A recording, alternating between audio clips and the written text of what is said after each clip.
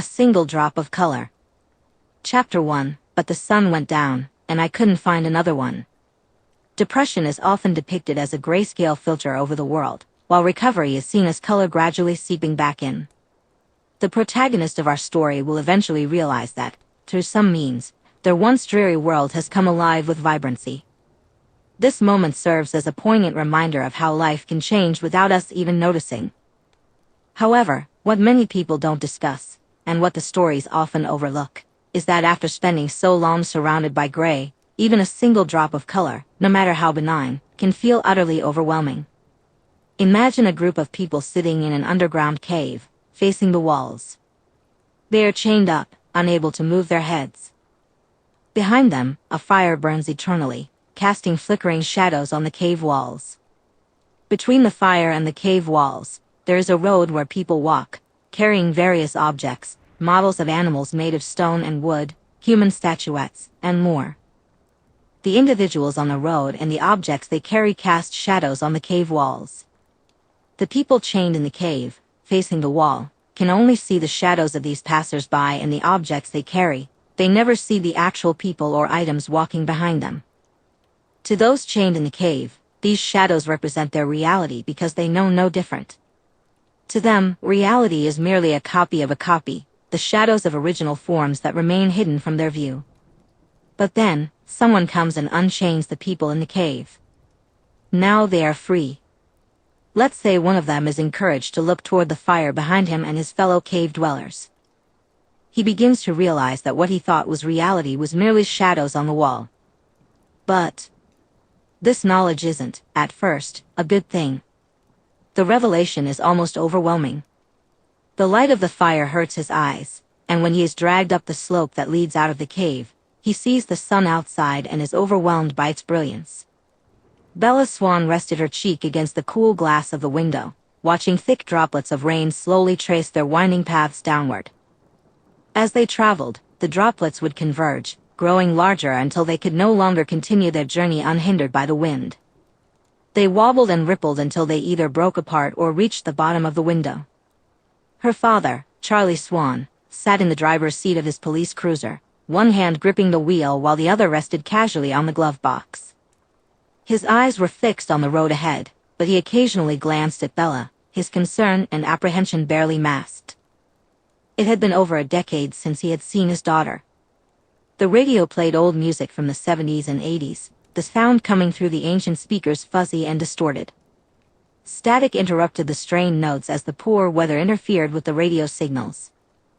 After smacking the radio 3 times in frustration, Charlie finally turned it off, leaving only the rhythmic clattering of heavy raindrops on metal, the gentle keening of the wind, and the occasional rumble of the well-worn engine filling the silence. Charlie was the first to break the quiet that had settled between them since the airport. His gruff voice, worn down by years of exposure to smoke, be it from cigarettes or campfires, cut through the stillness.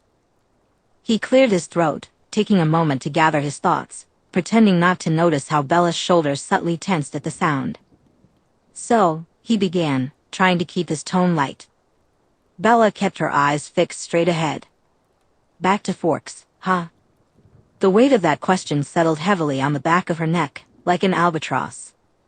She flexed her fingers and took a long, quiet breath through her nose, slowly exhaling through her mouth. Thoughts and images raced through her mind, her suitcase nestled in the trunk of the cruiser, thumping against the sides of the car every time Charlie made a turn. The pit in her stomach as the plane descended toward the airport. Her mother's unmistakable relief in her voice as she kissed Bella's cheek, quickly saying goodbye while shoving $200 into her hands just in case. Then, with a wave and brief well wishes for a safe flight, she disappeared into the passenger seat of Phil's candy-red sports car. "Yeah," Bella replied, her voice a bit raspy from disuse. "You could say that." A few moments of silence passed before Charlie gently tossed the ball back to her. "And how are we feeling about that?" he asked, his voice slow and careful. "I'm happy to have you here, of course. It's been forever since I've seen you in person. Talking on the phone, it only gets you so far, you know? But from everything I've been hearing from Renee, this isn't exactly a happy homecoming." The words hit Bella like the smell of gasoline, rankling at the back of her throat.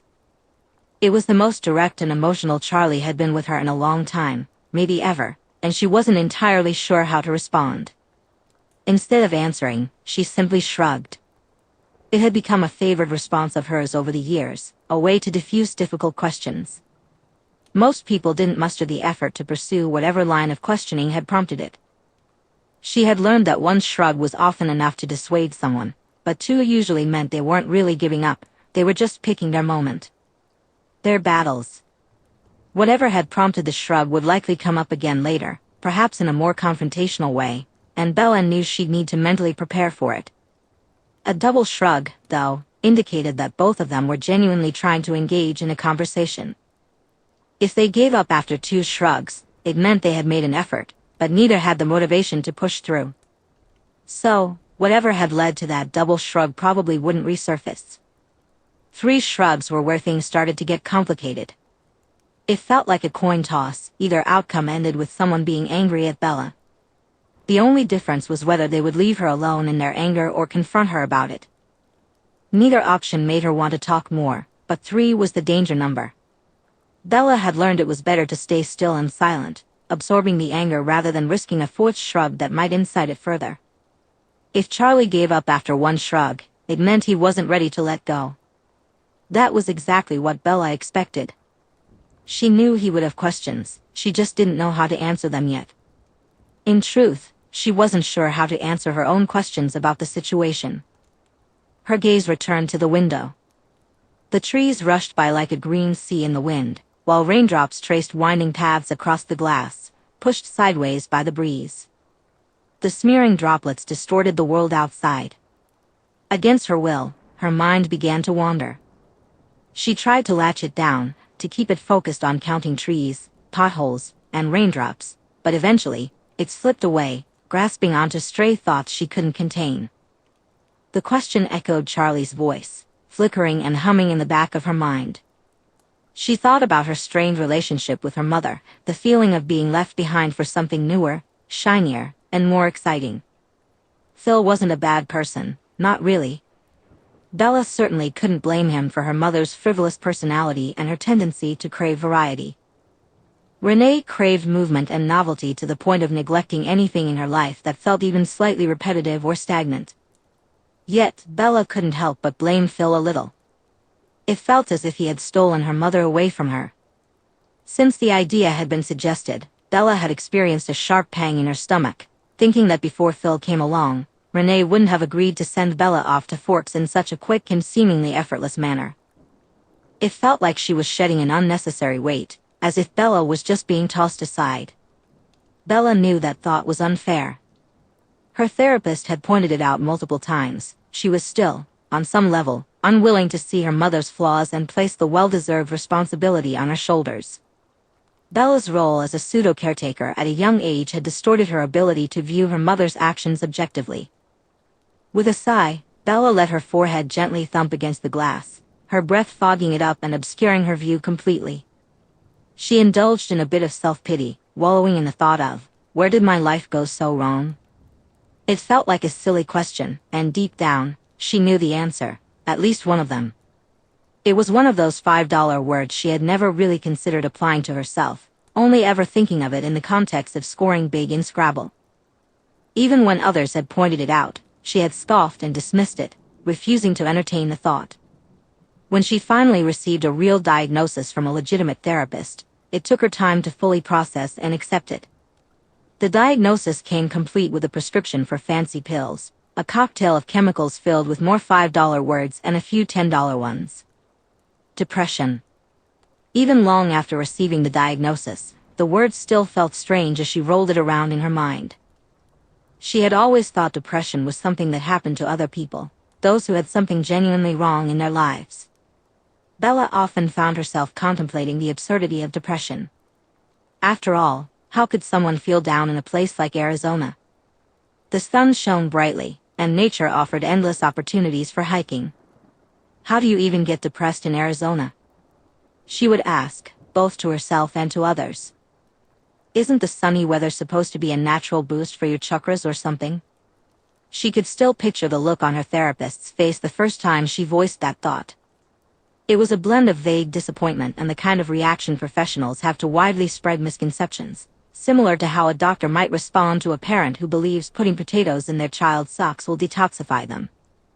Navigating through the layers of irony and deflection was the toughest part of therapy for Bella. She often cringed at the things she had said in an effort to avoid discussing her real issues. When her therapist had compiled a list of symptoms and placed it in front of her, Bella found some relatable points, but many more resonated deeply. Yet, it still didn't feel real to her, and she had initially dismissed it entirely. Nothing in her life had felt real for a long time. Bella had been coasting, watching her life drift by without truly engaging. She couldn't even recall when the apathy had begun. Bella had her friends, attended school, completed her homework, and did chores around the house. She had learned to cook at the age of 10 and had received countless compliments from Renee for her meals, which often masked her anxiety about whether Renee would eat anything at all that day. When Renee met Phil, Bella had been genuinely excited for her mother and believed she shared in that joy. She felt happy for them both. But when her mother started to withdraw from her life, focusing entirely on Phil, Bella felt the impact deeply. Her mother would leave for weeks at a time to travel and attend his away games, hardly noticing as Bella fell into a stupor that led her to fail her sophomore year, not once, but twice. "Eagle has landed," Charlie said as the cruiser gently came to a stop in the driveway. The engine rumbled to silence as he turned off the ignition and pulled out the keys. Bella blinked a few times and looked up, staring at the weathered, worn-down house in front of her. "Guess so," she replied softly, unbuckling her seatbelt and pulling the hood of her windbreaker over her head. She ducked out of the car, grimacing as the wind whipped raindrops into her face, the chilly, wet Washington air enveloping her. She trudged around to the back of the cruiser, ready to fling open the trunk and grab her suitcase. "I got it, Bells. You just head in and settle down. You've had a long day." "Here," Charlie said, coming up behind her and handing her a house key. Bella stared at him for a moment before taking the key and rushing to the door, eager to escape the rain. She turned the key in the lock and pushed the door open, wincing at the harsh creaking sound it made. Making a mental note to pick up some WD-40, she quickly wiped her shoes on the doormat before removing them.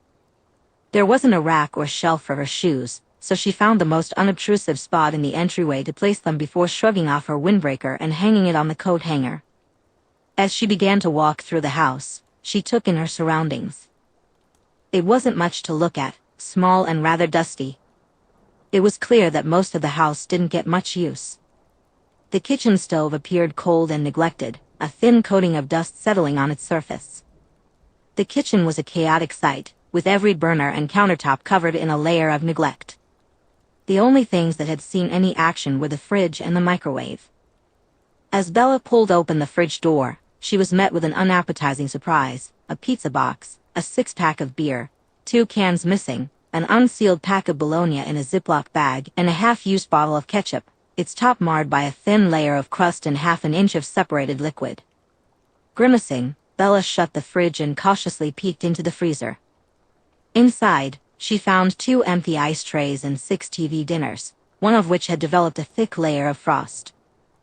The living room was slightly more lived in than the kitchen, but not by much. A stack of magazines sat on a side table next to an armchair that had clearly seen better days. Bella was fairly certain it was the same armchair Charlie had when she was a child. Taking another look around, she noticed that all the furniture was just as she remembered from her childhood. "I got your room all set up, Bells," Charlie called out as he walked into the house. "As much as I could with such short notice, anyway. You don't have a bed frame yet, unfortunately. Right now, it's just a futon, but we'll head into the city this weekend to buy you some furniture.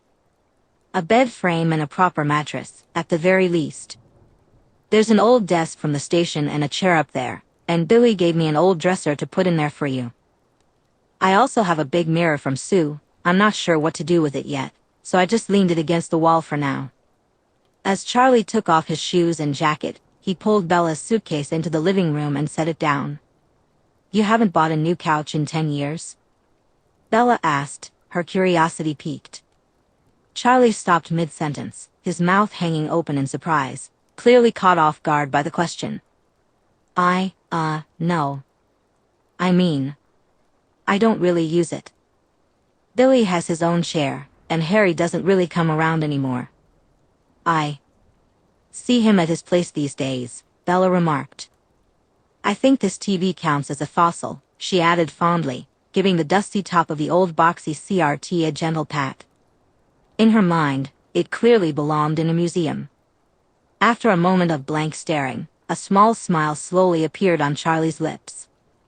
Well, that TV is nearly older than you, after all.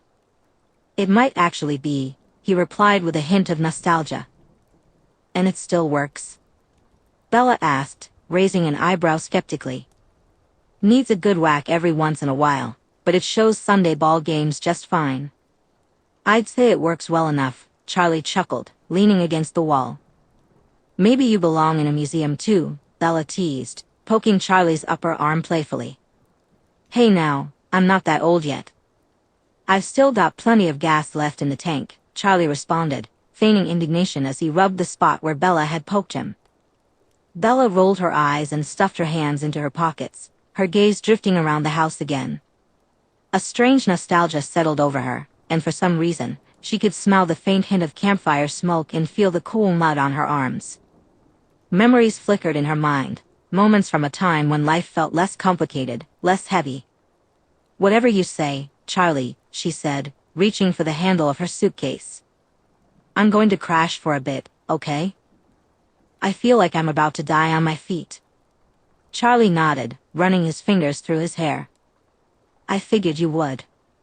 I took the day off, so after you wake up, come grab me. We'll go grocery shopping. I do all right for myself, but the kitchen isn't exactly stocked, and I don't know what you like these days. I figured you'd want to pick out your own things. Oh good, I was hoping you weren't going to subject me to the war crime that is your refrigerator, Bella said, wrinkling her nose. Sounds like a plan though. I'll see you in a few hours. Charlie gave her a wry chuckle and nodded in acknowledgement. Bella hefted her suitcase up the flight of stairs, pausing at the top to call back down to Charlie, asking which room was hers again.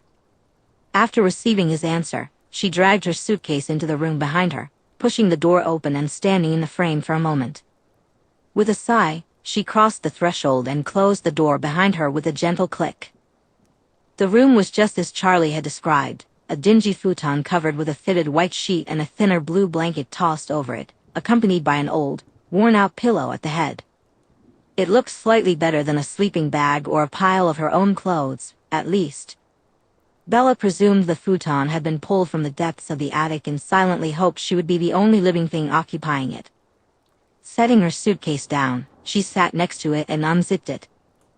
First out were the clothes she'd need right away. Her current outfit had already endured 3 different airports and nearly 12 hours of travel.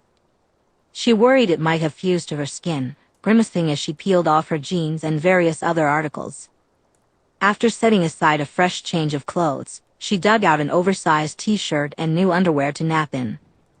The rest of her clothes were haphazardly piled next to the old dresser from Billy Black, waiting to be put away later. She figured she should probably get some new clothes for her new school, lest she be forever branded as the girl with only 5 variations of t-shirt and jeans as her fashion sense. Which, to be fair, it was. But she could at least switch up the colors of her jeans and maybe find something other than t-shirts from the bargain bin at Goodwill. Next, she carefully unwrapped her laptop, which was snugly wrapped in 3 layers of bubble wrap and 2 t-shirts. After freeing it from its popping plastic cocoon, Bella quickly located an outlet and plugged it in. She flipped it open, attempting to boot it up, and let out a quick exhale of relief when it successfully powered on. Bella powered on her laptop, relieved to see the screen intact, confirming it had survived the journey. As she unpacked, she noticed the rest of her belongings were rather unremarkable. A collection of her favorite novels, well worn from countless readings, with cracked spines and exposed threading. Many pages were creased, and a few bore errant stains. There was a journal she had started reluctantly on the advice of her therapist. Initially, she had resisted the idea, but over time, She had come to admit it was helpful, even if some pages were filled with angry scribbles or idle doodles. She also unpacked her preferred brands of shampoo, conditioner, body wash, and face wash. Unsure if local department stores would carry her favorites, she didn't want to struggle to find replacements right away. She would have to ration her supplies until she could either locate a store or discover a new brand. Next, she found a basic set of makeup supplies, one eyeliner pen, a ruby red lipstick, and a simple eyeshadow palette. The lipstick was a gift from Renee for Bella's 17th birthday. It remained untouched, as Bella had never been fond of red lipstick, yet she couldn't bring herself to throw it away. Then, she came across a heavy, thick envelope containing her printed medical records. This was in case the transfer of her records and prescriptions to a new facility and pharmacy in Port Angeles didn't go through. The local drugstore in Forks could supply the regular needs like ibuprofen and cartoon character Band-Aids, but it wouldn't carry the specialized medication Bella required. She would need to venture into the city for that. Finally, she found a sealed plastic Ziploc bag filled with orange bottles, each containing differently shaped and colored pills. She opened the bag, pulled out one of the bottles, and held it up to the light, shaking it gently as she stared at it, almost expecting it to speak to her. It was another tangible reminder that something was wrong inside her, a real prescription with actual pills that she had to rely on. Every day, Bella took her selective serotonin reuptake inhibitors, or SSRIs, antidepressants, as some called them. She had her own quirky names for them: Crazy Pills, Asylum Candy, Loco Skittles, and the magical anti-grippy sock pals.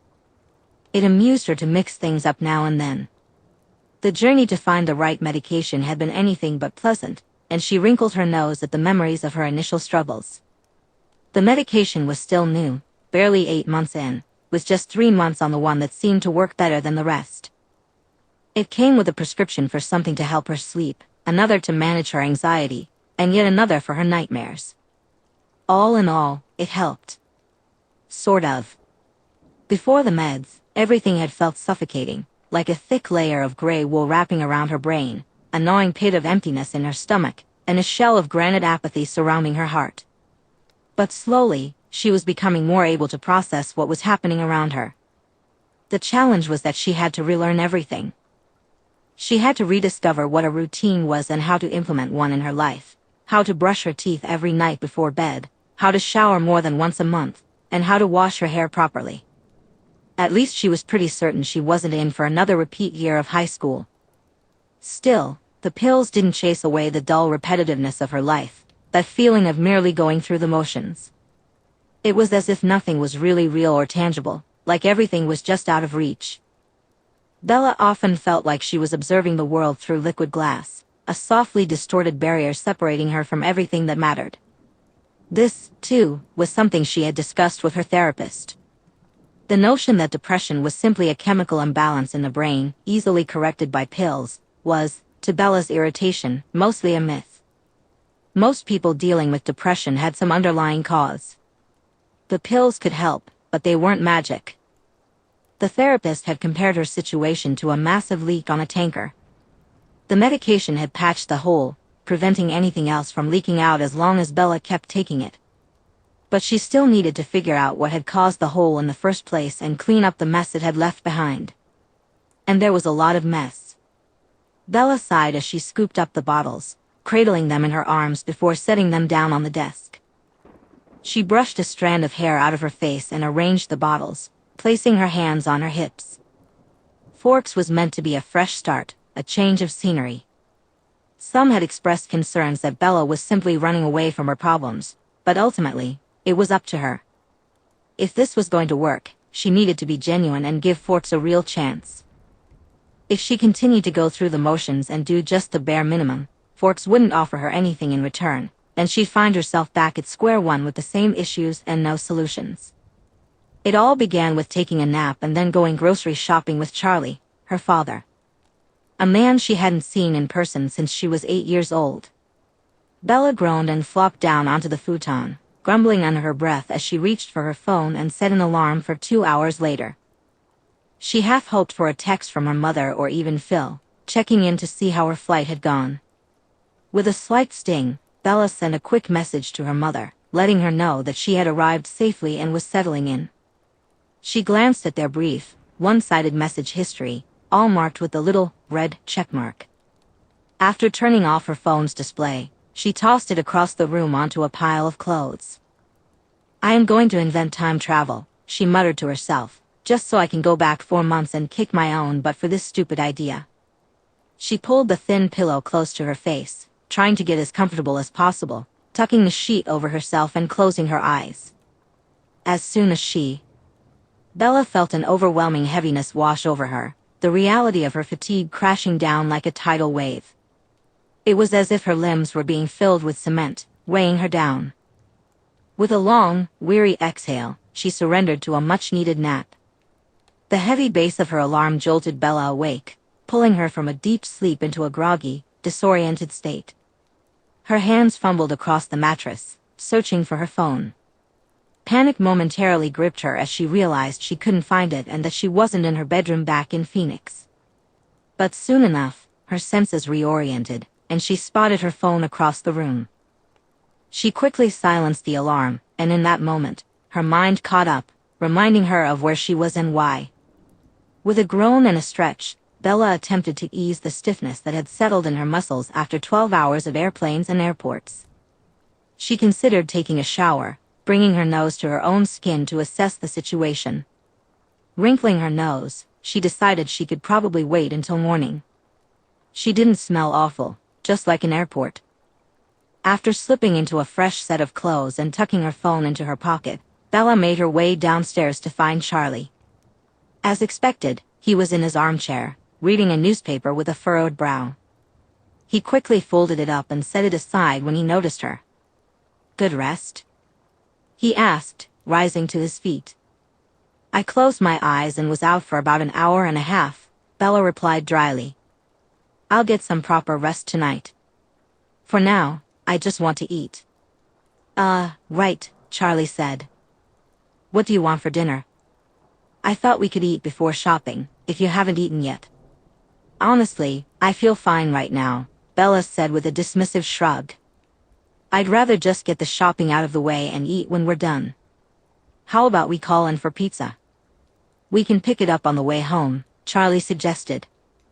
Bella frowned, scratching the back of her head. It had been a while since she'd had pizza, and the thought of hot grease and cardboard crust made her stomach twist a little. Still, she really didn't want to cook right now. Even putting together a simple club sandwich felt like too much effort. "That works, I guess. Do you want to leave now?" Bella asked. "Whenever you're ready," Charlie replied with a nod, which Bella returned. Fortunately, the rain had stopped during her nap, so she didn't have to worry about getting wet as she settled into the passenger seat of the cruiser. The drive was mostly quiet until Charlie broke the silence. "You want to call in the pizza?" "Sure," Bella said, pulling out her phone. Charlie gave her the number, and as she dialed, he shared his order. "Just get me a medium meat lovers and whatever you want for yourself." Bella made an exaggerated gagging sound. "Heart attack on bread for the old man, got it," she said, suppressing a laugh as Charlie shook his head, feigning disappointment. After placing the pizza order and a short ride later, they arrived at the grocery store. Bella immediately took charge of the cart as soon as Charlie tried to steer toward the frozen section, playfully smacking the back of his hand to make him let go. "Absolutely not," Bella scoffed. "Charlie, I'm planning on eating actual food most of the time I'm here, okay? If you ask nicely enough, I'll cook for both of us, and you'll end up with a better diet that actually tastes good. Deal?" Charlie grumbled a bit as Bella spun the cart around, heading toward the produce section. "You're not a vegetarian or anything, are you?" he asked, wrinkling his nose. "I still eat meat," Bella sighed. "Just in a healthier way than frozen pizza and Marie Calendar dinners. Trust me on this one, and maybe you'll add a few years to your expected lifespan. HRMPH. Fine. It's just a trial basis, but I'm still grabbing a few frozen meals just in case," Charlie said, his voice grumbling. Bella noticed the twinkle in his eyes and felt a wave of happiness that he was bantering with her. To be honest, she hadn't quite known what to expect from him. You can only learn so much about a person through brief phone conversations. She wasn't worried about him turning into a total jerk or anything like that. Mostly, she just feared that things might get awkward and uncomfortable. While she certainly wasn't ready to open up her heart to Charlie anytime soon, if ever, her mother had always told her she inherited his dry sense of humor. Having that confirmed through their light-hearted exchanges felt nice, Bella decided. Eventually, they found themselves in the pasta section, where Bella began grabbing a variety of boxes and bags filled with different shapes, sizes, and even colors of pasta. As she searched the shelves for fettuccine, she felt a shiver creep down her spine. Shuddering, she let out a soft brrr sound and shook out her shoulders and arms. "You good, Bells?" Charlie asked, a faint smile on his face. He raised an eyebrow at her, and Bella blinked in surprise, recognizing that same expression as one she often wore herself. "It's not that cold, is it? I mean, I guess you're more used to the Arizona heat." "The desert gets pretty cold at night, actually," Bella replied casually, then blinked and shook her head slightly. "Yeah, no, I'm good. I'm not cold. Just got a weird shiver down my spine, like someone was watching me or something. I don't know." Charlie turned around and peered down the aisle. "Well, unless old lady Henderson was ogling you instead of the Alfredo sauce, I think you're safe," he said wryly. True to his word, Mrs. Henderson was the only other person in the aisle, inspecting a jar of sauce with a vague look of concentration on her face. Bella wore a constipated look as she read the label, prompting a chuckle from her. "I think I can outrun her. Come on, Charlie, we're heading to your favorite part, the butcher section. How do you feel about pork chops?" "Extremely amicable," Charlie declared with a smile as they made their way over. Bella fought against the nervous urge to fill the silence with idle chatter, trying to shake off the strange feeling weighing on her shoulders. She was convinced someone had been staring at her. "Good Lord, Charlie. I know I joked about it being a heart attack on bread, but this is absurd. Are you even sure there's cheese on this thing?" Bella exclaimed, her expression one of disbelief as she opened the lid of Charlie's pizza box. After putting away the groceries, she had just pulled out a few plates.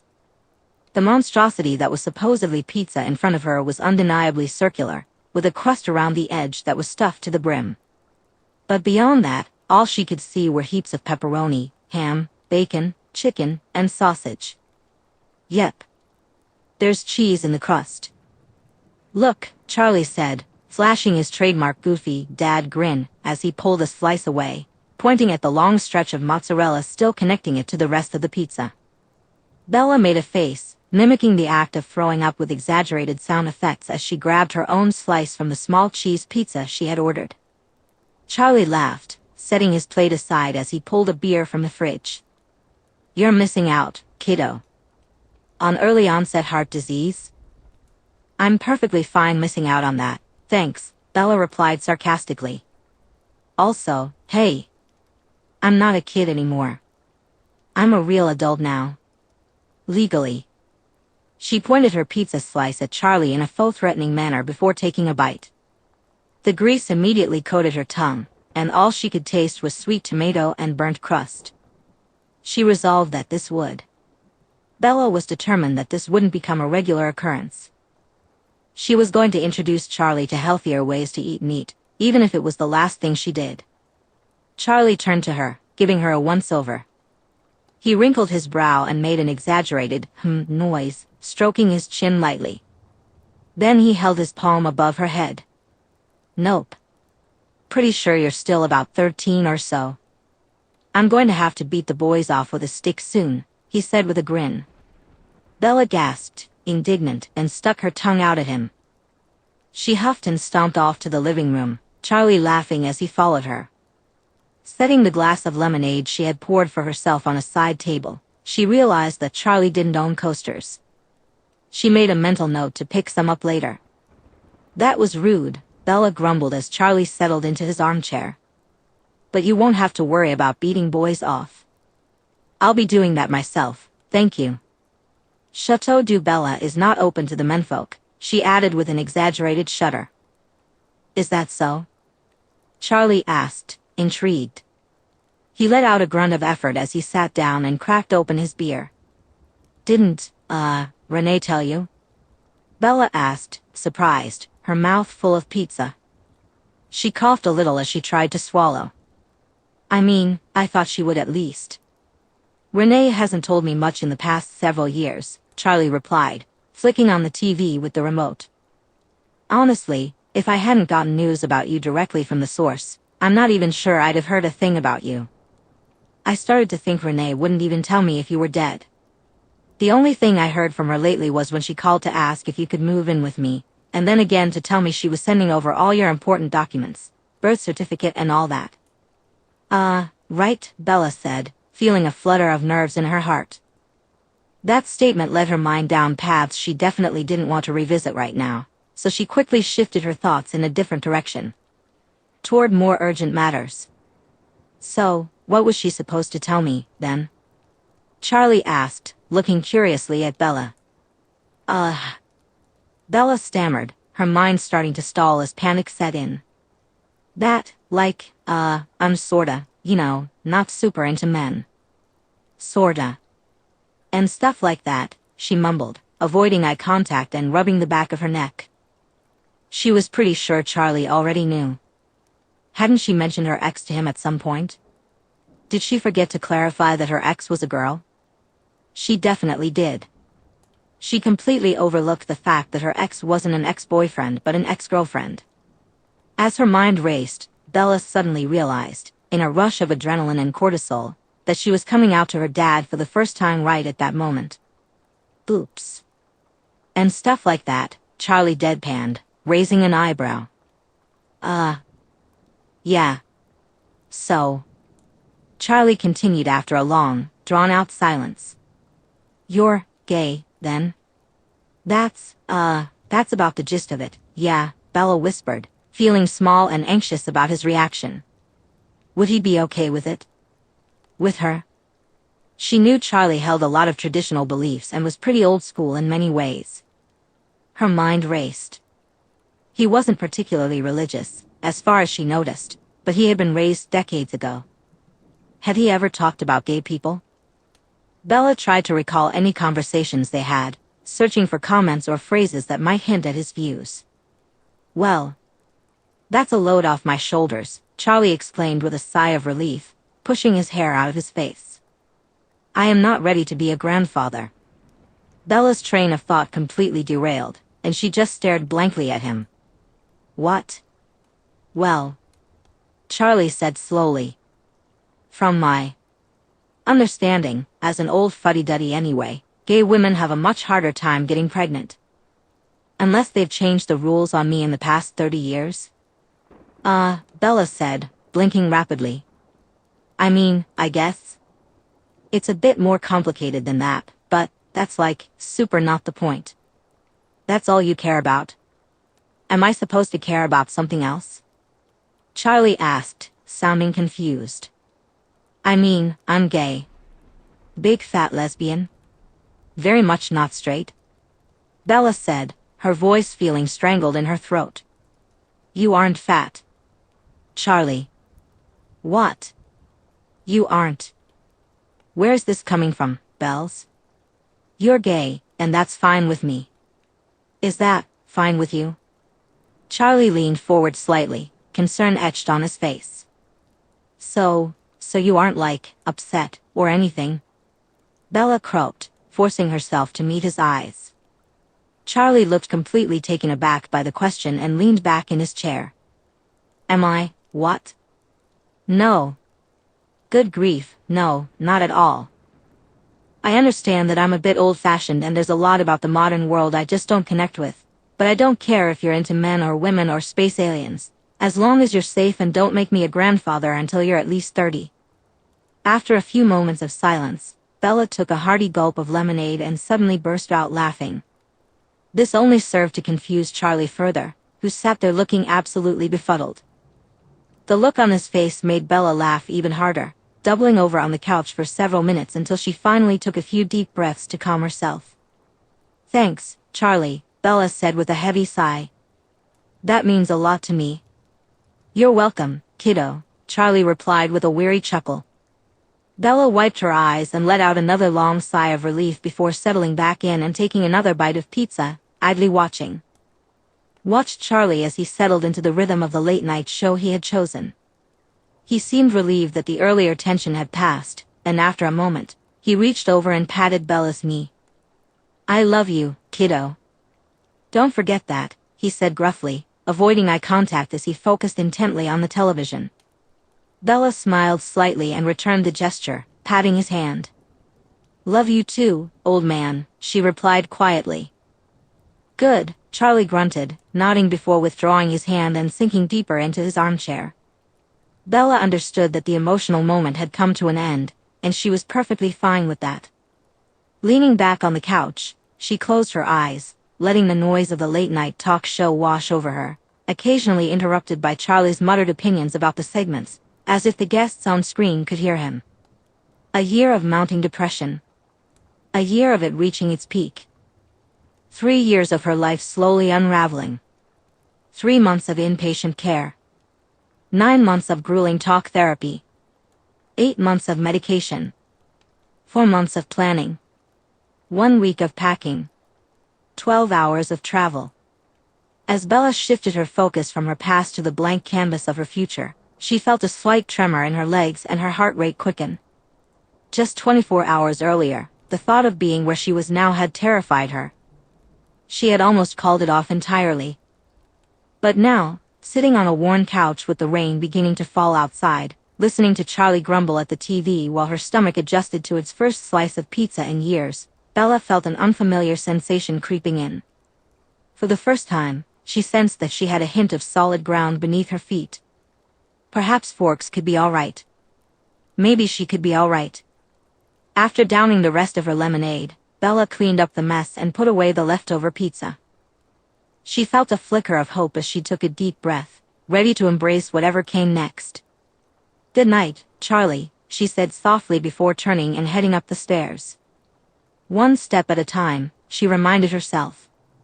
She could handle this. Just like the stairs, one step at a time, one day at a time.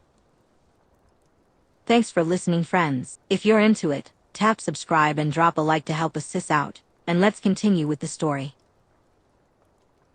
Chapter 2, There is a reason the first 9 months don't count.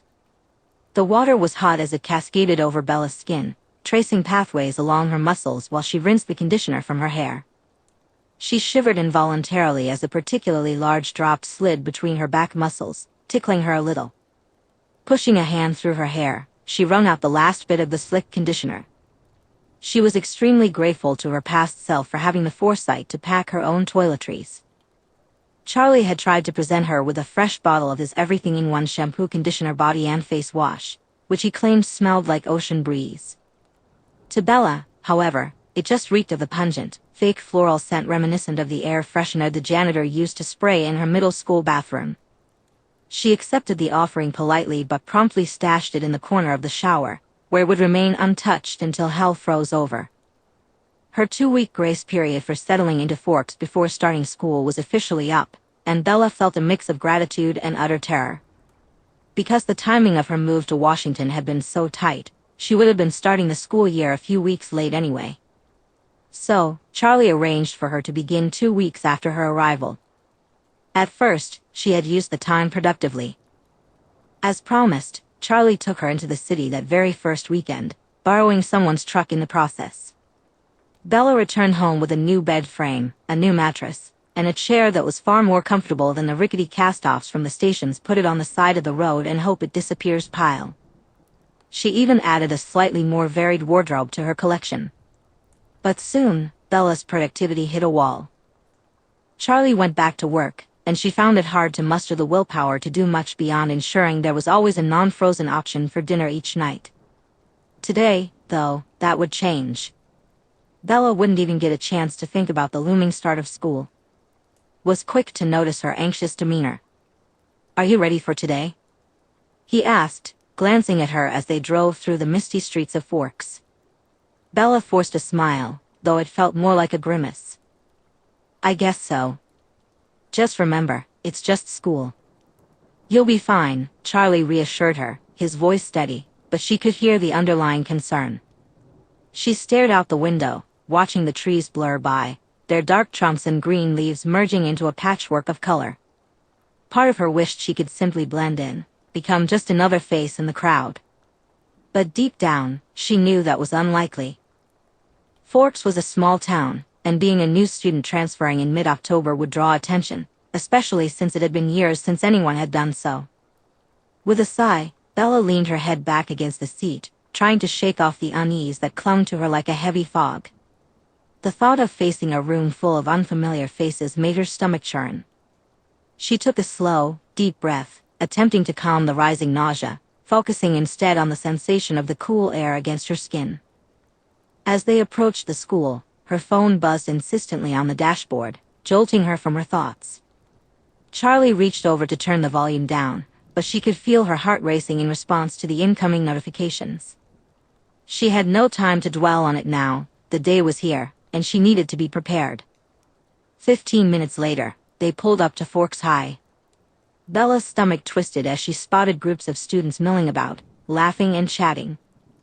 She felt a wave of panic wash over her, but Charlie's supportive presence steadied her. "Let's get you inside and settled," he said, giving her an encouraging nod. Taking a deep breath, Bella opened the door and stepped out, determined to face whatever lay ahead. Bella knew her desire for conversation was practically non-existent, so the drive to school was filled with complete silence. When they arrived, the parking lot was nearly empty. Bella quickly walked to the entrance of the building, with Charlie following closely behind her. Once inside, he led her to the main office, where he exchanged a few quick words with the woman at the desk. She was typing on a computer, its worn, off-white casing whirring and sputtering pathetically. The hum of the various fans drowned out Charlie's voice as Bella's ears began to tingle. "Miss Swan," came a high-pitched, somewhat weaselly voice, breaking through Bella's thoughts. She blinked and shook her head, focusing on the woman behind the desk. Charlie looked at her with an unmistakable hint of concern, but Bella resolutely ignored him as she studied the woman. The woman had graying hair, remnants of a light brown dye that had long since faded, pulled back into a tight bun. Her ruby-red glasses had pointed frames at the upper outer corners, each adorned with a plastic gem the size of a dime. The glasses matched her lipstick, which seemed over-applied and slightly lumpy. "Yes?" Bella asked awkwardly. "Sorry," the woman replied tersely. "I have your class schedule here and some paperwork for you and your father to fill out." She abruptly shoved a clipboard in Bella's direction. Bella took the clipboard, noting the pen tied to it with a piece of fraying twine, and sat down in a chair. The top paper was her weekly schedule. She folded it in half to look at later. Charlie sat next to her as she slowly began to fill out the forms.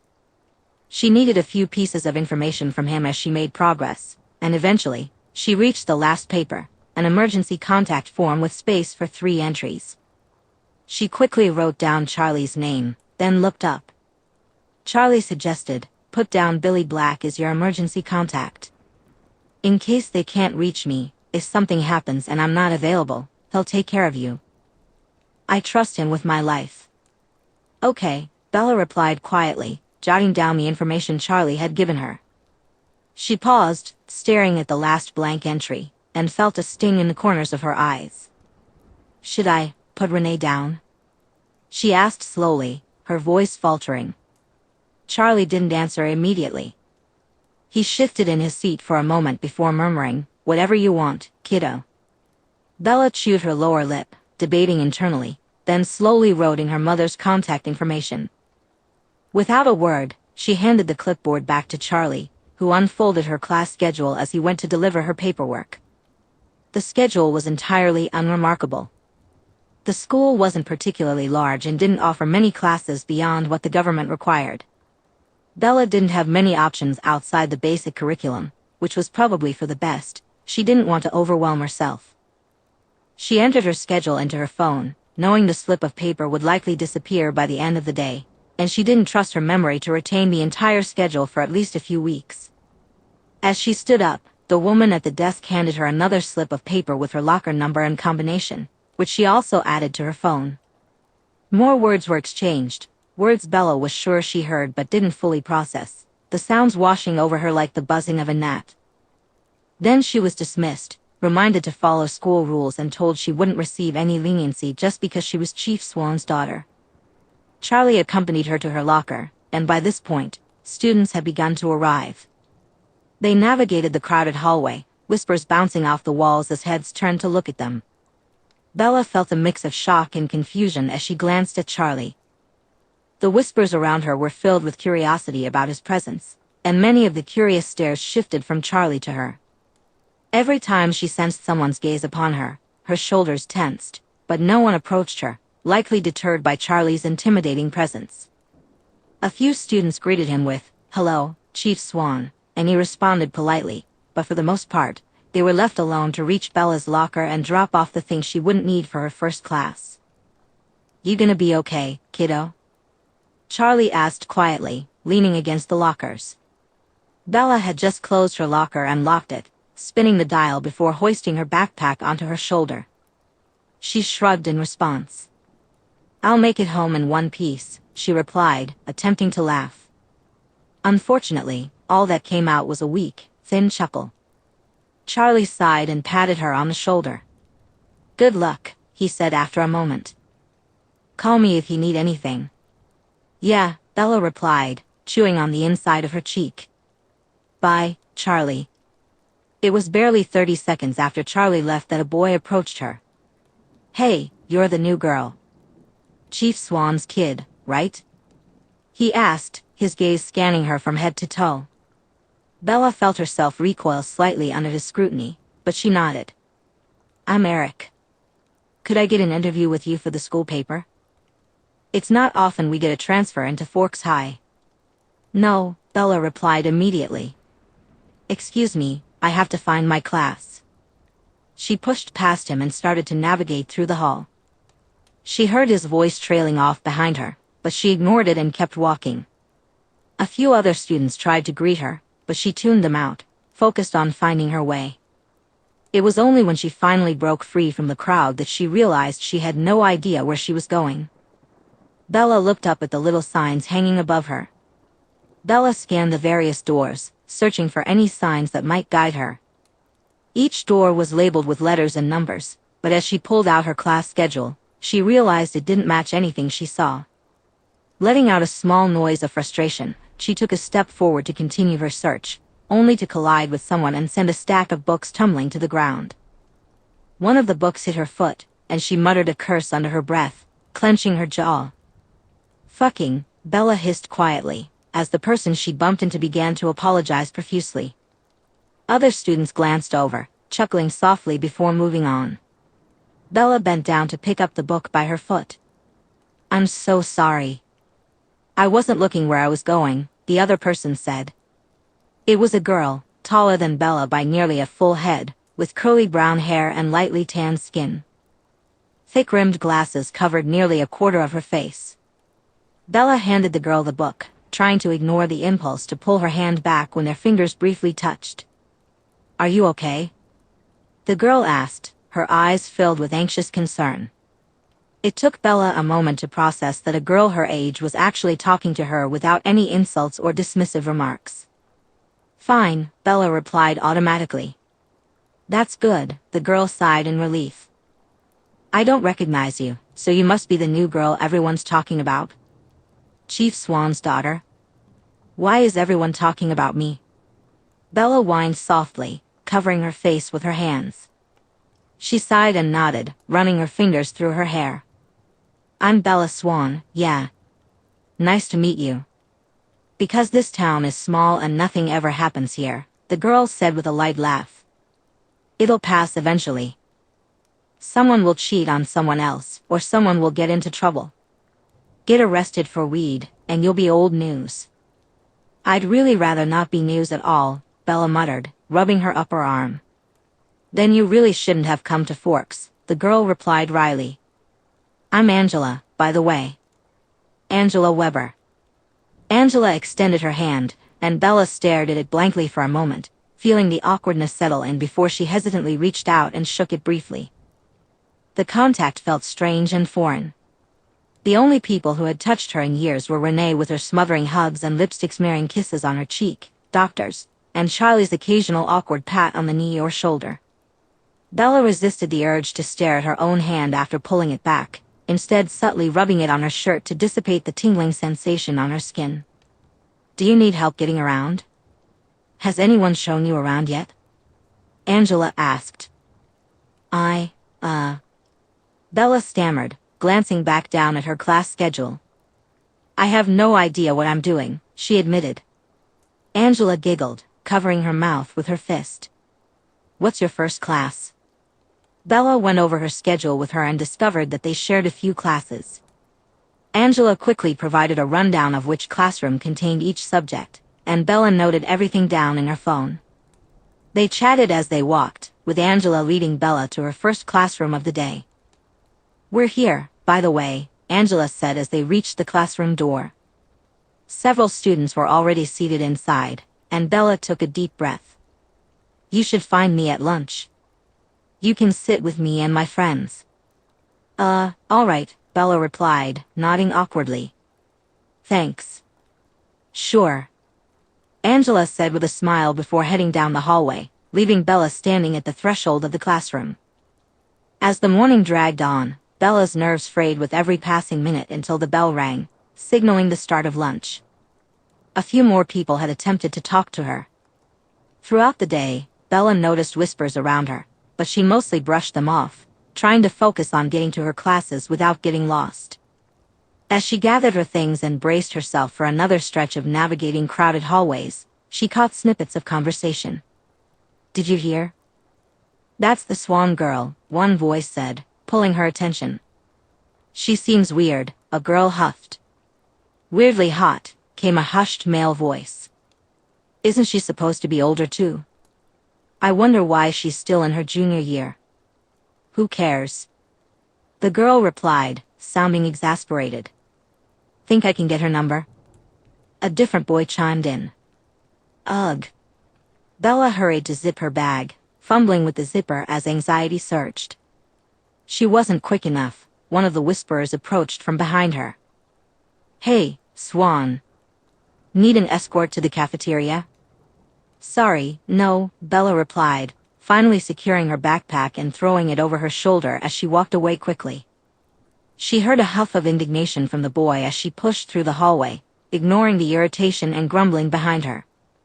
Her heart raced in her ears as she attempted to find the cafeteria, but with each step, her muscles tensed further. She felt a wave of nausea rising in her throat, and this time, she wasn't sure she could fight it off. Bella ducked into a bathroom, quickly finding an empty stall. She closed the door behind her, dropped her backpack, and sank to her knees. Gripping the edges of the toilet, she retched, coughing heavily. Her throat and mouth burned with stomach acid as her empty stomach expelled what little it could. Her vision swam, and tears filled her eyes as she continued to cough. Bella grabbed some toilet paper and wiped her mouth, gagging slightly at the unpleasant smell and lingering taste. She tossed the paper into the toilet and flushed. As she stood up, she stumbled, pressing a palm to her forehead and taking a deep breath. For a moment, Bella considered heading to the cafeteria but quickly dismissed the idea. She would have to either engage with Angela and her friends or ignore them entirely, and neither option appealed to her. Avoidance had served her well in the past, so she grabbed her backpack and stepped back into the hallway. She wasn't sure how long she had been in the bathroom, but it was long enough for the once crowded hallways to thin out. Recalling Angela's description of the school's layout, Bella remembered there should be a door leading to a small outdoor area nearby. Moments later, she found it, a door tucked behind a flight of stairs that led outside. It was close to a janitor's closet and open to a space where a set of large dumpsters stood against the walls of the school. As she opened the door and was hit by the fresh outdoor air, Bella didn't mind the smell. A gentle autumn breeze carried stray leaves across the ground. She stepped away from the dumpsters, found a spot to sit down, and leaned her back against the cool brick of the school. Pulling her knees up to her chest, she wrapped her arms around her legs and tilted her head back until it rested against the wall. Taking long, steady breaths, she tried to calm her racing heart, her only remaining goal for the day being to make it through the afternoon classes. She was determined not to go home early on her first day.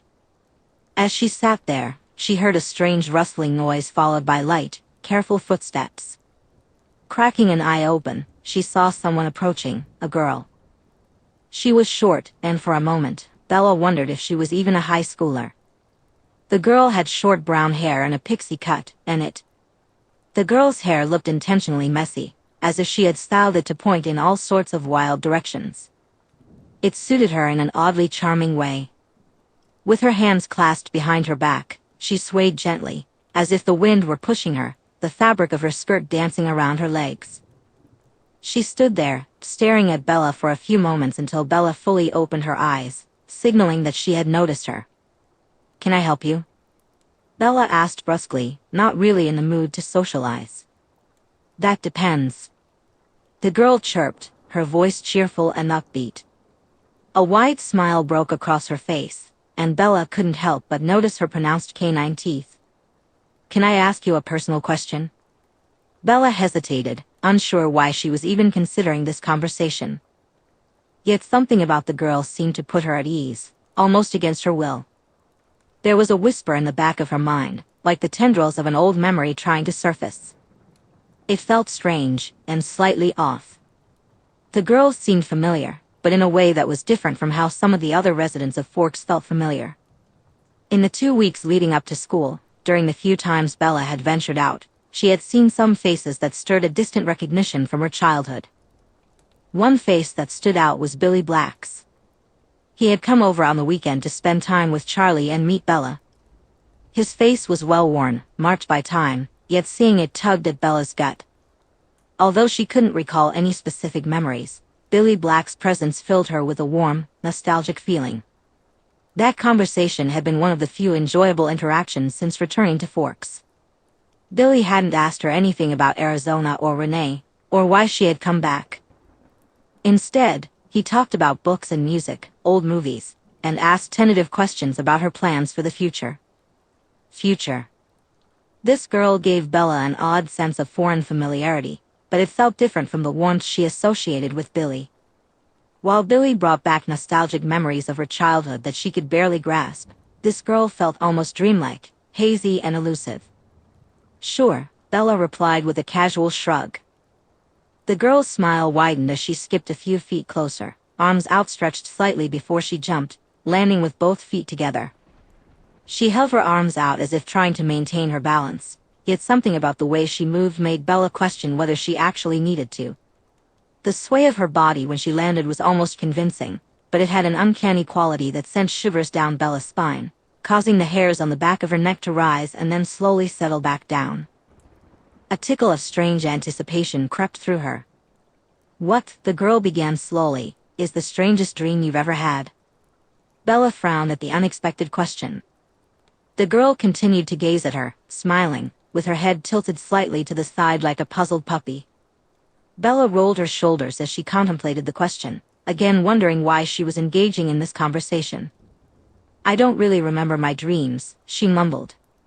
"Really? But you do have them?" the girl asked, tilting her head the other way. The smile faded, replaced by a curious half-frown as she seemed to ponder Bella's response. "I guess so. Doesn't everyone?" Bella shrugged. "I wouldn't know. I suppose you'd have to ask everyone in the world to find out," the girl mused softly. "Do you dream?" Bella asked. "In a sense," the girl replied easily, poking her foot out and tracing a half-circle on the concrete with her toes. "One down then," Bella murmured.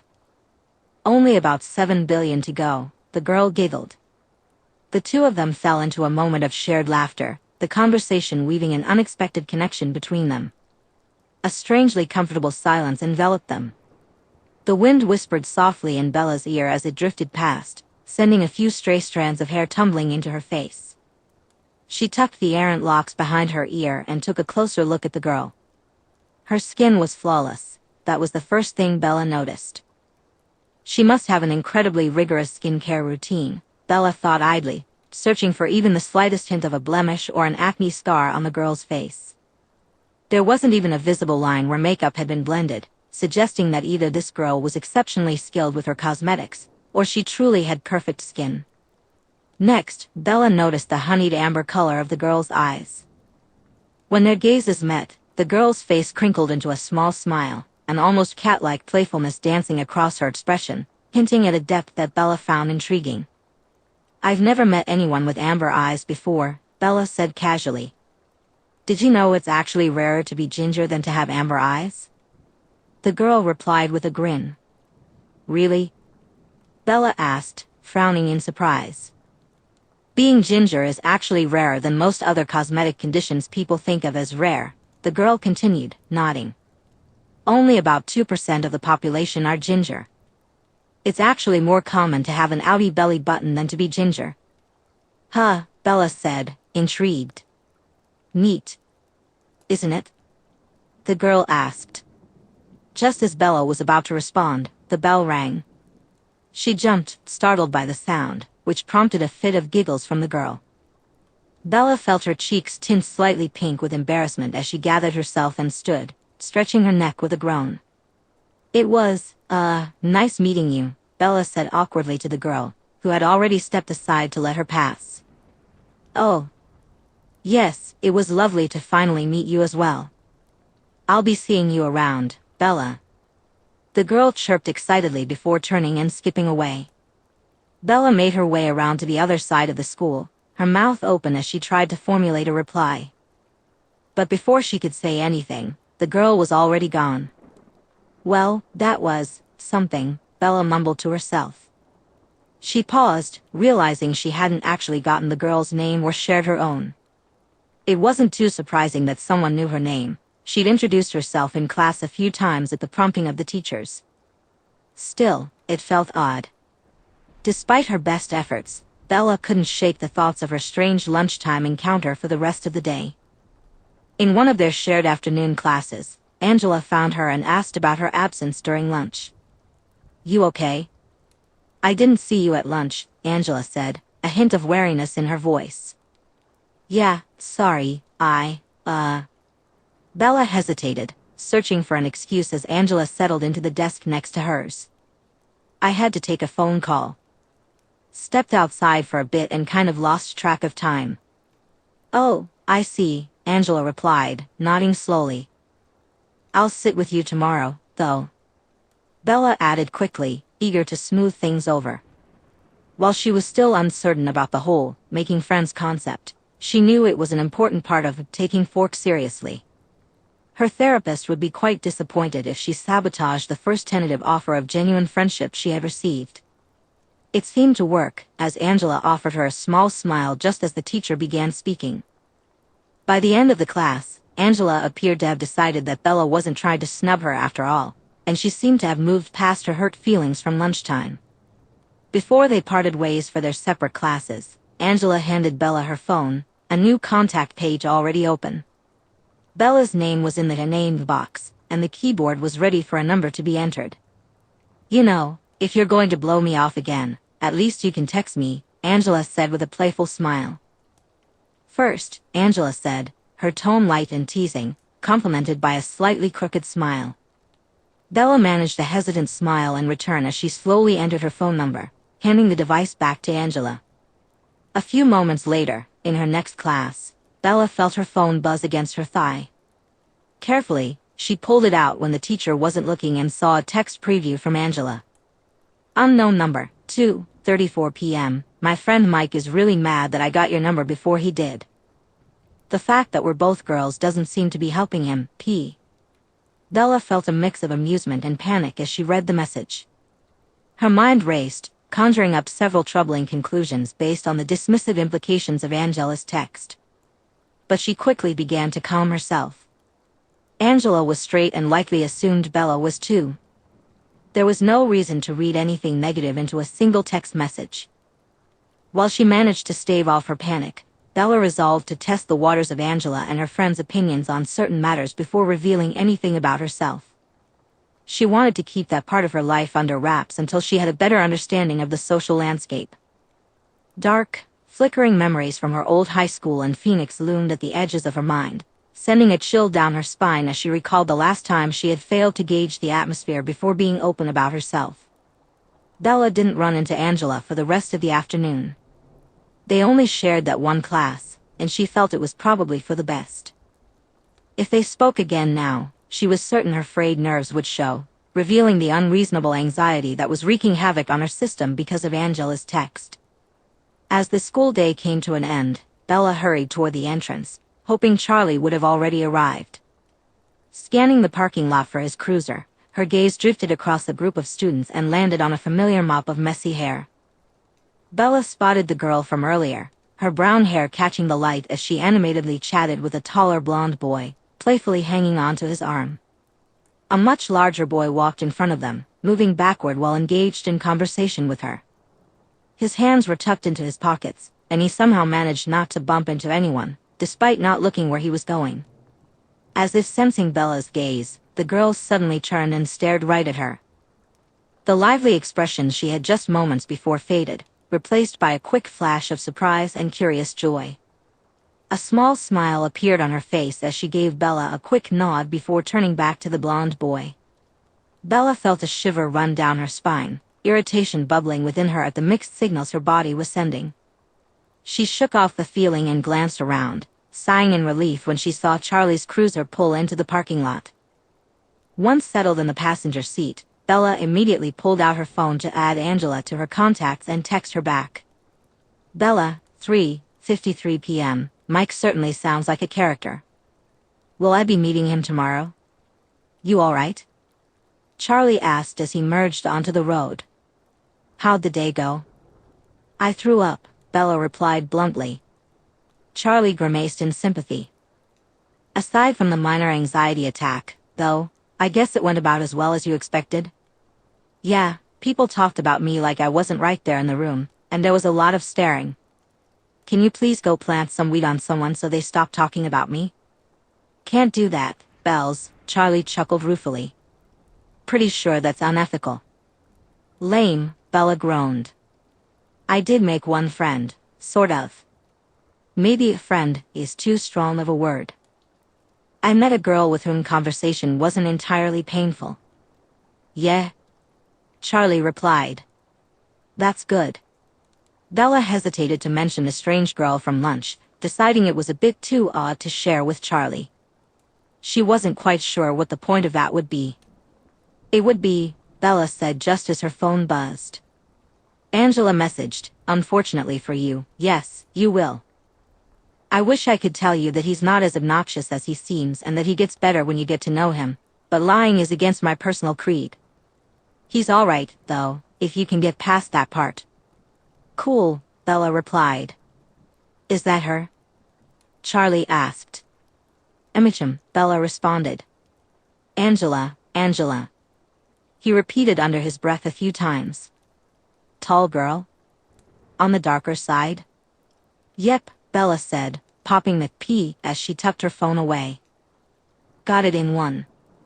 I think I know her father, Charlie muttered to himself. Good family. I'm glad my first friend has the Charlie Swan stamp of approval, Bella said with a light drawl, prompting a huff from Charlie.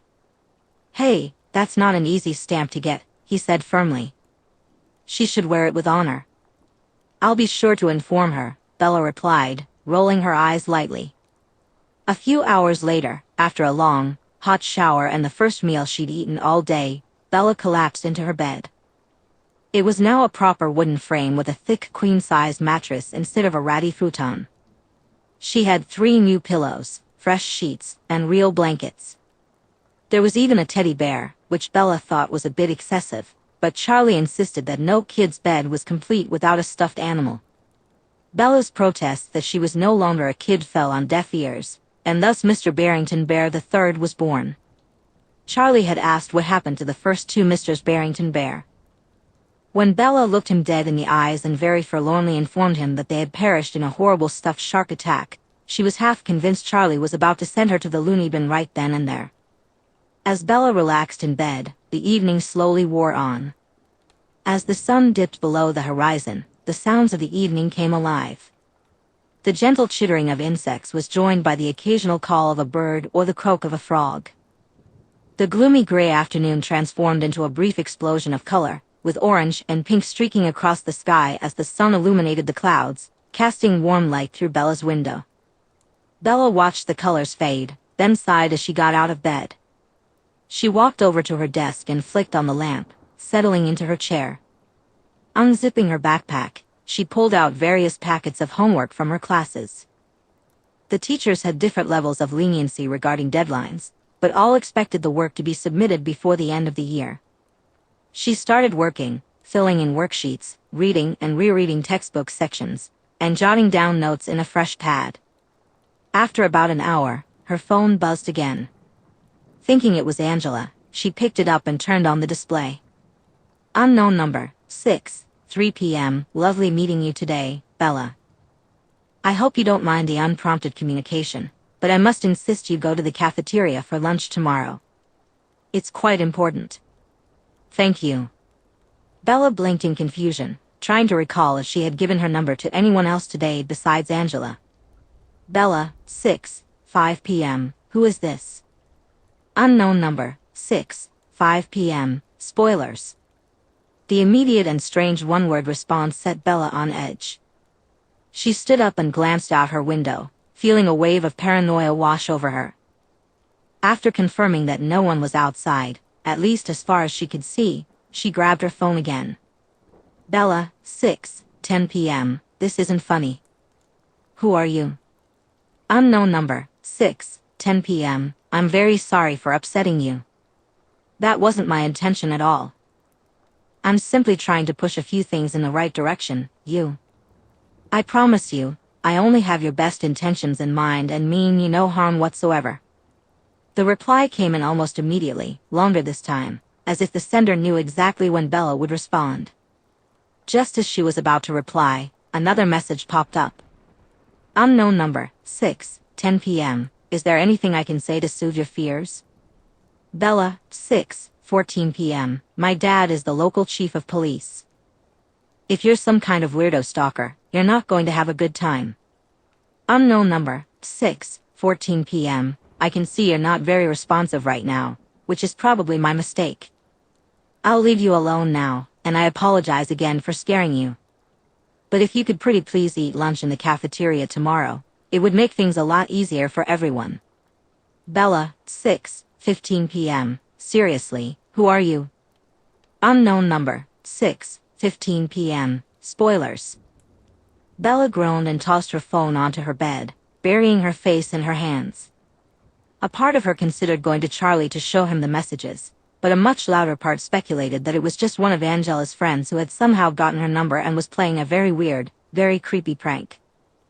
Scaring Angela's friends with her dad wasn't exactly the best way to win them over, but on the other hand, if this turned out to be some kind of stalker, Charlie would probably be furious with her for not telling him sooner.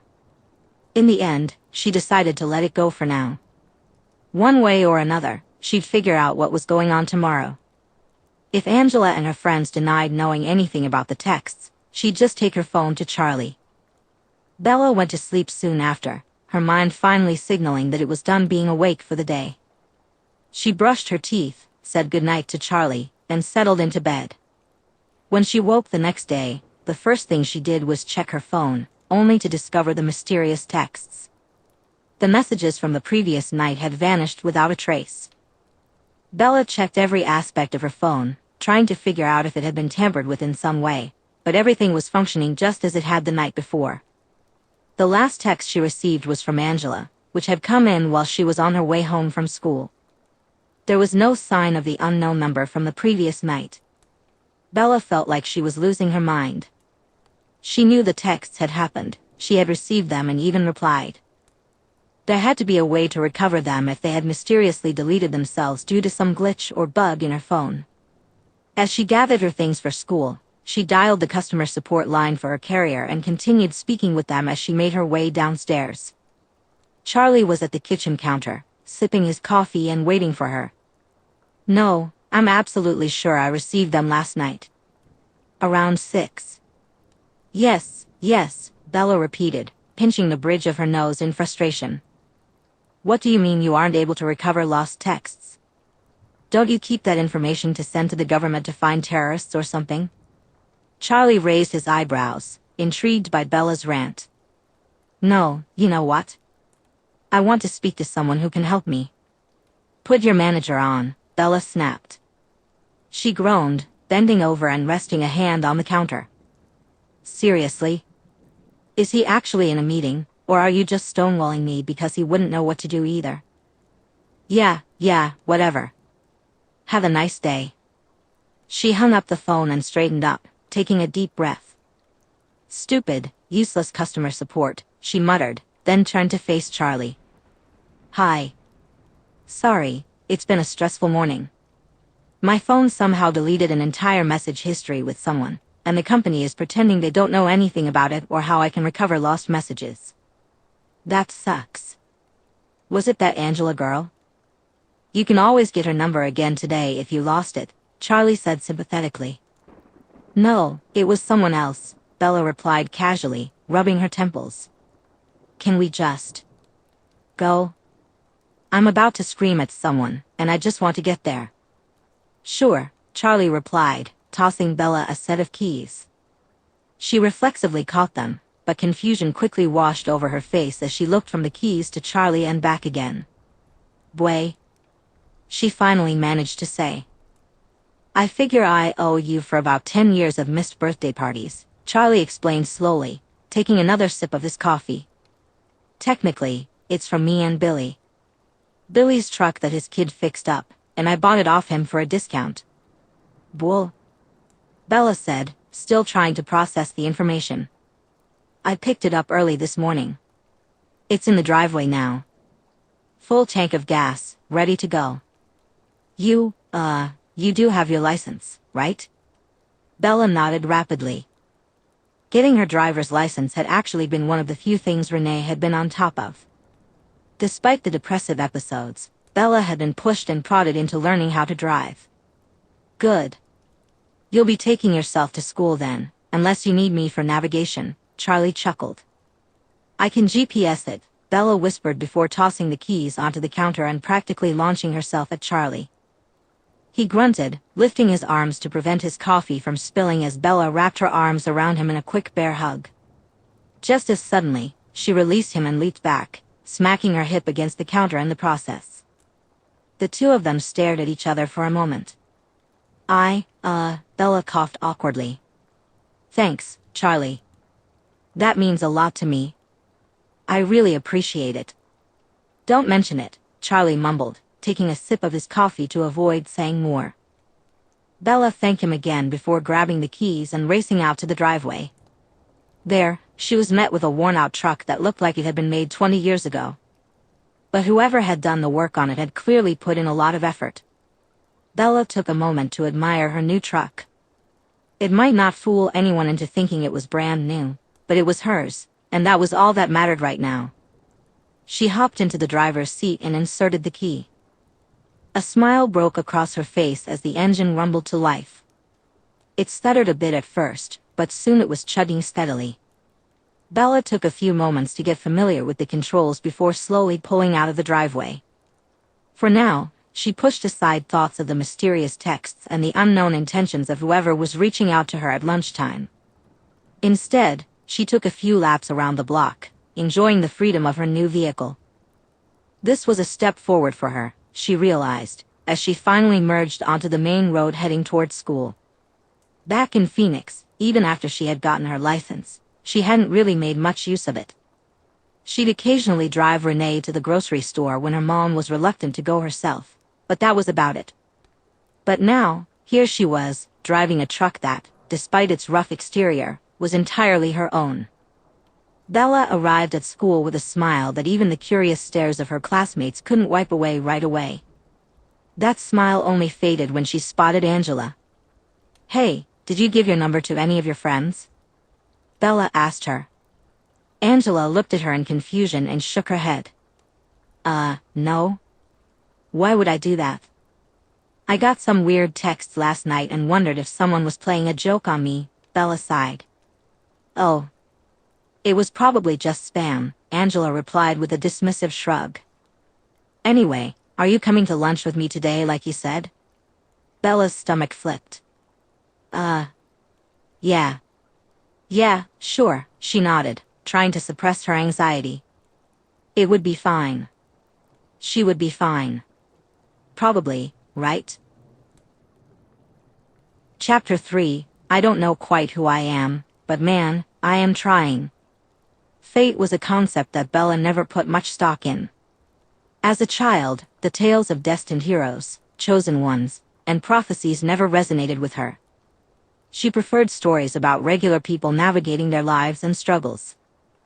When a fantasy craze swept through her elementary school, and recess became dominated by wizards, knights, and dragons, Bella found herself sitting under a slide, absorbed in a book that her teachers would snidely remark was too far above her reading level, while her peers dismissed it as boring and lame. Occasionally, she wondered if her mother's taste in television had influenced her own preferences. To this day, her mother was obsessed with procedural dramas. Cops and doctors seemed to be the main subjects of her viewing, each character embroiled in an endless well of personal drama. Secrets and counter-secrets, plotlines that could have been resolved in a single episode stretched out to fill an entire season, all fueled by the lever of human folly. The shows presented an uncanny portrayal of humanity's tendency to hurt one another, intentionally or otherwise. Bella would devour those stories alongside her mother. As she grew older and began to cultivate her own tastes, countless hours slipped away in front of the television, watching a cast of middle-aged actors collect their 14th straight year of paychecks from the same show.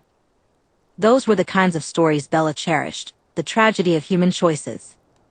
Critics often scoffed at them as unrealistic, but Bella recognized a deeper truth within, one that most people would hesitate to acknowledge.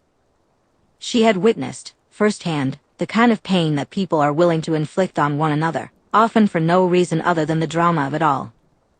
The second day of school unfolded just like the first, with only minor differences, such as the specific classrooms where Bella found herself lost. It was the same routine: navigate the hallways, find the right classroom, sit through the class, ignore the whispers and stares, and then do it all over again. But today, the anxiety that had been building throughout the morning had a real source. It wasn't just the usual stress of Bella's surroundings. The mystery text loomed ominously in the back of her mind. As lunch approached, she struggled to keep her hands from trembling while taking notes. Desperate for distraction, she flipped through her textbooks. When that became too mind-numbing, she doodled in the margins of her notebooks, idle sketches and random words that ultimately meant nothing. By the final period before lunch, Bella found herself completely unable to focus on anything other than keeping the meager contents of her stomach from spilling out. It felt like electricity was humming through her body, her capillaries tingling and swelling with each heartbeat. Her vision occasionally swam in front of her eyes, and her throat felt dry, as if coated in unseen ash. She had to take dry, uncomfortable swallows every few minutes to ease the sandpaper sensation of her throat closing up. The teacher's voice droned on, the dull vibrations in the air barely reaching her. His lips moved, producing a warm, bassy tone that sounded to Bella like someone speaking through several feet of water. She could make out some words and grasp the general context, but the details eluded her. At some point, someone asked if they could borrow a pencil. Bella was pretty sure she had ignored them, and she felt a twinge of guilt. But she barely had enough control over her own limbs to write her notes. If she tried to hand someone a pencil right now, she was certain she'd accidentally stab them in the eye. Shit, she whispered as the tip of her pencil lead broke on her notebook.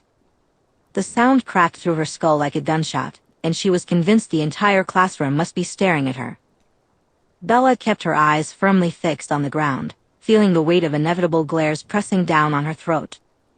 Her notes transformed into incomprehensible scribbles, and time felt distorted, slipping between moments that stretched like hours and others that zipped by like seconds. Then the bell rang, and Bella flinched, tightly gripping the broken pencil in her hand, wincing at the sharp pain in her fingers. As conversations began to flow through the room, they managed to break through the pounding of her heartbeat echoing in her ears. Slowly, she realized she wasn't being stared at after all, and a soft sigh of relief escaped her lips. Her legs felt shaky from the adrenaline rush as she attempted to stand, stumbling slightly against her desk. She gathered her belongings in a clumsy fashion, a faint sense of defeat settling in. There was no avoiding the cafeteria now. If she didn't grab something to eat, she might faint. Shoulders brushed against hers as Bella allowed herself to be carried along the crowded hallways, murmuring apologies as she made her way to the cafeteria. The edges of her vision remained a little blurry, and her legs still trembled, but by the time she reached the cafeteria, a wave of sleepiness washed over her. She filled her tray with the standard fare of a high school lunch, a sandwich that could only contain the mystery meat of canned sloppy joe on a cheap bun, a scoop of lumpy macaroni and cheese, vegetables that looked as unappetizing as they smelled, and a choice between a small bottle of Sunny D or a strange, off-brand lemonade. She opted for the Sunny D. It might taste like what an alien might imagine an orange would be like based on a description, but at least it felt familiar. As she turned around, she spotted Angela waving her over. Angela had an open seat next to her, right at the edge of the table. Beside her sat another girl with braided hair, while across from her were two boys and a third girl, all of whom were trying, with varying levels of subtlety, to glance over their shoulders at Bella. She approached the table and took a seat, keeping a wary eye out for the mystery texter. With a heavy sigh, she rubbed her eyes with the palms of her hands and turned to Angela, wearing a tired expression. "Hello. It has been quite a morning. I hope yours has gone better than mine," she said, doing her best to sound friendly. It wasn't much, and Bella worried she came off as more irritated than she truly felt, but Angela picked up on it and flashed a reassuring smile in return. "It's been whatever," Angela replied with a shrug.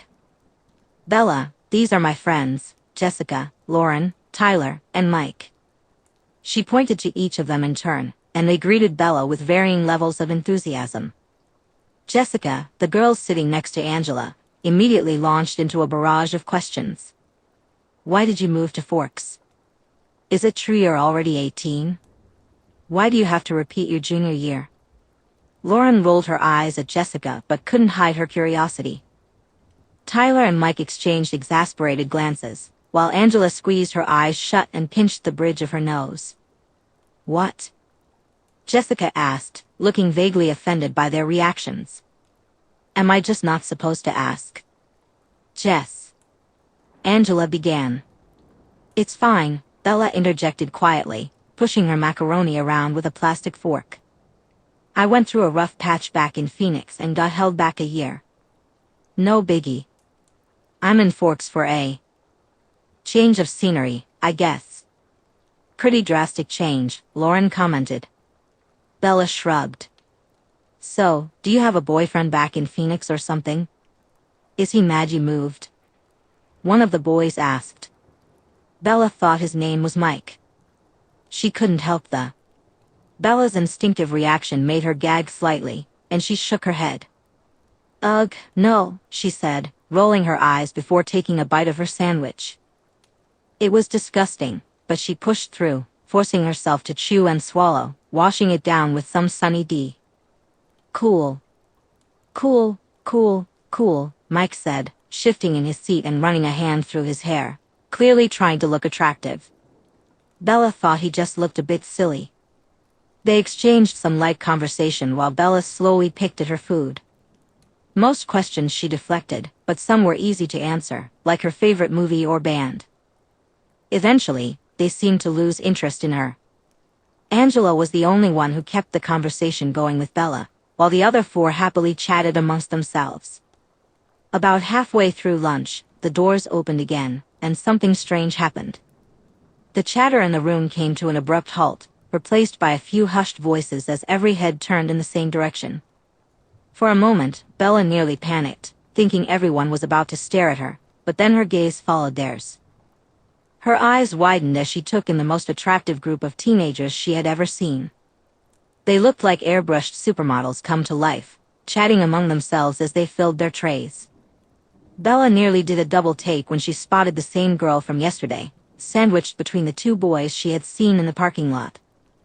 The girl was practically bouncing with each step, her face lit up with a huge grin. Then, just as quickly as the silence had fallen, it lifted. The din of conversation returned, as if the moment of quiet had never happened at all. Bella felt a poke on her cheek and turned to face Angela. "Yeah, sorry. I should have warned you or something," Angela said awkwardly. "That happens every day they're here." You kind of get used to it, Angela said. Who? Bella asked, her mind trying to catch up with the whirlwind of conversation. The Cullens, Lauren muttered, rolling her eyes. Bunch of freaky weirdos. They're pretty, sure, I guess, but whatever. You're just mad because Rosalie roasted your outfit so hard last year that you had to burn it, Tyler teased, chuckling at the glare Lauren shot his way. They moved here the summer before last, Angela explained to Bella. All adopted by some rich doctor named Carlisle Cullen and his wife, Esme. I guess they can't have kids of their own or something, so they adopt. Bella glanced back at the Cullen kids, who had all gathered at the only empty lunch table in the room. A warm feeling washed over her as she watched them, but the urge to keep staring was interrupted by Angela's voice. They have a bit of a mixed reputation around here, Angela continued, her tone awkward. Emmett and Alice are friendly enough, especially if you catch them without their siblings around, but the other three are a bit, Edward and Rosalie are massive bitches, Jessica chimed in, cutting in with a frown. Edward's tolerable, I guess, as long as you don't try to talk to him. But you can just tell he's one of those super judgmental types who thinks he's better than everyone else. Which one is he? Bella whispered to Angela, feeling lost with all the names being thrown around. Right, sorry, Angela said, trying to discreetly point out each Cullen without attracting their attention. The big football player-looking guy is Emmett. He's somehow the least intimidating of them all. He's really nice, actually. Still kind of standoffish and weirdly private, like they all are, but he's nice. Okay, Bella nodded, sneaking another sideways glance.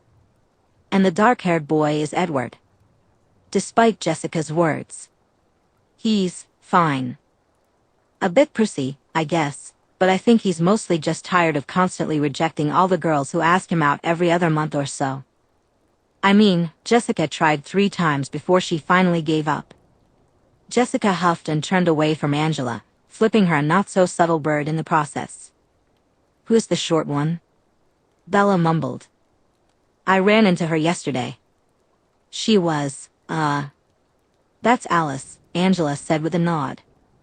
She's a character, for sure. Don't get me wrong, she's nice and will happily chat with you if she's alone, but she's definitely a bit out there. She's a freak, Lauren said plainly. She is not a freak, Angela insisted. Just because she's a bit spacey and says weird things sometimes doesn't make her a freak. Yeah, but the fact that she's dating her brother does, Lauren said, making a face. Bella coughed hard, having just taken a sip of her drink. Angela thumped her on the back a few times as she tried not to choke. What? Bella rasped. The blonde boy, Jasper. People think he and Alice are together, Angela sighed. They are, Lauren insisted. Johnny says that Colleen, his friend's girlfriend, saw them making out under the stairs last May. Right, because that's a reliable source of information, Angela muttered. Lauren scoffed and pulled out her phone. And, the last one? Bella asked quietly. She had managed to connect faces and names to 4 of the 5 Cullens, which left Rosalie as the tall blonde girl whose legs Bella was definitely not looking at. Rosalie Hale. Jasper's twin sister. They kept their last names, I guess, Angela said with a shrug. She's the only one who actually lives up to her reputation. She's got a real viper of a tongue, more likely to insult you than say good morning. Bella definitely did not need to be thinking about Rosalie Hale's tongue and found herself cursing Angela's choice of words in her mind. Angela swallowed hard, reaching for another gulp of juice as her throat suddenly felt dry again. I see, she managed to say. Why do you think she's so mean? Angela shrugged. I don't know. I don't care. She's just mean. Sometimes people deserve it. Other times, she unloads on someone just for existing in her presence. You never really know with her. I've just learned to stay out of her way and out of her business. Bella paused for a moment before turning to Lauren. Did you really burn an outfit because of something she said? Lauren shot her a scowl that could have melted her phone if looks could kill. She curled her lip, casting a dirty look at Tyler. I don't want to talk about it, she spat. Bella held up her hands in mock surrender, and the conversation fizzled out. She found herself drifting to the edges of the group as they began to chatter among themselves again. Out of the corner of her eye, she spotted the Cullen family sitting together, engaged in their own quiet conversation. Bella couldn't help but notice they weren't eating, just pushing their food around on their plates. Rosalie Hale, in particular, had pushed her tray several inches away and didn't even glance at it. Instead, she seemed engrossed in conversation with her twin brother. There was something about Rosalie that kept pulling Bella's attention. In the 30 minutes they shared in the cafeteria, Bella found herself drawn to Rosalie time and time again, even more than to her siblings. At first, Bella thought it was simply Rosalie's looks. She was stunning, more attractive than any girl Bella had ever met. Bella inwardly groaned, praying to whatever gods might be listening that she wouldn't develop a crush on what was clearly the most unattainable girl in Forks, let alone in school. As the lunch period neared its end and people began packing up their bags in anticipation of the bell, one of Bella's fleeting glances caught the attention of Alice Cullen. Their eyes met, amber meeting Bella's dark brown, and Bella felt her cheeks flush with embarrassment for being caught staring. But Alice didn't seem bothered at all. In fact, her eyes sparkled with amusement as she held Bella's gaze, a mischievous smirk playing at the corner of her mouth. An errant thought flickered in the back of Bella's mind, something she felt was significant but couldn't quite grasp in her flustered state. As the bell rang, Alice sprang up, effortlessly half-vaulting over the bench. She weaved through the crowd of students, disappearing from Bella's view. Angela then handed Bella her backpack. "I'll see you later," Angela asked, her smile a bit awkward. "I hope my friends didn't upset you too much with their barrage of questions." Nothing I haven't dealt with before," Bella replied, taking her backpack and slinging it over her shoulder. "And yeah, I'll see you later." Angela smiled again before turning to rejoin her friends as they left the cafeteria. Just as Bella was about to make her own exit, she felt slender fingers wrap around her wrist, gently pulling her back. Alice was guiding her around the other students, avoiding any collisions. Bella yelped in surprise as she turned around to find Alice firmly gripping her wrist and leading her to a quieter corner of the cafeteria. When Alice finally released her hold, Bella instinctively yanked her arm back, rubbing the spot where Alice had touched her. "Cold," she thought absently. "What the hell?" she exclaimed, her voice rising. Alice grinned, standing on her toes and tilting her head to study Bella's face. "Hello," she said cheerfully, extending her hand. "I realized I forgot to introduce myself properly yesterday, which was very rude of me. I'm Alice Cullen. It's a pleasure to meet you. Make your acquaintance." "So you just attacked me in the cafeteria?"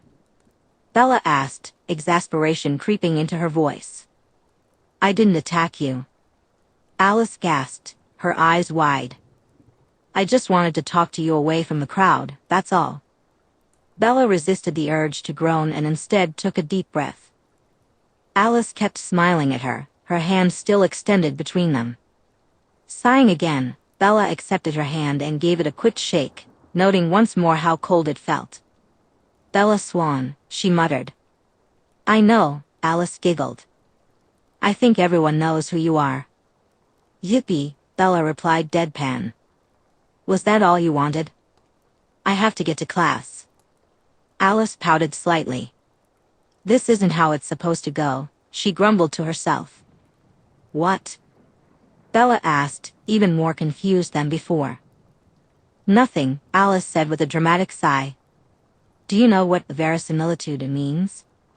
Bella blinked. "Maybe." "It sounds familiar," she admitted after a moment. Alice shook her head, a frown forming on her lips. "I'm sorry. This is all out of order. Sometimes I have trouble, you see," she continued, maintaining a conversational tone despite the profound sadness that began to spread across her face. "Things don't always happen the way I want them to." "Ain't that the truth?" Bella mumbled. "Let me start over," Alice said, straightening up and extending her hand once more. "Hi. I'm Alice Cullen. My family and I are also new to Forks, and it's nice to see another new face." I was wondering if you'd like to be my friend. Despite her overall annoyance with the situation, Bella couldn't help but feel charmed by Alice and her quirks. Despite the oddity of it all, she had enjoyed their conversation from yesterday, and she could definitely relate to the awkwardness of making friends. She started to reach for Alice's hand again, then frowned. "Wait a minute," she muttered. "Was that you last night? Did you get my number somehow?" Bella frowned again and tilted her head to the side. "I'm sorry. I don't think I follow." She took a half step back, furrowing her brow. "Someone texted me some strange stuff last night and specifically told me to be in the cafeteria today. Was that you?" Alice looked utterly confused, shaking her head slowly. "I'm sorry, Bella. I don't know what you're talking about. Do you still have the texts? I can show you my number, and you can see if they match." "Here," Alice said, pulling out her phone and opening it. No, it's fine," Bella sighed, rubbing her temples. "Angela said it was probably just some weird spam, or maybe it was just a stupid prank of some kind. Just forget I said anything." "All right," Alice replied, putting her phone away. "Are you all right?" Bella hesitated before responding. "You ever ask yourself if anyone else knows what they're doing? Or if it's just you who doesn't know what's going on, who you are, or what you're doing? Like everyone else knows exactly what's up, and you're just a lost idiot?" Her voice was strained and thick. She had no idea why she was saying this to someone she had only just met yesterday, but the words spilled out anyway. Alice's face softened as she nodded slowly. "Yeah. I know what you mean," she said quietly. Bella nodded in return. A few moments later, she realized that she and Alice were the only two left in the cafeteria, and they were definitely late to class by now. Her heart raced, and she groaned, smacking herself in the forehead. "Great. My second day and I'm already late to a class. Want to just skip it with me? We can go sit outside for a bit and then head to our next classes. One skip near the start of the year won't hurt anything," Alice suggested with a small smile. Bella considered the idea of walking into an already full class, blatantly several minutes late, and enduring the stares. The stares of her classmates as she stumbled to her seat. After contemplating the idea for about 30 seconds, Bella decided she'd rather set her shoes on fire and tap dance. "Screw it," she muttered. "Sure. Why not?" "Excellent," Alice exclaimed, clapping her hands together with a bright grin. She led Bella outside to a spot where they could sit comfortably. Bella quickly set an alarm on her phone to go off 5 minutes before the class she was skipping ended, ensuring she had plenty of time to make it to the next one. "So, where did you move from?" Bella asked as they settled in, leaning against the wall of the school building. "Alaska," Alice chirped, picking a few long blades of grass and carefully starting to braid them together. "Whoa," Bella said, her eyes widening slightly. "Total opposite. Phoenix." "Oh, I've always wanted to go to Arizona." Alice sighed. "I've never seen the Grand Canyon. It's a travesty." "It's just a big hole in the ground," Bella chuckled. "Plus, doesn't Alaska have glaciers and stuff? That's way cooler." "I guess," Alice shrugged. They fell quiet for a moment before Bella continued. "What was that word you said earlier?" "Verisimilitude." "Verisimilitude," Alice replied with a giggle. "It's the quality of something appearing to be true or real." "So like, a hallucination?" Bella asked, frowning. "Or something that's not real but looks like it is?" "Not quite," Alice said, shaking her head. "It's more of a feeling, I suppose. Things that are already true or real can carry the feeling of verisimilitude. In philosophical terms, it describes the concept that some propositions are closer to being true than others." "Huh. So what did you mean earlier when you brought it up?" Bella asked, her curiosity piqued. "And all that stuff about being out of order?" Alice was quiet for a while, which struck Bella as unusual, based on her brief encounters with her. "I have a form of, you could call it maladaptive daydreaming, I suppose," Alice finally admitted. My mother says I have a very overactive imagination. Sometimes, I imagine the things I want to be true so much that they almost become true, in a sense. I see, Bella replied softly after a moment of contemplation. So, I got really excited about another new student and whipped myself up into a frenzy imagining what you might be like and thinking that we could be friends, Alice said quickly, huffing a bit. It's quite embarrassing, and I'd like to move past it now, if we could. Please. Bella mulled this over for a moment before shrugging. She had certainly heard weirder things, and she would be the last person to criticize someone for their mind doing quirky things without their permission. Pot calling the kettle black, after all. Consider it forgotten, Bella said. Wonderful. Alice chirped, and just like that, she transformed back into the lively, talkative person Bella had briefly observed the day before. Bella suddenly found herself bombarded with questions about her life, struggling to get a word in to ask Alice anything in return. Yet, she realized she was enjoying this conversation far more than her lunch with Angela and her friends. She liked Angela well enough, but there was something about Alice that just clicked for Bella. Maybe it was a kindred spirit thing, two quirky minds recognizing each other, like the Spider-Man pointing meme. Eventually, Bella's alarm went off, prompting her to quickly gather her things and head to her next class, hoping to avoid too many questions along the way. Can I have your phone number? So we can keep in touch outside of school? Alice asked hopefully as they prepared to part ways. Yeah, why not? Bella replied, pulling out her phone to create a contact for Alice. They exchanged phones, each entering their number. 10 minutes later, Bella was sitting in her next class, bouncing her knee nervously as she waited. Bella found herself wondering if anyone would comment on her skipping the previous class when her phone buzzed. Alice Cullen at 1:47 p.m. wrote, "Hello, new friend. Thank you so much for putting up with my eccentricities. I really appreciate it." Bella rolled her eyes in amusement as she tucked her phone away. By this point, the mystery of the texter had mostly faded from her mind. Instead, her thoughts were occupied by the strangest new friend she'd ever made, along with her equally unusual family. That night, Bella's dreams were filled with amber eyes and swishing blonde hair. She woke up feeling warm and sweaty, despite the chill of October air. Although she couldn't recall the specifics of her dreams, the image of those amber eyes lingered in her mind. As the rest of October unfolded, Bella settled into a bit of a routine. On weekdays, she would go to school, endure the anxiety of the morning, and then alternate between sitting with Angela and her friends for lunch or enjoying time outside with Alice. Gradually, the constant stares in the hallways began to fade as she became more integrated into everyone's daily lives. Still, Bella could never quite shake the feeling of being watched. It would creep up her neck throughout the day, that eerie sensation, but she could never figure out who was observing her. Alice was proving to be an absolutely fascinating person. Bella discovered that she could talk a mile a minute, bouncing between topics so quickly that it left Bella feeling a bit dizzy.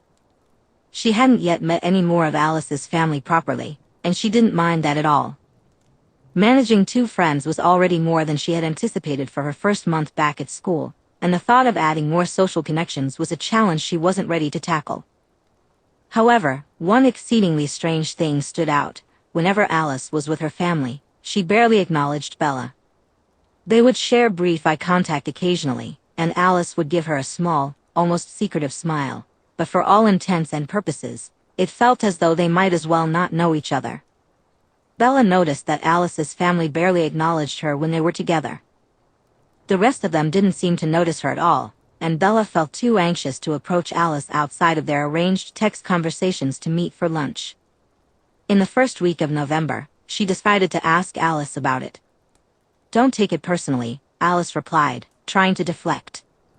"But why do you ignore me when they're around?" Bella asked, frowning. "Not to get all weird on you or anything, but us being friends isn't a problem, is it?" A thought nagged at Bella. What if the Cullens had somehow discovered she was gay? Was that why Alice was keeping her away from them? She tried to push those thoughts aside until she had solid confirmation, but the anxiety lingered. Alice's response didn't help. She chewed on her lower lip, revealing her prominent canine, and Bella could feel her heart race with uncertainty. "It isn't," Alice said, choosing her words carefully. The hesitancy in her voice only added to Bella's anxiety. "My family is very private. They don't take kindly to people trying to get into our business. It's just better for everyone if I keep you away for now." Bella frowned. "Are you in a cult?" she asked bluntly. Alice burst into hysterical laughter, which eased Bella's nerves a bit, though she still felt on edge as Alice gradually calmed down, hiccuping between giggles. "No, although I can completely see why you'd think that," Alice said, still chuckling. "My father, Carlyle, is very wealthy. He comes from an old European family that can trace its lineage back to some very powerful people. All of us have had it." Alice leaned in, a playful glint in her eye. "They've quite thoroughly impressed upon us that it's a very real possibility someone might try to take advantage of us for the family's money. Maybe a little too intensely, if you ask me." Bella nodded, feeling a flicker of understanding. While her anxiety hadn't completely vanished, she wasn't about to freak out anymore. "I see," she said slowly. "So your siblings are worried that I would swindle you out of your inheritance or something?" "Something like that," Alice giggled. "Unfortunately for you, while you're very cute, I am quite taken." Bella made a strangled sound as she attempted to formulate a response, starting a sentence half a dozen times before giving up and staring at Alice with wide, dinner-plate eyes. Alice was already rolling on the ground, cackling. "Whwa?" Bella finally sputtered. "Well, what's that supposed to mean?" "Please," Alice hiccuped, "you're about as subtle as a flaming freight train." "My sister has nice legs, doesn't she?" Bella squawked, the only word that seemed to fit, and immediately hid her face behind her hands. This sent Alice into another round of belly-aching laughter, rolling around on the ground with her feet kicking in the air, while Bella felt like a ripe tomato. When she finally managed to peek between her fingers, she found Alice sitting just inches away, grinning widely. "You're not mad?" Bella asked in a small, timid voice. "I'm not mad," Alice confirmed. "You could say I lean towards a female persuasion myself sometimes, but I'm currently quite content with Jasper." Bella blinked in disbelief. "You're actually dating? That's not just a rumor." Alice shrugged awkwardly. "We're not actually related. I'm the newest member of the family, and we were both already teenagers. If it helps, neither of us considered each other siblings for a long time." "There was definitely something there right away," Bella remarked.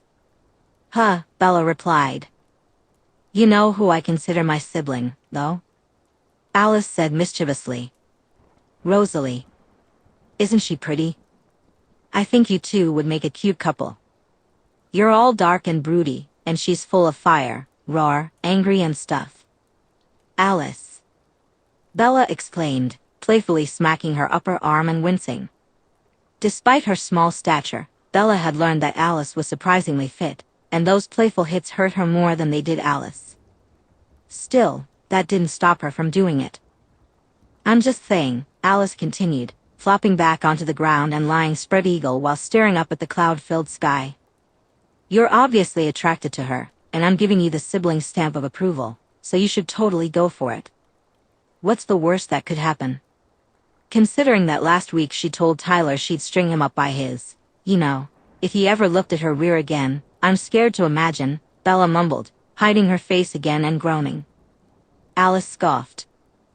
"That's because he's just a dumb, horny boy who doesn't actually respect her. You're different, I can tell. I mean, you just have to tone down how much you stare at her legs, but... Can we please move on from me and Rosalie's legs?" Bella pleaded. "Ha! I knew you thought about them," Alice said, pointing at Bella from her spot on the ground. "I'm going to have to move again," Bella said dramatically to herself. "I'll have to change my name. Maybe get plastic surgery. Definitely going to have to dye my hair." "You're very dramatic," Alice commented. "Hush, you," Bella grumbled, poking Alice's thigh with her foot. "Also, I am not dark and broody. I do not brood. I have panic attacks." There's a difference. Potato, tomato, Alice huffed. That's not the saying. Bella argued. Then I'm making up a new one, and it goes, potato, tomato, Alice declared. Bella stuck her tongue out playfully. You're impossible, she groaned. No, I'm Alice, came the cheerful response, accompanied by a flurry of giggles.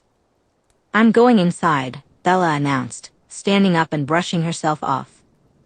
Wait, wait, wait. Alice yelped, scrambling to her feet and positioning herself in front of Bella. I'm sorry for teasing. Really? I didn't mean to upset you. Bella sighed and poked Alice's shoulder. I'm not, actually upset, she grumbled after a moment. Mostly just embarrassed. I feel a bit stupid. And I'm a little paranoid that if he noticed, then other people might have noticed too. Not everyone is going to be as understanding as you are, and I was really hoping to keep the whole thing under wraps. I don't think anyone else knows, Alice said gently. Everyone stares at us. We're an attractive family. Humble, too, Bella chuckled. Alice rolled her eyes good-naturedly and let the comment slide. I only noticed because it's my sister you keep ogling. You don't stare that way at any of the other girls in school, so you're safe. Bella hummed softly to herself. Alice was right. A girlfriend was the last thing she expected to find in Forks, so she hadn't come to school with those thoughts in mind. None of the other girls had really caught her interest, but whether that was because Bella simply wasn't looking or because her brain had latched onto Rosalie Hale the moment she laid eyes on her was still up in the air. I'm not asking Rosalie out, Bella said eventually. Alice pouted and lightly stomped her foot. Why not? You like her, don't you? Alice, I don't know her, Bella replied with a wry chuckle. I just think she's pretty. I look at her in the cafeteria sometimes. But I don't even think she knows I exist. Oh, she knows, Alice muttered under her breath. Bella blinked and raised an eyebrow. And what's that supposed to mean? Nothing, Alice said with a teasing smile. Alice sighed. But I really do think you two would make a cute couple. You should try talking to her. She might surprise you. No offense, but Rosalie has an honest-to-God kill count at this school of people who have tried to talk to her, Bella replied dryly. I think I'm content just admiring her from afar. Eventually, I'll get over this silly little crush, and it'll be fine. Alice scowled, a mix of hilarity and mild concern on her face. She crossed her arms and tapped her foot, clearly deep in thought, muttering something so quietly that Bella couldn't catch it. The bell rang, and Bella sighed as she picked up her backpack, preparing to head back inside. Would you like to come over for dinner this weekend? Alice blurted out just before they went back in. Bella paused, confusion etched on her face. Isn't your family super strict about outsiders? She asked pointedly. That sounds like a bad idea. I'd rather not spend an evening getting interrogated by some guy who thinks I'm trying to steal his kid's inheritance. It'll be fine, Alice insisted. I'll talk to them. They won't say anything weird to you, I swear. Bella sighed, glancing at her phone. She really didn't want to miss another class, and time was running out to resolve this. Even though it had only been a couple of weeks, she knew how hard it was to say no to Alice. I'll think about it, she finally said.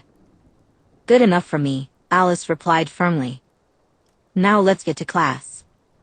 Text me, okay? I'm going to tell my parents about you tonight and start warming them up so that when you eventually say yes, it'll be fine. Who says I'm going to say yes? Bella asked, exasperated, as they re-entered the school. Please. Nobody says no to me, Alice drawled, turning around and walking backward toward her own class. You should know that by now, Bella. As Bella made her way to class, she couldn't shake Alice's offer from her mind. The same question echoed in her thoughts again and again until she finally arrived home. What on earth have I gotten myself into? Chapter 4, Sun Killer, Sing Me to Sleep. Okay. Okay. That's fine. This is fine. Just, let me get my bearings a little bit, yeah? Of course, Bella. Take all the time you need. Can you tell me what it's like? What is what like? Come on. You know. Ah. Well. But you said you saw me? Like that? I did. I still do. It's a bit vague, there are quite a few decisions between then and now, but it's still there. And am I still? Still what?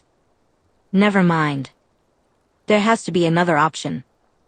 Not one that doesn't put you in danger. If I do this now, I'm already in danger.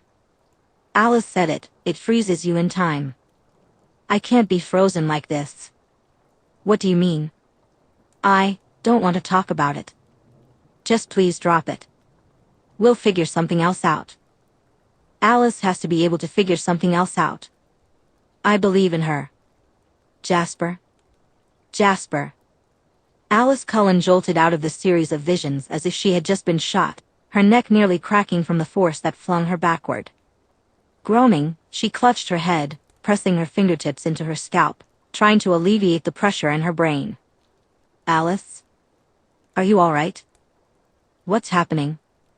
Edward's voice echoed from across the room, laced with concern, as Alice felt another set of hands on her shoulders.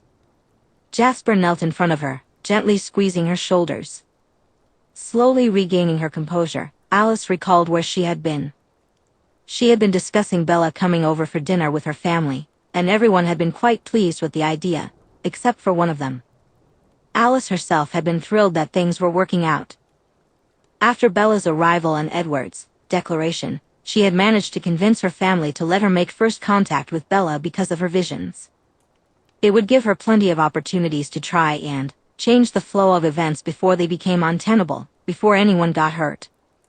But now, after a series of rapid-fire visions, Alice felt a pit forming in her stomach. I'm fine, she muttered, slowly rising to her feet with Jasper's assistance. Stop fussing. Was it another vision of her? What did you see? Edward asked, his eagerness barely concealed.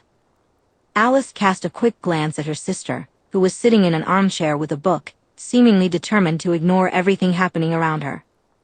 Jasper sensed her flash of frustration and irritation and followed her gaze, giving her a mildly puzzled look. She ignored it, knowing he would simply ask later in private, and turned her attention back to Edward. It was. I couldn't make out much. Her future is so cloudy and muddy, it's impossible to pick apart sometimes, Alice grumbled, rubbing her temples. Edward nodded, his brow furrowed. I wish I could see the visions, he muttered to himself.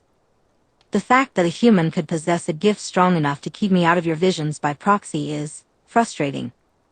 Alice managed to suppress her second flash of irritation, but she couldn't hide it from Jasper. He placed a hand on the small of her back, a small gesture filled with questions and concern.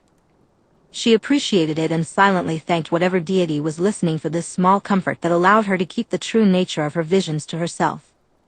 Although, she remembered feeling far less thrilled the first time it happened. 5 years ago. Alice? Alice. Alice. Where was she? Oh, yes. The house in Alaska. Her surroundings slowly came back into focus as she realized she was sitting sideways in Jasper's lap, one of his arms wrapped around her while the other carefully cradled her head. She blinked a few times, then nuzzled into him, sighing softly as she fully returned to the moment. You haven't had a vision like that in a long time, Jasper said quietly. Alice took a moment to collect herself before pulling away from him, standing up to regain her bearings.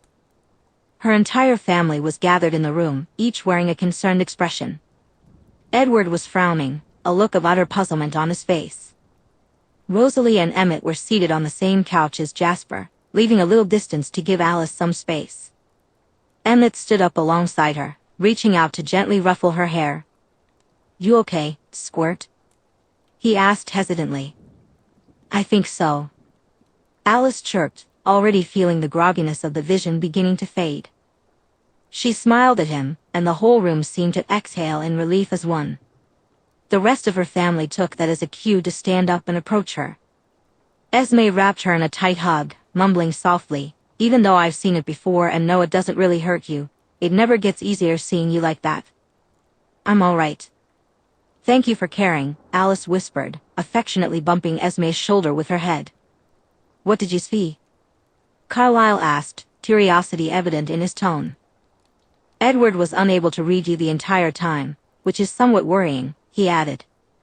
"So that's why he looks like that," Alice chuckled, glancing over at her brother, who still had the expression of someone who had just bitten into something rotten without realizing it. Confused, upset, and slightly angry. "It was distressing," Edward said quietly, his voice strained and tight. "What did you see?" "I'm not quite sure," Alice hedged, trying to sift through her memory for the details of the vision. Intense, full experience visions like the one she just had were rare, and she was used to the specifics being a little fuzzy at first while her brain sorted everything out behind the scenes. But this one was being particularly stubborn. "Are you sure you can't read me?" Edward faced her fully, squinting slightly as he directed his efforts more intently. Alice focused intently, closing her eyes and scrunching her face as she tried to bring the memory of the vision into clearer view. She could sense it lingering in her mind, a fleeting image that usually allowed Edward to pick up on it if she intentionally shoved it in front of him. But this time, he remained silent. "Edward?" she asked hesitantly after a few moments, struggling to hold on to the fuzzy memory. "Nothing," he exclaimed, frustration creeping into his voice. A loud crack echoed through the room, indicating he had just punched something, and Alice winced at the sound. "Carlyle, what is happening?" she asked, turning to her father. "I have no idea," Carlyle murmured, his tone filled with fascination.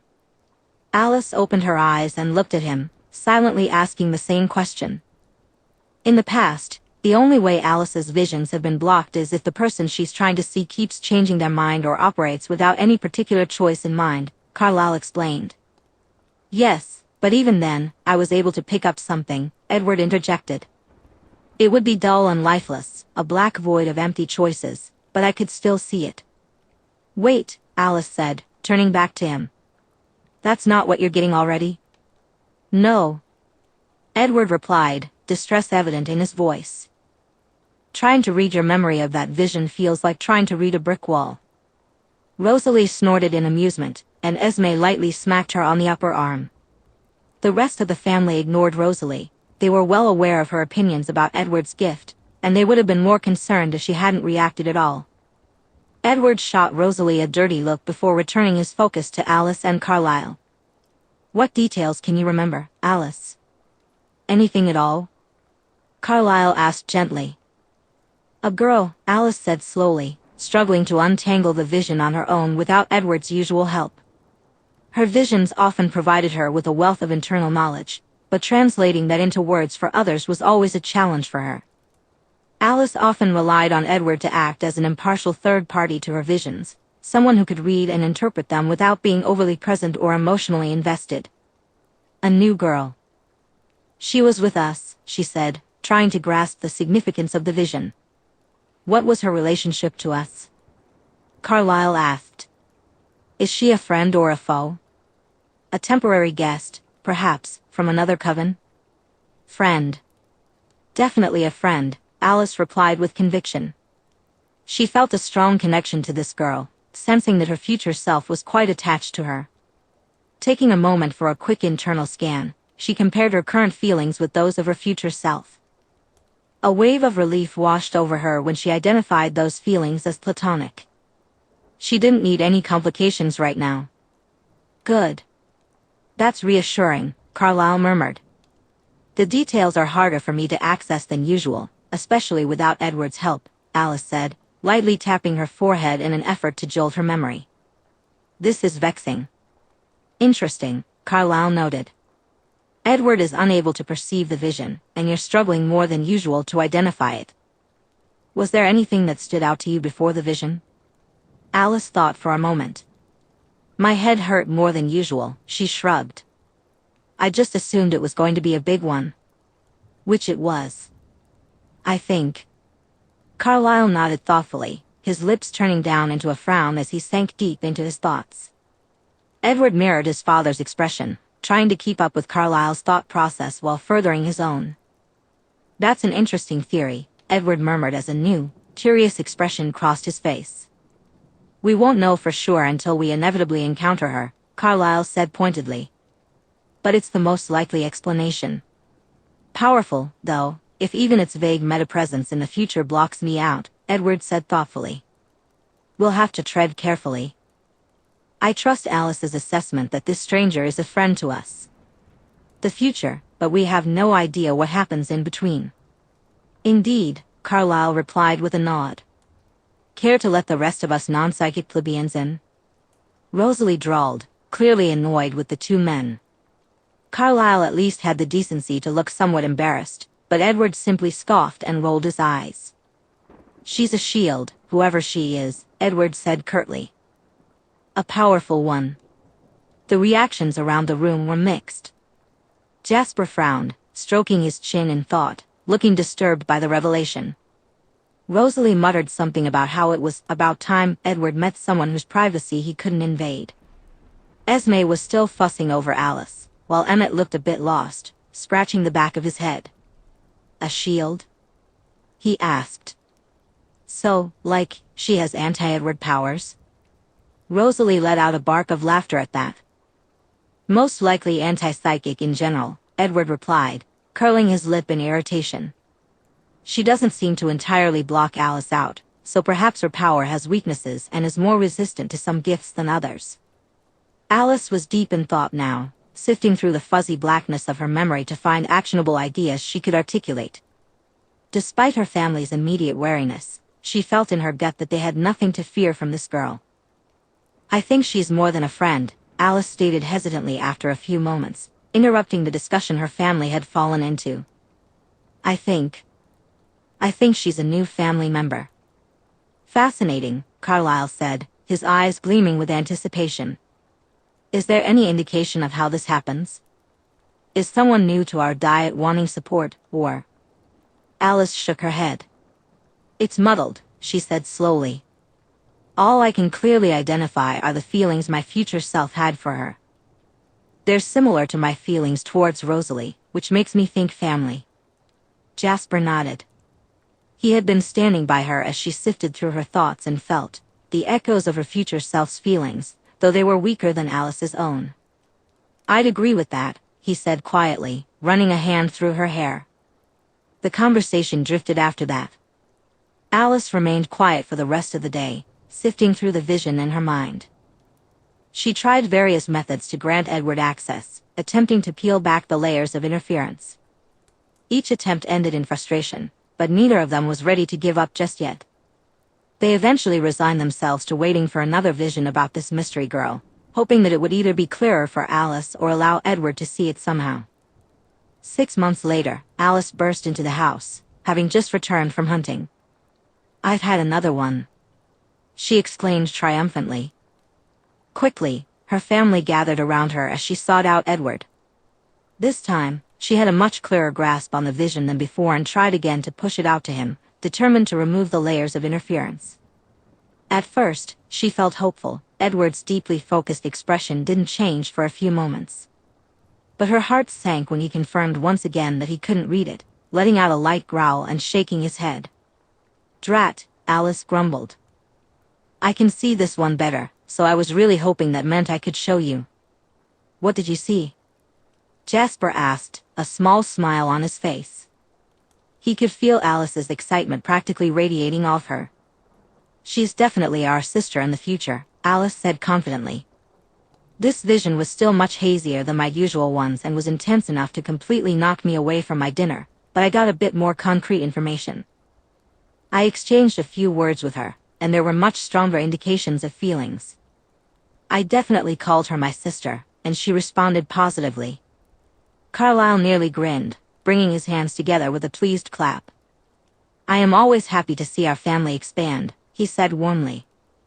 "Is there still no indication of how she becomes our sister?" "Sister?" Edward asked, intrigued. "Does she like Mario Kart?" Emmett chimed in, a playful grin on his face. Edward raised an eyebrow at him. Emmett shrugged in response. What? Alice is the only one who plays video games with me regularly, and she sucks. I do not. Alice exclaimed, her voice filled with indignation. Do too. Emmett shot back. Do not. Children, Esme gently chided, trying to keep the peace. Alice huffed and stuck her tongue out at Emmett before turning back to Edward. I didn't get anything, no, she said with a sigh. But I do know I felt very comfortable with her, and I'm not sure I'd feel the same about someone from another coven wanting to try our diet. So, I think she joins our family the natural way. Rosalie scowled at that and crossed her arms. Now, Rosalie, Carlyle said quietly, trying to ease the tension. We don't know for sure just yet. Even if we are the ones to turn her, we still don't know the circumstances that led to it. Perhaps there was no other option, as with Emmett. Emmett flashed Rosalie a goofy grin and waved, which was enough to soften her expression. She nodded in acknowledgement of Carlyle's words and uncrossed her arms. I'll reserve judgment for now, she said. As will I, Edward added, frowning with concern. I'm never pleased with the idea of damning another soul, but since we know nothing concrete yet, I'll hold my tongue. Rosalie opened her mouth, ready to argue, but a look from Esme made her snap her jaw shut. There are only so many reasons we would go out of our way to bring a human into our family, Carlyle continued, looking between them with a serious expression. We will treat this future prospective member, and the decision of her potential inclusion, with the respect she deserves. Nods of agreement circled the room. Edward's nod was slow and hesitant, while Rosalie simply scoffed lightly. Is there anything else about the vision you wish to share, Alice? Carlyle asked. Nothing I can piece together myself for now, Alice replied thoughtfully. Alice let out a petulant sigh. Keep us informed, Carlyle said. Alice nodded, and the family began to disperse. Jasper came up from behind Alice and wrapped his arms around her, resting his chin on top of her head. She grumbled and leaned back into him. I haven't felt this much irritation from you in a while, he chuckled lightly. This girl is really bothering you, isn't she? She isn't frustrating me. Not on purpose, anyway, Alice mumbled. It's my visions. Normally, they're much clearer, or at least I have Edward to look in from the outside and catch things I miss or can't quite articulate. How about we go get you a proper meal to take the edge off then? Jasper suggested. Since your last attempt was so rudely interrupted. Okay, Alice replied, perking up a little as she left the house to hunt with him. The distraction was welcome, helping to push her thoughts and frustrations about the visions away for a while. But only for a while. Once again, Alice and Edward obsessed over the next few weeks about how to let him into the vision, and once again, their efforts proved ultimately futile. However, through all their attempts, they did manage to uncover one small detail. Unlike the first vision, their continued focus over time revealed some new aspects to Alice. During the second week of their attempts, Alice was able to tease out one more verbal exchange from the vision, which gave her the girl's name. I know her name, she exclaimed excitedly to Carlyle later that evening. Oh. Another vision? He asked, intrigued. No, I managed to get another detail from the previous one, Alice said, bubbling with excitement. Carlyle, her name is Bella. Isn't that lovely? Indeed, Carlyle chuckled. 2 years later, Alice found herself not in her own body at the moment.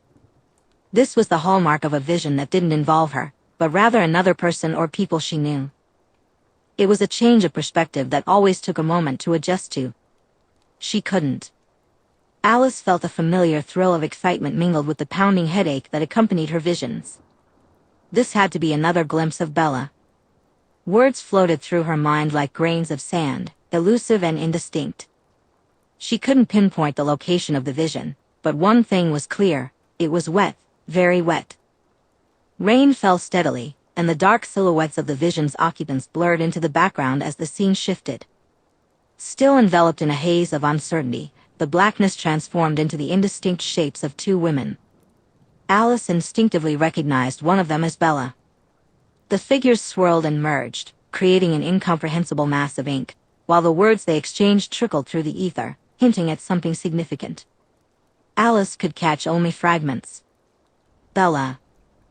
Something about a long time. A soft, gentle laugh. Then, the meaning slipped away again, the vision fading. Just as she felt herself being pulled back to reality, a single sentence rang out through the swirling shadows like a bright church bell heralding dawn. Bella Cullen does have a lovely ring to it, I will say, came the familiar chuckle of someone Alice cherished. She barely had a moment to process the words before being thrust out of the vision entirely. Rosalie. Alice exclaimed as she jolted awake, scrambling to her feet and groaning while clutching her throbbing head. Her vision swam before her, and she stumbled slightly, disoriented. Just then, she heard the door to her room open. Even with her sight impaired, she recognized Emmett's presence. Shaking her head vigorously to clear her vision, she called out, "Emmett, do you know where Rose is?" She rubbed her eyes fiercely. "I need to talk to her. It's urgent." "She's hunting," Emmett said. "How urgent is urgent? Are we talking life and death urgent, or is it more like one of those cars she really wants is about to be available at a great price in the next 30 minutes, and she has to haul ass to get it?" Alice blinked a few times. "The second one," she replied after a moment. Emmett's eyes widened. "Shit. We have to find her. She'll kill us if we don't tell her," he groaned. "I'll help. Let's head into the hunting grounds and then split up." "Yeah. Sure," Alice said with a quick nod. They rushed out of the house, prompting an amused chuckle from Esme as they dashed toward their usual hunting grounds. "Which car is it this time?" Esme called after them. "No time." "Sorry." Alice shouted back before breaking into a full sprint, her small form zipping through the Alaskan wilderness with Emmett right behind her. They followed Rosalie's distinctive scent trail until they reached the part of the woods she had clearly chosen for her hunt. "You go left, I go right?" Emmett suggested. "Sure," Alice nodded. They split up, calling out Rosalie's name. It didn't take long for Emmett to find her, and he quickly directed her toward Alice as soon as he did. "Which one, how soon, and how expensive?" were the first words out of Rosalie's mouth as Alice skidded to a stop in front of her.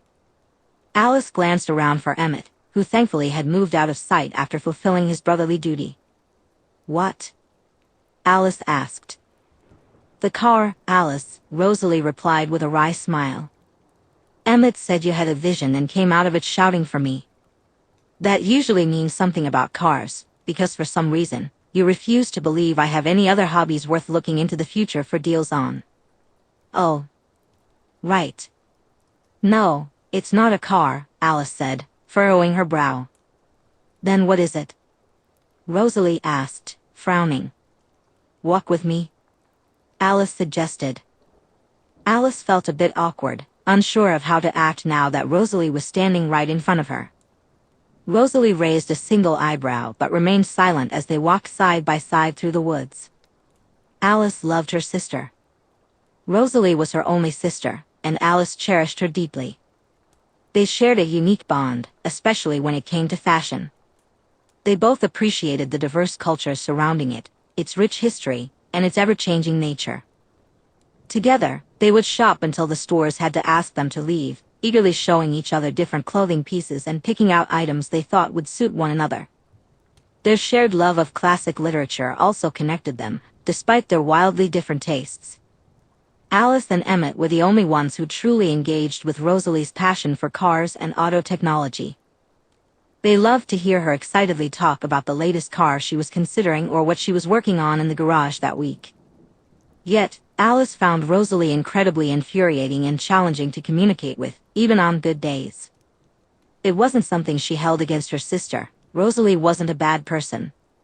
However, she was easily irritated by Alice's more eccentric tendencies, especially when they related to Alice's visions. Rosalie was fiercely protective of her privacy.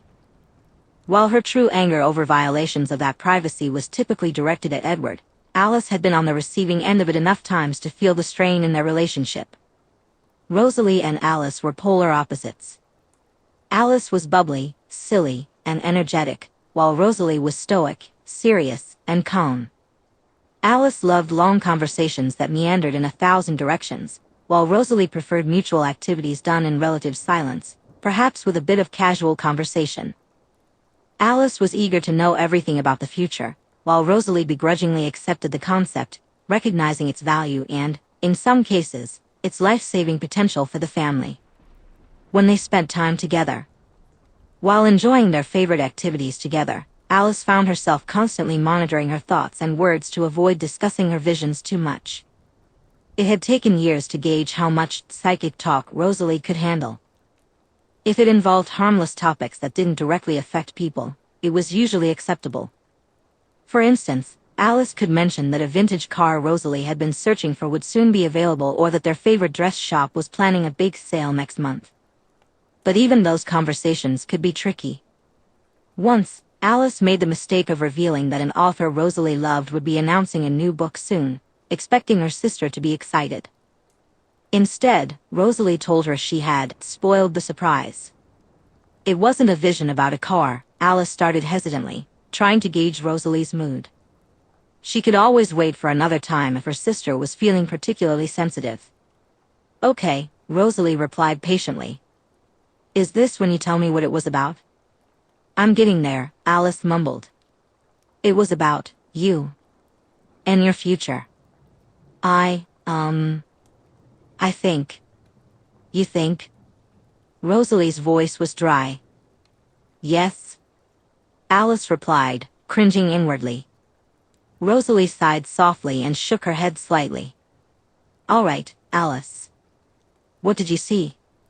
Her tone almost masked the hollow, resigned notes beneath it. "Well, that's the tricky part," Alice said, biting her tongue and resisting the urge to ramble. "It wasn't just a vision about you, so I didn't see a whole lot." Rosalie fell silent for a moment. "I'm not sure I want to hear the rest," she remarked, rolling her shoulders and gazing up at the treetops.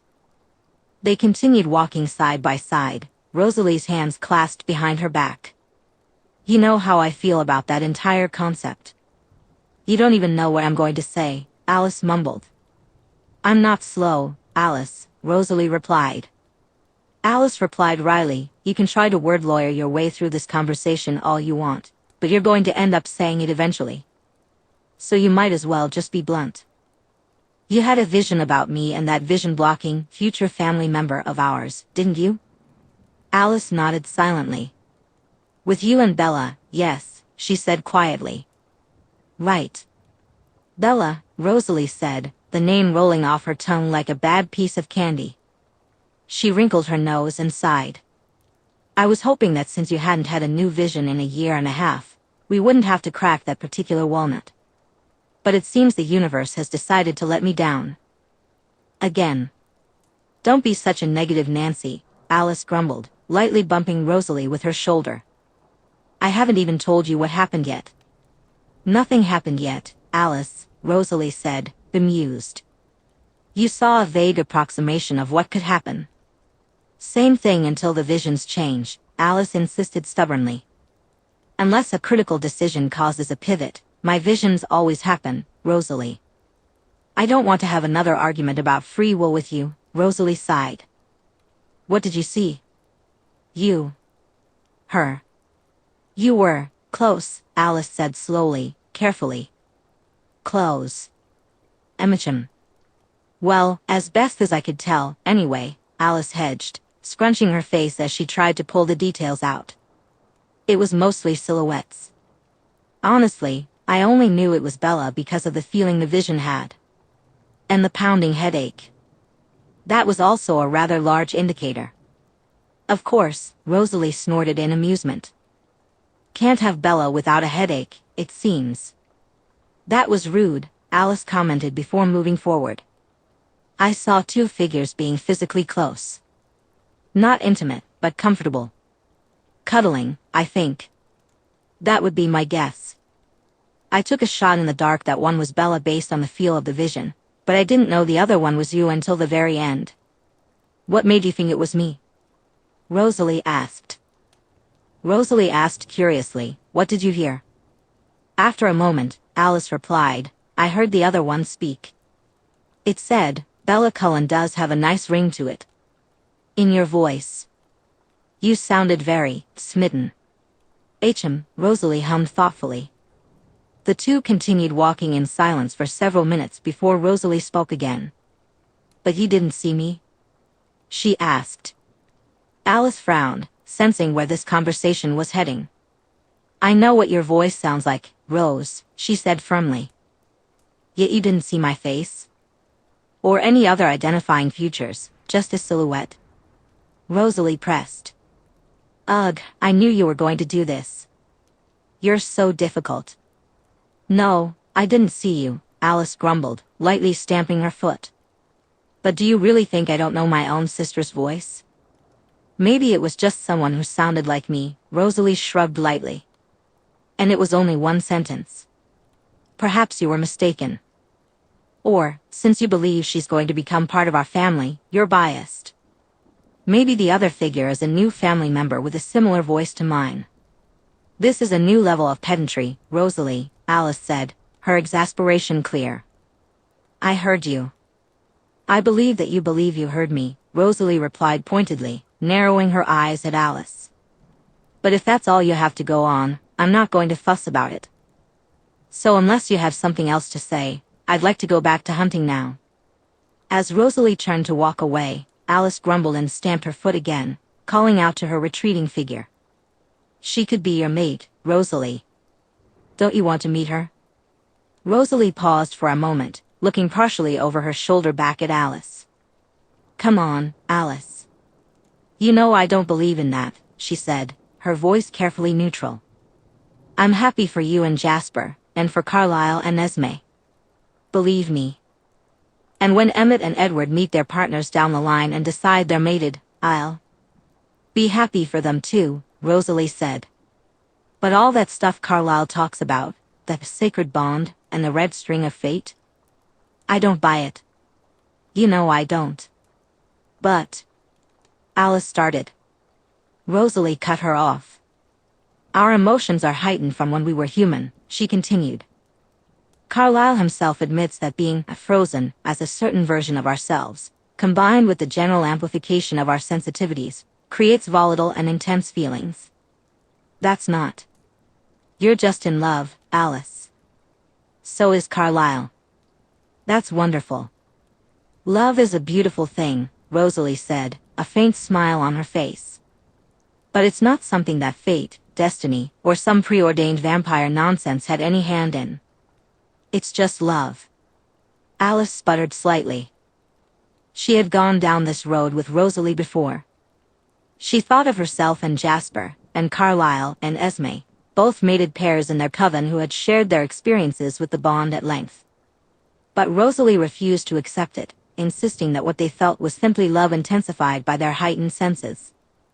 "Even if that's true," Alice eventually said, setting aside her urge to argue, "my vision clearly contained a lot of that love. Why push that away?" Rosalie didn't respond at first. She placed a hand on a tree and leaned gently against it. When she finally spoke, her voice was so soft that Alice nearly missed it. Before Alice could even reply, Rosalie vanished in an instant after her words. "Because I know myself, Alice. That wasn't me you heard. It couldn't have been. Because I would never have that." 3 months later, Alice had stopped discussing the visions. She had tried to corner Rosalie twice more about them, but both times she was deftly avoided. Desperate, Alice attempted to force a vision, hoping to find a conversation path that would lead to Rosalie listening to her. But no matter what she tried, nothing worked. It all came down to Rosalie either dismissing her entirely or, at worst, sparking a confrontation that could tear the family apart. That particular vision had sent a shiver through Alice's body and filled her with a deep sense of dread, prompting Jasper to stay by her side for the next 2 hours, continuously sending her gentle, uplifting feelings. Alice tried to bend the rules that seemed to have been set for her by attempting to force more visions of Rosalie with Bella. However, each time she tried, it felt like she was hitting a mental brick wall. This led her to 3 possible conclusions. Conclusion 1. Alice simply couldn't find the right words to get Rosalie to listen. There might be a theoretical way to achieve this, but her visions were limited to showing her the outcomes of intentions and decisions. They couldn't dictate what decision to make, they could only reveal what would happen if she acted on a specific choice she already had in mind. If she didn't know what to do, her visions were of no help. Conclusion 2. There might be nothing Alice could say to persuade Rosalie, and she would simply have to wait and see how things unfolded. If Rosalie was going to be as infatuated with Bella as Alice had seen in her vision, surely her current mindset would shift once Bella entered the picture, whenever that might be. This wasn't particularly appealing to Alice, who preferred to take action. But she would rather that be the case than her third conclusion, which was far more unsettling. What if Rosalie was right, and Alice hadn't actually heard her voice but someone else's? This thought was existentially terrifying for Alice. Deep down, she felt certain it was Rosalie's voice she had heard. If she was wrong, it could shake the very foundation of her existence. While her visions could change based on the decisions people made in the moment, they were always reliable in predicting the outcomes of specific choices. A vision wouldn't show her two different outcomes from a single set of circumstances. Alice felt overwhelmed by the circumstances and decisions weighing on her. The thought of having her lifelong faith in her visions uprooted was terrifying. Very little truly scared Alice Cullen, but the possibility that her visions could be fallible in such a profound way unsettled her deeply. The worst part was that she didn't know what to do next. She couldn't confide in her family. Rosalie would likely lash out at her for planting the idea in their minds and putting herself in the spotlight. Alice considered speaking only to Carlyle, trusting him to keep her secret. Yet, she worried that he might develop his own ideas and inadvertently alienate Rosalie. Forcing visions wasn't yielding any clarity either. There was too much uncertainty surrounding how Carlyle would respond if she shared her concerns, whether he would respect her wish for secrecy or take charge of the situation. The vague visions she managed to grasp about what would happen if he kept her secret did little more than add to her conflict. She wasn't sure if risking Rosalie's trust was worth it. Though Rosalie hadn't explicitly asked her to remain silent, Alice understood her sister well enough to sense that it was implied. There was a reason Rosalie had sought her out for a private conversation instead of announcing the vision to the entire family. So, for now, Alice waited. She continued to try and force visions about Rosalie and Bella, hoping for something more concrete to share with Rosalie. Unfortunately, each attempt only resulted in a pounding headache and nothing tangible to show for it. Months passed after her conversation with Rosalie, and Alice felt resigned. All she could do was wait, either for another vision or for Bella to arrive. In the time between Alice's initial vision of Bella and Rosalie and Bella's arrival in Forks, she had 4 more visions about her. Each one grew clearer, yet they remained frustratingly vague. To add to her frustration, Alice hadn't received any new visions about Bella and Rosalie lately. The first vision had been brief and surprisingly minimal. She had seen herself braiding Bella's hair, the strands flowing like little rivers of ink through her fingers. While Alice could perceive her own presence in the vision a bit more clearly than before, Bella still appeared as a flowing black silhouette. The second vision had been murky, the hardest to decipher yet, but for once, Alice had a reasonable idea of why. It seemed to take place far in the future. All she could gather were vague emotions her future self was experiencing, but noticeably absent was the giddy excitement that usually accompanied her feelings about Bella. Instead, she sensed a more subtle yet profoundly powerful feeling of comfort and familiarity, a strong indicator that Bella would be part of their family for many years to come. The third vision was longer, the most substantial one Alice could actually interpret. In it, she, Bella, and Carlyle were on a hunt. Alice felt electric nerves during the vision, and as she revisited it, she realized it must have been one of Bella's first hunts as a newborn. Although the scene was still shrouded in shadow, particularly around Bella, Alice could see the unmistakable signs of newborn ferocity in the way the shadows moved. The fourth and fifth visions were harder for Alice to piece together. Not because they were murky and vague like before, but because they were confusing. The fourth vision was violent, adrenaline spiking as pain and fear coursed through her. Violence was an inevitable part of life for vampires, and the thought of her family suffering from it again filled Alice with dread. Bella was present in this vision, but it was strange. The way the shadows curled around her form, obscuring Alice's view, seemed to grow more sentient as the visions progressed. In this fourth vision, Alice got the distinct feeling that the shadows were becoming something more. Were almost laughing at her. She didn't pay it much mind until the fifth vision arrived, the day Bella Swan came to Forks, Washington. The scene was dark, a detail Alice had come to accept as normal when it came to visions of her future sister. By the time the fourth vision had appeared a few months earlier, Alice had spent enough time feeling her future self's emotions toward Bella that they began to blend with her present feelings. To Alice, Bella was already family, already a sister, a loved one. She was growing impatient to meet her in real life, to experience her presence and aura beyond the haze of a vision. Initially, the darkness and curling shadows of the vision sparked a flicker of joy and excitement within Alice. Visions of Bella were rare, and she always looked forward to the next one, holding on to a bit of hope that she would gain more insight into how Bella would fit into their family. More than anything, there was a strange nostalgia, like reuniting with an old friend after years apart. In the vision, her future self was speaking to Bella. Alice couldn't quite make out the words, but the conversation felt strained and tense. There was an unusual hesitancy in her future self's actions. She kept herself physically distant from Bella's shadowy form, offering only occasional, gentle touches. This was unlike Alice, who usually embraced her family members with full-bodied affection. It was as if she feared that a single touch might break Bella. Days later, after the vision faded, Alice would understand that this fear was valid, as it was indeed a possibility. The vision unfolded when Bella was still human. Midway through the conversation, the shadows swirling around Bella began to ripple, yet Bella's figure remained unresponsive. Neither did Alice's future self react.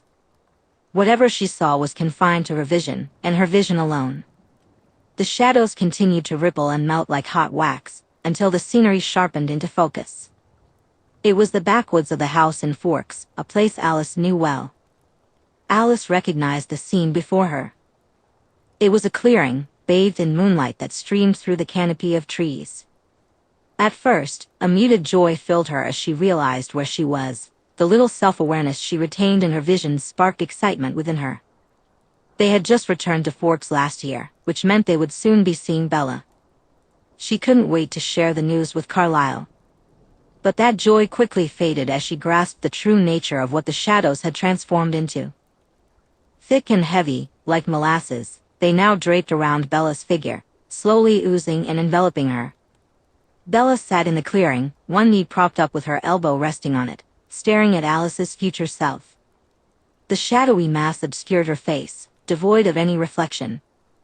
No moonlight bounced off it, instead, it absorbed everything like the event horizon of a black hole. This was the part of the vision Alice dreaded, the part that kept her from revisiting it. The shadows seemed to gaze at her.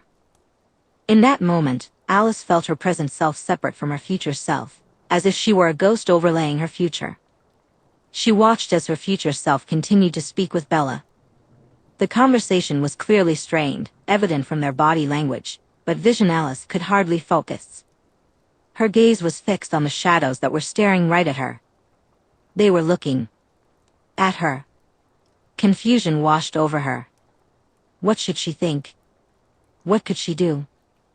This was just a vision. She wasn't actually there. She was in her room at home, wasn't she? Yet the shadows kept their unyielding gaze on her. She felt paralyzed, trapped in her future self's stillness as she conversed with Bella. A surge of fear coursed through her, not for her future, but for Bella. Desperately, she wished for her future self to turn around and walk away from whatever lurked in front of her. The shadows continued to stare, and then Bella. Alice stood up. Her figure was obscured, not by shadow, but by a blurry haze of reality. She walked up to Alice's future self and gently rested her forehead against Alice's shoulder. Then, the two walked away, leaving the woods behind. But Alice didn't go with them. She was left alone in the woods, facing the shadows. The shadows remained seated in the same position Bella had held, knee cocked, an arm resting on it. It had no face, no eyes, no mouth, and no features. It didn't speak or move, yet Alice knew, without a doubt, that it was still watching her. Suddenly, she found her voice. "What do you want?" she whispered. The shadows offered no reply. "What do you want?" she repeated, managing to raise her voice a bit louder this time. Again, there was silence. Just as Alice was about to speak again, the shadows began to move slowly. A hand lifted and moved to the back of its head, threading its fingers through its shadowy hair. It closed its hand into a grip and began to pull. Alice felt paralyzed. She tried to pull her eyes away, but she couldn't. She couldn't escape the vision. She couldn't wake up. Alice Cullen had no memories of her human life and didn't know what it truly was to dream, but she had read books. She understood enough to know that whatever was happening right now was the closest thing she would ever experience to a true nightmare. The shadows continued to pull until pieces of themselves began to split away, peeling layer after layer off, anchored by the flowing locks of shadowed hair. It pulled straight down its middle, revealing a shadowy approximation of a scalp held tightly in its clenched fist. The woods around her began to disintegrate slowly, as if they were a smoldering painting consumed by embers. The edges of reality burned closer and closer to her feet, threatening to plunge her into an empty void. She was frozen in place. As the last remnants of grass burned away beneath her feet, a single whisper reached her ears. "And we shall breathe rhapsody, the howling and gnashing teeth of the true sons of Cain. Truth seer, path weaver, realm breaker, bring the girl to the Fisher King's tomb and set us free." And then she woke. Carlyle was the first to know. She pulled him into his study, the only soundproof room in the house, where even vampires couldn't hear what was said inside, as long as the occupants spoke quietly.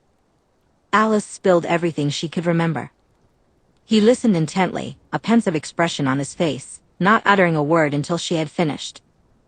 She had shared her other 4 visions with the rest of the family, and while her excitement was palpable, they all eagerly anticipated Bella's arrival in some form. But now, uncertainty clouded Alice's thoughts.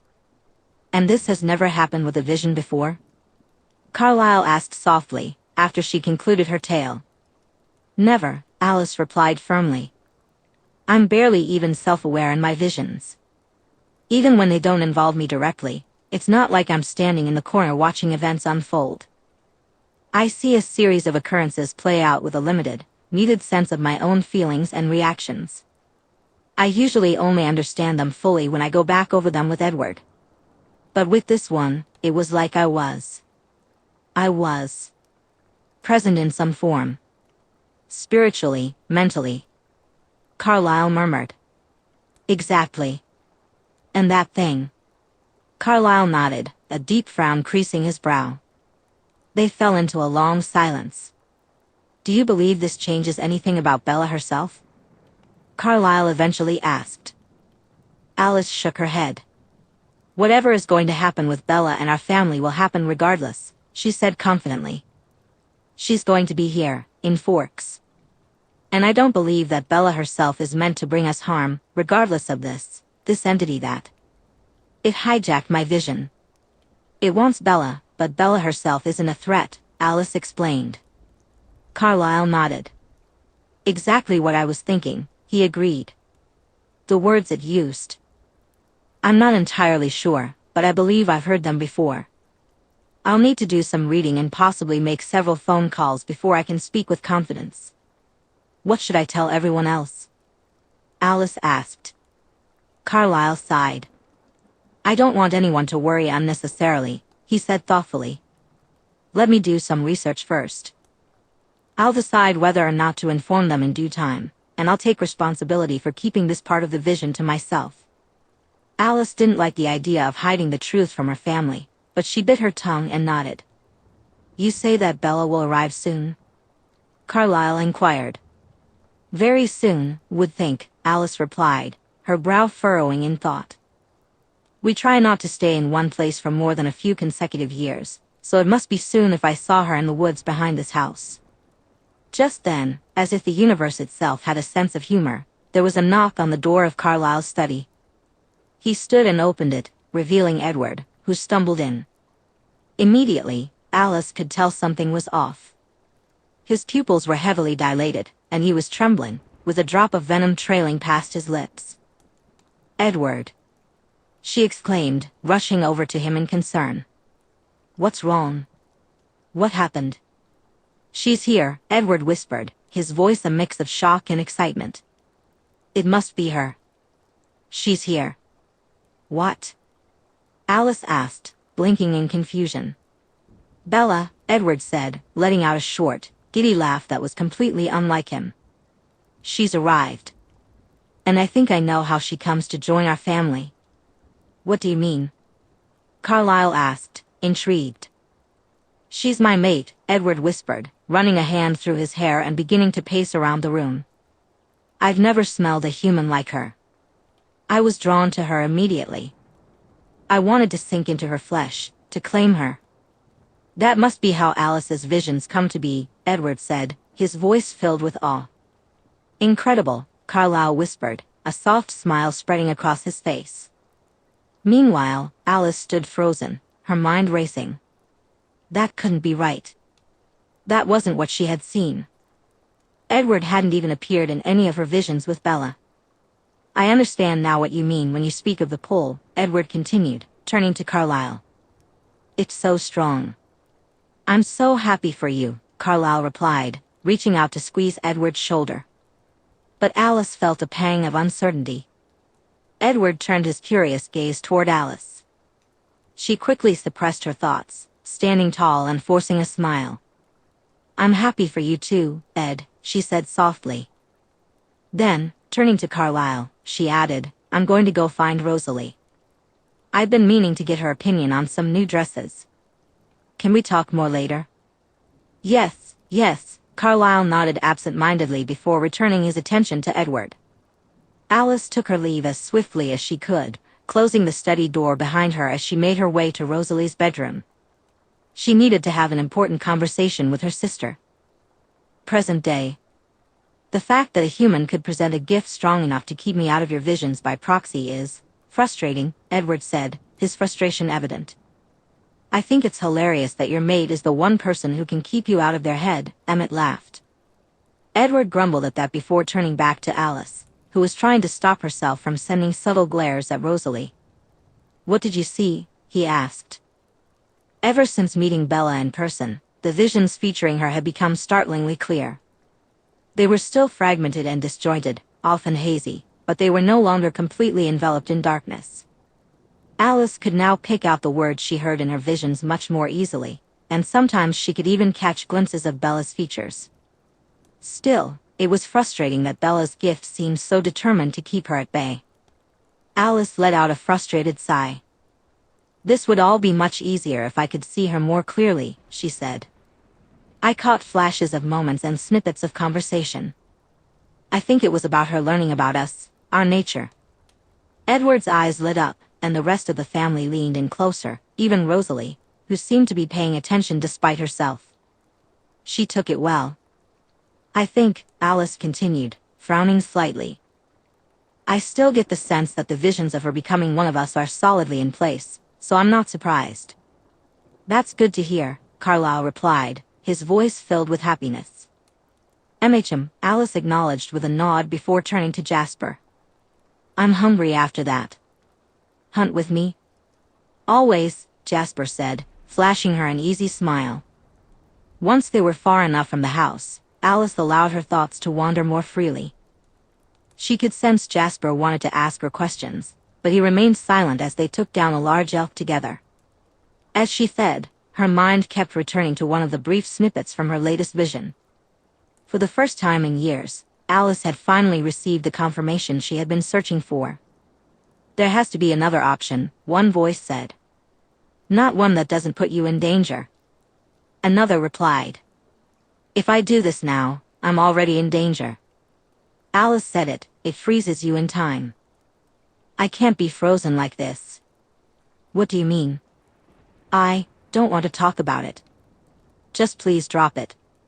We'll figure something else out." Alice has to be able to figure something else out. "I believe in her." That voice was definitely Bella. Alice recognized it from her visions, but since meeting her in person, everything about Bella had become so much more tangible in her visions. Her voice stood out above all, while her physical features remained blurred and smeared. But the other voice confirmed something Alice had already suspected and kept secret. It confirmed that Edward was either lying or mistaken, and she knew that neither option would spare her family from the consequences. Alice felt the weight of inevitable pain looming over the events they would soon set in motion. This time, the other voice belonged to someone more familiar, a striking figure with long, blonde hair and an incandescent beauty. It was a voice Alice recognized from a vision she had with Bella years ago, and deep down, she knew she would hear it again. The familiarity left her feeling utterly powerless to change the turmoil that awaited them all. "All right. I'll let it rest for now," the voice said. "Thank you," Alice replied. "I'm sorry for being pushy. It's not like me. I'm just scared. You know it's because I care about you, right?" "I know. I also understand it was hard for you to admit that. I really appreciate it. I care about you too." "Good. As long as you know. And yes, it was quite difficult, so thank you for noticing." "You're ridiculous," Alice teased. "I am not. It just took a significant amount of effort and nonsense for us to get here, and I don't want to see it all wasted." "Yeah. Neither do I. We'll figure it all out. Together. Together. I like the sound of that. Thanks, Rosalie." Chapter 5. What am I doing here, and why am I like this? I'm doing my best to stay calm in crisis. Bella had managed to dodge Alice's dinner invitation for 2 weekends in a row. But as the winter chill began to settle and during the second to last week of November, she finally ran out of excuses and agreed to go. The final straw was when Charlie asked her if she had any plans for the weekend. When she mentioned that Alice Cullen had invited her to dinner a few weeks ago but wasn't sure if she would attend, Charlie looked at her with that concerned dad face and asked why not. She struggled to come up with a good answer that wouldn't make her feel bad. When she replied with, "I don't know," Charlie let out a small huff. "You know, you can't make friends if you don't put yourself out there a little bit. Billy and I didn't become lifelong friends by just chatting a little here and there." Bella was reminded of her therapist and suddenly felt the pressure from both sides. Charlie's slight frown and the disappointed expression of her therapist in her mind told her that dodging Alice's invitation was definitely not giving Forbes a real chance. She looked at Charlie and begrudgingly acknowledged he had a point. While cooking dinner for herself and Charlie, she decided to text Alice. "Bella, 4:54 p.m., okay. I'll come." "What time?" Alice, 4:54 p.m., excellent. I knew you'd come around. Any time after 6 is good. Bella, 4:56 p.m., how do you always reply to me right after I message you? It's like you know I'm going to text you. Alice, 4:56 p.m., because I do. I have a secret. I can actually see the future. I know exactly when you're going to text me every time. Bella, 5:0 p.m., lol, okay sure. Pull the other one, it has bells. You're definitely not. Just sitting by your phone, waiting for my text like some kind of human puppy hybrid, Bella teased. Alice replied, I wouldn't lie to you. And hey, I'm not that desperate. Am I? Bella laughed. I'm just messing with you. It's actually kind of nice having someone be this excited to talk to you. And okay, little Miss Fortune Teller, if you're not lying to me, what's the weather going to be like when I come over for dinner? Alice responded eagerly, I am very excited to talk to you. You're a delight to converse with. And my crystal ball says it will be bright and sunny. Ah, thanks, Alice. Oh, so I'll actually get to see you in the sunlight for once? We've been friends for like a month, and I don't think I've seen a single ray of sunlight touch your skin. You must be severely vitamin D deficient. Alice shot back, I get a perfectly satisfactory amount of sunlight, thank you very much. Our father just likes taking us camping and hiking when the weather is good, since we don't get much good weather in Washington. Is that why you missed school on the, 3 days of sun we actually had? Your dad just pulled you out for the day? Bella asked, curious. Yup. There are a few hiking trails nearby that we're partial to. Maybe I'll take you with us someday, Alice suggested playfully. Or maybe Rosalie will invite you. Does your sister know you're flirting with me for her? Bella inquired. Alice replied, she does not, no. Bella raised an eyebrow. Uh-huh. And do we think she would approve? Alice chuckled. She would not, no. Bella paused for a moment, then said, so. I'm not stopping, Bella said with a playful determination. Worth a shot, LOL. Can you at least refrain from doing this when I'm over? I'd like to keep my ability to speak when I meet your family, Bella continued. Oh, I won't make a peep about it. But not because you asked, Alice replied, a teasing tone in her voice. It's because you're afraid of Rosalie, isn't it? Bella teased. It is because I am afraid of Rosalie, yes, Alice admitted. The worst you'll do is stop talking to me for the day if I tease you too much. Rosalie might actually hit me. Or she might set my closet on fire, Alice added dramatically. The horror. Bella exclaimed. I can hear the sarcasm in your text. It would be horrifying. Do you have any idea how many one-of-a-kind pieces of clothing I own? Alice shot back. I'm going to guess it's a bit north of way too many for one person to reasonably own, Bella replied with a smirk. I am going to ignore that comment and pretend you gave a real guess. For your information, the current number sits at 137, Alice said proudly. Alice? Bella asked, her tone incredulous. Yes? Alice replied. That is so far north of way too many that I think you're in the Arctic of owning clothes. Actually, I think you might have looped all the way around. Somehow, Bella said, laughing. I do not have to take this abuse from somebody who thinks the peak of fashion is a ratty t-shirt and jeans. I am going to ignore you for the rest of the night. Alice declared, pretending to be offended. LMAO. I have homework to do anyway. I'll see you tomorrow at school, weirdo, Bella said, wrapping up their conversation. See you tomorrow. Alice replied cheerfully. Bella paused, wondering, what happened? Alice teased, so, you're just going to ignore me, P. Oh, right. You didn't see that, Alice replied. Uh-huh. Good night, Alice, Bella said at 7 p.m. After a moment, Bella chuckled, setting her phone down and pulling out her math homework.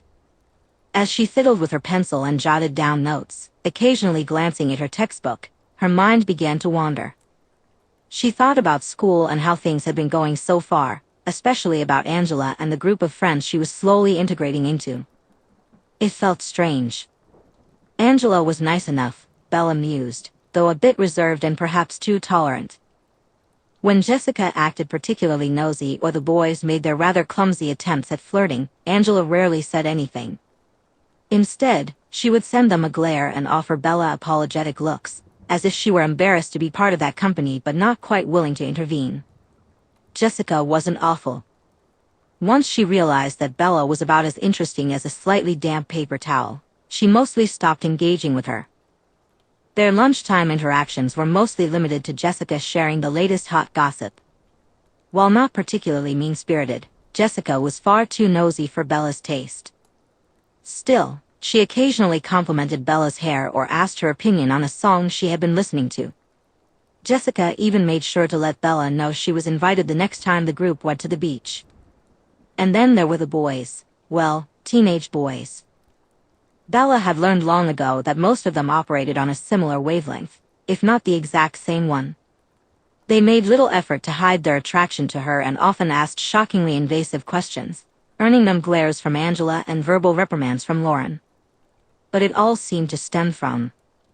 Bella observed the typical bullheadedness and lack of emotional awareness that seemed to infect all the teenage boys she had ever encountered.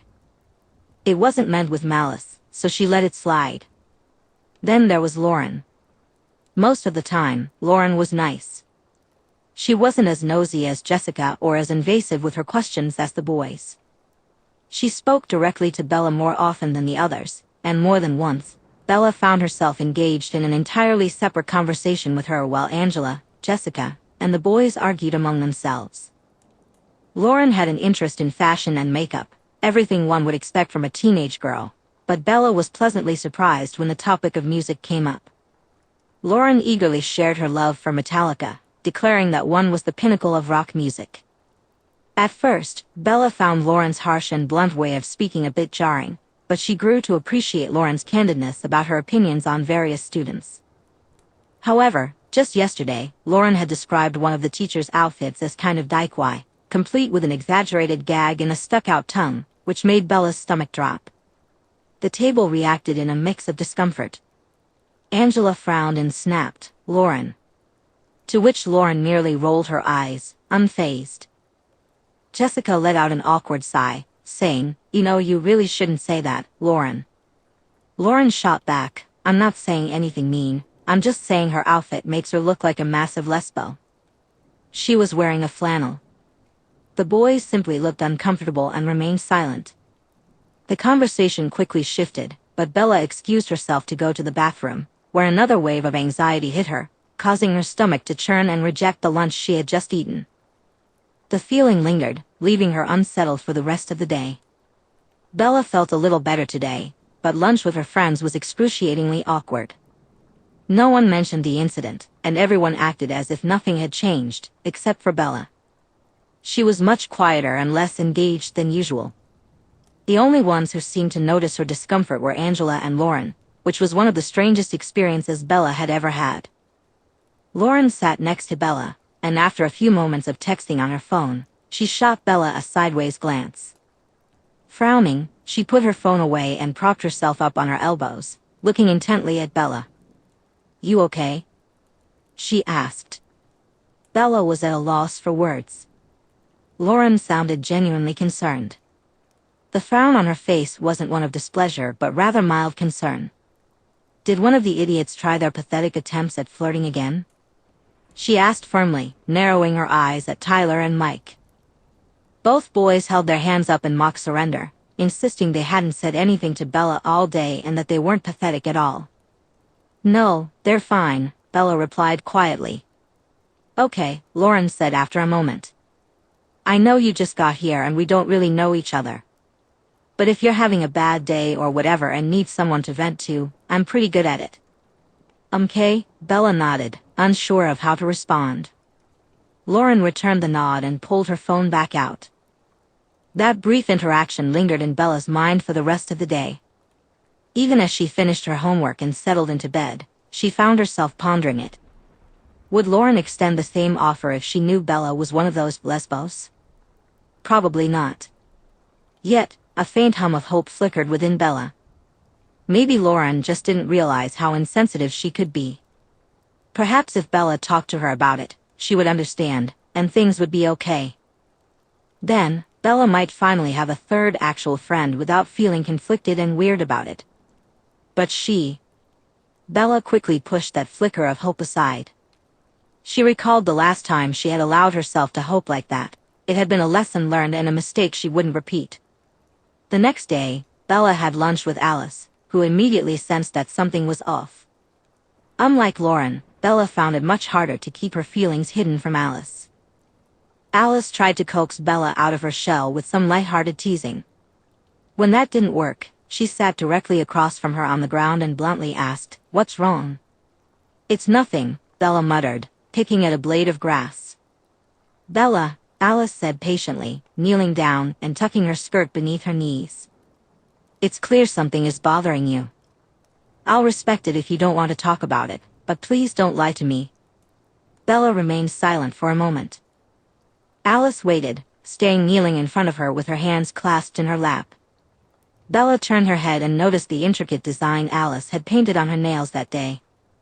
She traced the little lines and swirls with her eyes for several minutes before finally speaking, her voice so soft it was almost carried away by the breeze. "Sometimes I wonder if I'm ever going to be safe," she said, pulling her knees up and wrapping her arms around them. It's not like I'd planned to have some massive coming out moment at school. Honestly, I'd be happy graduating with everyone thinking I'm straight and just can't get a boyfriend. What happened? Alice asked gently. Nothing I haven't dealt with before, Bella sighed. Lauren called one of the teachers a dyke because she was wearing a flannel. Not in a super derogatory way, though, more in up and not around my kids kind of way, you know what I mean? But she's also one of the only people in this school who seems to actually care about me so far, and I feel. Bella felt a whirlwind of emotions, grappling with uncertainty and wondering if her friend would treat her differently if she knew the truth. Was Alice actually homophobic, or simply unaware? Did Bella have a responsibility to confront this, or should she just ride it out and keep her distance? Was she a bad friend for not giving Alice a chance to improve, or was her priority to protect herself? Realizing she was getting lost in her thoughts, Bella paused.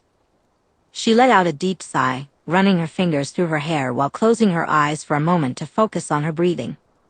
Gradually, her heart rate slowed, and the tension in her neck eased. Alice frowned, lightly flexing her fingers. "I'm sorry," she said quietly. "'Swhatever," Bella shrugged. "I mean, if you're bi, I guess you've faced the same stuff." "You could say that, yes," Alice replied softly. "If it's okay for me to ask, am I the only one who knows about you?" "Charlie knows," Bella said absently. "Well, and Renee and Phil, but they're back in Phoenix. I haven't heard from them since I got here, except for when Phil sent me a picture of him and Renee in front of some tourist trap in Boston. Renee used his phone to text me." Bella coughed and pulled out her phone, opening the text to read aloud. "Oh my God, Bella, you wouldn't believe how nice Boston is. I can't believe we never went before. Did you know that people in Boston actually talk like that? We went to a deli for lunch today, and the guy behind the counter sounded like he was out of a movie." Bella paused for a moment before turning off her phone and slipping it back into her pocket. "I told her, sounds great, glad you're doing well, and the only reply I got was from Phil, who said not to worry and that he was taking care of my mom. So, yeah. That should give you enough context to know whether or not it matters that they know I'm gay." Alice fiddled with her skirt, absorbing Bella's words. "I've decided I'm not particularly fond of your mother," Alice declared. "You can have mine if you want."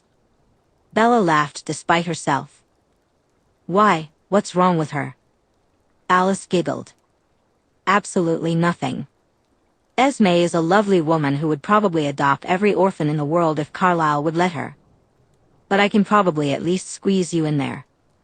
Want to get married, make it official?" Bella joked. Alice hummed, tapping her finger to her chin as she pretended to seriously consider the idea. "What exactly are you bringing to this marriage?"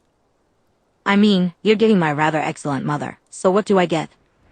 "I'll have you know I'd make an exceptional housewife," Bella said firmly. "I can cook, and I know how to get every stain out of every kind of clothing. Provided it's fresh. Even if it isn't fresh, I can sometimes salvage it." "Oh, tempting," Alice giggled. "You'll have to break the news to Jasper, though." "Oh, that's my job. You can't tell your boyfriend you're a married woman on your own? You need your wife to do it?" Bella groaned. "He does really good puppy eyes. I know he doesn't look the type, but it's quite impossible for me to say no to him when he makes that one face," Alice sighed in faux exasperation. "It'd never work if I do it." Bella laughed again, and the two fell into a comfortable silence. After a few moments, Bella's voice turned quiet and vulnerable. "You really think your family will be okay with me? I mean, you talk all the time about how private they are, and sometimes in the cafeteria, I think some of them stare at me. I can never tell if they want to gut me or say hello. And they'll be okay with, like, you know? I mean, I have been talking about you rather extensively since inviting you to dinner," Alice replied. "They're quite eager to meet you, actually. As for the issue of your orientation..." Bella felt herself tensing slightly as Alice trailed off. "I don't like speaking ill of my family, you understand?" Alice said gently. Bella nodded. "Most of them will be fine." My parents, in particular, are a little old-fashioned, so they might be a bit caught off guard about it, but they accept it just fine. Jasper is very supportive of me, and I have no doubt that support would extend to you. Emmett, quite frankly, won't care at all and will be far more interested in your potential interest or skill in Mario Kart. I like Mario Kart, Bella chuckled. Then Emmett will adore you, Alice said, flashing a grin. But then her expression turned pensive. What about your other two siblings? Rosalie and, Edward? Bella asked. I think Rose will be fine, Alice replied with a nod. Honestly, I doubt you'll even meet her right away. She's the most introverted person I've ever met. Jasper might not talk very much, but he enjoys socializing. I think Rose would be quite happy as a hermit as long as she had a steady supply of cars to tinker with and books to read. She likes cars? Bella asked. Alice smirked slightly. She does. She has several in the garage right now. It's the one thing she'll talk your ear off about if you let her, and then she'll wonder why we always get her automotive-related gifts, Alice snorted. She claims we just don't think she has any other hobbies. I would love to know more about her other interests, but the only thing she ever wants to discuss at length is cars. That's funny, Bella said with a smile. And, Edward? Alice frowned, and Bella felt her heart race a little with anxiety. I love my brother, Alice said carefully. But it would be irresponsible of me not to warn you that he is the most likely to respond negatively to your expression of identity. Okay. Bella said slowly. He's not going to hurt you, Alice said quickly. But, well, he might say things. Things like? Bella prompted gently. He might ask you. If you're sure, he'll probably say things like, maybe you just haven't found the right man, the usual nonsense, Alice grumbled. At worst, he might get a bit preachy and religious, talking about how he believes marriage should be between a man and a woman. He won't hold any disdain for you personally, but he'll express significant worry over the safety of your eternal soul. Bella made several faces while Alice spoke, each one more disgusted and irritated than the last. Okay. So EW, and you wow, she said, shuddering lightly. I guess that's not the worst thing ever, as long as he isn't too up in my business about it. Alice frowned. That's exactly my worry, unfortunately, she replied. To be completely honest, he's why I haven't pushed harder to introduce you to my family sooner. Edward is, most of the time, he's great. We play chess together, we have similar interests, and he's actually quite insightful and fun to talk to. Alice sighed in mild frustration. But he's also one of the most stubborn idiots I've ever known. If he gets an idea stuck in his head, it's very difficult to change his mind. I'm really concerned that when he finds out you're gay, he'll be stupid about it and try to make you into some sort of project. Then I'll have to intervene, and he'll get upset. Because he's upset, Carlisle and Esme will get upset, and then everyone will be upset, leaving you stuck in the middle. I really don't want to put you through that. But I also want to stop keeping you at arm's length from the rest of my family just because my brother sometimes uses his rear end as a hat. Bella blinked in surprise and coughed. Alice looked a bit awkward and bashful, as if she had said more than she intended to. She cleared her throat lightly. I hope this doesn't discourage you from being my friend, Alice said meekly. If I could change my brother, I would.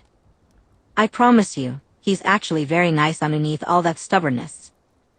I hope he'll come around eventually, but I'd understand if you don't want to deal with that. For a few moments, the two girls sat in silence. Bella turned Alice's words over and over in her mind before eventually coming to a decision. Carefully, she shifted her position, scooted closer, and gently put an arm around Alice's shoulders. Even through her clothes, Bella could tell Alice was freezing. She was so surprised by how cold she was, without even shivering, that she almost forgot what she was about to say. But she quickly gathered her thoughts and spoke up. We can't help who we're related to, Bella said with a sigh, thinking of her own mother. I know you're adopted, but the premise still applies. I'm not going to ditch you because your brother can be a jerk sometimes. However, I will retain the right to kick him in the nuts if he ever gets too gross about it. Alice laughed and leaned into Bella's side with a small hum of contentment. Trust me, if he ever oversteps too much, I'll do the kicking for you. He's my brother, so I have dibs. Well, isn't he my brother-in-law now? That means we have equal dibs, Bella chuckled. Oh right, of course. But he was my brother first, so my dibs are a little more equal than yours, you see, Alice giggled. Ah, invoking the seniority clause. I respect it, Bella said sagely. Then I shall let you have first nut-kicking dibs should Edward say anything particularly gross. Alice giggled again and lightly bumped Bella's shoulder with her head. They fell into a comfortable silence until the bell rang, signaling it was time to stand. Bella stretched out her joints with a loud groan. Hey, she called out as Alice turned to head toward her own class. Alice looked back at her with a curious expression. Thanks. For listening to. Alice smiled and said, You don't need to thank me for that. You're my friend, Bella. Is it kind of sad that you're basically the best friend I've ever had? Bella asked, her half-smile a bit awkward as she rocked back and forth on her heels. I've never really had anyone do that for me before. So. I feel like I do need to thank you, actually. Alice paused for a moment, then gently tapped Bella's nose with her finger. It is a little sad, I suppose, she murmured. But not because you're a sad person. It's sad because you're actually quite wonderful, and it's taken this long for people to figure that out. Aw, shucks, Bella replied, her cheeks warming. You're going to make me cry, you big softy. Well, we can't have that, Alice snickered.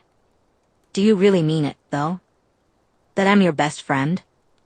Bella shrugged. I mean, I think you've got the position more by default than by selection, but I'm pretty confident in saying that if this friendship keeps trending the way it has been, you'll probably have it locked up for a while. I'll take it. Alice declared, clapping her hands and grinning widely. You should get to class, Bella. Take care for the rest of the day, all right? I'll see you tomorrow for dinner. Yeah. Wait, aren't you going to class too? Bella asked, frowning. Oh, no. My family left just before lunch. I stayed to eat and chat with you, but everyone else took off. Carlisle is taking us, somewhere. I don't remember. But he got permission to take us out right before lunch, Alice said, bouncing a little on her heels. Man, I wish my dad was rich, Bella whined. Your life sounds so cool. Alice laughed and playfully pushed Bella down the hall. Go to class.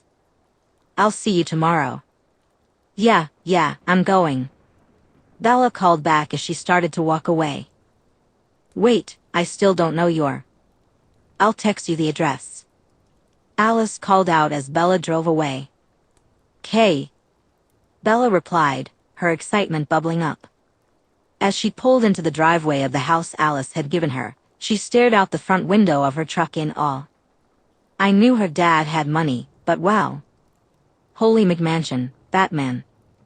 The house was absolutely massive, and calling it just a house didn't seem to do it justice. It was enormous. Even in the dark, Bella could make out at least one outbuilding not too far from the main property. She turned off the engine and stepped gingerly out of her truck, pulling her hoodie over her head. An experimental exhale released a slight cloud of vapor, and she shivered, her nose tingling from the evening chill. As Bella approached the front door, she hesitated between knocking or looking for a doorbell when the door swung open to reveal Alice, her face lit up with a beaming smile. Behind her stood a stunningly beautiful young woman with soft brown hair cascading in gentle curls down to her shoulders. Jesus, Alice, is your entire family made up of supermodels? Bella blurted out before she could stop herself, instantly wishing she could turn around and climb back into her truck. Alice erupted in laughter, and the woman standing with her smiled warmly, gently pulling Alice aside and beckoning Bella to come inside. Thank you very much, sweetheart. I'll take that as the compliment it was intended to be, the woman chuckled. I'm Esme Cullen. It's a delight to meet you. Bella took Esme's outstretched hand and shook it, her cheeks flushing with embarrassment. "It's nice to meet you too, Mrs. Cullen. I've heard a lot about you and your family," she said politely. "Oh, please, call me Esme, darling," Esme replied as she ushered Bella inside. "Mrs. Cullen makes me feel old." Okay then. "Esme it is," Bella said, stepping into the warm glow of the house. "Wow," Bella said, gazing around the foyer with a slightly stunned expression. "You have a really nice home." "Thank you." Esme replied with a warm smile, placing a hand over her heart. "I did all the design work myself." "You did?" Bella exclaimed, her eyes widening. "Wow. You're incredibly talented." "Oh, stop it," Esme chided playfully as she led Bella further into the house, with Alice skipping happily behind them. "Alice didn't tell us you were such a charmer." "I'm not trying to be," Bella said awkwardly, glancing back at Alice with a pleading look. "I should inform your mother that Bella proposed to me yesterday," Alice said, mischief sparkling in her eyes. "Oh? Is that so?" Esme asked, narrowing her gaze at Bella. "It was a joke," Bella yelped. "We were just being funny." "Alice, you know it was just us joking around, right? So the idea of marrying my daughter is a joke to you?" Esme asked, placing a hand on her hip and raising an eyebrow. Bella made a strangled sound in her throat before turning to Alice. "Help," she whined. All right, Alice giggled, hopping up to Bella's side and linking her arm with Bella's. "We'll stop. You're just too easy to tease." Esme's face softened into an easy smile, and Bella felt her shoulders relax in relief. "You're such a brat sometimes," Bella whispered to Alice, nudging her with her hip. "Please." "You love me," Alice scoffed. "Not right now, I don't." "That was mean," Bella complained. "My nerves are already at an 11. "I'm sorry then," Alice said, gently bumping Bella with her head. "Forgive me?" "We'll see," Bella grumbled, reaching around to ruffle Alice's hair. Alice yelped and pulled away, pouting as she fixed her hair. "By the way, miss, I can see the future. I didn't see the sun at all today, and it actually got dark early." "What's up with that?" "I was promised a bright and sunny day," Alice exclaimed, playfully poking the side of her head and sticking her tongue out. "Oops. Silly me. I guess it just wasn't working properly." Bella let out a light snort and shook her head. "Yeah, or maybe it's just tuned specifically to when I text you," she replied with a wry chuckle. Alice made a playful noise and lightly shoved her. Esme then led Bella into the living room, where two other Cullens were engrossed in their own activities. Jasper Hale sat in an armchair, watching Emmett Cullen play a video game while offering commentary every time Emmett's character met an untimely end. Emmett, seated on the floor with his face just inches from the television, held the controller that looked tiny in his large hands, his expression scrunched up in concentration. The game on the screen was some sort of action shooting title, and he was intensely focused on mowing down a colorful array of aliens. "You should probably run away from the grenades," Jasper remarked as Emmett's character flew across the screen in a ragdoll animation. "Oh, you think?" Emmett grumbled in response. "Yeah, it would probably help you die less," Jasper said, nodding sagely. "Fuck you, Jasper." "Emmett. Language." Esme scolded, though a hint of amusement danced in her eyes. Emmett turned around, his expression brightening as he spotted Bella. "Hey. You're the girl," he exclaimed, pointing at her triumphantly. Bella froze, wide-eyed. "Huh. You know. The girl. The famous Bella," Emmett said, still grinning. Bella slowly turned to Alice, who suddenly found the ceiling incredibly interesting. "Exactly how much did you say you talked about me?" Bella asked, her voice laced with curiosity. Sorry, I don't know what you're talking about," Alice deflected, bouncing on her heels. "Hey, look over there." She pointed at something across the room and attempted to run away, but Bella just stood there, staring at her. Clearing her throat awkwardly, Alice paused, realizing she couldn't escape that easily. Alice stood up straight and said, "You were supposed to look away. How much have you been talking about me? Why is your brother calling me the famous Bella?" Jasper, standing nearby, commented with a chuckle, "She's basically been babbling about you non-stop for a while now." He walked over to Alice, placed his hands on her shoulders, and gently rubbed her with his thumbs, looking down at her fondly. "It's amusing. You'd think she'd never had a friend before." "Jasper," Alice whined, "you're embarrassing me." "Jasper Hale, by the way." "Pleasure to meet you," he introduced himself, not offering his hand. Instead, he positioned Alice slightly between himself and Bella, but his voice was warm and welcoming, carrying a soft hint of a southern drawl. "I've heard a lot about you," Bella said, nodding. "It's nice to finally meet you properly." "Emmacham." "I hear you're trying to steal my girl from me," Jasper replied wryly. Bella put her face in her hands and groaned, "I'm going to regret that stupid joke for the rest of my life, aren't I?" Alice and Jasper laughed for a moment before Bella pulled her hands away and turned to greet the other Cullen in the room. "Anyway, yes, I'm Bella. You're Emmett, right?" she asked, extending her hand. "Yeah. It's so cool to finally meet you. I mean, I'd been wanting to say hi for weeks, but Alice wouldn't let me," Emmett said casually, reaching out to shake Bella's hand. Bella stared blankly as his entire hand practically enveloped hers. She could tell from the handshake that if he wanted to, he could probably break every bone in her hand. "Well, you can say hi to me anytime you like." "Despite what she seems to believe, Alice doesn't own me," Bella chuckled. "Do too. I have dibs," Alice chirped. "You can't have dibs on a person, Alice," Jasper said patiently. "Can too. I also have dibs." "On you," Alice retorted. "That I'm okay with," Jasper chuckled. "You guys are gross," Emmett said, making a face. Then he turned to Bella and asked, "Do you like video games?" "I hear you're a Mario Kart sort of man," Bella replied. "I'll have you know I'm undefeated at Wario Stadium," Emmett boasted. He pumped his fist and hooped, hurrying back to the television to set up a different console. "I'm gonna smear you across the dirt," he declared confidently as he plugged in a few controllers. Bella glanced at Alice, who nodded happily and waved her away with her hands. "I've had you to myself for weeks," Alice said with an easy smile. "Socialize with my family if you want. That's the whole reason I invited you." "Yeah, okay. Wasn't I coming over for dinner though?" Bella asked, frowning. Alice and Jasper exchanged a quick look that Bella found a bit odd before they turned back to her. "We've got a pretty specialized diet," Alice explained awkwardly. "I invited you over for dinner because that's the normal thing to do, I suppose. I just want to hang out with you. We can definitely feed you if you're hungry, but we've already eaten." "Oh. That's fine," Bella said with a shrug. "I'll figure it out. You could have just said you wanted to hang out with me, though." "I know," Alice groaned.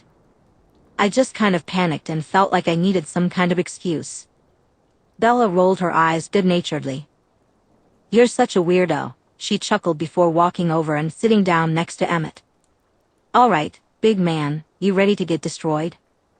I am the undisputed champion of Mario Kart in this household, and I will not be dethroned so easily," Emmett declared, pounding a fist on his chest a few times. Bella laughed as they started a race. As she thoroughly trounced Emmett over and over again, she felt her nerves slowly slipping away. Alice and Jasper were sitting on the couch. Bella cheered them on, while Alice enthusiastically joined her team, clapping every time Bella won a race or hit Emmett with an item. "You know, I feel like my support is a bit thin back there," Emmett complained. Jasper shrugged. "Do something worth cheering for, and maybe you'll get more enthusiasm," he said dryly. Emmett flipped him the bird just as Bella crossed the finish line in first place, earning another round of applause from Alice. "Yay! Good job, Bella," Alice exclaimed, bouncing on the couch and giggling. "Kick his butt." "You seem very invested in this," Bella commented. Emmett always beats me, so it's very satisfying to see him humbled, Alice replied. My own sister, Emmett groaned, clutching his heart dramatically. The betrayal. Alice stuck her tongue out and blew a raspberry at him. They were in the middle of their 7th race when Bella heard a door open.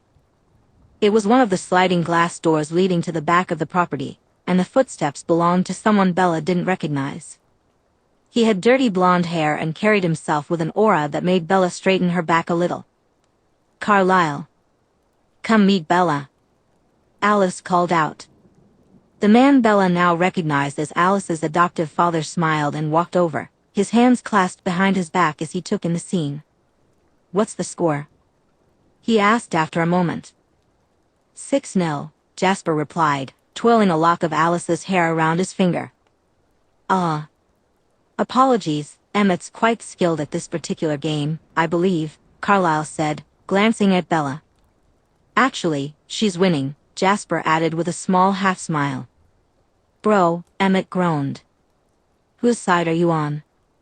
Yours by pity, Jasper replied easily. Ouch. Carlisle chuckled and took a few more steps toward Bella, who stood up and sat. He set the controller down and studied her for a moment. Bella felt as though he could see right through her. His eyes were a warm honey color, which struck her as unusual. Huh, Bella said, tilting her head slightly and glancing around the room. What's up? Alice asked. Just weird, Bella murmured, taking in the faces around her one by one. I thought, HM. You must be Bella, then, Carlisle said, extending his hand. Carlisle Cullen. This is my home and my family.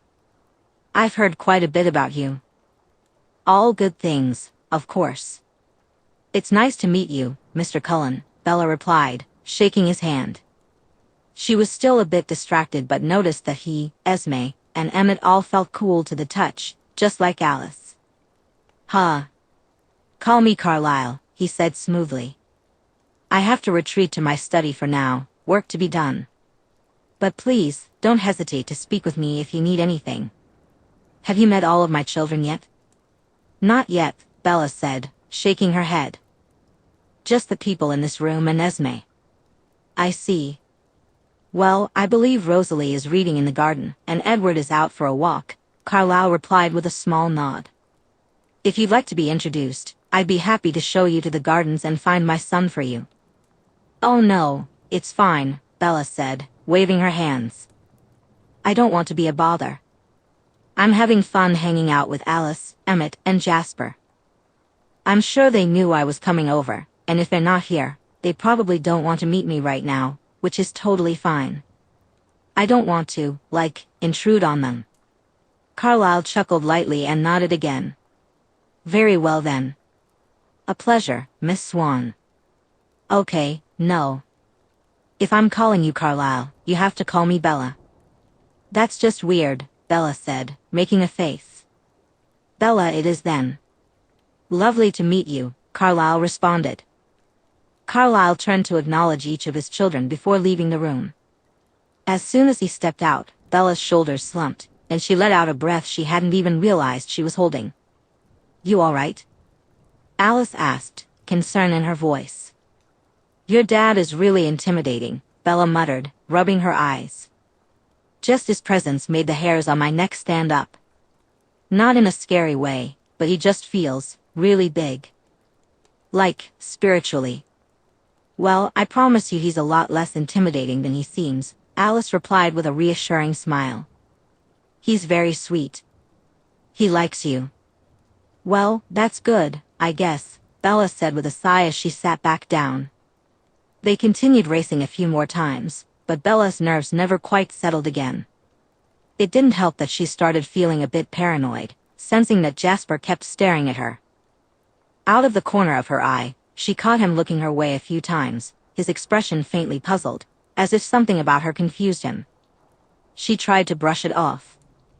There was probably a reasonable explanation for it. Maybe he had different expectations of who she would be and was trying to figure her out. Perhaps he was just a people watcher and did this with everyone. Or maybe he was worried she would try to steal Alice from him and was sizing up the competition. No. Bad Bella. Don't wind yourself up. He's been perfectly nice to you so far. Calm down. Eventually, Emmett grew tired of being smacked around and unceremoniously kicked Bella off his system, grumbling about needing to practice without it being completely demoralizing before she could play him again. Alice seized the moment to drag Bella up to her bedroom and show off her closet. After just one look, Bella was fully convinced she had been underselling how much clothing she owned before. As they sat on the floor of Alice's closet, Bella interrupted Alice's enthusiastic ramble about a one-of-a-kind jacket she had. Alice was showing off with a question. "Can I ask something that might sound really stupid?" She blinked and nodded. "Sure. What's up?" Bella frowned, trying to recall their earlier conversations. "You guys are all adopted, right?" "I didn't just imagine that." There was a brief pause before Alice responded, enough to make Bella feel that something was slightly off. "Yes, we are." "Why?" There's probably an explanation that doesn't involve some weird eugenics cult, but I have to ask," Bella said awkwardly, pausing several times before finally getting to the point. "Your eyes are literally all the same color. What gives? Does Carlisle only adopt kids with the same eye color as him and Esme? Because it's almost exactly the same. Would you believe me if I told you it was almost entirely coincidence?" Alice replied after a moment. "Maybe," Bella said, frowning. "Why?" "I mean, because it is," Alice answered. Bella studied her body language, sensing that something was off. Alarm bells rang in her mind, but she couldn't quite pinpoint why. She trusted Alice well enough and figured that if the Cullens were actually a secret death murder cult, she'd probably be dead by now. Still, something felt strange about this conversation, about the entire evening. "Carlisle and Esme don't specifically look for children with amber eyes," Alice said, her tone casual, but her posture suggested otherwise. She seemed a bit too stiff, her movements overly controlled. "We just all happen to have them. One of those funny little twists of fate." "Right. Yeah. Sorry, I was just really confused," Bella said, trying to dismiss her unease. She was just wired and anxious from meeting so many new people, that was all. It was a weird coincidence, but stranger things had probably happened. "It is a bit noticeable, isn't it?" Alice added. Alice smiled, and Bella had noticed that Alice had smiled quite a bit over the past month and a half. She had different smiles for various occasions, one when she rambled about something that excited her, another when she was feeling mischievous, and many more for different levels of happiness and excitement. Bella had grown accustomed to them all, so it was a bit jarring when Alice's latest smile was entirely new. It was almost too wide, not quite reaching her eyes. On a good day, Alice was hard to read, but today, her eyes lacked the familiar glimmer that accompanied her other smiles. "It's getting kind of late," Bella said quietly, pulling out her phone to check the time. "Is it?" "I must have lost track," Alice sighed. "I suppose you should be getting home then." "Yeah. Charlie might be worrying about me," Bella replied with an awkward chuckle. A few moments of silence passed before Alice spoke up. "Have I done something wrong?" she asked, her voice small. "I thought we were having fun." "You're fine," Bella said quickly. "I think I'm just tired. Meeting your family was a bit intense. It's been a while since I've met so many new people in such a short time and actually spent time with them outside of a single lunch period, you know? My brain is all wired and strung out, making me see shadows and stuff." "All right," Alice said quietly. "So we're okay?" "We're fine," Bella reassured her, standing up and gently squeezing Alice's shoulder. "I just need to go home and sleep, that's all." "Okay. I'll walk you to your truck," Alice offered. "I think I know the way back to the front door," Bella replied. "Sorry, I just need a mental reset, you know? It's been a bit of a week." "I understand," Alice said with a nod. "Still, I'll at least walk you downstairs, okay?" "All right," Bella agreed. Alice led Bella down the stairs. The house was eerily silent, and as they reached the bottom, Bella felt a shiver run down her spine. That unsettling sensation of being watched crept over her shoulders and neck again, prompting an involuntary shudder. "You all right?" Alice asked, her voice filled with concern. "Cold," Bella replied casually. "I'll be okay." "I'll see you Monday?" Alice inquired. "Yeah. Absolutely. Emmett and Jasper are more than welcome to say hi too, if they want." "Do you think your family likes me?" Bella asked, cringing slightly at her own question. Alice smiled warmly, and Bella felt a wave of relief wash over her as she recognized this as a genuine smile. "I think they were quite thoroughly charmed by you," Alice said confidently. "Cool," Bella said, feeling a bit lighter. "I'm gonna head home." "See you, Alice. Text me when you get home safe," Alice insisted before turning around and walking back up the stairs. "Sure thing," Bella murmured, watching Alice's retreating figure until she vanished into the upstairs hallway. Taking a deep breath, Bella started toward the front door. As she walked through the living room, she noticed someone standing by the sliding glass door, clearly having just come in from outside. "Oh. Hello. You must be Bella," Edward Cullen said, closing the door behind him. He regarded her with a curious expression, but didn't move closer. Bella felt frozen in place, her heart pounding in her chest. She couldn't pinpoint the source of her uneasiness, but she felt her palms begin to sweat. The back of her neck felt icy, and she fought the urge to swallow. Yeah. Hi. I was just leaving, sorry to bother you," Bella said quietly. Edward shook his head slowly. "You're not. I'm actually glad I caught you. I heard Alice invited you over tonight, but I was, unfortunately, otherwise occupied." His soft voice carried clearly across the room, almost melodic. Bella couldn't help but think that if she weren't so terrified, she might actually find it pretty. "Yeah, Carlisle said you were out for a walk," Bella replied, trying to will her feet to move again. She discreetly rubbed her palms on her jeans, attempting to calm herself. "There's a trail in the woods out back," Edward said casually, his eyes still locked onto Bella. "I could show you sometime, if you'd like. It's quite peaceful." "I'm good. Not really a woodsy person. I grew up mostly in the desert, you know," Bella said with an awkward chuckle. "Have you ever tried?" Edward asked, tilting his head slightly.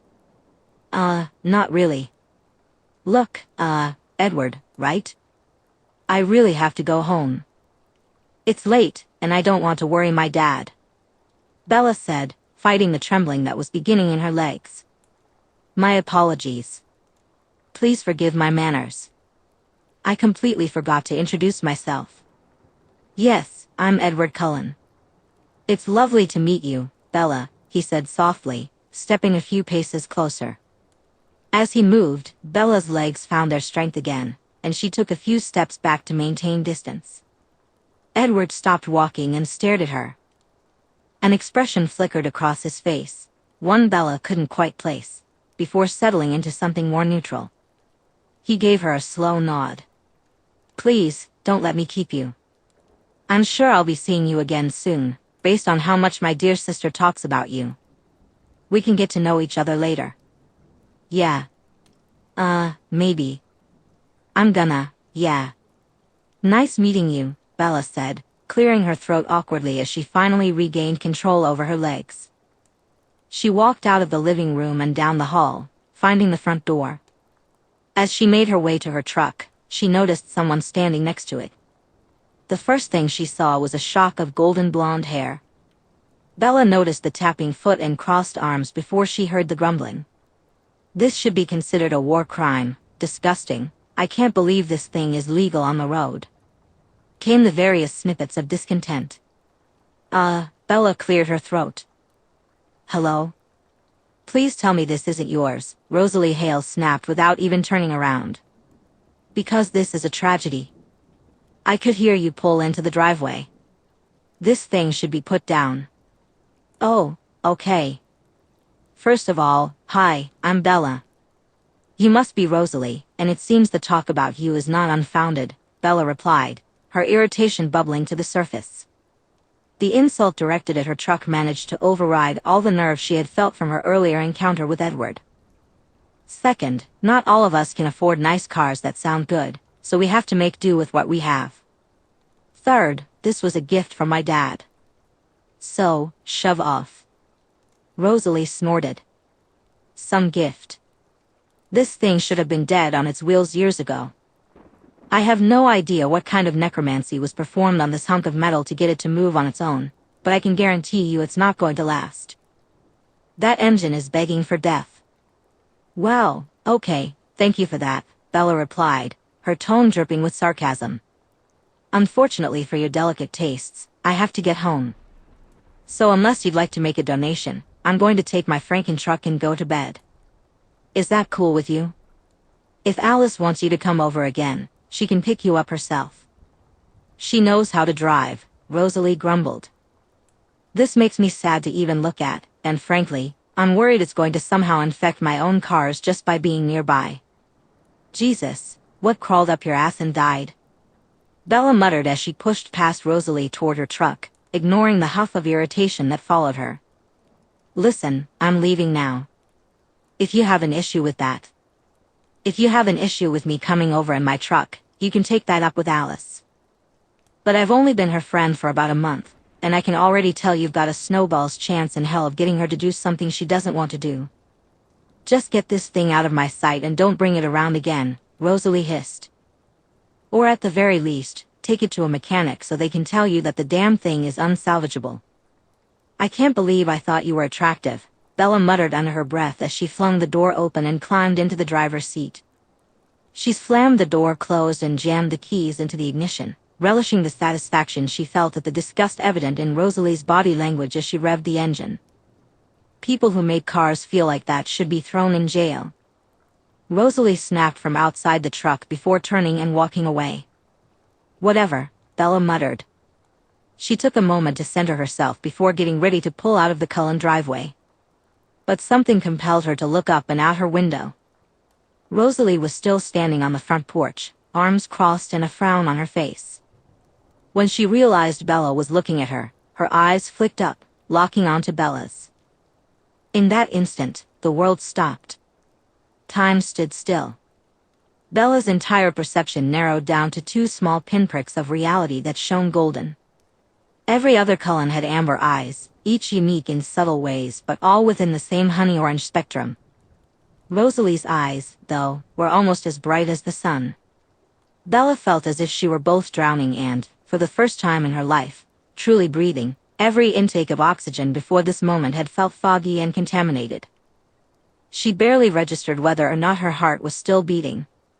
Everything around her felt irrelevant and incomplete, infinitely small and worthless compared to what was in front of her. Everything she knew was contained within that gaze. Within the two shards of pure gold that dominated her perception, everything felt alive. But in an instant, it was over. The spell broke, and Rosalie was gone. Bella found herself sitting in her truck, the engine idling, her hands gripping the wheel so tightly that her knuckles turned white. There was no sign of any Cullens outside, no indication that Rosalie had ever been there. Her heart raced, and it felt as if ice water had just been poured over her. Suddenly, her breathing came in gasps as she realized she hadn't taken a breath for several moments. Once the burning in her lungs subsided, Bella shook her head vigorously. What? She whispered, the hell? Chapter 6, So I'm waiting for the other foot to drop, and I'm waiting for the ringing in my head to stop. I think she can hear me now. It's a bit faster. You must have done something different this time. It's still weak. She can hear me, but nothing much past that. Yeah. Fingers crossed. Bella woke up with a pounding headache. Clutching her head and groaning, she tried to remember her dream.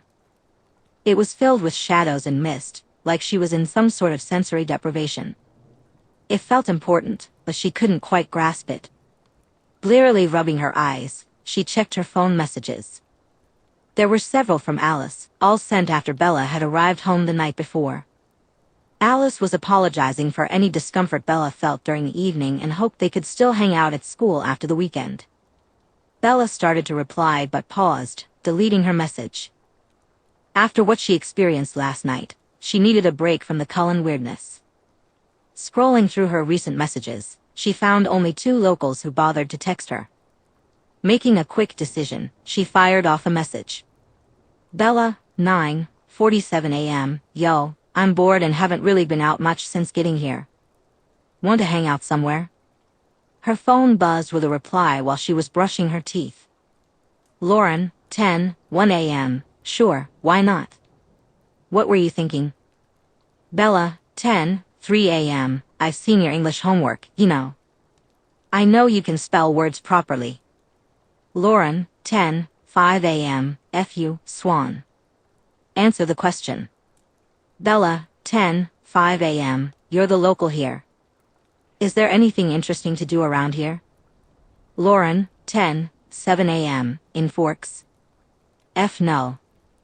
I can see if my mom will drive to Port Angeles, and we can hang at the mall maybe.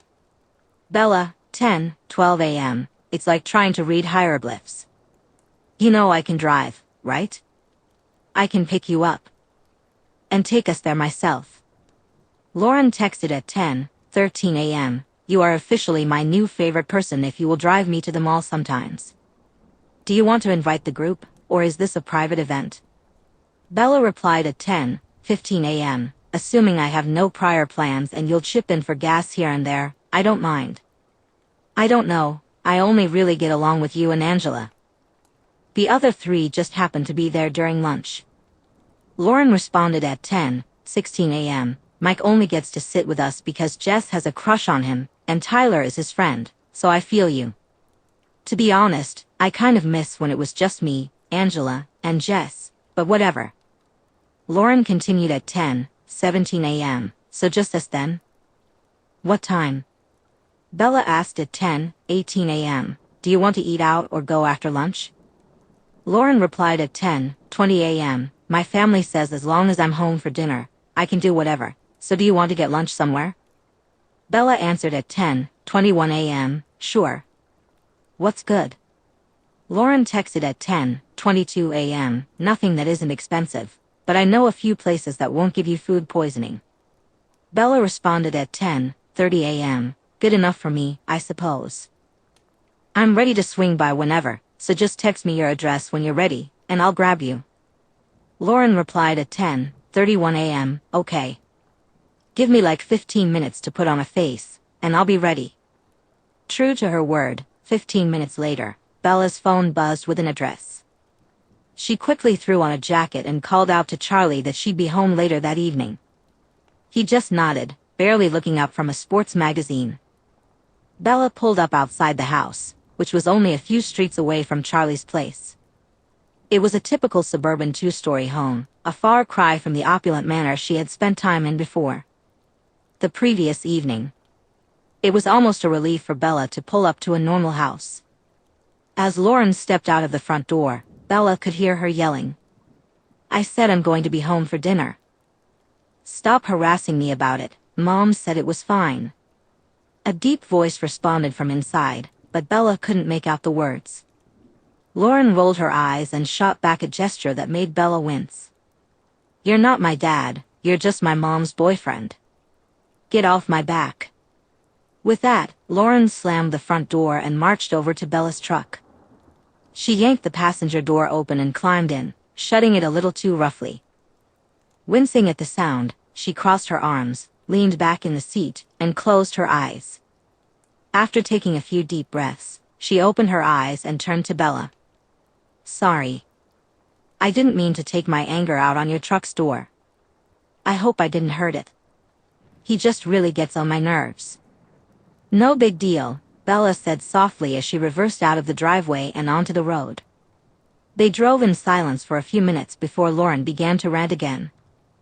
He thinks just because my mom lets him move in, he can boss me around. Absolutely not. He tried to lecture me about how I never spend time at home anymore, like he would even know. What a piece of work. Damn, Bella murmured sympathetically, grimacing. I'm sorry you have to deal with that. Yeah. Your parents are divorced, right? Lauren asked, her expression thoughtful. Yeah, Bella replied. Did either of them ever get a new girlfriend or boyfriend who tried to act all parental way too soon? Like they expect you to just kiss up to them because they're with your parent?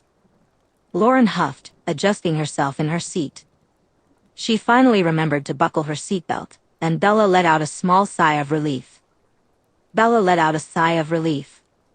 To be honest, I'm not really sure Charlie is aware that other women exist, she murmured. Lauren snorted in amusement. I can't believe you call your dad by his name. That's so weird. He lets you do that? Bella shrugged. I mean, I left Forks when I was, 8. I don't really remember much of my early childhood, so all I have are a few vague memories and the phone conversations we have once or twice a month. Calling him Dad would just feel strange at this point, I think. For both of us, actually. Huh. I couldn't imagine calling my mom Jennifer to her face, Lauren said, shuddering. What about your mom, then?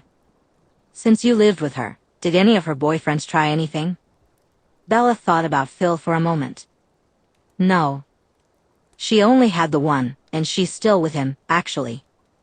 He was fine. I don't really know him very well, Bella replied. He's a baseball player. I think we had a conversation once where he told me he'd like to marry my mom one day and asked if I'd be open to thinking about him as another parent. But honestly, I don't remember what I told him.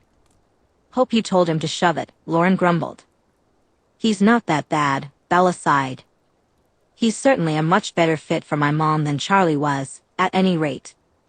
What is your mom like anyway?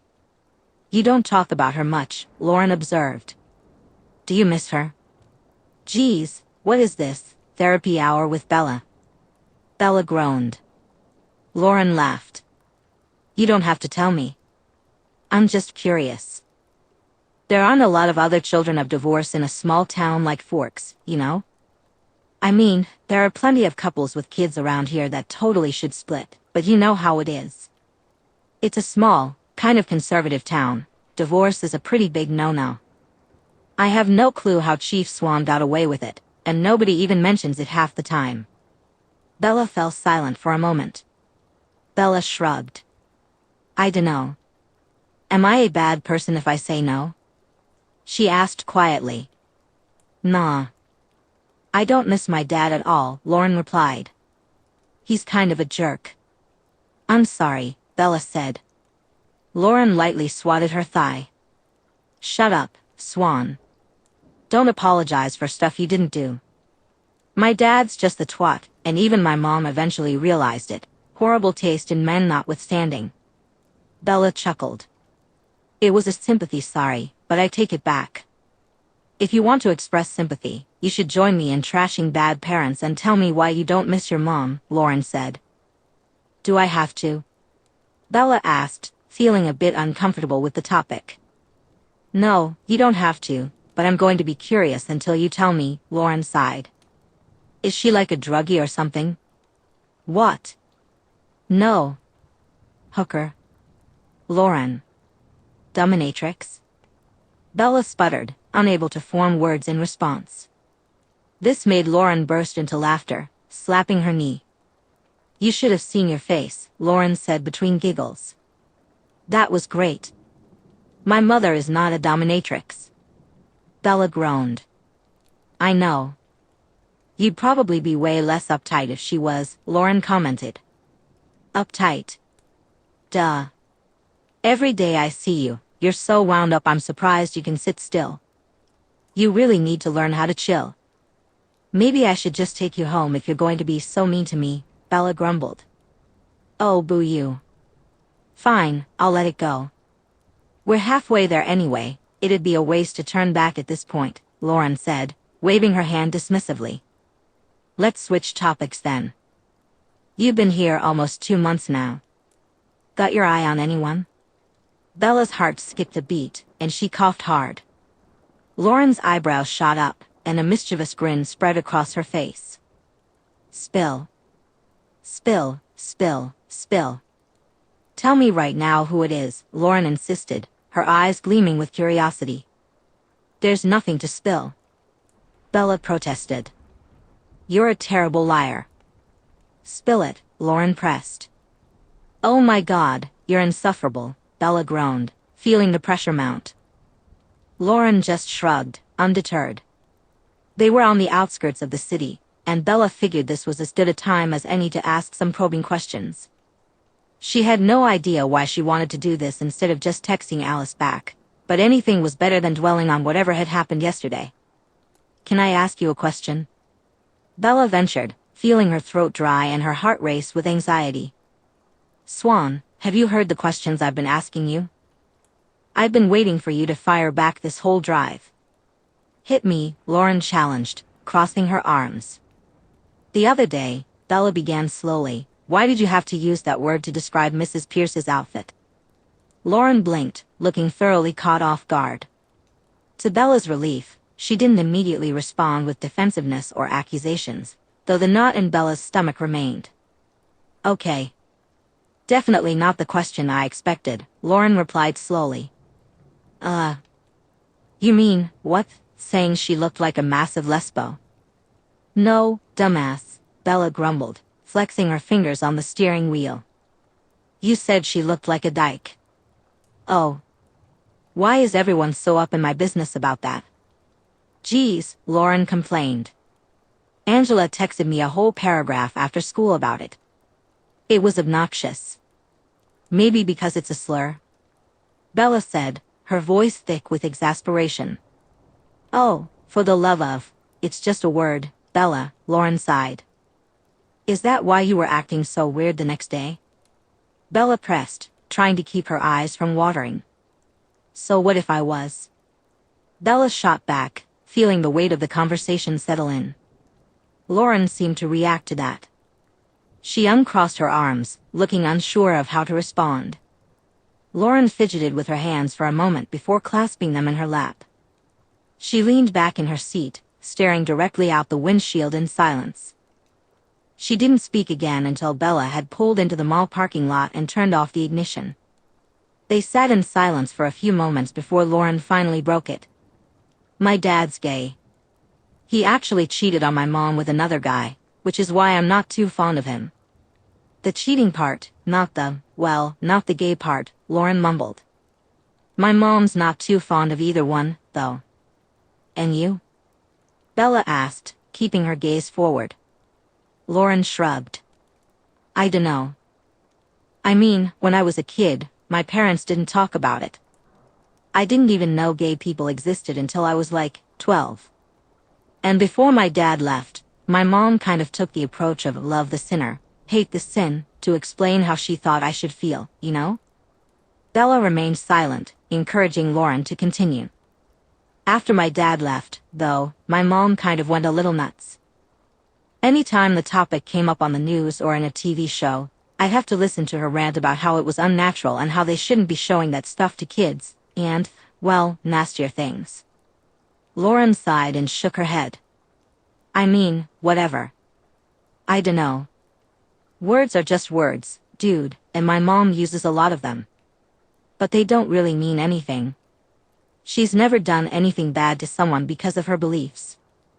Words do mean things, Lauren, Bella said quietly. When Lauren snorted, Bella turned to face her, staring her directly in the eye. I'm serious. Think about it for a second. What if that was you? What if you were gay? How do you think your mom would react to that, based on the words she says so often? Her voice grew firmer and louder. Lauren paused, frowning as she crossed her arms over her stomach. I dunno. I'm not, though. So, it doesn't matter, she muttered eventually.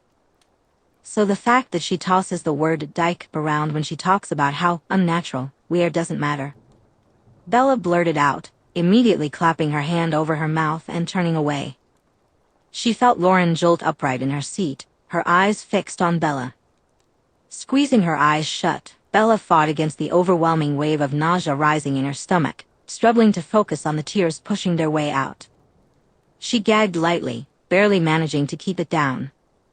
"Shit," she heard Lauren mutter, followed by the sound of movement in the truck.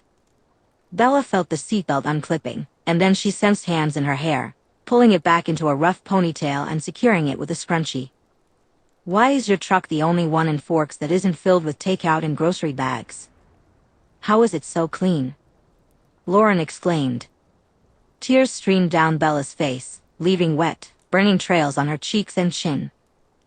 After a moment, Lauren stopped rustling around and felt the fabric of her sleeve brush against Bella's face, gently wiping away her tears.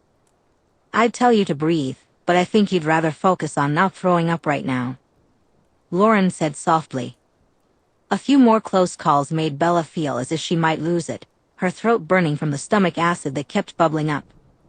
Tears continued to flow, and every minute or so, she felt Lauren's sleeve against her face. Finally, she was able to pull her hand away from her mouth, drawing her knees up to her chest and pressing her forehead against them, wrapping her arms around her calves. "Has the immediate threat of rebreakfast all over your truck passed?" Lauren asked. Bella gave a single, jerky nod. "Cool," Lauren replied. Bella sat awkwardly, her silence lingering for a few moments before Lauren broke it. "Look, Bella, I don't really know what to say. But I guess I'm sorry for upsetting you and all. I still think it's kind of silly to be that upset about words, but I don't know. I guess I get it. Yippee. Glad you think I'm stupid," Bella grumbled, burying her face in her legs. "That's not what I said, dumbass," Lauren snapped back. "You just called me a dumbass." "Yeah, because you were being a dumbass." "That's not what I meant." Lauren shot back. "I don't think you're stupid. I just thought, ugh, dude, I don't know. I came here expecting to go shopping with my new friend, not to be forced to think about the one parent I thought was cool." "Sorry," Bella replied automatically.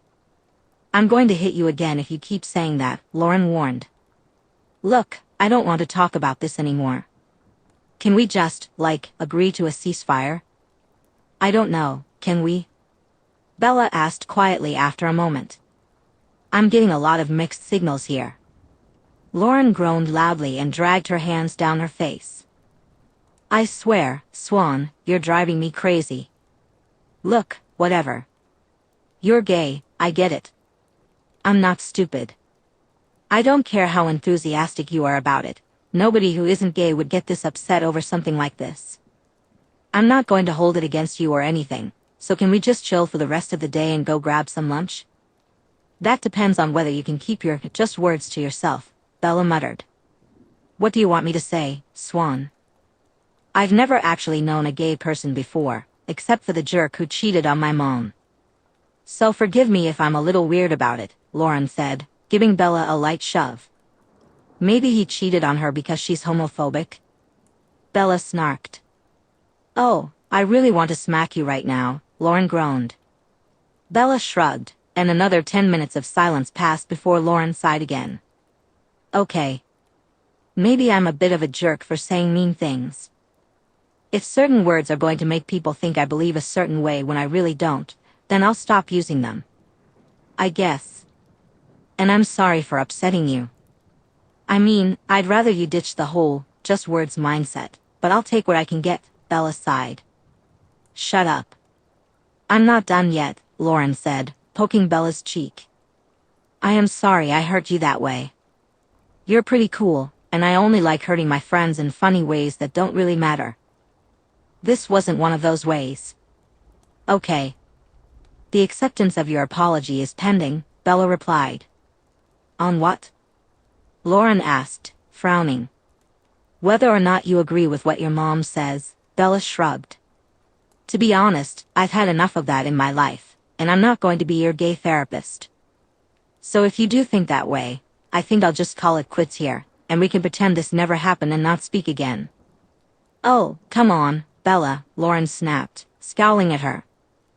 "Do you think that if I genuinely thought you were some unnatural affront to God, I'd be sitting here with your weepy self, apologizing and trying to make you feel better?" "Maybe," Bella replied with another shrug. "Jesus, you're damaged," Lauren grumbled. Well, for the record, I really don't. I think it's weird, and I can't even imagine doing it myself. But you can do whatever you want as long as you don't start hitting on me. Luckily for you, I'm not into catty people, Bella shot back. Who are you into, then? Lauren asked curiously. Is it that Cullen girl? The little one you always hang out with when you're not with us? Alice? Isn't she dating her brother? What? No. We're just friends. And can you please stop spreading that rumor? Bella exclaimed. All right, geez, don't bite my head off for asking a question, Lauren replied, her tone returning to its usual grumbling. And I'd love to stop if she would quit making those, come hither, eyes at him in the cafeteria. It's just weird, dude. Bella didn't have a solid comeback for that because, truth be told, Alice did make eyes at Jasper at school. All the time. Despite Bella telling her repeatedly that it wasn't helping with the rumors. That doesn't actually answer my question, by the way. What is your type? There's probably at least one other lesbian in Forks. Maybe even two, depending on how much you care about age gaps. You're already of age, so I guess it doesn't matter, Lauren said, frowning and tapping her chin thoughtfully. Okay, can you go back to being vaguely homophobic? I think I'd prefer that over you trying to set me up with someone's gay aunt, Bella said, making a disgusted face. See, that's exactly the wrong type of information to give me, because now I definitely have to do that, Lauren said with a mischievous grin. Bella smacked her forehead against the steering wheel and groaned. Why is my life nothing but suffering? How many puppies did I kick in a previous life to deserve this? Why does everyone I make friends with insist on being mean to me? Tough luck, Ellen. Now come on, I'm starving, Lauren said, patting Bella's back lightly before getting out of the truck. All right, I'm coming, Bella replied, unbuckling her seatbelt before fully processing what Lauren had just called her. Okay, absolutely not. We are not doing that nickname. To Bella's surprise, the rest of the day had gone well so far. Lauren had led her to a small hole-in-the-wall restaurant that served passable food. They grabbed sandwiches for lunch and then spent a couple of hours at the mall, where Bella found herself physically dragged from one clothing store to another. At first, it felt a bit odd to her. But then she noticed Lauren giving her a deliberate look before grabbing her wrist to pull her over to a rack of skirts. That's when Bella started to piece together what was happening. With Angela and Jessica, Lauren wasn't exactly the touchy-feely type, but she had no problem with light physical contact. She would smack their arms or drag them by the hand to show them something, small gestures of comfort and friendship that she was now deliberately extending to Bella. Lauren might be abrasive and catty, and clearly struggled to communicate her emotions coherently, but Bella felt a soft warmth in her core at this clear demonstration that Lauren didn't care about her orientation. She was going to treat Bella just like she treated Angela and Jessica. In fact, they ended up having such a good time that they completely lost track of time. They only realized it when Lauren glanced at her phone and went a little pale. I'm so dead, she whispered. What's up? Bella asked. Dude, it's 8 at night. I missed dinner by like 2 hours. My mom is going to bury me in the backyard. Lauren exclaimed, grimacing. Okay, let's wrap it up and get out of here, Bella said. They quickly gathered their things and made their way out of the mostly empty mall. There were still a few cars left in the parking lot, but it was quiet and felt deserted. As they walked back to the truck, tiredly chatting about something inconsequential, Bella suddenly felt a chill. The hairs on the back of her neck stood up, and she slowed her pace. Lauren looked confused as she matched her speed. Bella shifted the bag she was holding to her wrist, freeing up her hand to grab Lauren's forearm. Swan, what the? Shut up and keep moving, Bella urged. Keep walking, Bella whispered, glancing sideways. The guy on our left has been following us since we left Macy's. Who? Lauren began to turn her head but winced and hissed as Bella dug her fingernails into her arm. Don't look at him, you idiot. I don't want him to know we spotted him, Bella hissed urgently. Listen, we're only a few dozen feet away from the truck, and I don't think he knows which car is ours. We keep walking until we get as close as possible, and if things start to get dicey, we run. Drop whatever you need to. Understand? Yes, Lauren replied, matching Bella's actions by hanging the bags off her wrists so she could loop her arm around Bella's. Out of the corner of her eye, Bella noticed movement on the other side, and her heart began to race. Shit, she muttered. What now? Lauren hissed, her anxiety rising. I think there are two of them, Bella said quietly. Just keep walking. We're almost there. I'm going to freak out, Lauren groaned. Just keep walking. Everything's going to be okay, Bella reassured her. They were 8 cars away when everything started to unravel. Hey! You girls need a ride home, the first guy called out. They ignored him at first, but his second shout was more aggressive. Hey! You got a problem? Stuff it. Lauren shot back, and Bella winced, preparing to drop her things and run. But Lauren stood her ground, sending Bella's panic into overdrive and drowning out her logical thoughts. What was she doing? Sheesh, girl, I'm just trying to be friendly. Don't you want to make friends? The guy responded, quickening his pace. Hey, jerk, my friend's dad is the Forks chief of police, so you should really back off, Lauren retorted.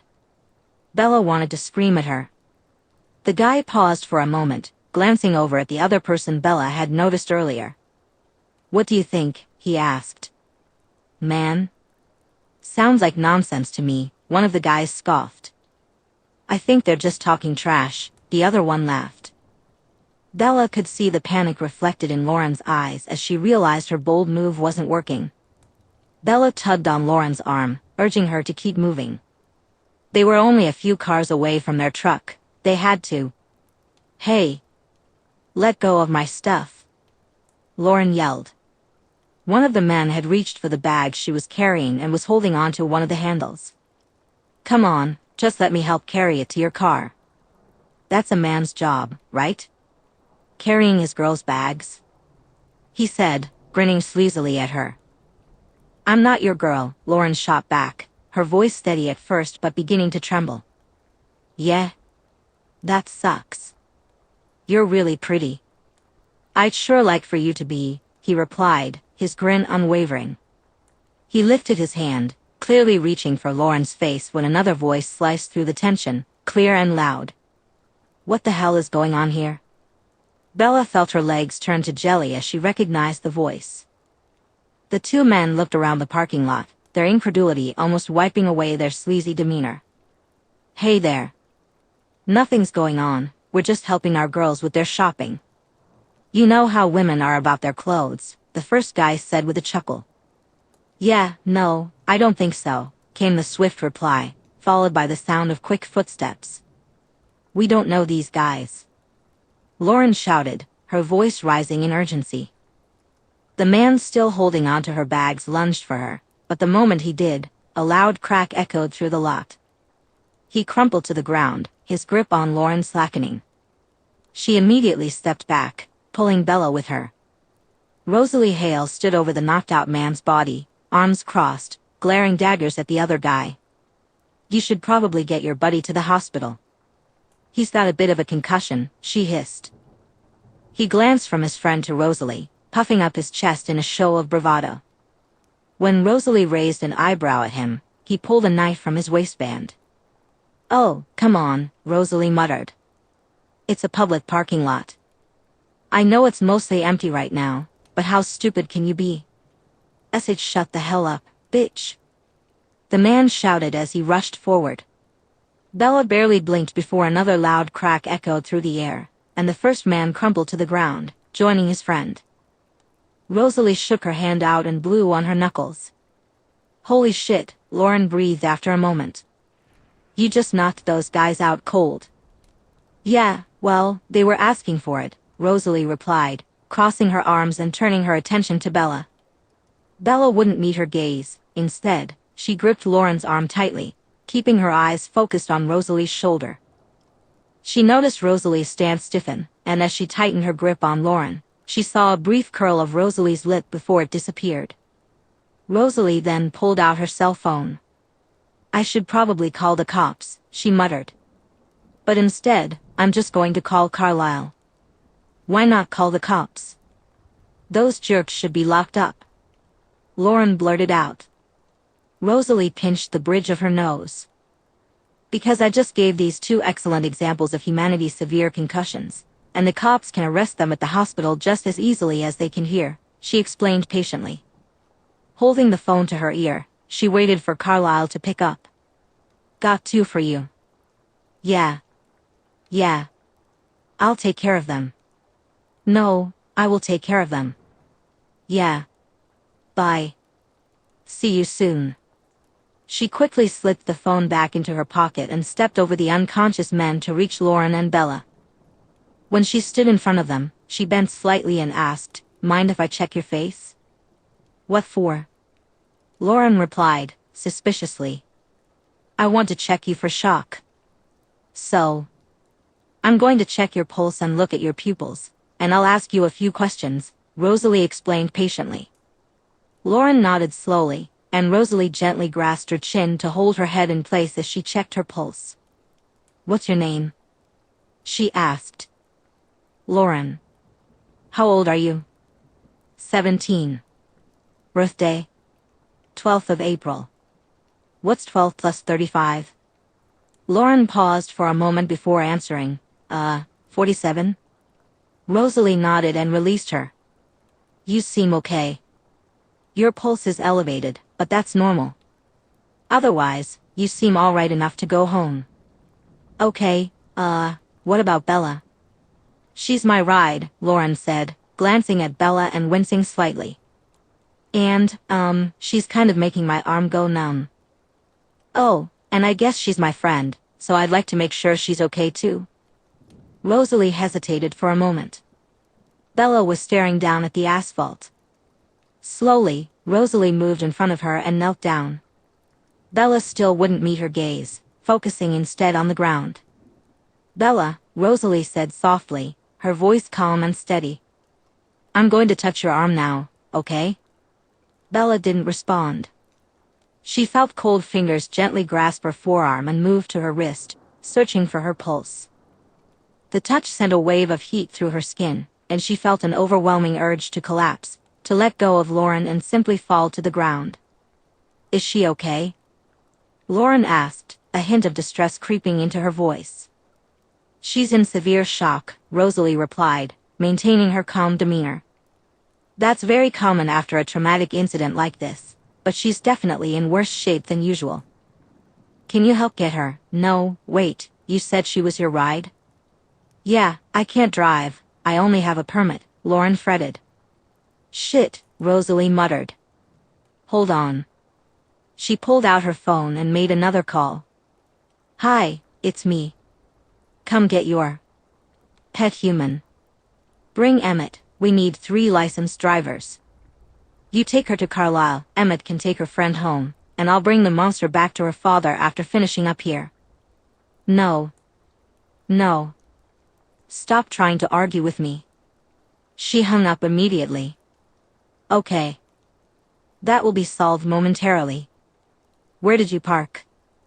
Lauren pointed towards the truck. Rosalie nodded. "I'm this way. Listen, my brother and sister are coming to help. I have to bundle these two into my back seat and take them to the hospital. My sister's going to take care of Bella, and my brother Emmett is going to drive you home. All right?" Okay, Lauren said nervously, glancing at Bella again. Will she be okay? She's had a really hard day already, and it's kind of partially my fault. I feel really bad." "She'll be fine," Rosalie replied briskly. "Severe shock can make people check out for a while. She probably needs to be monitored, and she'll likely have a major panic attack when she comes out of it, but she'll be fine." "Okay. She throws up when she has panic attacks, so make sure she has a bag or a trash can," Lauren said. "And she likes eating Ritz crackers afterward to help with the aftertaste. She also prefers Sprite to ginger ale. She says ginger ale makes her tongue feel all dry and wonky." Somewhere deep in Bella's consciousness, She felt the flicker of appreciation that Lauren had noticed so many things about her and genuinely seemed to care. But mostly, she was focused on ignoring Rosalie. A few more brief exchanges occurred between Lauren and Rosalie before they fell silent, just as a car pulled into the lot and came to a stop beside them. The passenger side door swung open, and out jumped Alice, bursting forth like a cannonball. She skidded to a halt next to Bella. "Oh my gosh, oh my gods. Are you okay? Is everything all right? What happened, Bella?" Alice fretted. Suddenly, Alice's hands were everywhere, gently holding Bella's arm, cupping her face, threading her fingers through her hair, and checking her pulse in several places. Lauren made a face but didn't comment as Alice fussed over Bella. Rosalie stood nearby, her expression stony, as Emmett approached her. "Oh boy," Emmett sighed, noticing the two crumpled bodies on the ground. "Are we?" "I am," Rosalie replied quietly. "Take her home." "Okie dokie," Emmett said with a sigh. He turned to Lauren, flashing a friendly smile. "Hey, Lauren, right? I know you from school. I'm Emmett. Let's get you home, yeah?" Yeah," Lauren replied warily, taking one last look at Bella. "She'll be all right. Alice is going to take her to our dad. He's a doctor and he's on shift at the hospital right now," Emmett assured her as he took Lauren's bags. "Right now, let's get you home. I'm sure your parents are worried sick about you." Lauren snorted as she followed Emmett to the car. "Not likely. I'd be surprised if they even noticed I was gone," she muttered under her breath. Emmett frowned and started asking her questions, but once they got into the car, Bella couldn't hear them anymore. It was just her and the Cullen sisters now. "Take my car," Rosalie said to Alice, tossing her a set of keys. "Scratch it and I will kill you." "Rose, I really think you should." "Kill you." The two entered a silent glare-off, their expressions shifting with subtle intensity. Bella almost thought she could see their lips moving slightly, as if they were whispering to each other. Eventually, their standoff ended with Alice huffing loudly. She carefully looped one arm through Bella's and used her other hand to gather up the things Bella had dropped. "Come on, Bella. Carlisle should look you over, okay?" Alice said gently. Bella didn't respond, but she allowed herself to be led to Rosalie's car, where she was bundled into the passenger seat. Alice carefully placed Bella in the passenger seat, securing her with a seatbelt before settling into the driver's seat. As they pulled away, Bella caught a glimpse of Rosalie outside the car, effortlessly lifting one of the unconscious men over her shoulder in a fireman's carry. The ride to the hospital was quiet, the tension hanging in the air. Inside the hospital, Bella could hear snippets of conversation outside her room. Severe shock, suspected post-traumatic stress incident, physically not a scratch, but mentally. Carlisle Cullen had conducted a brief examination while Alice hovered anxiously nearby, declaring Bella perfectly fine in terms of her physical health. They set her up in a bed, leaving her mostly alone, but Bella sensed Alice was just outside the door. She knew Charlie was there too. She had heard his voice asking Carlisle what had happened, and now Carlisle was explaining the situation to him. A few minutes later, the door opened, and Charlie walked to her bedside, letting out a heavy sigh as he reached out to gently run his fingers through Bella's hair.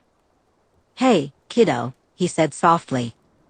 "I'm going to take you home now, all right? Carlisle's other daughter, Rosalie, dropped off your truck for you, so don't worry about that." Bella nodded, grateful for his presence. Charlie sighed in relief at her response and helped her out of the bed. As he guided her out of the room and down the hallway, Bella looked up to see Alice standing next to Carlisle, both of them watching her intently. Jasper was there too, his arm around Alice's shoulders, concern etched on his face. Leaning against the wall, slightly in the shadows, was Edward. He wasn't facing her directly, but she could almost feel his gaze flicking in her direction. It was hard to tell whether it was comforting or unsettling to have them all so worried. That night, Bella's dreams were restless and fragmented. "I don't know, she's there, but I can't. Bella, can you hear me? Bella? I'm almost positive she can hear me, but I'm getting nothing back. The interference should be gone now. I don't know. Bella. Bella, if you can hear me, I just need you to take a few more steps. You're almost there. You know you can't. It has to be me. I'm sorry. Bella, talk to me. Just a few more steps. Bella? Bella? Bella? With a sudden jolt, Bella flung herself forward in bed, her lungs burning with panic as she gasped for air. Gentle hands were immediately on her back, stroking small circles to help her breathe. Once she calmed down enough to remember where she was, she looked up in confusion at the owner of those hands. I came after school to check if you were okay.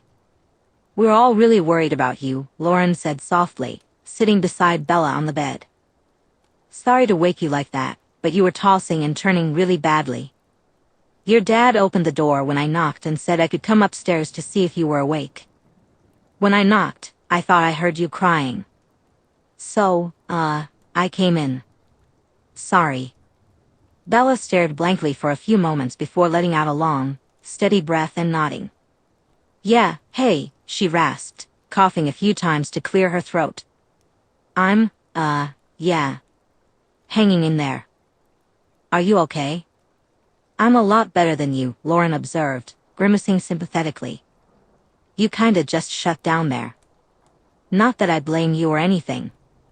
That was really scary. I guess you made it home okay, though.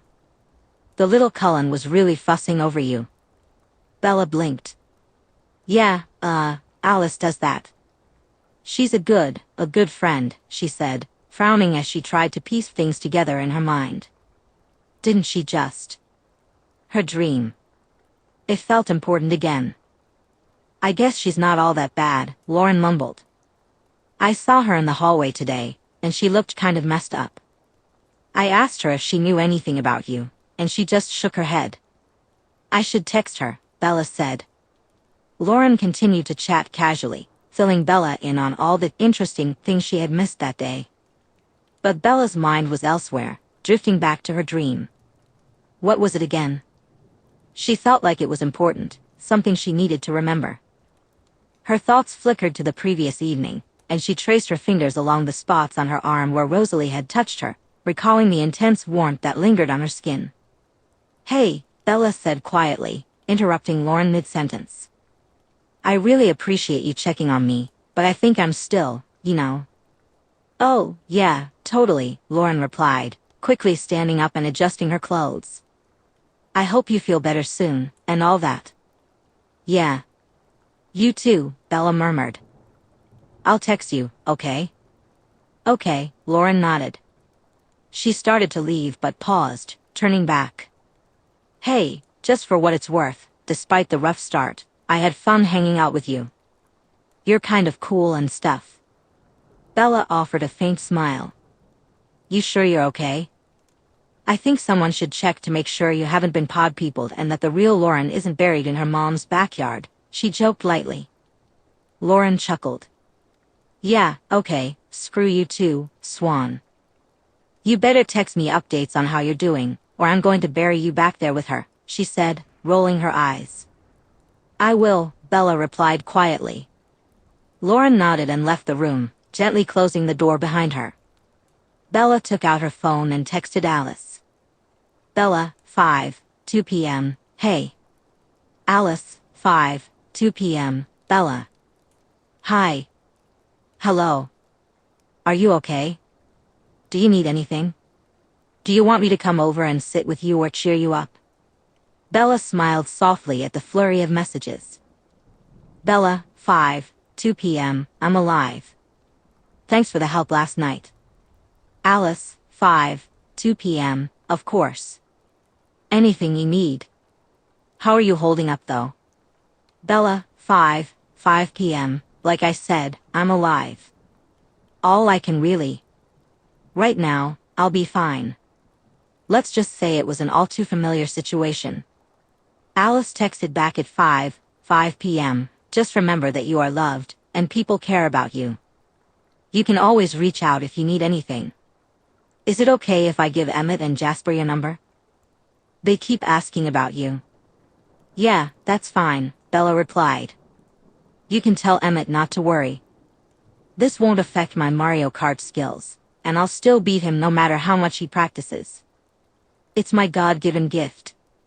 Alice responded at 5:10 p.m. Emmett says, I'm glad she's alright, but it is so on. He's probably about to text you now. Sure enough, a new number popped up on Bella's notifications just seconds after Alice's message. The unknown number texted at 5:10 p.m. Just you wait, Swan. I am gonna train like Goku for this. Bella laughed and shook her head.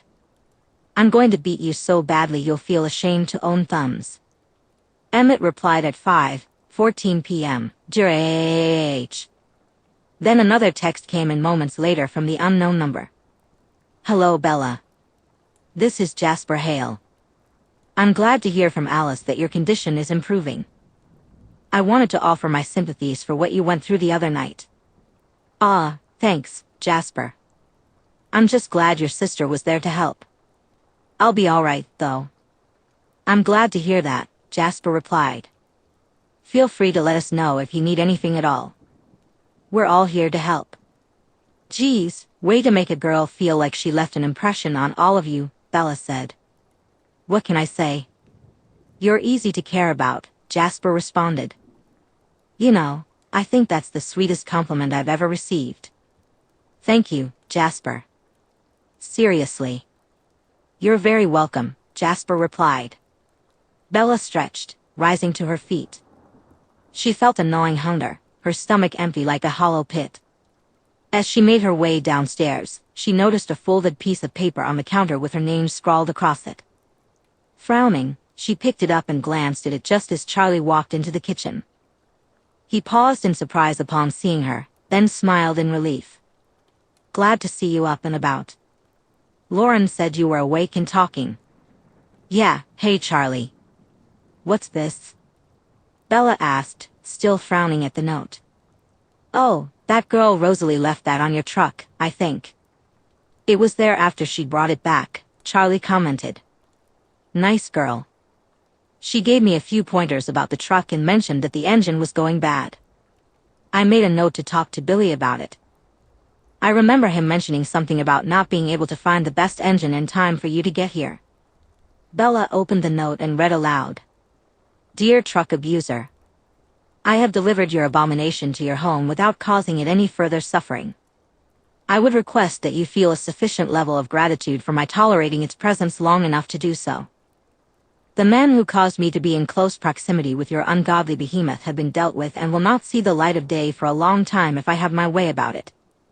I don't like you or the way you treat cars, but nobody should have to go through that. I hope you feel alright soon. Rosalie Hale. What did she say? Charlie asked, curiosity piqued. Bella snorted. She gave me a preemptive, you're welcome, for taking my truck home and said the jerks from yesterday are going to be locked up. She hopes I feel better soon. She folded the note and tucked it into her pocket. Good. Serves them right. She told me about what happened when she dropped your truck off, Charlie said, a dark look crossing his face. I'm glad it was her handling it and not me.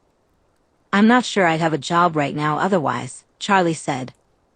Come on, Charlie. How many years have you been doing this? You must know all the tricks, Bella replied with a light snicker. Charlie rolled his eyes. I'm just glad they didn't actually touch you, he grumbled softly. Bella softened at his words and walked around the counter, standing beside him. She gently wrapped her arm around his waist, bumping her hip against his. I'm alright, she said quietly. It was a tough mental setback, but I'm okay. It could have been a lot worse, and thankfully Rosalie was there to handle it. Oh, is that what she did? Charlie asked, his face lighting up. She only mentioned getting them arrested. I'm much happier knowing that now. Oh yeah. She knocked them right across the skull with one punch, Bella said, chuckling wryly. She may not look it, but she must have a cannon hidden in that arm. Charlie grinned and lightly ruffled Bella's hair. Sounds like my kind of girl, he laughed. Now, How about we grab some dinner? There's this new Chinese place I keep hearing about. Bella groaned at the thought of cheap Chinese food, but she let Charlie persuade her into it. As she ate, though, her mind kept circling back to two things, the note in her pocket and the dream she couldn't quite remember. Behind both, a nagging sense loomed that something significant was on the horizon. It was a vague, hazy feeling, one Bella attributed mostly to anxiety and residual effects from her PTSD episode the night before. But she couldn't shake it. Deep in her bones, she felt it. Something was coming, and whatever it was, Bella was deeply entwined in it. Chapter 7, God called off today, and I don't know what to tell you, I'm sorry. Bella's life, despite the recent upheavals, slowly began to resemble something close to normal. When she finally felt well enough to return to school a few days later, she was unsure of what to expect. Part of her braced for the entire school to hurl homophobic slurs at her and deny her entry, while another part scolded her for even thinking that way. To her surprise, however, Lauren hadn't mentioned their conversation in the car to anyone. In their subsequent text exchanges, it remained unspoken. After days of feeling on edge, the anxiety began to fade from Bella's muscles. Of course, she had been naive to think that just because one problem seemed resolved, her life would suddenly be free of challenges. In Bella Swan's world, new problems were always on the horizon. This time, the problem had a name, Edward Cullen. It all began 1 week after her return to school, when her nerves had started to settle and she had accepted that no one was going to jump out from behind a corner to attack her. As she walked to her biology class, she spotted him leaning against the classroom door in the hallway. Her pace slowed, and her heart raced. Since their first encounter, Edward hadn't tried to speak to her again. Her lunches with Alice had resumed their every-other-day routine, often accompanied by either Jasper or Emmett. Bella appreciated their efforts to avoid overwhelming her. Meanwhile, Edward and Rosalie had both kept their distance at school, but there was a key difference. While Rosalie had completely ignored Bella, casting her no more than a few curious glances, Edward had taken a different approach. Edward had taken to staring at Bella, his expression always slightly pensive, as if he were trying to unravel some mystery about her. When she sat in the cafeteria with Lauren and her friends, a situation that had become much more bearable since she and Lauren had grown closer at the mall, he would watch them both, his eyes darting back and forth between her and Lauren. Bella hadn't mentioned it to anyone, assuming it would eventually fade away, though deep down she knew that was probably just wishful thinking. Bella, Edward greeted her cordially, fixing her with that same curious, thoughtful gaze. How are you today? Her heart raced in her chest, but this time she couldn't just turn and walk away. He stood between her and her class, and to get to the door, she would have to pass him. Fine. What do you want? She asked cautiously, adjusting her backpack on her shoulder. She fiddled with the strap, trying to channel some of her rising nervous energy, and noticed Edward's lips curved slightly downward. They're blood testing today, he murmured. Alice mentioned your distaste for seeing blood, and I had this class in the period before yours. I decided to stay behind and warn you. Bella grimaced. There was no way she could go to class if that was the case, and her anxiety spiked at the thought of missing class without permission. What should she do? In her panicked state, she completely overlooked the fact that she hadn't actually told Alice anything about it. She couldn't remember doing so and would later assume she must have just forgotten. You can go to the nurse and get an exemption if you need to, Edward continued smoothly, pushing himself off the wall and taking a few steps toward Bella. Shall I escort you? That's fine, Bella replied quickly, shaking her head. I'll be fine. Edward frowned again, tilting his head slightly. But you don't know where the nurse's office is, do you? You? He asked. You haven't been. How would you know if I've been or not? Bella replied, narrowing her eyes. Edward simply shrugged. Am I wrong? Look, man, Bella began, but Edward interrupted her. Why do you avoid me, out of all my family? Have I done something to offend you? If I have, I apologize and would like to start with a clean slate, he said, his frown deepening slightly. You greet my siblings so casually in the halls now, and Alice speaks of you constantly. Emmett won't stop talking about his rematch of the century with you over some racing simulation. Bella forced herself to breathe in through her mouth and exhale through her nose. All the hairs on her neck stood on end, and she took a step back. Edward matched her movement, taking a step forward. I'm not avoiding you. I just don't know you, Bella said, her voice shaking slightly. Then I'd like to remedy that, Edward replied, straightening up and extending his hand. Edward Cullen. My siblings make you sound so intriguing. I'd like to find out for myself, if you're willing. Bella wasn't willing, but she couldn't figure out a polite way to express that without feeling pressured to give a reason. She doubted Edward would respond well to her saying, I don't want to get to know you because your presence gives me near panic attacks. It sounded crazy, even to her, and she had no idea how to handle it all. So, slowly and hesitantly, she reached out her hand and quickly grasped his for a shake. As they shook hands, Edward inhaled sharply through his nose, sending an involuntary shiver down Bella's spine. He blinked a few times before letting go of her hand, quickly putting his hands in his pockets and nodding down the hallway. The nurse's office is this way. Come, I'll show you. Fine, sure, Bella muttered. Edward smiled for the first time since Bella had met him, and she wasn't quite sure it improved his looks. He didn't seem happy, rather, he appeared mildly triumphant, which only intensified Bella's nerves. She followed behind him as he asked her questions about herself, and she responded with short, vague answers. The only comfort she found during the interaction was that he didn't try to touch her again. In fact, he kept his hands firmly in his pockets.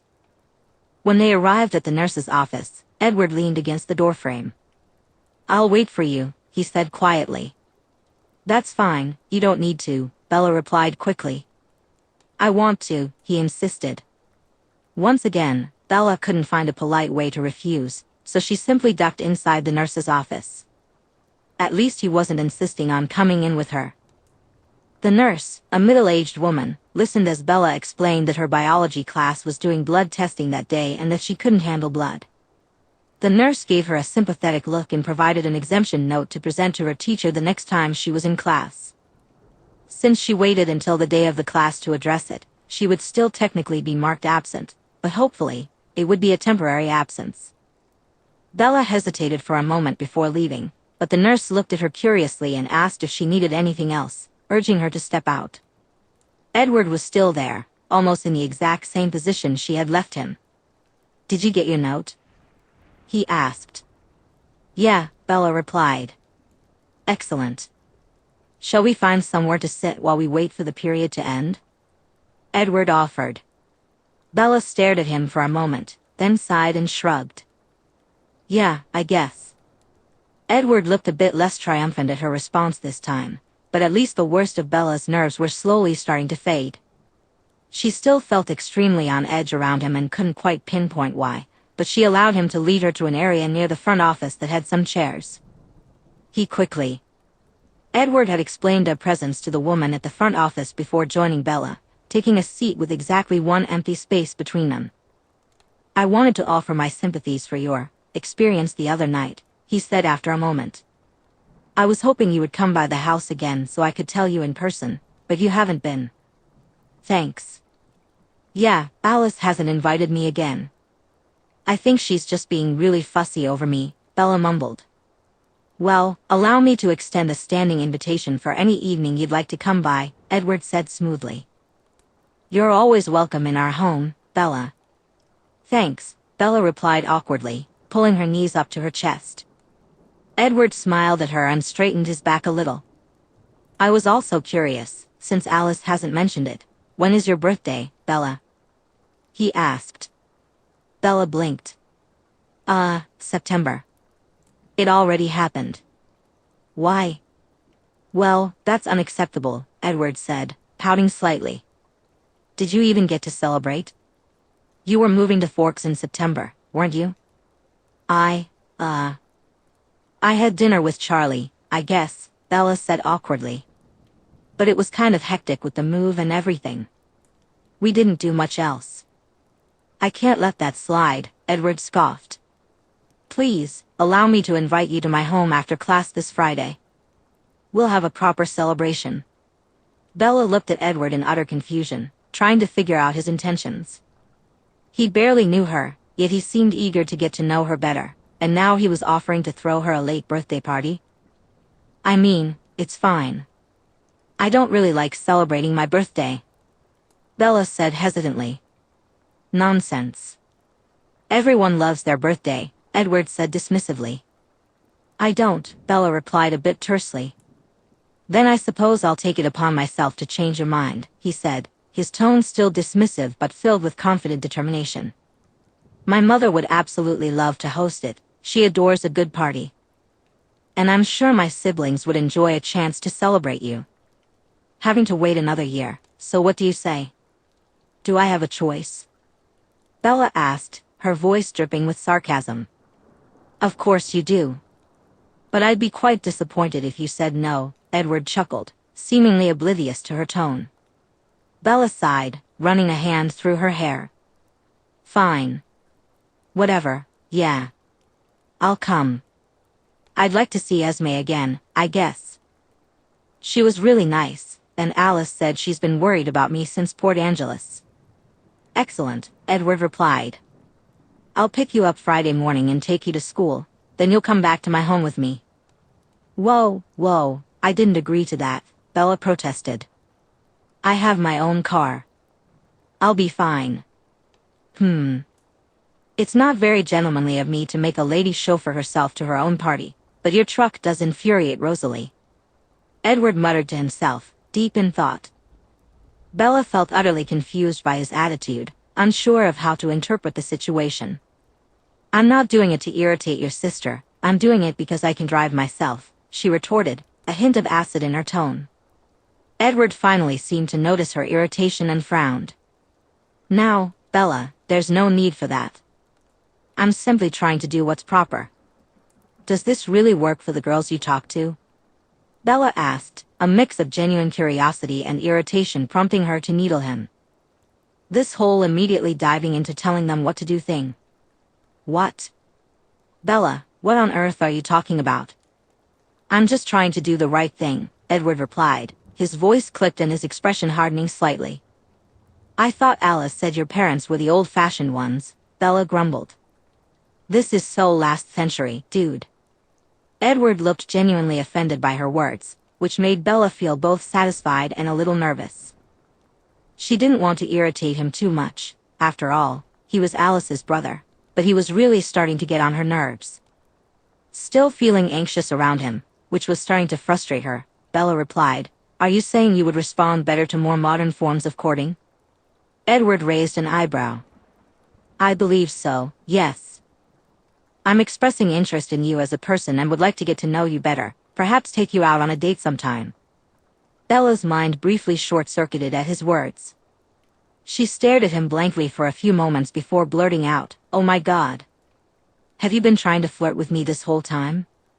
Edward frowned. Dude, no. That's never happening. Nope, never, nada, zilch. Abandon ship now, bail, dip, abort mission. Just. No. Edward fell silent for a moment. When Bella peeked between her fingers, she saw him staring at her, a whirlwind of emotions crossing his face, confusion, hurt, a hint of anger, and betrayal. She felt her whole body tense, ready to stand up.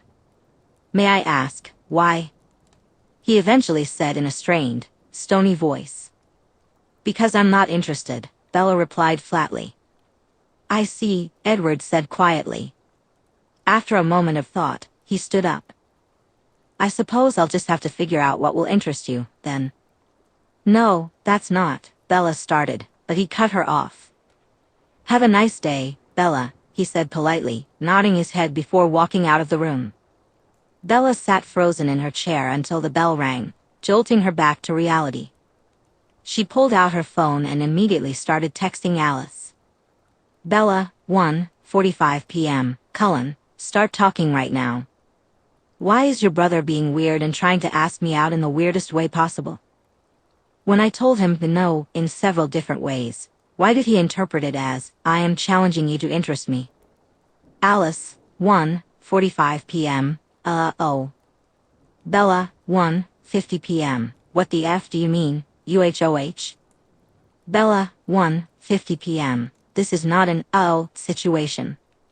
This is a, your brother is delusional, situation.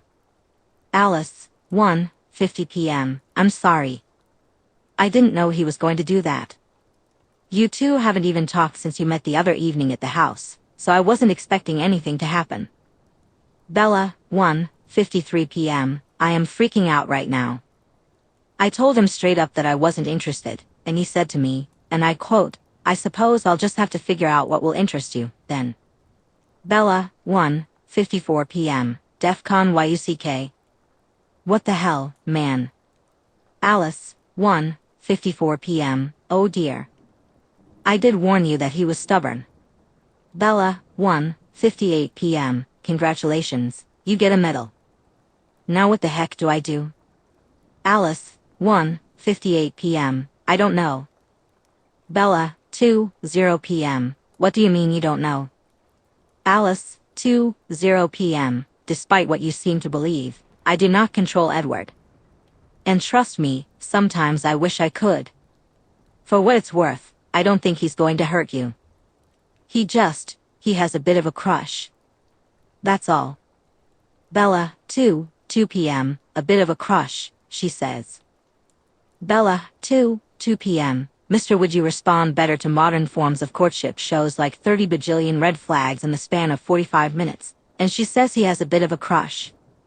Alice, 2 p.m., I really don't know what you want me to do here, Bella. Bella, 4 p.m., I don't know. A little heads up would have been nice if you knew he had this weird crush.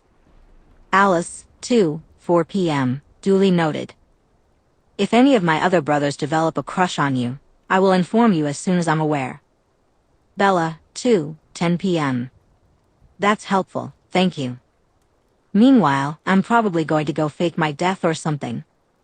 Alice replied, Bella, I think you're being a little overdramatic here. He's just interested in you. He's not going to hurt you. When they find my body in a ditch 5 months from now, I want you to remember that sentence. Bella shot back. Bella. Ditch. Bella groaned in frustration and put her phone away for the rest of the class. Afterward, she pulled it out again to text a different Cullen. How do I make Edward listen to me? She typed. Emmett responded. What? He asked me out earlier, and I said no. He took it as a challenge. How do I actually make him listen? You said no. Emmett asked, surprised. That's so not the point of this conversation, but yes, I said no. How do I make him understand that? Huh. Why'd you say no? Emmett inquired. Because I am not interested. Huh. Are you going to help me, or are you going to keep asking stupid questions? I dunno, bro. Edward is pretty stubborn. If I could get him to do what I wanted, I'd get him to play Halo with me. Great, cool, yeah, that helps a lot. Sorry, Bella. Third time's the charm. I really hope, Bella muttered darkly as she texted the final Cullen in her phone. Please tell me you know how to make Edward listen to something and not completely make up words in his own head, she typed. What happened? Jasper replied. He asked me out earlier, Bella explained. I said no, I explained, but he didn't hear me. Instead, he thinks I want him to try harder to win me over. Help. Jasper replied at 3:07 p.m., you're not interested in him? I responded at 3:08 p.m., the next person who is more confused by my lack of interest than his inability to understand English is getting Nair in their shampoo bottle. Jasper seemed surprised. Sorry. I thought you had a thing. Why? Why on earth would you think that? I shot back. What have I done to deserve that, Jasper? Why would you do that to me? No, I do not have a thing for Edward. What the heck? I'm really sorry for the assumptions, Jasper said.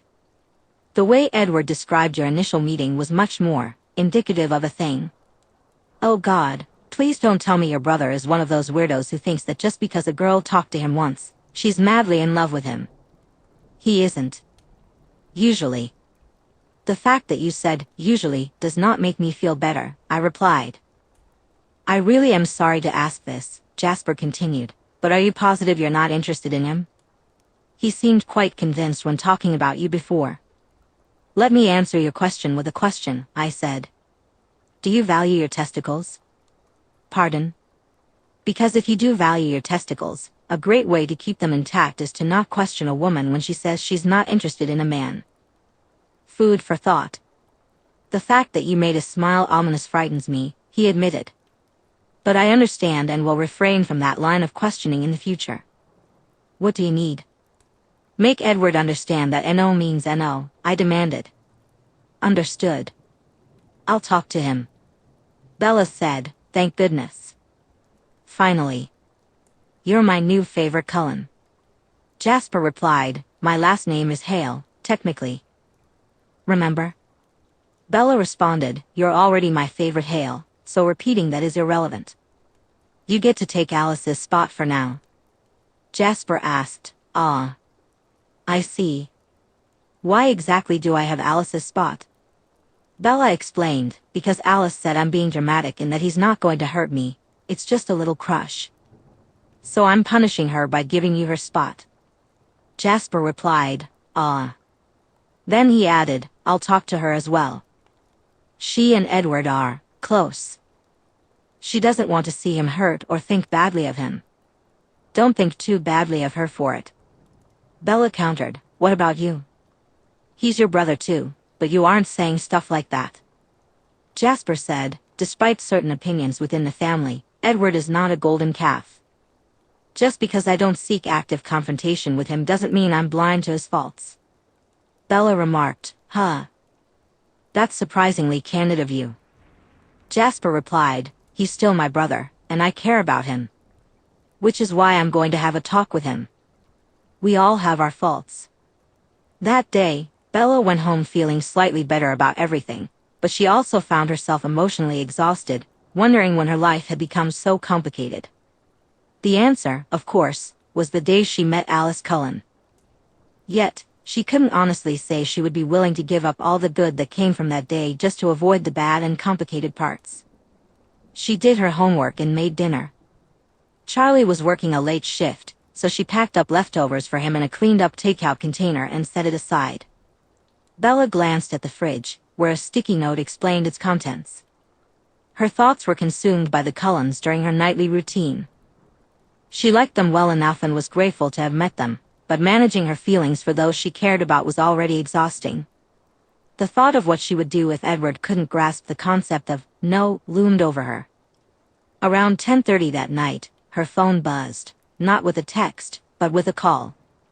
Frowning, Bella glanced at the caller ID and saw Alice's name. She answered, yeah. What's up? Everything okay? You never call. Bella? Alice's voice was quiet, almost small. Yeah. Bella's heart skipped a beat at the strained tone, reminiscent of a guitar string pulled too tight, ready to snap. I need you to look out your window for me, Alice said, her voice barely above a whisper. Bella had to strain to hear her. You're kind of freaking me out. What's going on? Bella asked, slowly sliding out of bed. Her blinds had been closed all evening. She had done her homework under the lamp on her desk. Please, Bella. Alice urged, still nearly whispering. Okay. Bella said, inching closer to her window. She pressed herself against the wall beside the window frame, carefully lifting the edge of the blinds to peek outside. The sun had long set, and clouds obscured most of the moonlight, but Charlie's motion-activated lights flickered on outside. She was used to that, it was usually wildlife. He had a couple of cameras set up to watch the animals at night, and Bella's favorite was a raccoon that always stuck its face right in front of the lens while rummaging through the garbage. What am I looking for? She mumbled. If I tell you, will you promise to stay quiet, stay on the line, and not freak out? Alice asked firmly. Alice, what the? You can't react, okay? Alice insisted, her voice barely above a whisper. You better have a really good explanation for all this. Fine, Bella hissed back. Promise? I promise. Now, what the hell? It's Edward. Bella froze for a moment, forcing herself to maintain a calm facade while battling the wave of nausea rising in her stomach. Suddenly, a switch flipped in her mind, and it felt as though iron grates slammed down around her thoughts. Everything began to blur, as if she were being wrapped in wool. Okay. I'm looking, she said, keeping her voice low. Her tone remained steady as she scanned the yard. It's dark, so I can't see much, but Charlie's motion lights aren't showing anything. Keep looking, Alice urged. Want to explain what's going on yet? Bella felt her emotions starting to detach from her body. Somewhere inside, she was screaming, but the chaos and anxiety were just echoes behind those iron grates. It was building, but for now, she remained in control. Jasper and Edward had a fight, Alice said quietly. About you. You weren't the only one I asked for help, Bella muttered. I don't blame you, Alice replied quickly. But it escalated, and things were said. We can't find Edward. Okay. Should I tell Charlie? Bella asked. No. No, don't do that, Alice said urgently. Could one of us come pick you up and bring you here? For the night? I thought you said Edward wouldn't hurt me, Bella replied after a moment. He won't. I hope. I think. I don't know, he's never done this before, Alice fretted, her voice rising slightly as she began to lose her composure. I've never heard him like that. Bella paused for a moment, contemplating. Would it make you feel better if I was with you right now? She eventually asked. Alice continued to gaze out the window. Yes, she said, taking a sharp breath. Then I'll come. Charlie took a late shift, but I heard him get home about 30 minutes ago. I really don't think Edward would do anything while he's here, especially since Charlie started sleeping with a gun under his pillow. But I'll do it for you, Bella said quietly. On one condition. Name it, Alice replied, a wave of relief washing over her. You explain what's going on, Bella said firmly. Because, honestly, I didn't want to bring it up, but some strange things have been happening with you and your family. At first, I thought it was whatever, none of my business, you know? But then your sister shows up just when I'm in trouble, and now I'm having these bizarre dreams. Dreams? Alice interjected. Yes, dreams.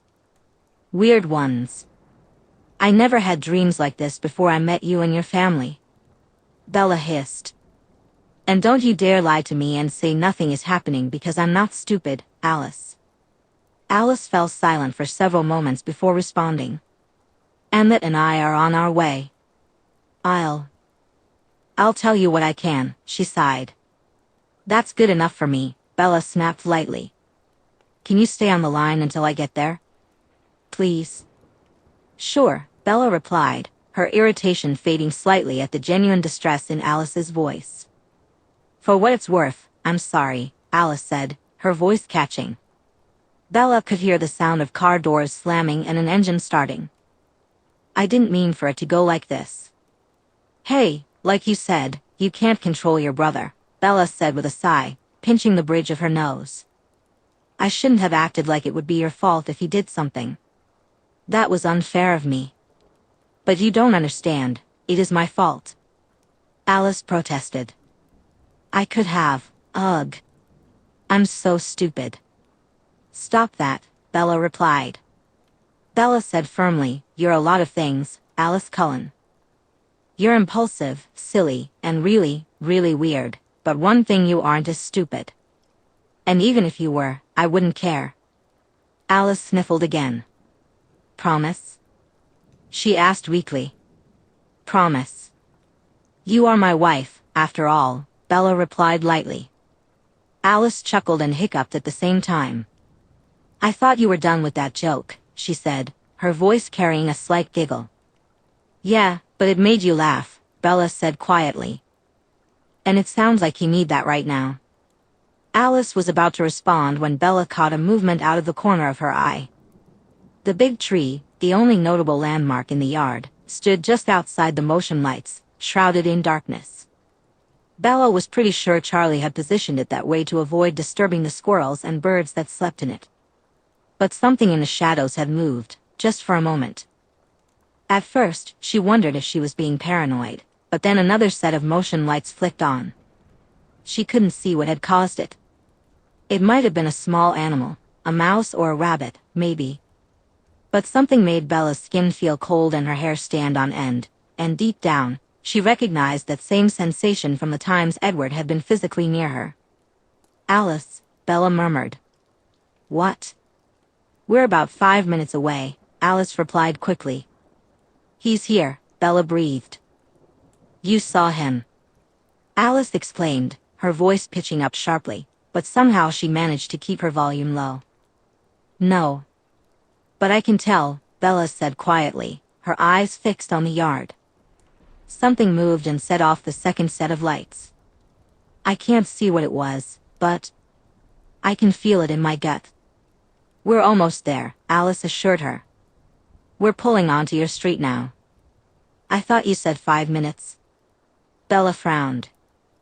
Took a shortcut, Alice said quickly, and then Bella spotted the headlights on the road. She dropped the blinds and hurriedly threw a bag together before opening the door to make her way outside. Bella crept quietly downstairs. As she entered the hallway, she unexpectedly bumped into Charlie, who had just come up the stairs. Bella? You all right? Charlie asked, blinking in surprise at her sudden appearance. Bella's mind raced as she scrambled for an excuse. Alice is having a really bad night, so I'm going to spend the night at her place, she said quickly. Oh. It's a school night. Are you sure that's a good idea?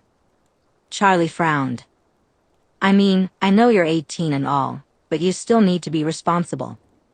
I'll be fine, Charlie, Bella replied with a half-smile. My grades are great, even with that little setback from before. Besides, isn't this what you were talking about? Putting myself out there a little more if I want real friends? Wouldn't you have done this for Billy if he needed you on a school night? Charlie frowned, stroking his chin. You know, I liked it when you were shorter and didn't know how to spell Wednesday.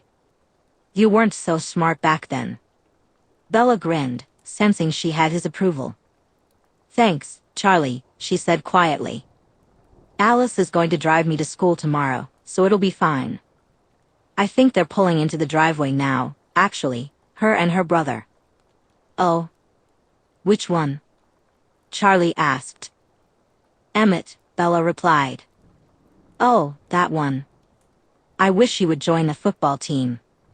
Maybe we'd actually score a few wins for once, Charlie grumbled.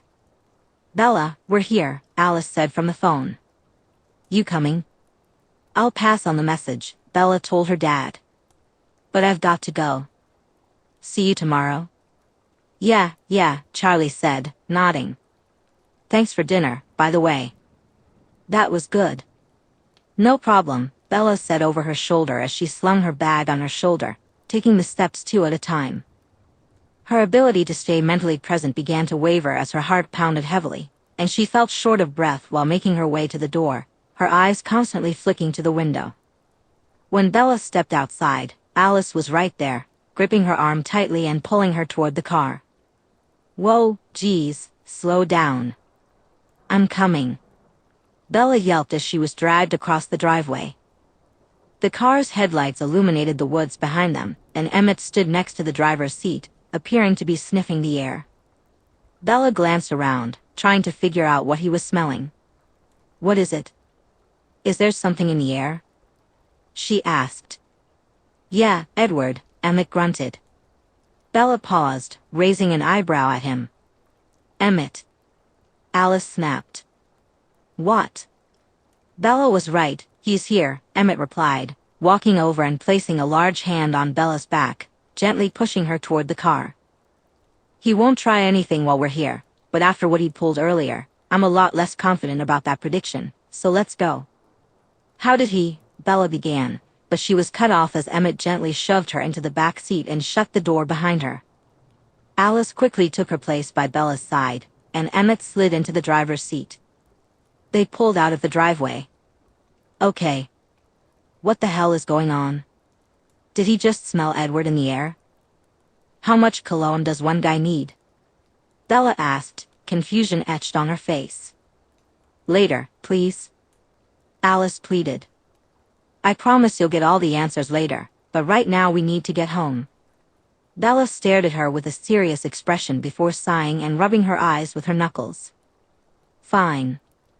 Just so you know, I'm dissociating like crazy right now, and when that finally ends, I'm probably going to have a nervous breakdown, she grumbled. Okay, Alice said softly, reaching over to gently hold Bella's hand. Everything is going to be all right. You're safe with us. I'd certainly hope so if you're taking me away from a house that has guns in it, Bella replied, unable to suppress the sarcasm in her voice. Emmett laughed, which Bella found slightly comforting, even if she wasn't quite sure how to feel. Yeah, I think I'd take that bet, he chuckled to himself. Bella glanced at Alice, who grimaced in apology. Soon. I promise. Emmett drove quickly, and they arrived at the Cullen house in nearly a quarter of the time it had taken Bella to drive there herself the previous week. As they entered, Bella found the rest of the Cullen family gathered in the living room. Esme and Carlisle were seated on the couch, while Rosalie stood on the fourth step from the bottom of the staircase, leaning on the railing with her arms crossed, not looking at Bella. Jasper sat in an armchair, massaging his shoulder and grimacing. When he noticed Bella entering the room, he visibly relaxed, quickly rising to approach Alice and Emmett, casting Bella an unreadable glance. Was he there? He murmured. Emmett and Alice nodded, and Jasper cursed under his breath.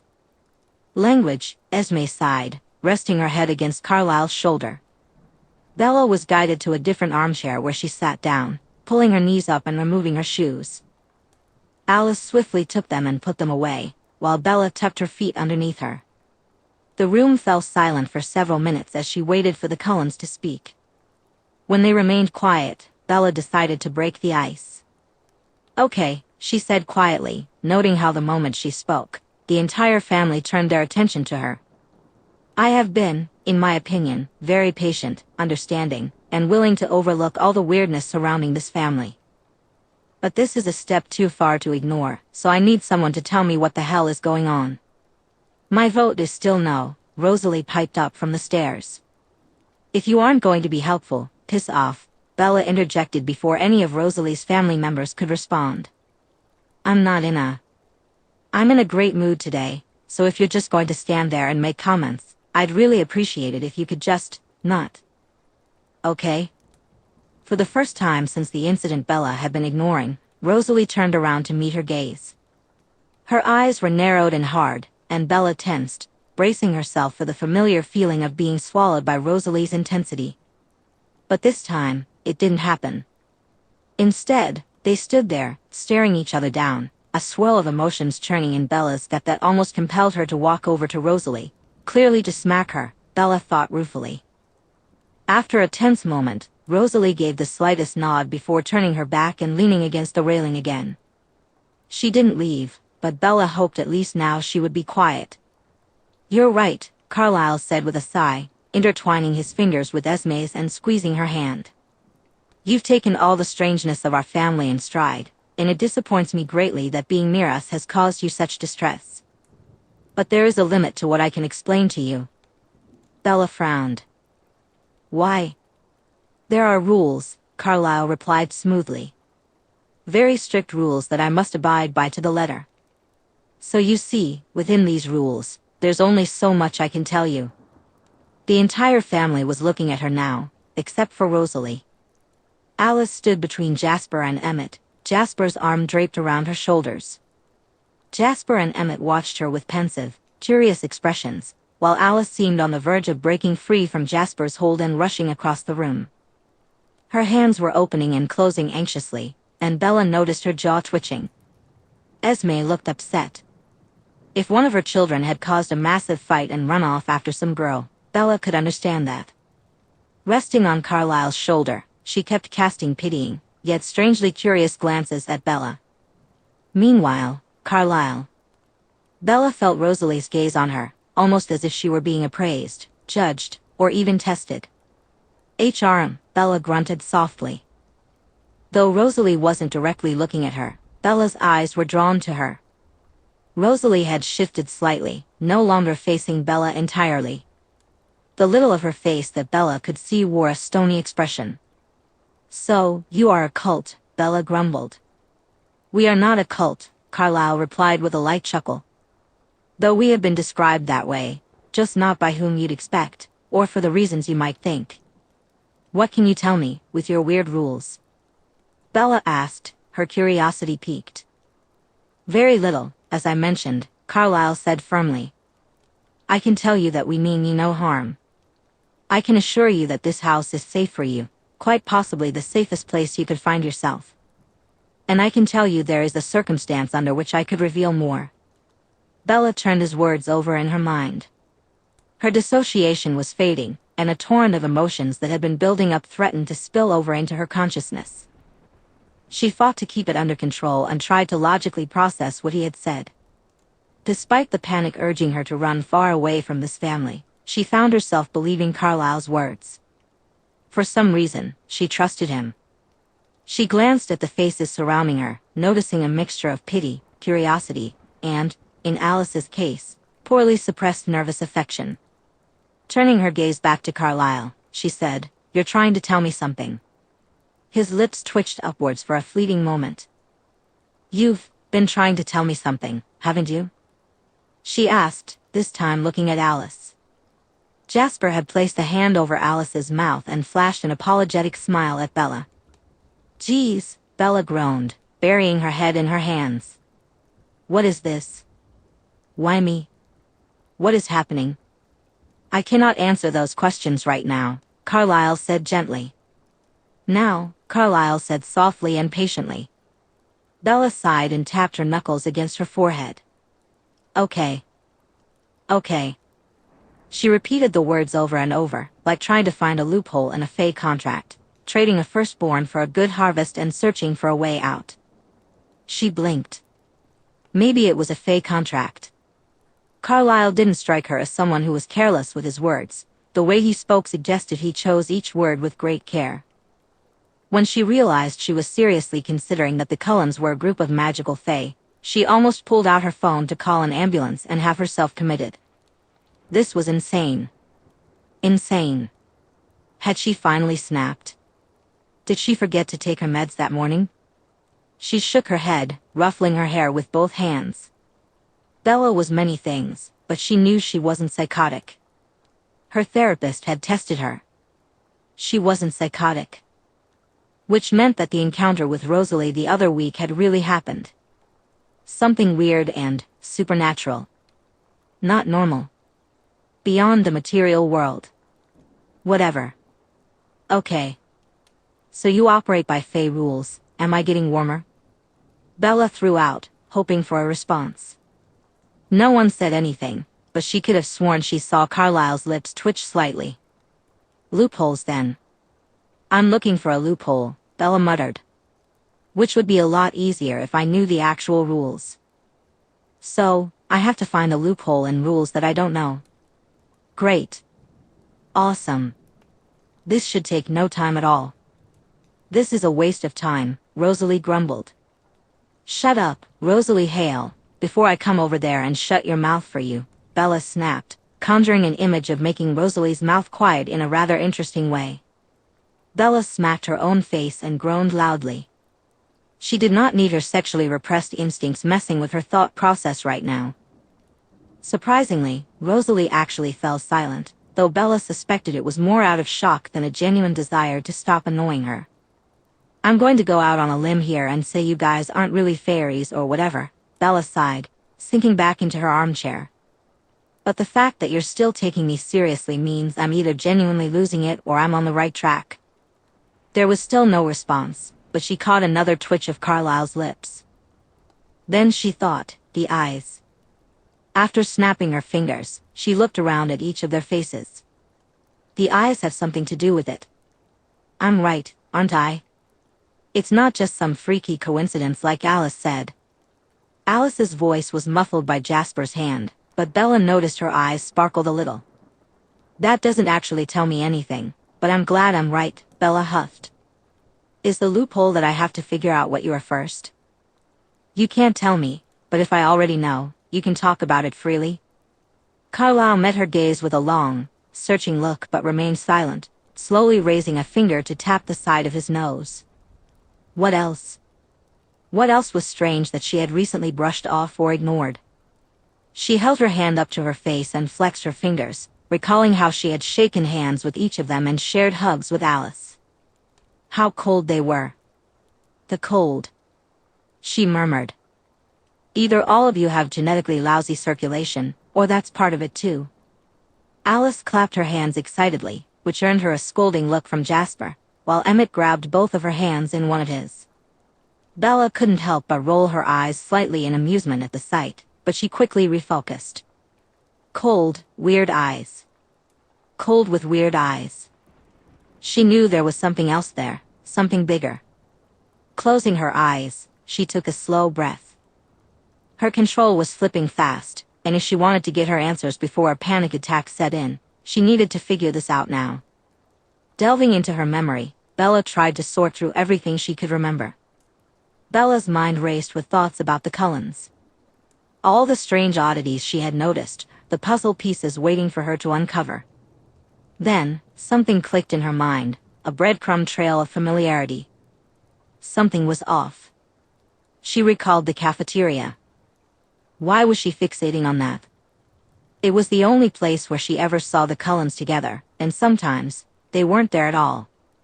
What made that significant? Carlisle would sometimes take them out of school for family activities, which... A cover-up. Bella whispered, her eyes widening as everything began to unravel. Emotions surged within her, and she felt adrenaline spike as the delayed panic and fear took hold. A cover-up for what? She hissed to herself, shaking her head in an effort to maintain coherence.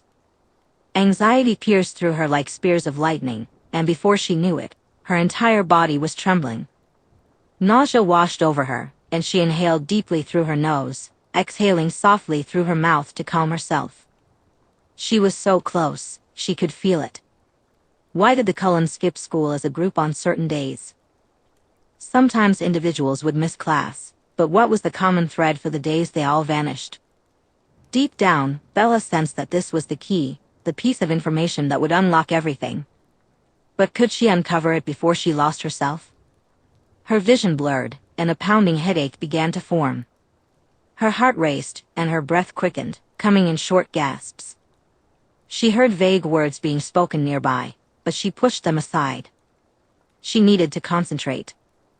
Find the link. That was new. A voice in her head that didn't quite sound like her own internal monologue. Find the link, Bella. Just a few more steps. You can do this. Right. The link. The voice could be addressed later, she had to stay focused. She felt her arms go tense.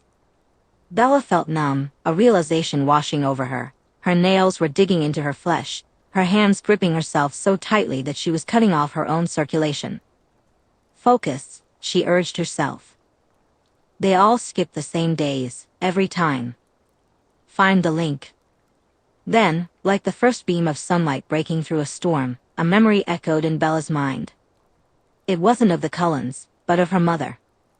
She recalled being 14, just beginning to slip into the depths of her depression. For 2 weeks, she had stayed locked in her room, speaking to no one, only sneaking out in the dead of night to grab some water and whatever food she could find without making noise.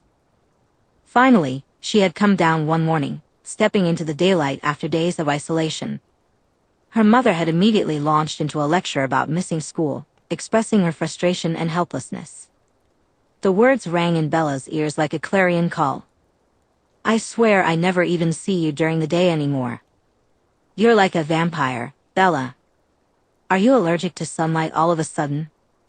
What is going on with you? Tears began to stream down Bella's face as fear gripped her body. He was at her house. He had come to her house. What was happening? But she pushed the panic down and replayed the memory in her mind. Suddenly, everything clicked into place. That's my girl. You found it, she whispered. Sunlight, she murmured.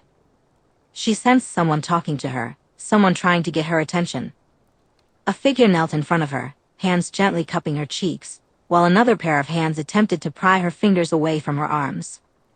But she barely registered any of it. Vampires, Bella whispered. And then darkness claimed her, and she lost consciousness. Chapter 8, Little Bird, Where are you going? Would you mind if I came too? Bella woke up, though it felt like she hadn't fully emerged from a dream.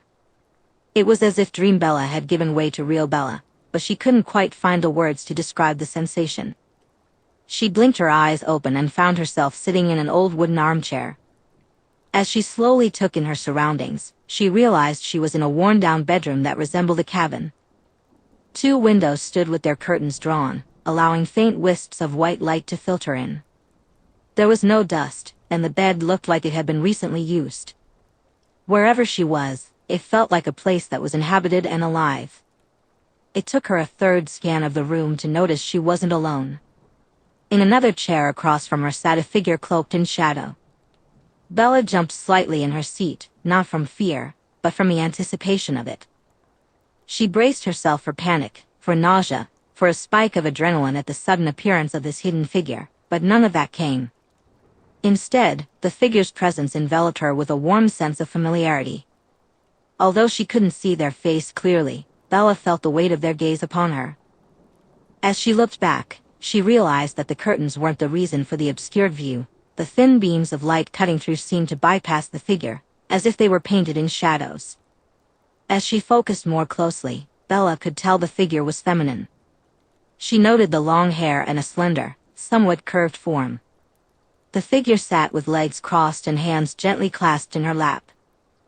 After a moment, the figure appeared to notice Bella's gaze, and Bella caught a glimpse of the one feature she could discern on their face, a mouth that gently curved into a smile. Into a smile. It almost seemed to emit the same soft white light that filtered through the cracks in the curtains, but dimmed and hazy. The smile felt familiar. It reminded Bella of the way Charlie would look at her when she came home later than expected, his worry melting away into relief. It was the same smile. Just as Bella opened her mouth to speak, the shadow spoke first. The words that emerged were 4 simple phrases that Bella was certain had never been directed at her before. I'm proud of you, the shadow said softly. You did a wonderful job.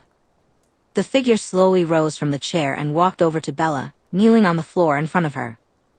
The way they moved was almost ethereal, like a blend of solid and liquid, too fluid to be entirely solid, yet too cohesive to be merely an illusion. Bella felt an instinctive urge to be unsettled, but instead, she simply gazed at the figure as it knelt before her, looking up into her face. Gods, the figure murmured. I know things happened faster this time, but... Gods, you look so young. The voice was undeniably feminine, both hauntingly familiar and entirely foreign, sending a pang of emotion through Bella's chest. She flexed her fingers slightly in the chair, captivated by the shadowy woman before her. How old are you? The shadow asked, reaching out to gently cup Bella's cheek. To her surprise, Bella didn't shy away or flinch. Instead, she allowed the shadow to rest its cool, tingling palm against her skin. 18, Bella replied, her voice steady and even. 18. The shadow echoed. Even without distinct facial features, Bella could sense the weight of the moment.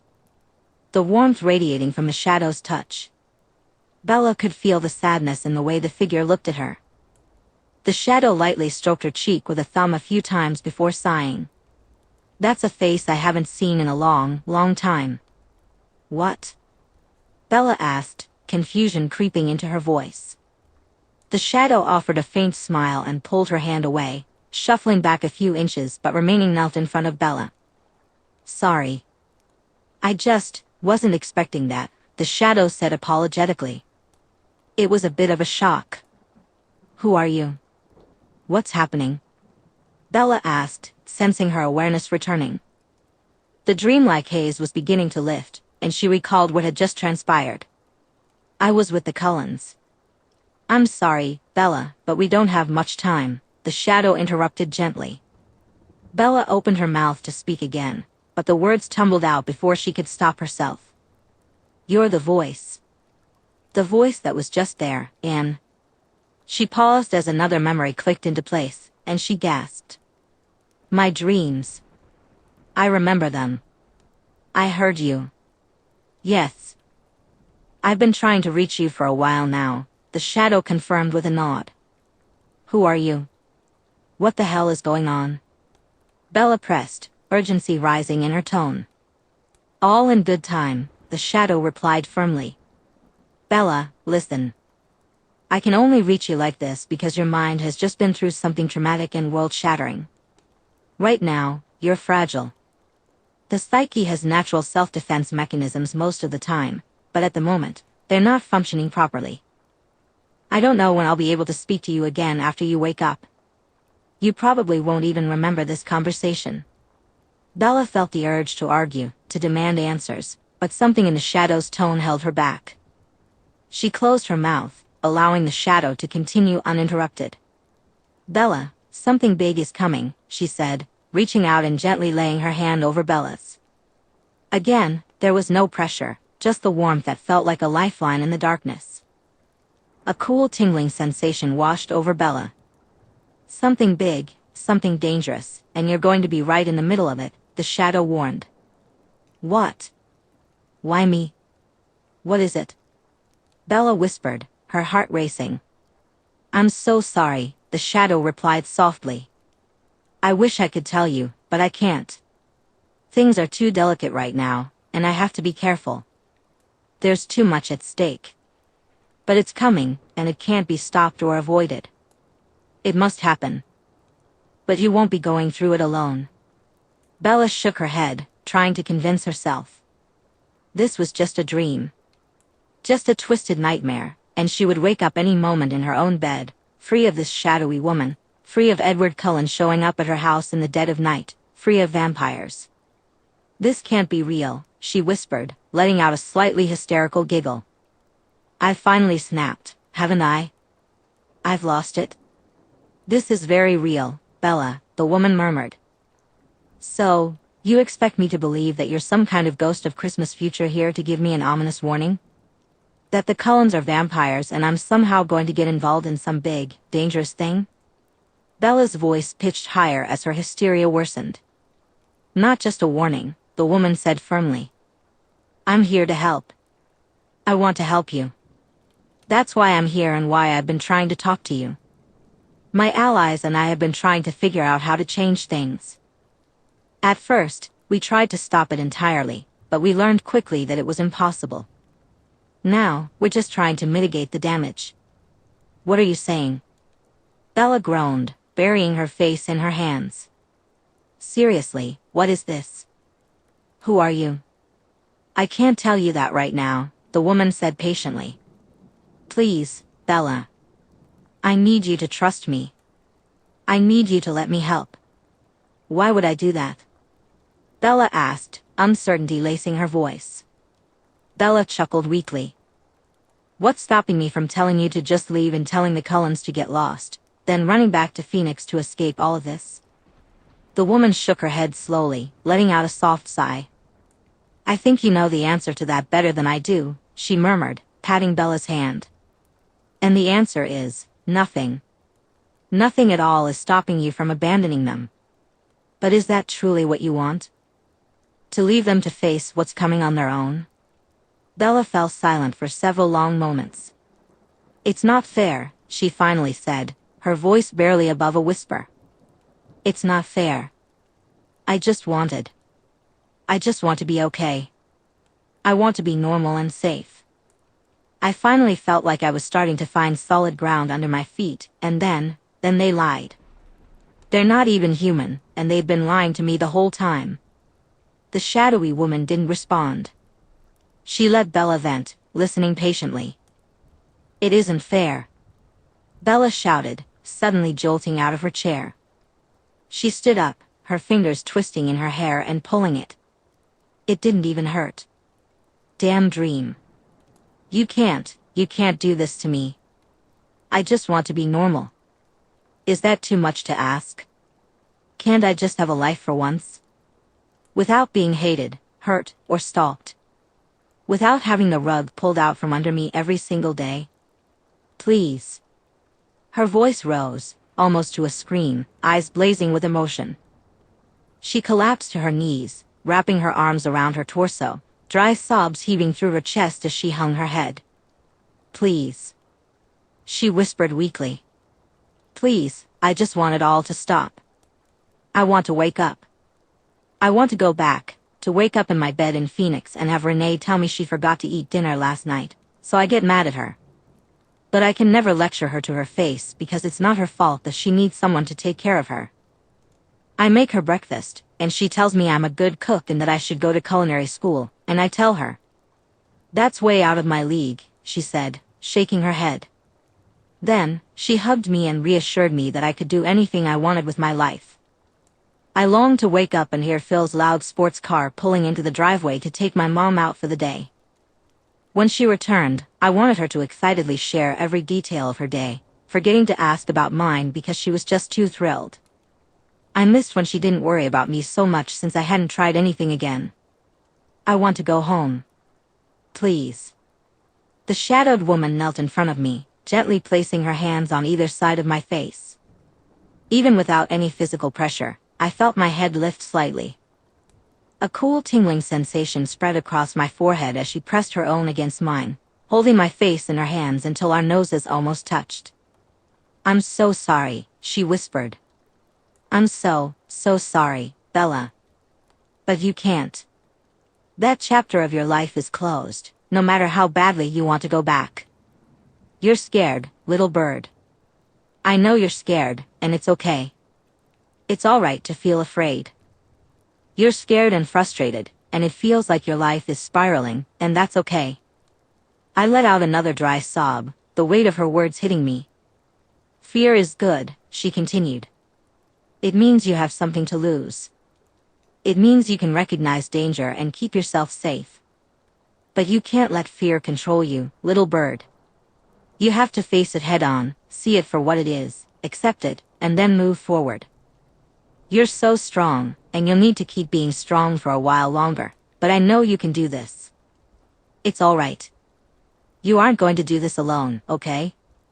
I hiccuped a little, another dry sob shaking my chest, but the intensity was starting to fade. "We're running out of time," the shadowed woman murmured. "They're waking you up. Little bird, I want to help you, but you have to let me through. You have to open the door, or I can only talk to you like this. How do I even know you're real? How can I trust you?" I asked, my voice trembling. The shadow stood quietly for a moment before pulling her face away from Bella, rising to her feet and extending a hand. Bella found herself reaching out and taking it, feeling an unusual sensation as she was lifted up without any real touch. "I have a way to show you that you can trust me," the shadow said, offering a sad smile. "But you might not like me for it."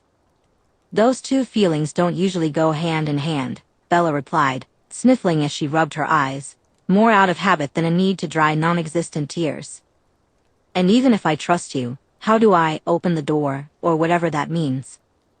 "You'll know," the woman said firmly. "But you have to want to. If you're unsure, it means you don't trust me yet, and you're not ready to let me in."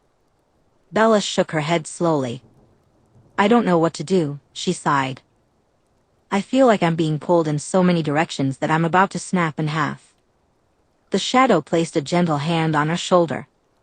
"The Cullens love you," she said softly. "Trust in that. You might not understand why yet, and I know it seems ridiculous, but they truly care for you. The ones who seem distant will come around in time. They just need a moment to gather their thoughts, but that family would do anything for you." Bella let out a weak laugh. "They barely know me. You're just making them sound even crazier." The shadow smiled sadly. "It will all make sense soon. Very soon, actually. They're really trying to wake you up now, she sighed. Bella felt it too. The walls of the cabin were beginning to fade, and the light filtering through the curtains was dimming. She felt lighter, as if she were about to float away. Bella, please, open the door. Let me through. Let me help you with what's to come. Tell me who you are, Bella insisted. How do you know all these things about me and the Cullens? How do you? Do you know what's coming? Bella asked, her voice laced with confusion. What do you mean you've been trying to fix it? Are you talking about some kind of Groundhog Day situation? To borrow a phrase, spoilers, the shadow chuckled softly. I'll share what I know to prove that I'm safe and trustworthy. Just promise to save the anger for later. Why would I be angry? Bella questioned, her curiosity piqued. Because what I'm about to tell you is something very close to your heart. Knowing it will help you trust me, but speaking it out loud might make you hate me, at least a little, the shadow replied wryly. Well, now I'm just curious, Bella muttered, rubbing her arms anxiously. The shadow turned toward her and wrapped her arms around Bella in a gentle embrace. It felt strange to be hugged by a shadow, but despite the cool sensation surrounding her, Bella felt a flicker of warmth and comfort in her core. The shadow leaned in closer, her lips near Bella's ear. We're out of time. You have to let me in. I'm going to tell you now, and you need to let me in. Otherwise, you'll wake up and forget everything, and I don't know when we'll speak again. Bella's gaze darted around, and she realized the walls, and even the floor, had completely vanished. The chairs, the bed, all the furniture were gone. She seemed to be standing on nothingness, an empty gray void, held aloft only by the shadow's arms. Bella? Can you hear me? Wake up, sweetie, please, a vague voice called from somewhere. Bella recognized it as Alice, trying to rouse her. The shadow whispered again, Bella. Her name was Anna Maria. You called her Annie. And deep down in your heart, you know she loved you so, so much. And she never, ever stopped. Bella's breath caught in her throat, her fingers digging into her arms as her vision blurred. Her heart felt as if it were about to explode. She squeezed her eyes shut, overwhelmed by a whirlwind of emotions. All at once, Bella felt a whirlwind of emotions, shock, disgust, anger, but also an unexpected nostalgia, a warm ache in her chest. Deep within her gut, a solid, immutable feeling confirmed that the woman was telling the truth. Fuck you, Bella choked out, feeling her body go limp. Fuck you. Fuck you. Fuck you. I'm sorry, Bella, the shadow whispered. Fuck. You, Bella replied. You were right. I do hate you. I know, came the response. The feeling of the shadow's embrace began to fade, and Bella opened her eyes. The figure of the woman was almost gone, having transformed from a solid black shadow into a nearly invisible shade. I know, the shadow repeated. But I'm also going to let you in now, Bella whispered. If you know that, and you are some ghost from the future or something, I must have told you. And if I told you about her, you must be someone important to me. I wouldn't share this with just anyone. I barely even want to think about it myself. I know, the shadow whispered, her voice growing faint. Open the door, Bella. Please. And so she did. Bella didn't know what she was doing or how, but she instinctively felt it. There was a door in her mind, a window, an opening, a passage that had been sealed shut. All she had to do was open it, and it became simple once she found it. As the door opened, the gray void rushed around her, clouding her vision as the dream began to fade. She could almost feel her consciousness whisking itself back into her body as she started to wake up, barely finishing the act of opening the door. As she did, something rushed into her consciousness like a flood, pouring into her mind. Thank you, Bella, the voice echoed, but this time it resonated from within her head. You won't remember this conversation. Not consciously. But your subconscious will remember. It will remember how you felt, it will remember the things you said. The catharsis, the the resolve will hold. You'll be all right. I'm going to wake up. Now, Bella whispered. How will this all work? I have to settle in first, the voice replied softly. You'll see me either in the corner of your eye or off in the distance. Your conscious mind needs to acclimate to my presence before I can speak to you again. Okay, Bella said quietly. One last thing before I go, the voice continued. More than anyone, you can trust Alice. She would probably tear out her own heart and eat it if you asked her to. The others might falter on their paths, they may waver. They'll all be by your side in the end, but the road there will be hard. Except for Alice. Trust her. Put your faith in her. No matter what, she will stand by you. But, Bella whispered. She lied. They all did. And she didn't listen to me about Edward. They lied to protect you, little bird. They had to. And yes, she didn't listen. You're right. But you saw the distress it caused her when Edward allowed his worst aspects to control him, putting you in danger. This will be the last time she ever makes a mistake regarding your safety. How do you know that? Bella asked.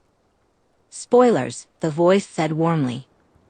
And then Bella Swan woke up. Bella? Alice was saying as Bella's eyes flickered open. She found herself lying on her back, her head resting in someone's lap. Fingers were gently stroking through her hair. She was on the Cullens' couch. She's waking. Bella groaned and slowly sat up. Alice quickly moved with her, gently placing her hands on Bella's shoulders to help her sit up. Carlyle was nearby, quickly moving in to check on her. As Bella blinked away the fuzzy static clouding her vision, she noticed the rest of the Cullens scattered around the living room. Esme was closest, sitting on the floor where Bella's head had been, and for some reason, Bella knew it must have been a comforting sight. Bella felt the familiar fingers running through her hair. Emmett and Jasper were nearby, with Jasper sitting in the closest armchair, leaning forward and gazing at her intently. Emmett stood frozen in the middle of the room, caught mid-pace. Rosalie had shifted, no longer at the base of the stairs, she was now perched on the arm of Jasper's chair. A book rested in her hands, but no one in the room believed she was actually reading it. Her grip was loose, and although she was turned slightly away from Bella, her eyes were just as focused on her as everyone else in the room. How long was I out? Bella groaned, rubbing her eyes. What time is it? It's about 2 in the morning, Alice replied softly. How are you feeling? Did anyone get the plate number of the semi that ran me over? Bella groaned again. Rosalie snorted, rolling her eyes when Esme and Alice shot her reproachful looks. What? She's all right enough to crack jokes, so she's fine, Rosalie snapped. Glad you think I'm funny, Hale, Bella grumbled. What? I do not. That was, Rosalie sputtered, and Bella felt a swell of pride for catching her off guard. Turning to Alice, Bella took in the face of her best friend. She had been upset with Alice for not listening to her, but the worry etched on Alice's features melted away all her irritation. Alice's eyes were filled with concern and a fear that Bella recognized all too well, the fear of rejection, the fear of someone you cared about turning their back on you. So instead of the short, gruff words that bubbled up in her throat, Bella lifted her arms and pulled Alice into a warm embrace, placing a hand on the back of her head as she let out a long, slow exhale. Alice sagged in relief, clinging to Bella's shirt and pressing her face into her shoulder. So, vampires? Bella asked. Alice nodded into Bella's shoulder. Okay. That's fine. Just, let me get my bearings a little bit, yeah? Of course, Bella. Take all the time you need, Alice whispered. Bella sighed and gently patted the back of Alice's head. I'll be okay, she mumbled. It's just a lot. Alice nodded and pulled away after a moment, and Bella could see the visible relief on the Cullens' faces. So you're good? Emmett asked hesitantly. We're still buddies? Yeah, man, Bella croaked, massaging her throat a little. It felt raw, as if she had just been screaming and sobbing. Had her panic attack really been that bad? I mean, someone's gotta make sure you know your place in the Mario Kart hierarchy.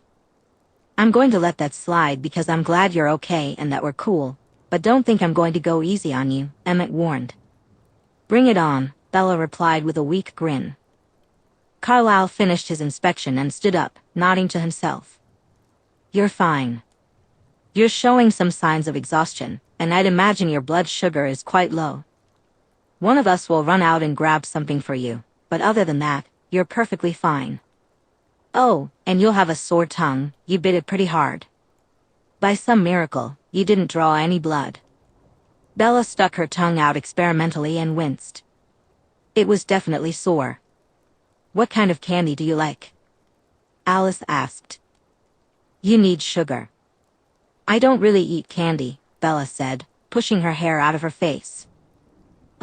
Fruit would be good though. Strawberries? Or something like that.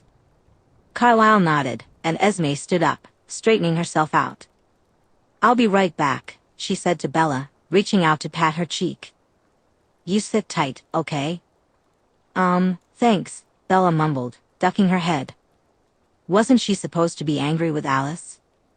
Bella felt a mix of emotions as she processed everything. Why was she feeling all mushy? Gore. She tried to frown, but exhaustion weighed her down, so she let out a deep sigh and rubbed her eyes again. Okay, let's just get this out of the way. I'm a little annoyed that you all pulled the wool over my eyes, but I guess I understand. It's not like you can just walk up to someone and say, hey, we're a group of vampires.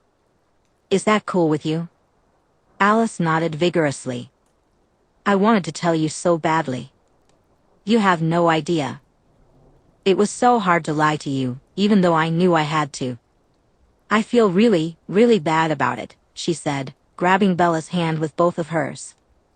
Bella marveled at how cool Alice's hands felt, now that she understood the reason behind it. Being a vampire was way cooler than having crummy circulation.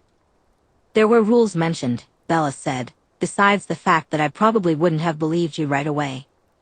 Carlisle nodded. Our kind doesn't have a traditional government, as you might put it, he explained slowly. But it is understood that we must keep our existence hidden from humanity. We are stronger, faster, and more durable, but even the most powerful vampires couldn't withstand an entire human race if it decided we needed to be eradicated for their safety. Bella nodded, finding that explanation made some sense. I'm guessing you have questions, Carlisle said with a half-smile. Oh, gee, you think? Bella laughed. Ask away.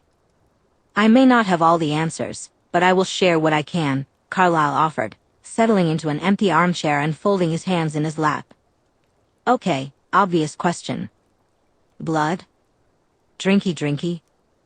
Bella inquired, trying to keep the mood light. Alice giggled. Yes, we do need to consume blood, Carlisle confirmed with a nod. But it's not quite the same as your need for food. I cannot starve to death, Carlisle continued, but the craving for blood will eventually take over our minds if we don't feed often enough. It can lead us into a frenzy of desperation. Obvious follow-up question, human blood? Bella asked, her curiosity piqued. Carlisle hesitated before responding. Do you remember when I mentioned that my family has been described as a cult? He asked. Bella nodded. It's because we don't drink human blood. We only feed on animals. Most of our kind do consume human blood, but we choose not to. Why? Bella tilted her head, intrigued.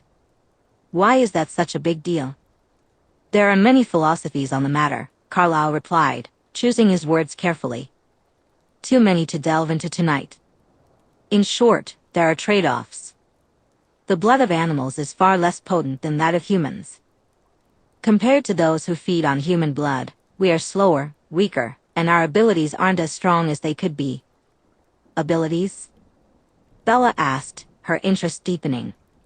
Some of our kind possess what you might call superpowers, Carlisle chuckled. We commonly refer to them as gifts. Abilities that go beyond the usual traits of our kind.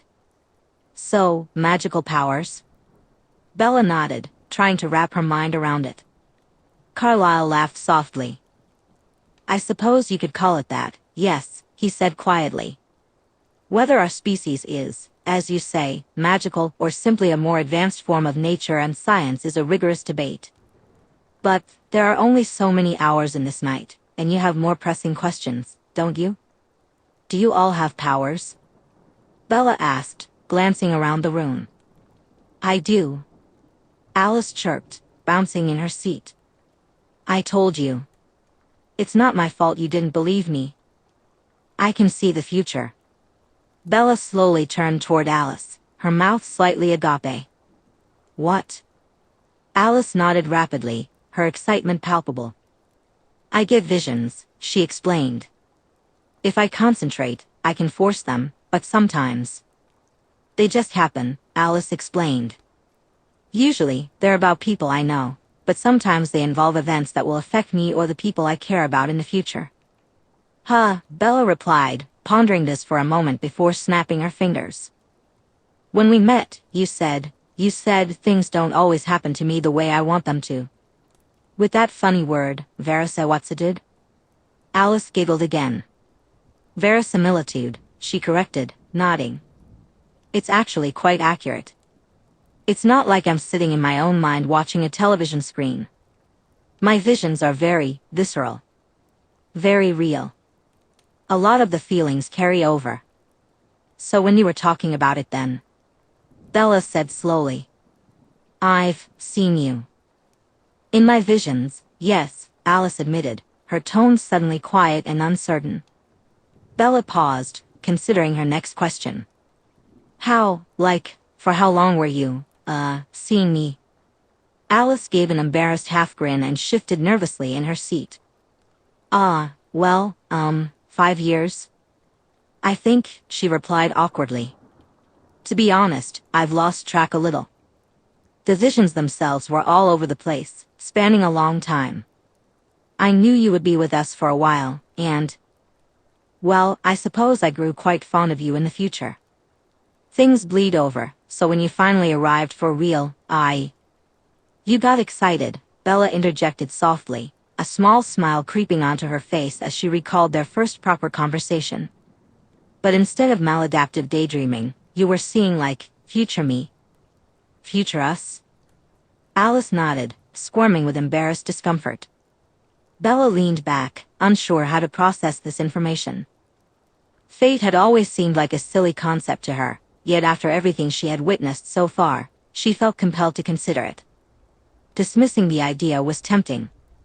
Vampires were one thing, and the strange experiences she had with her senses around the Cullens aligned with that. But future visions? That was something else entirely. Alice felt a wave of frustration wash over her. She knew Bella was struggling to grasp the reality of her visions. Well, okay, Bella sighed, finally relenting. Are all vampire gifts really that insane? No, I'm quite special, Alice replied, her tone unapologetic. Bella couldn't help but bark out a laugh. You got that right. Thank you. Alice chirped, but then her expression shifted. She turned and playfully swatted Bella's arm. Hey. Not that kind of special. Bella's laughter doubled, and Emmett's booming laughter filled the room, quickly joined by Jasper and Carlyle, who couldn't hide their smirks. Even Rosalie, with her eye roll, seemed more amused than annoyed. What about the rest of you? Bella asked, her curiosity piqued. Jasper raised a finger, and before she could ask her question, he spoke. I can sense the emotions of others. It was actually quite difficult for me to learn how to differentiate my own feelings from those around me. But once I gained control, I discovered I could also influence others' emotions, up to a point. Bella blinked, taken aback. I'm so sorry, she said automatically, feeling a pang of guilt. Jasper frowned, and she noticed curious glances from the rest of the family. That you have to be around me. My emotions are complicated. She felt awful. How many times had Jasper been near her during a panic attack or when the dark clouds in her mind got overwhelming? Oh, he said, looking surprised by her apology. Well, you actually have nothing to apologize for. I can't feel you. At all. Bella was torn between relief and insult. I'm not that dead inside, she grumbled. No, I mean, Jasper paused, muttering something under his breath. My gift simply doesn't work on you. I've been trying to figure it out since that first day you arrived at school, and I got even more confused when I saw you have a panic attack for the first time and felt absolutely nothing. Huh, Bella replied. That definitely made her feel better. Blessing in disguise, honestly, she added with a shrug. You really don't want to get all up in here. Why can't you, though? Did you figure it out? We have a theory, Carlisle mused. Do I get to hear it? Bella asked, intrigued. Carlisle took a moment to organize his thoughts before speaking. When a human is turned into a vampire, that's when their gift manifests, he began. Most of the time. Bella raised an eyebrow. Occasionally. Very, very rarely, there are reports or accounts of humans displaying anomalous behavior or abilities. When those humans come into contact with the supernatural and are brought into that world physically, meaning they are changed so that they themselves are no longer human, those abilities are significantly amplified. Are you building up to say I'm an X-Man? Bella asked bluntly. Carlisle paused, staring blankly at her. You know. Bella prompted, looking around the room. Marvel. The X-Men? Mutants with superpowers? Wolverine and Professor X and Magneto and all that? None of the Cullens showed any sign of recognition. Emmett? Bella asked, aghast as she turned to him. He pointed at himself. Me? Why me? I don't know what an X-Man is. How do you not know what an X-Man is? Bella exclaimed, flabbergasted. You play video games and you know who Mario is but not Wolverine? I don't keep up with all pop culture. Emmett whined. Okay, Bella laughed, shaking her head. Anyway, sorry Carlisle, continue. You're going to tell me I have magical juju shenanigans happening. Yes, I suppose, Carlisle said with a light cough, clearly a bit annoyed that his dramatic build-up had been deflated. You appear. And you're like a shield of some kind. You interfere with or block the gifts in the family. Huh. Neat. Who else? Bella asked, glancing between Carlisle, Emmett, and Rosalie. Silence hung in the air, growing more awkward by the second. Bella frowned, looking around again. It's Edward, Alice mumbled with a sigh. He's the last one. Oh. That's disappointing, Bella replied with a sigh. What's his gift? The gift of being a creepy weirdo? Carlisle grimaced at Bella's words, and Alice shrank a little into her seat. Jasper, however, wore a wry smile, while Rosalie briefly smiled before irritation crossed her face, as if she were annoyed with herself for agreeing with Bella. No, he can read minds, though, Emmett said casually. Bella's eye twitched. He can what? She yelped. Read minds, yeah. But he can't just pull whatever he wants out of your head, Emmett explained, frowning. You have to be actively thinking about it when he reads you. He can sort of passively hear everything going on around him, especially loud thoughts. If he focuses on you, he can dig a little deeper into what you're thinking. Like 2 weeks ago, he knew I wanted to eat a bear instead of a deer that day, so he led me to where he had last seen one, even though I hadn't said anything.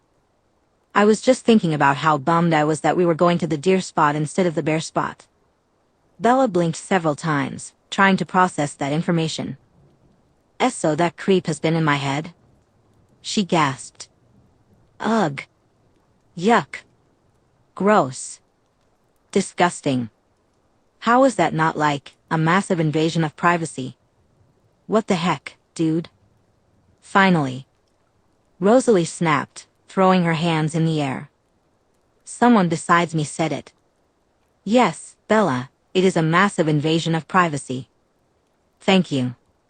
Bella's heart fluttered at the sound of Rosalie saying her name, momentarily derailing her thoughts about Edward. She stared at Rosalie for several seconds, who was returning the glare from Carlisle. But Bella's mind quickly returned to Edward when she heard Alice mumble beside her. "He can't help it," Alice said quietly. "It's not his fault. He can't turn it off, just like Jasper can't turn off his gift." Rosalie snorted. "That's a weak excuse," she grumbled, crossing her arms. "And even if it's true, which I doubt, he's still an ass about it." Alice opened her mouth again, likely to defend Edward, but then she slumped back into the couch and snapped her jaw shut. "I hate the thought that he's been in my head," Bella groaned. "He hasn't," Rosalie said quickly. "Just like Jasper can't feel your emotions, Edward can't read your thoughts. He says it's like trying to read the thoughts of a brick wall." Bella sighed in relief, glad that Edward hadn't been rummaging through her mind. "Okay," she said after a moment. "I think those are my immediate questions about the vampire thing. I have more, but they can wait. My other questions are actually about the current topic. What the heck is Edward's deal?" Carlisle sighed, hanging his head, pinching the bridge of his nose, and closing his eyes. Rosalie's nostrils flared, and it seemed like she was gearing up for a rant, but Jasper glanced her way and shook his head slightly. Rosalie physically relaxed a bit, though Bella could tell from her twitching jaw that it wasn't quite her first choice. "Edward is complicated," Alice said hesitantly, staring for some reason at Rosalie. "And some things got messy." "That explains very little," Bella replied plainly. "Something else you must know about us," Carlisle said with a pained sigh, "is that vampires mate for life." "Like penguins," Bella said, nodding. Carlisle looked at her for a moment before chuckling, his shoulders shaking slightly. It was the hardest laugh Bella had ever seen from him, still reserved and quiet, but he didn't stop for nearly a full minute. The entire room mirrored Bella's surprise at witnessing this. "Yes," he eventually said, amusement thick in his voice. "Like penguins." "So what, did Edward go all penguin on me?" Bella frowned. "Why?" Carlisle sighed. "In Alice's visions of you, which she naturally shared with the family over the years, she saw you as a member of our family. As one of us." "You mean like?" Bella's eyes widened as she opened her mouth slightly and pointed at one of her canine teeth. "Yes," Carlisle confirmed. "Exactly." "Okay." Huh. Bella was unsure how to process this. It made sense, after all, why the Cullens had approached her. Why they all seemed so taken with her from the very beginning. Well, except for Rosalie. If they knew she would eventually be part of their family, she could see the logic behind their interest. "At first, we didn't know how you would arrive in our family. Specifically, whether you would be human when we first met." Bella nodded, following along. "Theoretically, I'm more than willing to accept any kindred into our family who is willing to follow our rules and adhere to our diet," Carlisle continued, steepling his fingers. "So, initially, we thought you might be a nomad or a curious member of another coven who wished to try our lifestyle and simply stuck around.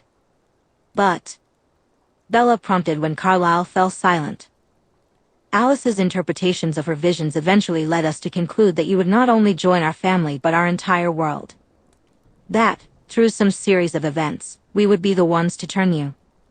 The potential circumstances surrounding such a decision are quite serious," he said with a heavy sigh. "There are very few situations in which I would agree to turn a human being to join our family, let alone our world. It's not a small matter, nor is it a choice to be taken lightly. A decision like that affects us all." Bella took a moment to think it over. Carlisle had fallen silent again, studying her with curious eyes. She felt as if he were testing her, trying to see if she could figure it out on her own. "I'm guessing one of these unique circumstances is if one of you finds your, penguin, in a human?" Bella said, awkwardly fumbling over her own analogy. Carlisle chuckled and nodded. "So Edward thought that Alice's visions of me joining the family meant I must be his penguin?" She turned to Alice for confirmation, only to find Alice glaring daggers at Rosalie, who was returning the look with equal intensity. Bella glanced back and forth between the two sisters. Did I miss something?" she asked. "No," Alice replied sharply. "Everything is fine." "You look and sound like you want to strangle your sister," Bella pointed out. "She's my sister." "That's normal," Alice grumbled. Rosalie huffed and rolled her eyes, turning her head away from the couch. "Okay," Bella said, deciding to let it go. "Am I right though?" "Essentially, yes," Jasper confirmed with a sigh, casting a slightly confused glance between the two sisters. "You see, with a vampire's mate, it's not as simple as it is for humans. Humans choose to go on dates, and if they're compatible, they might eventually decide to marry. We don't have much of a choice." Rosalie snorted loudly and tossed her hair. Bella looked at her quizzically. When Rosalie caught her gaze, she paused, as if debating something internally. Finally, she shrugged irritably and turned away again. "That's according to someone who claims to be mated," Rosalie said pointedly. "It's not a shared belief." "What do you mean?" Bella asked, glancing around the room. Everyone looked uncomfortable, except for Alice, who still appeared angry. "A vampire's mate isn't chosen," Carlisle explained. "It's a connection that goes beyond the body and mind, a meeting of souls, almost. We might have dalliances with others, temporary relationships like humans do, but when we find our mate, we know. It's not something that can be ignored or mistaken. It can happen the first time you meet someone, and you just know." Bella stopped paying attention the moment Carlisle mentioned meeting of souls. Her mind drifted back to the first time she really met Rosalie, when they had that lovely little argument. That was until Bella got into her car and... She shook her head. There was no way. If that were true, Rosalie would know. Right? She must. "I think it's nonsense," Rosalie interjected. "It's just love. We have heightened emotions. The same thing that makes us faster and stronger also makes us more volatile," she explained, grimacing slightly as she gripped her upper arm. "Your emotions run so much hotter, like an engine being overclocked all the time, 24/7. It makes sense that love would follow the same fate and lead some of us to believe in this soulmate nonsense." "It isn't nonsense," Alice shot back. "It's not just love, there's a connection. There's more to it." "Girls," Carlisle said softly. They quieted down, with Alice crossing her arms and turning away on the couch, leaning against Bella's side, fully facing away from Rosalie. Rosalie rolled her eyes and muttered something Bella couldn't quite hear. "I heard that." Alice snapped. "You were meant to." Rosalie fired back. "Girls," Carlisle said. His tone was calm, he didn't yell or snap. Bella wasn't even sure his voice had risen much at all, but it was enough to draw their attention. The tension in the room was palpable, and everyone fell silent. Bella wasn't sure anyone could speak even if they wanted to. A slight shiver ran down her spine. Carlisle could be incredibly intimidating when he chose to be. Her thoughts drifted back to her earlier musings, but once again, they were dismissed. Nothing had happened with Rosalie. It was clear she didn't believe in any of this, and judging by how the others described their connections, Bella was certain Rosalie would recognize if something was genuinely that powerful. Suppressing the part of her that still felt like a schoolgirl whenever Rosalie glanced in her direction, Bella turned back to Carlisle. "So, Edward," she began, trying to steer the conversation back on track. "Yes, Edward," Carlisle sighed. Edward has always been moody. He struggles, you see, with the nature of our existence. Once a year, like clockwork, he goes off on a big rant about how we're all damned to an eternity in hell and that our existence is doomed," Emmett chimed in, nodding sagely. "Then he sulks in the wilderness for 2 weeks before coming home as if nothing happened." Carlisle cleared his throat. "Yes, well, he was raised a certain way as a human, and he's never quite been able to escape his past," he murmured. "He's always been troubled." "I believe that," due to the secrecy of our existence and his own troubled thoughts, he has become quite lonesome over the years. Bella narrowed her eyes slightly but remained silent. At first, it was just Esme and me, Carlyle continued, a soft, distant smile creeping onto his face as he recalled old memories. I remember the day I first saw her. Everything changed in an instant, as if my entire perception of reality had shifted. But Edward. He was never quite the same after that. Wait, Edward is older than Esme? Bella asked, frowning in confusion. Carlyle laughed. Yes, Carlyle replied with a nod. Physically, he is and always will be 17. But his life beyond humanity has spanned over 100 years.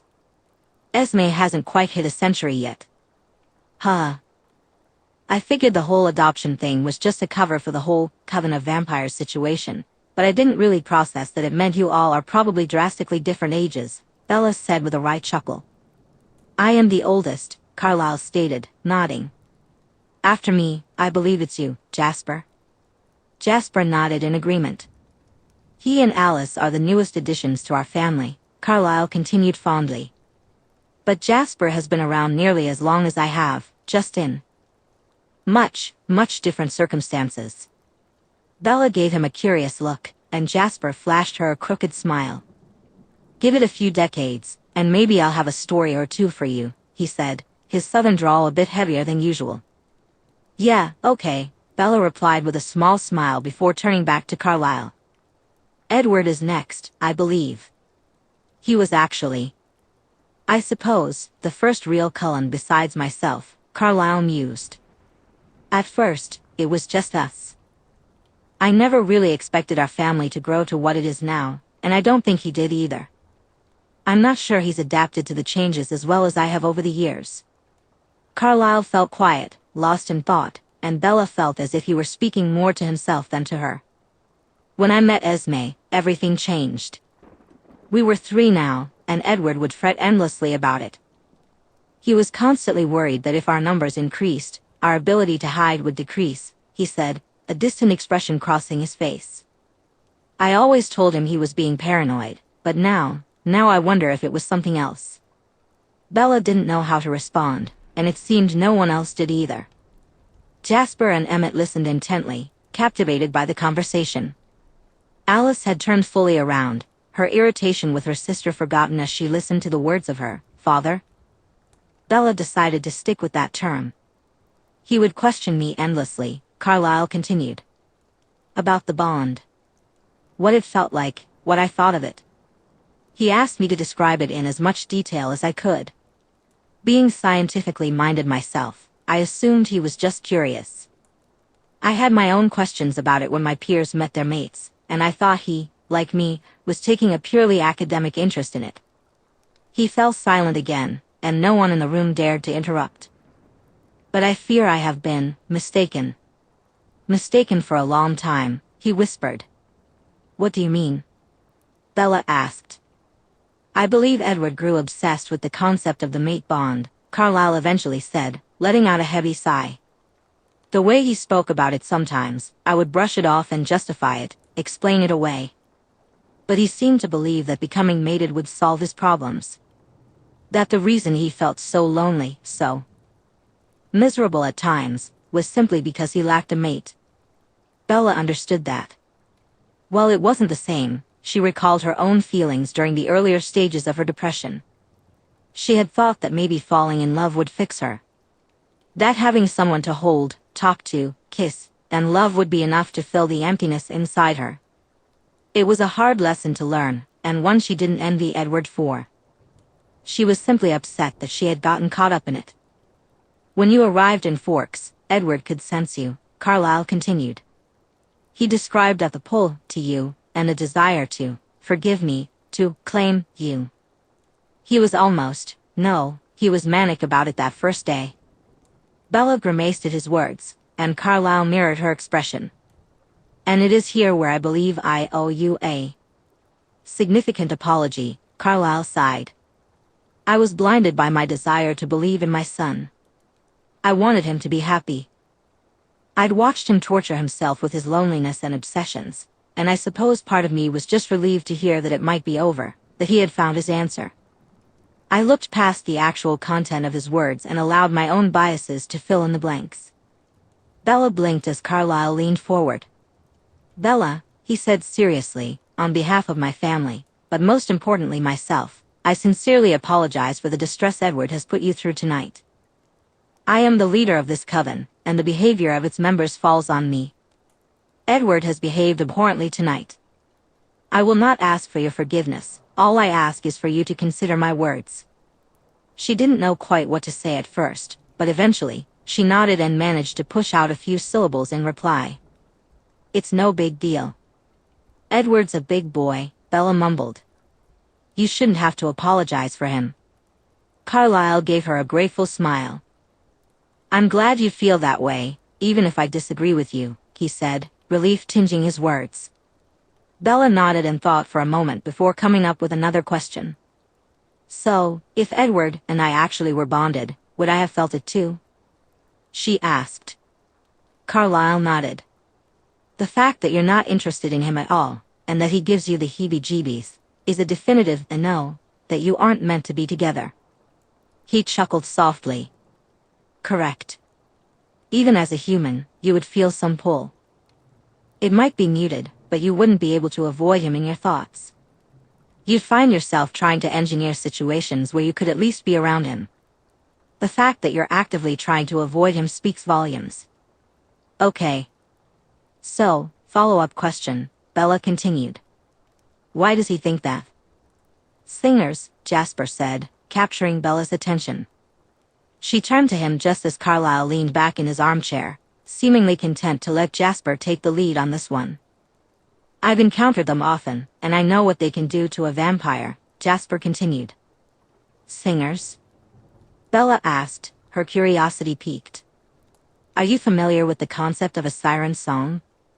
Jasper inquired. Bella nodded in response. "A singer is a human whose blood is particularly enticing to a specific vampire," Jasper explained. "Think of it like your favorite food, but on a whole new level. You could feast on it and still crave more until you literally couldn't eat another bite." Bella grimaced. "So, my blood is like singing to him?" she asked, sticking her tongue out in disgust. "EW." Jasper laughed. "That's essentially it, yes. For someone like Edward, with his obsessive thoughts and his unique brand of stubbornness, I can definitely see him misinterpreting the pull of a particularly alluring singer as a mate bond. And combined with Alice's visions, that probably sealed the deal. Without those visions, he likely would have recognized you as a singer on his own. So, how do we de-idiot him?" Bella groaned. "I mean, he's your brother and all, and if I'm going to join your family one day, it would be nice for us to all get along." "It isn't mandatory," Carlyle interjected, giving Rosalie a pointed look.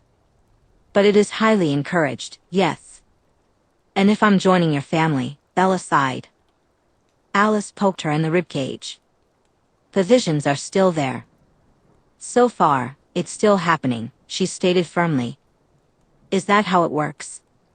Bella asked, frowning. "My visions are based on the decisions people make," Alice explained with a nod. "I can see several different outcomes to a situation if I change my mind and make a new decision, and then the vision changes accordingly. Or sometimes it doesn't, if that particular decision doesn't affect the vision. The visions I have are all stored in my head until they either. Things can happen or change, in a sense. Like a shelf full of DVDs, Bella suggested with a nod. "Sure," Alice replied, flashing a quick smile. "But the ones I have of you as one of us are still there. They haven't changed at all." For some reason, Bella felt certain she wasn't the only one being addressed by that statement. "Okay. But you still don't know how?" Bella pressed. "Not the exact moment, no," Alice explained with a sigh. "But if you aren't Edward's mate..." Jasper began, a grimace on his face. "That only really leaves one option." "Which is?" Bella asked, uncertain if she wanted to hear the answer. When no one else spoke, Carlyle stepped in. "Sometime in the near future, you will die, he said sympathetically. And we care too much about you to let you go. Chapter 9, I'll let it rush through every window, and get ready for the flood, because this is what happens when a heart wakes up. I sense deception to come. Honestly, truth and I are never one. Because I am the lying man, and I have made you my next victim. Oh, I need you to see through my act, to tell me I'm wrong, to take off the mask. Or else I'll be left in the lie, and I'll deceive my way straight to demise. Because I'm not in a right state of mind, I just wish I had the strength to admit it. My stubbornness will put up a fight, but I don't deserve to win it. I'm left in the dark pondering my mistakes, but in the light, I swear I will deny it all. Liar. Jasper grimaced. But if you aren't Edward's mate, that only really leaves one option. Which is? Bella asked, her face slightly twisted, her lips turning down. Rosalie felt a twist in her gut, not from concern but from frustration and perhaps a hint of sympathy. The room fell silent, and the only sound was Bella's halting, erratic breath. Finally, Carlyle spoke up. Sometime in the near future, you will die, he said gently. And we care too much about you to let you go. Bella's initial reaction was shock. Her eyes widened, nostrils flaring slightly, and the sharp intake of breath sent a shiver down Rosalie's spine. Bella's hand moved slowly to her hair, pushing it back as she began to blink rapidly. Rosalie could see the shimmer of tears forming in Bella's eyes, and she stood up, overwhelmed. She didn't want to be there anymore. No longer needing to hide her abilities, she fled from the room at her usual blinding speed. She could hear Bella's heart race, the first time witnessing a vampire's speed. But in an instant, Rosalie was gone. She didn't know where she would go next. Was a sense of belonging she couldn't ignore. Rosalie didn't quite know where she was going, she just needed to escape the confines of that room. She ran into the woods, leaping over rocks, logs, and debris, skillfully weaving and ducking through branches while avoiding birds in flight. Eventually, she arrived at a place she had come to think of as hers, a small clearing deep in the forest. The ground was already hard from the early winter chill, with only the wilting remnants of clovers and honeysuckle flowers that would bloom in spring and summer. Rosalie marched over to the largest tree and leaned against it, her fingers splayed as she pressed her palms against the rough bark. She hung her head and closed her eyes, taking a deep breath through her nose, filling her lungs with the scent of the early winter forest. Though she didn't need to breathe anymore, the smell of the forest calmed her.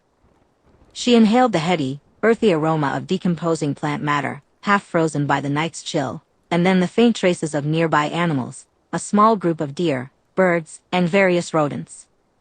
The scent of the trees themselves followed, an indescribable essence that grounded her and kept her calm. Her ears perked up at the sounds of insects and birds surrounding her, a symphony she had never truly learned to tune out.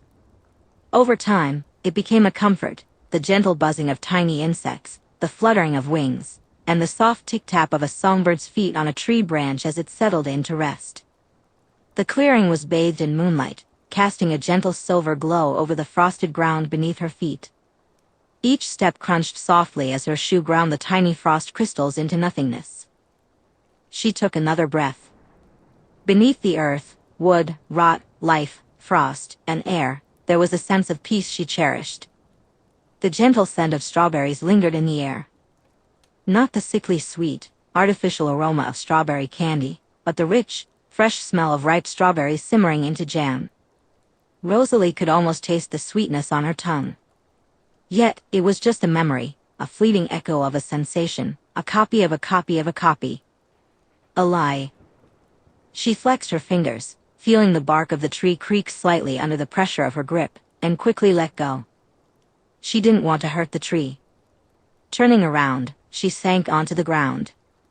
The knotted, twisted bark pressed uncomfortably against her back, but she remained still, pulling her knees up to her chest as she gazed up at the sky. The moon and stars welcomed her, shining brightly as they always did. Tonight, the moon was a little over halfway full.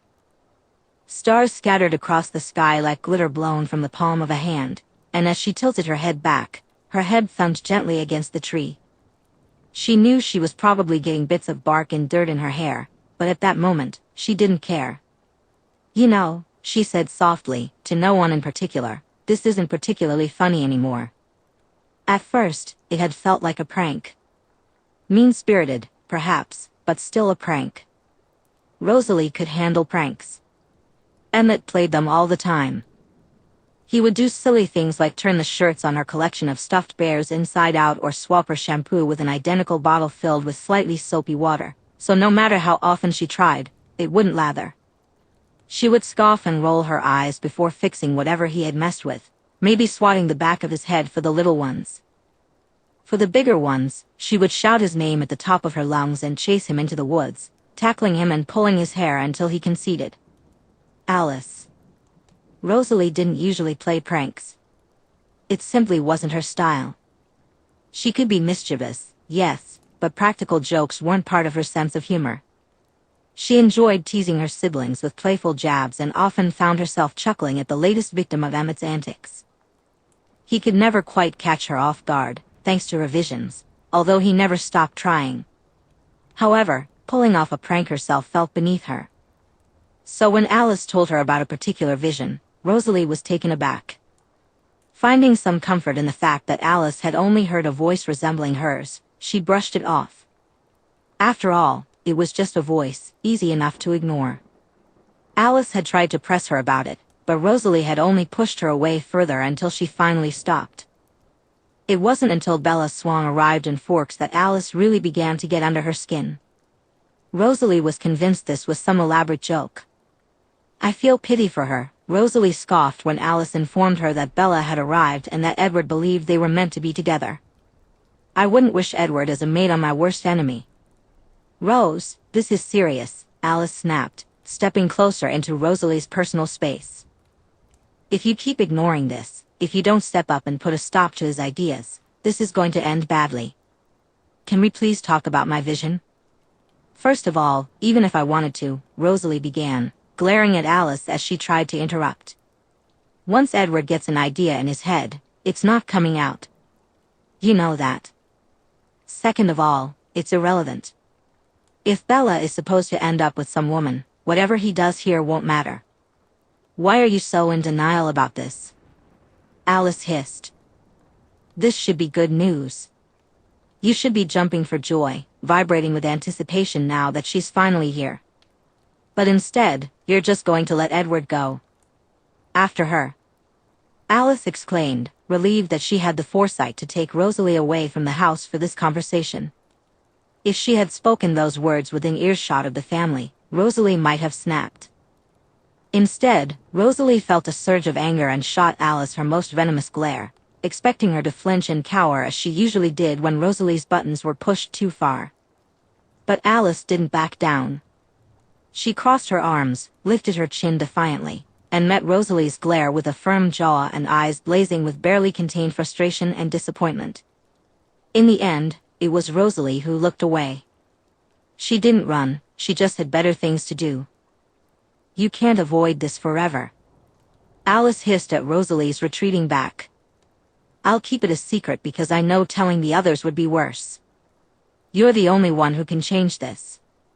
Your decision can prevent a lot of pain, and if you let this happen just because you can't accept that someone might fall in love with you and be your mate, I'm going to be so angry with you." Rosalie didn't respond with words. Instead, she raised her middle finger over her shoulder. But even that didn't bring her any satisfaction when she heard Alice stomp her foot and huff before turning to run off in the opposite direction.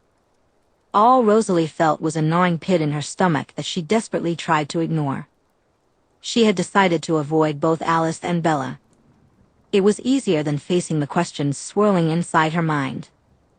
So, she shut them down and occupied herself with thoughts of cars, dresses, and everything she knew Edward would expect her to think about whenever he was around. It wasn't particularly difficult for her to sidestep her own thoughts, she just put in extra effort when Edward was nearby. And she was only avoiding it because it was annoying. Alice didn't know what she was talking about, and Rosalie felt no desire to enlighten her. Yet those little nagging thoughts lingered in the back of her mind. Were simply irritating, nothing more. At least, it was easier to think that way until Alice decided to bring the human home. Rosalie recalled that argument vividly. Are you all insane? She blurted out during the family meeting when Alice announced that she had invited Bella over. This puts all of us at risk for no good reason. She's my mate, Rosalie. That's the only reason we need to bring her closer to us, Edward retorted, his voice sharp. Stuff it, Rosalie snapped back. Sorry, I'm not catering to your pathetic needs. I'm trying to keep our family safe, something the rest of you seem to have forgotten how to do. Rose, Jasper said patiently, trying to diffuse the tension. This is Bella we're talking about. The Bella Alice has been seeing as one of us for years. She's going to find out about us one way or another. Isn't it better to have some sort of control over it rather than leaving it up to fate? Edward nodded in agreement, crossing his arms and sneering at Rosalie. Alice glared at her too, a surprising display of solidarity that caught the attention of the rest of the family. Usually, Alice wasn't one to openly support conflict, but here she was, clearly siding with Edward. At least, that's how Rosalie assumed they saw it. She understood exactly why Alice was glaring at her, but she wasn't about to entertain that notion now. Yes, we should control it, Rosalie said carefully. And that means keeping her at arm's length until we know what we have to do. Alice has already said multiple times that she doesn't know how Bella gets turned. We don't even know for sure that we're the ones to do it. It's the only option that makes sense with how my future self feels about her, Alice muttered. And she's my mate. Rosalie, I share your concerns about choosing to turn a human. I really do, Edward said, trying to placate her while muscling through Rosalie's eye roll of irritation. You're worried that her soul is going to hell if we turn her, not about our safety, Rosalie said pointedly. Be that as it may, Edward replied firmly. It's still important for her to become closer to the family so we can protect her. Personally, I'm still advocating against turning her at all. It's better to have a short life with her and live the rest of mine knowing her soul remained pure, rather than damning her along with us. We are not letting Bella die either. Alice snapped, crossing her arms. Now she was angry with Edward too, which at least made Rosalie a bit happier. I'm not letting you take my best friend away from me because you can't accept that our existence isn't doomed. That isn't your choice to make. She isn't your mate, Edward said, his voice tight and laced with frustration. Jasper stood up and moved to Alice's side, putting an arm protectively around her shoulders. It isn't your choice either, Edward, Jasper said. She's my mate. It is absolutely my choice. Edward snapped. She's a person, Jasper replied smoothly. A person who will be more than capable of making her own decisions once she knows everything. His voice was as soft as ever, but the menacing glint in his eye made Edward think twice about pursuing the argument further. Regardless, Edward huffed, deflecting the conversation, it's a topic for later, one way or another. It's not important right now. Whether or not she becomes turned, we need to be able to protect her without her asking too many questions or saying too much to the humans in her life. She needs to know. And what will you do when the Volturi come knocking on our door, asking why a human knows about us and isn't turned yet? Rosalie asked. They'll either make us turn her or kill her, or they'll wipe us all out. That's why we keep her at a distance. Maybe we aren't the ones who turn her. Maybe she gets attacked. Maybe a nomad comes through and decides to have a little snack. Maybe it's not us that turns her, but our family can be there to pick up the pieces. Rosalie huffed loudly, resisting the urge to snap back. She kept her gaze firmly fixed on Edward. We keep her here. Safe. They have no reason to find out. They don't control this country, Edward stated with conviction. No, but they control us because of him, Rosalie replied, pointing at Carlyle. Carlyle cleared his throat lightly. The Masquerade, the Camarilla's set of rules regarding human knowledge of vampires, is much less strict than the Volturi's. There are conditions under which a human can become aware without their life suffering, he explained carefully. While our coven is, theoretically, bound to the laws of the Volturi through me, as long as we don't blatantly disregard those laws, they can't just show up and enforce them. If we can inform Bella in a way that gives us plausible deniability. It won't delay them indefinitely, but it will buy us time should the worst happen. It's still risky, Rosalie insisted. Carlyle nodded, his voice infuriatingly patient and understanding. Indeed. But one way or another, there will be risk involved. Either for ourselves or for her. And forgive me, Rosalie, I know you're trying to keep us safe. However, if she's to become involved in our world someday, I would prefer that to happen through us rather than through an attack by some passing nomad or being saved from certain death by being turned without knowing what's happening. I would accept the risk of the former to avoid the latter. Rosalie felt her stomach drop as he spoke. Her shoulders sagged, and she blinked in shock as Emmett stood up, coming to her side and wrapping his arms around her. Carlyle offered her a pained smile, and she couldn't even bring herself to be angry at him for his obvious pity. Because he was right. What was she even thinking? Had she let her irrational dislike of this girl grow to such an extent that she would choose to put her through something like that? Is it really an option for her to take that risk for herself? That doesn't sound like her at all. The discussion continued without Rosalie and Emmett as he led her out to the gardens, heading toward her favorite reading spot. Esme was growing absurdly tall tomato plants, which climbed around elaborate twisting vines carved from wood. Emmett settled Rosalie into her reading chair before plopping down on the floor beside her, squinting at the tomatoes. What do you think she's even growing those for? We can't eat them, he said casually, leaning back and propping himself up with his hands. Rosalie blinked and glanced at the plants. The greenhouse gardens could thrive year-round, even during the cold, wet winters in Forks. Esme had spent a fortune on them. I think she gives them away, she murmured softly, reaching out to place a hand on Emmett's shoulder. His presence was comforting, and she squeezed his shoulder as she spoke. She goes to the PDA meetings with a new food item to give away each time, remember? Oh, yeah. One of the girls at school came up to me the other week and said I should tell Esme that the brownies she gave her mom were really good. Esme was so happy to hear that, Emmett replied, a wide grin spreading across his face. For someone who can't taste the food she makes, all the humans she shares it with seem to love it. Maybe it's a mom thing, Emmett suggested. Like she's part of some big mom hive mind that gives her tips on how to make brownies and stuff. Rosalie snorted. Given some of the packed lunches that kids in this town bring to school, I sincerely doubt such a hive mind exists. Some of those lunches are grounds for child abuse, she grumbled.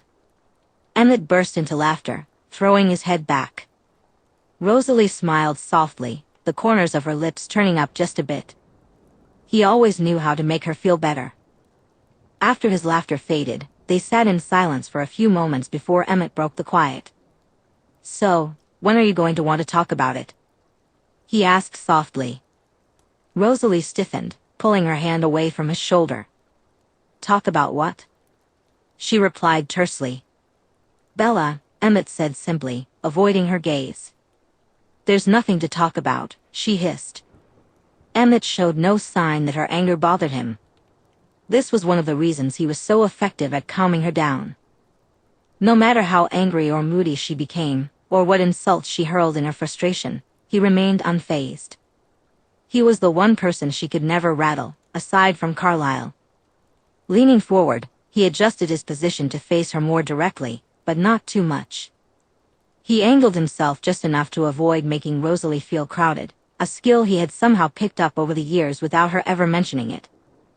She had never said she hated feeling physically boxed in during conversations, but he instinctively knew how to navigate that. Rose, he said gently. Don't make me call you out for lying. That's not us. We don't lie to each other, right? Rosalie frowned, pulling inward slightly, shrinking under his soft tone. You're right, she admitted quietly after a moment. I'm sorry. All good, Emmett replied dismissively. Why does she rile you up so much? You haven't even met her yet. It seems like you don't even want to. Are you really that against a new member of the family? You didn't make this much of a fuss about Alice and Jasper. I don't want to talk about it, Rosalie grumbled. Better. At least you're not lying to me about it, Emmett chuckled. That's fine. You don't have to. But you know I'm here if you want to, right? Rosalie didn't respond verbally. Instead, after he turned away and started asking Esme if Emmett joked about using any bad tomatoes Rosalie didn't want to give away for a food fight with Edward, Jasper, and Alice. Instead of responding, she simply returned her hand to his shoulder and gave it a gentle squeeze. He kept talking, but the slight shift in his expression, softening just a bit, told Rosalie that her message had been received. She understood, but she just couldn't open up yet. If ever. As soon as she thought about him, she caught his scent and heard him approaching. When they hunted as a family or in smaller groups, Emmett loved to be big and loud, crashing through the underbrush and smashing through trees and rocks, his booming laughter scaring away all the animals for miles. Eventually, someone would have to remind him to be quiet. But when he wanted to, he could move as silently as anyone else. Rosalie recognized him by the way he ran. His footsteps were always uneven and distinct. He emerged into the clearing, whistling with his hands in his pockets. She rolled her eyes at the sight of him, and he flashed her that big, goofy grin. Spinning around, he extended his arms and fell backward, landing right in front of her toes, looking up at her with a smile. "Fancy meeting you here, pretty girl," Emmett said in an exaggerated suave voice. "What do you say you and I head back to my place?" He waggled his eyebrows for emphasis. "Ugh," Rosalie replied, making an exaggerated gagging noise as she lightly kicked his head. "Hey. This is abuse." Emmett laughed, rolling to the side to dodge her feet. "You're disgusting," Rosalie shot back. "Shaw. You love me," he snorted, settling onto his back, hands tucked under his head as he stared up at the moon. "The moon's getting full. Or is it getting empty? I haven't looked at it lately." "It's waxing," Rosalie said. Emmett mumbled, "Which one is that again?" "It's getting bigger." "Oh, cool. Why is it called waxing instead of, I don't know, embiggening?" Emmett frowned. Because it is. And because embiggening is stupid," Rosalie replied, exasperated. "You don't know, do you?" Emmett asked, his frown quickly transforming into a mischievous grin. "Shut up," Rosalie grunted. "Okay," Emmett said, and he did. The silence stretched for 5 minutes before Rosalie finally broke it. She was going to start crying, she muttered quietly, wrapping her arms around her shins and resting her chin on her knees. "And I didn't want to see that." "Yeah. I don't like watching girls cry either," Emmett sighed. "Especially when I can't punch whatever made them cry." "Is she?" Rosalie began. "Alice is with her," Emmett interrupted softly. "She didn't even get a chance to start crying, actually. You ran out of the house, and she immediately started asking if you were okay. Alice said you were fine, just moody and flighty, but she kept glancing at the door until I said I'd come check on you." Rosalie's gut churned again, and she avoided looking at him or speaking. She couldn't decide if she was offended or not by Bella worrying about her. Either way, it upset her. Bella shouldn't worry about her. Frankly, nobody should. It was hard enough for Rosalie to accept that Emmett would worry about her, whether she wanted him to or not. He was unnervingly good at making her feel like it was okay to be a little worried, just a little bit. "She said something earlier," Emmett continued after a moment. "I heard her over the phone with Alice when she was trying to convince Bella to let us come get her." Rosalie didn't react to his words. She said, and I quote, "But then that weird stuff happens with your sister." I knew she wasn't talking about you running off right after Alice had that vision about her in Port Angeles. I'm respecting your space and not trying to push you to talk about it, but everyone keeps asking me questions, and I have nothing to tell them right now. How do you know that wasn't what she was talking about?" Rosalie asked. Emmett's gaze lingered on her for a moment before he sighed and continued. "Because she mentioned that right after. After the weird stuff," she said, "who just so happens to show up when I'm in trouble." "So, what's this other weird stuff?" "Nothing," Rosalie replied quickly, perhaps a bit too quickly. "Rose," Emmett said softly. Emmett, she mocked. He fell silent for a few minutes, and she could hear him shifting around. Then he settled next to her, leaning against the trunk of the tree so their shoulders were touching. Did you try to scare her off or something? Give her the shotgun talk, he asked wryly. I mean, I know it was before we found out she's not Edward's mate, but I'm surprised you'd care enough about him to do that. That is not what happened, Rosalie snapped, turning to glare at him. He met her glare with a grin. Aha. So you admit that something happened, he said triumphantly, poking her nose. Shut up, she fumed, turning away from him. What did she do? What did you do? Emmett asked, chuckling. Is it embarrassing? I just gave her a hard time about her stupid truck, that's all. Rosalie nearly shouted, slamming her fist into the tree. A loud crack echoed through the woods as the wood splintered. Geez, Rose, her truck isn't that bad that you had to take it out on the poor tree, Emmett mumbled, patting the trunk. Sorry, tree. She's moody. Shut up. It was that bad, first of all. Oh, she grumbled, and second of all, I'm not moody. Emmett looked at her pointedly. You're brooding in your clearing and punching trees. You're moody. My what clearing? Rosalie asked, flabbergasted. And I do not brood. Yeah, you do. You only come here when you're upset about something and need some space, Emmett shrugged.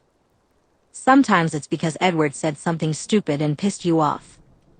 If you look at his face, you might try to claw his eyes out, so you come out here to cool off. That's chill. But other times, it's because something is really bothering you, and that's when I have to pull your brain out of the mud. Ergo, this is your moody clearing.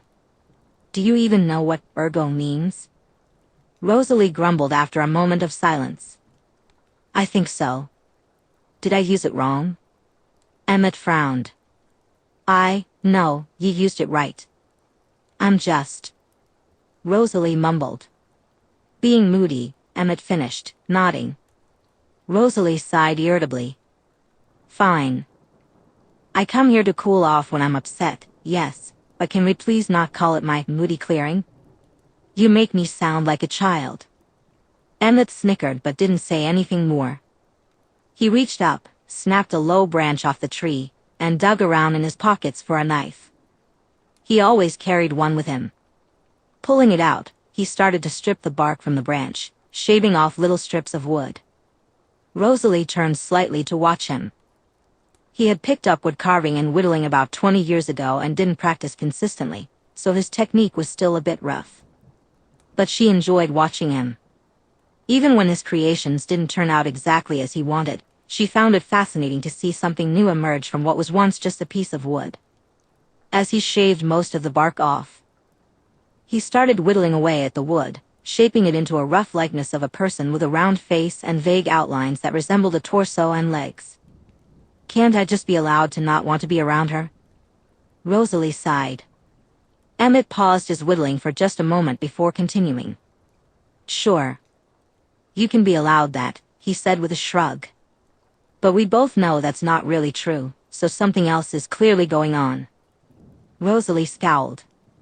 What do you mean by that? Emmett shrugged again. When Alice had that vision about being attacked in Port Angeles, you ran off before she even finished explaining it. Even Edward was so surprised he didn't say anything mean. And when she passed out earlier, you kept inching across the room to get closer to her. I was just changing where I was sitting, Rosalie huffed. Yeah, by getting closer to her an inch at a time every few minutes until you were only a yard away, Emmett chuckled. I hate you sometimes, Rosalie grumbled. Yeah, I know, Emmett sighed. But that's not special. I think everyone who has been in your presence has been the victim of your hate at least once. His simple statement struck a chord with Rosalie, making her wince. Emmett didn't look the slightest bit apologetic, even as he noticed her expression twist in discomfort. She took a slow, steady breath, and they fell into silence. Do you like her? Emmett asked. Rosalie shot to her feet, stomping several paces away from him, fists balled and arms wrapped tightly around her torso. What? No. What the hell, Emmett? What on earth makes you think that? I feel the exact opposite, for your information. She shouted, turning to glare at him. Why? He asked, a curious frown on his face. Are you stupid? She snapped. She's putting us all in danger. Just by existing. She should be running away from us, not asking a million questions about us and making everything even more complicated, Rosalie spat. Emmett's expression remained unchanged as he continued whittling the little figurine. I don't think so, he replied. Alice's visions already told us she was going to be part of the family eventually. And like Carlisle said, it's better if it's us. I certainly don't want her to get hurt if she doesn't have to. She's abusing her truck. You know how much it annoys me when people don't take care of their cars. Rosalie shouted, throwing her hands up in frustration. But why not just teach her how to take care of it? Emmett asked, puzzled. It's not like she's some stranger who's mistreating her car and you'll never see her again. I think she'd be interested in learning if you offered.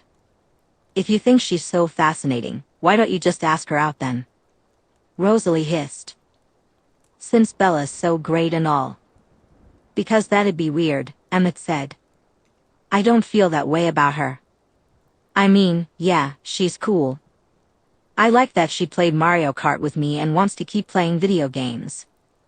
I think she's funny, the way she talks with Alice is great. You should hear them together at lunch, the way they bounce off each other is hysterical. Rosalie's eye twitched at the mention of those lunches.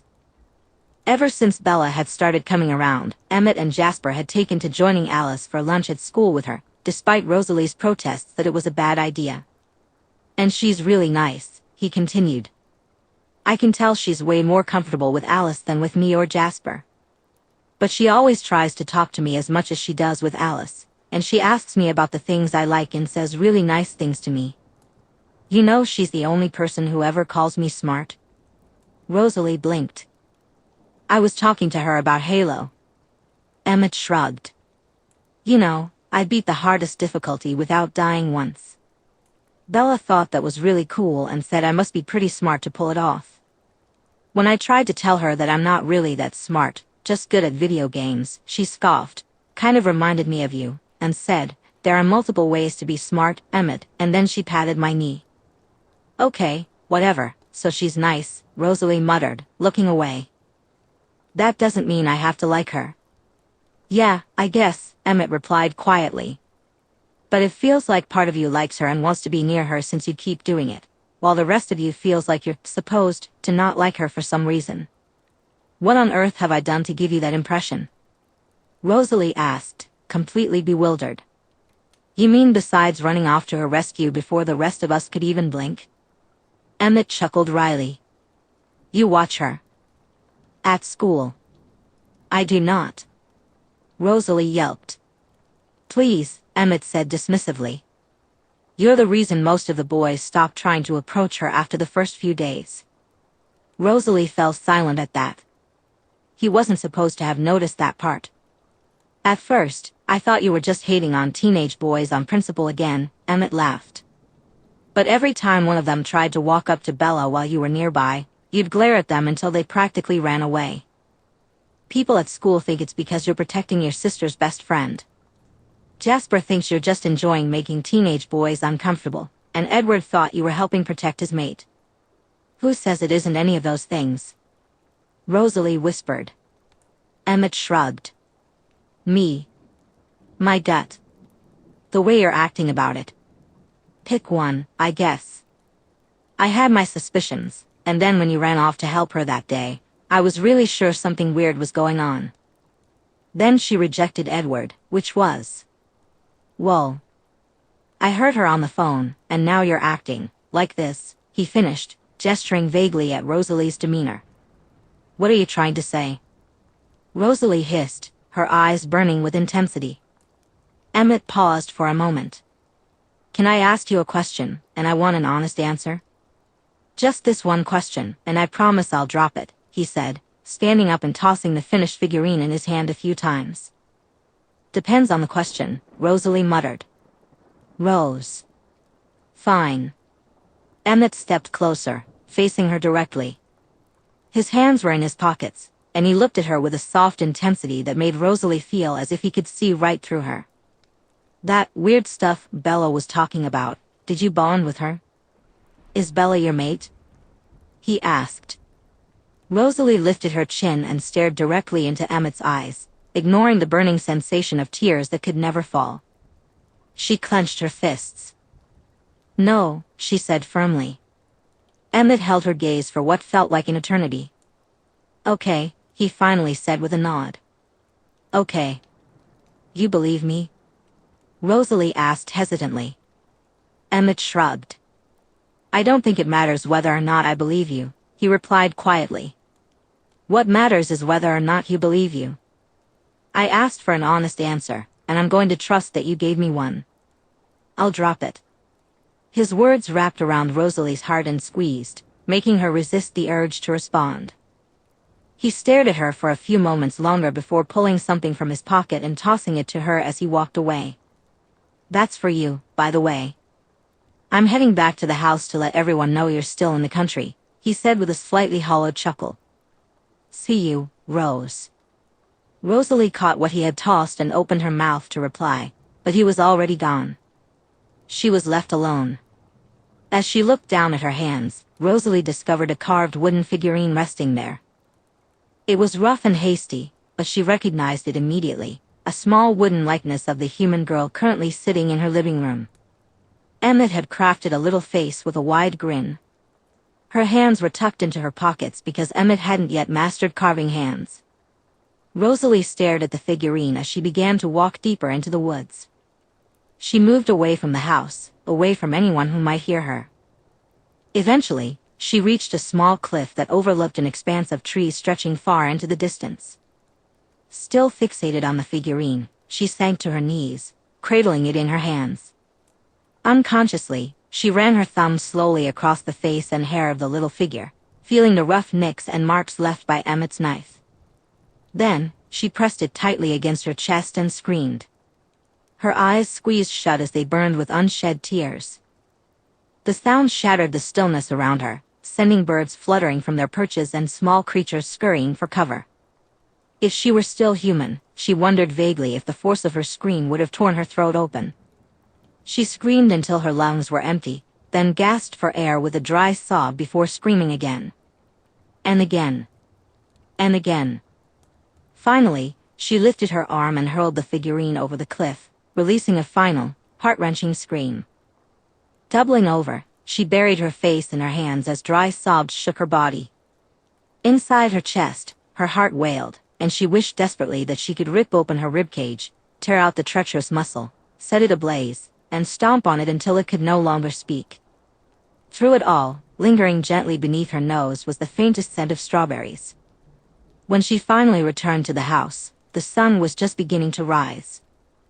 Carefully, she closed the door behind her and pushed a hand into her hair. Rosalie felt the roughness of bark and pine needles in her hair and grimaced. She desperately needed a shower. Turning around, she walked into the living room and paused, taken aback by the sight before her. Bella lay on the couch, fast asleep. The rest of the Cullens were nowhere to be seen, with only Carlyle and Esme in the house. Carlyle was in his study, quiet and focused, his footsteps occasionally breaking the silence as he moved about, perhaps a little louder than necessary to keep the family aware of his presence. From the kitchen, Rosalie could hear Esme humming softly to herself, the sweet aroma of something chocolate wafting through the air. A dull thought surfaced, a factoid Carlyle must have shared with her at some point. Chocolate contained a chemical that made humans happy. Rosalie found herself wondering if Esme was baking something special for Bella to lift her spirits. She expected to feel irritation at her family for coddling the human, but instead, a dull ache settled in her chest, accompanied by a small stab of jealousy. She quickly pushed those feelings aside as she scanned the room. It seemed the others had taken the opportunity to hunt before Bella woke up, leaving Carlyle and Esme behind in case Edward returned. While none of them were anticipating his arrival, Rosalie wouldn't put it past him. Hoping to avoid detection by her parents, Rosalie approached the girl sleeping on the couch. She knelt beside Bella's head, watching her closely. Bella's breathing was soft and even, and Rosalie noticed her eyes fluttering slightly in her deep slumber. The gentle rhythm of her heartbeat, a steady pitter-pat, filled the silence. For the first time since that moment, Rosalie truly looked at Bella. Though her eyes were closed, Rosalie could vividly picture what they looked like. Rosalie noticed that Bella looked a little paler than usual, and for the first time, she realized there were faint freckles scattered across Bella's nose and cheekbones, now visible with a closer look. She wondered if those freckles would stand out more in the sunlight. Bella's hair had fallen in soft locks around her face, and before Rosalie could stop herself, she reached out and, with a tenderness she hadn't known she possessed, carefully tucked the stray hair behind Bella's ear. Bella let out a soft, contented sigh, and Rosalie felt her heart break all over again. She didn't understand what she was doing or what was happening to her. She hated every moment of it. She hated how Bella's hair framed her face so perfectly. She hated Bella's nose and how it complemented her features. She hated the delicate beauty of Bella's hands. She hated how so much beauty could be contained in a simple pair of brown eyes. And she hated Bella's lips, which formed a perfect pout whenever she was deep in thought. "Why?" Rosalie whispered, her voice barely above a murmur, too low for even Esme to hear from the other room. "Why me? I was doing fine. Why did you have to do this to me? I hate you. I hate you so much." Of course, Bella didn't respond. But she did shift slightly in her sleep, letting out a soft hum as she moved closer to Rosalie. Freezing in place, Rosalie felt Bella's head slide off the pillow just enough that her forehead gently bumped against Rosalie's collarbone. The soft breath brushing over Rosalie's skin nearly set her on fire. She gritted her teeth and clenched her jaw, screwing her eyes shut as she flexed her fingers. She wanted to tear Bella apart, to sink her claws into her and. A soft hiccup escaped from Rosalie's throat as she struggled with her conflicting emotions. Gently, oh so gently, Rosalie cupped Bella's head in her hand and shifted her back onto the pillow. Bella's skin was so soft that it nearly brought Rosalie to tears. She pulled her hand away, resisting the urge to stroke the girl's hair again or run her thumb across those tempting lips. Carefully, Rosalie got to her feet, stealing one last agonizing glance at the peaceful sleeper below her before whirling around. She moved quickly and quietly up the stairs, locking herself in the shower, determined not to come out until she had used every last drop of warm water. As the water pounded down on her, she couldn't help but compare its warmth to the softness of Bella's breath and skin. Anger bubbled within her when she realized the water fell short. She had been fine. Rosalie had been perfectly content living her grayscale life, wrapping herself in layers of protective gray padding, wool, and steel blast doors to keep anyone who could hurt her at bay. She had been safe. She had even started to appreciate the nuances of gray, convincing herself that it was all right to settle for that for the rest of her existence. She didn't need what Alice and Jasper had, or what her parents had. It was better to learn to live with the gray than to risk being hurt again. And then Bella Swan entered her life, with her black hair, brown eyes, pale skin, and dark jeans. For the first time in decades, Bella had somehow introduced a singular, infinitesimally small droplet of color back into Rosalie's world. She hated it. It was terrifying. It was painful. She wanted it to stop. Rosalie tried to force everything back to gray, to stop the traitor in her chest from beating properly, to smother it, to drown it. But no matter how long she sat under the shower, she could never escape the lingering scent of strawberries. Chapter 10, I am a heart on fire, and all the world's a fuse, so don't get close.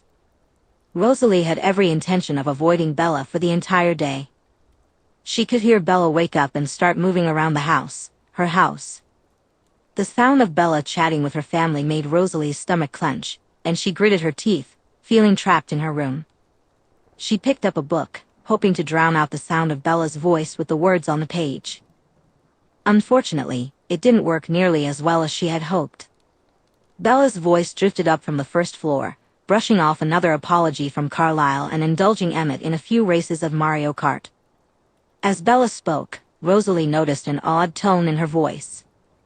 It was clipped and cool, withdrawn, a stark contrast to the usual warmth and playfulness she shared with Alice, or the hesitant fondness she often displayed with Emmett. In fact, the only person Bella spoke to as she normally did was Jasper. Yet even then, there was something different. Bella engaged him more often than the others, asking hesitant questions about himself, particularly about his gift. While her tone remained gentle and warm, Rosalie wondered if this change was a result of Jasper's actions the previous day. "Edward," Jasper said, his voice hard and cold like steel. The Cullens had gathered in the living room, summoned by Edward for a meeting about Bella. It was something urgent, according to him. Rosalie almost didn't bother attending, but a nagging feeling in her gut urged her to go. Before Edward could even begin to speak, Jasper approached him. He crossed the room, standing tall and formidable. Rosalie felt a slight shiver run down her spine, a hint of the awe and fear that the other Cullens, aside from Alice, held for Jasper. It seemed to be the reaction he desired as he stopped in front of Edward. Although they were relatively close in height, the few extra inches Jasper had over his brother seemed magnified in that moment, making him appear to tower over Edward. At first, Edward looked confused, but that confusion quickly turned to anger. It was clear he had read his brother's thoughts and was displeased with what he found. "You dare," Edward hissed. "Boys?" Carlyle interjected, his voice low and cautionary. Jasper ignored him. "What did you do to her?"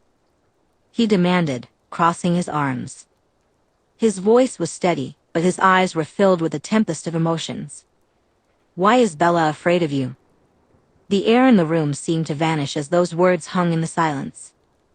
Emmett's eyes widened in shock, and Esme gasped softly, covering her mouth with her hand. Carlyle frowned, his brow furrowing in thought. Rosalie felt her lip curl into a snarl as she glared at Edward. She knew this was a terrible idea, everything about this moment. Alice, meanwhile, was glaring as well, but not at Edward. Rosalie could sense her sister's gaze burning into the back of her head, but she refused to give Alice the satisfaction of looking over. She knew exactly what she would see. "She is not afraid of me. How could you possibly think that? You aren't able to feel her just as I cannot read her." Edward snapped, jabbing a finger into Jasper's chest and baring his fangs. "I don't need to use my gift to read between the lines, Edward," Jasper replied, taking another step toward his brother. "You tried to push yourself on her. You even asked us all to leave so you could speak to her privately. I found that odd, and now I know why. She isn't your mate, is she?"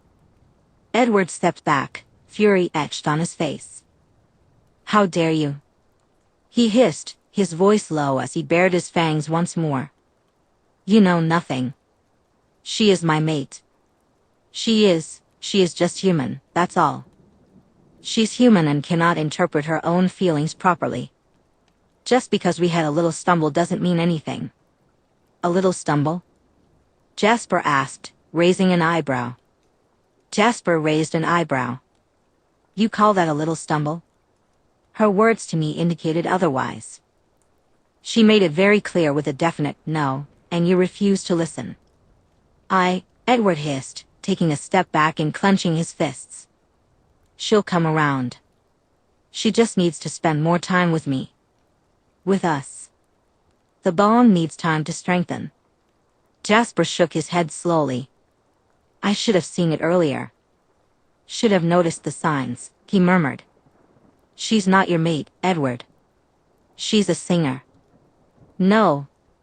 Edward shrieked, throwing a punch at Jasper. The family moved in unison, trying to prevent the inevitable altercation, but Jasper was faster. In an instant, he had Edward's collar in his hands and dragged him outside, throwing him onto the ground. Edward slid across the grass from the force of the throw but quickly scrambled to his feet. Jasper approached him slowly, purposefully. "Try again," he said in a voice as cold as ice. "She is my mate." Edward spat, standing tall. "She isn't." "She firmly declared that she has absolutely no interest in you," Jasper replied, continuing to advance. If she were your mate, even with the bond's dulled feelings in a human, there would be something. A flicker. A hint. There's nothing. She is a singer, Edward. That's the pull you feel. Liar. Edward shouted, charging at his brother again. His fist collided with Jasper's shoulder, and a loud crack echoed through the grounds as Jasper gritted his teeth and grunted in pain. Rosalie winced at the sound of his shoulder shattering. Jasper didn't flinch away from the blow, nor did he retaliate. Instead, he used Edward's closeness against him, reaching with his good arm to wrap his fingers around his brother's neck. With a grunt, he lifted Edward an inch off the ground before forcefully slamming him back into the dirt. Jasper pressed Edward down, nearly crushing his throat. Despite his shattered shoulder, he managed to keep one arm on Edward, placing a knee firmly on his chest. Esme had buried her face in Carlisle's chest, while Carlisle's expression flickered through a whirlwind of emotions.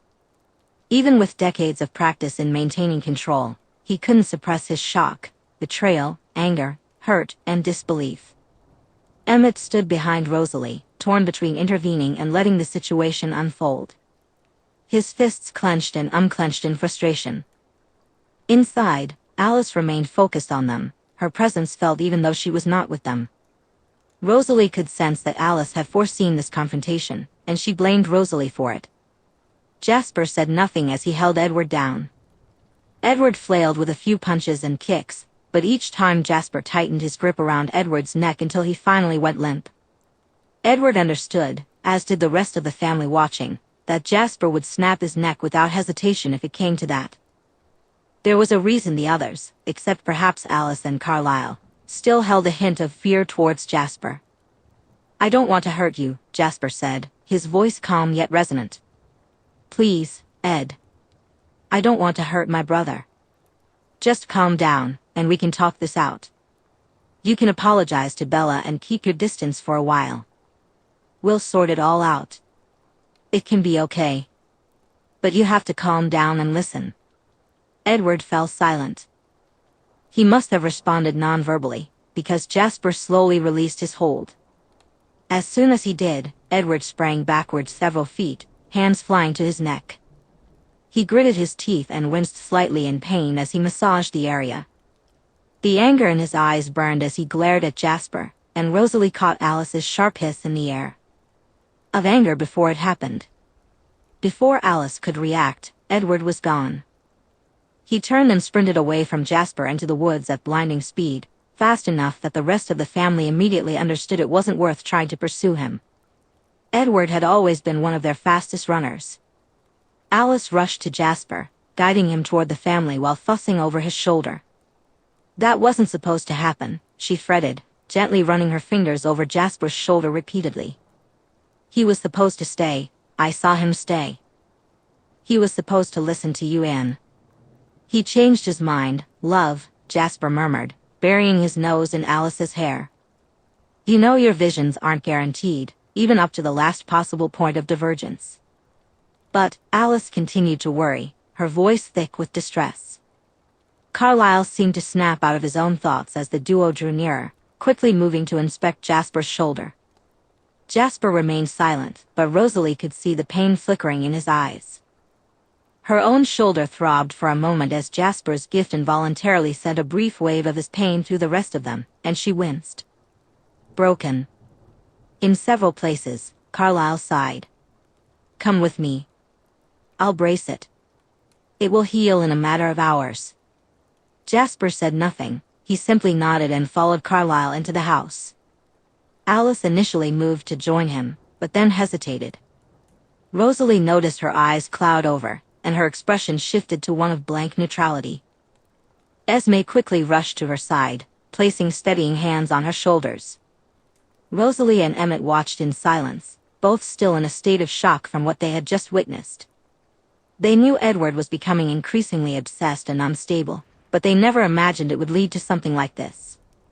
Then Alice spoke, her voice distant and eerie, the way it always was when she communicated during a vision. One foot in reality, one foot in dreams. Alice's voice had an almost echoing quality, a slight delay between her lips moving and the sound emerging, as if it were filtering through fog. He's just running right now. He doesn't know where. Maybe the Denali's? He keeps going back to that. I don't know. He doesn't know. Rosalie felt the smallest prick of relief in her stomach at the thought that Edward was running away, rather than towards something. Wait, no. No.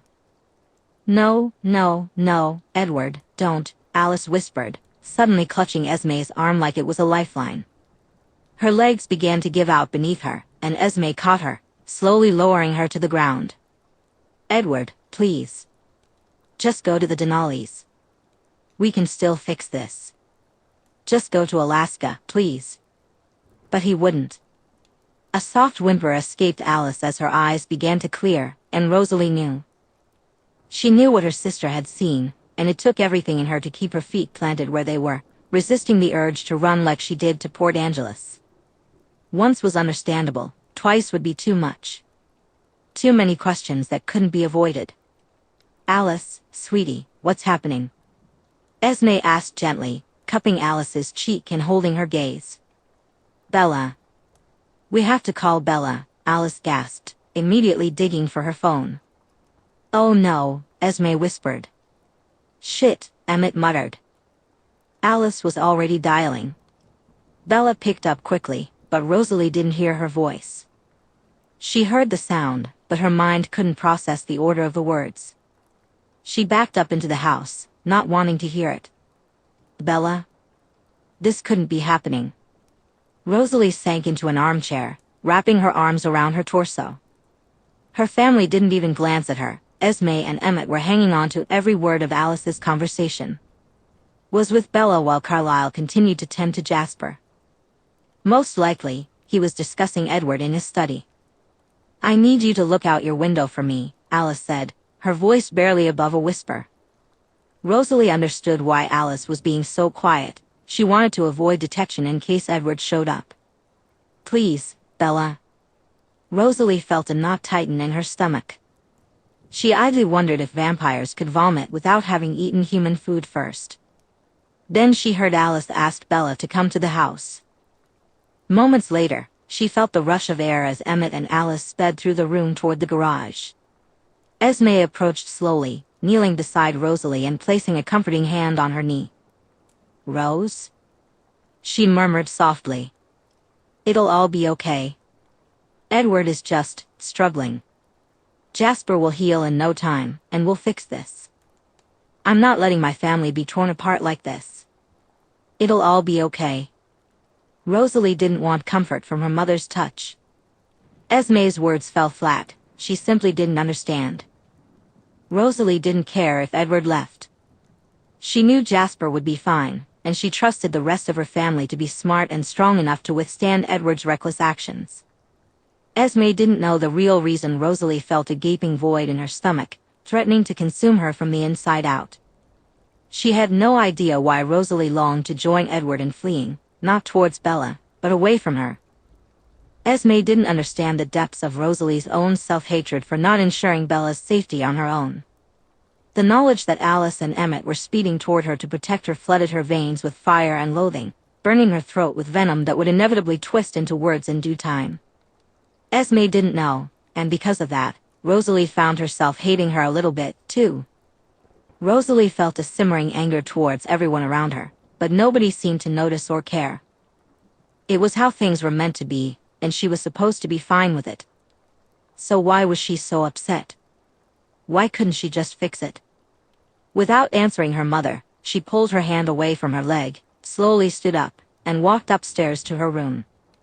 Dread twisted in her stomach as she awaited Bella's inevitable arrival. Rosalie felt a deep-seated hatred not just for Edward's actions, Esme's ignorance, her family's indifference, or even the danger Bella's presence posed to them all. No, that hate was nothing compared to what she felt for the small part of her heart that anticipated Bella's arrival, not with fear, but with joy. Did he hurt you? Bella's voice drifted up from downstairs. It seemed she had noticed Jasper, who was still slightly favoring his arm. Though a vampire's broken bones and torn muscles could heal in seconds to hours, mild injuries still left them sore for a while afterward. Rosalie recalled her own scrapes over the years, including a few with Edward during their early days together. Nothing too serious, but she remembered how strong his fist could be. She absently rubbed her upper arm, recalling one of their more tumultuous disagreements. The details had faded over time, but she remembered it as one of her first real injuries as a vampire. She had complained to Carlyle about the point of healing so quickly if it still hurt. He had chuckled and explained that rapid healing came with its own unique challenges. New muscle would be sore for a while as it adjusted with the rest of her body. He had shared a story, amusement dancing in his eyes as he spoke. Rosalie recalled the time Edward had broken his leg during a confrontation with a nomad. The injury had healed incorrectly, causing his feet to form nearly a perfect 90-degree angle when he stood with his heels touching. She remembered laughing with him then. It was the moment she truly began to see him as a father figure. "Don't get too close," Jasper warned, and Rosalie noticed a few hurried footsteps as Bella retreated. "Sorry," Jasper continued, his voice softening. Please don't take offense, but you smell good. And I'm still." "Jasper is still getting used to the animal diet," Alice interjected, finishing his thought. "After a while, with enough practice, you can control the bloodlust around humans, but the control is never quite as strong as it would be if you fed on them regularly." "You used to eat people?" Bella asked, her tone surprisingly curious rather than accusatory. "Before Alice," Jasper confirmed, his voice strained. "I'm not proud of it." "I don't think less of you for it, if that's what you're worried about," Bella replied pointedly. "I mean, if you just ate anyone, maybe I'd have an issue. But even if you did, you don't anymore, right?" Jasper fell silent, and Rosalie couldn't help but smile at the stunned expression she imagined was on his face. She could feel his emotions swirling around the house. He still struggled to keep his own feelings under control when surprised. It was a little endearing, though sometimes a bit annoying, depending on which emotion he was projecting. "You are the strangest human I've ever met," Jasper remarked. Bella let out a bark of laughter. "Listen, last week I was worried about homophobic high school students and making sure I don't get held back for a third time in my high school career. And today, vampires are real, and there's a whole family of them that wants me to join them, and I'm being stalked by one of them. You don't get to call me strange." Jasper chuckled, and Rosalie shifted closer to her door, resting her back against the wall. She didn't want to lean in and listen more closely to Bella's voice. She just didn't feel like sitting in her chair or on her bed right now. "So," Bella continued, "I smell good to you?"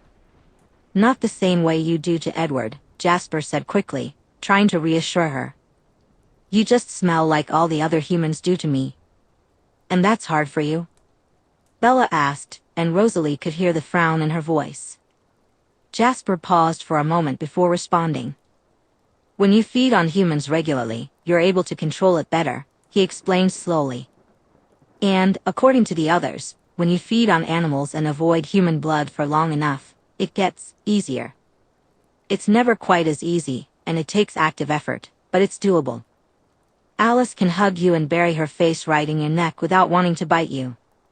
"Well, I wouldn't say that," Alice interjected awkwardly. "You do smell very nice, and I have no doubt you taste quite delightful. I don't think Emmett could hug you like that, and he's been doing this longer than me.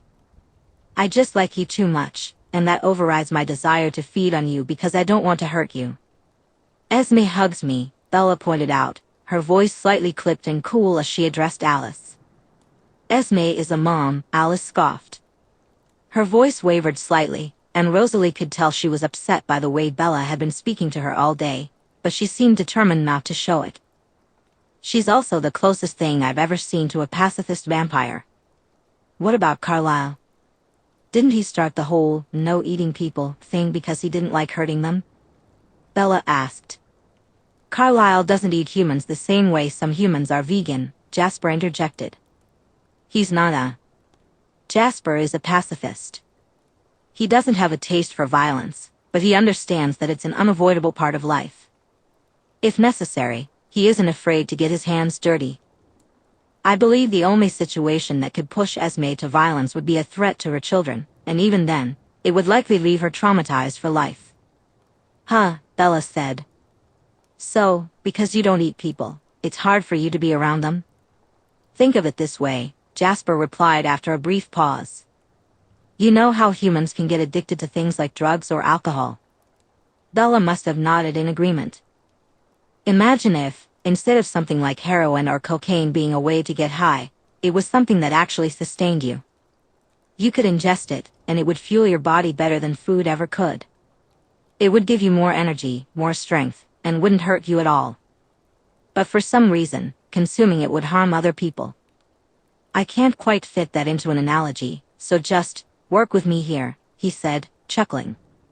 Bella laughed in response. I get what you mean, she said. So it's like getting clean. Exactly, Jasper said. At first, it's nearly impossible. And you'd do anything to get a fix, Bella murmured. I know. Personal experience? Alice asked hesitantly. No, Bella replied with a distant sigh. I just know. The room fell quiet, with Rosalie sensing that her siblings were either waiting for Bella to elaborate or just giving her some space. So you're at the stage of quitting where you're mostly fine, but if they put the drug in front of you, it takes a lot of willpower to resist? How do you go to school? Bella eventually asked. Yes, that's essentially it, Jasper confirmed. School is difficult. It requires a lot of control, and I try to avoid being in close proximity to anyone for too long. And Alice is usually with me. If not her, I have Rosalie or Emmett helping to keep me grounded. Bella made a soft noise of acknowledgement. Is me being here causing you trouble? I don't want you to feel uncomfortable in your own home, she said meekly after a moment. You aren't causing me distress, Jasper said gently.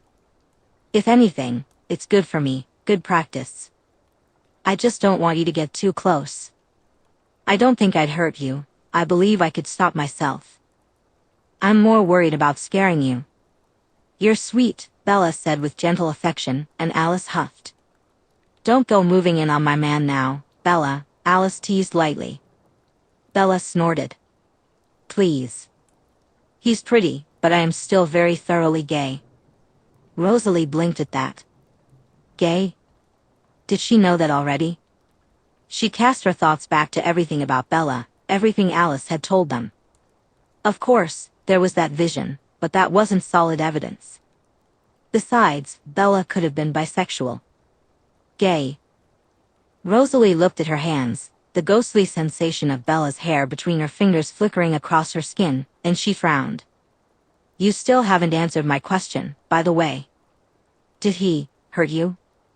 I can see you wincing every time you have to move that arm, Bella asked, her voice hesitant and worried. I spoke to him, like I told you I would, Jasper replied, his tone turning matter-of-fact. He disagreed with what I had to say and decided to express that with his fist rather than his words. I'm sorry, Bella said softly. Don't be. It was his choice, Jasper said dismissively. You still got hurt because of me, Bella mumbled. Bella, Jasper said firmly, I did not get hurt because of you. I got hurt because Edward has the emotional regulation of, well, a moody teenage boy. The fact that you were involved is tangential at best. This isn't the first time he's physically accosted a family member during a disagreement, and it probably won't be the last, Jasper said. What? This has happened before? Bella yelped. A few times, Jasper sighed. Edward doesn't take very kindly to being disagreed with. It's been a problem for a while now. Emmett's had a few scraps with him. Rosalie, too. It doesn't happen often, and he usually just resorts to words and sulking, but we all have our flaws, Alice said quietly. I'm not defending him, but none of us are perfect. He's just a lot more outward with his imperfections. That's one way to put it, Bella muttered. If it helps, Emmett and I have gotten into a few fights that ended in blows. Rosalie and I, too, once, Jasper said wryly. Rosalie wasn't exaggerating when she mentioned how much hotter your emotions run as a vampire and how volatile we can be. We are creatures of impulse and vice, and the ability to resist is less common than you might think. Compared to some other covens and nomads we've encountered over the decades, we're downright docile. Practically domesticated, Alice giggled. So yes, Edward tends to get physical when his emotions run wild. But I promise you, among the rest of our kind, he's no more aggressive than a particularly irate puppy. He'd hate that you said that, Jasper chuckled. Rosalie had to stifle a small laugh at that too. The image of Edward as an impotently angry dachshund wouldn't leave her mind, and she had to cover her mouth to suppress her laughter. I guess that helps a little bit, Bella said hesitantly. We also heal very fast, Jasper continued. He practically shattered my shoulder, and it's as good as new now, just a bit sore.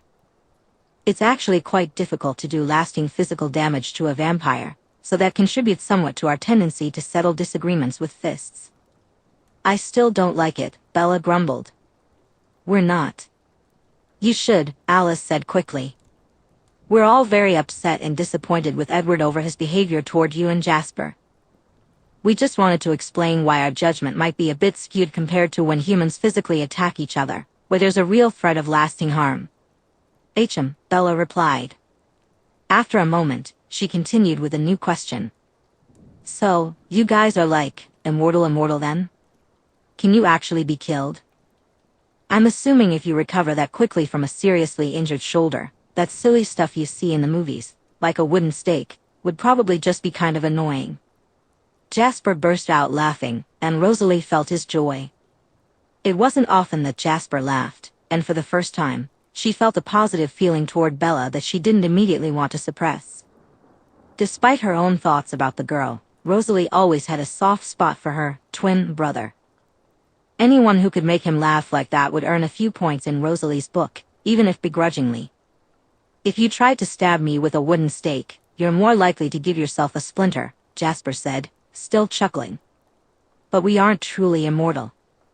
If you behead a vampire, that will take them out of commission for a while. We're also not particularly fond of silver. It's not lethal to us like it is to other supernatural creatures, but it will do more damage than anything else. And if you burn a vampire's body, that will kill them. For good. Fire and silver. Classic, Bella snorted with amusement. Every myth has to start somewhere, Jasper said casually. They all have a nugget or two of truth in there, somewhere. They all fell silent for a while until Bella spoke up again, her voice hesitant and wary. So, like, where do you think he, is? Should I still be worried? Because Charlie texted earlier asking when I was planning on coming home, so. Rosalie could feel the pulse of stress and anxiety radiating from Bella. Jasper clenched his jaw. I don't know, Alice mumbled. He keeps changing his mind. He hasn't been back to the house, yours or ours, but I'm sure he hasn't left Forks either. He keeps flipping between going to the Denali's and staying here, trying to wait us out to get you alone. Bella's heart rate increased noticeably, and Rosalie forced herself to remain still and silent. After a moment, Bella whispered, Is my dad okay? I can't tell him anything, can I? I'm sorry, Bella, Alice whispered back. We're bending the rules enough already by telling you. Edward isn't going to hurt Charlie, I promise. Edward is a lot of things, but he's not going to hurt anyone innocent. Jasper made a soft hum of agreement, and Bella's heart rate slowed a little. Okay, she said softly.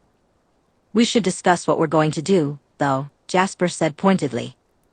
Obviously, Bella, you're welcome to stay here whenever you like, but Charlie will ask questions if I'm here for longer than another night, Bella sighed. I can buy that much time, but I have to go back to school, and he's going to start getting suspicious if I try to stay longer than that. Rosalie could hear the rest of her family drifting into the living room. Then let's plan, Carlisle's smooth voice came through. All of us. We'll keep you safe, Bella, and we'll figure out a way to do so with minimal impact on the people around you or your own life. Okay, Bella said, her voice once again cool and clipped. There was a moment of hesitation in the room, and Rosalie could hear Bella sigh irritably. Look, stop acting like hurt dogs just because I'm not exactly thrilled with you. You explained yourselves last night, and I get it, okay? Things got out of hand, and it's not exactly your fault, but it's still because of your family that my life is getting thrown topsy-turvy, and I'm getting stalked by a guy who thinks I'm destined to belong to him forever or something. I'm not happy about it. I'm not exactly mad at you, I guess, and I'll get over it eventually, but right now, you're just going to have to deal with me being a bit pissed off. Okay? No one responded right away, and Rosalie felt a flicker of what seemed like respect in her stomach. But that feeling was quickly overshadowed by a wave of guilt and sadness, which was then smothered by a blazing irritation and anger.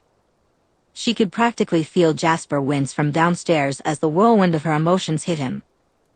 Rosalie felt bad for about half a second before annoyance crept back in. Okay, Bella, Alice mumbled. I'm sorry. Stop, Bella sighed. Just stop. You've already apologized, and repeating it is just going to annoy me further. So just stop. Okay. There was a brief silence before Bella cleared her throat. So, I'm assuming I need a superpowered escort around town now, until Edward is either gone or comes groveling home and you can keep a better eye on him? That was going to be my suggestion, yes, Carlyle sighed. Bella grunted in acknowledgement. Where's Rosalie? She asked after a moment. I haven't seen her since she ran away last night. Shouldn't she be part of this talk if it involves all of you? Is she okay? A beat passed. Rosalie knew Bella had asked about her last night. Emmett had told her. But hearing the concern coming directly from Bella was a much different thing than hearing it secondhand. Her muscles tensed, and she felt that damned impulse to move closer to the girl, to make her presence known and assuage her worry.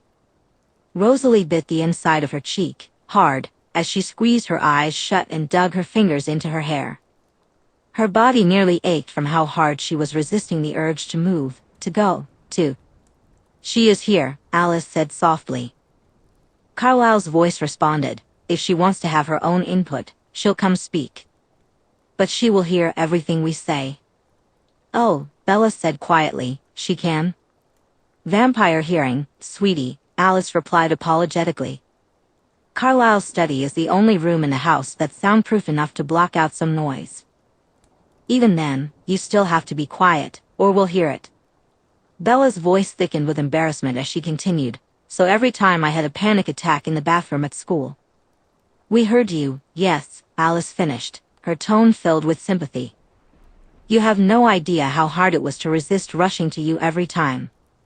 Not sure how I feel about that, Bella grumbled. But I guess there isn't much I can do about it, so okay.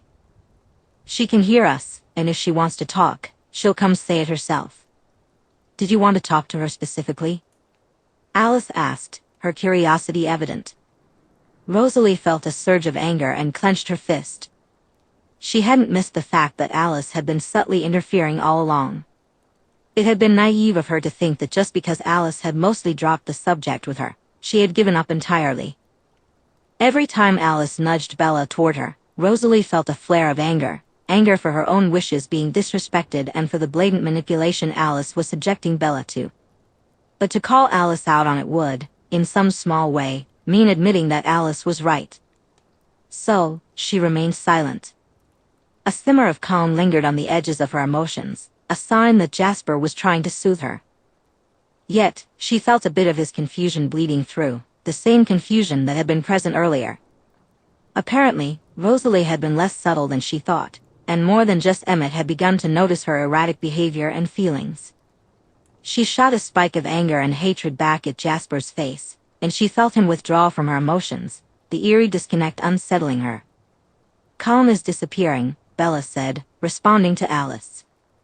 I don't know. She just ran out last night so suddenly.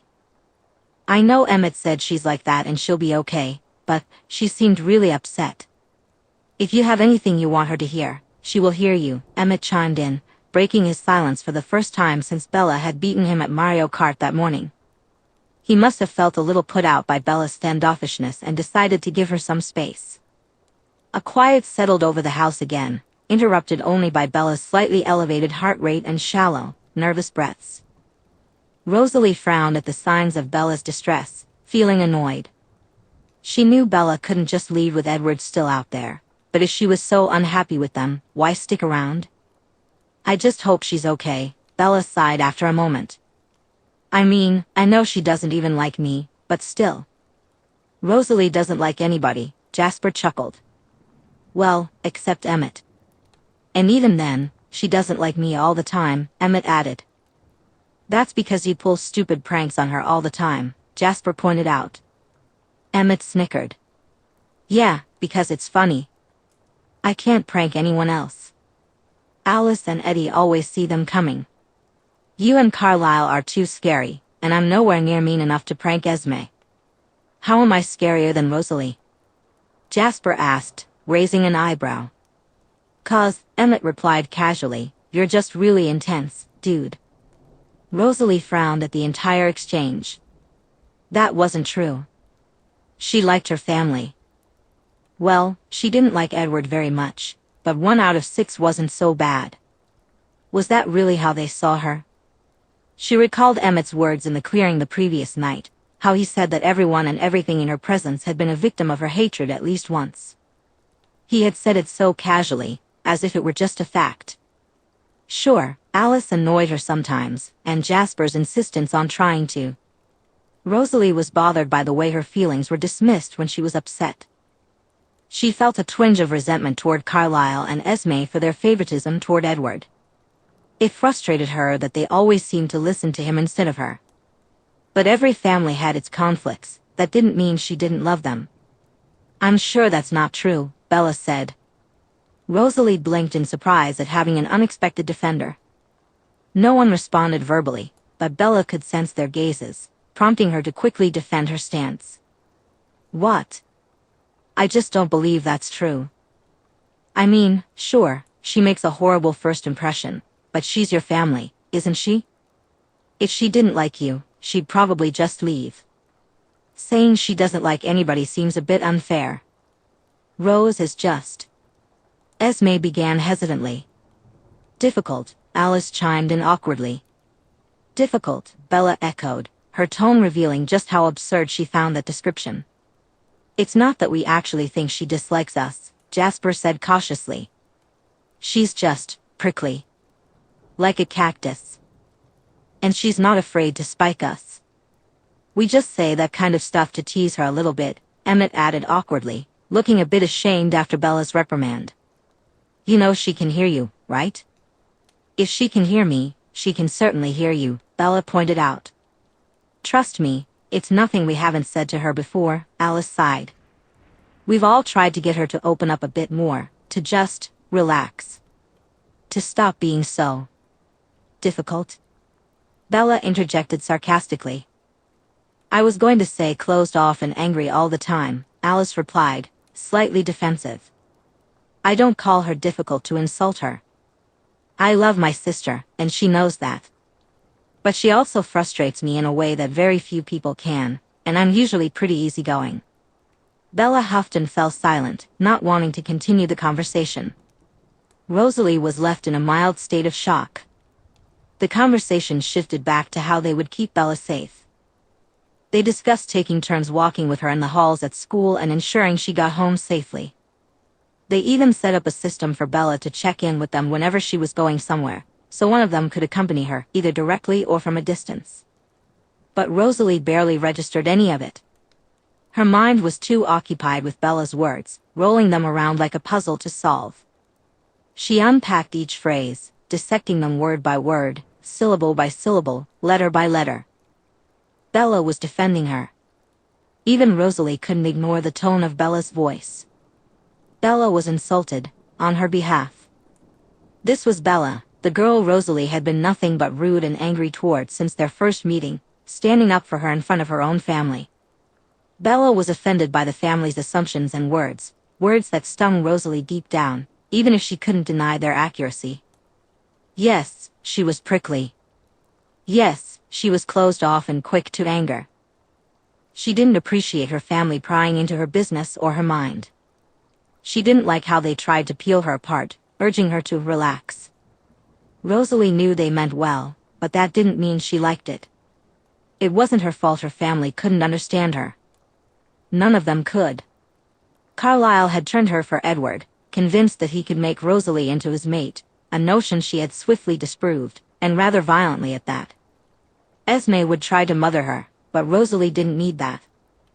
She acknowledged Esme's role in her life and felt a certain affection for her, but she didn't want to be coddled or treated like she was fragile, which was exactly how Esme approached her.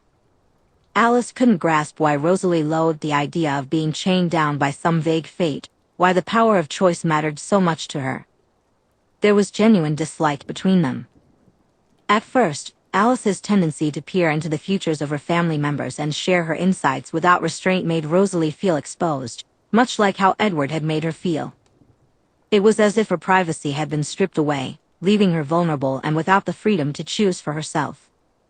She struggled with the loss of her identity, yearning to be her own person. Unlike Edward, however, Alice eventually learned to temper her enthusiasm.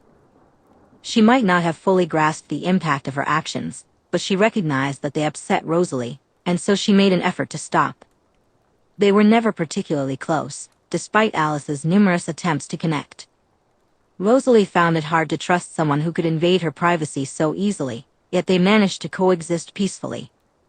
Rosalie understood that Alice simply didn't grasp the depth of her feelings, which is why she kept her at arm's length. Jasper and Emmett came closest to understanding her, but they too had to be kept at a distance. Rosalie wasn't shy to admit that, initially, she had felt a sense of fear around Jasper. She vividly remembered the day he first arrived on Alice's arm, with one pair of yellowish-orange eyes and another pair so red they seemed to be made of blood. The presence he commanded that day was etched in her memory. As Alice explained to Carlyle and Esme who they were and why they had come, Jasper scrutinized them all, appraising and judging. Rosalie couldn't pinpoint why she sensed this, but she was sure he was assessing them as potential threats. The scars that marred his body told their own story. Alice tried to downplay it, but both Carlyle and Rosalie knew the truth. The only way a vampire could bear scars like that was through repeated, brutal violence, not just the occasional skirmish, but true war. The kind of conflict where violence was nearly a daily occurrence, where a vampire might find themselves torn apart and reassembled so many times that even their natural healing began to falter, becoming patchwork. So yes, she had been afraid of Jasper. Even as he integrated into the family and she learned more about him as a person, as they began to slowly bond as twins, and as she cultivated a particular fondness for him, that fear always kept him at arm's length. Rosalie had been hurt before by men whose lives revolved around violence. She was determined never to let it happen again. It saddened her when Jasper made the few attempts he did to grow closer to her, only to be met with her rejection. She could see it in his eyes, he understood. He knew she was judging him based on his past, and that there was little he could do in the present to change it. Yet he bore it with a steadfastness and a calm, quiet acceptance that Rosalie couldn't help but admire. He carried the weight of his past literally on his skin, openly acknowledging that most of his life had been filled with pain and regret. His time as a human, he once confided to Rosalie, was his greatest regret of all.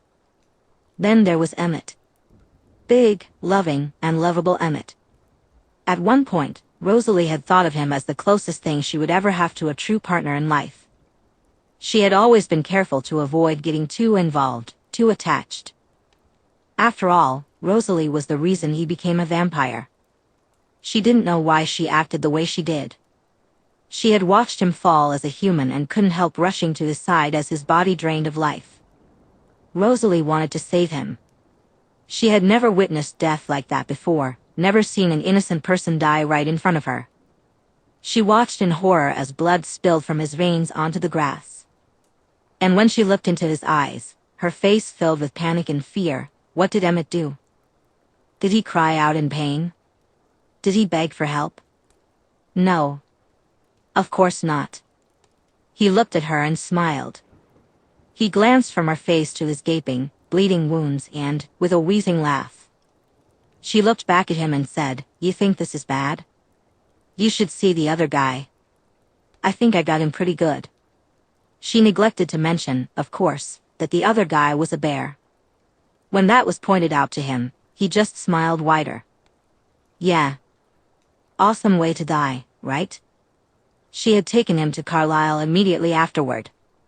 Not knowing what she expected, she picked Emmett up and ran, faster than she had ever run in her life. Blood stained her clothes, and in the back of her throat, she could taste the iron in the air. Later, Carlisle would commend her for her self-control, praising her for not taking the easy feed offered to her, for maintaining her composure. But Rosalie had never even considered that option. The iron she could taste and smell didn't whet her appetite, it only intensified her panic. She placed Emmett in front of Carlisle and begged him to help, pleaded with him to save a life. Carlisle immediately went to work, doing what he could to staunch the bleeding. But when he stood and looked at her, sorrow etched across his face, Rosalie refused to accept it. She planted her feet firmly on the ground and demanded that Carlisle save his life. She would take responsibility for it all. After a long, tense moment of silence, Carlisle finally nodded. Emmett never blamed her, in fact, he did the opposite, he thanked her. Of all of them, Emmett was the only one who seemed to have no reservations about being a vampire. Even Alice, who could remember nothing but her transformation, occasionally struggled with self-doubt. But Emmett embraced his new life wholeheartedly, reveling in it. As they grew closer, Rosalie found herself caring for him more deeply than she had ever imagined possible. He became her best friend, a rock to lean on, an occasional confidant. Yet even still, she kept him at arm's length. She blamed it on many things, her guilt for having him turned, the fear of losing him, and the scars of her past. Rosalie couldn't bear the thought of watching such an innocent soul perish. Emmett's childlike nature, his exuberance for his new life, clashed with the very core of who she was. No matter how much she felt drawn to him, she resolved not to let him into her heart. He had come closer than anyone else, driven by sheer persistence and an almost stubborn refusal to let her push him away. But even he would eventually stop trying. He would come to realize that she wasn't worth the effort. He didn't truly understand her either. He saw her the same way the rest of the family did, but he was more willing to tolerate her bitterness and sharp tongue. Still, just because he was more patient didn't mean he grasped her struggles. None of them did. Throughout it all, she could never recall a moment when any of them, even Emmett, stood up for her in front of the others. They talked about her, of course.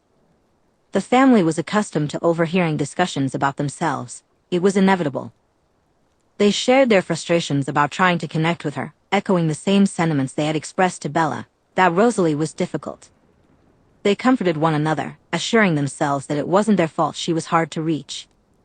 And yet, Rosalie couldn't remember a single kind word she had offered to Bella. She had agreed with Bella about Edward and his mind reading, but she wouldn't label that as kindness. There was that note she had left on Bella's truck, but it hardly qualified as compassionate. Anyone who had gone through what Bella experienced that night deserved some small measure of comfort. It was just basic decency. Then she recalled Port Angeles. Alice began to explain a vision she had just seen. "We need to help Bella," Alice said quickly, her voice strained and urgent. "She's going shopping in Port Angeles today, and she's going to be held up in the parking lot. Some guys are going to try to hurt her and her friend." Jasper and Emmett had both opened their mouths to speak, while Edward's expression turned fiercely angry. Rosalie knew the moment Alice spoke that nothing productive would come from the next 30 minutes. There would be endless debates about how they could help without revealing themselves, discussions about what was acceptable and how to approach the situation. It felt like a waste of time. Before she could fully process her thoughts, Rosalie was already on the move. She jumped into her car and sped out of the driveway, leaving her family behind before they even realized she was gone. Her phone buzzed incessantly in the passenger seat, Edward's name flashing on the screen. She fought the urge to crush the device in her hand, opting instead to turn it off and shove it into her pocket. She drove fast. By the time she parked and stepped out of her car, she could already hear voices.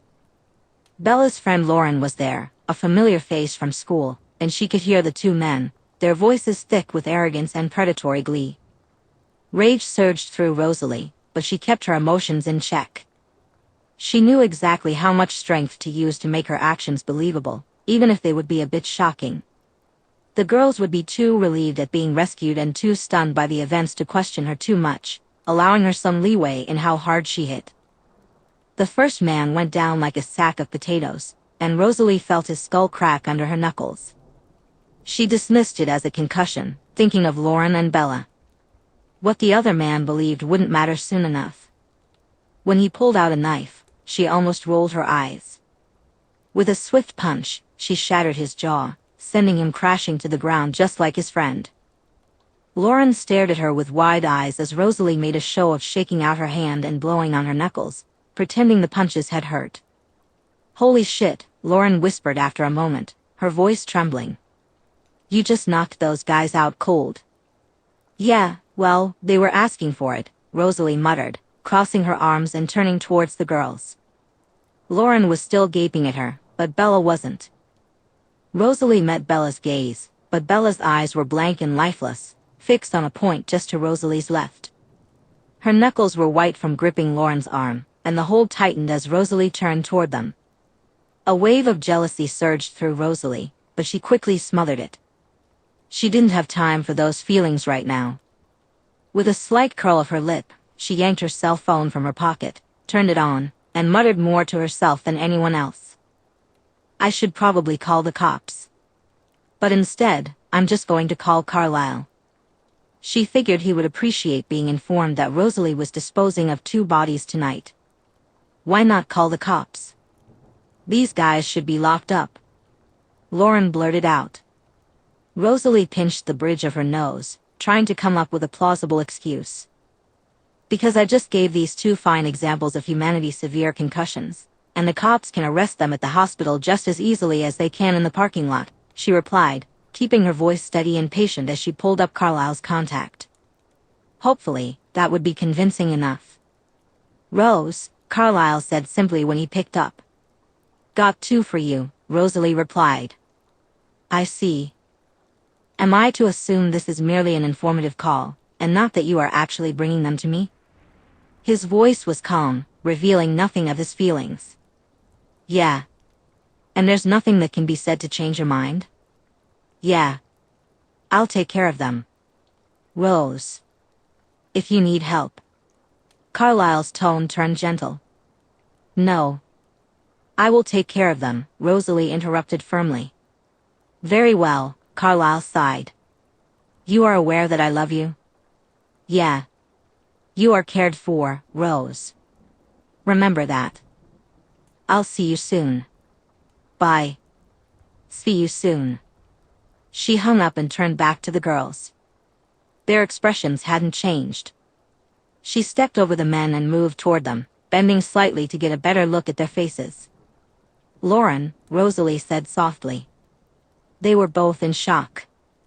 Bella was clearly worse off, but Rosalie needed to check on her friend too. "Mind if I touch your face?" she asked, trying her best to channel Carlisle's calming bedside manner.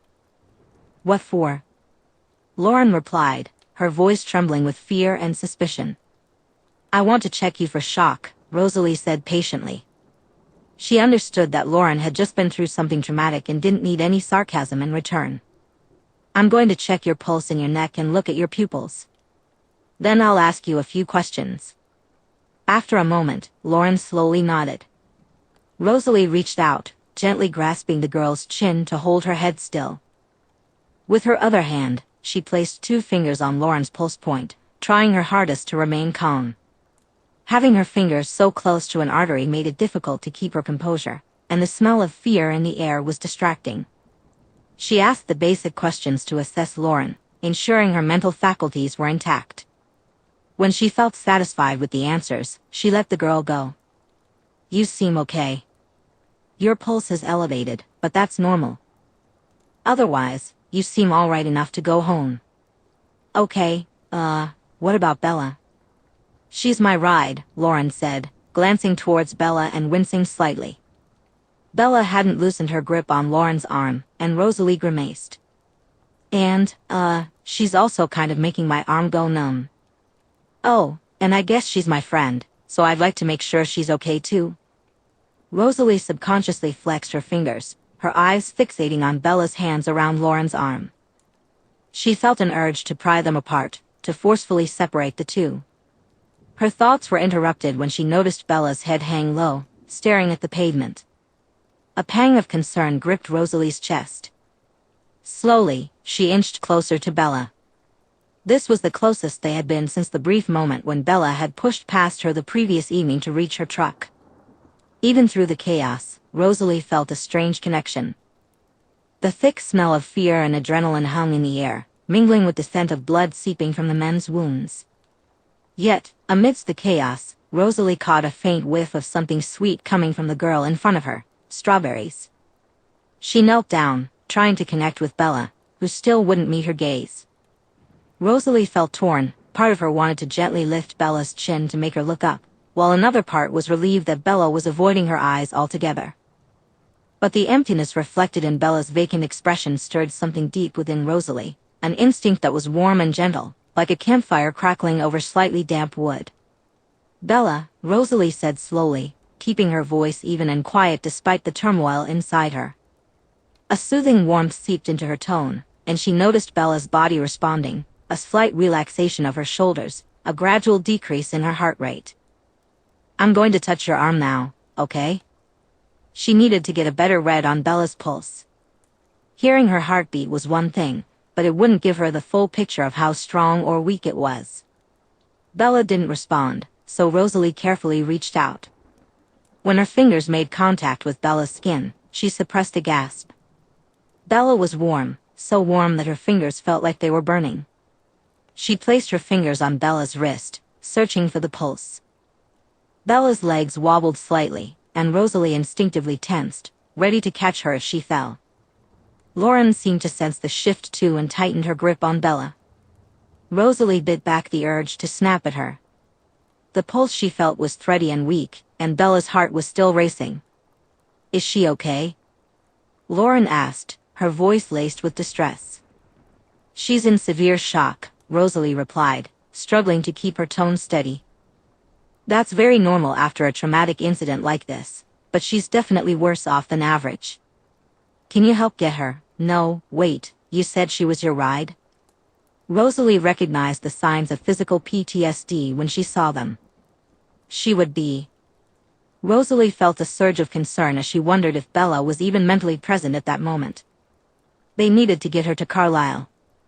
"Yeah, I can't drive." "I only have a permit," Lauren fretted. "Great," Rosalie muttered. "Hold on." She quickly pulled out her phone and dialed another contact. This time, her sister answered. "Rose? Is she okay? Is everything all right? Carlisle said you called, but he didn't say anything. What's going on?" Alice's voice was laced with panic, and Rosalie let out a sigh. "Hi. It's me. Come get your pet human." "Rose. First of all, that's so rude. She is not a pet. And second, what's going on? Is she okay?" "Bring Emmett," Rosalie continued, ignoring Alice's protests. "We need 3 licensed drivers. You take her to Carlisle, Emmett can drive her friend home, and I'll bring the monster back to her father after I finish up here." "Rosalie Hale." Alice snapped. "If she needs to go to Carlisle, you should be the one to take her. She's your." "No. Rose. No. Stop trying to argue with me." Without giving Alice a chance to respond, Rosalie hung up. "Okay," she said to Lauren. "That will be solved momentarily. Where did you park?" Lauren pointed toward the truck. Rosalie could see the questions written all over the girl's face, but a quick glare made sure they wouldn't be asked. When Rosalie spotted the truck, she nodded and sighed. "I'm this way," she said, gesturing toward where she had parked her own car. "Listen, my brother and sister are coming to help. I have to bundle these 2 into my back seat and take them to the hospital. My sister's going to take care of Bella, and my brother Emmett is going to drive you home. All right?" Okay," Lauren said nervously. She glanced back at Bella, and Rosalie frowned. Will she be okay? She's had a really hard day already, and it's kind of partially my fault." I feel really bad. She'll be fine, Rosalie replied curtly. She has to be okay, Rosalie insisted. Severe shock can make people check out for a while. She probably needs to be monitored, and she'll likely have the mother of all panic attacks when she comes to, but she'll be fine. Okay. She throws up during panic attacks, so make sure she has a bag or a trash can, Lauren said. And she likes to eat Ritz crackers afterward to help with the aftertaste. Also, she prefers Sprite to ginger ale. She says ginger ale makes her tongue feel all dry and wonky. Rosalie felt a surge of irritation that this girl knew Bella so well. She almost snapped back that she already knew all of that but held her tongue. Why did she know those details? It didn't matter, she must have just overheard Bella talking about it. Besides, her whole family was aware of Bella's panic attacks. She didn't care. She shouldn't care. Taking a calming breath, Rosalie closed her eyes for a moment. When her siblings arrived, Emmett approached her. Oh boy, he sighed as he took in the scene. Are we?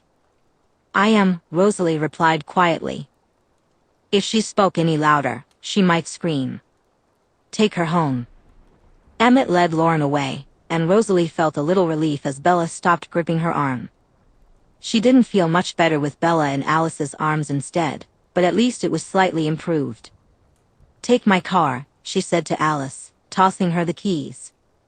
She had already gotten Bella's keys from Lauren. Scratch it and I'll kill you. Rose, I really think you should. Kill. You, Rosalie hissed. Alice glared at her, and Rosalie returned the look. Then, in hushed whispers, they exchanged words, careful not to let Bella hear. I'm so upset and disappointed with you. Take care of your mate yourself. She is not my mate. Rosalie retorted, injecting as much venom as she could into her whisper. Stop saying that. She needs you right now, Rose. I'm happy to help her. But she needs you, Alice said, lightly stamping her foot. Nobody needs me, Rosalie spat back. Alice was taken aback, her wide eyes reflecting disappointment and frustration. With a loud huff, she turned and led Bella away. Rosalie waited until they were in the car, driving off, before she took care of the bodies. They were as good as dead already, but she made sure of it as she dragged them deep into the woods. As the smoke from the pyre rose, she watched, the fire flickering in her eyes. Nobody would hurt Bella and live to see another day. No one was allowed to lay a single aggressive finger on her. Rosalie told herself she would do this for any woman, that she could empathize with anyone who had been attacked like that. But as she stared into the fire, the only face she could see was the one the two scumsacks had put on Bella, that blank, clouded look, devoid of fear, because there wasn't enough of Bella left in it. Her thoughts were jolted back to the present when Bella snapped at her family. Seriously? You want someone in my room when I'm sleeping? Are you out of your mind? Rosalie frowned, immediately getting to her feet. What on earth was her family thinking? Bella, it's for your safety, Carlyle said quietly. You are most vulnerable during your time of rest. If there's ever a time when Edward might try something, it's then. You're all insane, Bella huffed, turning and marching away.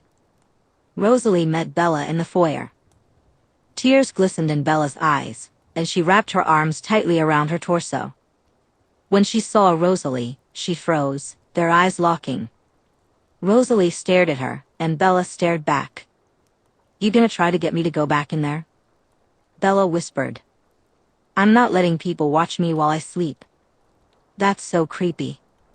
That's exactly what I'm trying to avoid. Rosalie didn't reply right away. She wasn't even sure why she was so conflicted. Bella was angry and distressed. She just needed to move. Do you want to get some air? Rosalie asked, her voice coming out rougher and more brusque than she intended. She sensed that, whether her family liked it or not, Bella needed some space right now and wouldn't take kindly to anyone trying to tag along as a bodyguard. Bella looked surprised but slowly nodded. Yeah. I think that sounds like a good idea. You know you can't be alone, Rosalie pointed out sharply. Taking someone with me would defeat the point of getting air in the first place. They're the reason I need it. Bella hissed. Then I'll come with you, Rosalie replied, crossing her arms and raising an eyebrow. Inside, her emotions were roiling and churning, swinging between extremes. She mentally cursed Emmett for confronting her in the clearing. Ever since he threw everything in her face, her thoughts had been completely out of order. She felt like she was losing control, losing herself to whatever this was, and she hated it. Hated that she couldn't stop it. In the few brief moments and standing in front of Bella, she had contemplated turning around and retreating to her room half a dozen times. Bella blinked. Then again. Okay, she whispered after a moment. Rosalie nodded and opened the front door. Bella quickly stepped outside, and Rosalie followed a few feet behind. She didn't know what she was doing. Anger and frustration swirled within her. She thought about what Emmett had said, the echo of the small wooden figurine still in her hand. The wounds inside her chest bled with woe, hate, and bitterness. It felt like her soul was splitting, fracturing under the stress. And then, she thought of Bella, the feeling of her hair between her fingers. Rosalie felt the warmth of Bella's breath against her skin, and how could she not notice the way Bella subconsciously moved closer to her? Bella had defended her fiercely to her family, and that stirred something deep within Rosalie. Bella's voice echoed in her mind, sardonic, incredulous, and insulted. It was for her. A decision began to form, though she was certain she wasn't going to be friends with Bella anytime soon, if ever. She still didn't like her very much. But as she watched Bella walk away, hugging her own torso and fighting back frustrated tears, her breath catching on choked sobs, Rosalie couldn't shake the feeling she had experienced while watching over that funeral pyre. Nobody got to hurt Bella. Not those foolish boys harassing her in the school hallways, taking advantage of her anxiety. Not the men in Port Angeles, who eyed her like a piece of meat.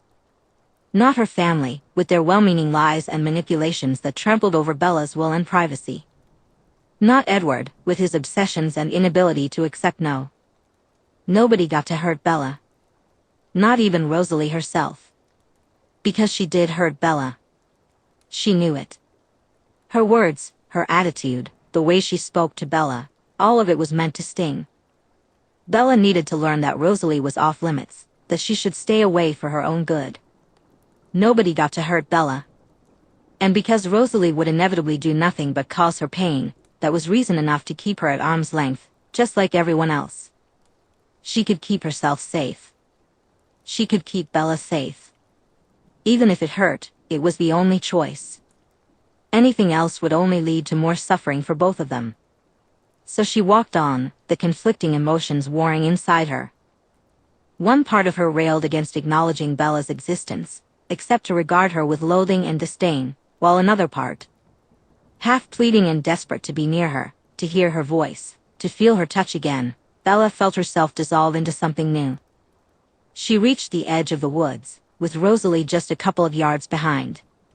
Turning her head slightly, she caught Rosalie's gaze, and Rosalie raised an eyebrow in question. "Can I go into the woods?" Bella asked after a moment, her voice a bit raspy, thick with tears and the remnants of a stuffy nose. "Is it safe?" Rosalie shrugged. "You're with me," she replied simply. Bella held Rosalie's gaze for a long moment. Rosalie maintained a stone-faced expression, revealing nothing. But Bella wasn't nearly as skilled at hiding her feelings, and Rosalie could see the subtle shifts in her expression as she continued to stare. When Bella had first looked at Rosalie in the cafeteria, it had been an almost dreamy gaze. Rosalie had allowed the admiration to wash over her with a hint of irritation. At least it hadn't been another boy. Admiration from girls was something she could handle a bit better. They were less likely to be crude about it. Bella kept stealing glances at her, glances that Rosalie was sure Bella thought went unnoticed. Rosalie didn't mind. She felt a flicker of sympathy for Bella, wanting to keep the aforementioned gross boys away from her, but those glances didn't affect her at all. Then they met officially for the first time. Since that moment, Bella's looks had been filled with irritation and confusion, at best. Sometimes there was curiosity, but mostly it was irritation and confusion, as if she were trying to figure Rosalie out and was annoyed that she couldn't. But now, Bella was looking at her differently. As she absorbed Rosalie's words, it seemed like she was studying her. Bella's eyes were red and irritated, bloodshot from crying and the emotional turmoil of the past 24 hours. A few tear tracks glistened on her cheeks, while unshed tears pooled in the corners of her eyes. Yet beneath the tears and frustration, she was looking at Rosalie as if she were searching for something deeper. For the first time, Rosalie looked at Bella, and in that moment, something shifted in her eyes. It was as if Bella's entire presence had subtly adjusted, just a fraction to the left of where it once was. This change was so subtle that Rosalie might not have noticed it in another context. Yet, suddenly, Bella's gaze felt different. Rosalie bristled slightly, curling her lip in response. But instead of glaring back or looking away, Bella simply raised an eyebrow before turning and walking into the woods. Chapter 11, Because I Know You're Lost When You Run Away, into the same black holes and black mistakes. Bella turned and walked into the woods, a strange feeling dancing in her gut like a sprite wearing loud tap shoes. She sensed a presence behind her, always lingering just a few feet away. As she discreetly rubbed her eyes dry of tears, Bella began to feel her tense muscles loosen and relax. She walked slowly, allowing the atmosphere of the woods to sink into her skin. It was cold. The chill had started to settle in during November, and now December was well underway. The year was coming to an end, and it had already been eventful for Bella. She had begun medication, transitioned from merely surviving each day with her therapist to actively seeking ways to improve her daily life and mental state. And then there were the Cullens. Bella let out a soft sigh. Her breath formed a gentle cloud in front of her before dissipating, and she wrinkled her nose at the tickling cold. Thankfully, it wasn't bothering her too much. She wore a hoodie that was far too large for her, which Emmett had practically shoved into her arms when he noticed her shivering earlier. The Cullen house had no heating, aside from what was necessary for the water and Esme's greenhouses. Apparently, vampires couldn't feel cold, or at least, they weren't particularly bothered by it. She pulled the sleeves of the hoodie over her hands and tucked her fingers under her armpits, casting her eyes around the frostbitten forest. It hadn't snowed yet. Instead, the weather alternated between gentle rains and fog during the day, which froze at night, leaving a glistening sheen over everything. The frost crunched beneath her sneakers as she carefully navigated around lifted roots and small rocks in her path. The trees were neither too close together nor particularly far apart, so while there was always a clear path ahead, Bella often found herself lost in thought. Bella found herself weaving from side to side, navigating the prickly spines of the fir trees. Some of these trees were absolutely colossal, with trunks so wide that Bella doubted she could wrap her arms all the way around them. Others towered so high that she could stand beneath their prickled branches and still have several inches of clearance above her head. The silence enveloped her, inviting contemplation. The cold air bit at her lungs as she took another breath. Bella wasn't angry, that wasn't quite the right word. Frustrated? Definitely. Stressed out? Absolutely. Angry? Not really. As she continued on, Bella eventually stumbled upon a small clearing. In the center stood a large boulder, slanted at about a 45-degree angle. Its base was only 1.5 feet off the ground, but its peak reached nearly 7 or 8 feet, she guessed. The surface was coated in brown and green moss that shimmered with frost. Walking around and squeezing in front of a tree trunk, Bella positioned herself at the low point of the boulder. With a slight grunt, she hefted herself up onto it and quickly made her way to the top, sitting down and letting her legs dangle over the edge. It was cold and wet, and she could feel the fabric of her pants slowly absorbing moisture. But in that moment, she couldn't bring herself to care too much about being cold and wet. She shook the moss and dirt off the sleeves of the hoodie and sighed, glancing down at her companion. Rosalie Hale stood not far from her, leaning against one of the larger tree trunks, where there was plenty of clearance above her head. Her arms were crossed, and she stared at Bella with a bemused frown, clearly unimpressed with Bella's decision to climb up onto the rock. Rosalie's outfit was simple yet striking. It was somehow perfect for her. Bella noticed Rosalie in a dark blouse, either navy blue or black, she couldn't quite tell. The sleeves were rolled up to her elbows, revealing a pair of well-loved, warm leather boots. One boot rested against the trunk of the tree Bella was leaning on. Rosalie's bright blue skinny jeans hugged her legs, making it hard for Bella to focus anywhere but on her face. Rosalie's hair, somehow still flawlessly platinum without a trace of fir needles, frost, or dirt, unlike Bella, who was certain she had accumulated a fair share of mess during their walk, fell in soft waves around her shoulders. It twisted into gentle, languid curls that tightened at the ends, creating dozens of little corkscrews. She had pulled her hair over one shoulder while leaning against the tree, ensuring none of it touched the bark unless she tilted her head back. What? Rosalie snapped in the waspish tone Bella had been anticipating. Her golden eyes narrowed, and Bella half expected to flinch at the sharp words. Instead, she simply stared back, gently tilting her head to the side. "Stop staring at me," Rosalie demanded. "Sorry," Bella replied automatically, but she didn't stop. The words Rosalie had spoken less than an hour earlier buzzed in her ears. "You're with me." 3 words. 3 very simple words. The last time Bella had seen the woods surrounding the Cullen house, they were shrouded in evening shadows, foreboding and ominous. She hadn't even considered stepping into them. But all morning, as she gazed out the windows at the trees, the frost and shine and the meager light filtering through the clouds intrigued her enough to want a closer look. She had asked Jasper about the woods and learned that the Cullens primarily used them as a hunting ground. Apparently, everything from deer to coyotes, bears, and even the occasional cougar or wolf roamed those woods, along with plenty of smaller animals. Bella felt a twinge of dismay at that information. Bella had asked Jasper about the predators that resided in the woods, curious to know which one was his favorite. He gave her one of those strange looks she had come to associate with surprising the Cullens. It was amusing, endearing, and oddly comforting to see how they genuinely acted like a family, each with their own unique traits, eccentricities, and little habits.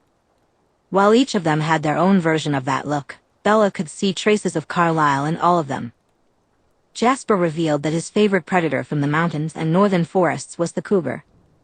But moments later, Alice whispered to Bella that his true favorite was actually the alligator, a rather unusual choice for a vampire. Emmett proudly declared that his favorite was any kind of bear. However, when Bella, with a forlorn expression, asked, "Even the baby ones?" he quickly flustered and explained that he wouldn't do that. He only went after adults and never targeted mothers with babies. "Oh God, please, Bella, don't cry," he pleaded. He was relieved yet mildly annoyed to realize she had just been teasing him, and he warned her that he would get her back for it. Alice chimed in, saying she enjoyed deer and was proud of her basic, simple tastes. Jasper joked that while Alice had eccentric enough taste in clothing, even she could only handle so much eccentricity. Bella found it thoroughly entertaining to watch Alice chase Jasper around the house, shouting Alice-level obscenities for the next 30 minutes. However, she soon noticed that Jasper was favoring one arm over the other. This made her wonder about Rosalie's preferred food. When Bella had asked Rosalie if the woods were safe for her, it hadn't been a serious question. Jasper had already warned her about the numerous dangerous predators that roamed there, ones that would be hungrier and more desperate now that winter was approaching and their usual prey would be hiding. She had expected Rosalie to say no, that it would be too risky. Jasper had warned Bella about the need to keep an eye out for Edward, as well as any animals that might take offense to her presence or, worse, try to take a bite out of her. He explained that while taking down a single cougar or bear was usually easy for them, guarding Bella complicated things. Dealing with predators that traveled in packs could become dangerous, not for them, but because even with their heightened senses and abilities, they could only focus on so many things at once. There was no guarantee that whoever was with her could fend off a group of hungry wolves while also ensuring she remained unharmed. Noticing Bella's wide-eyed stare, Jasper quickly reassured her that it was a highly unlikely scenario. He explained that predators would have to be very hungry to get that close to a vampire, as most natural predators were instinctively wary and afraid of them. Bella had been fully expecting a no, and was prepared to turn around and explore the ground some more. But Rosalie didn't say no. "You're with me." It was a simple shrug followed by those 3 words, casual, as if they were an immutable fact of life. It felt as if she were dropping an apple to prove the existence of gravity. Rosalie didn't say, "Yes, Bella, the woods will be safe for you." She didn't say, "There are dangerous things in the woods, but you should be fine as long as we're careful." Nor did she say, "As long as you don't go too far in, you'll be safe." And she certainly didn't say, "No, the woods are not safe, but I will make sure you are." Not in so many words, at least. "You're with me." Bella sensed that those words encompassed more than just the woods. Her safety wasn't a concern or a question. It didn't matter, not in the sense that Rosalie didn't want to keep her safe, but because it simply wasn't something worth worrying about. It was a certainty that wouldn't come up. Recalling her experience in Port Angeles, Bella understood that it would be the same no matter where she went. The woods behind the Cullen house were filled with dangerous animals, and then there was the city, strange and unfamiliar, where a different kind of danger lurked. But with Rosalie by her side, the concepts of safe and unsafe didn't seem to matter anymore. "You're with me," Rosalie had said. Bella found it incredible how just 3 little words could completely change her perception of someone. Rosalie started to bristle under Bella's silent gaze, so before she could snap again, Bella decided to break the silence. "What do you think?" she asked, idly swinging her legs and lightly tapping her heels against the boulder. Rosalie scowled. Bella held back the urge to tell her that if she kept making that face, it would get stuck that way. "What do I think of what?" Rosalie replied, her voice still sharp and angry. It was strange. When people were upset with Bella, she usually had 2 reactions: either she became very afraid and shut down, or she got angry right back at them. Typically, she leaned toward the former, but her recent conversation with Lauren had shown that she was capable of the latter as well. Yet here was Rosalie, clearly displeased with Bella's presence, if not her very existence, and Bella felt only a vague indifference in her stomach, which seemed more concerned about what she might have for dinner. She wondered if Esme would take her grocery shopping so she could prepare her own meal that night, maybe even stock up on a few items for the future. "Your family's idea," Bella said, recalling their earlier conversation. "Were you not listening? They said you could hear us." Rosalie was quiet for a moment, her expression unchanged. "I heard most of it, but not the part that made you angry." "I just heard you yell and figured you'd probably need a break from them," she finally replied. Her tone was still curt and cutting, still angry, but it felt less directed at Bella now and more around her. "Yeah. Thanks for that," Bella said. Rosalie's eye twitched slightly at Bella's expression of gratitude, but Bella continued speaking. "They want to have someone in my room with me while I'm sleeping. Because that's when I'm most vulnerable, I guess. And since I can't keep sleeping at your house, and I have to go back to Charlie eventually." Rosalie remained silent at first, not even moving. Finally, she asked, "Why do you care what I think?" Her voice softened just a bit. It still had that brusque, rough edge, and her face wore a scowl, but Bella could sense genuine curiosity beneath the suspicion and sharpness in her tone. Bella shrugged. "Short answer or long answer?" "Both," Rosalie replied quickly, surprising them both. Bella nodded. "The short answer is because I trust you not to lie to me." Rosalie's eyes widened almost imperceptibly, but Bella hadn't looked away since she sat down on the rock. She was beginning to notice the subtle changes in Rosalie's expressions, which she found a little fascinating. "All right. And the long answer?" Rosalie asked after a moment of thought. Bella fell silent for a while.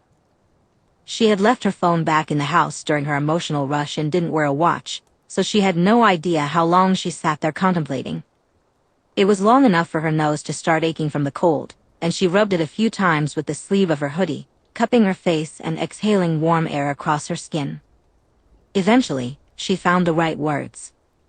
"You don't like me," Bella began. Rosalie's lip curled slightly, and Bella felt her own lips twitch upwards at the corners. "Or maybe you just don't like something about me. Maybe I insulted you somehow without realizing it, and if that's the case, I'm sorry." By the way, maybe I just annoy you. Maybe you think I have a really punchable face. Regardless, you don't like me, but you want to keep me safe because you care about your family, and they seem to like me. Rosalie's scowl deepened a little, but she didn't confirm or deny anything Bella was saying. Bella took that as a sign to continue. I don't believe that you were just coincidentally at Port Angeles, she said quietly. Rosalie actually flinched at that. Somehow, you knew something was happening, and you just showed up. Which, by the way, I'm grateful for. I really appreciate what you did for me that day. Rosalie huffed loudly through her nose and flexed her fingers slightly on her arm. Bella sighed and pressed on.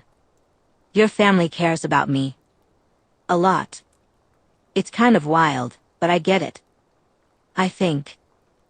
For whatever reason, whether I understand it or not, they all care. And in a weird, paradoxical way, the fact that they care so much means they're not really listening to what I want. Bella chuckled and shook her head a little. It sounds crazy, but hear me out. I get it. They don't want Edward to hurt me, and I only found out about all this last night. They know more than I do, they know what Edward is capable of. They're so utterly worried and caught up in that they don't actually hear the words coming out of my mouth. It's kind of pissing me off, but at the same time, I guess it's nice to have people care about you like that. Rosalie continued to stare, her expression still frozen in a scowl. Bella took a breath, adjusted her position slightly, and kept bouncing her heels off the rock. But you don't care. I know you don't care about me. I don't have any expectations there. I expect the others to care about me. Enough to listen to me, so, when they don't, I get frustrated, Bella said, her voice softening. I'm not expecting you to be nice to me, though. In fact, it's the opposite. If I ask you what you think and you give me the same answer they do, well, I'll probably still hate it. But I already know you don't care, and you're going to say whatever you need to say to keep me safe, and in turn, keep the people you actually care about happy. So I won't be as... Bella trailed off, sighing in frustration. My therapist told me it comes from trauma, she mumbled after a few quiet moments. When someone I care about tells me something I don't want to hear, or when I feel like they aren't really listening to me, regardless of whether they actually are, I get really defensive and defiant. I can't hear the words they're saying, all my brain processes is that they're upsetting me or that I don't feel heard. And that makes me think maybe they don't care about me at all, so why bother listening? Ironically, it means I end up being the one who can't really listen. She let out a weak laugh, feeling a bit pathetic. I'm getting better, she continued after a moment. But, you know, I don't think my therapist ever predicted I'd get stalked by a vampire with really medieval ideas about how relationships work. She didn't exactly teach me coping mechanisms for this kind of situation. So, I'm not doing so great at controlling the more difficult parts of my brain right now. Bella took a deep breath and shook herself out a little, pulling her hands out of her hoodie and ruffling her hair to try to refocus. So, basically, I'll listen to what you have to say and actually be able to process it logically rather than getting defensive and emotional, she concluded. That's the long answer. Bella fell silent after that. Rosalie seemed to sink into deep thought, her scowl deepening. For a fleeting moment, Bella thought she caught a glimpse of profound pain in Rosalie's eyes before it was quickly replaced by a fixed, neutral expression. It stirred a feeling of empathy within Bella. Perhaps Rosalie didn't dislike her as much as she portrayed. Maybe there was something more beneath the surface, and Bella had unwittingly trampled on whatever was troubling Rosalie. Bella considered the possibility but quickly dismissed it. She was exhausted, stressed, and profoundly unhappy with the situation she found herself in. The last thing she wanted to do was connect distant dots to justify Rosalie's harshness toward her. She decided to take Rosalie at face value until proven otherwise. Though her earlier reflections and Rosalie's words just outside the woods were already nudging her toward that proven otherwise territory, Bella didn't want to dive too deep into those thoughts. Just then, Rosalie spoke up. I understand why you feel uncomfortable with my family's suggestion. Believe me, I honestly do, Rosalie said, her tone stiff and measured. But logically, it is the safest option. Still, it's not your only option. Bella nodded in acknowledgement but remained silent, waiting for Rosalie to elaborate. And she did. You have to balance safety and comfort. You need to determine how much risk you're willing to take for the sake of your peace of mind, Rosalie continued after a moment, pushing herself off the tree and stepping closer to the rock. Physical safety isn't the only kind of safety, after all. But if you prioritize comfort too much and take excessive risks, I can almost guarantee my family will disregard your feelings entirely and do what they're going to do anyway behind your back. They'll justify it by saying you're stressed and unreasonable, and it will just cause more problems. Bella frowned and nodded, recognizing the truth in Rosalie's words. Unfortunately, it aligned with how the Cullens had spoken to her earlier. But if you don't consider your own comfort at all, a similar problem arises. You'll get angry and resentful, which will make it harder to keep you safe. You won't approach situations with a clear head, and your negative feelings toward my family will influence your decisions and your rationality. A soft smile appeared on Bella's face without her realizing it. This was the most Rosalie had ever spoken to her, or, in fact, the most Bella had heard her speak in general, without snapping or insulting someone. If you genuinely want my opinion, here's how I see it. As much as I hate to agree with this idea, it makes me uncomfortable, but my family is sadly right. You are most vulnerable when you're asleep, and unlike them, I'm not going to give Edward the moral leeway. They might think he won't actually hurt you, but I'm not so sure, Rosalie said, nearly hissing at the last part. Bella smiled a bit wider. Noted. But according to your family, you and Edward have a bit of an interpersonal feud going back several decades, so I'm not exactly sure that opinion is unbiased. Rosalie snorted in response. That's certainly a diplomatic way to put it. I would just say I hate his slimy guts. While the bastard is my brother, love him as I do, and I would fight with and for him just like I would for any of my family against an outside threat, I'm never going to like him. Giving him the benefit of the doubt is a stretch. Bella couldn't help but giggle, which caused Rosalie to glare at her. Oddly enough, this only made Bella laugh harder. Bella's giggles grew louder, and she couldn't quite grasp what was happening. All she knew was that instead of feeling intimidated by Rosalie's glares, like she had when she first saw her at school, those same glares now warmed her inside. She kept laughing until Rosalie snapped at her again. Do you want my opinion, or do you want to laugh at me? Sorry, Bella replied, taking a deep breath and pinching her nose. She held her breath for a moment to suppress the giggles, then exhaled deeply. Honestly, I don't know what's going on with my emotions today. I'm all over the place, and everything is just a mess right now. Please completely disregard that. Happily, Rosalie said, clearly disgruntled. What I was going to say before you interrupted me is that even if I didn't think Edward was slime, there's no telling how deeply his obsessive thoughts about you have warped his perception. People can and will do messed up things when they aren't thinking straight, and Edward most certainly isn't. Bella grinned. I'd say he's thinking almost a little too straight, actually, but continue, she said, snickering at her own, admittedly terrible, joke. She wasn't sure where this carefree attitude toward jokes and references about her own sexuality was coming from, but after playfully bantering with Alice about stealing her man and telling Emmett she thought Cortana was hot, she realized she felt comfortable with the Cullens. She was still upset with them, still angry about the entire situation her life was in. But she recognized that, ultimately, the blame for all the current issues lay with one specific Cullen. Although she couldn't bring herself to be her usual warm and affectionate self with Alice, or her typical friendly self with Emmett, they still made her feel at ease. It also didn't hurt that, in comparison to being a vampire, being gay didn't seem like that big of a deal. And if the Cullens trusted her enough to share their secrets, she felt a sense of belonging. Bella knew that if they were to share their secrets, she would have to trust them just as much.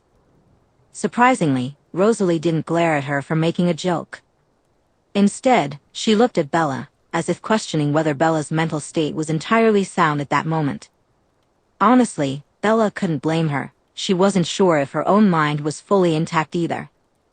Trying to suppress another fit of giggles, she managed to compose herself into a more serious expression. You need someone around while you sleep, Rosalie said, her tone all business. The question is, how close is too close for your comfort? The further away you are, the more opportunities Edward has to do something to you. And, to be blunt, if he tries anything, he only needs to get lucky once. That realization hit Bella hard, sinking in with a weighty seriousness. Her expression shifted to one of genuine concern, and she nodded slowly. What would you suggest? She asked, her voice barely above a whisper.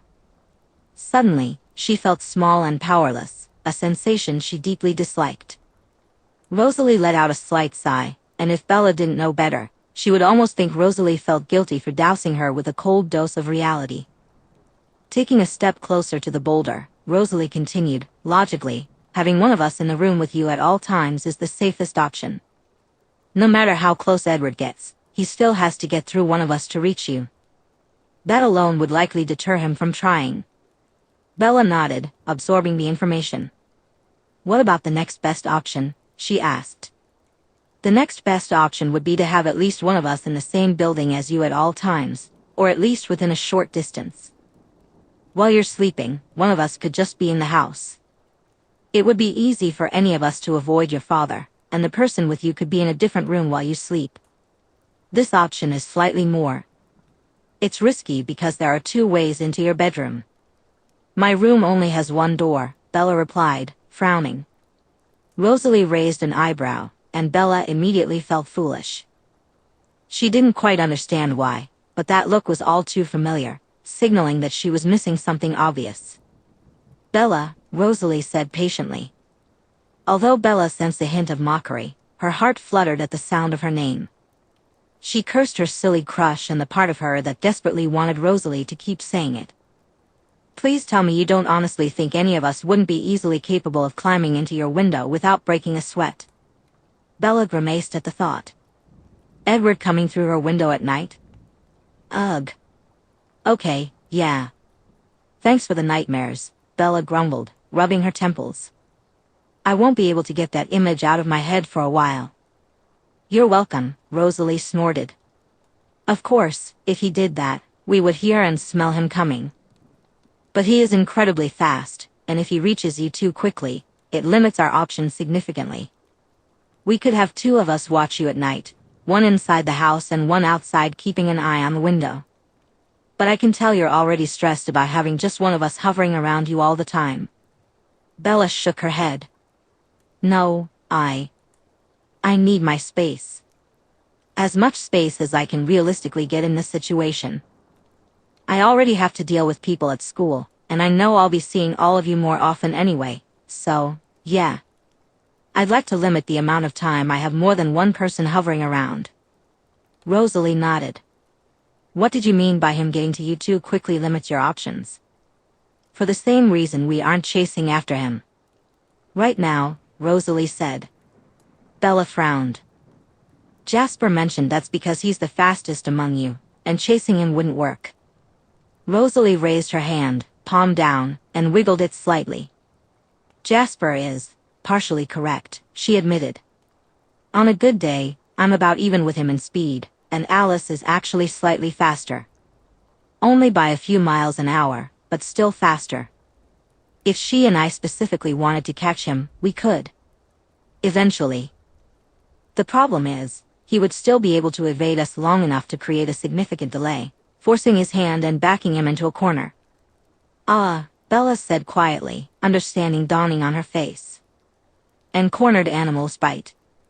Exactly, Rosalie replied, and Bella thought she detected a hint of pride in Rosalie's voice for how quickly she grasped the situation. Whether it's because we're chasing him or he slipped past us and finally reached you, knowing he only has so much time, he'll become much less predictable when cornered. That's why we're trying to prevent him from attempting anything in the first place. Because, while I don't believe he would intentionally hurt you. Rosalie paused for a moment, then picked up a smaller rock from the ground. It was slightly larger than Bella's fist. Do you understand how strong we are? You've seen how fast I can run. Edward clocks in at about 60 miles an hour, and Alice at about 64. Has anyone shown you our strength yet? Her expression was deadly serious, and Bella shook her head. Emmett offered to show me later, but we didn't really get around to it yet. As she spoke, Rosalie casually crushed the rock into pebbles simply by closing her fist. Bella noticed it required a bit of effort, but no more than it would take her to crush a particularly firm tomato. Her eyes widened, and she couldn't quite decide if she was terrified or if that was the most impressive thing she'd ever seen. Resisting the urge to smack herself, Bella came to the unsettling conclusion that it was probably both, and there was a real chance that one had fed into the other. God, I'm messed up, she groaned internally, desperately trying to keep that thought from showing on her face. We have to hold back every day. Actively, Rosalie said quietly but firmly. I'm not worried that he will choose to hurt you. I am worried that he will feel cornered, stressed, and panicked. Maybe he won't mean to. But let's say he finds his way into your bedroom, and Alice, Jasper, or I burst in to try and stop him. In his panic, he grabs your arm with the intention of simply taking you away somewhere to talk. But he's panicked. He's not thinking clearly, and he isn't able to control himself, And my arm makes like the rock, Bella gulped. Rosalie nodded. I know my brother well enough to know that, even in the depths of his obsession and his tendency to lash out in violence, he would never hurt you on purpose. I'll give him that much credit, at the very least. He is almost as fanatical as Carlyle about protecting human life. The few times his control ever slipped in his life affected him deeply. He lashes out at us, we lash out at each other, with that violence because we can take it. There's no real damage, and honestly, sometimes things can only be solved by beating the hell out of each other. Rosalie's expression was deadly serious, and Bella felt her gaze locked onto her. But he wouldn't intentionally hurt an innocent person. He wouldn't hurt a human. But like you said, cornered animals bite. The few times I've seen him lose control were when he felt cornered and overwhelmed. I'm not letting it happen again. Not to him, and not to you. He wouldn't mean it, but you would still get hurt in a way we can't just fix, not without drastic measures. Rosalie's voice dropped to a near whisper, filled with urgency. Bella felt a gentle warmth, but she was too preoccupied with the overwhelming mess she found herself in to notice. It took her a moment to gather her thoughts before she spoke again. You know, she said weakly, you're not doing a very good job of hating him like you say you do. It almost sounds like you really care about him. She was deflecting with humor, and judging by Rosalie's expression, she knew exactly what Bella was doing. He is my brother, Rosalie replied with a shrug. We have our differences. He makes me angry. I don't, and will never, like him as a person. But he is still my brother, and he's still the family I've had the longest, alongside Carlyle and Esme. Bella nodded, absorbing Rosalie's words. Alice mentioned that there's still a chance he might go to that other family you're friendly with in Alaska, she murmured, glancing at the pile of pebbles around Rosalie's feet. She felt clammy, and her stomach churned as an unwelcome image of her own body being crushed flashed through her mind. She felt nauseous. The Denali's, Rosalie confirmed. They're good people. They're one of the only other covens we know of that strictly follow the animal diet. That would be the ideal outcome. It won't be the end. Edward will still ultimately have to confront his actions and make amends, but it would put him far enough away for us to breathe and give him time to cool off. Bella nodded again, looking down at Rosalie, who had moved close enough to a boulder that she was only about a foot away, leaning her shoulder against it. Bella had to tilt her head slightly to look at her, realizing just how tall Rosalie was, very, very tall. She swallowed hard, deliberately avoiding another glance at the legs prominently displayed in her stylish skinny jeans. Rosalie's lips were pressed together in thought.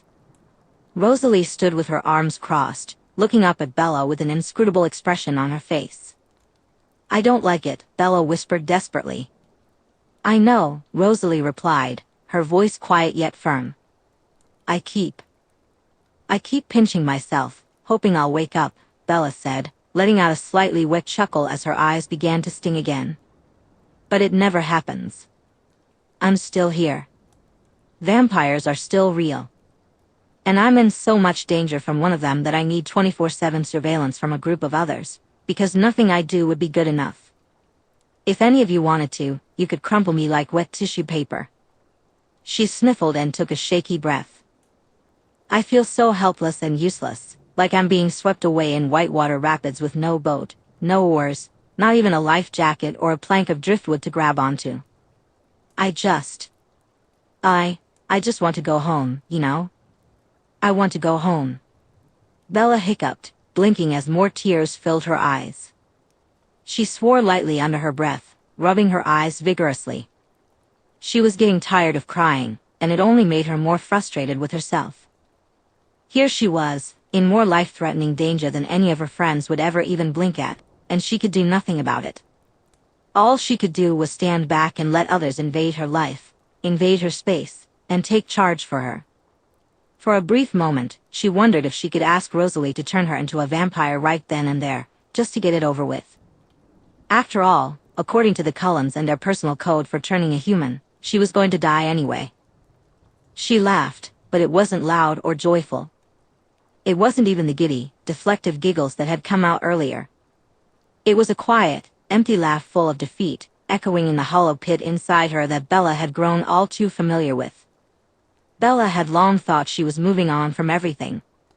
After all the hard work, after years of nothing but pure struggle, it felt like it was all for nothing.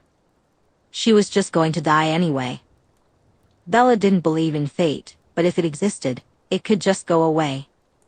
"I just want to go home," Bella whispered again. "I know," Rosalie replied softly. "For what it's worth.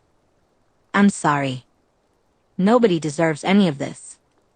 "Don't be," Bella hiccuped. "You didn't do anything wrong.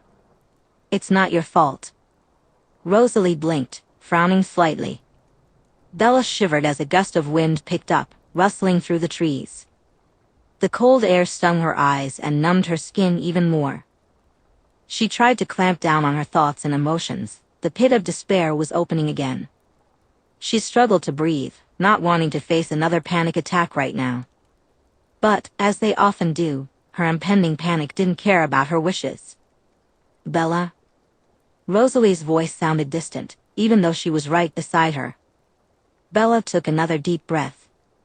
Her nose felt completely numb. How long had she been sitting in the cold? She barely registered Rosalie moving closer, but her focus was on pushing away the panic. The wind blew again as she inhaled deeply, the biting cold air piercing her lungs and giving her something to grip onto, something to ground her. Her bottom was cold and wet, her lungs ached from the chill, and her face was numb. She tried to hold on to all the sensations. The wind began to whistle and howl, picking up speed and intensity. "We should go inside," Rosalie said, stepping closer. "How long have you been shivering like that?" Bella wanted to reply, but the words wouldn't come. The words became lodged in her throat like chunks of raw meat, slick and heavy against the walls of her esophagus. It felt as if the trees were getting closer, taller, and bigger, closing in on her. It was overwhelming. The edges of her vision blurred, and she shook her head violently, trying to wake herself up, but it didn't work. The trees kept looming larger, and she couldn't tell if the sound she heard was the wind or the ringing in her ears. In the corner of her vision, Rosalie's face was fixed on her, eyes wide with concern. Her mouth moved, but Bella couldn't hear the words. All she could focus on was the heavy thud of her own heartbeat echoing in her ears, blending with the whistling wind. Gritting her teeth, she punched her leg, feeling Rosalie flinch in surprise. She did it again, harder this time.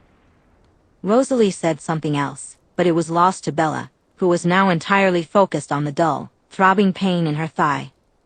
The pain mixed with the sharp chill of the air in her lungs and the biting cold against her face, pulling her down deeper. She slammed her fist into the same spot again, gasping at the sting, but this time it jolted her back to reality. Suddenly, she could hear Rosalie again, and her voice was laced with frustration. "Bella. What are you doing?" Bella opened her mouth to respond, but before she could, the wind howled louder, and something in her stomach sank. Out of the corner of her eye, she caught a flicker, a shadow darting between the trees, almost fading in and out of existence. Her head throbbed, and a groan escaped her lips. Rosalie was about to say something again, but the voice Bella heard next didn't come from her mouth. It felt like a whisper, echoing in both ears at once, yet it seemed to come from everywhere and nowhere, as if it were carried on the very wind itself. "Bella, behind you." Bella scrambled to her feet atop the rock, carefully maintaining her balance on the wet, half-frozen stone. She whirled around, her heart pounding violently in her chest. The wind rushed at her back, sending her hair flying into her face. "Bella, what is it?" "What?" Rosalie cut herself off, leaping onto the rock beside Bella in one swift motion, her gaze fixed in the same direction. Her nostrils flared and her eyes narrowed as she hissed, "Shit." Bella's eyes followed Rosalie's line of sight. She spotted them flickering between the trees, barely 20 feet away. Coyotes. A large pack, at least 10, though to Bella, it felt like there were over 100. "You'll be fine," Rosalie murmured, extending her arm in front of Bella and stepping slightly in front of her. "Just breathe, okay?"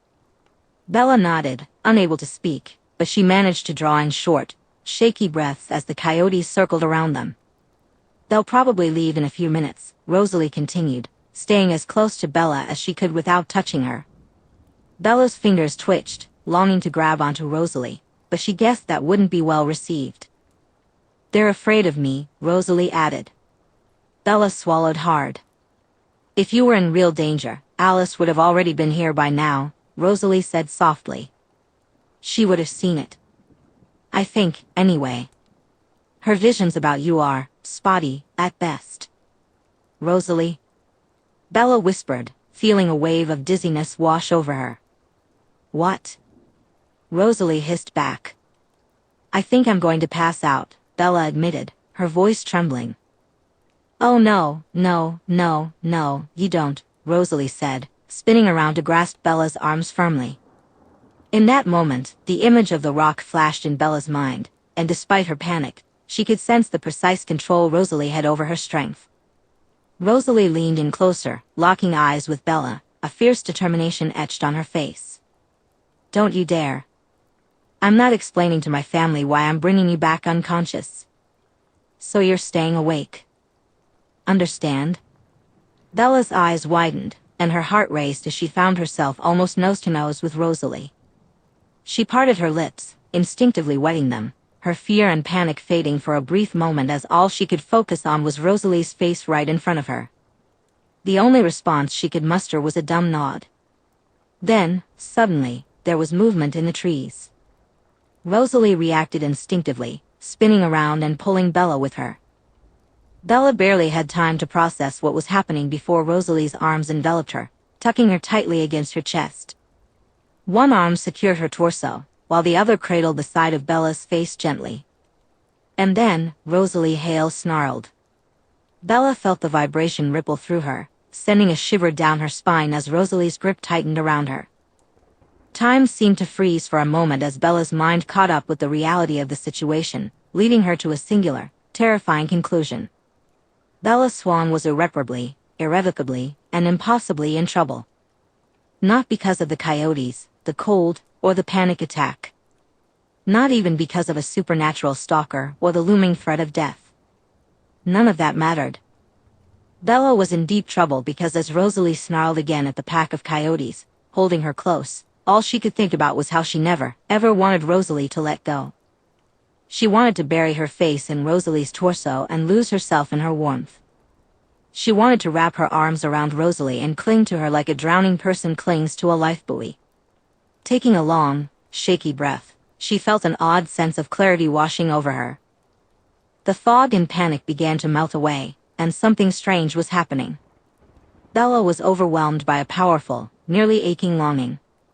The cold bit at her, and her eyes were still red from crying. Her nose shouldn't even be working right now, yet she could smell the faint scent of juniper berries. It wasn't strong, and she wondered if it might be part of a perfume or soap that Rosalie used. But the scent seemed to envelop her, as if it were emanating not from Rosalie's skin, cloth, or hair, but from her very soul. It was an absurd thought that Bella struggled to process. Rosalie's arms were strong and firm. Her snarl was vicious, and had it been aimed at Bella, she knew she might have passed out from fear. Yet the hand cradling Bella's face and the arm wrapped around her torso were unimaginably tender, as if Bella were made of the most delicate porcelain in the world. Her mind spun with confusion. Then, almost as quickly as it began, it was over. Rosalie lifted Bella off her feet and leaped off the rock, gently setting her down and leaning her against it before practically vaulting away. Bella leaned back, pressing her shoulders against the boulder, trying to keep her feet grounded. Just as panic threatened to take hold again, she realized the coyotes were gone. Letting out a shaky sigh of relief and exhilaration, she turned to find Rosalie breathing heavily, staring intently at her. One hand was tangled in her hair while the other hung limply at her waist, fingers twitching. Bella was about to speak when she noticed the heavy dilation of Rosalie's pupils, the black nearly swallowing the honeyed gold. Somewhere in the back of her mind, she recognized she should probably be terrified, faced with a vampire in the throes of whatever their version of an adrenaline rush was. But instead, she stepped forward, gingerly, slowly, but undeniably forward. She wasn't sure if she was fueled by her own adrenaline high or something deeper. Bella felt a mix of exhilaration and uncertainty, her instincts urging her to retreat, yet she was compelled to move closer. She waited, hoping Rosalie would step back, but instead, Rosalie continued to stare, her gaze unwavering. Bella took another step forward, giving Rosalie yet another chance to retreat. But she didn't. Encouraged, Bella took another step, then paused, waiting once more. She moved forward again. The space between them shrank until she was within arm's reach. Rosalie hadn't budged, her expression unchanged, though her intense gaze remained locked on Bella. As Rosalie's heavy breathing began to ease and her pupils slowly constricted, Bella took one final step and extended her hand, slowly, deliberately, ensuring Rosalie had every opportunity to pull away or push her hand aside. But none of that happened. Instead, Bella's fingers made tentative contact with Rosalie's shoulder, feeling the tension and firmness of her muscles. "Hey," Bella whispered softly. "It's okay. You scared them off. It's all good." Rosalie nodded jerkily, and Bella noticed a slight relaxation in her posture.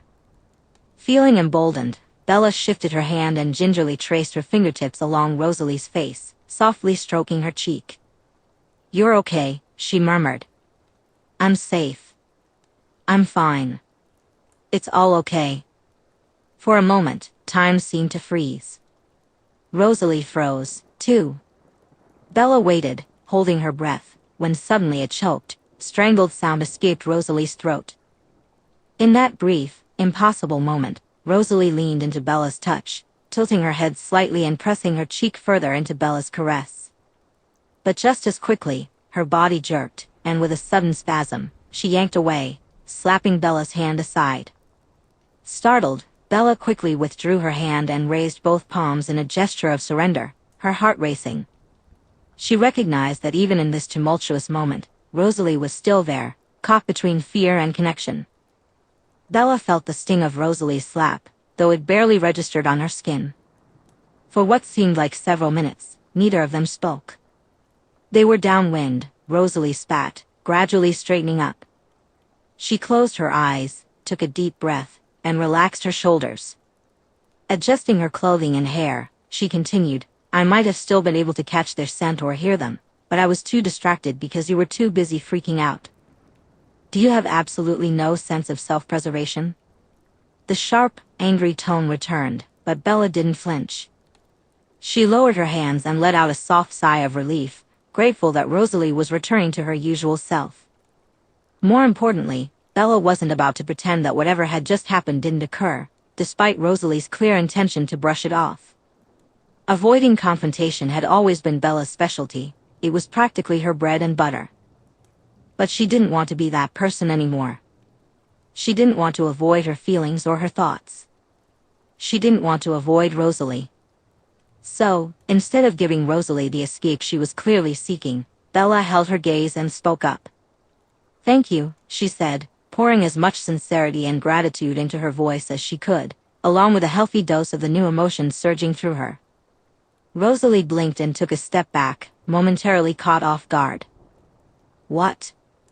she asked, her sharpness fading in surprise at Bella's response. "Thank you," Bella repeated. "I know you probably could have just ripped them all to shreds before I could blink. But you didn't. You stayed with me the whole time and just scared them off instead." As the panic of the situation began to dissipate, Bella felt her own adrenaline recede, replaced by a flood of new emotions. Inside Bella, different emotions were competing wildly for space.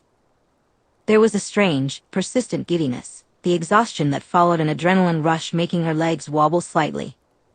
Then there was the odd after-panic that crept in after a stressful event, nothing that would escalate into a full-blown attack, but enough to leave Bella feeling anxious and twitchy. She knew she would be avoiding forests for a while. Yet, overshadowing everything else and igniting the fire in her eyes as she gazed at Rosalie, was a deep affection, a new and potentially dangerous affection for her heart. It didn't come from nowhere, Bella realized. She had found Rosalie attractive from the moment she walked into the cafeteria. If she were honest with herself, as intimidating and mildly terrifying as Rosalie could be when she verbally dressed people down, Bella also found it amusing and, in a way, mildly attractive. People who had a way with words always seemed to affect her, she mused, with Alice being her best friend and now Rosalie stirring something in her too. At first, Bella tried to brush it off as just a crush, a fleeting affection that would pass. She had other things on her mind: school, trying to make friends, and broadening her social horizons. She was putting herself out of her comfort zone in controlled ways, and occasionally in less controlled ones, all in an effort to fulfill the purpose of moving from Phoenix to Forks in the first place. It was both easier and more challenging after she had officially met Rosalie for the first time. Bella found it amusing and somewhat attractive when Rosalie verbally demolished people at school who deserved it, whether they were being weird and gross or indulging in that typical high school cattiness. However, Rosalie's attitude toward Bella, which Bella perceived as completely undeserved and out of line, made it all too easy for her to dismiss her feelings as nothing more than a surface-level crush. And she really did try. Even after that, Bella couldn't help but feel drawn to the feisty and dangerous woman in front of her. It was honestly quite annoying that every time Rosalie spoke, Bella felt an overwhelming urge to both smack her and kiss her, in either order. Sure, she occasionally entertained the thought that maybe Rosalie wouldn't be so bad if she got to know her a little better. But it wasn't until Port Angeles and its aftermath that Bella really began to think about Rosalie. And now this. Yeah, Bella was pretty sure there was no coming back from the moment when Rosalie had demonstrated just how easily a vampire could crush her into a ground-up pile of goop, only to then protect her from a pack of coyotes by holding her tightly enough to keep her in place without hurting her at all. In fact, she had been downright gentle, even snarling at the coyotes to scare them away. The universe could just go ahead and write her off as a goner, just another inevitable footnote in the long line of broken hearts Rosalie must have left in her wake over the decades. But oddly enough, Bella was okay with that. It wasn't like anyone else could live up to what she had just experienced. What could dinner and a movie even hope to offer against that? It wouldn't be fair to compare anyone or anything else in the future, really, so she might as well just accept her fate now. After gaping at her like a fish, her mouth opening and closing a few times, Rosalie finally managed to speak again. Rosalie started, pausing and biting her lip before continuing. I couldn't be sure one of them wouldn't. There were too many to properly keep track of, and they looked hungry. If I left you alone, even for a moment, one might have slipped past me and, I didn't. Bella bit her lip for a second before taking another hesitant step forward. Once again, Rosalie didn't step back, but her face betrayed a whirlwind of emotions, confusion, anger, and a healthy dose of fear, among many others that Bella couldn't quite decipher. Couldn't quite identify. Thank you, she whispered again. A warm feeling spread through her stomach.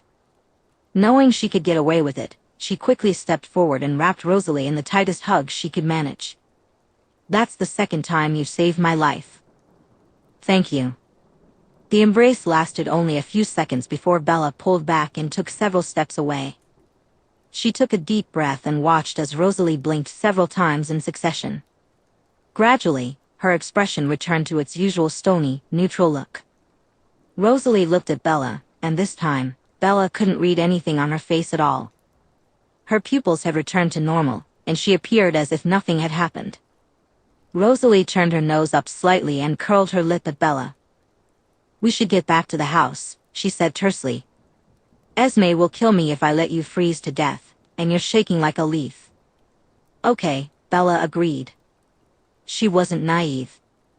For whatever reason, Rosalie didn't want to acknowledge what had just occurred, and that was fine with her. She didn't know Rosalie, she didn't understand her reasons or her thoughts. She didn't know anything about her, really. But Bella did recognize that whatever had just happened was a true display of Rosalie's character, and what was happening now was a mask. However expertly constructed, Bella had worn enough masks herself to recognize them in others. A small part of her felt a twinge of disappointment. She felt rejected, denied, pushed away. It was as if she had been given a taste of something wonderful, only for it to be snatched away in front of her. For the briefest moment, she could empathize with Edward. Just a little bit. But the rest of her understood. Even though she knew Rosalie had been around much longer than she had, Bella looked at Rosalie's face, and it was as if she were gazing into a mirror. A mirror that made her much prettier, more assertive, and angrier, but a mirror all the same. So she would let Rosalie have this moment. Bella decided to let her off the hook, at least for now. But she wasn't about to forget. A small smile broke across her face, and Rosalie glared at her. "Stop looking at me like that," she snapped. Bella shrugged in response, having no intention of wiping the smile away. If Rosalie wanted to play ignorant, that was fine by her. She wasn't going to hide how she felt. Honestly, she knew she would probably feel mortified and embarrassed later, likely while standing in the privacy of a very hot, or very cold, shower. But right now, she was too exhausted, and the emotions were too fresh and intense for her to care. Rosalie scoffed and reached out to grab Bella's arm. Not her hand or her bare skin, but around her wrist where the hoodie was. Her fingers were tight and firm, just enough to keep a grip without cutting off Bella's circulation. She grumbled under her breath as she led Bella through the woods, carefully avoiding paths that might trip her up. Bella followed, doing her best to keep her legs moving properly. She was really starting to tire now, the adrenaline fading, and her face was stinging from the cold. But she couldn't, and wouldn't, stop smiling the entire way until they reached the edge of the tree line and she could see the house. Rosalie finally let go of her wrist. "Go on," she snapped. "Get inside. Warm up. And for the love of God, please try to act with a bit more sense in the future." Bella rolled her eyes, though the effect was somewhat diminished by the smile still plastered on her face, and started walking toward the house. She could see Alice waiting inside, practically vibrating with excitement. She imagined Jasper was ready to catch her if Alice turned into a vampiric torpedo intent on colliding with Bella. She made it about halfway to the house before she stopped and turned back. Rosalie stood at the edge of the tree line, one hand on her hip and the other covering her face. "Rosalie?" Bella called back. Rosalie lowered her hand and looked up, and even from a distance, Bella could see the withering glare on her face. It only made Bella smile a little wider. "I'll take the safest option. But only if it's you." She didn't linger to see Rosalie's reaction. Instead, Bella turned and walked into the house. As she had predicted, the moment she opened the sliding glass door, Alice practically pounced on her. Bella stumbled back a few steps before Alice dragged her inside, with Jasper chuckling and shaking his head as he closed the door behind them. "Oh my gosh, Bella. You've been gone for like 2 hours. What were you doing? Are you okay? I had a vision about you and Rosalie, and I saw that something happened, but your gift was blocking me out too much, and it was too fuzzy, so I couldn't see. Tell me what was happening. Are you okay? What's going on? What did you mean by what you said to Rosalie? Was she being mean? I hope she was nice to you while you were out there. I wanted to come with you, but Jasper wouldn't let me. What happened?"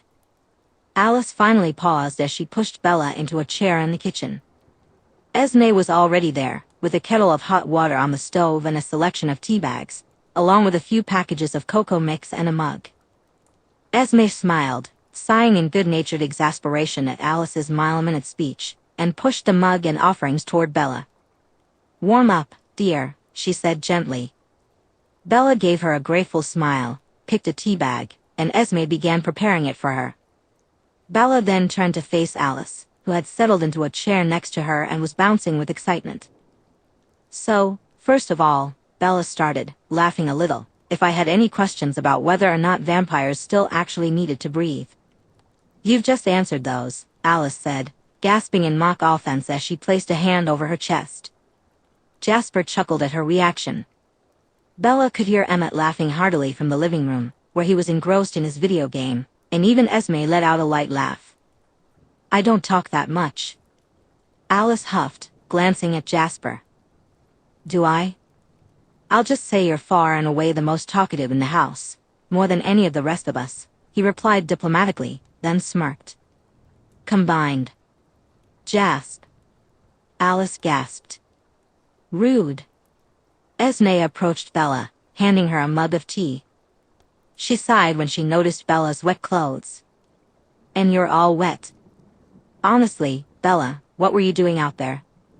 Mild exasperation mingled with motherly affection in her voice. Bella smiled. "Cooling off," she joked, earning an eye roll from Alice. Esme continued gently, "Bella, I want to apologize. We should have been more considerate of your feelings, no matter how worried we are about your safety. That was wrong of us. Even if we have a disagreement, we should have been more empathetic to you and how you felt. We should have done better for you. I am sorry." "Thanks, Esme," Bella replied softly, feeling the tension from earlier begin to dissipate. "I really appreciate that." Alice coughed lightly. "I'm sorry too." "For the same thing," she said hesitantly. "We all are," Esme agreed with a nod. "Carlisle is in his study, but he asked me to let you know that you're welcome to come speak with him whenever you've made a decision about what you want to do. We will respect whatever choice you make. That being said, we've come up with a compromise to our original idea, if you'd like to hear it." Bella smiled and shook her head. "No, it's okay. I talked to Rosalie. She's actually a good person to talk to," Bella said quietly, trailing off before continuing. "She really set me straight. Smacked some sense into me. Well, not literally, but she did crush a rock in her fist to show what could happen if Edward got too close to me and was too distressed to control his strength properly." Esme huffed lightly. "That girl, scaring you like that, what was she thinking?" She grumbled.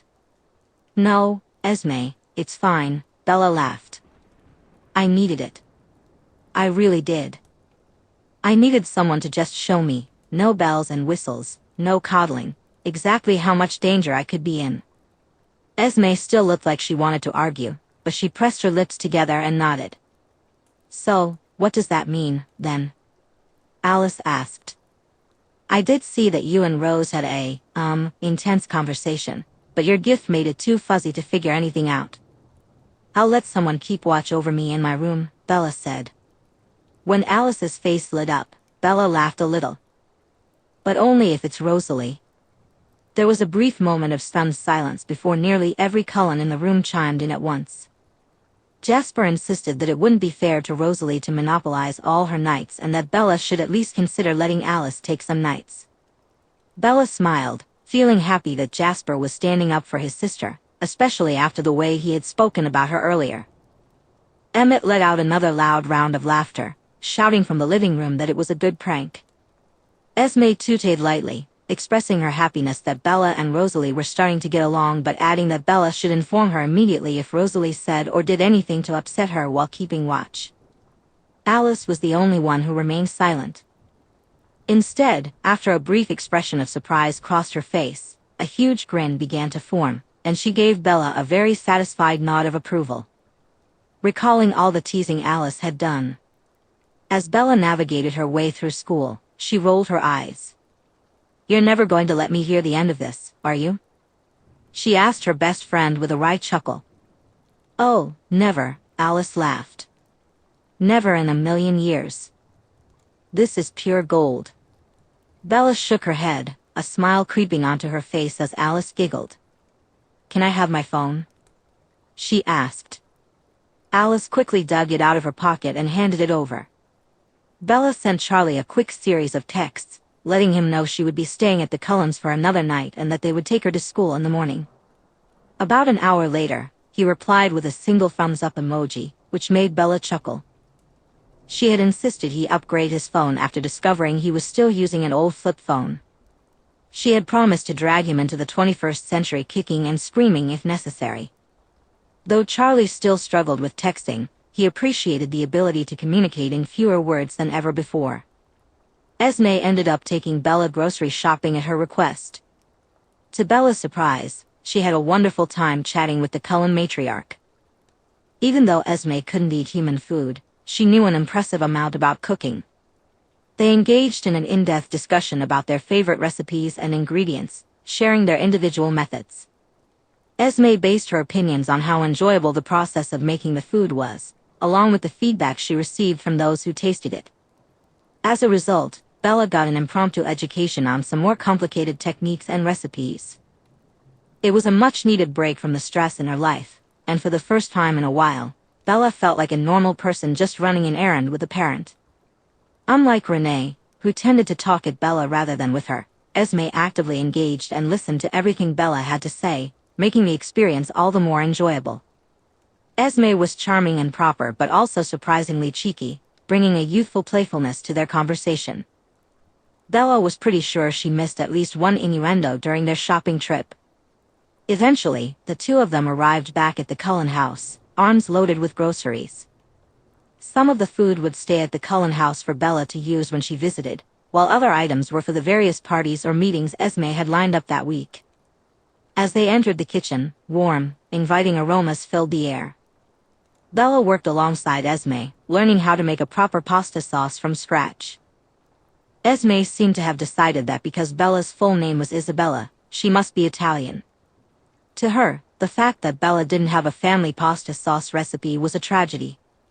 Bella didn't have the heart to tell Esme that she was pretty sure there wasn't a drop of Italian in her blood. Her mother, Renee, had simply chosen the name from a baby-name book because it sounded nice. Alice stayed in the kitchen with them the entire time. She claimed she was helping, but in reality, she was just trying to distract Bella with terrible jokes and silly faces whenever Esme wasn't looking. According to Alice, Jasper, Emmett, and Rosalie had all gone out to hunt. Carlisle soon made an appearance, coming to talk with Bella.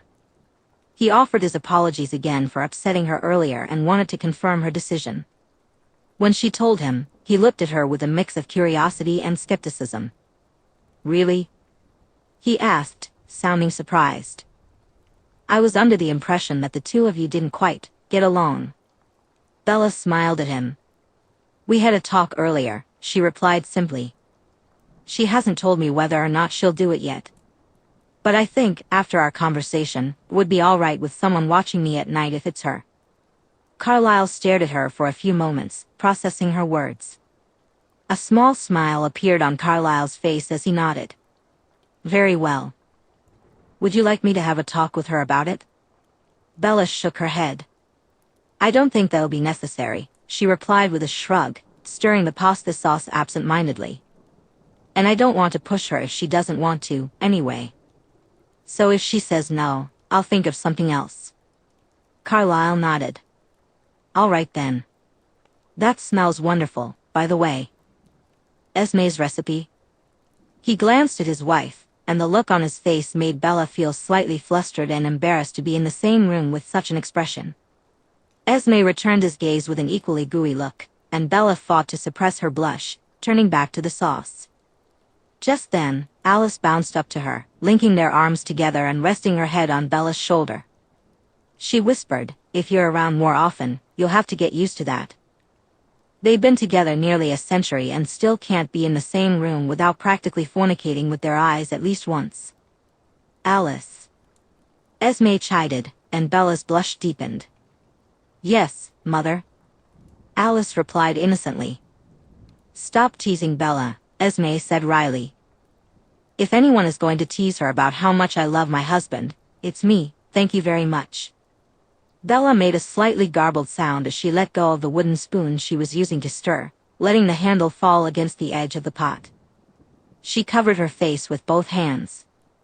Alice threw her head back in laughter, and Esme reached out to give Bella a reassuring stroke of her hair, laughing pleasantly.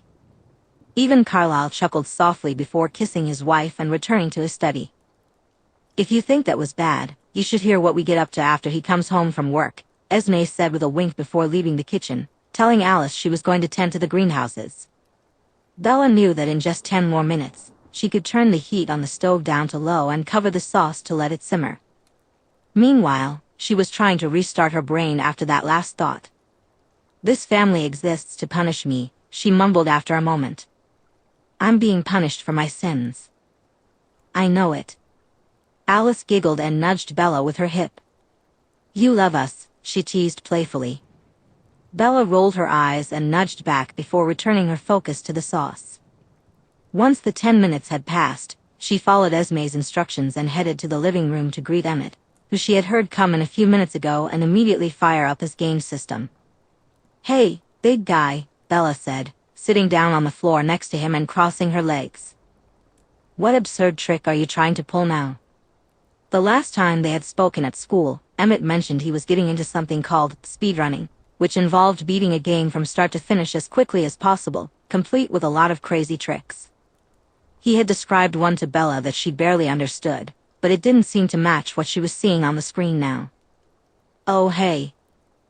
I'm trying to clip through this wall, Emmett said, pointing at a part of the level's geometry where two walls met awkwardly. Apparently, the collision boxes don't work properly there, and if you do it right, you can go out of bounds. Huh. Bella watched as Emmett repeatedly threw his character at the wall, frantically pressing buttons and grumbling when his character just kept pushing against it instead of moving through. Why is going out of bounds good? 'Cause I can skip a bunch of the level, Emmett replied. Oh, that makes sense, Bella said, nodding. As she observed Emmett continue his attempts, her mind wandered back to the woods. To Rosalie. Talking to Rosalie. Watching her. Actually hearing her thoughts and having a conversation that didn't consist of insults. She even managed to keep her tone from sounding angry or sharp.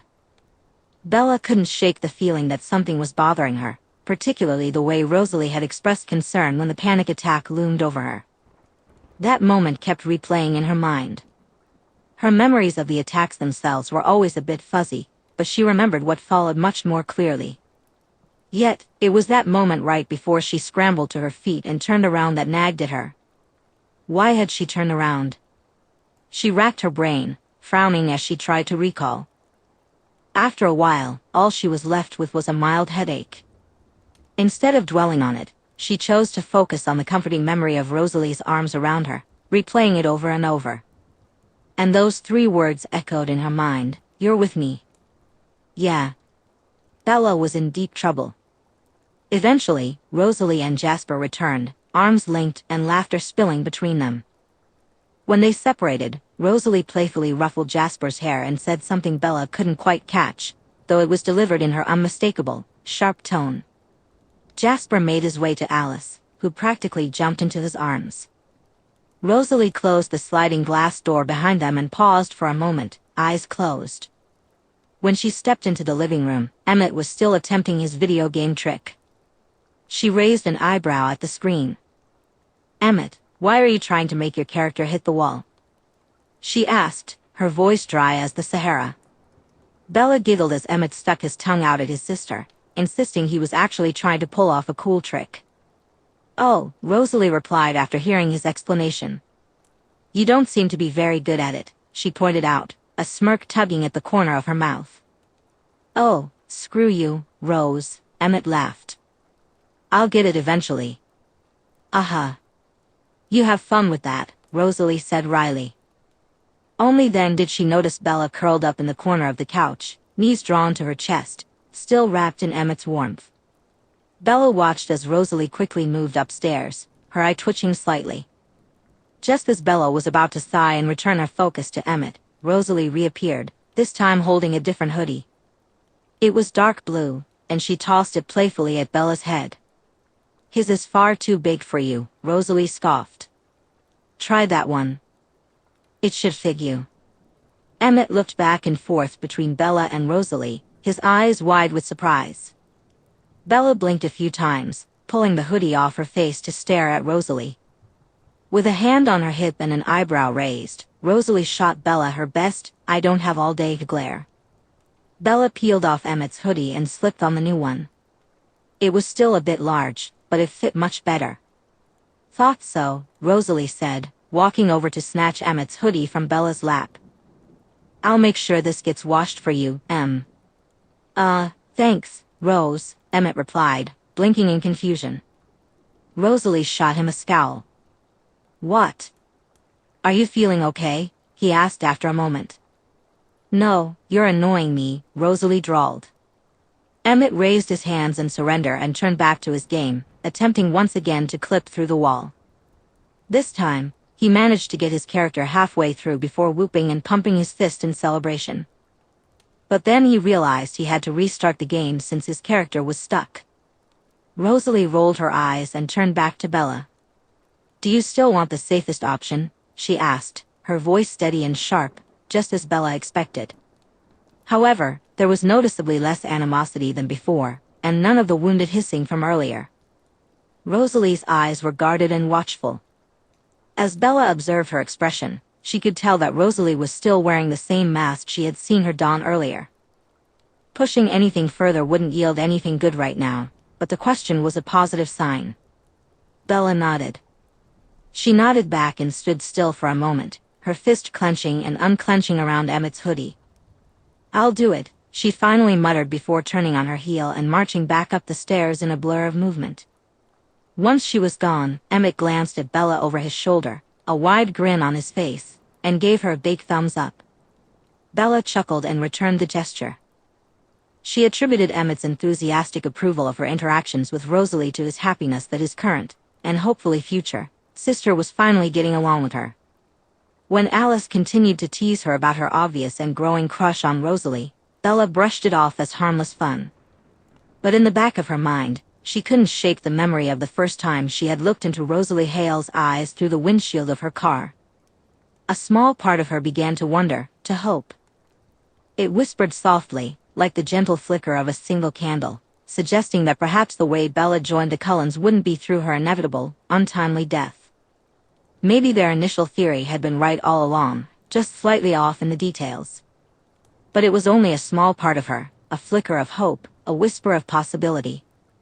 The rest of her mind dismissed the notion as the foolish naivety of a girl yearning for love and affection.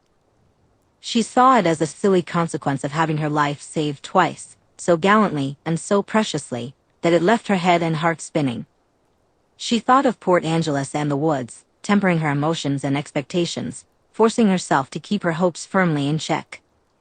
Rosalie was just looking out for her because if something happened to Bella, it would hurt her family. Bella knew that nothing mattered more to Rosalie than her family.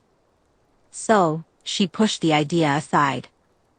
Though she didn't think it was likely, Bella figured that someday her infatuation would fade. Maybe if she became part of the Cullens, she would eventually meet her own mate, and this would become just a funny memory. She found herself wondering who that hypothetical person might be. And if, in her dreams, that person happened to resemble Rosalie Hale, well, Bella decided to keep that to herself. A girl was allowed to dream, after all. Chapter 12, I know for the last time, you will not be mine, so give me the night. Bella's first day with her own personal suite of supernatural bodyguards turned out to be much more relaxed than she had anticipated, if she was being honest with herself. The Cullens apparently always took 2 cars to school. Rosalie refused to let anyone else drive if she was going to be in the car. She would take 1 or 2 of her siblings with her, while the rest would go in a separate car and rotate who was driving that day. On the morning after Bella's second night at the Cullen house, she barely had time to pull on the hoodie Rosalie had lent her before Alice grabbed her by the wrist and dragged her toward the garage. They were about to bundle into a car with Jasper at the wheel when Rosalie strode in and scoffed.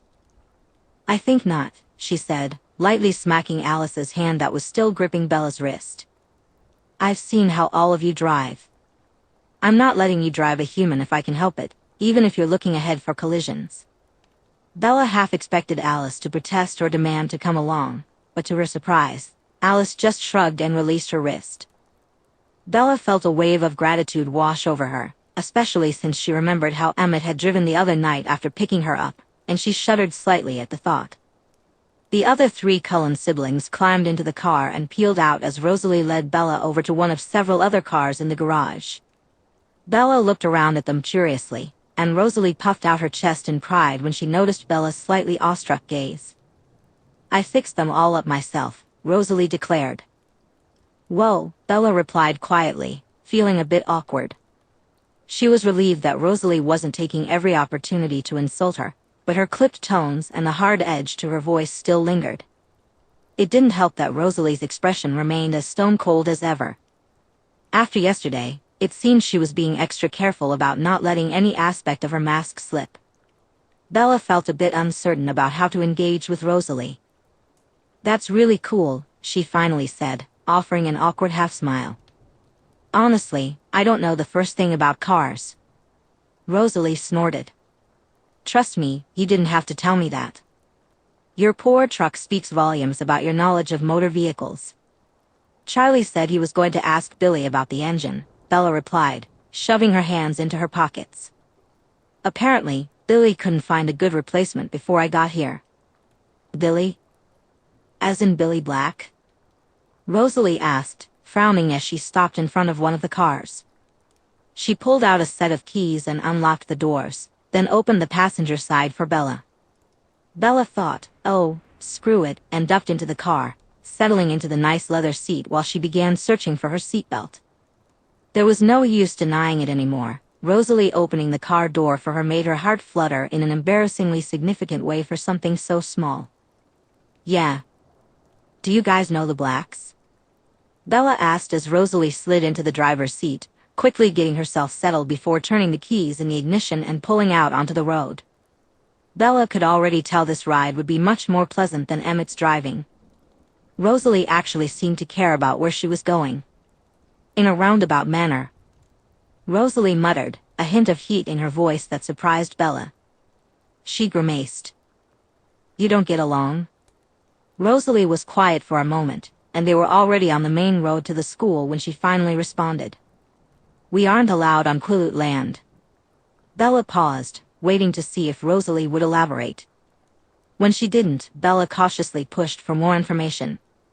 Why not? Reasons that I'm unsure whether or not you're allowed to know, Rosalie replied. Rosalie spoke plainly. If things go according to Alice's visions, you'll find out. But until then, ask Carlisle. Bella nodded, accepting the answer. They were about halfway to the school when Rosalie continued. All right. I agreed to what you asked for yesterday, so now we need to discuss exactly how that's going to work.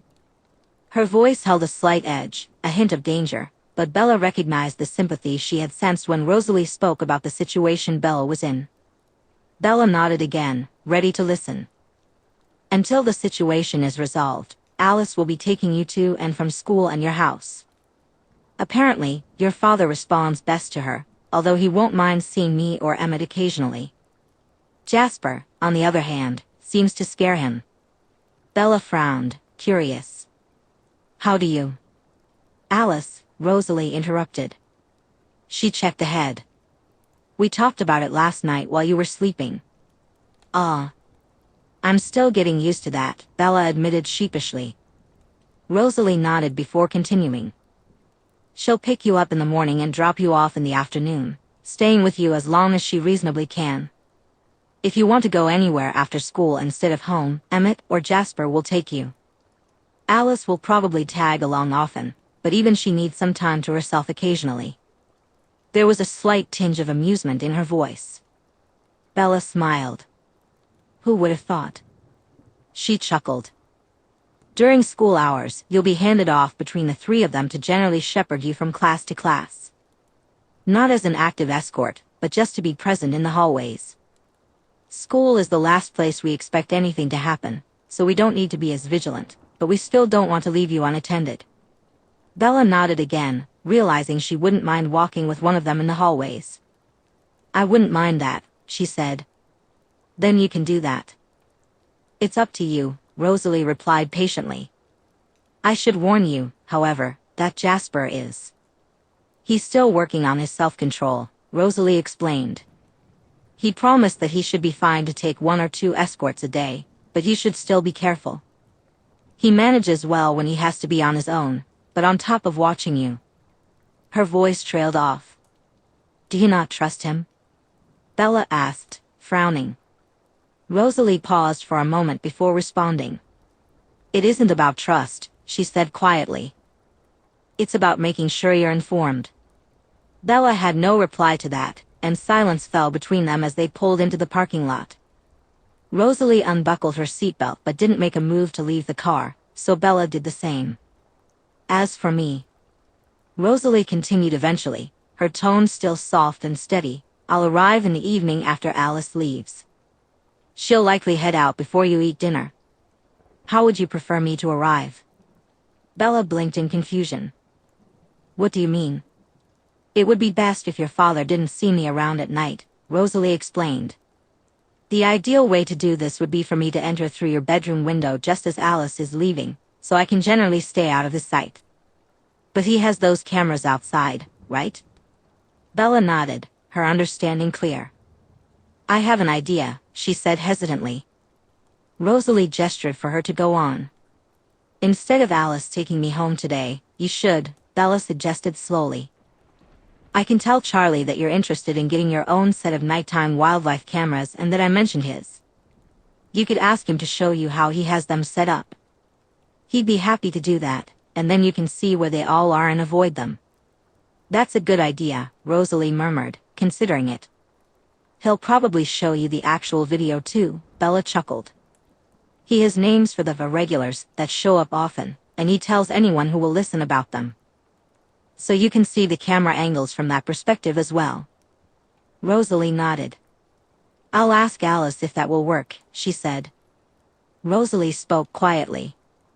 One way or another, I'll find you after school to take you home. I'll make a show of leaving at the same time Alice would, then slip them through your window. Just make sure you get into the habit of leaving it open. Bella asked awkwardly, and you're not worried that Edward would take advantage of that? Rosalie shook her head. We're going for a smooth handoff. Alice, or whoever is with you in the afternoon, will text me their departure time in advance. I'll be waiting outside before they even leave, watching the window. So if he tries anything, we'll be right there to intercept him. The same goes for the morning pickup.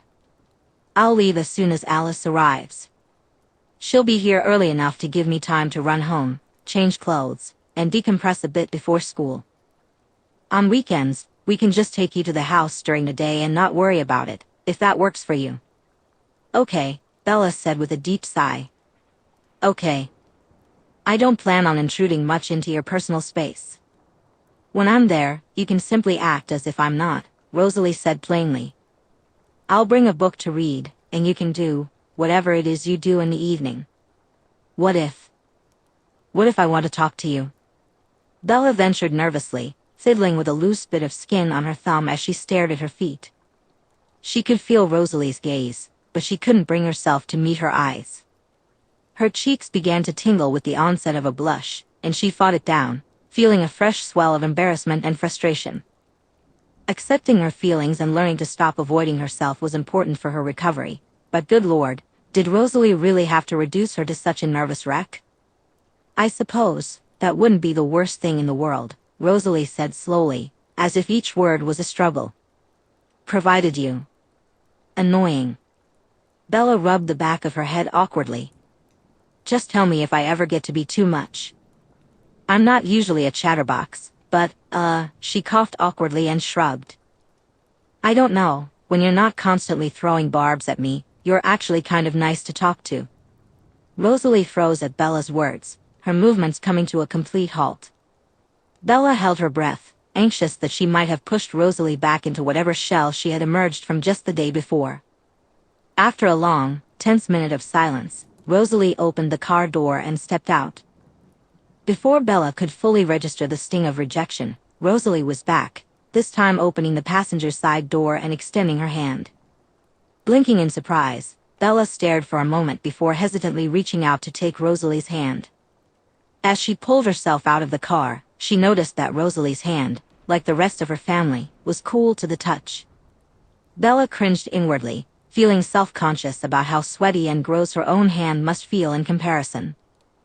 Yet, her stomach fluttered as Rosalie grasped her firmly, helping her out of the car. Once she was on her feet and Rosalie had closed and locked the car door behind her, Bella let out a breath and wrinkled her nose at the chilly air. "Let's go," Rosalie murmured as she started walking. Bella sighed. Feeling a bit dejected, she followed Rosalie until they reached the entrance.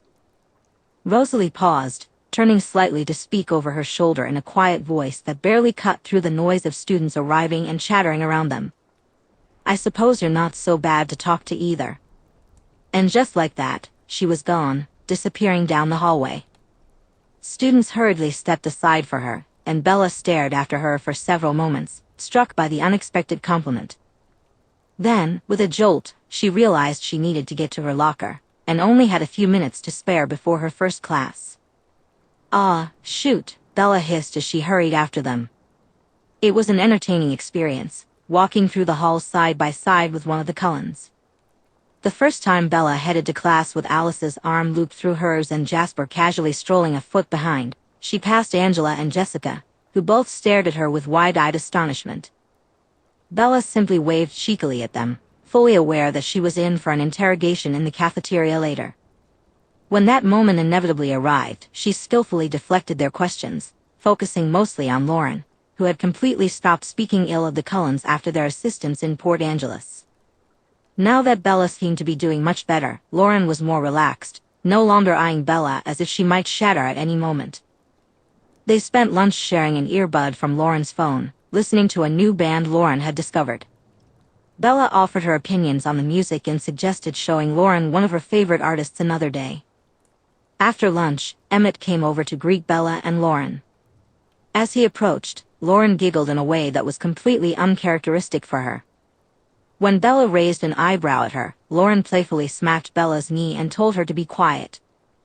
"I didn't say anything," Bella chuckled as she stood up. "Your face did," Lauren grumbled, poking Bella's hip. "Why are they all walking you to class?" Jessica blurted out as Bella moved to stand next to Emmett. "Because they're my friends?" Bella replied, doing her best to look genuinely confused as to why Jessica even bothered to ask. "But..." Jessica started, but Angela quickly pinched her leg to silence her. "We'll see you later, Bella," Angela said with an apologetic smile. "See you later, guys," Bella replied with a small wave. "Bye, you brat," Lauren said, then turned to Emmett, her tone sweetening. "Bye, Emmett." As they stepped into the hallway, Bella lightly bumped her hip against Emmett's. "Into Emmett's." "She's got a crush on you," she snickered. "Since she knows we're friends, she asks about you at least every other day." Emmett laughed and leaned back, placing his hands behind his head. "She'll get over it," he said wryly. "They always do." "Do you ever want to find someone?" Bella asked, her curiosity evident as she looked up at him. He frowned, contemplating her question for a moment before shrugging and gently guiding Bella around another student by her shoulder. "I dunno. I suppose it's gotta happen someday, right? If I find the right person," he said hesitantly, his shoulders lifting in a casual shrug. "I've never really given it much thought." "Really?" Bella asked, intrigued. "Even back, before?" He emphasized the word, and Bella guessed he was referring to his time as a human. "I never really thought about it.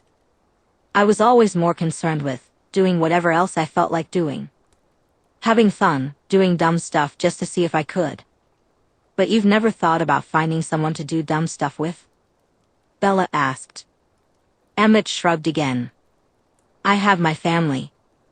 Jasper is always down to arm wrestle or have a shot put contest or whatever. Alice is always up for games, although I don't play chess with her anymore. Rose is a really good sport about my pranks, and Ed. He paused awkwardly at the mention of Edward, and Bella nudged him gently with her hip. You can talk about him, she said quietly. I don't mind. Emmett was silent for a moment before he continued. Ed was the one who told me to try doing something artsy, he said, shrugging awkwardly.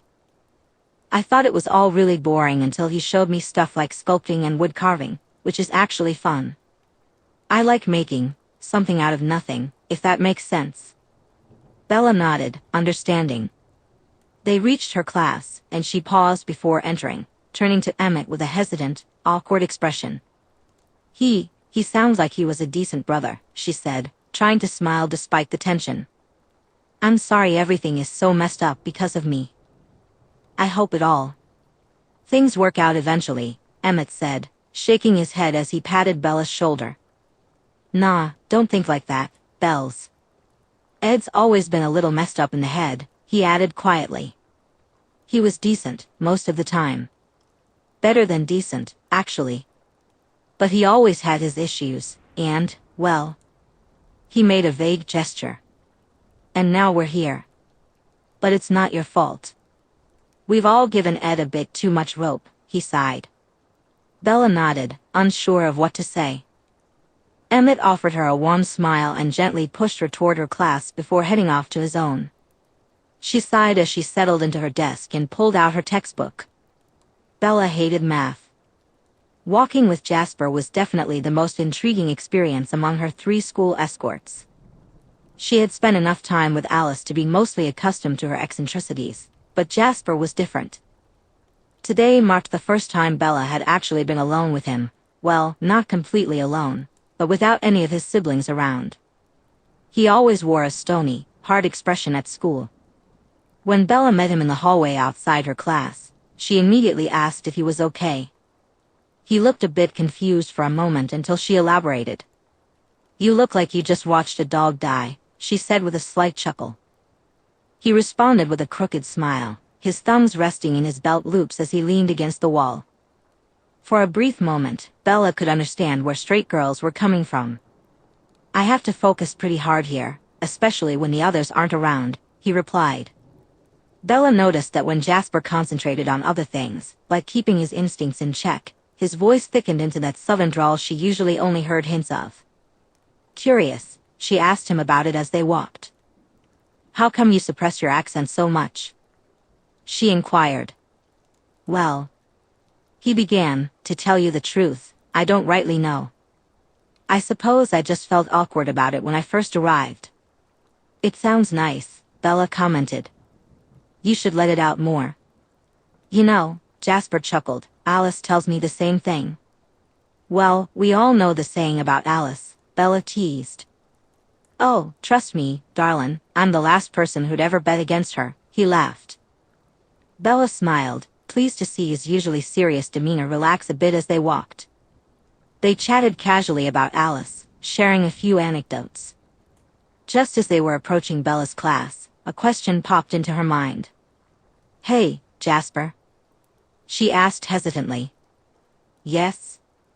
Why Hale? Why share with Rosalie? Because neither of us have ever really been Cullens, he replied easily, a distant look in his eyes. Bella frowned. What's that supposed to mean? Jasper flashed her his crooked smile and nodded toward her class. Ask me again some other time, he said before turning to walk away. She watched him for a moment before heading to class, but even after she sat down, her focus drifted. Thankfully, this was material she had already read ahead on, so she pretended to be engrossed in her textbook while her mind wandered from Cullen to Hale.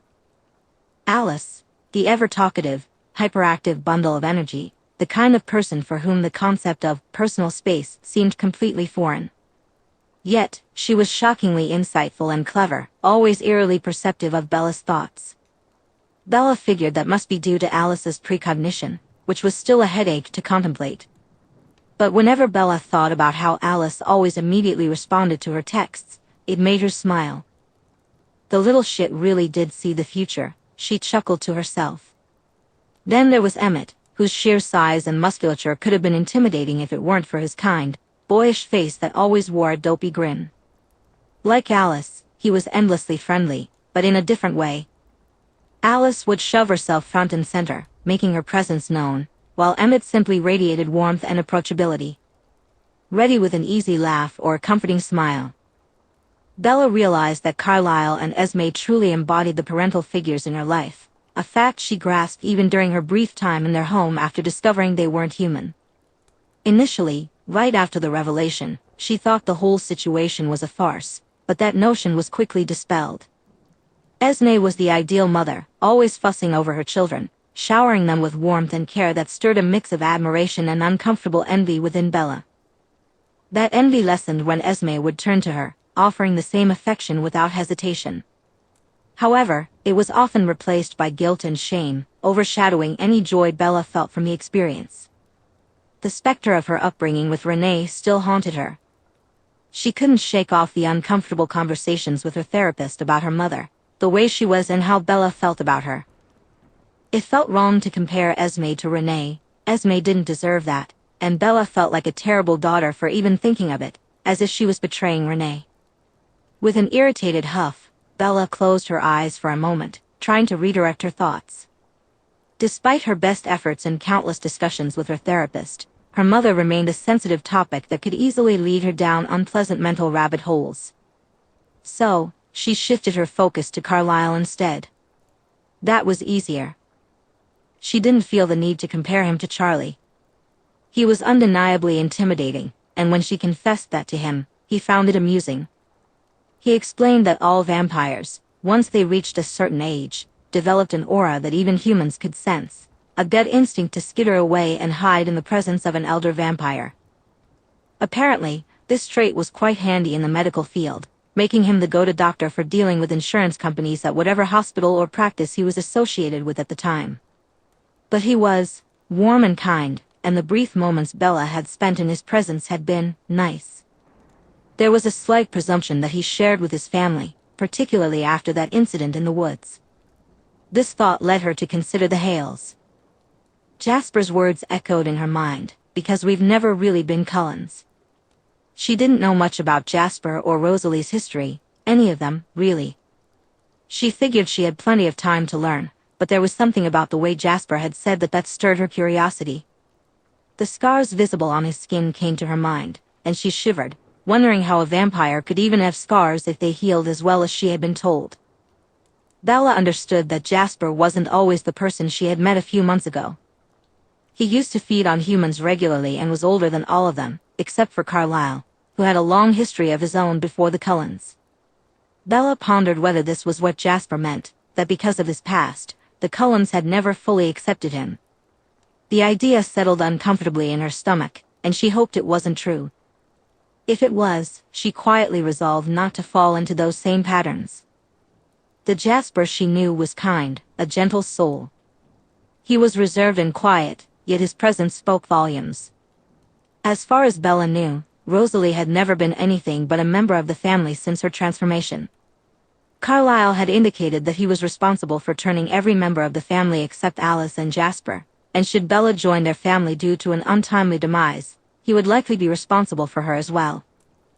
Hale must have been Rosalie's original surname that Jasper had adopted, Bella mused. She reflected on the few times she'd seen the two interact, which wasn't much, but it did make sense. Emmett seemed to get along with Rosalie the best, but the dynamic between Rosalie and Jasper was different. It was. Bella noticed the way Jasper and Rosalie looked at each other. It wasn't quite friendly, it felt more like they were two people sharing a sad secret. In that moment, she felt lost, both intimidated and impatient to uncover more. These were the people she would, allegedly, spend an immortal life with someday, under some circumstance. Yet, despite all the care they had shown her and the words they had spoken about how important she was to them, Bella couldn't shake the feeling of unworthiness. A wave of fear washed over her. She thought they must have the wrong girl, the wrong person. Perhaps there was another Bella Swan in Alice's visions, someone better suited to join them, someone more put together, more mature, more confident, and in control. Someone a little less broken. Bella sighed and rubbed her eyes, just as the class ended and Alice came to fetch her. It was almost time to go home. "Can you tell me what it's like?" Bella asked as they sat outside, waiting for Rosalie, who was running a bit late. Alice was beside her, sitting on the grass within sight of Rosalie's car. What is what like?" Alice asked, pausing her activity of braiding Bella's hair. "Come on. You know." Bella mumbled awkwardly. Well," Alice said knowingly. She paused, undid the braid she had been working on, and moved to sit in front of Bella, facing her directly. "What do you want to know, exactly?" "Just, what does it feel like to be like that?" Bella's voice was quiet. "Amazing," Alice declared with a wide grin. "And, sometimes terrifying," she admitted. "I don't remember my life as a human, but it's not like it's just a total blank slate. I may not know who I was or anything about my life, but I remember some aspects of the experience. What colors looked like, what things felt like to touch, smell, or hear." She plucked a blade of grass and twirled it between her fingers. Alice picked up a wilting blade of grass from the ground and held it in her palm. "As a human, you probably see this as brown," she said with a nod. "Maybe with a little bit of green left. But mostly brown?" Bella nodded in agreement. "I see brown too, but it isn't just one shade," Alice continued, smiling. "It's like 30 slightly different kinds of brown, all mottled with leftover green from when it was still fully alive. I can see the little fibers and the grooves on the flat surface." She tilted her palm, letting the blade of grass drift back to the earth. "I can hear it when it touches the ground," she whispered. "I have to strain my ears a bit, but I can hear it if I'm close enough. When I'm in the woods, I can hear all the little sounds the animals make, rabbits digging burrows, the soft footsteps of birds on tree branches. And I can hear heartbeats. Especially yours around my sister," she added with a giggle. Bella felt a blush creep onto her cheeks but stayed silent. "Or when you're having a panic attack," Alice continued, her laughter fading into a more serious expression. "That's never fun to hear, especially when I can't do anything about it." "I'm sorry," Bella said automatically. "Hush. It's all right," Alice reassured her. "What about, emotionally?" "Rosalie and Jasper mentioned everything being really intense, so..." Bella murmured, seeking more insight. Alice pondered, rocking back and forth a little. "Yes and no. We are more volatile, but we're also frozen in time." Bella blinked, intrigued. "How do you mean?" "When you become a vampire, you stop aging," Alice explained. "That applies to both your mind and body. It's not a complete freeze, you don't stay exactly the same forever, but the rate of change is dramatically slowed down. That's why we all still pass as teenagers so well, because, well, we effectively are forever." "That sounds awful," Bella replied plainly. Alice laughed. "It can be frustrating." "At times," Alice said, nodding. "But it can also be a blessing. Carlyle is a little over 200 years old, but sometimes you wouldn't think it. He can be surprisingly impulsive, which I dare say is why there are so many of us Cullens in the first place," she added with a light laugh. "How old was he when?" Bella asked. "None of us know for sure, he won't say," Alice replied, pouting. "But I'd bet he was no older than 25. I can't imagine being stuck forever," Bella said, grimacing. "It's not so bad once you get used to it," Alice hummed. "And like I said, you're not really frozen forever. You can still change, especially if you want to. It just takes more effort than it would for a human. Sometimes by several orders of magnitude." That didn't really make Bella feel any better. It was already an almost insurmountable task to change the way she thought and behaved. And if she were turned while she was still like this, it would be even harder. She felt a slight sickness in her stomach.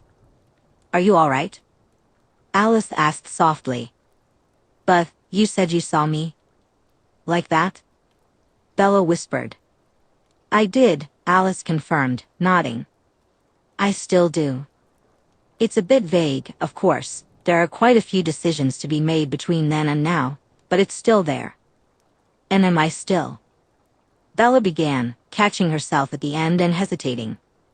None of them knew. They were aware of her panic attacks, and they obviously saw the state Port Angeles left her in. But none of them truly understood.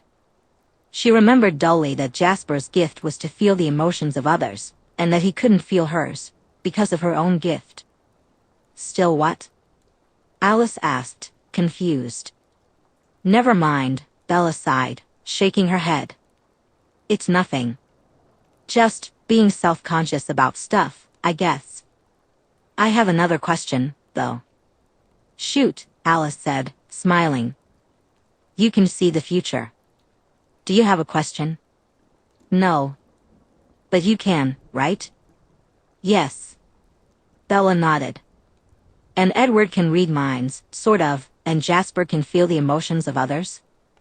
And influence them to some degree, yes. Why do you ask? Alice inquired, her curiosity evident. Well, Carlisle mentioned that night that you guys couldn't really see or feel me with your gifts because I have one too, Bella said slowly. I was wondering how that works. Can I, do anything about that? If I wanted you to see me better, or if I wanted to let Jasper know how I'm feeling without saying it out loud? Something tickled at the back of Bella's mind, as if something was laughing. She rubbed the back of her head lightly. Alice tapped her chin and thought. Theoretically, you should be able to, she said slowly. Jasper and Edward's gifts only manifested after they were turned, and I'm not sure about mine. But from everything I know about gifts and how they function, while it might be more difficult for you, I think you should be able to control it. Bella nodded. Cool. So, how do I do that? Alice giggled. That, I have no idea about, she laughed. My visions tend to just happen to me. And when I try to force one, it's not really that different from trying to think about a specific dress I want or picturing what you're doing today. I just focus really hard on the future, and it either happens or it doesn't. That's very helpful, Bella grumbled sarcastically. I'm sorry, Alice laughed. It's just hard to explain. The way Carlisle put it to me once is that your gift is a part of you. When you walk, are you actively telling your legs to move? Or when you type or write, are you consciously telling your hands and fingers to do it? Bella shook her head. I guess not, she sighed. So it's like learning to wiggle your ears, I guess. You're trying to find a muscle you've never used before. Alice nodded. That would be my theory on how you'd go about finding it, yes. I don't really know the differences between a human trying to use a gift and a vampire. For us, if one of us has a gift, it will simply happen naturally. But according to Carlisle, while it will be more difficult for you, the mechanics should function the same way. Bella was about to respond when something caught her eye across the parking lot. She craned her neck to get a better look. What is it? Is Rosalie here? Alice asked, glancing in the same direction. Bella shook her head. Whatever it wasn't Rosalie. No, she murmured, settling back down. I thought someone was waving at me. But it was way off in the distance, and they were all shadowed, so I couldn't make them out. Huh. I don't see anyone, Alice commented. They must have left. Yeah. Must have. Bella said quietly. Or I'm just going nuts. Well, you're in good company then. Did I ever tell you I woke up in an abandoned asylum? Alice asked conversationally. That completely knocked Bella's train of thought off course. She turned to face Alice, a stunned look on her face. What? Yup. I mean, it wasn't completely abandoned, there were still inmates there. But the doctors had left. Or, at the very least, they were no longer there, Alice said, frowning. Can I tell you a secret? Sure. Bella replied, feeling a bit nervous. Alice suddenly looked quite serious. Sometimes I wonder if I killed them all, she said quietly, holding her hands out and staring at her nails. The doctors, I mean. I woke up there with no memory and very much not human, and the only people around me were inmates. And I was wearing the same clothes as them. Bella fell silent for a moment. What do you think? Alice asked, her gaze serious as she looked at Bella. What would you think of me if I had? Bella blinked a few times before responding slowly. I mean, there's a reason horror games use old asylums as settings all the time.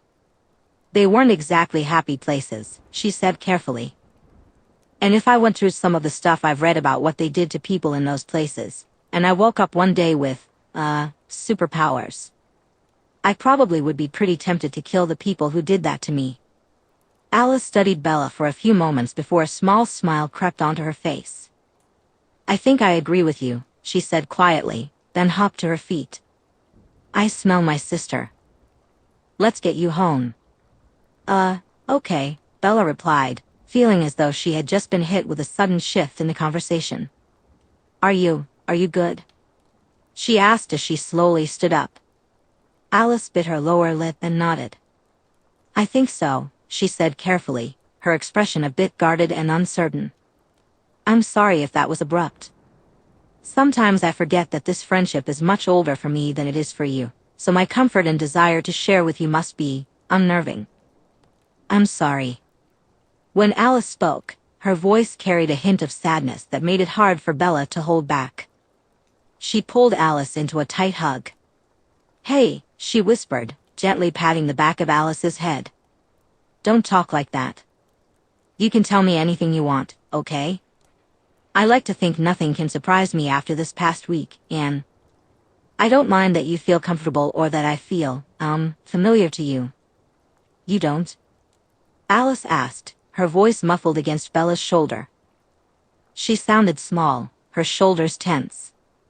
I won't lie to you, it is weird, Bella chuckled. But weird doesn't necessarily mean bad, and this whole week has been nothing but. That's weird.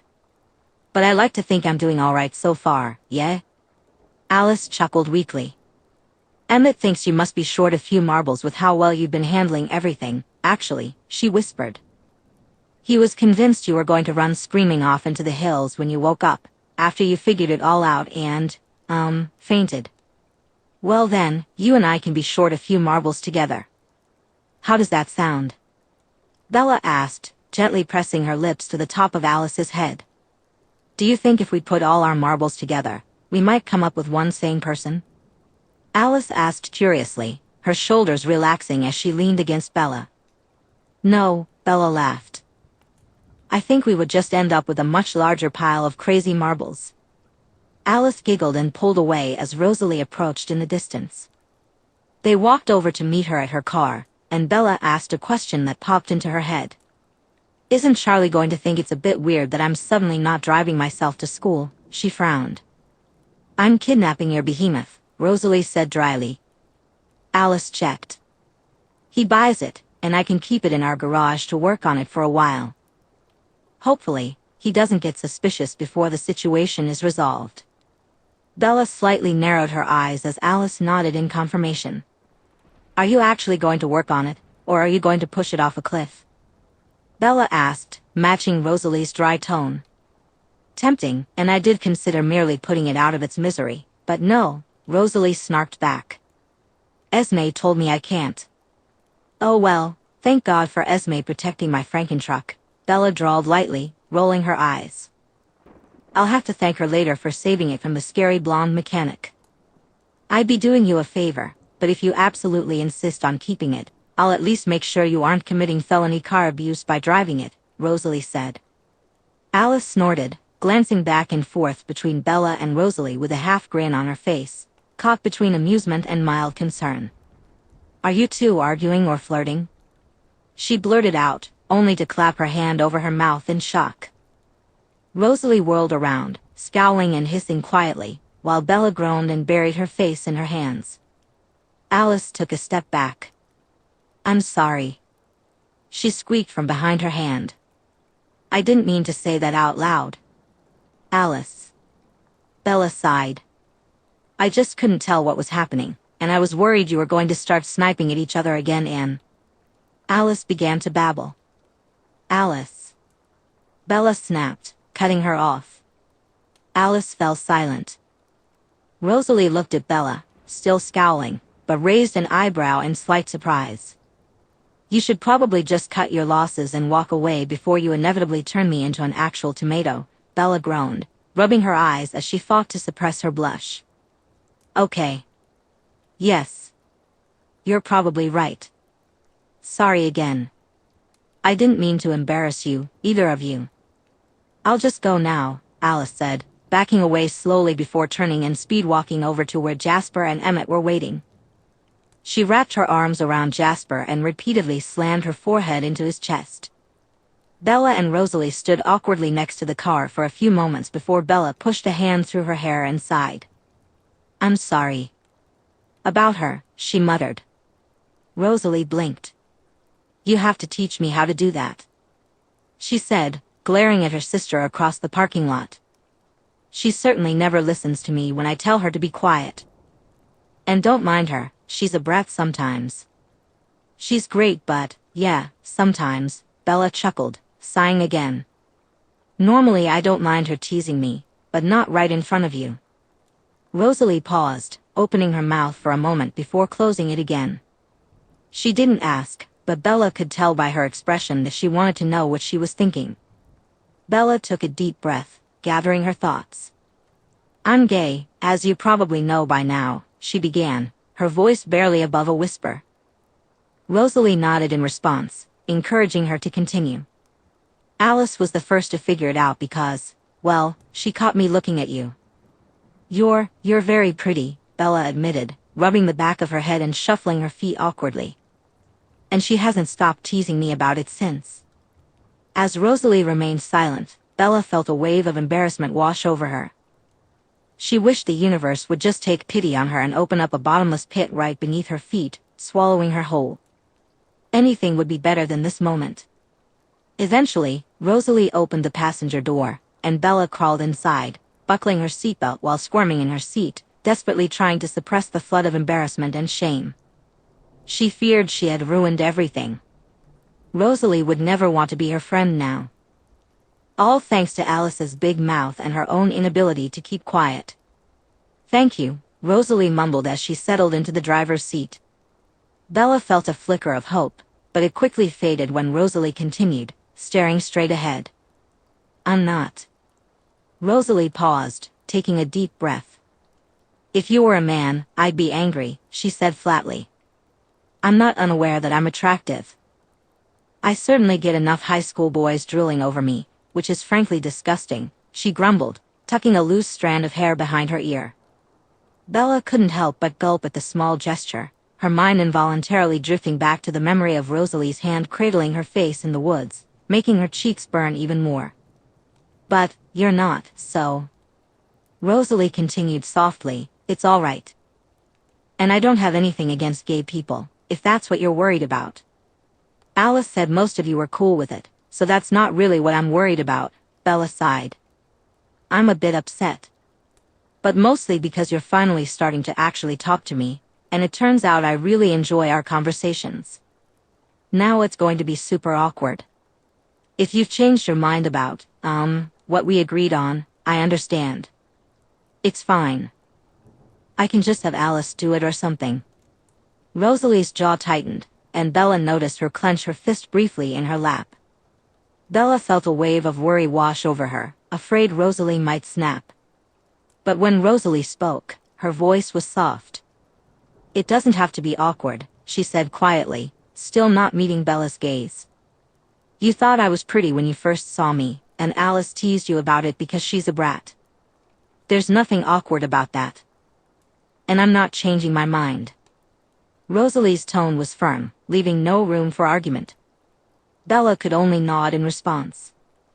A twinge of guilt hit her for downplaying her feelings. It was much deeper than just thinking Rosalie was pretty when they first met, but she was far too terrified and flustered to find the right words to express that. Besides, deep down, she felt this was Rosalie's way of letting her down easy, or at least, That's how Bella framed it in her mind. So she took a deep breath and nodded. Then, unexpectedly, Rosalie reached out and gently rested her fingertips on Bella's knee. She still wouldn't look at her, but the contact made Bella bite the inside of her cheek to stifle a gasp. Even through her jeans, she could swear she felt the coolness of Rosalie's skin. "Let's get you home," Rosalie murmured before pulling her hand away. Phew, was all Bella could think as they drove toward her house, repeating it over and over in her mind. "Charlie will be home in about an hour, usually," Bella said as she let Rosalie in through the front door. "So we've got some time to kill." Rosalie nodded and looked around. "I'm going to take a look around," Rosalie said. "I won't snoop, but I want to know the layout of the house, entry points and such." Bella gave her a brief tour before Rosalie darted off, conducting her own high-speed inspection. When Rosalie returned, she found Bella sitting on the couch in the living room. Pulling a stool from the kitchen, Rosalie positioned it across from Bella and sat down. Bella couldn't shake the feeling of how strange it was to have Rosalie in her house. "Thankfully, the upstairs doesn't have too many windows," Rosalie remarked after settling in. "Just in your father's room and one in the hallway, which shouldn't be a problem if I'm with you at night." Bella nodded in agreement. Rosalie had brought a small bag with her and began digging through it, eventually pulling out a book and starting to read.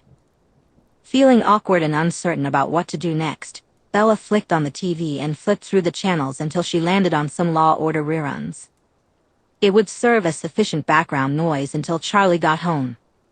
When he finally arrived, he called out for Bella, announcing his presence. "Whose car is that in the drive, Bells?" he asked as he walked into the living room, drawn by the sound of the TV.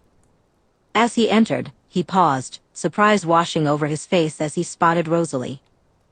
She quickly closed her book, stood up, and walked over to him, extending her hand with a bright, pleasant smile. Bella felt her heart sink. This wasn't the first time she had seen Rosalie smile, but those earlier smiles had been small and fleeting. This one, however, was big and bright, yet utterly and completely fake. It was a little too wide, revealing too many teeth, while her eyes remained dull and lifeless. It felt like a plastic smile, meant only to disarm and distract, and Bella almost wished she had simply glared at Charlie instead. At least that would have been authentic. Instead, watching Charlie shake her hand made her heart ache. "Charlie, this is Rosalie. She's Alice's sister," Bella introduced. "Rosalie," Charlie said, still looking a bit bewildered. "This is my dad." "It's lovely to meet you, Mr. Swan." "I'm Rosalie Hale," Rosalie said sweetly, her voice smooth and cloying. But beneath that surface, Bella could detect a hint of strain, making her want to cringe. "Please, just call me Charlie," he replied, grinning. "Hale, is it? I thought you were one of Dr. Cullen's kids." "Yes, sir," Rosalie replied with a small nod. "My brother and I kept our surname when he adopted us to honor our birth parents." "Huh. Well, any friend of Bella's is always welcome in my home, so feel free to make yourself comfortable." "Are you staying for dinner?" Charlie asked, clearly pleased that Bella had brought home another friend. "Unfortunately not. My family is on a special diet that we cannot deviate from," Rosalie said apologetically. "She's actually here because she had some questions for you, Charlie," Bella chimed in. "For me?" Charlie asked, looking surprised. Bella nodded. "She's interested in the wildlife cameras. I told her about them, and she's thinking of getting some for herself. She was curious about your setup. I don't really know much about it, so I thought she'd be better off asking you." When Charlie glanced at Rosalie, she nodded in agreement. "Well, all right. I suppose I can show you what I've got set up. I originally got them to see what was getting into my garbage bins, so that's where the first set is. But I actually enjoyed watching the animals in the morning.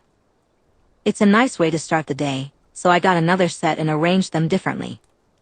Charlie continued to talk as he led Rosalie outside. Bella took the opportunity to head up to her room and opened the window. After a moment, she could hear their conversation continuing. She dragged a chair over to the window, sat down, and rested her arms on the windowsill, propping her chin up as she peered into the yard. A few moments later, she saw Charlie pointing out the cameras while Rosalie asked questions about them. At one point, Rosalie glanced up at Bella through the window.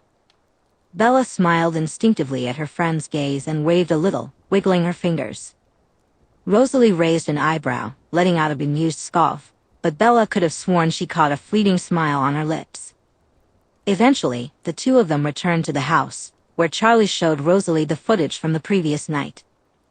He happily introduced her to several of the regular animals that frequented their yard, including a raccoon that had a knack for raiding the neighbors' bins. Bella insisted on calling him Jimothy. Charlie chuckled. He broke into my bins first, and when I started locking them up, he just moved on to the neighbors. But he still brings whatever he finds over here to eat in the same spot. They exchanged a bit more small talk before Rosalie headed upstairs and knocked on Bella's door.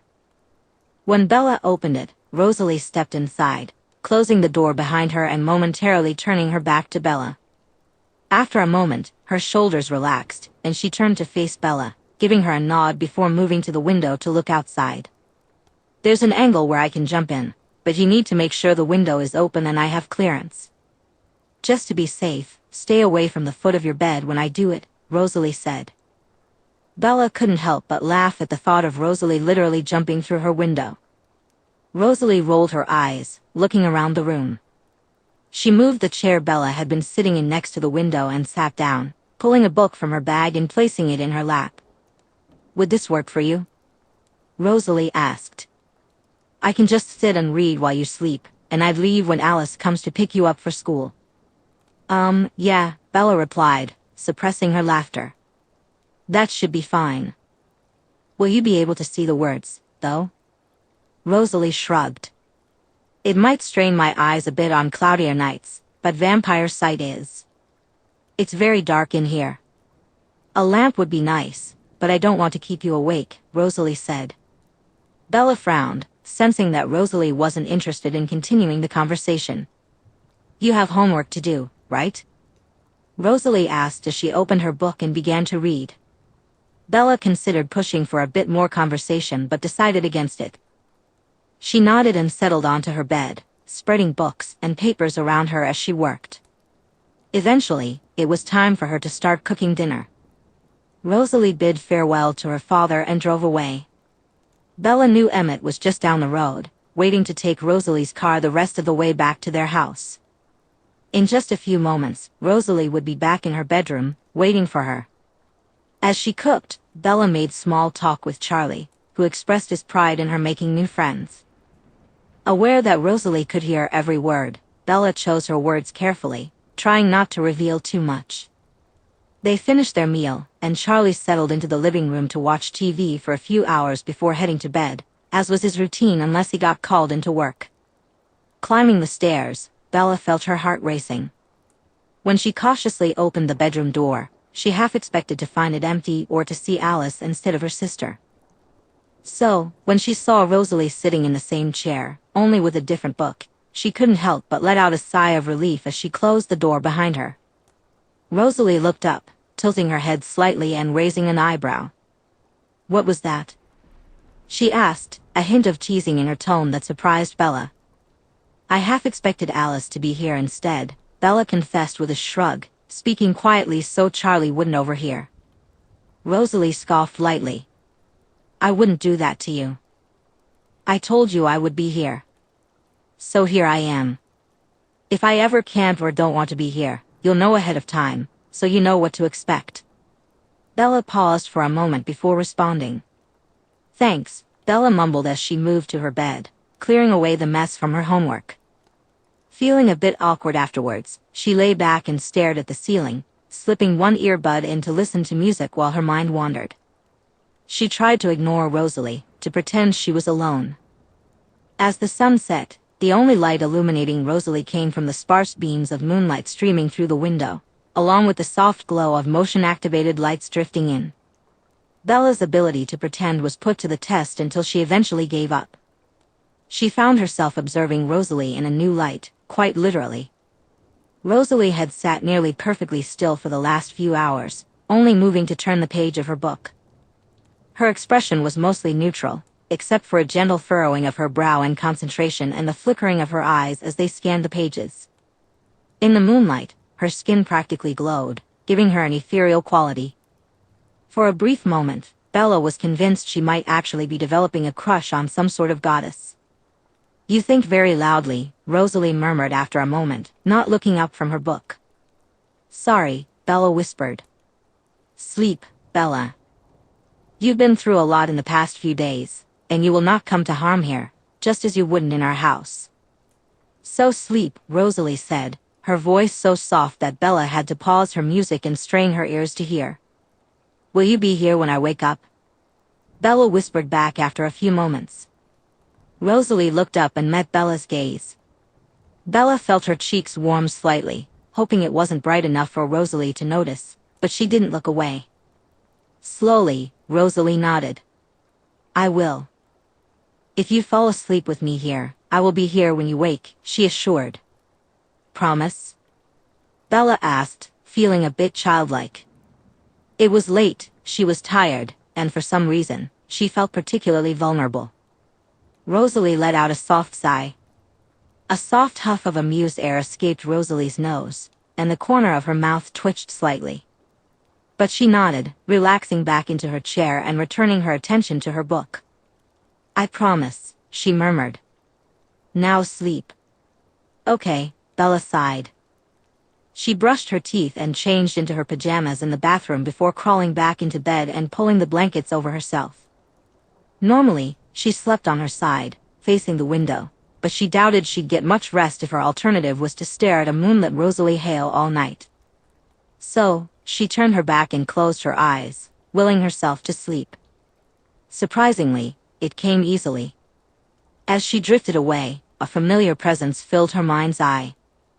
Just as she began to set her course down one river of dreams, she felt herself diverted by an outside force and quickly found herself in an unfamiliar dreamscape downriver. The dream began with Bella outside. There were no colors, just shades of gray, like an old black and white film. She looked around and saw that she was in a field of some sort, with rolling hills and grass beneath her feet. Off in the distance stood a large tree, with a figure underneath it, hands clasped behind her back. Bella approached, and it felt like it took 10 seconds and 10 years simultaneously for her feet to cross the distance. In what felt like a decade-long blink, she was under the tree as well. The figure was draped in shadows, now leaning against the trunk. Before Bella could open her mouth to ask any of the myriad questions swirling in her mind, she felt a slight throb in her head as unconscious memories surfaced. She remembered the strange, ethereal cabin and the woman made of shadows, and she knew that was who stood in front of her now. After a moment of adjusting, Bella turned to the figure and crossed her arms. "Can you answer my questions now?" she asked plainly. The shadow woman smiled. "Hello to you too, little bird," she said. "I was hoping you would remember if I took you into another dream," the shadow said pleasantly. "Whoopee. You were correct. Answers now? Or are we on another time limit?" Bella replied dryly. "We are on as much of a time limit as any dream," the shadow responded enigmatically.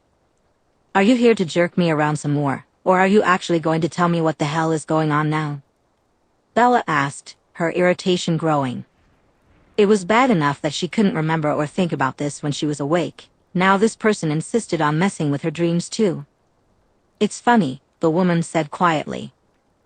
"You say the same thing every time.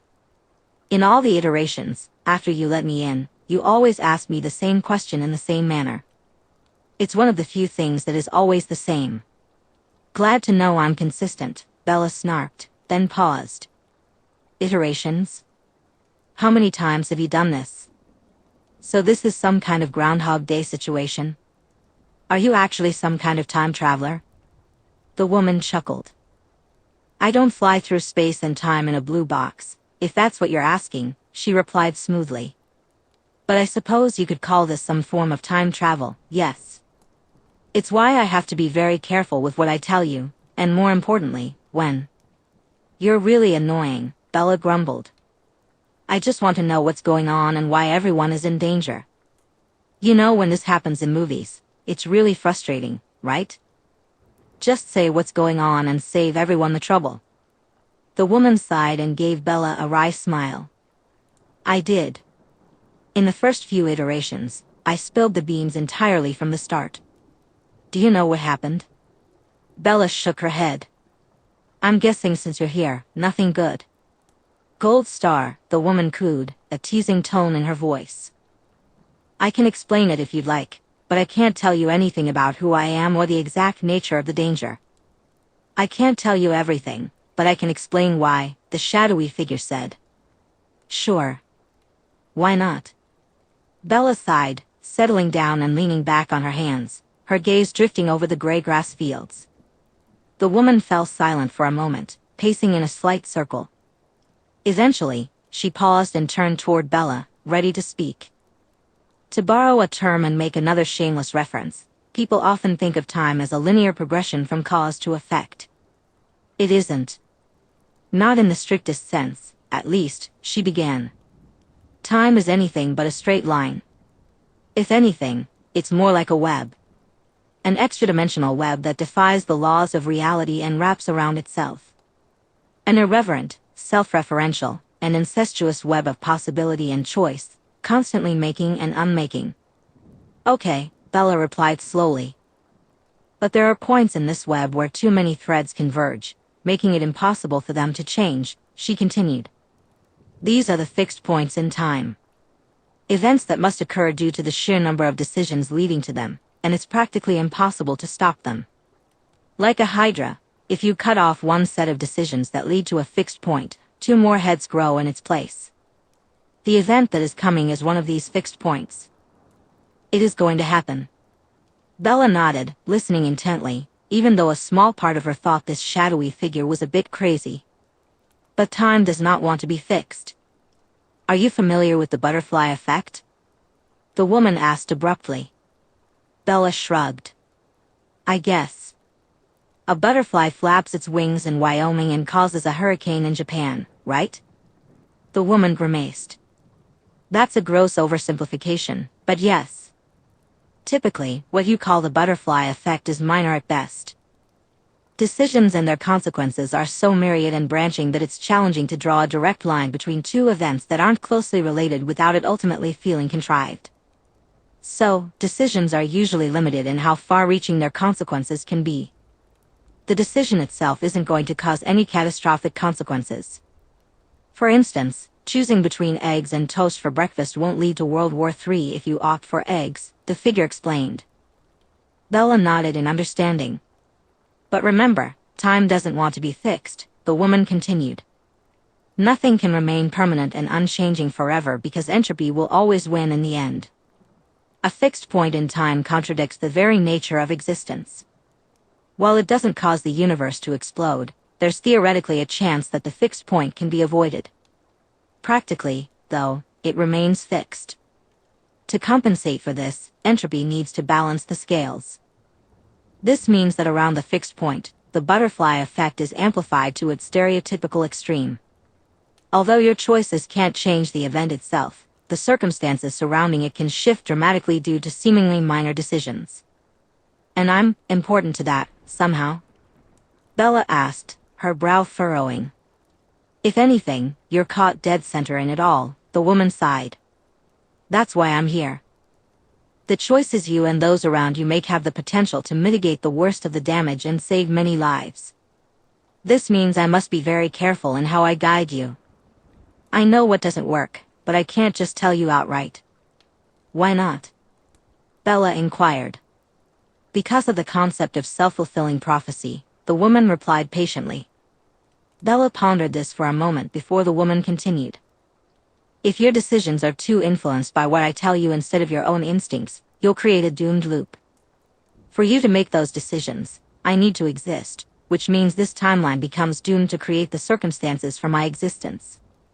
The trick is to find the balance where I provide just enough guidance to lead you down a different path from my own, while still allowing enough of your choices to stem from you so that I don't necessarily need to exist to guide you. Are you following me so far?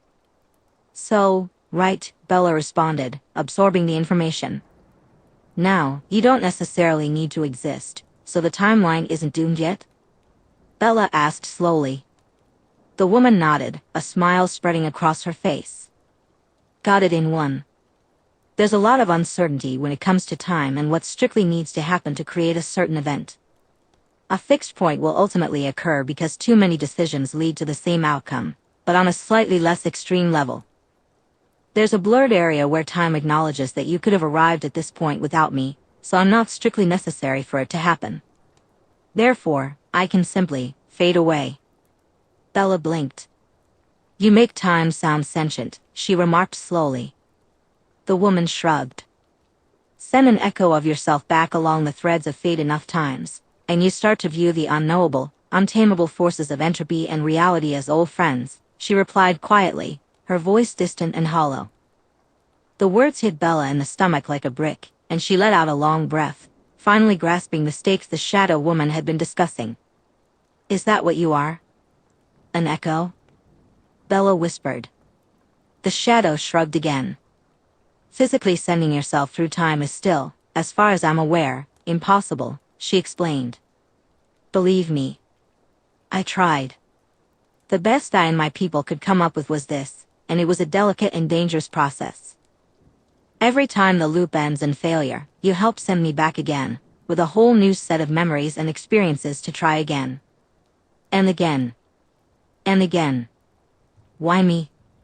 Bella asked. Why choose me to echo back to? Primarily because you, and by extension the Cullens, are inevitably tangled in the events to come, and your decisions have the highest chance of changing things for the better. But also because of your gift, the shadow said hesitantly. I heard you asking Alice about it earlier. That's good. You should keep pursuing it. You'll need it dearly. Is it that important? Bella questioned, doubt creeping into her voice. The Cullens said I'm just a shield. The woman said. Echo, Bella decided to call her. It felt strange to keep referring to her as Shadow Lady, so from now on, in Bella's mind, she would be Echo. Your gift can function as a shield, and in its default orientation, I suppose that's its most common function. Am I to assume that when you're evasive with your words, it's a doomed timeline situation? Bella sighed. Echo wobbled her hands slightly. Sort of. It's also something a bit unique to gifts and abilities. If you don't discover it yourself, your control will always be less than ideal compared to if you found it on your own. I can try to nudge you in the right direction, and once you found it, I can guide you further, but ultimately, you have to find it yourself. Bella nodded and took a moment to think. Who were you to me? She asked quietly. Earlier, you mentioned something about her, and you seem to know how my gift works. Is it just because you've spent a lot of loops in my head? Echo smiled softly. We were close, you could say, she replied gently. If you're asking whether I was a stranger to you in my initial life and only got to know you through the loops, the answer is no. Bella nodded, satisfied with that response. But another question popped into her mind, one that made her feel as if she would blush if she were awake. Do you? I mean, can you see everything I do? Do you know everything that's going on in my head? She asked, covering her face with her hands. No, Echo answered quickly. I wouldn't invade your privacy like that without permission. I will hear many of the things you say out loud unless I'm very far away and you're very quiet. If you think in my direction, I suppose I'll hear that. But your thoughts and feelings will always remain your own unless you decide to share them. Think of me more like... Echo waved her hand, and a ring of shadow appeared around them, about 50 feet away by Bella's estimate. My Echo currently resides in your subconscious. Your conscious mind, along with your gift, is still too hostile to my presence for me to speak to you while you're awake. That's why I can pull you into a dream for our conversations. However, I can project myself outside of your mind within this distance. For the most part, that's what I've been doing. I can only see within this space, and as your conscious mind becomes more accustomed to me, this is where you'll be able to perceive me. Bella sighed in relief. She certainly didn't need another person privy to all the embarrassing thoughts that had been running through her mind recently. I did my best to keep myself occupied without interfering or listening in. But it was a good thing I was around to warn you the other day, otherwise, things might have gotten a lot messier, she said firmly, a hint of amusement creeping into her voice. Bella blinked. That was you. You. You told me to turn around, she said, recalling the panic attack in the woods more clearly. You're welcome, Echo laughed. I did tell you the rest of the Cullens would come around eventually, didn't I? I still don't know what's going on with her, Bella sighed, thinking of Rosalie. She's watching me sleep right now, isn't she? Do you want to see? Echo asked, tilting her head to the side. I can take this version of you with me in a projection. You can see what's happening in your room. Bella considered it for a moment but then shook her head. No, she said quietly. It doesn't feel right. It would feel like I'm spying on her. Echo nodded with a small smile. So, Bella said, changing the subject. If you're here to avert catastrophe but can't tell me what that catastrophe is, what can you tell me? The smile faded from Echo's face as she grew serious, her lips tightening into a thin line. Not much. Not now, she said. It's still much too early. I've never encountered you at such a young age before, so this is all new territory for me. I had developed a bit of a system before, knowing certain pieces of knowledge I could safely share with you at different points, while things would still diverge and change. But now, everything's uncertain. Bella frowned. How young am I usually when we, meet? She asked awkwardly. It was almost fortunate that she had been through so many strange conversations in the past 72 hours. She was well and truly immune to them at this point. The youngest I'd met you was 23, Echo mused, stroking her chin. You met the Cullens during your last year of college, which is when my window of entry is. Until your mind is consciously aware, despite some levels of denial, of the supernatural, you reject all attempts for me to contact you. I went to college. Bella asked, her eyes wide. Of course you did, Echo scoffed. You're working hard to avoid repeating another year of high school, right? You think you put in all that effort just to skip college? Bella blinked. That made sense. It wasn't that she didn't want to go to college, she was just surprised it actually happened. So I get better? She asked quietly. Echo didn't reply at first.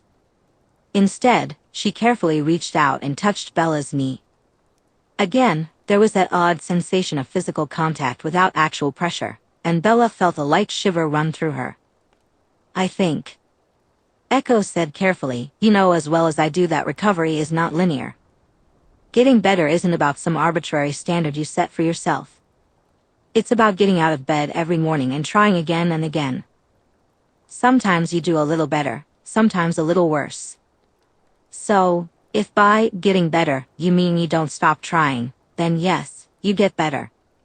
Bella nodded after a moment, absorbing Echo's words. She could accept that.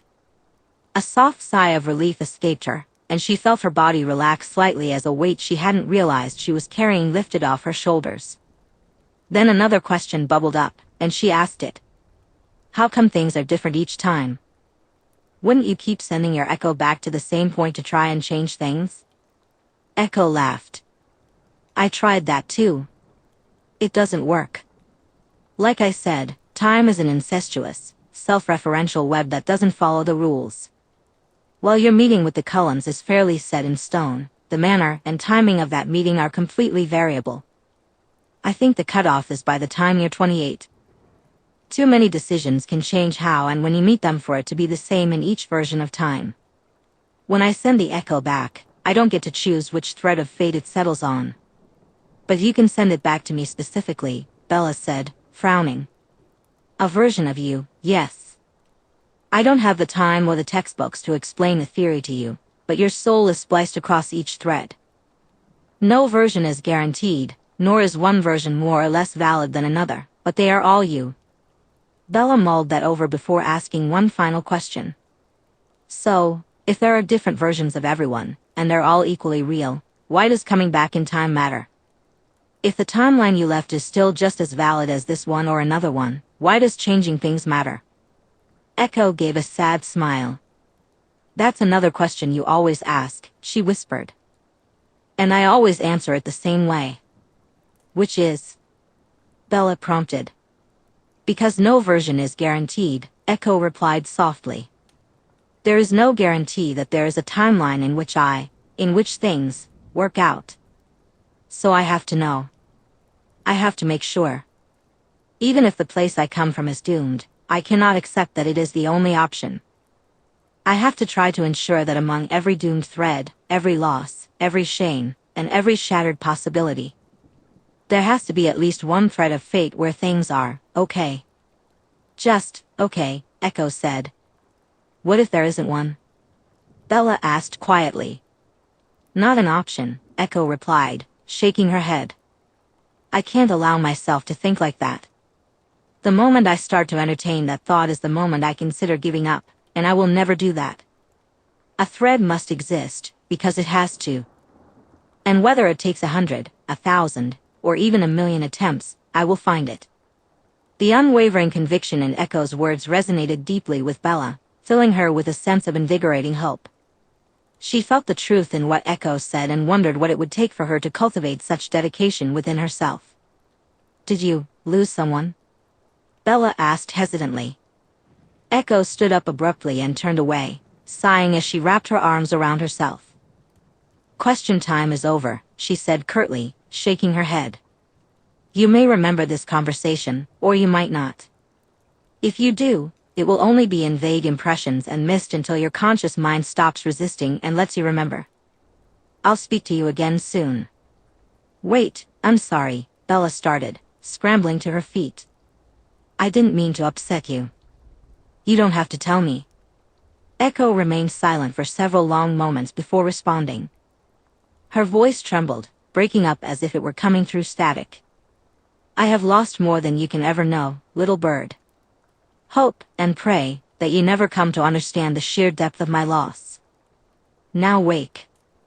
I will speak to you again soon. Remember your gift. Find it. Train it. You will need it. Once again, the world around Bella seemed to bleed and dissolve, but this time, Echo was the first to fade away. The last thing Bella saw before the ground fell away beneath her and she slipped into waking was Echo's face, tilted up, gazing into the sky. Even though Bella couldn't see Rosalie's eyes, she noticed the shining tracks of tears on her shadowed cheeks. You talk in your sleep, Rosalie said as Bella woke up. Bella jolted slightly, and Rosalie watched her as she gathered her bearings. A flutter of relief surged in Bella's chest when she realized that Rosalie had kept her promise and stayed. She let out a soft sigh. Her head felt a little foggy, and her eyes stung. Bringing her fingers to her face, she felt the remnants of tears still lingering there. Rosalie frowned. Are you okay? I don't know, Bella replied quietly. Must have been a really weird dream. I see, Rosalie said, standing up. Do you want to talk about it? Bella shook her head. Even if I wanted to, I can't remember it. I think I was talking to someone, and they said something that. She trailed off, rubbing her eyes as she sat up and ran a hand through her hair. I talk in my sleep? She asked, looking at Rosalie. Well, you mumble, Rosalie replied, straightening her clothes and tucking her book into her bag. I couldn't make out the actual words. Not that I was trying, I was focused on my book. What are you reading? Bella asked. Rosalie paused for a moment, then pulled the book back out to show her.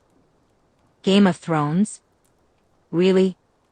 Bella laughed softly. I never would have guessed. Rosalie shrugged. I like Arya.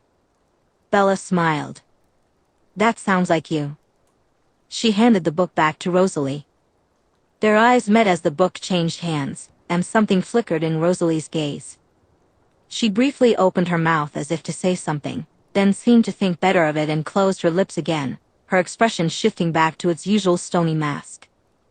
Rosalie stiffened slightly, putting the book away before opening Bella's window and looking outside. It looks like the coast is clear. Alice should be. She's arriving shortly, Rosalie said. I told Charlie that I would be going with her this morning to pick up your truck and take it back to the garage for repairs. We'll also be helping you get to and from school. He insisted on paying me for the work I want to do, but I wouldn't let him. We have more money than we know what to do with at this point, and I wouldn't take payment anyway. It's practically charity work. Her voice dripped with her usual sarcasm, and Bella sighed internally, giving a small nod. The keys are. I have them already, Rosalie interrupted. She's down the road. I'm going. See you, Bella started, raising her hand to wave goodbye. But Rosalie was already gone, and Bella let her hand drop. See you later, Rose, she finished in a whisper before flopping back onto her bed. A few moments later, she heard the doorbell ring, and Charlie opened the door to greet Alice. This is going to be fun, Bella muttered to herself, realizing the consequences of her own actions. Having Rosalie around every night was going to be a real test of her emotions, and she wondered how long she could hold out before something spilled. Chapter 13, Mama said look before you leap, and I'm glad I'm looking at you. Bella made it a little over a week before she did something reckless, something that came dangerously close to revealing her true feelings about Rosalie. If she were honest with herself, those feelings had already spilled out. She was certain it was obvious, and she just hoped she had managed to act convincingly enough that Rosalie would overlook it and move on. Her week had been fine, good, even. She successfully pushed thoughts of Edward out of her mind, except for the daily updates from Alice, who reminded her that nothing had changed. Bella focused on trying to identify her own gift, practicing with Alice and Jasper to see if they could read her. So far, she had come up empty, despite Alice's enthusiastic encouragement that her visions of Bella were definitely getting, 0.2% less fuzzy, so it was totally working, and Bella should keep trying. Bella might have found that attitude patronizing and irritating, but Jasper's straightforwardness grounded her. He gently told her that he couldn't feel anything from her, and no progress had been made. His tone was soft and encouraging, making it clear that whatever she was trying at the moment just wasn't working. One day during lunch, while sitting outside the school with Alice and Jasper, Bella decided to ask him about his gift. Did you feel anything when you were human? She inquired. He scratched the back of his head, contemplating her question. Now, take this with a grain of salt, he replied slowly. There's no proof, and hindsight bias is real. But even before I was turned, people always had a tendency to listen to me. I never considered myself particularly charismatic or interesting, but people would gravitate toward me when I was in a good mood and keep their distance when I was in a bad one. Do you think you were using your gift a little bit even then? Projecting your own. Do you think you express your emotions outwardly without realizing it? Bella asked. Jasper shrugged. Who's to say? It would sure be nice if that were the case. But I was also a young white man who wasn't so bad to look at, if I do say so myself. Back when I was human, good-looking white men tended to be listened to, as a rule. Bella grimaced slightly and nodded. I certainly didn't always have a great idea of what others were feeling, he continued casually. But that was a long time ago, and my memory is vague. Since I could never truly put myself in someone else's shoes, I couldn't tell you if I was better or worse at it than the average person, or if what I was sensing from others was just my gut instinct, like everyone does when they try to gauge how the people around them are doing. I understand, Bella sighed. Sorry I can't be more helpful, Jasper said apologetically. Bella shook her head. It's fine. You're already helping, she murmured. How do you use it now? Is it like Alice, where you just sort of think about it and, whoosh, you can make someone feel angry or happy? Jasper shook his head slowly. Not really, no. It's more like swimming, he said, frowning. No, that's not quite right. But it's close. See, I can't just turn mine on and off like a switch. Everyone else's feelings are constantly around me, like I'm in a big pool of emotions, and navigating it is a bit like trying to swim with my brain. Bella tried to imagine what that was like, but she couldn't quite wrap her head around it. When I'm trying to make someone else feel something, it's almost like I'm reaching out to them. Except instead of my arm doing it, it's my gift. I suppose the way it feels when I lift my arm and the way it feels when I reach out with my gift is the same. And the way you block me feels like if I were to go to touch you but only felt a layer of glass in between, Bella said thoughtfully. Huh, she added, realizing that was actually somewhat helpful.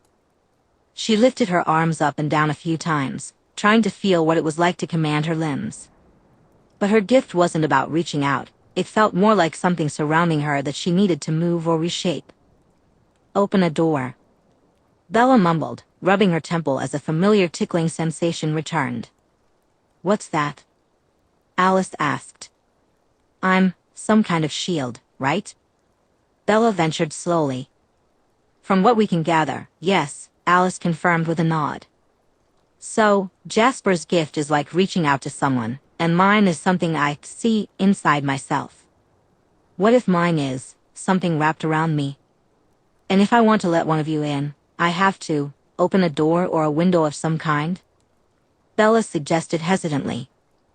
She paused, bracing herself for a response that might label her as crazy, but Jasper nodded slowly. That certainly sounds like it makes sense to me, he said approvingly. You should try meditating, Alice chimed in. It helped me and Jasper learn to control our gifts, though we already had a sense of how to feel them, I suppose. I don't know if it will help you find yours in the first place, but it's worth trying. Bella nodded. She was no stranger to meditation. Her therapist had guided her through exercises for about a month before they transitioned to other topics. It hadn't been particularly beneficial then, but she was open to giving it another shot. Oh, before lunch ends, I have a favor to ask, Bella said, snapping her fingers and pointing at Jasper. He pointed to himself. Yes, from you. I need to go into the city where there's an actual department store. Today? Jasper asked, raising an eyebrow.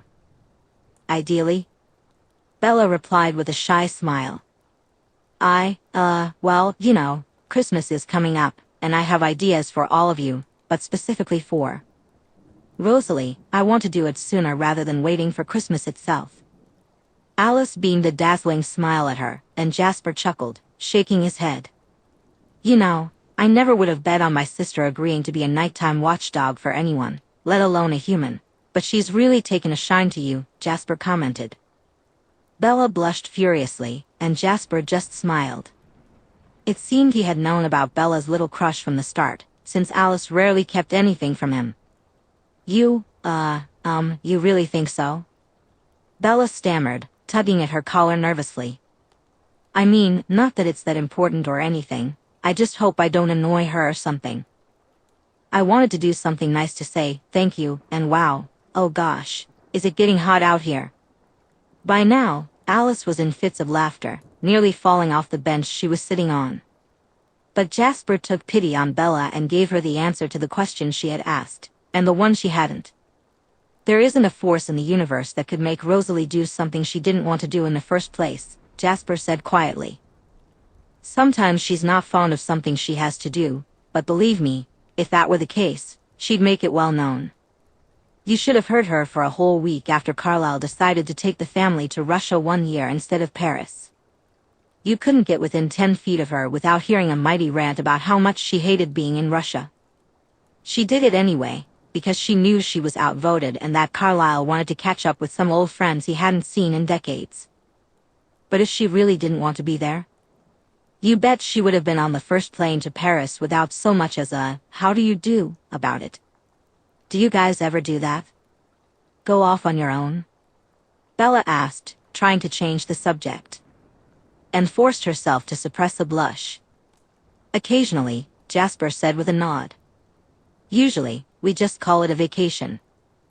One time, Rosalie took a whole half-decade because she wanted to attend a specific college and get a new degree, but it wasn't anywhere near where the rest of us wanted to go. So, she went by herself. Of course, Esme made her call at least once a week and threatened her in all sorts of colorful ways if she forgot. But off she went, and 5 years later, she was back home. I remember when Jasper and I went to Australia. Alice chimed in from the ground, having actually fallen off the bench at some point during her laughter.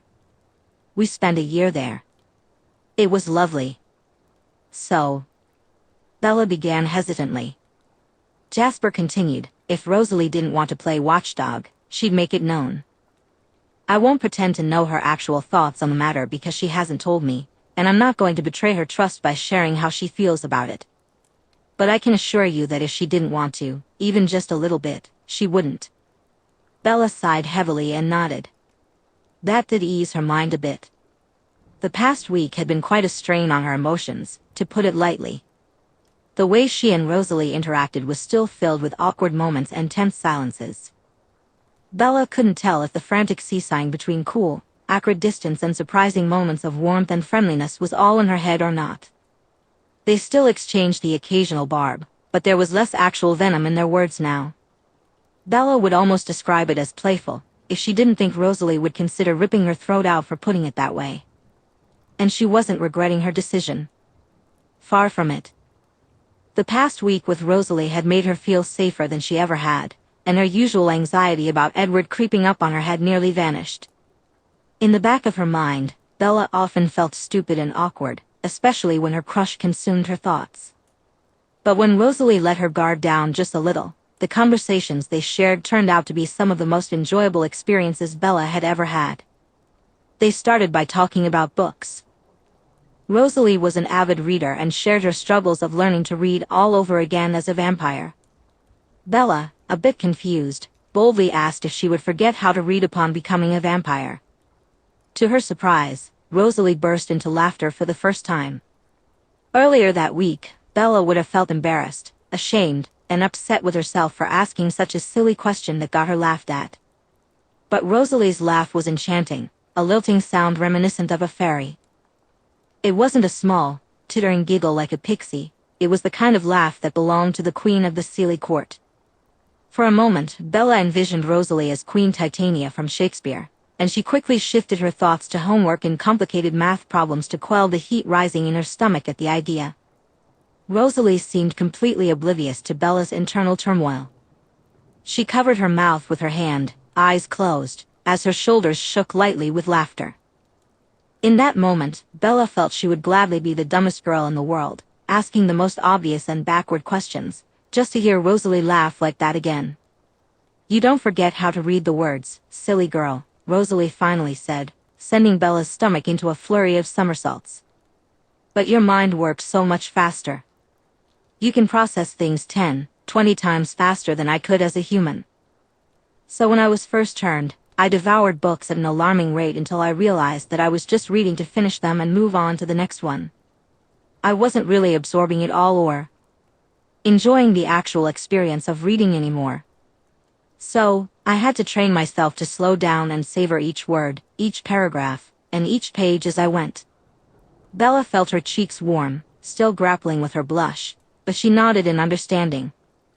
It's actually quite common, from what I gather, Rosalie continued casually.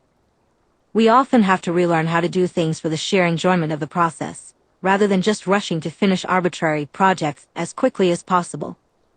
Humans are sort of forced into it, but we have to make that choice. Rosalie chuckled softly, mumbling to herself, forgetting how to read entirely, my goodness, before returning to her book. Bella felt her blush deepen at the thought, but Rosalie's words lingered in her mind, providing plenty to reflect on. She imagined Rosalie sitting by her window, trying to read in the moonlight, straining to decipher the words on darker nights so she wouldn't disturb Bella's rest. So, you need to go into the city? Jasper asked, pulling Bella from her thoughts. Yeah. Is that okay? She replied. He nodded and glanced at Alice, who had just picked herself up off the ground, brushing off her clothes. I'll come, she exclaimed with a bright smile. I want to see what Bella is getting Rose for Christmas. We'll go after school, then, Jasper said. Thanks, Bella replied, her gratitude evident in her smile. She shared which store she wanted to visit first, and Jasper acknowledged her with a nod before the conversation shifted to other topics. Once classes were over and the final bell rang, Bella met Jasper and Alice in the parking lot as they explained the plan for the rest of the day to Emmett and Rosalie. They didn't mention the gifts Bella was buying, they simply said she wanted to go into the city. Emmett headed back to the house with Rosalie while Bella climbed into the back seat of Jasper's car. Alice took the passenger seat this time, and Bella quickly realized why. So far, her experiences had been in a car with a Cullen who wasn't Rosalie. Bella recalled the night Emmett took her to the Cullen house, a memory she didn't hold on to very well. The next morning, Alice drove her to school. That ride had been relatively short and peaceful. However, the drive to Port Angeles was a different story.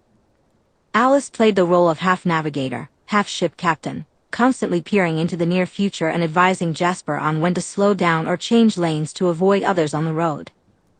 The reason for this was simple: Jasper drove incredibly fast.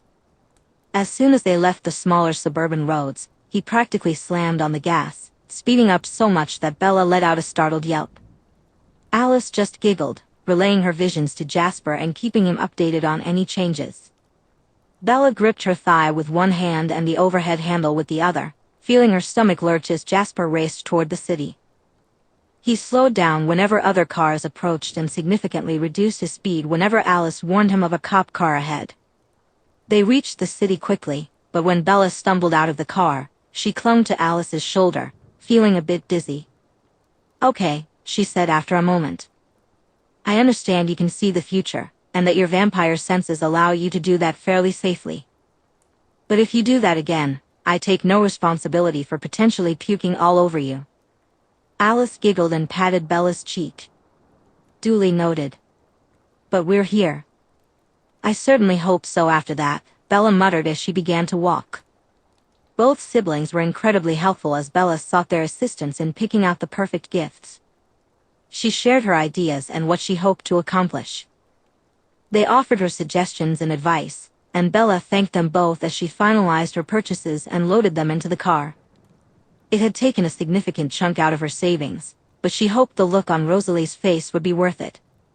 Alice tried to coax Bella into revealing what she planned to get them for Christmas, but Bella wouldn't budge. They made a few more stops at different stores where Bella picked up gifts for Emmett, Carlisle, and Esme. She was already planning to ask Emmett to take her back to the city next week to shop for Alice and Jasper. When they returned to Bella's house, Jasper hesitated to come inside. "Alice says your father won't be fond of me based on her visions, and I don't want to cause any problems," he insisted. Bella crossed her arms and glared at him through the driver's side window, which he had rolled down to speak with her. "I don't care. You're my friend, and if Charlie is going to make snap judgments about you because you look a little intimidating, he can deal with it. I love him, but he's not going to dictate who I spend my time with. So, Jasper Hale, you can either get your butt inside and help me set up the gift for your sister, or I will find a way to kick your butt." Jasper stared at her for a moment, a slightly stunned expression on his face. Then, a crooked smile slowly spread across it as he unbuckled his seatbelt. Bella stepped back, allowing him to open the door and get out of the car. She smiled at him. "Better," she said happily, heading to the trunk where Alice was waiting. "You know," Jasper said quietly, his tone hesitant and serious, as he walked over and lifted one of the items Bella had bought onto his shoulder, "you really should be more afraid of me. My control isn't perfect, and while I never want to hurt you, I can't guarantee anything." Bella raised an eyebrow and replied sweetly, "Jasper?" "Yes?" he responded. "Shut up and bring that inside," she said flatly, grabbing another item and moving ahead. Bella pushed open the door, knowing Charlie's cruiser was parked in the driveway, which meant he was home and the door would be unlocked. "Charlie. I'm home. I have friends with me bringing in some big stuff. There's nothing in the way between here and my room, right?" "What?" Yeah, I'm pretty sure it's clear." "What did you get?" Charlie replied, stepping out from the living room. "Just some stuff for my room," Bella said casually. "But I have a question for you." Before Charlie could respond, Alice and Jasper entered behind Bella, and Charlie's expression shifted slightly at the sight of Jasper. Bella's eyes narrowed. "Charlie, this is Jasper Hale, Rosalie's twin brother and Alice's adoptive brother," she stated, her tone making it clear that whatever judgments were forming in Charlie's mind should remain unspoken. Charlie studied her for a moment before letting out a soft sigh and nodding. He didn't extend his hand but acknowledged Jasper with a respectful nod. "It's nice to meet you, Jasper," he said gruffly. Jasper nodded in return, and Charlie turned his attention back to Bella. "You had a question?" "Yeah. How do you find a stud in the wall?" Charlie blinked, then chuckled, shaking his head. "Come on, I'll show you. We've got a stud finder around here somewhere, but you can do it without one." The next hour flew by as they prepared Rosalie's Christmas gift, although Bella kept that detail from Charlie. Throughout the process, she made a point to engage Jasper in conversation, ensuring he didn't fade into the background.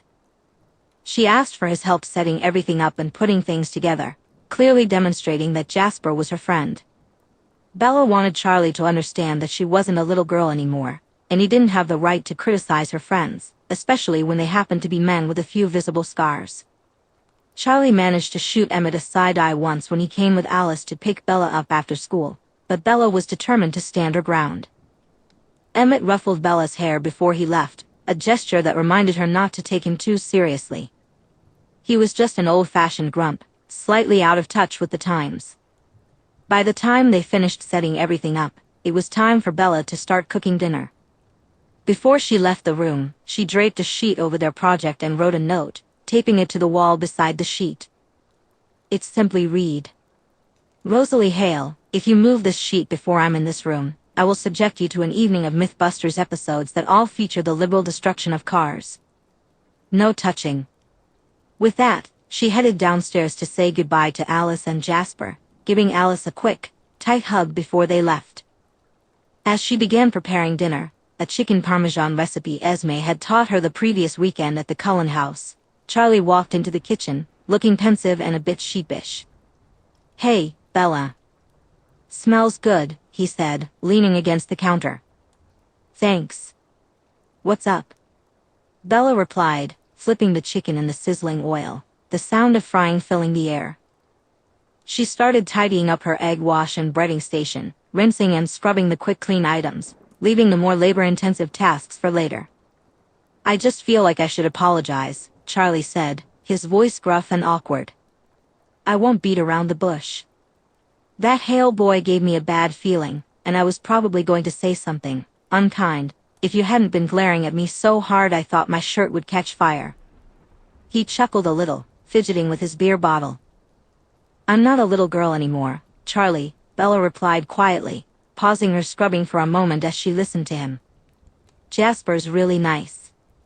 Sure, he's a bit troubled and has had a rough past, but I don't judge people on who they were, I judge them on who they are." Declaring your independence, Charlie laughed. "I swear, the way you looked at me earlier reminded me of my own mother. It made me feel like a 10-year-old boy again, caught with my hand in the cookie jar." Bella smiled but didn't respond right away. She resumed scrubbing the dishes for a moment before checking on the tomato sauce. After a few minutes of silence, Charlie sighed and continued. "I know you're not a little kid anymore, but you're still my daughter. Somewhere inside, I'll always see you as my little girl who I need to protect and keep safe. There's nothing you can do about that, right? But I shouldn't have tried to make judgments about one of your friends without knowing him first, and I apologize for that." "I appreciate that, Charlie," Bella said, drying her hands before reaching out to squeeze his shoulder. "Really? I mean, I think you owe Jasper an apology more than me, but I have a feeling both of you would find that incredibly awkward, so I'll just pass the message along for you." Charlie chuckled. "Yes, I think that'd be best. We men don't apologize to each other with words anyway. I'll just tell him when he turns 21, his first beer is on me." Bella stifled a laugh, knowing Jasper turned 21 sometime in the 1800s, but she nodded and laid out thin slices of mozzarella cheese over the chicken, which was almost done. "I'll do that. Dinner's just about ready, so since you're in my kitchen, do me a favor and grab some clean plates for us." "Oh, it's your kitchen now, is it?" Charlie asked, already moving toward the cabinet. "Yep. You weren't using it, so I've annexed it for myself," Bella replied, turning a few dials on the stove to turn off the heat. You can keep the microwave, though. Well, thank you for that. That, Charlie laughed, placing 2 plates on the counter. What about the coffee maker? I do enjoy coffee in the morning. I have no idea if you're legally allowed to call what that relic produces coffee, but you're more than welcome to it, Bella snickered, making air quotes with her fingers around the word coffee. She prepared a serving for each of them before following Charlie into the living room, where they settled in to watch TV while they ate. As they enjoyed their meal, Bella listened to Charlie talk about his coworkers and how everyone was doing. She answered his questions and shared updates about her school life. Eventually, Bella got up, rinsed her dish in the sink, and put away the leftovers, tidying up the remnants of dinner. She hummed softly to herself as she cleaned, and when everything was in the drying rack, she let out a relieved sigh, washed her hands, and headed upstairs. Every evening, this was the part she both anticipated and dreaded the most. Ascending the stairs, step by step, she knew Rosalie was waiting for her, but anxiety and nerves filled her, along with an unfounded fear that Rosalie simply wouldn't be there tonight. When she opened her bedroom door and slipped inside, quietly closing it behind her, she was greeted by the sight of Rosalie sitting on her bed. She was right in the middle, her legs crossed, with a book open in front of her. Her hair fell in curtains around her face, and when she heard Bella enter, she tucked her hair behind her ear, looking at Bella with an exaggerated scowl. Why's my spot all blocked up? Rosalie asked, irritation and annoyance clear in her voice. And please don't threaten me with the wanton destruction of cars ever again, or I will gut you. Promises, promises, Bella teased as she settled into the room. Bella crossed the room and stood next to the sheet, her hands clasped behind her back. So, I was thinking.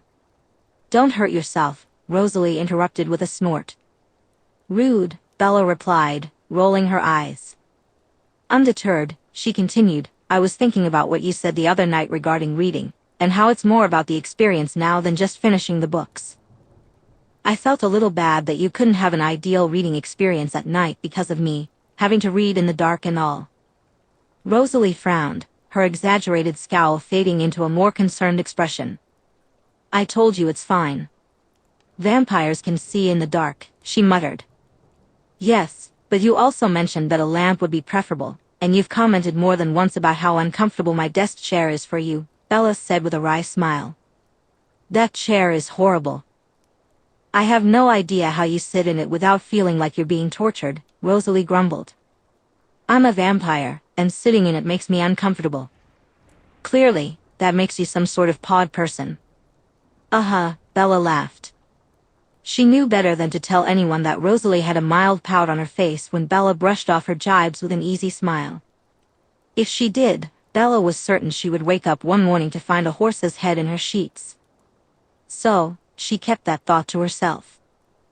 So, since Christmas is coming up, Bella said slowly, grabbing the sheet and pulling it away, wrapping it around herself. I decided to do something nice for you, I guess. Both as a Christmas present and as a way to say thank you and sorry at the same time, I suppose, she finished awkwardly, her gut twisting with nerves as she waited for Rosalie's response. Instead of her desk chair, which she knew would bring complaints, a large wooden rocking chair with thick blue cushions sat by the window in Bella's bedroom. The rocking chair had a dark cherry wood finish, with a seat and back designed for comfort. Bella had tested it multiple times to ensure it didn't squeak during use. Next to the chair, mounted on the wall, was a reading lamp specifically designed for nighttime use. It cast light in a small, semi-contained area, illuminating the room just enough without overwhelming it. Bella had chosen a light bulb that emitted a warm, soft glow instead of a harsh, white light. The lamp featured dimmer settings and an adjustable arm, allowing Rosalie to position it just how she liked. The chair was positioned parallel to the wall, allowing it to rock back and forth without obstruction. The lamp was mounted just above the chair, close enough for easy access to the switch while sitting down. As Rosalie slowly stood up from Bella's bed, she gazed at the setup. You did this, for me? She asked quietly, running a finger along one of the chair's arms. Bella replied, struggling to find her voice. Rosalie turned off the main light and closed the curtains, enveloping the room in darkness. She flicked the lamp on and off a few times, adjusting the dimmer until she was satisfied. Then, she picked up her book and carefully sat down in the chair. She adjusted the lamp's angle, then settled back again. This process repeated several times until she found the perfect setup. As she began to rock gently, her gaze fell to her book. Her expression was neutral, but Bella could see the stunned, confused joy in her eyes. Do you like it?" Bella asked, her throat dry from anticipation and anxiety. Her heart raced against her ribcage, and while it certainly looked like Rosalie liked it, and Bella was eager to hear her thoughts. Rosalie said quietly, closing her book and placing it on the bed. She shut her eyes and rested her elbow on the arm of the chair, her fingertips pressed against her temple as she leaned slightly to the side. After a moment, she continued, her eyes still closed. "Nobody has ever done something like this for me. Something this thoughtful and considerate." Bella felt her heart swell with affection, mingled with a flash of anger that no one had shown such kindness to Rosalie before. That simply couldn't stand. After the incident in the woods, Bella had resolved to stop treating Rosalie with hostility and to avoid feeding into the complex she seemed to be creating with her harshness toward those around her. But now, she decided she would go out of her way to be nice to Rosalie. Not that she hadn't already been kind, she just felt even more committed to it now. Rosalie stood up and moved in front of Bella, opening her eyes and searching her face. Her lips were pressed into a thin, neutral frown, and her expression gave away nothing about her thoughts or feelings, but her eyes seemed to bore into Bella's, looking for something.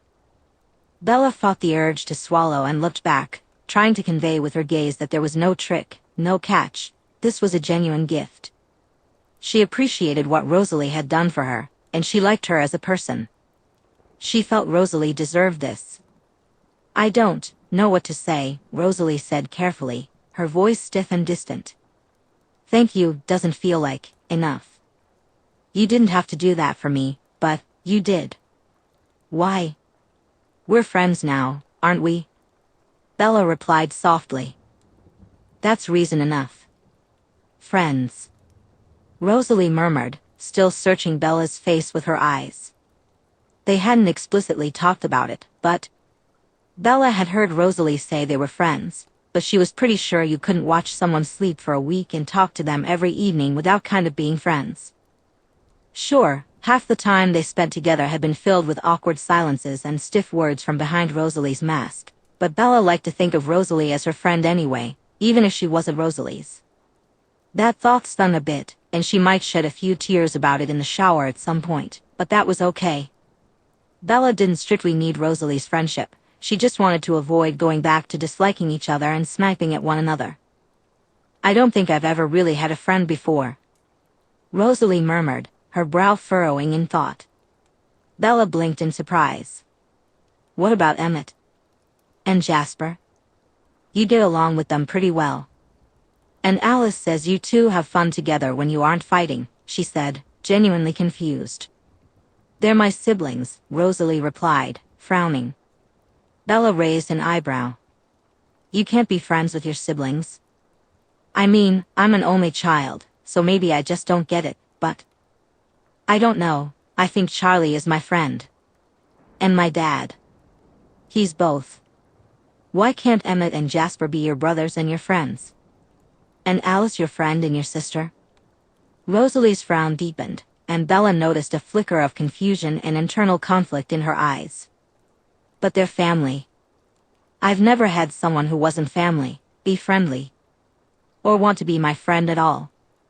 Not without ulterior motives, anyway," she muttered. "Really? Nobody?"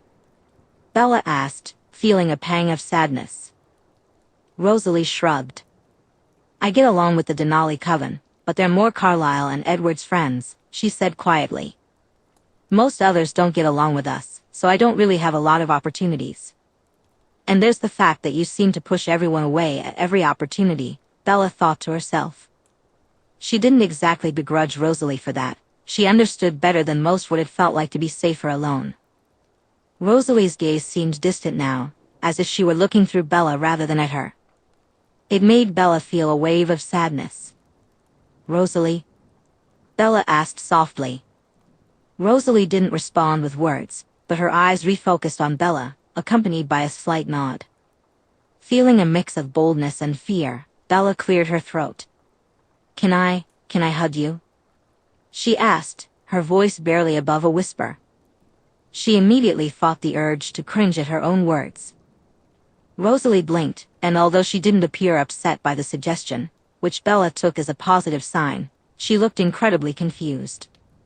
It wasn't a rejection, nor was it another panic like in the woods, so perhaps it was progress. "You can say no," Bella whispered. "I won't be mad. I just wanted to ask." Something flickered across Rosalie's face, a flash of pain that seemed to hold 1,000 unspoken questions.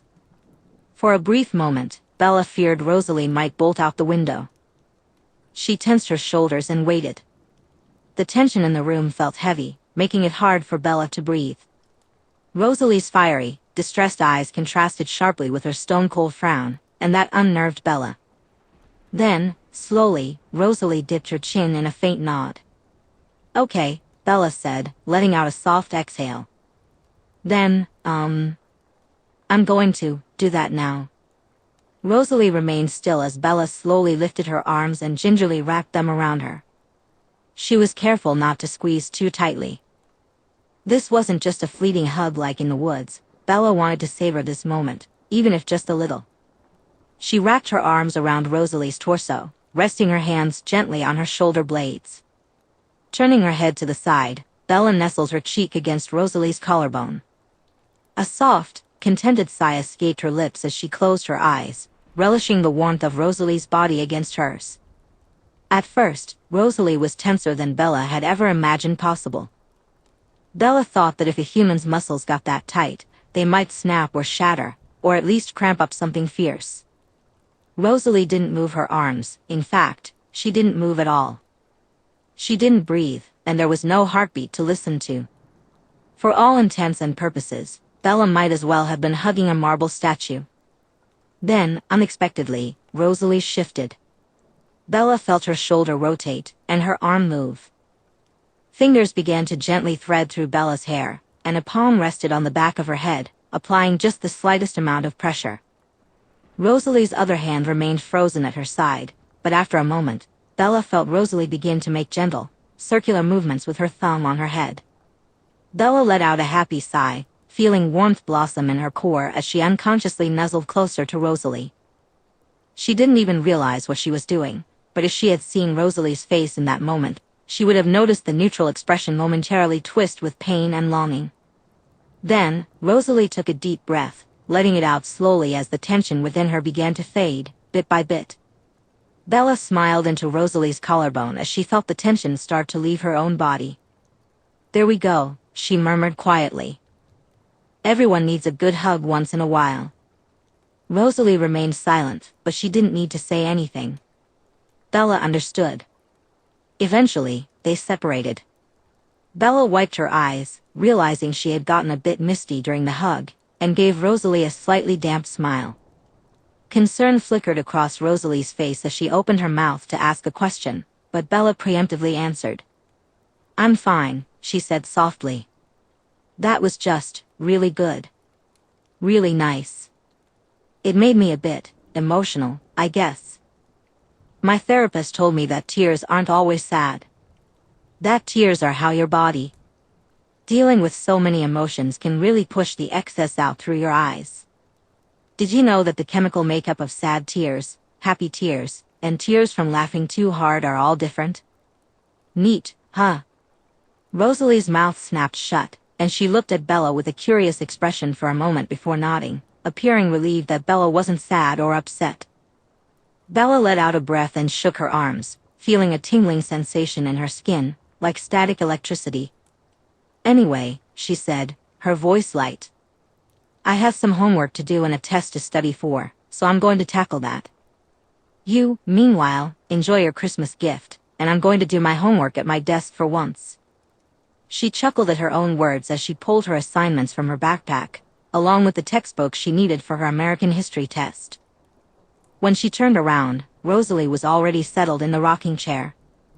The curtains were open again, allowing the moonlight to filter in, but Rosalie had the lamp on, tracing her index finger in circles on one arm of the chair while holding a book in her other hand. Rosalie remained silent for the rest of the evening, just sitting in the rocking chair, reading. Occasionally, she would rock back and forth slightly, but for the most part, she stayed still and quiet. Bella didn't mind. She focused on her homework and gave Rosalie the space she needed, slipping in her earbuds. Once she finished her assignments and her brain could no longer handle any more American history, she grabbed a book of her own, took her medication, and crawled into bed. Bella wondered if she would still need the cocktail of antidepressants and anxiety medication once she was turned. Could vampires even metabolize SSRIs? She knew she wouldn't need a sleep aid anymore because, well, she wouldn't be sleeping. She could always ask Carlisle next weekend. He seemed to have a bit of a grasp on these things. Bella found herself drifting off, stealing quick glances at Rosalie as she read. Each time their eyes met, a giddy feeling washed over her. Rosalie remained mostly still, her only movements being the gentle rocking of her chair and the turning of pages. Yet, Bella was convinced that, instead of her usual marble-like expression, Rosalie wore a small, contented smile throughout the evening. But of course, things couldn't stay the same for Bella Swan. Change was inevitable. The following week was fairly normal. While Bella didn't have any emotionally charged moments with Rosalie, there was definitely a shift in the atmosphere between them. Rosalie began to look at Bella more frequently, her gaze darting up from her book with such speed that Bella could barely catch it. She sensed unasked questions lingering in the air. A few times, Bella was sure Rosalie almost spoke, but each time, she redirected the conversation or chose silence, returning to her book instead. Rosalie did seem to enjoy her new chair, and that brought Bella some happiness. As Christmas approached, the school buzzed with excitement. On the last day before break, students exchanged gifts left and right, and Bella grimaced at the commotion around her. Since her conversation with Alice and Jasper at lunch, Bella had been trying meditation. Although she wasn't quite sure what she was doing, she dedicated a little time each day to practice the techniques she remembered from therapy. She couldn't tell if it was helping, but she found it a bit boring. During her meditations, she often pictured her gift as something surrounding her, something she needed to change or open. At first, she envisioned it as a dome enveloping her, trying to feel for it so she could unlock its potential, but it didn't seem to work. Bella's thoughts drifted as she recalled Jasper's comment about his gift. He had described the sensation of touching her as if he were pressing against a layer of glass, something cold and unyielding. Alice, while not particularly helpful, was a constant source of support, reminding Bella time and again that she believed in her and that she could succeed. Emmett, on the other hand, shared Bella's views on meditation. As they walked through the school halls after lunch on their last day, he joked about it. "So, you just sit there and think about nothing?" "That sounds incredibly lame," he said, raising an eyebrow. Bella laughed. "I don't think about nothing. It's not about that. It's about finding inner peace and sorting through my thoughts a bit better. Maybe it'll help me with the thing." "Huh," Emmett shrugged. "Still sounds lame." Bella playfully punched his arm, and he chuckled in response. "You'll figure it out eventually. It'll be way easier once you, He grinned at her. "Yeah, but I don't know. I want to figure it out now," Bella replied with a hint of frustration. "It feels like it could be really helpful, you know?"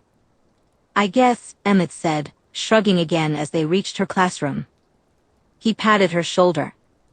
"See you, Bells. Jasper's got the next shift. Be good," he added with a laugh. Bella rolled her eyes and nudged him playfully away. As she stepped into the hallway, she spotted Jasper waiting for her. He looked a bit on edge, his movements twitchy, and he wasn't breathing in through his nose. "You good?" Bella asked quietly as they started to walk. "Lots of emotions today. Hormones everywhere too," he grumbled. I feel like I'm being assaulted on all sides. It's been a bit difficult to keep a grip. I'm sorry, Bella sighed, feeling the weight of his words. He shook his head, and they continued walking in silence. They were halfway down the corridor when, as Bella made her way to her next class, everything seemed to happen at once. She heard a soft yelp followed by a wince of pain from behind them, and she felt Jasper's entire body tense up. Ah! Shit, a paper cut. A girl behind them exclaimed. I told you not to open it so fast. Came a second, laughing voice. Let's get you to the nurse for a band-aid. That looks like a real bleeder. Yeah, it's kind of gross, the first girl groaned. Bella glanced back and noticed that Jasper's pupils were nearly fully dilated. His face was contorted in distress, and she could see his fists clenched tightly. Fuck, she whispered. Get away, Jasper hissed through gritted teeth. I need to leave. Fuck that. Bella hissed back, her eyes darting around the hallway. I'm not going anywhere. Bella, Jasper groaned, cutting himself off as his jaw tightened and he clamped his mouth shut. Acting on instinct, Bella grabbed his elbow and started pulling him through the hall. Thankfully, there weren't many students around, but she didn't care who was watching as she peered through every window on the doors until she spotted it, there. Bella yanked open the door to an empty classroom. Every high school had a few unused ones, and she was relieved to find the door unlocked. A thin layer of dust coated the desks, and the room was bare of any identifying features. She dragged Jasper inside and closed the door behind her, quickly moving away from it so no one could see them. Jasper leaned against the wall, putting his head in his hands and groaning, caught between pain and frustration. Hang in there, man. You'll get through this, Bella said, trying to keep her voice steady and low. Bella, ugh, you need to leave, Jasper grunted, digging his fingernails into his scalp. You have no idea how hard it is to not bite you right now. His eyes opened, now completely black, and he let out a low, desperate noise that filled the room. Where are the others? Why aren't they here? Bella hissed, her voice a mix of frustration and urgency. School, too loud, can't hear us, Jasper replied, his voice strained. Bella, leave. Shut up. Shut up, shut up, shut up, she insisted, pacing back and forth. Jasper pressed himself against the wall, and Bella could feel her heart racing. She took deep breaths, trying to calm herself, not wanting to provoke Jasper with the sound of her blood pumping. Why couldn't Alice see them? Wasn't she supposed to know if something like this happened? Suddenly, Bella froze. Alice can't see because of me, she realized numbly. And here was Jasper, battling his own instincts, with only a helpless human to support him, a useless human who was, in fact, making things worse. In that moment, Bella hated herself more than she ever had before. She couldn't just leave. Physically walking away wouldn't guarantee that Alice would suddenly be able to see Jasper, and it certainly wouldn't ensure that she could arrive in time to prevent things from spiraling out of control. Bella looked at Jasper, who was staring back at her with inky black eyes. She noticed something wet and shiny on his lips, his venom pooling in anticipation of the hunger. She could see the struggle etched on his face, the tension in his muscles, and hear the grunts of pain and frustration escaping him. But she also recognized that he was slowly losing that battle. Bella wasn't sure if help would arrive in time, even if she left to clear the way for Alice's visions. If anyone was going to stop Jasper from hurting himself or someone else, it had to be her. It was up to Bella. She squared her shoulders, took a deep breath, and said, "Okay." Jasper relaxed slightly, interpreting Bella's quiet demeanor as a sign that she was leaving. But instead, she started walking toward him. He hissed angrily and scrambled back until he hit the far corner of the room. Yet Bella didn't stop. "Jasper, I need you to look at me," she said, her voice steady and firm. "You're stronger than this, and you can beat it. But I need you to look at me." Jasper had the ability to influence feelings, his own and those of others. If Bella could connect with him, if she could tap into his gift, she could channel her own emotions through it, trying to smother the hunger and calm him down. She just had to find a way in. He hissed again, glaring at her with a mix of frustration and fear. Bella knew she should be terrified right now, but instead, she felt an unsettling calm wash over her. Her heart wasn't racing, and her stomach felt surprisingly still, devoid of nausea. She was staring potential death in the face, yet all she felt was apathy. It wasn't her first encounter with danger. "Jasper," she insisted. "Look into my eyes." He growled and hissed, but reluctantly, he met her gaze. Bella focused on him, taking slow, deliberate breaths to clear her mind. She envisioned a protective glass surrounding her body, her mind, and her emotions. "Your gift," she whispered. "Reach out to me. I know it might feel like you'll just bounce off at first, but I need you to try." A flicker of confusion crossed his face, mingling with the pain and frustration. He gave a jerky nod, and Bella took another deep breath. She had to find it. A drop of venom fell to the floor. Time was running out. Jasper slid further down the wall, tension building in his legs and shoulders as he pulled inward, fighting against himself. She had to break through. Desperation surged within her as she tried everything she could think of. Bella tried to open it, to dissolve it, to grasp onto the thread she sensed he was extending to her, but nothing was working. She took a deep breath, in through her nose, out through her mouth. Then she noticed Jasper twitch, and something in her gut knew they were out of time. He lunged at her, a snarl twisting his lips. Bella didn't flinch. She felt no fear.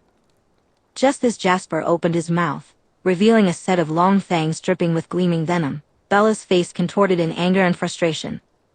She mentally slammed her foot down in defiance and snarled back at him. "No!" she shouted, and felt something nudge in her mind. With a mental push, she found it. Jasper managed to catch himself at the last second, jerking his body to the side and slamming into one of the desks. As he did, Bella lifted her hand, knowing it would help her visualize her intent, and snatched the thread of his gift out of the air. She felt her own gift warp and change around it, trying to push it away, but she curled her lip and yanked it inward. Remembering what Jasper had told her about the passive effect of his gift making him feel like he was drowning in emotions when there were enough people around, she spun her own gift into a web around his, isolating it. Bella heard him gasp as she did. They were alone now. Then she was hit by it, hunger. Impossible, overwhelming, all-consuming hunger. The lingering scent of iron slammed into the back of her throat, and she gagged lightly. Even though she didn't have fangs or venom yet, even though she was still human, she struggled not to burst into the hallway and sink her teeth into the first fleshy neck she saw. "No," she growled. "You don't get to do that. I'm in charge now, so shut the hell up." She whirled around to face Jasper, his eyes still black, his fangs still bared. Bella could sense the whirlwind of emotions swirling within Jasper. Alongside his relentless hunger, she felt a deep anger stemming from his belief that she hadn't left when he asked. There was frustration and self-loathing, a struggle with his own lack of control, and fear. Fear of her. She frowned at that realization and delved deeper. It wasn't fear in the sense that Jasper worried she would hurt him. He wasn't afraid of her physically. No, he feared her scorn. He was afraid that she would now hate him, that he had irreparably ruined something precious between them. As she looked into his eyes, she noticed him pulling further away, stumbling backward. Bella took a step forward, reaching out with her hold on his gift to send him calm, warm feelings. She began to breathe deeply again, in through her nose and out through her mouth. With each exhale, she sent a pulse along the thread of Jasper's gift, a wave of warmth and calm. Then she spoke softly, "I am not afraid of you, Jasper Hale.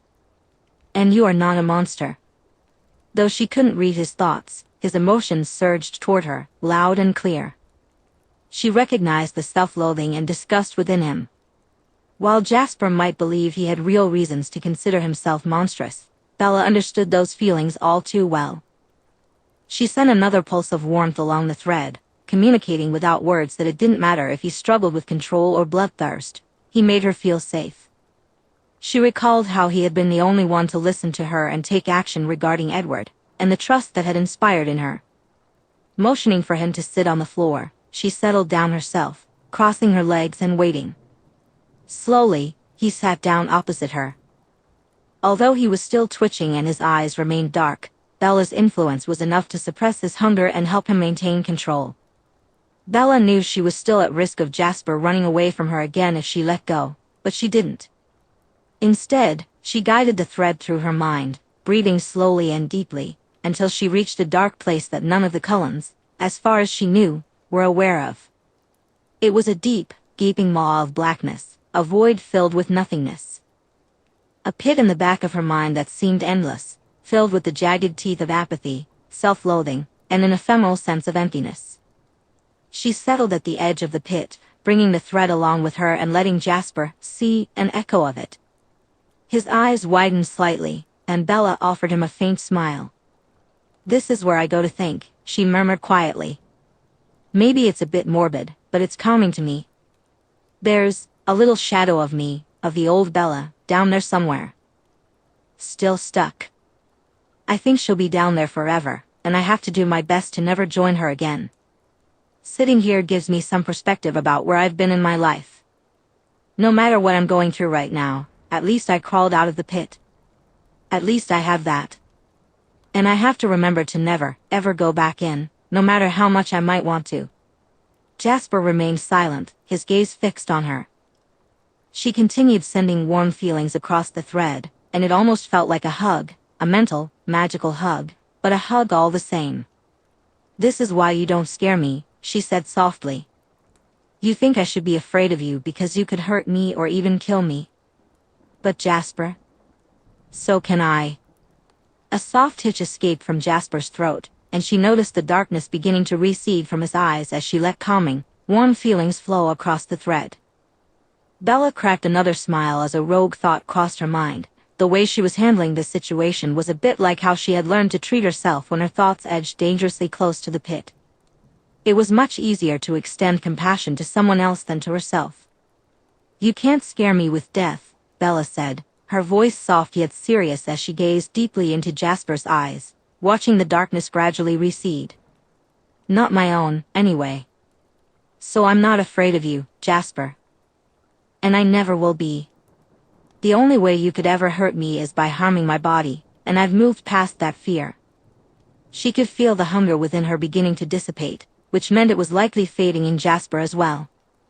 Bella continued to send warm feelings along their connection until the heaviness was gone completely, and Jasper's eyes returned to their normal state. He looked at her with a strange expression, and she sensed a whirlwind of emotions flowing through the bond: shock, awe, and confusion. But more than that, she felt care. A smile spread across her face as she realized how deeply Jasper cared for her. He seemed to understand the reason for her smile and offered a tentative, crooked grin in return. "At first, it was because you made Alice happy," he said quietly, his voice a bit raspy. "Then I met you. You didn't judge or fear me. You just accepted everything. When you found out I used to eat humans, you barely even blinked. Honestly, I was angry at first." Bella laughed, remembering how she felt only moments ago. "I thought you were being flippant with your own safety," he admitted. "But you just cared. Not about who I was, but about who I am. Nobody besides Alice has ever truly done that before." She could only shrug. What else was there to do? Hate him for something he wasn't anymore? Jasper fell quiet for a moment before continuing. "You risked your life for me," he said. It wasn't a question or a reprimand, just a simple statement of fact. "Don't get a big head," Bella teased lightly. "Can you imagine how distraught Alice would be if something happened to you?" Jasper smiled properly at her this time, and she felt a warmth spread between them. Jasper laughed softly. "If you had left, I would have just broken a window and run," he said, running a hand through his hair. "No one except you was truly in danger. I managed to keep myself in check, but you wouldn't leave. But if I did that, how long would it have been before you could look me in the face again?" Bella asked quietly. Jasper's silence was the only answer she needed. She slowly scooted closer and settled beside him, gingerly resting her head on his shoulder and lightly pressing her side against him. She felt him stiffen slightly, and through the connection they shared, she sensed the anticipation as he struggled to maintain control. But she held on to him, providing the support he needed to keep the hunger at bay. Taking a slow breath, she sighed, closing her eyes and relaxing a little as the adrenaline from the situation faded. "This is incredible," Jasper murmured. "I don't feel anyone else. This school is full of hormonal teenagers with such powerful and annoying emotions, and I don't feel a thing except you." "I figured you needed a break," Bella replied softly. "I'm not going to be able to go back," he chuckled ruefully. "You've spoiled me.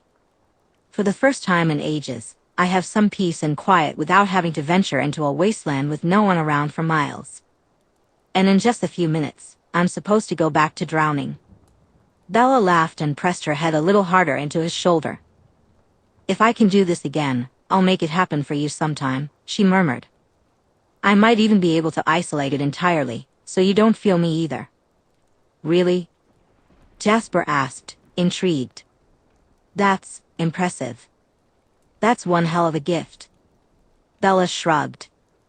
"You guys keep telling me I'm a shield. It only makes sense that I can shield other things too." "I suppose so," he replied quietly. They fell into a comfortable silence, no longer speaking as they savored the moment together. Bella continued to send pulses of warm, reassuring thoughts along the connection they shared, and Jasper began to respond in kind. They sat in the empty classroom, emotionally holding hands as Bella comforted her friend after the rough episode he had just endured. When the bell rang, the moment shattered, and they knew they had to leave. Bella groaned as she realized what people would think when they saw them coming out of an empty classroom together, while Jasper laughed. "You go first," he chuckled, standing up and ruffling her hair. "I'll skip another class. I need to go hunt anyway, especially once you let go." "Are you going to be okay?" Bella asked quietly. "Okay. Better than okay." "Bella, you have no idea what you've done for me today," Jasper replied, a wide smile spreading across his face, wider than Bella had ever seen. "I feel like my whole life has changed." Geez," Bella said, suddenly feeling bashful. "It wasn't that big of a deal," she mumbled. You were hurting and scared, and I had to help." "You risked your life for me," he said, his voice firm and serious. "I had to help," Bella repeated, averting her gaze. Jasper was silent for a moment, then reached out and squeezed her shoulder. "I won't tell anyone what you showed me," he said quietly. "Not even Alice. You deserve to tell them yourself if you ever choose to. But I will tell them about you finding your gift and helping me." Bella nodded, her words stuck in her throat.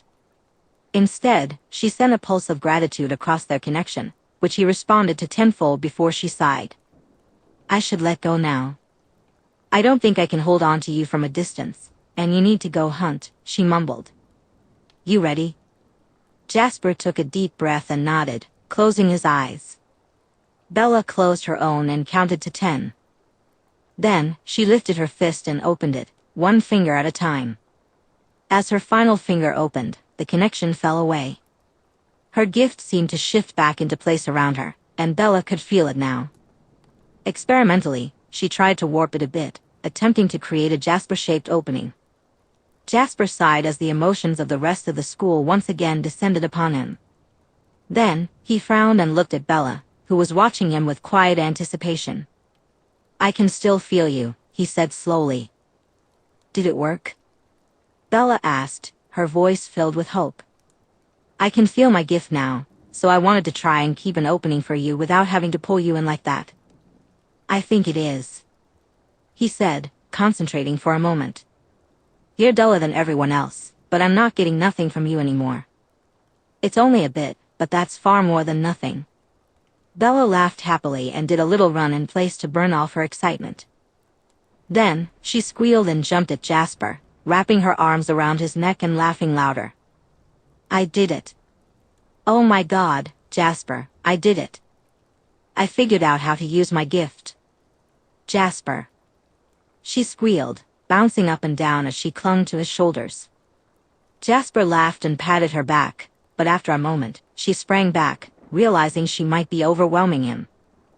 I can't feel anything you're putting out, so I guess my gift still prevents you from affecting me unless I focus like earlier, but oh my god, she gushed, running her hands through her hair. Dude, I can use magic. That got a hearty, doubled-over laugh from Jasper, and Bella joined him, laughing giddily as she processed what she had just accomplished. You sure can, he said once his laughter died down. Now, I really have to go hunt, and you really have to get to class. Go. I'll share the good news around, unless you prefer to do the honors. Bella shook her head. Tell them. Tell everyone. I'll have plenty of time to talk about it later, but I want everyone to know now, and I don't just want to text them, she laughed. Jasper nodded and gave her a two-finger salute before heading off. Bella approached one of the windows, ensuring no one was watching, then pulled it open and vanished in a blur. She giggled to herself in delight for a moment before slipping out of the classroom as quietly as she could. She knew full well that someone had likely heard them, especially towards the end, but she didn't mind at all. She had magic. Everyone in the school, except for Swan, Cullen, and Hale, could deal with it. That night, as Bella walked into her room, she was still buzzing from her earlier accomplishment. Alice had nearly tackled her with excitement after school, showering her with thanks and expressing just how proud she was. Later, during the early evening, after Alice had dropped her off, Bella had tried to get Alice to force a vision of her, hoping to connect in the same way she had with Jasper. Strangely, it didn't work. She couldn't feel Alice's thread like she could with Jasper, which puzzled her. She explained her experience with Jasper to Alice, detailing how she interacted with his gift, but Alice couldn't figure out why it hadn't worked the same way for her. Bella felt a bit disappointed, but it was nowhere near enough to overshadow her happiness. She practically sang as she made dinner, and when Charlie asked why she was in such a good mood, she simply told him she'd had a great day and was looking forward to winter break. As Bella opened the door to her room, she anticipated another night with Rosalie. However, a part of her felt she might be disappointed when it was finally safe to be alone again and Rosalie would leave. She pushed those thoughts aside as she closed the door behind her. Turning around, she expected to see Rosalie in the rocking chair, but instead, she was taken aback to find Rosalie standing right in front of her, looking pensive and concerned. Her brow was slightly furrowed, and her eyes flickered with uncertainty and fear. Bella, Rosalie said softly. Rosalie stepped forward, and Bella noticed her flinch slightly. She paused, raising her hands in a gesture of caution. Whoa, Bella said softly. What is it? What's wrong? A wave of anxiety washed over her, filled with 1,000 worries ranging from completely unfounded to all too real. Rosalie gritted her teeth for a moment before taking a slow, steadying breath and meeting Bella's gaze. I need to talk to you, she whispered. Okay, what is it? Is it Edward? Is something happening? Bella asked, her heart racing. No, Rosalie replied quietly. It's about me. Or rather, us. Bella swallowed hard. Okay. Chapter 14, When you watch me throwing punches at the devil, it just looks like I'm fighting with me. I know you were trying to help, but you're only making it worse. Tell me that I shouldn't blame myself, but you can't even imagine how badly it hurts just to think sometimes. How I think, almost all the time. Shadowboxing, by Julian Baker. When Rosalie climbed through Bella's window earlier that evening, her resolve was unshakable. After days of contemplation, she had come to a decision. It was time to end this charade, time to cauterize the open wound in her chest. Time to go. But as Rosalie looked at Bella, the expression on her face and the rapid beating of her heart nearly shattered Rosalie's determination. Bella's eyes shimmered with unshed tears, and Rosalie felt a burning sensation in her stomach. Still, she squared her shoulders and steeled her heart, which felt as if it were already lifeless. There was no turning back now. She had to do this before it was too late. She never should have been here in the first place. This was all a mistake. Should I sit down? Bella asked, her voice quiet and thick with emotion. Rosalie took a step back and nodded. Bella moved to her bed and sat down, tucking her hands between her legs and pressing her thighs tightly together. Rosalie recognized that she was doing this to hide the trembling that had begun the moment the first words left her lips. "I'm sorry," Rosalie said softly, turning her gaze away. If she looked, if she watched, she wouldn't be able to go through with it. She couldn't bear to look. For what? You haven't done anything wrong. Rosalie, what is going on? Bella asked, her voice weak and trembling. Stop it, Rosalie grunted, clenching her fists. Stop saying that. Don't be. You didn't do anything wrong. It's not your fault. Rose. Bella's voice was smaller than ever, and Rosalie wrapped her arms tightly around herself. Rosalie gritted her teeth, overwhelmed by a whirlwind of emotions. Why? Why her? Why did this have to happen? Why couldn't Bella have just stayed away? Why did she need to do this to her? Why couldn't Rosalie have just kept her distance in the first place? Why had she followed Bella into those damn woods? A little voice in the back of Rosalie's mind whispered the answer, a voice she had tried to ignore for years. It had been growing louder, stronger, and more demanding, gaining control over her thoughts. Ever since Bella had presented that ridiculous chair, it had become almost impossible to silence. We can't do this anymore, Rosalie said through clenched teeth. Bella took a sharp breath. You mean you being here at night? She asked hesitantly, her tone almost hopeful. Rosalie shook her head. I mean any of this, she said, gesturing wildly towards the chair, towards herself, towards the room in general. Bella, you shouldn't want to be near me at all. Do you know what I am? What I could do to you? She could hear the heat in Bella's voice as she responded. Stop that. I had the same conversation with Jasper, and I'll tell you the same thing, none of you scare me. I'm not afraid of being hurt. I don't care that I'm human and you aren't. Plus, I'll be one of you eventually, so why does it even matter? Rosalie laughed, but there was no joy in it. You have no idea what you're talking about, she whispered. I could hurt you in ways you could never imagine. That's who I am. That's who I've always been.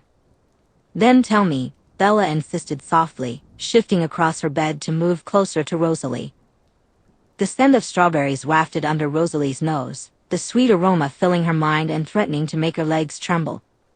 She squeezed her eyes shut, stopped breathing, and did her best to shut it all out, to ignore the undeniable pull she felt. Do you know the tale of the scorpion and the frog? She asked, pushing a hand through her hair. Bella looked a bit taken aback but quickly recovered. It's an old fable, right? She replied, sounding a bit confused. Once upon a time, there was a scorpion on a riverbank, Rosalie began, her voice steadying as she began to get a grip on her emotions. She squared her shoulders and flexed her fingers. It wanted to cross the river but couldn't swim. It waited by the riverbank, trying to think of a way to get across when, eventually, a frog came along. Bella listened in silence, and Rosalie continued. Hello, said the frog. Why are you sitting by the river? Because I wish to cross to the other side, but I am unable to swim, the scorpion replied. Ah, I see. Why do you want to cross? The frog asked. Because there is something I want on the other side, the scorpion answered. I see, said the frog. Well, I wish you the best of luck with that. The frog began to swim away, but the scorpion called out before he could get too far. Wait. The scorpion called. You can swim, and you're big enough for me to fit on your back. Will you take me across the river? The frog hesitated but slowly swam back toward the scorpion. I could, the frog said cautiously. But your stinger is frightening, and it would surely kill me if you stung me while I'm carrying you. What would I gain from doing that? The scorpion asked. If I climb onto your back, even if I were to sting you immediately, you could still swim to the middle of the river before you died. I would drown. There's no reason for me to sting you. All I want is to cross the river. I suppose that makes sense, the frog mused. All right then. I will take you across the river if you swear not to sting me. I swear it, the scorpion said solemnly. The frog turned. The frog swam close enough to the riverbank for the scorpion to climb on. He began to swim, taking the scorpion halfway across the river when suddenly, he felt a searing pain in his back. Realizing the scorpion had stung him anyway, the frog could only ask one question before he succumbed. Why? He asked. I am sorry, the scorpion replied, sounding both sad and lost. But I couldn't stop myself. It's in my nature, and now we are both doomed. As Rosalie concluded the story, her voice dropped to a whisper. The frog and the scorpion were swept away by the river, never to be seen again. Her eyes stung and burned, but she kept them shut, turning her back to Bella and shutting everything out. And I suppose you're supposed to be the scorpion, and I'm the frog? Bella spat angrily. Scorn dripped from her words, and Rosalie nearly stumbled from the weight of it. Bella had exchanged barbs with her before, spoken harsh words, and shot daggers with her gaze, but never had she spoken with such venom. A small part of Rosalie began to wonder if this was a mistake, but she quickly stamped it down. I'm not good for you, she insisted, setting her jaw and grinding her teeth together. I cannot be your friend. It's not right, and it will only hurt both of us in the end, she hissed. She ignored the burning and twisting in her stomach and the wailing of her heart, muffled behind layers of steel. This was necessary. It was too late to back out now. I thought you were different, Bella muttered harshly. I thought you understood. I'm so sick of people trying to make decisions for me. I'm so tired of it all, and I thought, ugh. Rosalie heard the soft thunk of Bella's pillow hitting the wall. I'm sorry, Rosalie said, her voice thin but steady. I've already texted Alice. She's waiting outside. I'm sorry, Bella. I never should have done this in the first place. It was a mistake, and I'm sorry for dragging you into it. Rosalie, please, Bella replied, her voice shifting from heated anger to desperate pleading. I know something's been going on with you ever since we met. Just please tell me what's happening, and we can work through it. We can fix whatever problem there is. Just please stay. I know you care about me, okay? I know you do. I don't, Rosalie said, allowing a chill to seep into her voice. I never have. Rose. Bella's voice trembled. Please. You said it yourself. In the woods, Rosalie replied, her tone sharp and cutting. Bella's breath hitched, stifling a sob that threatened to escape. You said you know I don't care about you, which is why you wanted my opinion. I'm telling you that you were right. Do you still want my opinion? Rosalie let her words slice through the air, intentionally inflicting pain. Bella needed to understand that staying away was the best option. I want you to be honest with me, Bella whispered, her voice filled with urgency. I am, Rosalie said, summoning every ounce of self-control she had to infuse her voice with ice. She shut down her emotions, isolating every part of herself that wasn't strictly necessary for this conversation. It would all be over soon. Maybe she would be the one to go to Alaska. The rest of her family could handle the situation with Edward on their own. God knows she had warned them enough times that their leniency and favoritism towards him would come back to haunt them. Rosalie, I said all that before I got to know you. You can't, Rose, you can't take my words from weeks ago and act like things are still the same, like nothing has changed between us since then. You can't pretend there hasn't always been something there.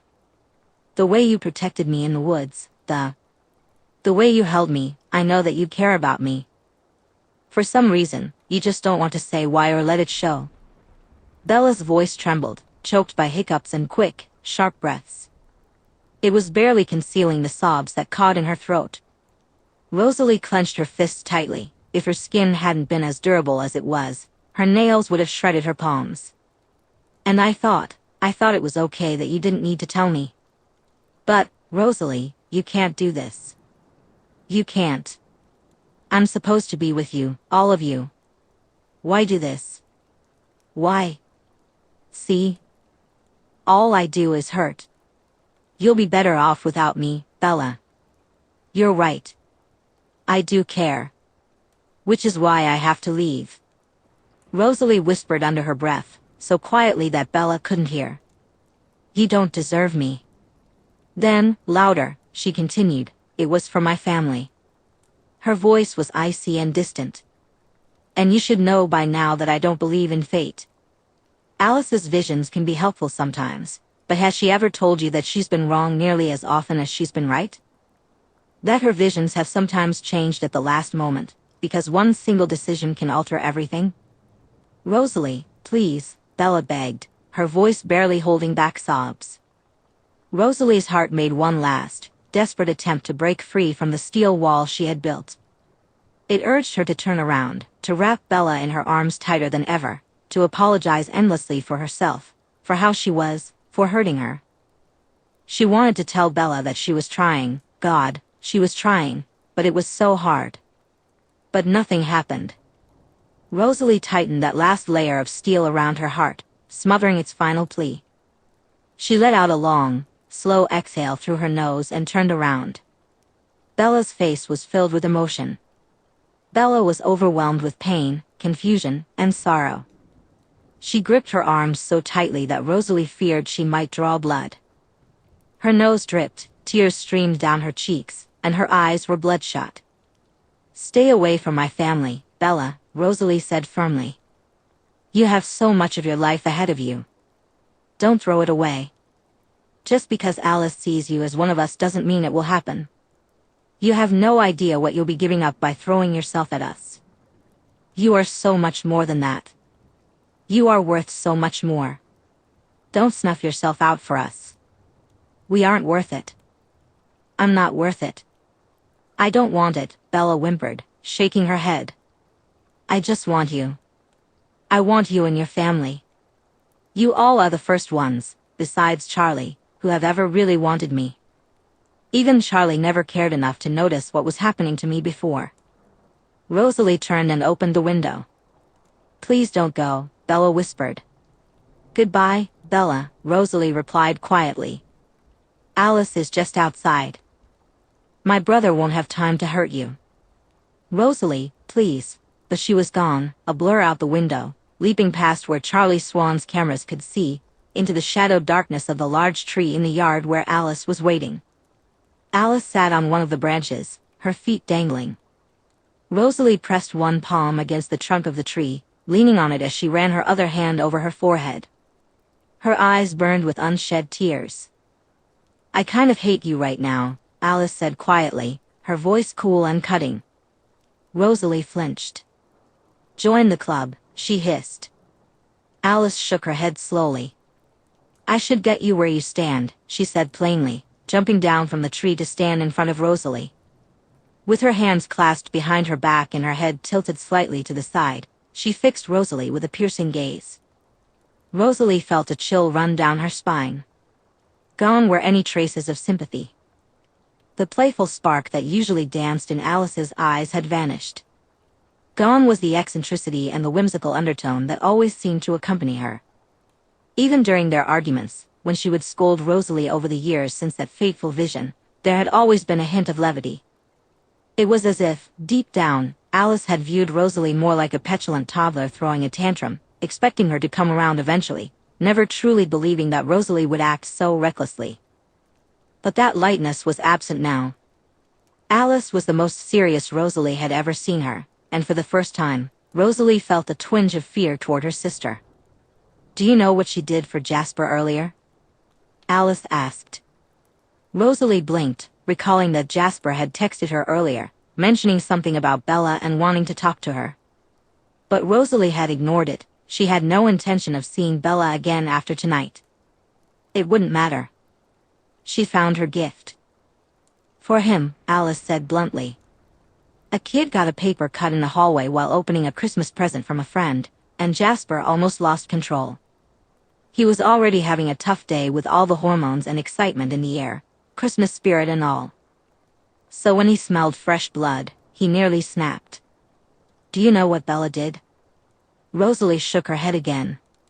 She dragged him into an empty classroom and stared him down. She refused to leave, even though he was a heartbeat away from attacking her. She didn't flinch, didn't show an ounce of fear, didn't care that her own life was in danger. All she cared about was that Jasper was suffering and she couldn't help him. She stayed with him through it all, even when his control finally broke and he lunged at her neck. Rosalie instinctively stiffened and bared her teeth in a hiss before she even realized what she was doing.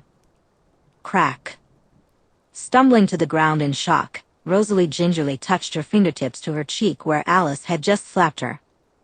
Looking up, she met Alice's intense gaze. Alice glared at her sister, her eyes burning with intensity. No, she hissed. You don't get to do that. You don't get to do that. Do you hear her in there? Alice fell silent for a moment, and Rosalie could hear it, Bella's sobs, muffled by a pillow. The sounds were wretched and pathetic, as if Bella's entire being was unraveling with each gut-wrenching, hacking sob. Hearing it made Rosalie feel nauseous, as if she might vomit if she were capable of it. You don't get to act all defensive and protective just because Jasper almost hurt her. Not anymore, Alice continued, her voice sharp. And besides, Bella didn't care. When he lunged at her, she snarled back and awakened her own gift. Rosalie stared, her eyes wide in disbelief. She used her own gift to connect with his, pulling it within the boundaries of her own abilities, Alice explained slowly, enunciating each word with a fierce determination. Bella managed to isolate Jasper from the entire school, so the only thing he could feel was her. And do you know what she did next? With a vampire in the room who had just tried to feed on her. Alice stepped closer, looking down at Rosalie as if she were dirt beneath her shoe. She told him she wasn't scared of him, Alice said quietly. That he wasn't a monster. And through his gift, since all he could feel was her, she made those feelings even stronger. She sent him nothing but kindness, warmth, and love. She overrode his hunger just enough for his self-control to return, and then she stayed. She stayed with him until it was gone entirely. Rosalie wanted to look away, to run, but Alice's gaze pinned her to the ground, heavy like boulders of pure lead. She risked her life for him, Alice said, her voice flat and hard. And all she could say about it was that she had to help. Curling her lip, Alice reached down, grabbing the collar of Rosalie's shirt and pulling her face right in front of hers, growling. Maybe you were right, Alice hissed. You don't deserve her. She is so much better than you. But you know what? She's better than all of us put together. And even though I think she should kick you to the curb, mate Bond be damned, she should tell you to go away when you inevitably come crawling back to her because she's the other half of your soul. But she won't. Not because of the mate bond, but because Bella Swan, that beautiful little bird, is better than all of us. None of us deserve her. With that, Alice shoved Rosalie to the ground and turned her back, gazing out the open window.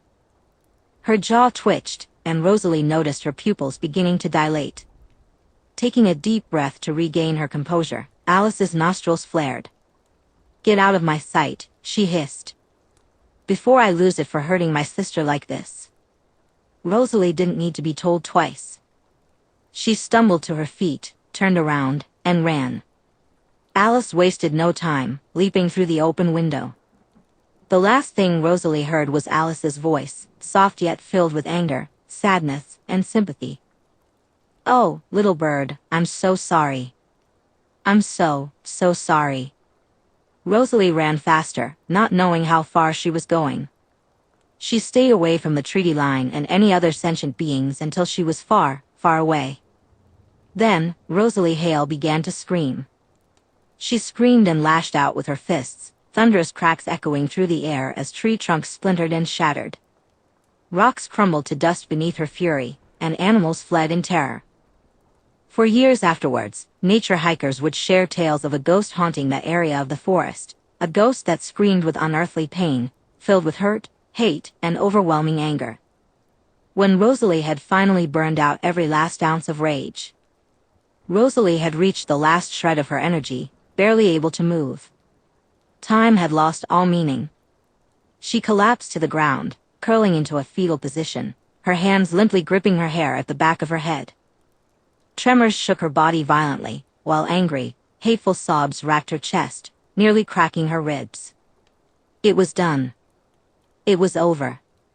And Rosalie hated herself for it.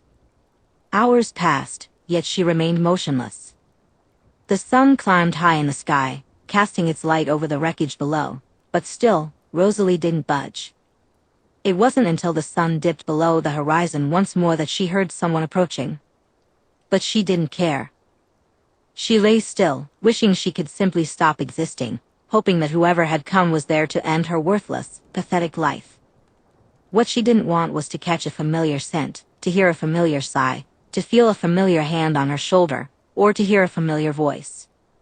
"All right," Emmett Cullen said quietly, his voice thick with sadness and disappointment. "Get up." "No," Rosalie mumbled weakly. "I wasn't asking," Emmett replied plainly, grabbing the back of her shirt and lifting her off the ground with force. Rosalie just hung from his grip like a sack of potatoes. He tried to set her on her feet, but she sagged back to the ground, a tangled heap of limbs, hair, and dirty clothes. Emmett sighed. He scooped Rosalie into his arms, letting her head rest against his shoulder, and began to carry her. She didn't fight him. As far as she could tell, he wasn't bringing her back to the house, so she didn't care where he took her. He began to run.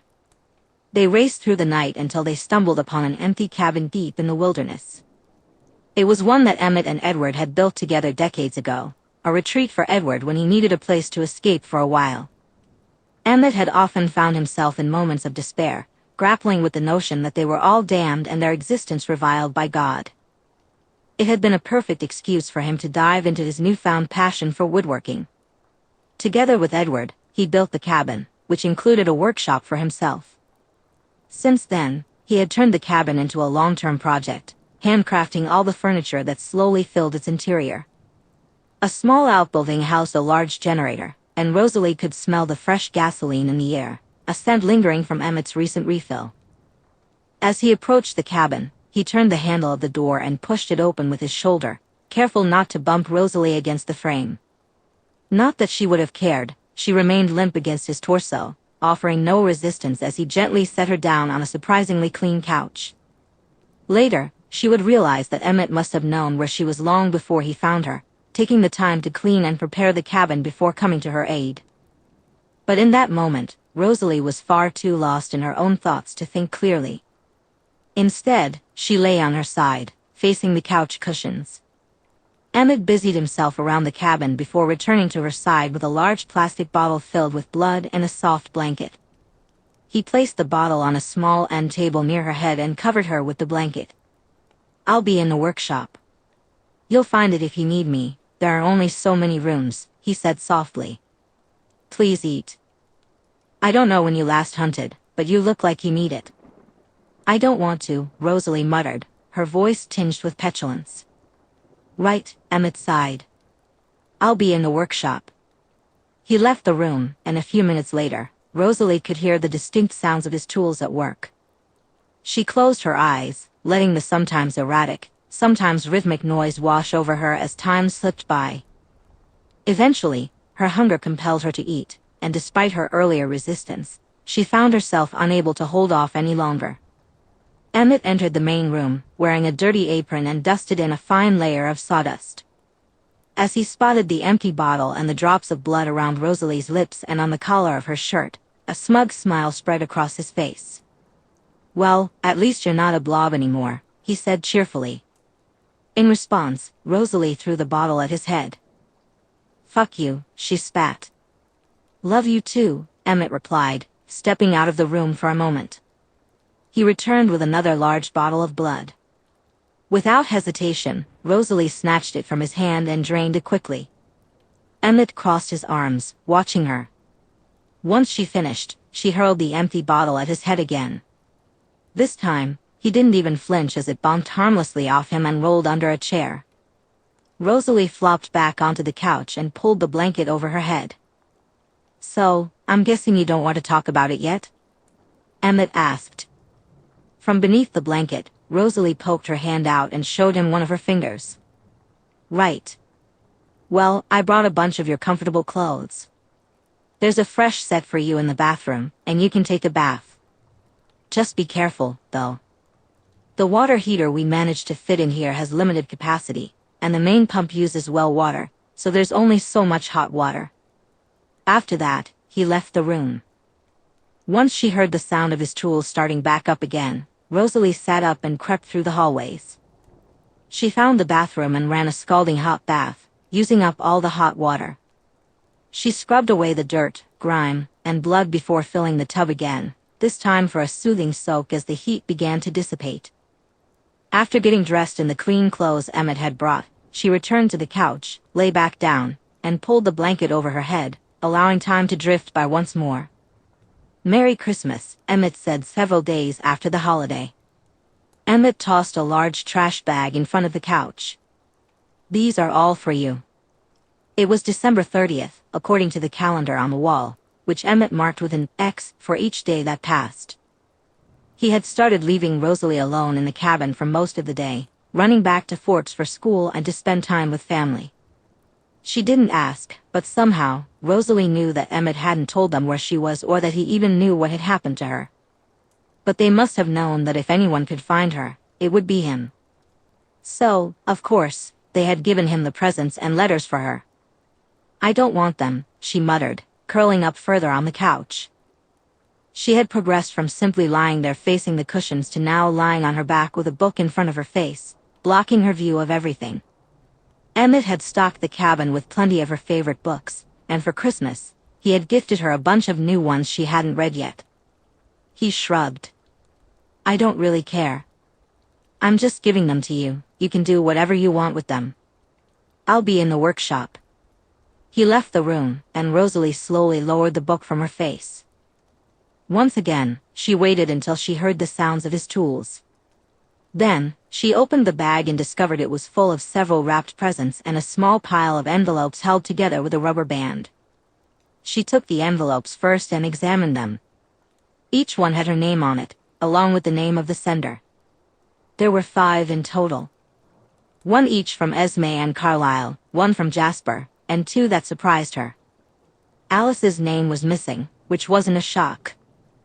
Emmett's was also absent, but that wasn't surprising either, since he had already given her his letter and present. No, the first envelope that caught her attention had Edward's name in the corner, written in his spidery, thin handwriting. The second envelope was from Bella. She opened her parents' letters first. Carlisle's was stiff and formal, just as she had come to expect, but surprisingly warm as well. He expressed a hint of disappointment that Rosalie wasn't there to celebrate with them this year, yet he understood that she was going through some difficulties and needed time alone.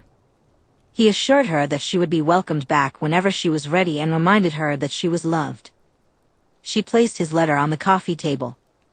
Esme's letter followed a similar structure but had a more motherly tone. There was a paragraph filled with fierce scolding about leaving and upsetting Bella, which made Rosalie wince, but it was surprisingly lacking in details. That caught her off guard. Had Bella and Alice not shared what really happened that night? Rosalie was certain that if they had, Esme would have had much more to say. She carefully set Esme's letter next to Carlisle's and picked up Jasper's. His letter was simple and short. He expressed sadness over her absence, mentioning that at first, he was confused about why she left and what had happened, but after some reflection, he felt he understood now. While he wasn't happy with her, he hoped she would come home soon. Jasper concluded with a heartfelt note, "No matter what happened or happens, you will always be my twin sister in all but blood. I love you." She placed it on the coffee table beside her parents' letters. Then, Rosalie briefly considered the other 2 letters. A small part of her was curious and wanted to read them, but a much larger part wanted to set them on fire. She thought about it for a moment, weighing her options. Ultimately, she decided against the flames. After 30 minutes of deliberation, she opened Edward's letter first. "Rosalie," it began, "I understand that you, of all our family, have the least desire to hear from me. But it is Christmas, and though I find myself at odds with all of you right now, you are still my family, and I am still thinking of you. Today, I find myself lost in bittersweet memories, a nostalgia that feels unwelcome yet has settled in my mind.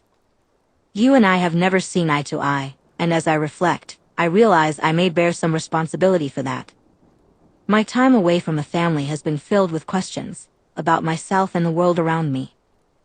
I still believe Bella is my mate, no matter what any of you say. But I can't help but wonder if I acted too hastily. Was I too quick to anger? Too eager to make things happen? I don't know. This self-doubt is foreign to me and deeply unsettling. Although you and I have never been the type for heart-to-hearts, I feel you might understand me better than the others because of that very fact. I've never wanted to see myself as a bad person. I've always believed I'm doing what's right for our family, striving to keep us safe. I thought I was making the right choices for me and for Bella so we could find happiness together. Yet, with everyone opposing me, I can't shake the terrifying thought that I might have been wrong. It's a notion that weighs heavily on my soul. Ultimately, I still believe my thoughts are valid. However, I must acknowledge my actions. I feel like I'm rambling now. If I know you as well as I think I do, by the time you reach this sentence, you might have considered burning this letter at least 4 times. If you do make it this far, I want to thank you for indulging me and resisting that urge. I hope to return home soon, with cooler heads all around and the hope for a second chance with Bella. Sincerely yours. Your brother, Edward Cullen. Rosalie didn't quite know what to make of all that. A flash of irritation sparked within her when he mentioned how many times she would have thought about setting the letter on fire, mostly because he was right. It irritated her that Edward could know her well enough to guess anything about her accurately in the first place. Yet, at the same time, she felt an uncomfortable twist in her stomach and a creeping chill down her spine. Edward's letter resonated with her more deeply than she would ever care to admit, igniting an urge to set it ablaze. She thought that burning his words might erase the effect they had on her, wipe away the thoughts they stirred in her mind. Rosalie bit her lip and squeezed her fist, crumpling the corner of the letter slightly. Then, she slowly placed it next to Jasper's before turning to the final envelope. This one, she really didn't want to open. Alice's words echoed in her mind, causing her eyes to sting and her stomach to twist into knots. She somehow knew, a mix of Alice's insights and her own gut feelings, that there would be no heat, anger, or venom inside that envelope. That wasn't like Bella. In some ways, that made the thought of opening it feel even worse. It would almost be better if Bella hated her now. That would feel almost freeing, because Rosalie could stop trying so hard to keep Bella away. She could simply let Bella's own feelings do the work for her. Setting the envelope aside, she pulled out the presents. Quietly, so Emmett wouldn't hear her over the loud sound of his tools, she peeled the paper off each gift one by one. Carlisle and Esme had gotten her a new record player along with a set of vinyl records featuring her favorite albums. She smiled softly and set the gift aside, feeling a flicker of excitement to try it out later, despite the dread and discomfort that were dominating her emotions at that moment. Jasper had gifted her a Polaroid instant camera and several boxes of film, with a little note tucked inside. In his handwriting, he mentioned that he had heard Rosalie complain enough times about seeing something that would make a perfect picture but not being able to capture it. And while he knew nothing about photography, but the eager and helpful employee he spoke with assured him this was the nicest camera in the store. At the bottom of the note, there was a postscript in tiny handwriting. "This gift is from Alice too. She's still angry at you, but she came with me to buy the camera and added a few extra boxes of special film to the counter when she thought I wasn't looking." Rosalie felt a chill in her stomach at Alice's words and let out a soft exhale. There was also a small gift from Edward, wrapped in plain brown paper. She carefully opened it to find a small leather jacket. Frowning, she held it up, and a note slipped out. She picked it up and read, "If I recall correctly, one of your bears needs a new jacket after one of Emmett's pranks. went a bit too far and ruined one of them. I believe this will suit them. I took the measurements months ago. She blinked, realizing that every year, Edward seemed to set aside their animosity to get her a Christmas gift, writing her a letter just like he did for the rest of the family.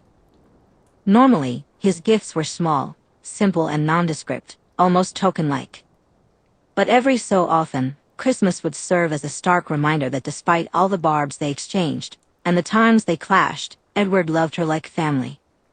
Beneath the chauvinistic, prideful, and arrogant exterior, he genuinely cared. Once in a while, he would do something like this. Emmett was the only other family member who understood how special her bears were to her, which is why they became targets for his occasional silly pranks. Emmett knew it would get a good reaction from her because those bears were important, but he never did anything too risky. It was always something light-hearted. Rosalie was sure the rest of the family thought the bears were just toys she liked.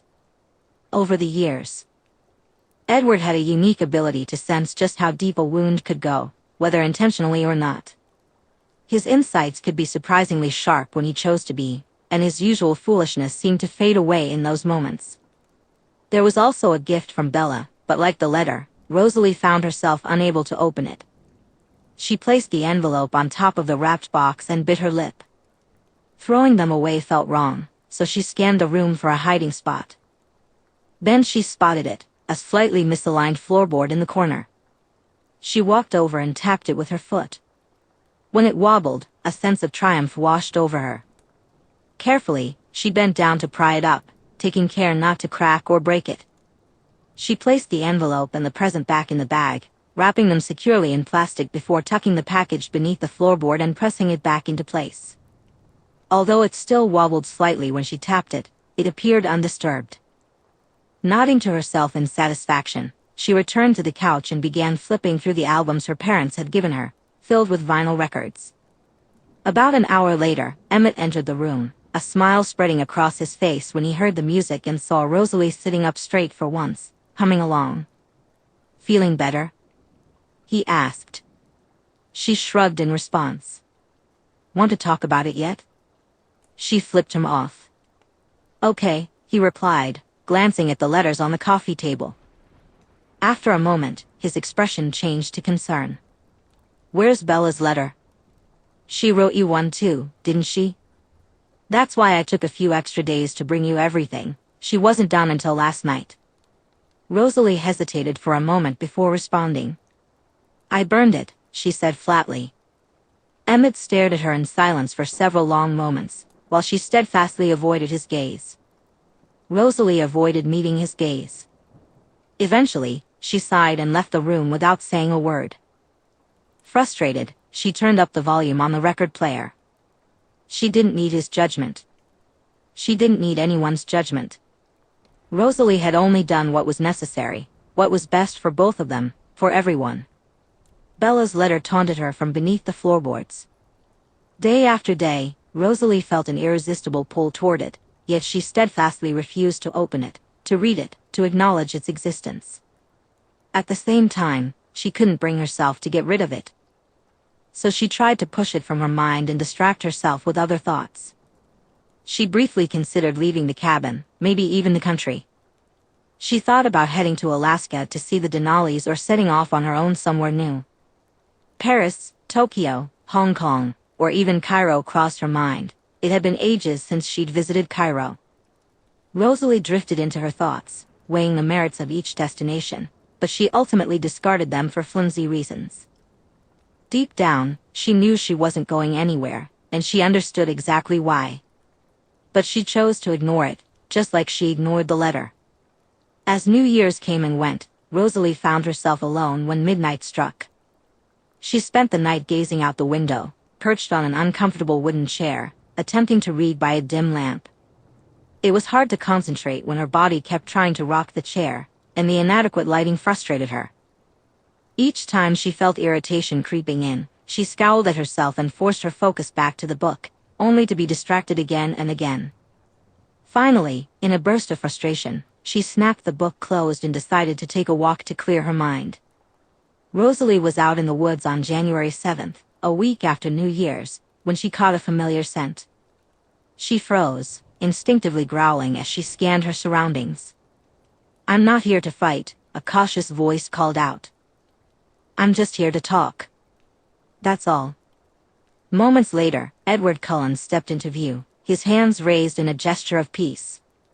Rosalie lowered her guard just a fraction, her lips still curled in a quiet snarl as she glared at him. He met her gaze with an impassive expression, his nostrils flaring slightly. "You stopped watching her," he said after a tense silence. "What's it to you?" Rosalie snapped. "Alice is with her at night now," he continued, ignoring her outburst. "In the first few nights after you left, I admit I listened in on your conversations. I was jealous, and more than once, I had to stop myself from bursting into the room and throwing you out for speaking to her so familiarly." Rosalie growled in response, and Edward merely raised an eyebrow, crossing his arms. "Are you quite finished?" he asked, his tone sharp and mocking. Rosalie spat at him, and he huffed in annoyance. "Anyway, Alice has been with her at night since you left. I find this whole situation quite insulting. I'm not going to hurt her, you all realize that, right? I just want to talk to her, and I have no idea why none of you will let me." "Bite me, Edward," Rosalie shot back. "I think not," he sniffed dismissively. "You would probably taste awful, with all the poison you've built up in your veins over the years of being such a horrid bitch." "Now, where was I?" Rosalie hissed at him again, but he seemed unfazed, which only added to her frustration. Yes, Alice and Bella. It's strange, you see. I wasn't there the night you apparently abandoned her, so I don't know exactly what happened, but I have a good guess. I haven't been near her at all since, the second or third night you were watching her. I'm not stupid. I know I wouldn't get within a foot of her if you were nearby. But I went back 2 days ago, too. Well, I suppose to test my luck, if anything." Rosalie half contemplated walking away, but something kept her feet planted. She wanted to hear where Edward was going with this. Bella doesn't sound quite right," he said slowly, his brow creased with confusion. "She won't speak in full sentences, and Alice can barely get a weak laugh out of her, even when she does that thing with the silly voices and impressions. You know what I'm talking about. And I can't help but compare the way she sounds now to how she sounded before, with you, of all people." A chill ran down Rosalie's back, and she stiffened. "So I have to ask," Edward said coolly, his eyes narrowing, suddenly looking dangerous. "What did you do to my mate?" "She's not your mate," Rosalie spat, anger flaring inside her. But decades of self-discipline around Edward kicked in, and she wouldn't let herself finish that thought. She focused instead on Edward, furious that he had the audacity to confront her right now. "So you say," Edward replied, his tone cutting. "Whether or not that's true, I have no desire to see her in pain. I strongly believe you've done something to cause this pain within her, and I demand to know what you did before I decide exactly how to punish you for it." "Fuck you, Edward," Rosalie hissed. "You're the one who started this. You hurt her first. You and your stupid obsession scared the life out of her, do you realize that?" Edward grimaced. "We aren't talking about me right now," he said dismissively, but Rosalie noticed the flicker in his eyes. She had struck a nerve. How does it feel?" she demanded, her voice dripping with sarcasm. "To know that your own foolishness scared the person you believe is your mate so badly that she doesn't even want to see you, let alone speak to you?" Edward bared his fangs and squared his shoulders, but he held back, resisting the urge to respond immediately. Instead, he took a deep breath, locking eyes with Rosalie, fire igniting within him. "I suppose you'd know all about that," he replied after a moment, his tone as cold as iron. "She may not be your mate, but she clearly felt strongly about you as a friend. I have no idea how she came to the conclusion that you were a suitable target for those feelings. I may not be able to read her thoughts, but I could hear that much in her voice, even during the few conversations I overheard." Rosalie winced at his words. "Yet you abandoned her," Edward mused, stroking his chin thoughtfully. I suppose I shouldn't be surprised. This is you, after all. But even I didn't think you could sink this low. I'm impressed, sister. You have no idea what you're talking about, Rosalie said, her voice low and laced with danger. Edward, to his credit, took a step back, his expression revealing that he realized he had crossed a line. So you do care about her, he murmured. Are you really so cruel that you would inflict this much pain on both yourself and her for what I can only assume is a very, very foolish reason? Do you not see the damage you're causing? His voice held a genuine curiosity, as if he truly wanted to understand. But then his expression hardened. Or are you fully aware of it? He questioned. Because frankly, I'm not sure which is worse.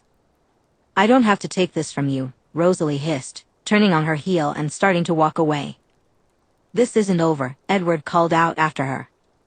And Rosalie? She paused and turned around, despite herself.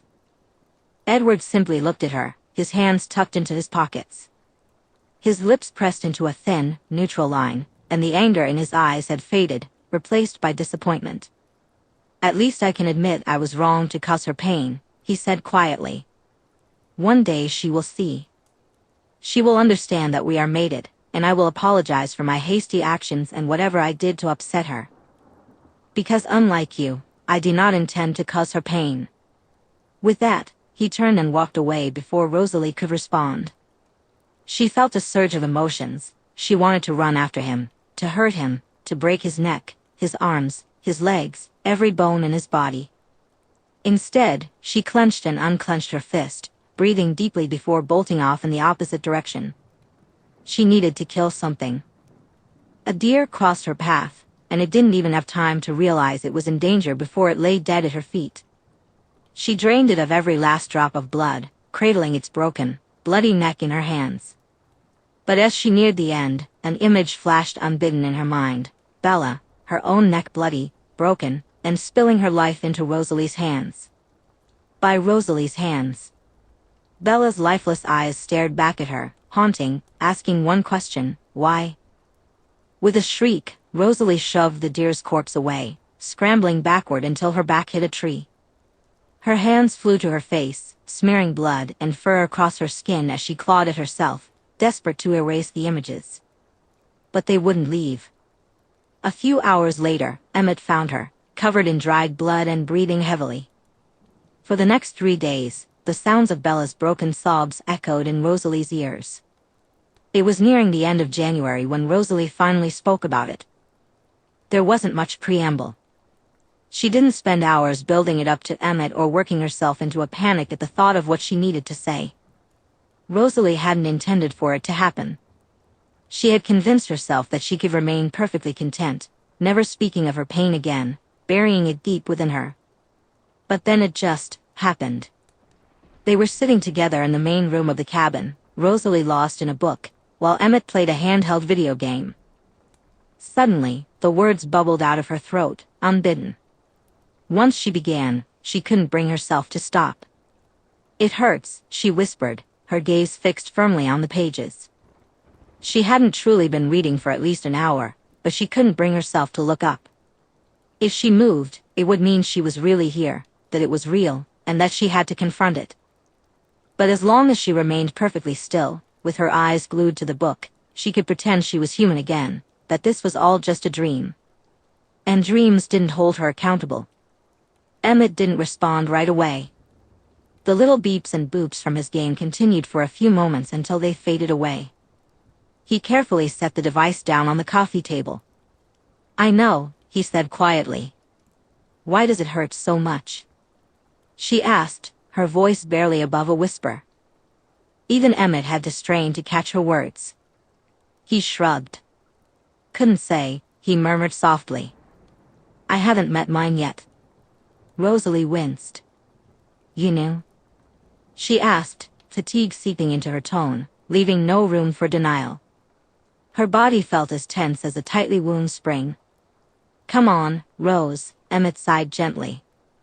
You know you can't really hide things like that from me. I know you too well for that, despite your best efforts. Rosalie cringed at his words, feeling as if she had been struck across the face. They hurt, twisting in her gut like spears of silver. Yet, there was something almost exhilarating about the pain. She welcomed it. It was no less than she deserved. If anything, she deserved worse. "I'm sorry I lied to you before," she whispered. "Apology accepted," Emmett replied. "But I'm not the only one you owe an apology to." Rosalie fell silent for a moment, reluctant to confront the truth. She didn't want to admit who it was. "Alice?" she asked hesitantly. Emmett nodded. "That'd be a start, yeah. She's only been trying to help, you know. And I know she can be overbearing, that she can be pushy and doesn't understand when she's pushing too hard. She especially doesn't understand some things about you, but you can't blame her for that, Rose. You never told her. You don't really talk to anyone except me, and even then, you don't open up as much as you should. You can't be mad at her for hurting you when you haven't even told her why." Rosalie pulled further into herself. "But that's not all." "You know that's not all," Emmett said quietly. "Esme is probably furious at me for leaving without saying goodbye," Rosalie whispered, desperately deflecting, begging Emmett not to say her name. "Esme is a bit upset, but she mostly just misses you," Emmett said patiently. "Rose." A soft whimper escaped Rosalie's throat against her will, and she squeezed her eyes shut. "You know who I'm talking about," Emmett said gently. "I can't," she replied, her words hitching in her throat. "You're going to have to someday, or you'll burn up from the inside out," Emmett sighed. "I can't," Rosalie whispered, her voice trembling along with her hands. The words on the pages of her book began to swim and warp before her eyes. "Emmett, I can't. I can't." "You can. It's not that hard," he said. "You just go up to her and say, 'I'm sorry for being a jerk.' Do you want me to explain why I was a jerk, or do you want to hit me first?"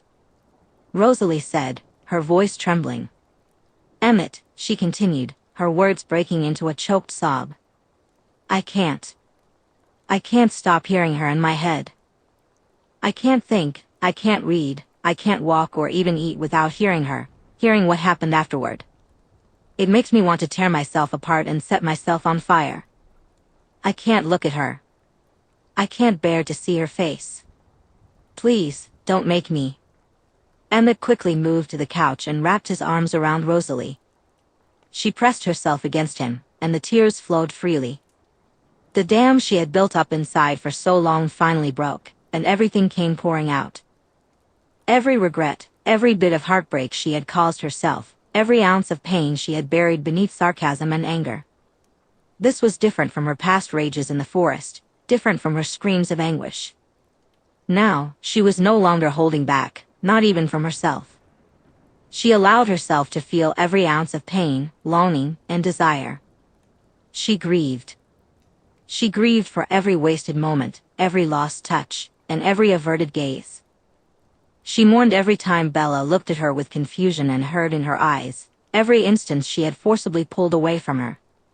Rosalie sobbed, her body shaking, her fists weakly pounding against Emmett's shoulder. Her eyes burned with tears that had never fallen, and she clung to Emmett's shirt, pressing against him, seeking even a scrap of the warmth she had felt the night Bella hugged her properly for the first time. "I won't make you do anything you don't want to do," Emmett said softly as he rubbed her back. "But you and I both know there are only two ways this ends, and only one of them. It's about finding the happiness you deserve. It starts with confronting whatever it is inside you that's keeping you trapped in this cabin. You need to face it, put it away where it can't hurt you or her anymore, and then, well, apologize. Apologize as many times as you need to. And then, do your best to be better moving forward." "I can't," Rosalie hiccuped through her sobs. "I've already ruined everything. It's too late. I've destroyed it all, and she'll never look at me the same way again." "Can't, or won't?" Emmett asked quietly, his hands still making gentle circles on her back. Rosalie didn't have an answer for that.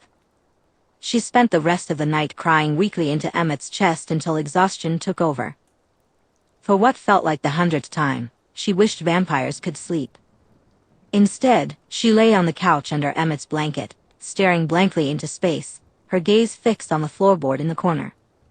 A few hours later, Emmett left, and Rosalie found herself alone. Slowly, she sat up, pushed the blanket off, and walked over to the corner of the room. She pried up the floorboard and retrieved the bag hidden inside. Taking out the still-wrapped present and the sealed envelope, she placed them on the coffee table and sat on the floor. She wasn't sure how many hours passed as she stared at them, but eventually, she reached out and began with the present. It was carefully wrapped in colorful blue and red paper adorned with cats and balls of yarn. Rosalie peeled away the little bits of Scotch tape with care, unwrapping the paper slowly to avoid tearing it any more than necessary. Inside, she found a wooden box with a lid that slid out from a slot at the top. Recognizing Emmett's handiwork, she felt a warmth curl in her stomach, and a small smile appeared on her lips. When she opened the box, she discovered a small stuffed rabbit, its two button eyes gazing back at her, one of them slightly askew. It was a relatively new item, yet it appeared very old, as if it had once been white but had faded to a mottled tan. The fabric was worn, with several patches where the fur had fallen off, and small, splotchy stains dotted its surface. There was no note, nothing to provide any background about the rabbit. But it belonged to Bella. Rosalie could smell Bella's essence deeply embedded in it. Tentatively, she held the rabbit against her chest, closed her eyes, and buried her nose in the top of its head, taking a slow, deep breath. The myriad of scents blended together into something uniquely Bella, layered with years of memories. Beneath it all lingered the faint, unmistakable scent of strawberries. Carefully, Rosalie tucked the rabbit into the collar of her shirt, letting its head poke out beneath her chin. Then she turned her attention to the envelope. Her name was written on the back in slightly wobbly cursive, with Bella's name in the corner, also in the same unsteady script. Slowly, she tore the envelope open just enough to pull out the letter. It unfolded into multiple sheets of paper, filled with loose, slightly shaky handwriting. A few of the pages had dark spots, and with a pang in her chest, Rosalie realized they were dried tears. Taking a deep, steadying breath, she began to read. "Hey, you. Everyone is writing letters, and it's kind of weird. Alice is writing one to Jasper, even though she literally sees him every day and lives with him. Apparently, she's going to write one for Esme and Carlisle, for Emmett, for me, for Edward, and for you. I guess this is some sort of Cullen tradition. Handwritten letters for Christmas. Anyway, Alice said I should participate if I wanted to, although I'm exempt from having to write a letter to Edward. He might write one to me, which I'm not really looking forward to, but Alice insists that if he does, I should read it. She says the letters are private, and they're meant for expressing thoughts you might not share otherwise. When you spend an immortal life with people, after a few decades, you need a way to communicate that isn't so direct. I suppose that makes sense. It's kind of sweet, actually. I started with her first. It was the easiest choice. I don't think I'm supposed to share what's in someone else's letter, so I won't do that. But since I met her first, it felt right for her letter to be the first one I wrote. Then I moved on to Jasper, Emmett, Esme, and Carlisle, in that order. And now, here I am, writing one for you, and I feel really stuck. Part of me wants to wring your neck and demand to know what your deal is, while another part wants to hug you so tightly that we become one being and you can't escape me again. Is that weird? It feels weird. But I talked about it with Alice a little, and she's being really evasive about something, insisting it isn't weird at all. I think I know what she's avoiding telling me. To be honest, I'm really mad at her. I haven't said anything yet because she's honestly been the one thing keeping me sane right now. She's taken over night watch duty, although I don't let her sit in your chair. Actually, she wanted to wreck it, but I wouldn't let her do that either. She's really mad at you. That's another reason I think I know what she's talking about, and why I'm mad. I told you I was really tired of people making decisions for me. I'm exhausted from feeling like I don't get to make my own choices, that everything about my own life is out of my control. If Alice is avoiding telling me what I think she is, It's just another instance in a long line of things people are doing because they believe they know what's best for me. I understand why she didn't tell me right away. That would have been weird. Too weird. But she had no excuse after the big reveal, and frankly, if I'm right, and neither do you, I'm actually a lot less mad at you, though I shouldn't be. Intellectually, I know I should feel angrier, but I'm not. I refuse to act mad just because I think I should. That's ridiculous, and I won't do it. Honestly, I get it. You're not as subtle as you think you are, Rosalie Hale. I've been through too much of my own stuff to not recognize it in someone else. You're scared. Terrified, in fact. You lash out because you believe you're safer alone. You think that if you keep everyone at arm's length, they can't hurt you. You even think that everyone's life would be better if you just disappeared one day and never came back. I'm not a mind reader, but I know what you're thinking because I used to think the same things. So, I understand. I've been there, and given that I know what it's like, it would be extremely hypocritical of me to judge you for it. That doesn't mean I'm not upset. I am really upset that you left. It hurts, and I keep having panic attacks that I can't explain. It feels like there's a fishhook in my stomach dragging me behind a pickup truck going way too fast down the highway. It feels terrible. And I'm really angry at Alice for keeping this from me. I know she was trying to respect you and your wishes, but if I'm right, there are two people involved in this situation. I'm not lesser than you just because I'm human. I should have known. I deserve to know. I mean, I guess I could still be wrong, in which case feel free to beat me up, after I'm turned, though, so I don't die. That would be preferable. Anyway, assuming I am right, which I'm about 99% sure of, I'm not mad at you. I understand where you're coming from too much to be angry. I'm hurting, and I'm sad. I'm upset, but I'm not mad. I just want to fix this.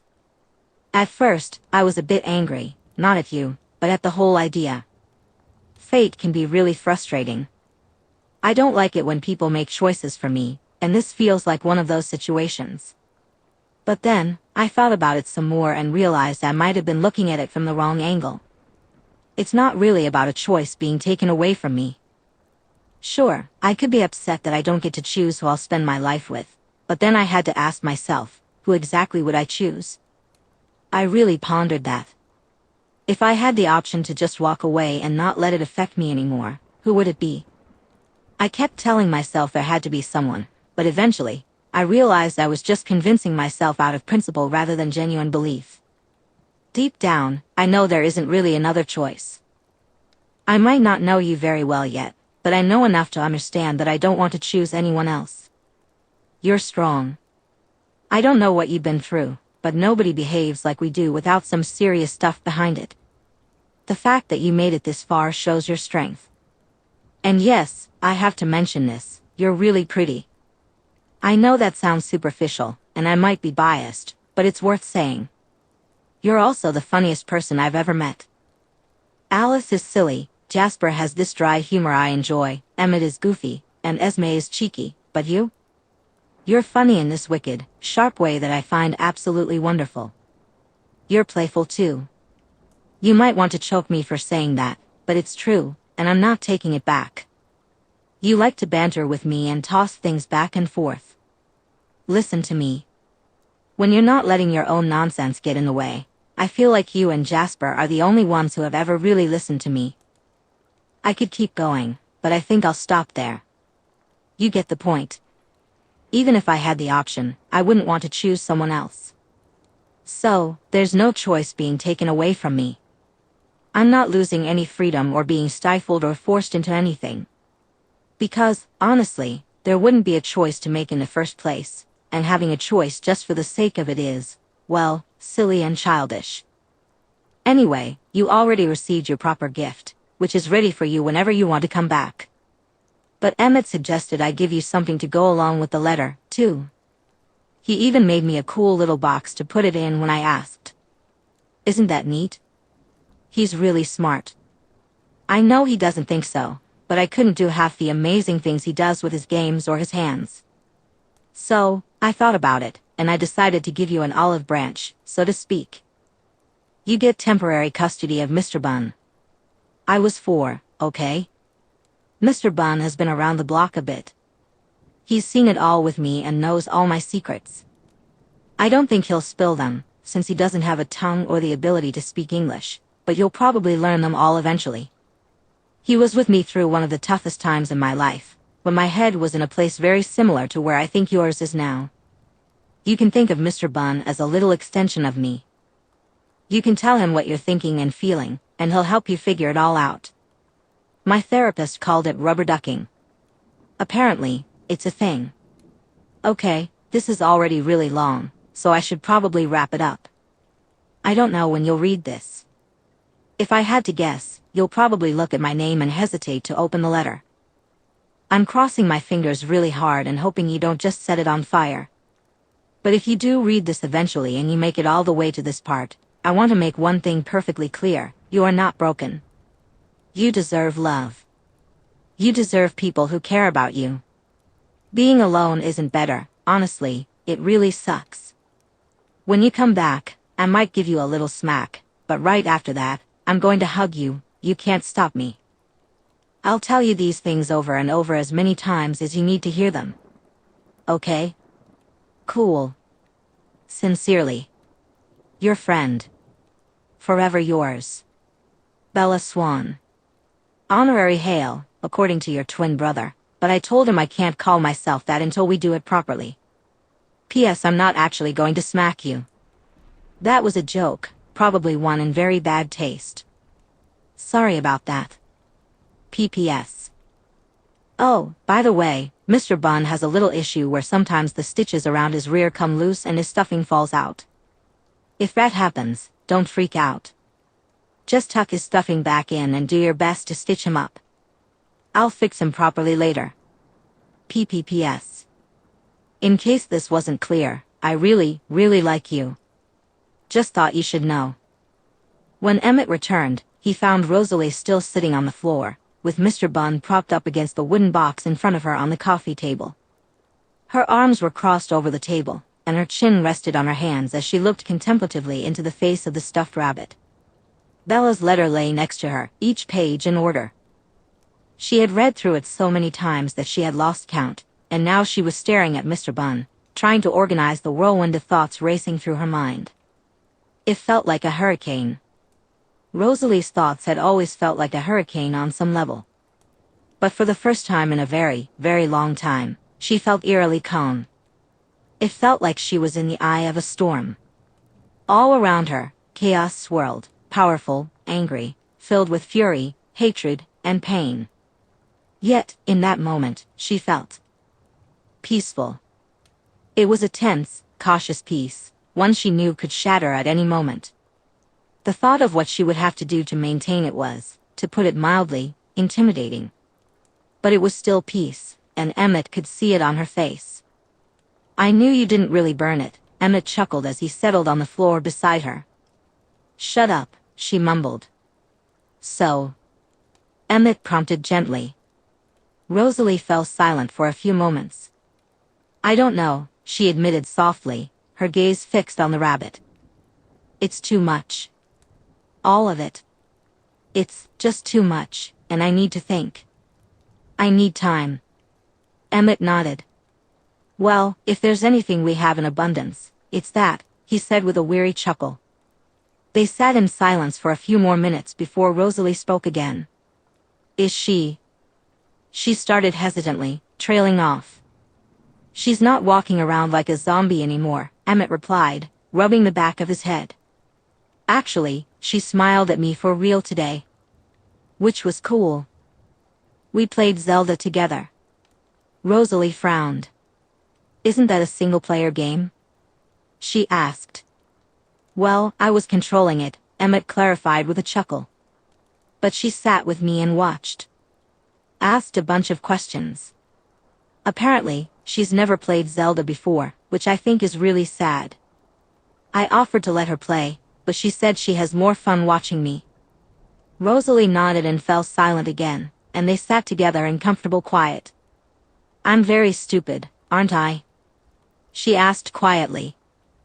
Hours had passed, and she and Emmett were still there, her eyes never leaving the rabbit. Well, stupid isn't the word I would use, Emmett replied slowly. I wouldn't exactly say you made smart decisions, but, well, you did the best you could with what you had. And what you had wasn't really equipped for, this, I guess. Rosalie nodded hesitantly. What if? She began, pausing as she carefully considered her words. What if I still don't have anything that's equipped for this? She continued slowly. But I still, maybe want to try? Emmett smiled wider than she'd seen in a while and clapped her shoulder enthusiastically. Then you talk, he said firmly. You talk about it and ask for help. You work through it until you feel equipped. And then you just go do it. It'll be scary, and you'll probably never really feel ready. You'll want to back out 1,000,000 times in the process, but you just have to keep moving forward. Until it's done. And then keep moving forward after that. Rosalie took a deep breath, rolling the words around in her mind. Eventually, she let out a soft sigh and reached for Mr. Bunn, picking him up and tucking him back into her shirt collar. She wrapped her arms around him, tilting her head forward to press her forehead against the top of Mr. Bunn. You know, she mumbled quietly, you really are smart. Emmett grinned. You know, it's funny. There's this other girl I know who keeps telling me the same thing, and I just might be starting to believe her, he said, laughing. Oh? Rosalie asked softly, her lips curving up at the corners. What's her name? What's she like? Emmett chuckled again, this time softer, as he reached over to stroke his hand through Rosalie's hair. Well, he began, his voice gentle, she's a real sweetheart. Always has something nice to say to everyone. She really listens when you talk, and she hates it when people put themselves down. She's clever as all get out and impossible to predict. On one hand, she's incredibly reliable, Emmett said. But she's also one of the funniest people I know, with the biggest heart of anyone I've ever met. She sounds pretty great, Rosalie replied softly. I like to think so, Emmett said quietly. I really think you two would get along. Yeah? Rosalie whispered, a hint of curiosity in her voice. Emmett nodded. Rosalie took a deep breath, still catching the faint scent of Bella on Mr. Bunn. Okay, she exhaled, her resolve building. Okay. Okay? Emmett asked, a grin spreading across his face. Okay, Rosalie affirmed, nodding with newfound strength. Okay. Emmett stood up and extended his hand toward her. Rosalie hesitated for a moment before taking it, allowing him to pull her to her feet. Okay then, Emmett said, giving her shoulder a reassuring pat. What do you want to do? Rosalie looked at him, her eyes sharp and determined, no longer clouded by anger. Now, she radiated resolve, she felt unstoppable. I want. Rosalie began slowly, the words feeling heavier than she'd anticipated. She closed her eyes for a moment, taking another deep breath. I want your help. Emmett's smile widened. Anything, he replied sincerely. Help me make it up to her. Help me fix it. Help me make it better. Help me. Rosalie said, drawing in one last deep breath.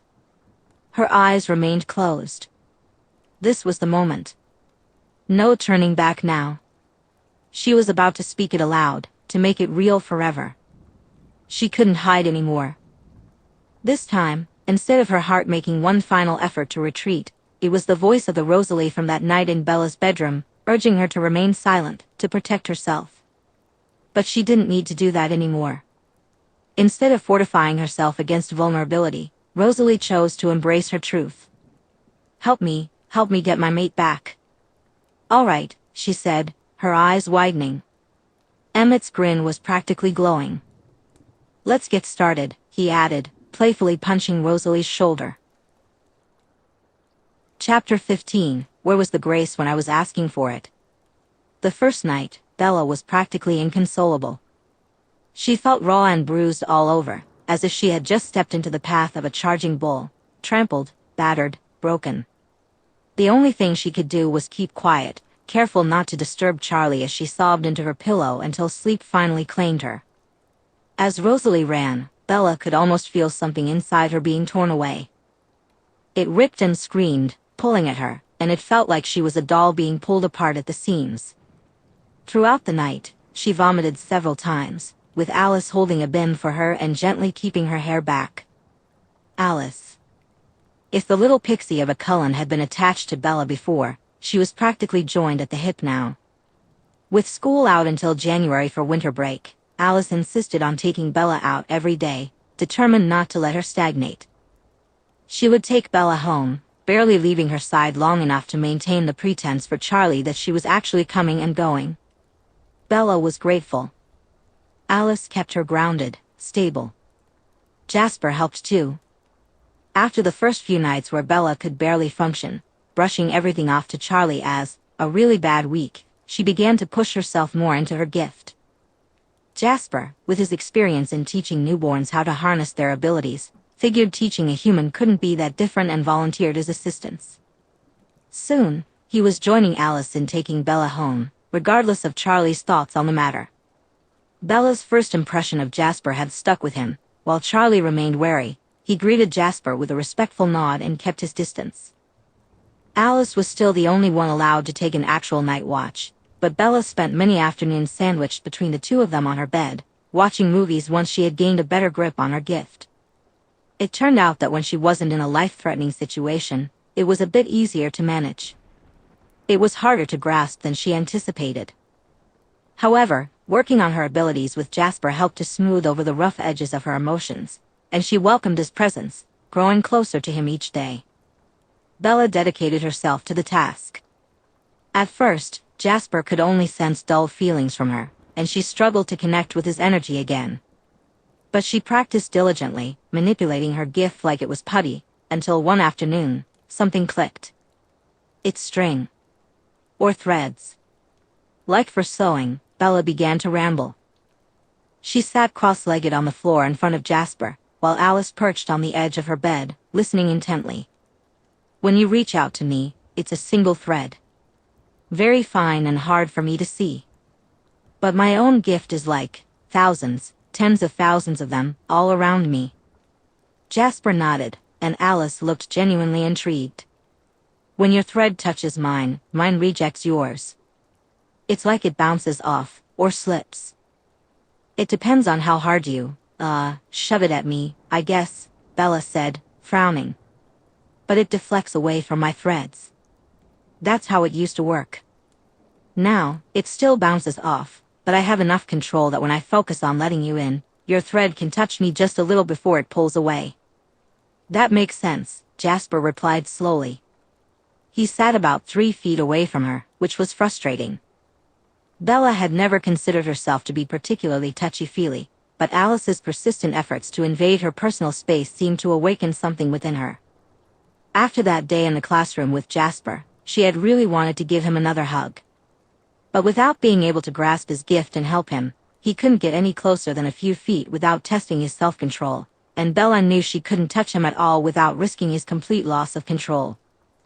This only fueled her determination to master her own abilities.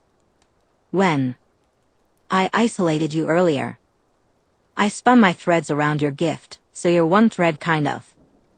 Bella frowned, waving her hands in the air as she searched for the right words. Bounced? Around? And could only really get to me. I'm not entirely sure why it blocked the passive effect too, actually, since I was only isolating your active probe. But I think maybe I went overboard with what I did with the probe and covered the rest of you too. I think. Maybe. I don't know. Jasper's crooked smile was evident as Alice giggled at Bella's rambling, and Bella pouted. No, keep going, Alice encouraged softly. This was the most Bella had spoken since that night, but she wasn't sure how long she could maintain it. She was already feeling tired. I still don't understand everything about it, Bella grumbled, rubbing the sides of her head. Because I know you guys say I'm a shield, but I don't feel like a shield. Jasper frowned. What do you mean? He asked, genuinely curious. Bella paused, trying to find the right way to explain. Okay, so, what's the purpose of a shield? She asked. To block something? Alice suggested. Too generic, Bella replied, shaking her head. What makes a shield versus, say, a wall? A shield protects something vulnerable from something dangerous, like armor, Jasper interjected. It's specifically built to take a hit. Bella nodded. Right. A shield is something that stands between something vulnerable and something dangerous. Like a firewall in a computer system, or the way sunscreen blocks out UV rays. A shield. Bella huffed. She stood up, grabbed a large textbook, and handed it to Jasper. Pretend that's a shield. He looked confused but complied, holding it up in front of him. Bella punched it, not hard, but enough to make a small thunk sound. A shield absorbs and redistributes an impact. It just blocks it, it doesn't do anything else, Bella explained. Slowly. You can put it down now. Jasper chuckled and set the book aside. So, what's the problem? Isn't that what you're doing? Alice asked, frowning. Bella shook her head. Now that I can feel it? No, that's not really what's happening. If Jasper tries to, spike me with an emotion, my gift doesn't absorb it or block it the way a shield does. It deflects it. That's just another word for the same thing, Alice grumbled. Bella grimaced and wobbled her hand. Not really. A shield has to absorb the kinetic energy of whatever hits it, right? So while something might bounce off a shield, it still absorbs the impact, and the bounce has a lot less force behind it. But, and I mean, obviously magic doesn't have kinetic energy in the first place, but to me, a magical shield would do something similar. It would absorb the impact and the energy of the, attack, and make it ineffectual. Jasper snapped his fingers. And that's not happening with your gift. When I try to throw something at you, you're saying that when it bounces off your gift, it doesn't lose any potency. You aren't nullifying my attack, you're just rejecting it. Exactly. Bella said, nodding harder. So while my gift serves the purpose of shielding me the way it's set up right now, the inherent purpose of it doesn't feel like a shield. Does that make sense? I still think you're arguing semantics, but it's not my gift, so. Alice said with a shrug. Jasper shook his head. No, I think it makes sense. Just because a gift can do something doesn't mean that's what it's meant to do. Having a fundamental misunderstanding of your gift is the most common reason someone would lack control or finesse with it. It's like trying to use a hammer to do a screwdriver's job. Alice shrugged again. She deferred to Jasper and Carlyle when it came to knowledge about gifts, as they were the ones who understood it best. Bella focused intently, determined to keep her gift functioning as she expected. What do you think your gift really is, then? Jasper asked. Bella sighed, frustration evident in her voice. That's where I'm stuck. I have no idea. The three of them sat in silence for a moment before Jasper spoke again, thoughtfully. You said it's like thread. Try something, push your threads out to me instead of trying to grab my gift when I reach out to you. Bella nodded, trying to grasp the concept. She felt the intricate web of impossibly small threads of magic woven around her, and began to separate some of them. She had attempted this before, and no matter how many she managed to tease away, she always felt overwhelmed by the sheer number that remained. But this time, she decided to reach out to him, believing it could make a difference. Gathering enough threads, she extended them outward, creating a thin layer that enveloped him. She used small physical motions with her hands to help visualize the process. Bella spun the threads around Jasper's form until he was completely covered, and he let out a surprised exhale.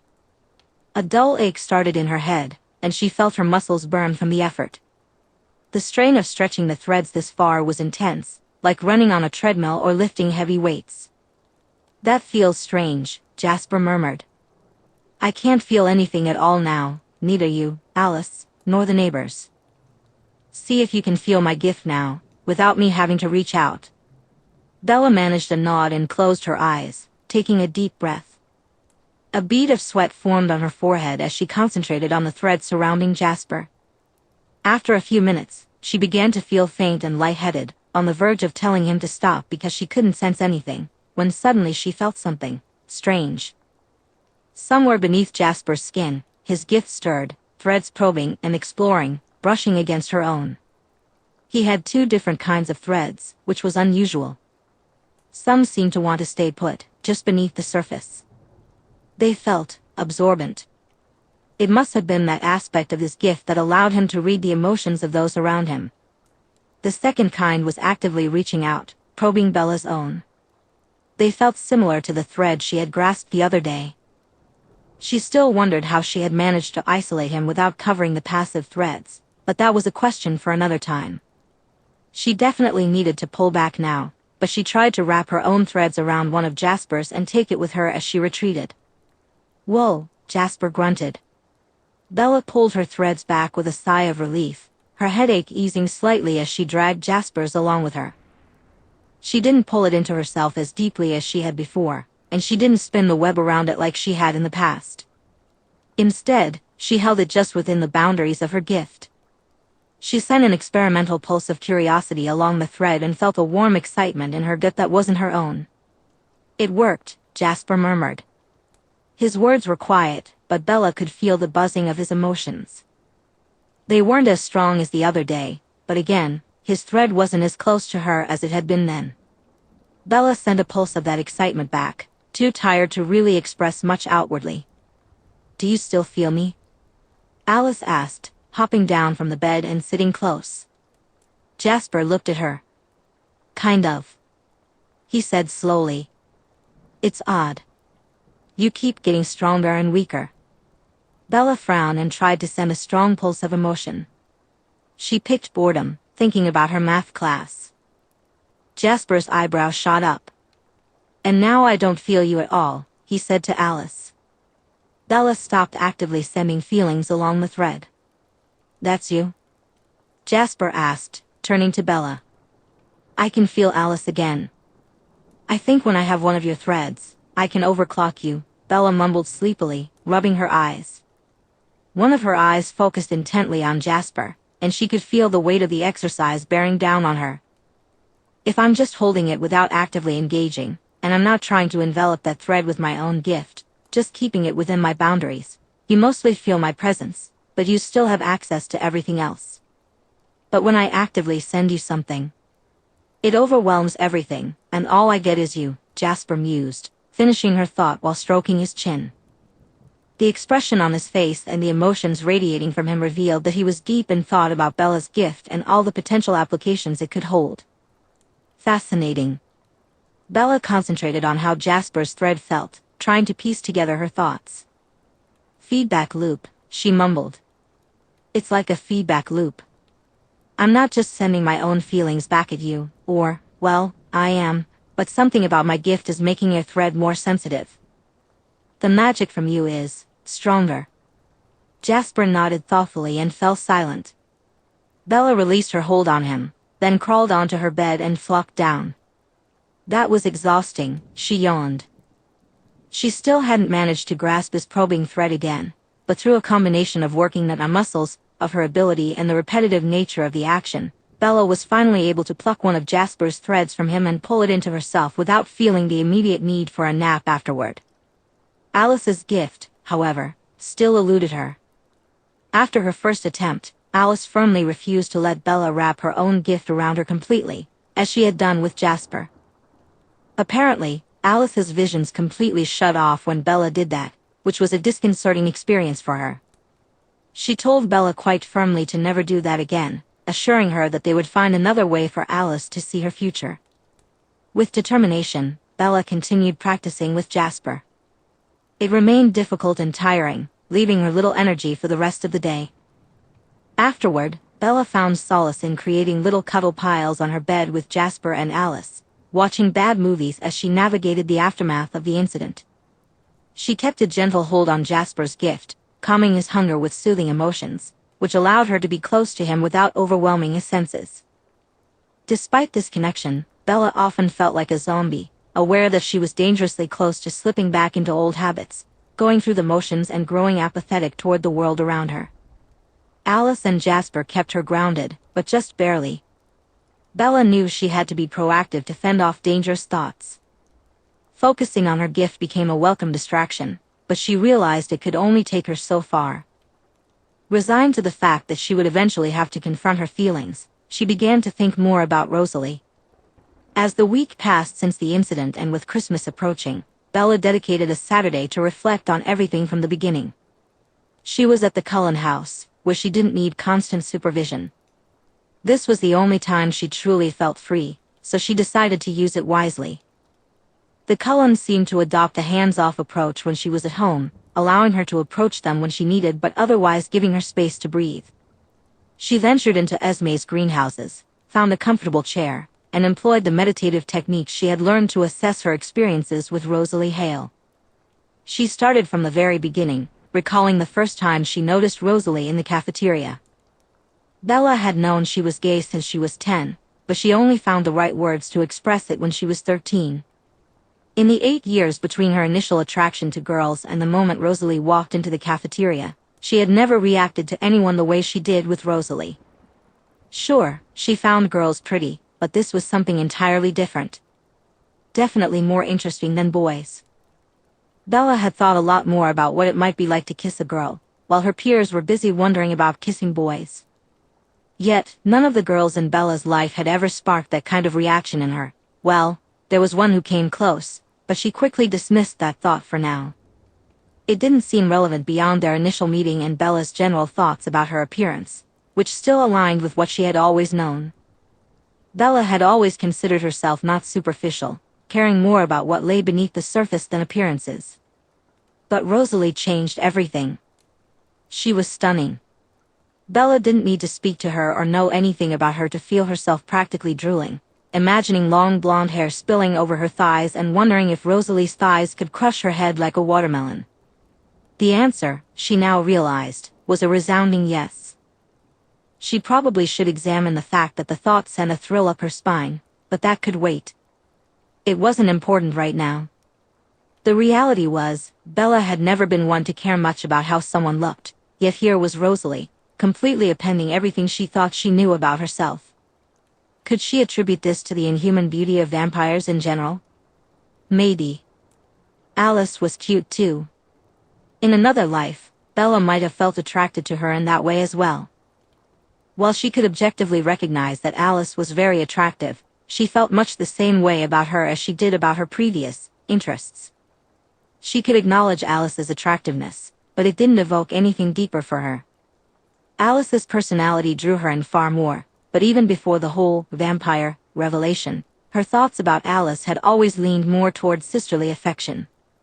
Esme was beautiful as well, but Bella couldn't quite shake the feeling that her perception of Rosalie as my best friend's mom was getting in the way.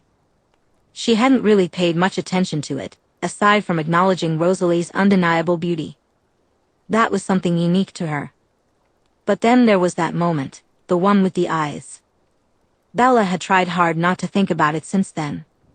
Even after learning the truth about vampires, it was just too strange, too unexpected, too overwhelming. But now, she forced herself to remember how time had seemed to turn to liquid glass when Rosalie had met her gaze for the first time. She had felt utterly helpless, as if being drawn into a black hole. The gravity of Rosalie in that moment had been a force all its own, and Bella found herself completely caught in her orbit. She had dismissed those feelings, brushed them aside, especially after how rude Rosalie had been to her just before. But no. There was no way. Right? Bella glanced around the greenhouse, inhaling the various floral and herbal scents that filled the room. She tried to ground herself as she wrapped her thoughts around this confusing situation. Like a penguin, she muttered, running a hand through her hair. Taking out her phone, she texted Alice. Bella, 3:22 p.m., you asked me the other day how I was feeling about the whole thing. Alice responded almost immediately. Alice, 3:22 p.m., I do recall that. Are you feeling better? Bella, maybe. I don't know whether I want to strangle her or grab onto her so tightly that she can't run away again. It's frustrating. I want to be angry with her, but part of me just wants her back so I can, ugh. It sounds so embarrassing, but part of me just wants to hold her and never let her go.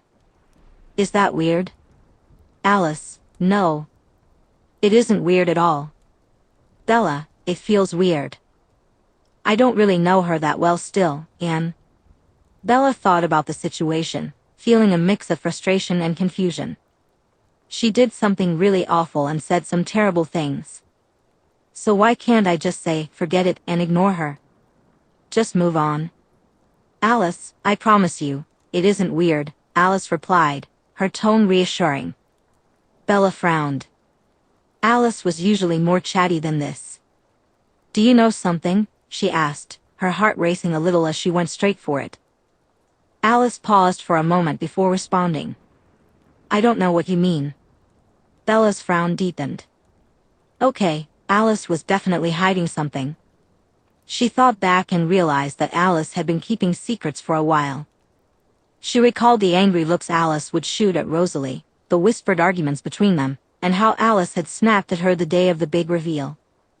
Listen, Alice, I don't know her, Bella admitted. I just think she's pretty. I catch myself looking at her in the cafeteria sometimes. But I don't even think she knows I exist. Oh, she knows, Alice muttered under her breath. What did Rosalie know? Why did Alice say that Rosalie was aware of Bella's existence, as if it were something to be upset about? At first, Bella thought it was just because Alice had envisioned her as part of the family in the future. Then there was Edward, who believed Bella was his mate, which was why they all assumed she would be joining them. Hold on, Bella murmured. She quickly grabbed her phone and texted Alice again. Why were you so insistent on trying to set me up with Rosalie before I knew everything? Didn't Edward have everyone convinced I was his mate? Something about this doesn't add up. On top of being oddly pushy about Bella's crush, Alice was the only one who hadn't seemed surprised when Bella rejected Edward. Alice didn't listen to Bella when she complained about how creepy he was being, yet she was the only one who seemed unfazed by Bella's rejection. You little minx, Bella whispered to herself. You knew damn well the whole time I wasn't he your mate, was he? Alice's reply came quickly, though not immediately. Alice, Edward isn't as convincing as he thinks he is. Anyone with eyes can see you were much more interested in Rosalie from the start, Bella pointed out. But you were pushing for it. Trying to set us up. Why? Just because I was looking at her in the cafeteria? I regret it now, if that's what you're wondering. Rosalie had no right to do what she did, and I'm sorry I was so pushy before. I didn't think she would act like that. You're deflecting, Bella muttered, putting her phone down and crossing her arms. She stood up from the chair and started pacing. Deflecting from what? What do you and Rosalie know that you're keeping from me?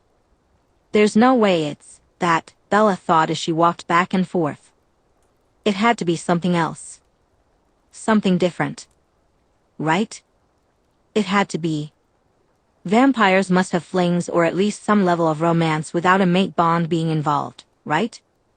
Maybe Alice just thought she and Rosalie would make a good match until one of them found a mate later down the line. And you should know by now that I don't believe in fate, Bella continued. Has she ever told you that she's been wrong nearly as often as she's been right? Alice replied. Fate. Why was Rosalie so obsessed with fate and defying it? Why did that matter? Bella had thought it was just about her joining the family, but she left her phone in the greenhouse and hurried back to the house. Esme smiled and waved at her as she walked in, but Bella ignored her, moving right past and heading to Carlisle's office. Alice tried to intercept her, but Bella shot her a glare and kept walking. She wasn't in the mood for more lies right now. Bella knocked on the door to Carlisle's study. Come in, he called, his voice soft yet firm. She opened the door and closed it behind her. Carlisle looked up from his desk at her, a smile spreading across his face. Carlisle set down the paperwork he had been reviewing and leaned back in his chair, folding his hands in his lap. Bella, he greeted warmly. What a pleasant surprise. Do you have more questions about vampires for me today? There was an excited glint in his eye. He truly enjoyed answering her questions and found her curiosity refreshing. Sort of, Bella replied, feeling a bit lost now that she was actually there. She knew she wanted answers, but she hesitated to ask directly about her suspicions. If she was wrong, she would just look foolish. I had questions about vampire mates. Ah yes, Carlyle said, a smile breaking across his face. I must say, your penguin comparison is the most delightful way I've heard it phrased in a long time. I can't wait until you're properly one of us, and we no longer have to skirt around our laws of secrecy so I can share the anecdote with my friends. He chuckled lightly. What were you wishing to ask? What does it feel like? Like, I guess. How do you know? Bella asked, trying to keep her voice steady despite the tension she felt. Carlyle's eyes sparkled as he leaned forward, gesturing for Bella to take a seat. She complied, crossing her legs and bouncing her foot a little impatiently. He chuckled and began to explain.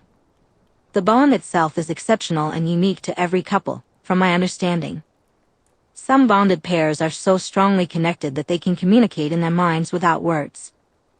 But every bond comes with some level of awareness of the other person.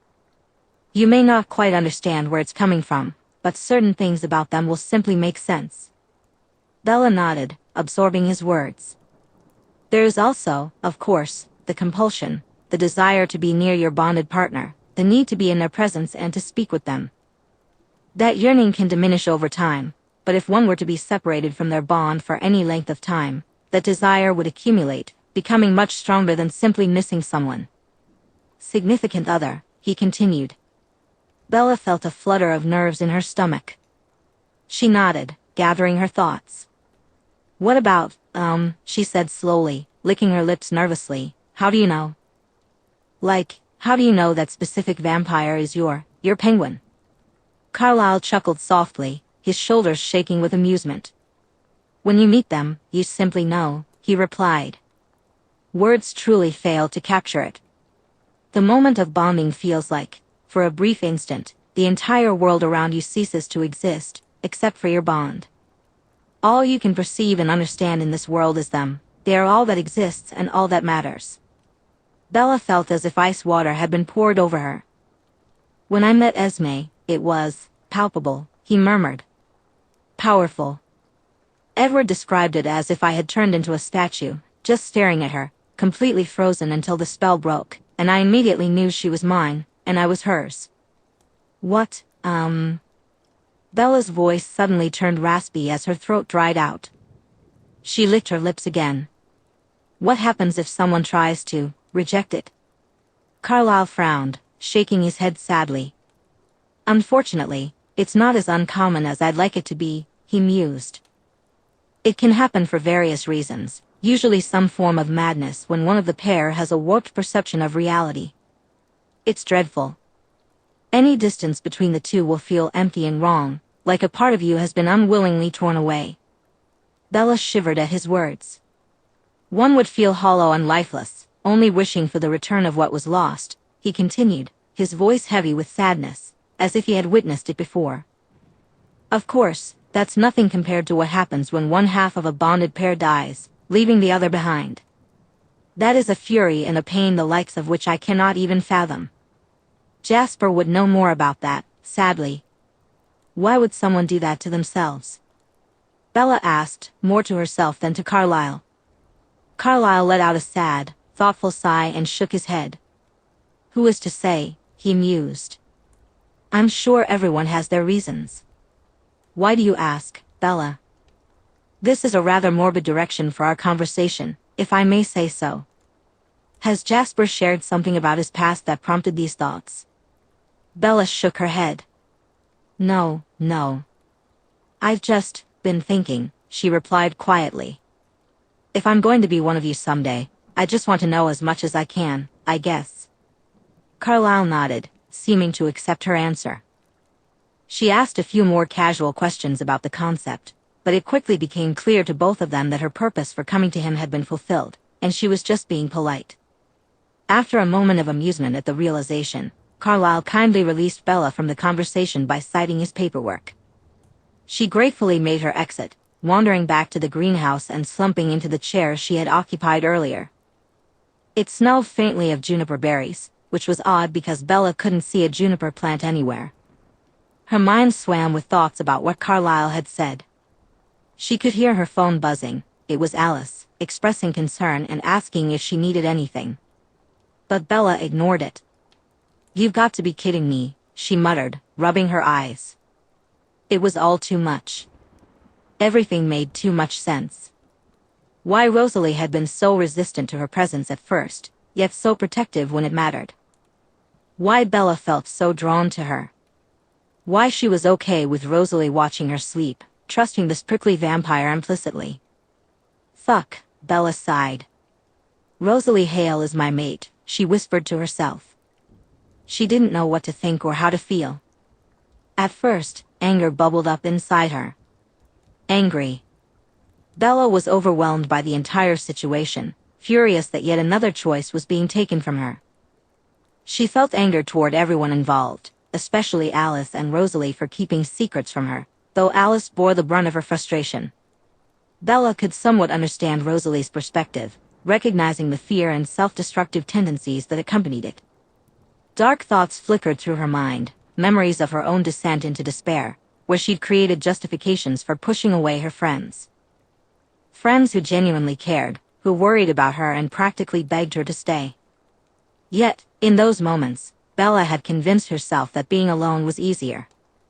She crafted flimsy excuses to ease her heart as she severed ties, ignoring the pain it caused. Eventually, she just knew that her friends were better off without her and that she wouldn't be around long enough for it to matter. With a sigh, she rubbed her eyes, pushing those dark memories aside and redirecting her thoughts to Rosalie. The truth was, she could only be as angry at Rosalie as she was at herself, which was still a significant amount. But she felt like a hypocrite for considering taking her frustrations out on Rosalie before they even had a chance to talk things over. Was it the bond they shared that was amplifying her feelings? Had she lost her ability to make her own choices since their eyes first met? "Fuck," Bella muttered under her breath. When the Cullens had decided to exchange letters for Christmas, Alice had managed to coax Bella into participating. Bella hadn't shared her anger with Alice. She tried to keep it hidden, to bury it deep. When Jasper was around, she had even begged off from continuing her training with her gift, claiming she was tired. They noticed she was more irritable than usual, seeming distant and lost in her own thoughts. But they simply chalked it up to the holiday stress. Bella felt the weight of Rosalie's actions pressing down on her, overshadowing her own simmering emotions about Alice's continued lies and secrets. Alice had pulled strings that she had no right to pull, and Bella chose to keep most of her feelings out of the letter she wrote to her. She didn't want to hate Alice. In fact, she didn't hate her at all. She was furious, yes, but that was not the sentiment she wished to convey in a Christmas letter. Instead, her message to Alice overflowed with love and gratitude, expressing just how much it meant to her that Alice had brought her into this extraordinary world. Ultimately, despite the manipulative undertones, Bella felt grateful. She had never quite felt at home as a human, grappling with her own depression. The idea of becoming an immortal vampire was oddly comforting, even if she still believed it would come at the cost of an untimely death. Yes, it was upsetting to think that everything she had worked for could be rendered meaningless. But dwelling on that felt like the wrong approach. It wouldn't be a waste if she could transform her life into something eternal. As a vampire, Bella could enjoy the life she had fought to preserve for as long as she desired. Her letters to Jasper and Emmett were equally heartfelt, filled with the joy of having them as brothers. She had always longed for older brothers, and they were everything she could have hoped for. Writing to Carlyle and Esme was a bit more challenging. Bella wasn't quite sure what to say yet, so their letters were shorter. She focused on expressing her gratitude for their kindness and acceptance. Their gentleness and willingness to answer her questions, treating her as someone capable of making her own choices, meant the world to her. And then there was Rosalie. Since that day in the greenhouse, Bella had spent a lot of time reflecting on her. She had come to some conclusions but struggled to find the right words for a letter. It took her 5 attempts, and she might have gotten a little teary when she finally put pen to paper. Bella had written the final draft of her letter, and while it wasn't perfect, it was important to her. She had finally managed to express her feelings and thoughts on paper. With a sense of purpose, she handed the letter to Emmett. Who better to deliver it to Rosalie than him? No one had asked about her letter, and Emmett wasn't spilling any secrets, but everyone seemed to accept that if Emmett didn't know Rosalie's exact location, he would still know how to get gifts and letters to her. As Bella handed him the envelope and the wrapped box containing Mr. Bunn, Emmett offered her a gentle smile and ruffled her hair lightly. "She'll come around," he said softly. "Just give her some time, okay?" Bella swallowed hard. "You think so?" she whispered, trying to hide just how hopeful she felt that he was right. "Trust me," Emmett replied, his expression turning serious. Bella met his gaze for a moment, then nodded slowly, handing him the letter and the box. She did trust him, she just hoped he was right. The rest of the day at the Cullen residence was a whirlwind of anxious thoughts. Christmas had come and gone, and Bella felt a twinge of guilt for taking so long with Rosalie's letter. But Emmett had reassured her repeatedly that it was all right. So far, Bella had received letters from each Cullen and one Hale, thankfully excluding Edward. According to Alice, though, Edward was still deliberating whether or not to write to her. Her letters from Carlisle and Emmett were the shortest. Carlisle's was very formal and to the point. He expressed how delighted he was to have her as part of the family, assuring her that regardless of her biological status, she was already considered a family member.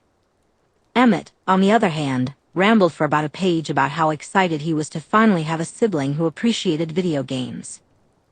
He promised that once Bella's body could handle it, he planned to challenge her to an arm wrestling match, which made her laugh. Then there were the letters from Jasper and Esme, each stirring a whirlwind of complicated feelings within Bella, but in very different ways. Jasper's letter was filled with his unique blend of awkward charm and southern politeness. He struggled to convey just how much her acceptance of his past meant to him and how special she was to him for that reason. Bella already knew that his past was troubled, but he revealed more details in the letter. He had been conscripted into what could only be described as gang wars between vampires in the southern regions of North America, led by warlords who commanded armies of newborns. His talents had been valuable enough to allow him to escape the culling after his first year, a phrase that sent chills down Bella's spine. But that didn't mean his life became any easier. The violence that had marked much of his existence still haunted him. Yet, Bella's unwavering acceptance gave him newfound hope. Perhaps he wouldn't be the only one Alice treated normally. There was a real chance he could start moving forward with his life. After reading his letter, Bella found a quiet moment to give him a big hug. Esme's letter, on the other hand, left her feeling conflicted. It overflowed with motherly love and care, and each sentence made Bella feel sick to her stomach. She adored Esme, who had been nothing but kind and quietly supportive from the background. But therein lay the problem. Bella couldn't help but compare Esme to Renee, dredging up old memories. Every time Esme did something motherly without a second thought, Bella felt a twist in her gut and a pang in her chest, immediately contrasting it with what Renee might have done in a similar situation. Guilt washed over her, adding to the long list of issues she had to confront before her transformation. Bella refused to let herself, frozen in time, grappling with her feelings about her mother. For now, Bella decided to keep a little distance from Esme until she could sort everything out. She would apologize to Esme eventually, once talking to her didn't make her feel nauseous. Alice's letter, however, made her eyes burn slightly as she thought about it. It was so difficult to fully grasp its meaning, knowing that Alice was still keeping something from her, something that felt fundamentally important to her entire life. The letter was filled with poetic expressions about how thrilled Alice was to finally meet Bella in person, to see her face every day instead of just a blurry image during a vision. She described all the activities she wanted to share, the places she hoped to visit, and the events she longed to attend with Bella. Bella had always been an only child. While she had friends with siblings, she never really wanted a sister. Brothers, yes, she always thought it would be cool to have older brothers, but the idea of having a sister had never crossed her mind. Now, Alice was the sister Bella never knew she wanted, and she couldn't be happier. Over the months, Alice had become not just her best friend, but also a steady, reassuring presence who could always bring a smile to Bella's face. Alice was pushy and quirky, often a bit obnoxious and pretentious about certain topics, but she was also kind, heartfelt, and supportive. Her gentle and friendly demeanor made Bella feel at ease. Being angry with her was painful. Yes, the fact that Alice was lying hurt, but what truly caused Bella discomfort was the anger itself. She glanced sideways at her best friend, burying a sigh. Alice sat beside her on the couch, chatting animatedly about something fashion-related. She had been going on for the past 15 or 20 minutes, and Bella had been trying to tune her out.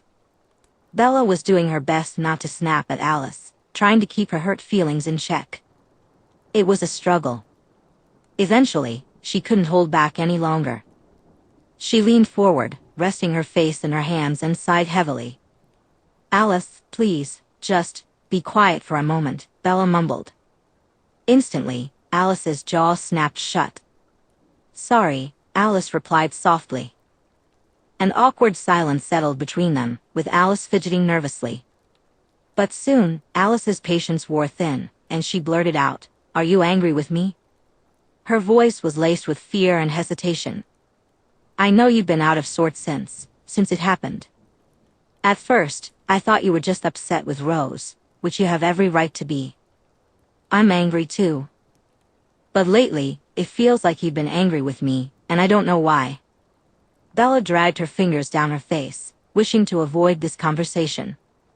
There was already so much going on, complications with Rosalie, Edward, and her own issues, not to mention trying to understand her gift. She didn't want to add a fight with Alice on top of it all. But there was no escaping it. She knew she had to face it sooner or later. Burying it would only cause more problems in the long run. "When were you going to tell me?" Bella asked quietly, not looking at Alice. A beat of silence passed. "Tell you what?" Alice replied, her voice suddenly tense. Bella sighed. "Alice, please," she muttered. "I'm really not in the mood to keep being lied to." "I haven't," Alice started, but Bella interrupted. "When were you going to tell me that Rosalie and I are mates, and you knew?" Bella's voice was firm. She heard a few gasps from the rest of the house, but thankfully, nobody else entered the room. It was just her and Alice. Alice froze, her eyes wide with shock and her lips slightly parted. Bella stood up and began pacing slowly around the room. Sat in the room, waiting for Alice to respond. Bella's stomach sank, confirming her suspicions, the realization she had come to that day in the greenhouse. It hurt to know she had been right. Alice had been lying to her.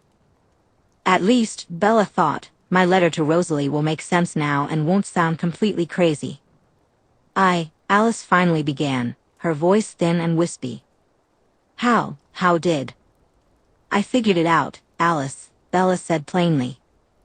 "I had my suspicions, but with the way Carlisle described it the day of the big reveal, there's no way Rosalie wouldn't have told me if it were true, right? But after what she did..." Bella scoffed. "Yeah, I can buy that now. What I don't understand is why you didn't tell me," she added, turning to glare at Alice. "Bella, I never meant to," Alice started, but Bella raised her hand to stop her. "Stop," Bella said, shaking her head slowly. This was painful enough without Alice digging the hole deeper for herself. "Just answer me yes or no. Did you know Rosalie and I were mates?"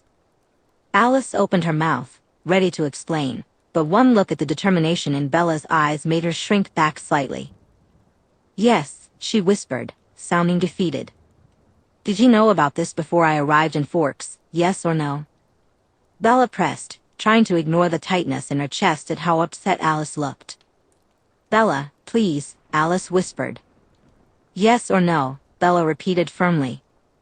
Alice hung her head, quiet for a few moments. "Yes," she finally whispered. "You tried to push me towards Rosalie. You tried to set us up, even while the rest of your family thought Edward and I were supposedly mates." "Yes," Alice admitted, her voice barely above a whisper. "You tried to manipulate me," Bella said, the reality crashing down on her for the first time. Tears pricked at the corners of her eyes, and she hurriedly. Bella swiped her tears away, swallowing hard as she tried to keep her eyes dry. Alice's head snapped up, and she shook it violently. Bella, no, she said, horrified. No, no, I never tried to. I never meant to. But you did, Bella replied, her voice hollow as she let out a small, bitter laugh. You did. You pulled my strings like a puppet master. That was you, wasn't it? You texted me, told me to be in the cafeteria. Probably because that was what you saw in a vision. You wanted me and Rosalie in the same room together. Bella. And then you lied about it to my face, Bella hissed. She knew, logically, that Alice had no real choice but to lie that day when she had asked in the cafeteria if Alice was the mystery texter. But it still hurt. It didn't excuse her for not confessing afterward. Alice flinched back, and Bella glared at her, unable to say anything more. I'm going for a walk, she muttered after a moment, turning away and walking out of the room. She stepped through the sliding glass door into the backyard and kept walking, crossing into the woods and continuing on. Night was falling, but she didn't care. She just walked and walked, taking a different path from where she had gone with Rosalie, until she reached another clearing. This one was empty. She sat on the ground with her back against a tree, pulling her knees up and resting her forehead on them as she sighed. Her eyes felt wet and hot. A few moments later, she heard rustling in the foliage and looked up to see Alice peeking at her from behind another tree, a distraught expression on her face. Bella sighed slightly as the worst of her anger began to fade. Bella, I'm so sorry, Alice whispered, slowly stepping out from behind the tree and tentatively approaching her. I was just trying to. If I had told anyone, Rosalie would have. She was being so stubborn, and I was so afraid of what she would do if I said anything, and... Bella raised her hand, and Alice fell silent. I know why you didn't tell me at first, Bella said quietly. I can even understand why you tried to set us up. You wanted a way to undercut Edward without actually confronting him. I get it. I don't agree with how you went about it, but I understand. Verisimilitude, right? You were just trying to push everyone toward a happy ending, like the ones you saw in your visions.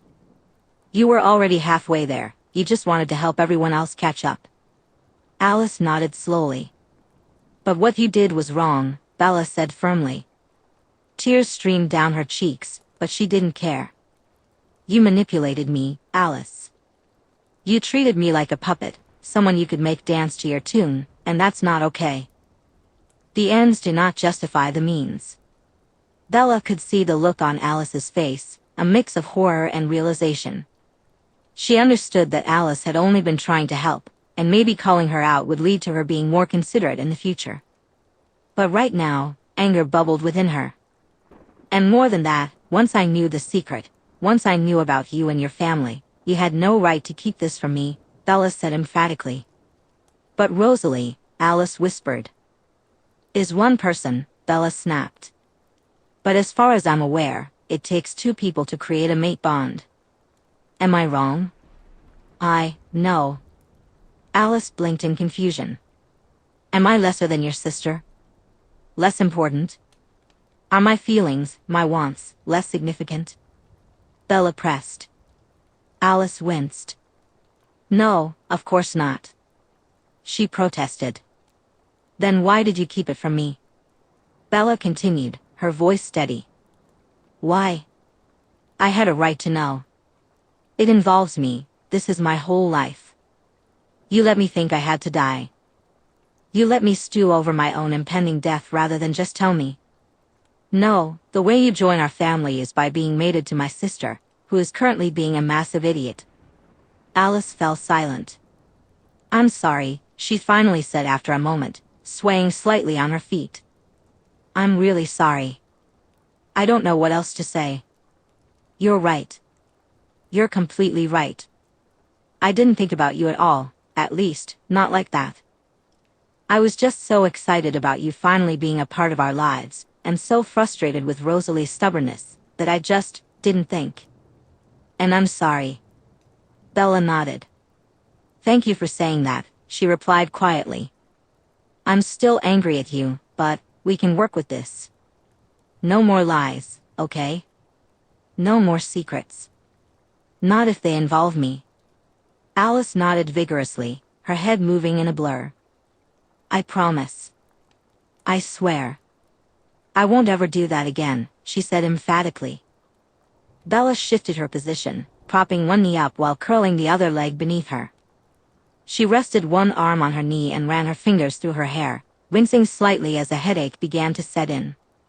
Then Alice's expression twisted, and she looked scared. Bella froze. Alice?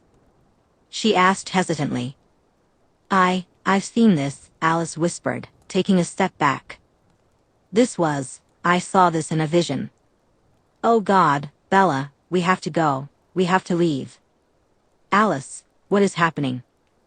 What are you talking about? Ugh, Bella interrupted herself with a grunt as a powerful, throbbing pain rocked her head. Stars danced in her vision as she cradled her head in her hands, trying to breathe through the pain. Bella? Alice exclaimed, rushing over to her and placing her cool hands on either side of Bella's face. Sweetie, what's wrong? It hurts, Bella wheezed out. She felt her gift stir and converge within her, the pain in her head becoming searing. Can you stand? We need to go, Alice urged. Bella, Alice whispered urgently. Bella was about to respond when something snapped in her mind. Stars flashed in her vision, and a blinding pain swept through her head for a few moments before dulling to a regular migraine. Then it happened. A shadow began swirling into existence in front of her and Alice, taking the shape of a woman. Panic surged through Bella. What was happening to her? Was she finally having a psychotic break? But then memories flooded her mind, and she groaned as the pain in her temples intensified. She remembered the shadowy woman, the conversations, the warnings.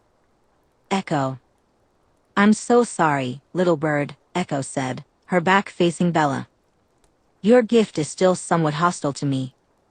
It's detecting foreign magic inside you and bouncing me around a little bit, but I'm making it behave. I didn't want to show myself just yet, I wanted more time, but we're out of time. It's here. What? Bella hissed, doubling over in pain and gripping her head. Not out loud, Echo said firmly, and Alice frowned. She can't see or hear me.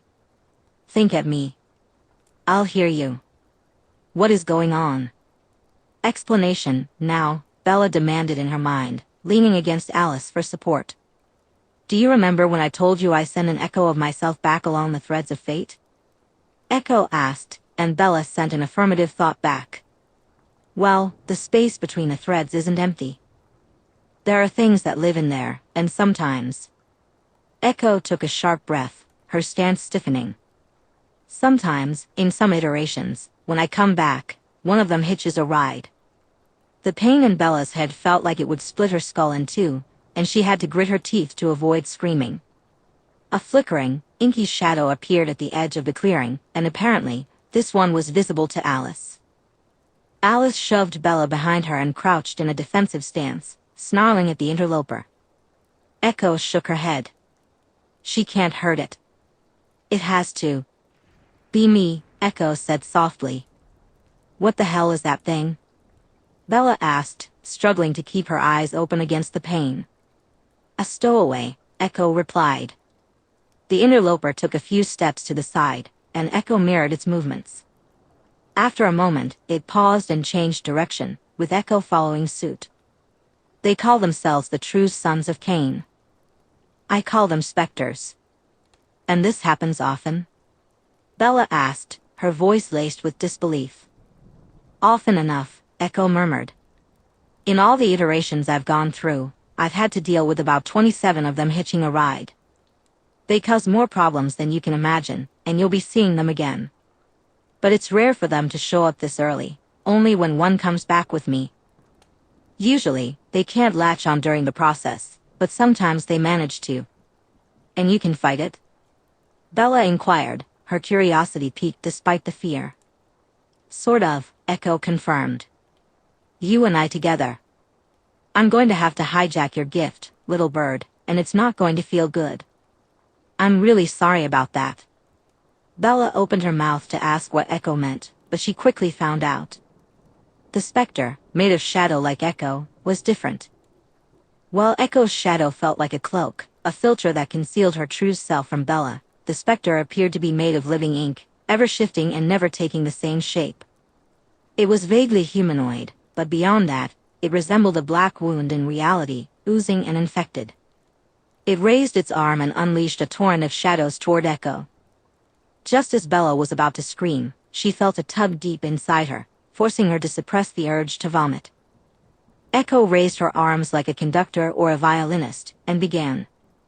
Bella felt the threads of her gift shoot outward just as Alice snarled. Echo directed the threads into ribbons of shining, glimmering energy, aiming to intercept the shadow. But instead of deflecting it like Bella had done with Jasper's gift, Echo seemed to direct it. Her arms flowed gracefully, as if she were playing an instrument, shaping and guiding the threads of Bella's gift. Nuance, shape, and path intertwined among the ribbons, guiding the shadows and curling them through the air.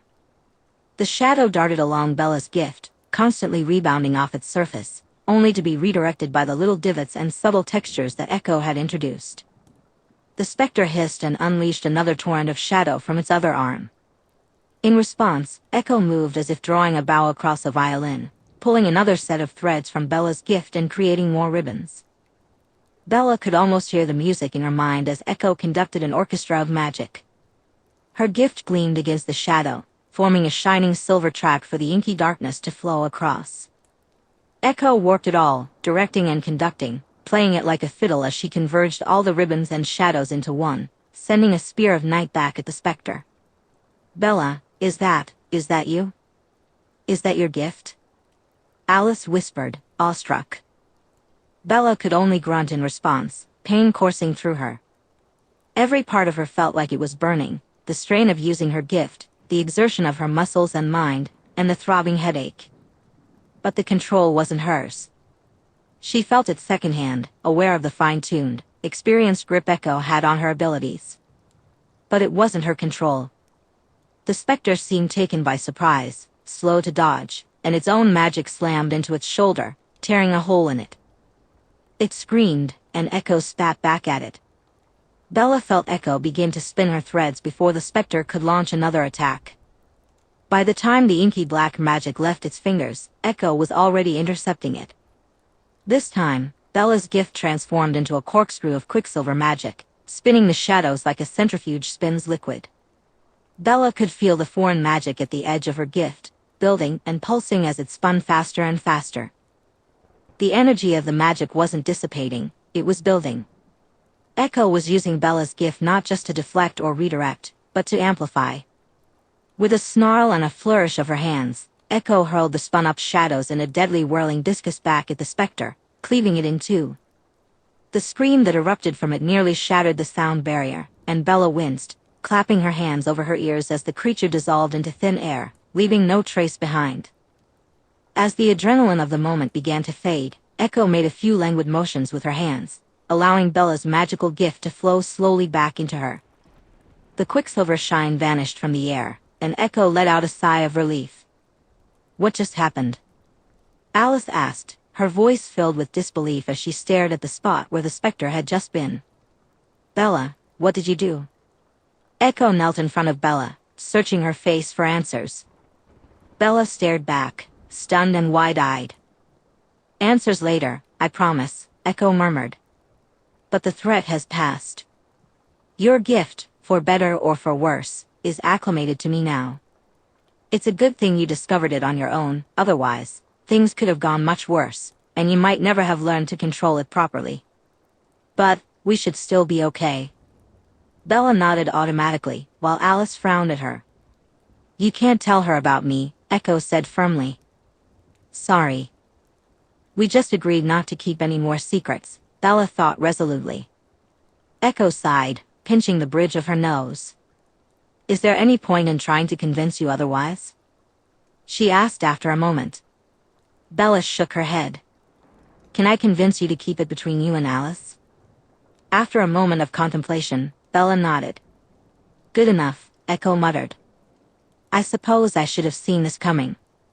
Alice is always the first to know. Because you're her?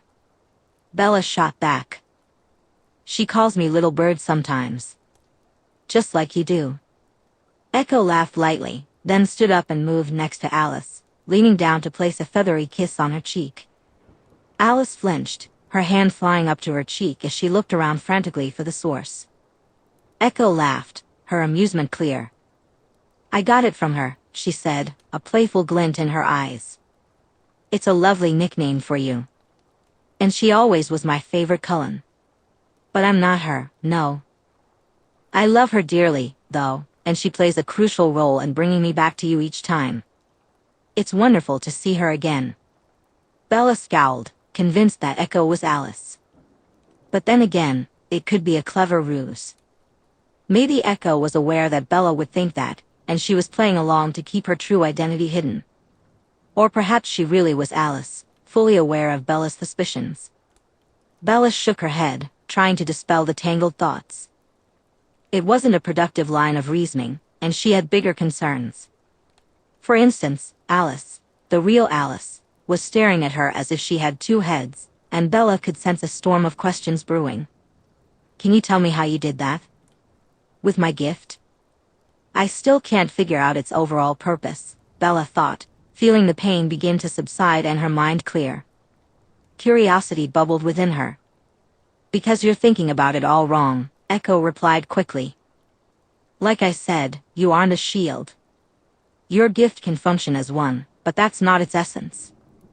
Gifts like yours can't be summed up in just one word or phrase. If you want the closest concept, you are a mirror. Bella blinked in surprise. I'm a magic mirror? Echo chuckled. Effectively, yes. Not in the mirror on the wall sense, but in a physics sense. You know how you can reflect light off a mirror? Bella nodded, her attention still half on Alice, who was a volcano of questions ready to erupt. She'd deal with that soon enough. Light is made of particles, and those particles obey the basic laws of physics. Take perpetual motion, for example. You can only reflect light so many times. Each time it reflects, it loses a bit of itself and slows down. Down a bit, until there's nothing left to reflect? Echo asked, ensuring Bella understood. But magic doesn't have to follow those laws. No matter how many times you reflect it off yourself, it never loses any of its energy. So, if you shape your mirrors just right, you can bounce it around as many times as you need before sending it wherever you want it to go. Arrange them even more precisely, and you can actually speed up the magic, amplifying its power. Bella frowned. That sounds a little outside the realm of the mirrors, she thought pointedly. Echo laughed again. That's because it isn't a one-to-one comparison. Just like Alice doesn't really see the future, and Jasper isn't just an empath, and Edward isn't merely a mind reader, their gifts are far more nuanced than that. But you wanted a simple description, so that's what I gave you. If I'm a mirror and I reflect gifts, why doesn't anyone feel it when I bounce Jasper off me? Bella asked. Feedback loops, or rather the prevention of them, Echo replied simply. Jasper's gift doesn't work on himself, so when you bounce him off, he doesn't even register it. The same goes for Edward.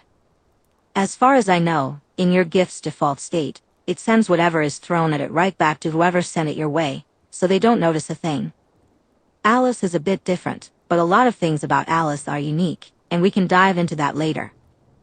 If I know my girl as well as I think I do, she's about 10 seconds away from erupting with so many questions she'll deafen you, so our time is almost up. One more thing. How did you control my gift like that? Bella demanded. Echo laughed and tapped the side of her nose with her finger. Spoilers. Let's just say I've spent a very, very long time in your head, little bird, and I have a few tricks up my sleeve. We'll speak again soon. For now, deal with our sister. I don't think she can hold it in much longer. Kneeling down next to Alice, Echo extended her shadowy arms. Wrapped her arms around Alice's shoulders and pressed her face into Alice's neck for a brief moment before dissipating. Alice gasped and instinctively began to scrabble at herself, while Bella could faintly hear an echo of Echo's laughter lingering in her mind as she faded away. Bella braced herself, expecting to forget about Echo again, just as she had after the dreams. But this time, she didn't. She could still sense Echo's vague presence somewhere in her psyche, though she knew Echo wasn't with her at the moment. Most likely, she was lingering at the edges of the radius she had shown Bella before, allowing her some privacy with Alice. Bella sighed, knowing she could pepper Echo with questions later. After all, Echo lived in her head. For now, she turned to Alice, who looked like she was about to burst. "You have questions," Bella said softly, offering a small smile. Alice nodded vigorously. "All right. I'll tell you what happened. It all starts back when the big reveal happened, and I fainted." Alice had an endless stream of questions about Echo and an even longer list of theories about who she was. But Bella had only so many answers to give. Despite Alice urging her to direct questions toward her, Echo remained silent in Bella's mind. Thoughts of Rosalie were almost pushed aside for the next week as Alice relentlessly interrogated Bella about Echo, speculating on what catastrophe Echo had come to avoid, what Bella had to do with it, who Echo was, everything.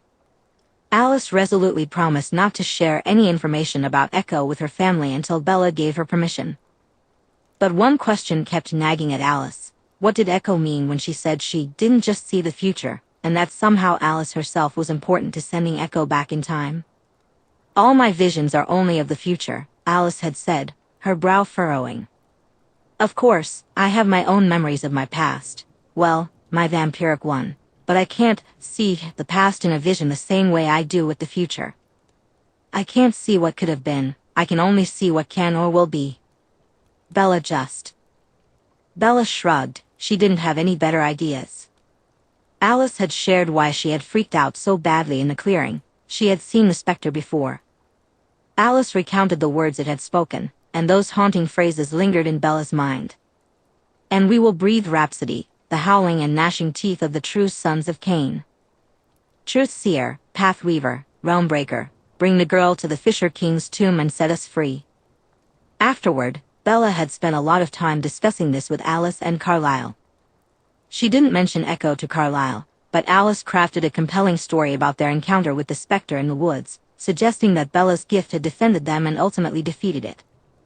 It was technically true, so Bella didn't feel too guilty, although a twinge of remorse lingered. Carlisle had been discreetly studying the true sons of Cain, but hadn't found much. He explained to Bella that Cain was considered a religious figure by some vampires, with multiple interpretations of his character.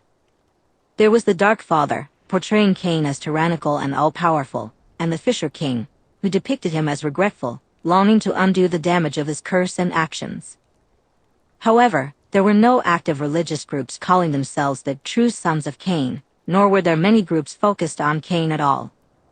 The various vampire factions around the world, such as the Volturi, a coven governing the vampires of Europe, and the Camarilla, a loose alliance of several covens managing most of North America, had all but outlawed the worship of Cain.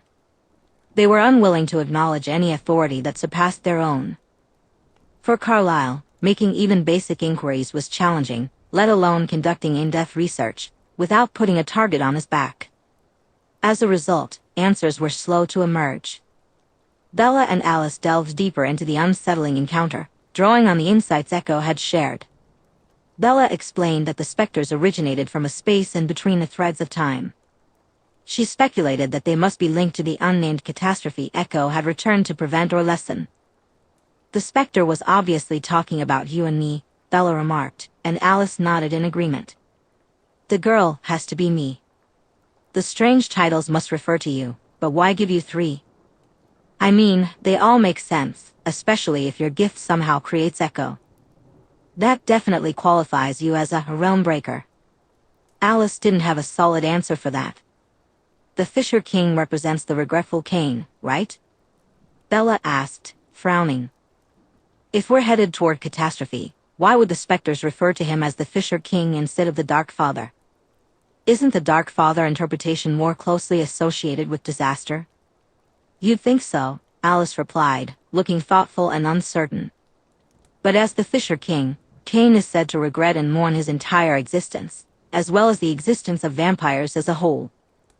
If Edward believed in the Cainite origins, he would likely align with that concept, seeing our existence as a curse to be regretted. Bella mused. Eventually, they found themselves going in circles, left with more questions than answers. With Echo still silent, despite Bella's persistent thoughts directed at her, they had no new information or leads to pursue. All they could do was wait. This meant Bella had to return to her thoughts about Rosalie. Emmett had given Rosalie the letter and the box but hadn't shared any details with Bella beyond that. So, she waited. She and Alice slowly began to mend their frayed friendship, while Bella continued to practice her gift. Though her skills were light years away from what Echo had demonstrated in the clearing, she now had a better understanding of her abilities and was able to control them much more effectively. Better. Mirrors.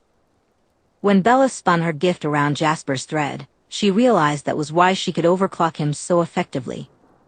His gift was bouncing around inside her mirrors, and as he gradually infused more magic by keeping his thread connected to her, it continued to build and build. Bella's control was still rough and rudimentary, and Jasper's gift required very little energy to maintain in its basic state, making it practically unnoticeable outside of the immediate effects. She began to understand that she could only construct a limited number of individual planes for the magic to reflect off of, which meant fewer bounces and less speed. Since Jasper was expending a small amount of energy, the increase was very slow and hardly noticeable unless she was specifically looking for it. However, she was able to redirect it. Although it was challenging, she managed to isolate Jasper's gift from herself completely, allowing her to feel the magic without experiencing his emotions. That was step 1. Once she mastered that, she moved on to step 2, asking Jasper to ramp it up. She could feel the surge much more intensely, but Jasper couldn't really tell the difference. His gift didn't affect himself, so the fact that Bella couldn't maintain full control and some of what he sent her was bouncing back at him didn't seem to matter. In fact, he was mostly just trusting her word, unaware of what she was doing. When Bella completely isolated the thread within her gift without wrapping her threads around Jasper like before, it felt no different than usual. Jasper reached out to her, but his energy was just bouncing off, leaving him with nothing. Meanwhile, Bella could feel the magic intensely. None of the emotions were there, as long as her mirror box was completely sealed and only the magic flowing back along the thread was directed toward Jasper. She could sense the magic pinging and ricocheting off her gift, picking up speed with each bounce. Through all the experiments, she started to feel that echo. Bella hadn't quite figured it out yet. It wasn't just that her gift mirrored magic, it actively pushed the magic away from her. There was a force behind it, which made amplifying and speeding it up much easier. Bella's own magic propelled Jasper's to greater heights. Once she learned to hold onto his intensified gift more effectively, she began attempting to direct it at Alice. But each time she tried, a small slip in her construction caused everything to collapse, resulting in Jasper's magic splashing harmlessly across the room. Alice could feel it, but she described it as more of the usual passive exertion from Jasper's gift, which he sometimes struggled to keep under control, rather than anything particularly amplified or aimed directly at her. So, Bella kept trying. Her mirror box kept failing, bursting apart the moment she attempted to direct the magic elsewhere, and frustration began to mount. Then one day, she finally succeeded. Instead of completely opening and reconstructing the mirrors to contain the built-up magic, she created a siphon using even more threads. Remembering the ribbons of Quicksilver Echo had used against the specter, Bella tried to replicate that on a smaller scale. She fashioned a cylindrical pathway for the magic, made up of various ribbons modeled after Echo's. Once the mirror box was open, rather than reshaping it, she directed it toward Alice through the pathway. Almost instantly, Bella felt the difference and struggled to keep the magic contained within the ribbons, losing about half of it in the process. But then Alice let out a breathy gasp and flopped back onto the bed, groaning in delight. "Oh, ugh." Bella cackled, throwing her head back. "Jasper, that's gross. I can't feel it, but you." "What?" Jasper protested, though the grin on his face lessened the impact of his words. You said you weren't going to feel it, and that it would it be directed at Alice? I'm just sending her how much I love her, Jasper said. What if I had felt it though? Bella asked, snickering as Alice buried her face in Bella's pillow. Jasper shrugged. Then you'd be motivated to have better control next time. Plus, she's exaggerating a bit. I am not. Alice protested, her voice muffled. Jasper laughed. Hon, I can feel what you're feeling. I know you're putting on a show to try and fluster Bea. Alice sputtered at being called out for her theatrics, and Bella couldn't help but grin. Jasper had decided that Alice was an honorary Hale. Although Bella wasn't quite ready to accept that name until she got it properly, Jasper had come up with a nickname for her. In a surprising burst of creativity, he started calling her Bea. It was fitting since the first letter of her name was B, and he thought she was sweet as honey. It was cute and flattering, and Bella knew this moment would be etched in her memory forever. The Cullens had been doing everything they could to show Bella that they genuinely wanted her to be part of the family. But more than the verbal reassurances from Carlisle and Esme, or Alice's unwavering confidence in her visions, that little gesture truly made Bella feel like she belonged. Her success at redirecting someone else's magic for the first time was a much-needed mood boost and a welcome distraction from the sadness that had surrounded her recently. She was also relieved that her friendship with Alice hadn't suffered too much. Alice continued to apologize profusely for her actions, almost overcompensating by sharing every last detail of the visions that featured Bella. Alice even started using Bella as a meddling consultant, asking her to sign off on everything she wanted to do to help steer the visions closer to what she hoped would happen. At first, it was amusing, but eventually, Bella decided to sit Alice down across from her one evening during night watch. Bella took a moment to find the right words. Listen, I appreciate that you're really trying hard to change your behavior and not be so pushy, Anne. She hesitated. Manipulative, Alice finished, nodding. Don't spare my feelings, Bella. Yeah, that, Bella sighed. But you're going a bit overboard. Anyone who knows you understands that your visions are a part of you, and they're always going to affect how you go through life, okay? Nobody expects you to pretend they don't happen or to stop trying to help when you think your visions can be beneficial for someone. Alice nodded, biting her lip as she considered Bella's words. The problem arises when you make decisions that don't involve the other person because you think you know what's best, Bella continued. Alice blinked, clearly reflecting on this perspective for the first time. It's not about, like, for example, the other day, you had a vision about Emmett staining his favorite jacket, right? Some jerk just walked right into him with a full cup of coffee and spilled it all over him. Alice exclaimed, throwing her hands up in frustration. It's not that hard to watch where you're going. Right, Bella laughed. But your first instinct was to hide Emmett's jacket so he wouldn't wear it that day.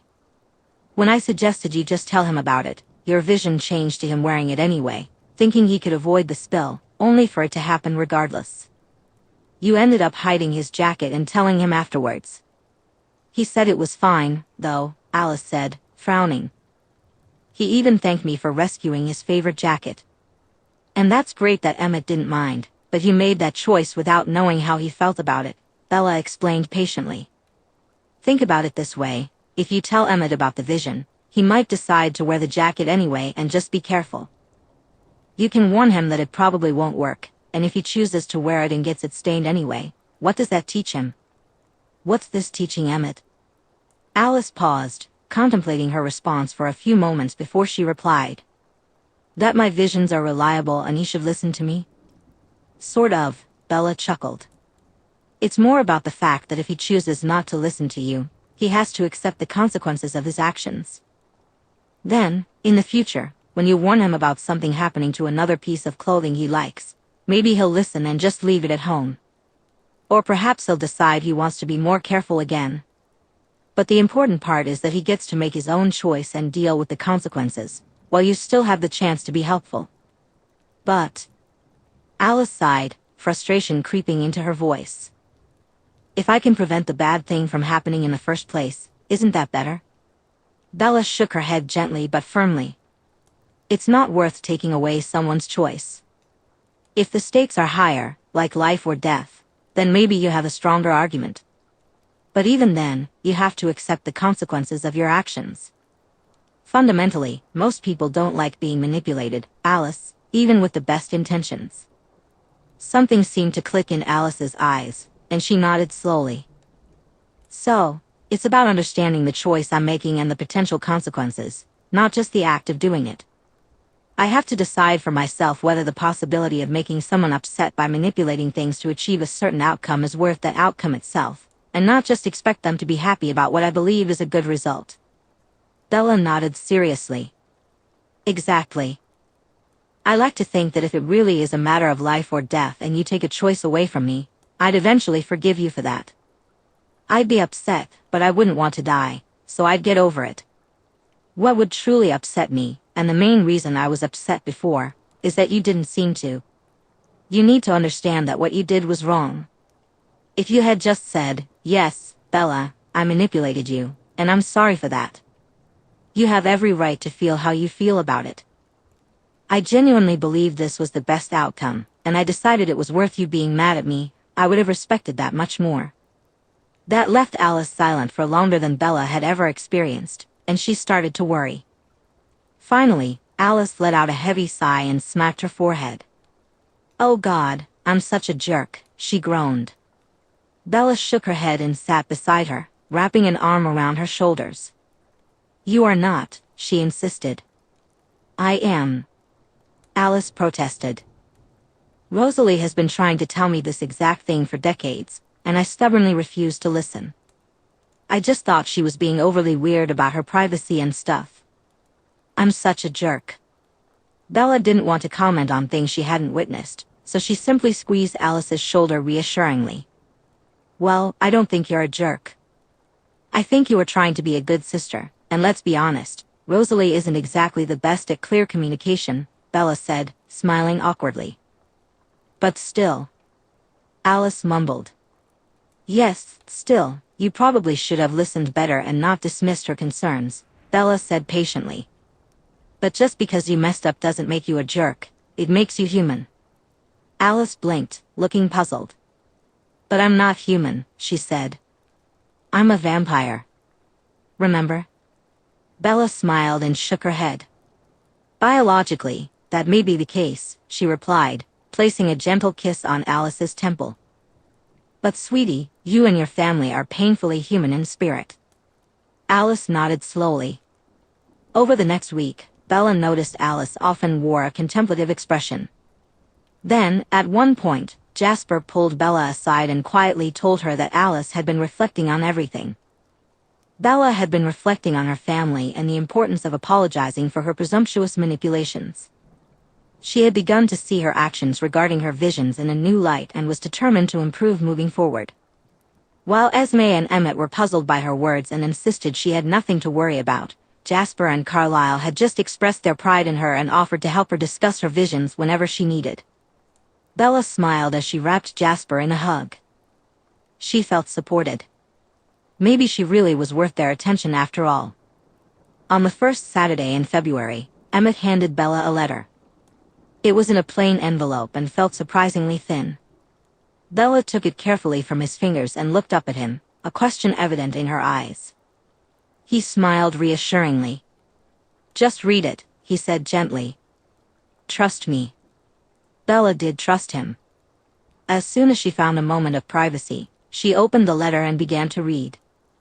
It was only 3 pages long. "Bella, there are so many things I wish to say and so many ways I've thought about expressing them, but ultimately, it all boils down to 2 very simple words: I'm sorry.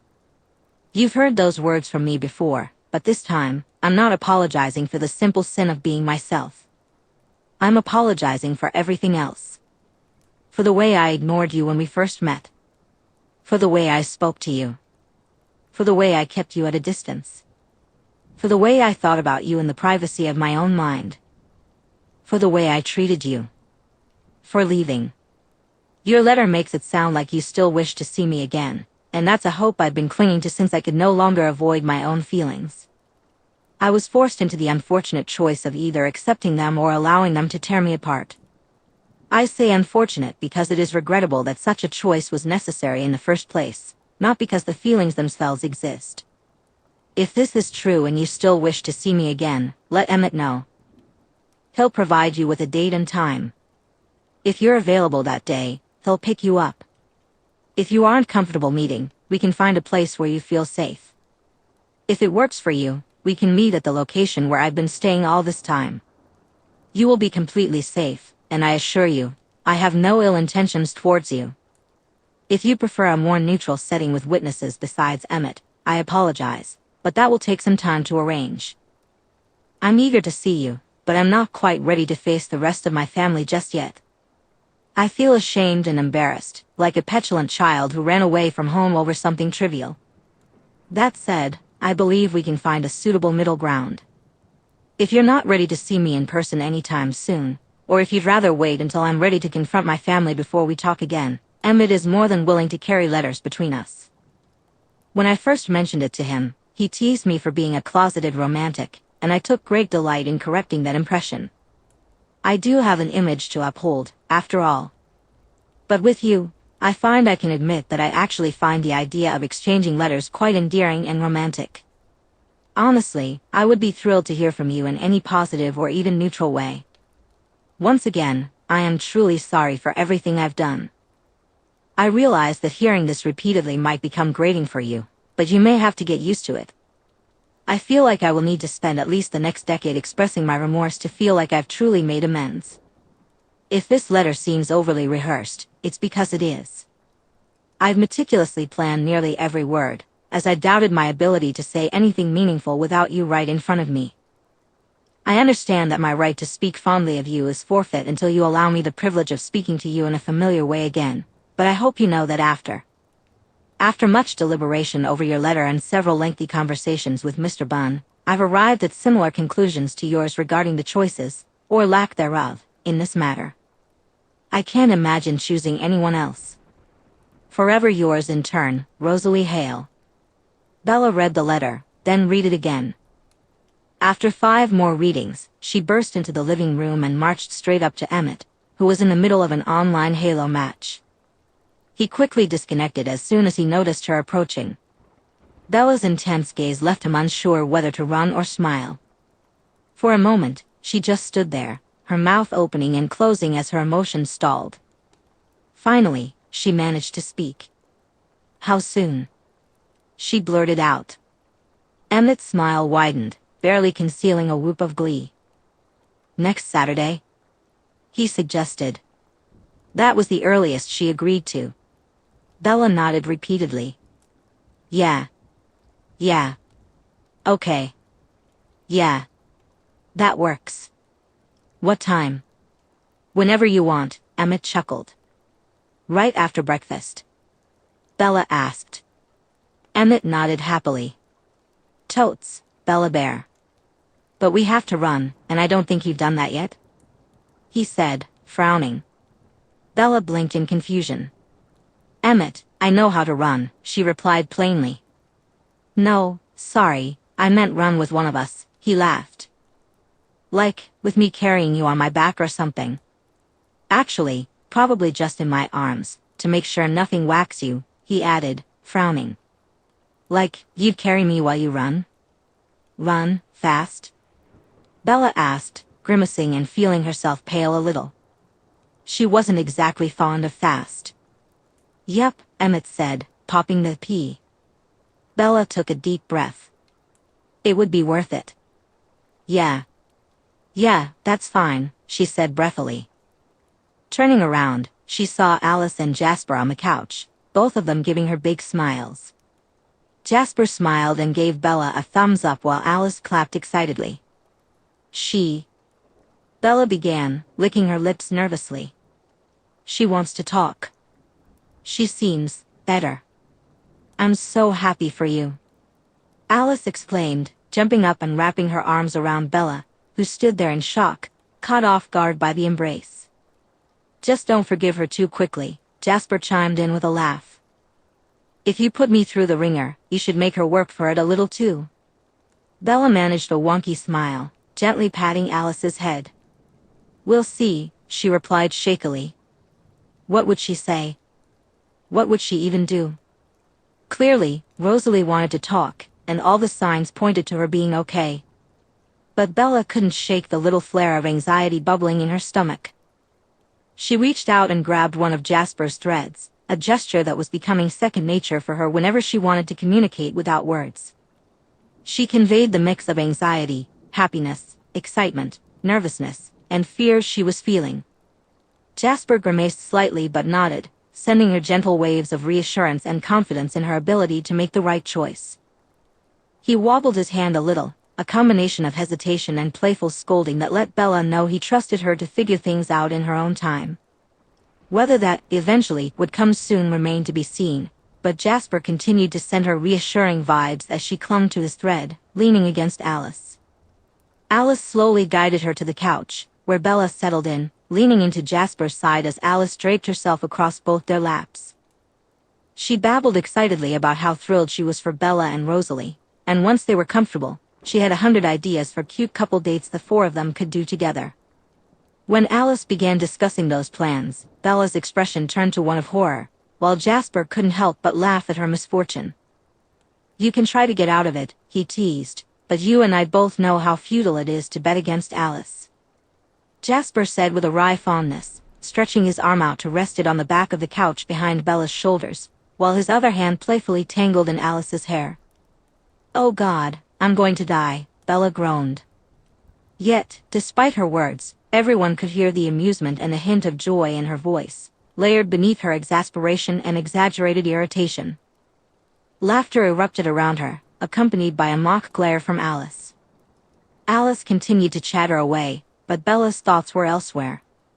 She had no idea what she was going to say, but she had a week to figure it out. Might as well start now. Chapter 16, I take it all back. I changed my mind, I wanted to stay. The week leading up to Bella's meeting with Rosalie was a whirlwind of emotions, anxiety, nerves, and excitement all mixed together. She read Rosalie's letter over and over, proud that her anxiety only led to hyperventilating twice, requiring Jasper or Alice to calm her down. Friday night, sleep eluded her, and Jasper had to step in, using his powers to help Bella find rest. He slipped in long enough to send a wave of exhaustion over her, so intense that she didn't even remember her head hitting the pillow. When Saturday dawned, Bella practically bolted out of bed. She barely spoke to Alice as she threw on her warmest clothes, grabbed her boots and winter coat, and raced down the stairs, taking them two at a time. She burst into the kitchen, startling Charlie. Jesus, Bells, you nearly spilled my coffee, he laughed as she whipped through the kitchen like a whirlwind, quickly assembling a peanut butter and honey sandwich and pouring a tall glass of orange juice. She shoved the sandwich into her mouth as soon as she could. Someone's in a hurry this morning. What's on fire? Charlie asked, watching her with amusement. Bella chewed and swallowed a mouthful of sandwich before answering. Alice has this thing she wants to do early this morning, some event happening in Europe that she wants to watch live with me. She'll be here pretty soon. Charlie nodded, a teasing grin spreading across his face. You spend every weekend with that girl these days. Anything I should know? I don't need to greet her with my shotgun this morning, do I? Dad. Bella yelped, a flush creeping to her cheeks. It's not like that. Alice is just my best friend, she's practically my sister at this point. What about that other one, then? I haven't seen her in a while. The one working on your truck. Is she still trying to fix it? Is everything all right? It's been about 2 months now, hasn't it? Did something go wrong? Charlie asked, frowning and scratching his chin. Bella's heart skipped a beat, and her throat went dry, but she tried to keep her voice casual. Yeah, Rosalie. Apparently, my truck is an affront to humanity, and driving it would be a war crime. Alice doesn't seem in any rush to stop chauffeuring me around, so Rosalie is finding every excuse she can to keep working on it, Bella explained, shoving another bite of her sandwich into her mouth. If she's putting in this much effort, I'd feel really bad not paying her at least something for her time, Charlie grumbled. I've already told her I'll make it up to her. She won't take payment, so I'll come up with something," Bella said seriously. Charlie looked at her with curiosity for a moment before shrugging. "Well, all right then. I suppose it is your truck, so it's between the two of you.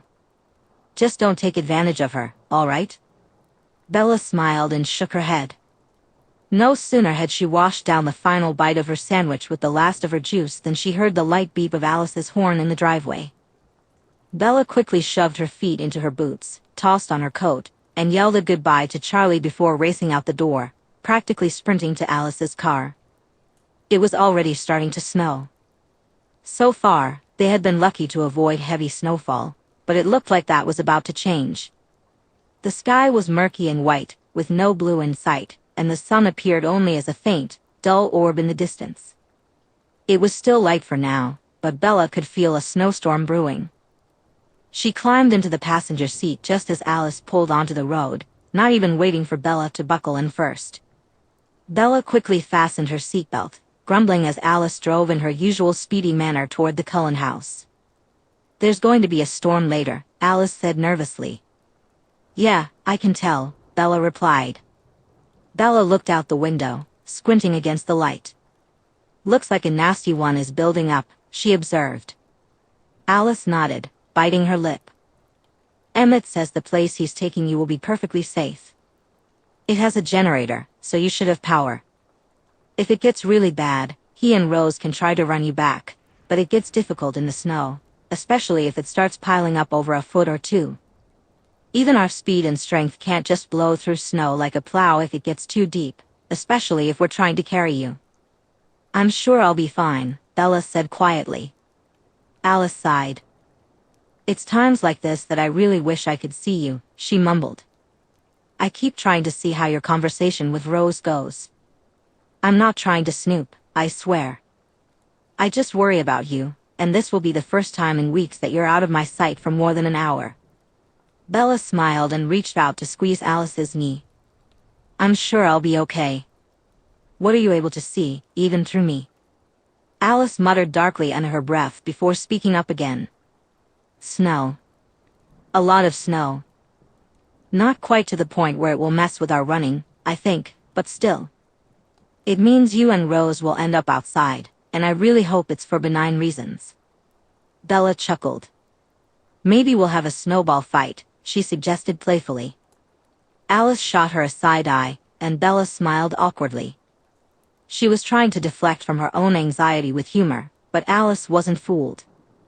"You're worried," Alice said quietly. "Emmett will be there, of course, but after what happened?" "Yeah," Bella sighed, leaning back in her seat. "I don't think I'll be able to get Rosalie's words, and her voice, the way she sounded that night, out of my head for a while. Just be careful, okay?" Alice said softly as they pulled into the garage of the Cullen house. "I don't know what Rosalie said in her letter, but Emmett seems really confident about this. While there are plenty of things I could question Emmett about, his instincts regarding Rosalie are usually spot on. But still, be careful." Bella nodded as she unbuckled her seatbelt and stepped out of the car. Emmett was already waiting for her, holding a large, thick blanket. Bella raised an eyebrow at it, which drew a hearty laugh from him. "Trust me, you'll want it once you're there," he said with a wry grin. "We don't feel cold, so everything out there won't do you much good in this weather. And I'm guessing you don't want to be stuck in a big coat the whole time. I made sure to prepare some dry firewood beforehand, but just in case." Bella sighed and nodded. Just then, Carlisle, Esme, and Jasper entered the garage, each taking a moment to wish her good luck. Carlisle seemed as confident as Emmett, though quieter, while both Esme and Jasper mirrored Alice's concern. Jasper, who was gaining better control even without Bella's gift, reached out and clapped her shoulder before quickly stepping back. He looked at her with serious, worried eyes. "Alice will be watching," he said bluntly. "Fuzzy or not, she should still be able to sense if something really bad is about to happen as long as she's keeping an eye on you. So if something goes wrong and you can't text or call, we'll probably already be on our way as soon as Alice gets a hint that something's off." Bella nodded, feeling a twinge of annoyance at the lack of trust, but she understood Alice's paranoia, both about how Rosalie might treat her and the chance of Edward showing up. She hoped that having Rosalie and Emmett around would be enough to keep him at bay, but without a human crowd to notice a scene, there was always a risk of confrontation. After a few more moments of conversation, she let Emmett wrap her in the blanket and scoop her up in his arms. As Bella got closer to Emmett, she suddenly realized just how massive he was, making her feel small and fragile in his embrace. "You're not going to get hungry halfway there with me this close, right?" she asked, narrowing her eyes playfully. Emmett laughed. "I hunted an hour ago and had a big meal," he replied. "So you're all good." "You do smell good, though, and I might have to hunt again after I take you there, but I'll be fine." Bella nodded and rested her head against Emmett's shoulder as he stepped outside. "Close your eyes," Alice said lightly, reaching up to trace her fingers gently along Bella's cheekbone. "You already get motion sick from the way we drive, and this is much worse." Gulping, Bella closed her eyes and took a deep, shaky breath. "Okay," she said, ready. She could practically feel the power coursing through Emmett as he began to run. Even with her eyes closed and bundled up in the blanket for protection against the wind chill, Bella sensed the speed and intensity of his superpowered muscles at work. It was exhilarating and terrifying all at once. About 10 minutes in, her curiosity got the better of her, and she cracked her eyes open, only to immediately regret it. The world around her was a blur, and a wave of dizziness and vertigo washed over her. Groaning, she pressed her head harder against Emmett for some sense of stability. He didn't respond, but she could hear a light chuckle rumbling in his chest as he ran. Bella had no idea how far they were going or how long they had been running, but nearly an hour later, Emmett finally began to slow down. He made to set her down on her feet, but she shook her head violently, clinging to him. "Not yet," she begged. "I'll just fall down. Give me a second." She hadn't even opened her eyes yet, and it felt like her entire body was still racing like an F1 car. "Take as long as you need," Emmett assured her, "but someone's waiting for you," Emmett said softly, his tone encouraging. Bella felt a twist of anxiety in her gut as she took a few deep breaths. Once the dizziness subsided, which took about half a minute, she began to squirm. Emmett gently set her down, carefully removing the blanket wrapped around her so it wouldn't drag in the snow. She kept her eyes closed for a moment, leaning against him until she felt steady. When she finally opened her eyes, she was greeted by the sight of the cabin, blanketed in several inches of snow, looking like something straight out of a storybook. A chimney puffed out wisps of smoke, and Bella inhaled the comforting scent of burning firewood. The snow surrounding the cabin was quite thick, reaching halfway up Emmett's shins, but the area right in front had been cleared out a bit, with the snow barely reaching Bella's ankles.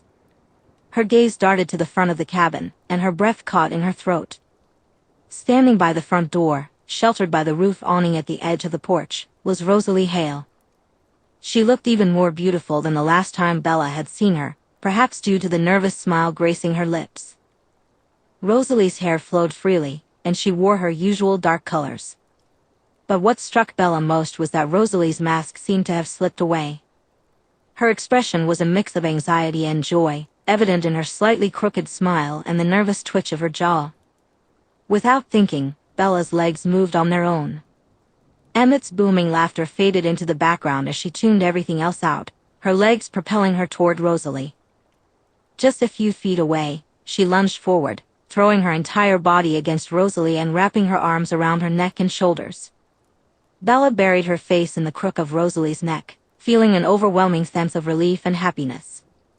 Draped her arms around Bella's shoulders, expecting something similar to the hugs they had shared in the woods or in her bedroom. Maybe it would be fleeting, easily brushed aside, or perhaps Rosalie would barely move, mostly allowing herself to be hugged. But that wasn't what happened.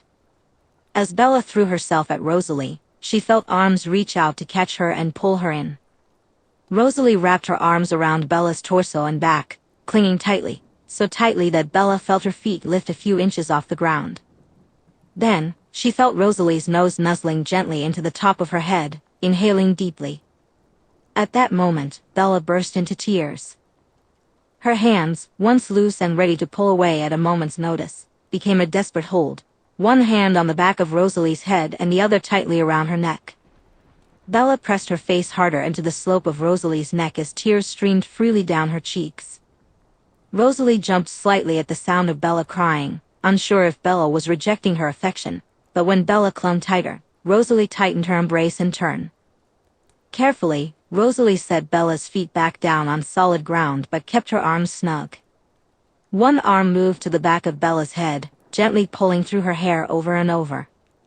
Bella could feel Rosalie's fingers tease through her hair, letting it slip between her fingers with each stroke. The slightly tapered fingernails gently scratched against her scalp at the start of each motion. At this open display of affection, Bella began sobbing even harder. She didn't know how long they stood like that, but eventually her tears slowed down. Taking several deep, shaky breaths, Bella carefully disengaged from Rosalie's arms. As soon as she started to pull away, Rosalie's arms withdrew quickly, allowing Bella to step back out of Rosalie's space. Rosalie placed her hands behind her back, and Bella took a step back to match Rosalie's distance. Rubbing her nose and eyes fiercely with her sleeves, she inhaled deeply before looking up at Rosalie with a hesitant smile. "Those were happy tears, right?" Rosalie asked, her expression torn between confusion and joy. Bella could sense that Rosalie was caught between wanting to run away and wanting to pull her back into a comforting embrace. Given the circumstances, Bella chose to believe it was the latter. At a loss for words, she nodded vigorously. Rosalie's stress and concern began to fade as she let out a small sigh of relief. Just then, Bella felt Emmett approach from behind, and she instinctively jumped out of the way, turning to face him. "Well, that seemed to go well," he said proudly, grinning at the two of them. "Bells, do you want me to stick around, or should I give you two some privacy to talk? There's nobody around for miles, so I can go far enough that I won't hear unless one of you shouts." "You'll have total privacy." Bella glanced at Rosalie, who raised an eyebrow in response. Suddenly, she felt a gentle squeeze on her hand and realized she had reached out for Rosalie without thinking. Rosalie had already intertwined their fingers, softly rubbing her thumb in circles on the back of Bella's hand. "It's up to you," Rosalie said softly. "Whatever makes you feel most comfortable." "I don't mind." Taking a deep, shaky breath, Bella nodded slowly and turned back to Emmett. "I think we'll be okay," she whispered, a slightly damp smile on her face. "I just hope you have tissues in there. I'm really tired of crying all the time lately, but I don't think I'm quite done yet." Emmett smiled and assured her that yes, there were tissues in there specifically for Bella. It seemed the cabin was well stocked for a human in anticipation of her arrival, complete with plenty of supplies. Filled with a mix of determination and vulnerability. "Okay," Bella said, breaking the silence. She took a deep breath, feeling the warmth of the fire seep into her skin. "I really need to talk about everything that's been happening." Rosalie turned her gaze from the flickering flames to Bella, her expression softening. "I think that's a good idea," she replied gently. "It's been a lot for both of us." Bella nodded, her heart racing. Sometimes I feel so overwhelmed. I mean, all this change, the emotions. It's like everything is happening at once." Rosalie shifted slightly, her legs uncrossing as she leaned in a bit closer. "You're not alone in this, Bella. I've been there, and I understand how confusing it can be." A small smile tugged at Bella's lips. "Thanks, Rosalie. It helps to know I can talk to you." "Always," Rosalie assured her, her voice steady and reassuring. "Just take your time. We can figure this out together." With that, Bella felt a sense of relief wash over her, knowing she had someone by her side who truly understood. She took another breath, ready to share her thoughts and feelings. Quiet, but firm and resolute. "We should probably talk." Rosalie nodded in agreement. "I'm not doing it on the floor. I'm warm now, so we can sit in chairs like people and talk like adults," Bella said, standing up and stretching. She picked an armchair and settled in, while Rosalie chose the couch, sitting on the side closest to Bella. There was still an armchair's distance between them. Rosalie leaned against the arm of the couch, her body angled toward Bella, her feet pulled up behind her with her legs tucked slightly underneath. They fell into a silence, both unsure of how to start or who should speak first. "I suppose I should start," Rosalie finally said, pushing a hand through her hair. "As I mentioned in my letter, and as you'll likely have to hear me say several times. Bella, I am so incredibly sorry. Sorry doesn't even feel like a strong enough word. I deeply regret not only that horrible night but everything leading up to it, pushing you away, denying my own feelings, and wasting precious time on utter nonsense," she added, a hint of scorn evident in her tone. Bella nodded, waiting for Rosalie to continue. After a moment of gathering her thoughts, Rosalie pressed on. "I spent a lot of time talking to Emmett and Mr. Bunn," she said, a small smile flickering on her face at the mention of Bella's rabbit before her serious expression returned. "I didn't particularly learn anything new, which is frustrating. Every reason I could come up with for why I acted the way I did sounds so silly and utterly asinine in hindsight, but it's all I have." Bella offered a wry smile, understanding exactly what she meant. "Once you start crawling out of that headspace, the reasons and justifications for staying there begin to feel rather foolish." "Tell me anyway," Bella encouraged. "Obviously, I justified it to myself and to others that I was protecting you," Rosalie said with a snort. "I don't think I need to insult your intelligence by assuming you haven't figured out by now that was a lie. A lie to myself more than anyone else, but still a lie." Bella nodded in understanding. "I suppose I was protecting myself," Rosalie murmured, leaning forward. She shifted in her seat, propping her elbows on her knees, her feet planted firmly on the ground, and her head resting in her hands as she slowly threaded her fingers through her hair. "My life as a human was mostly fine, I suppose, but it was all overshadowed by the way it ended." Bella took a sharp breath, but remained silent, barely moving in her chair as she focused on Rosalie. "To put it simply, it was a horrible ending to what was ultimately a bland and mediocre life in the grand scheme of things.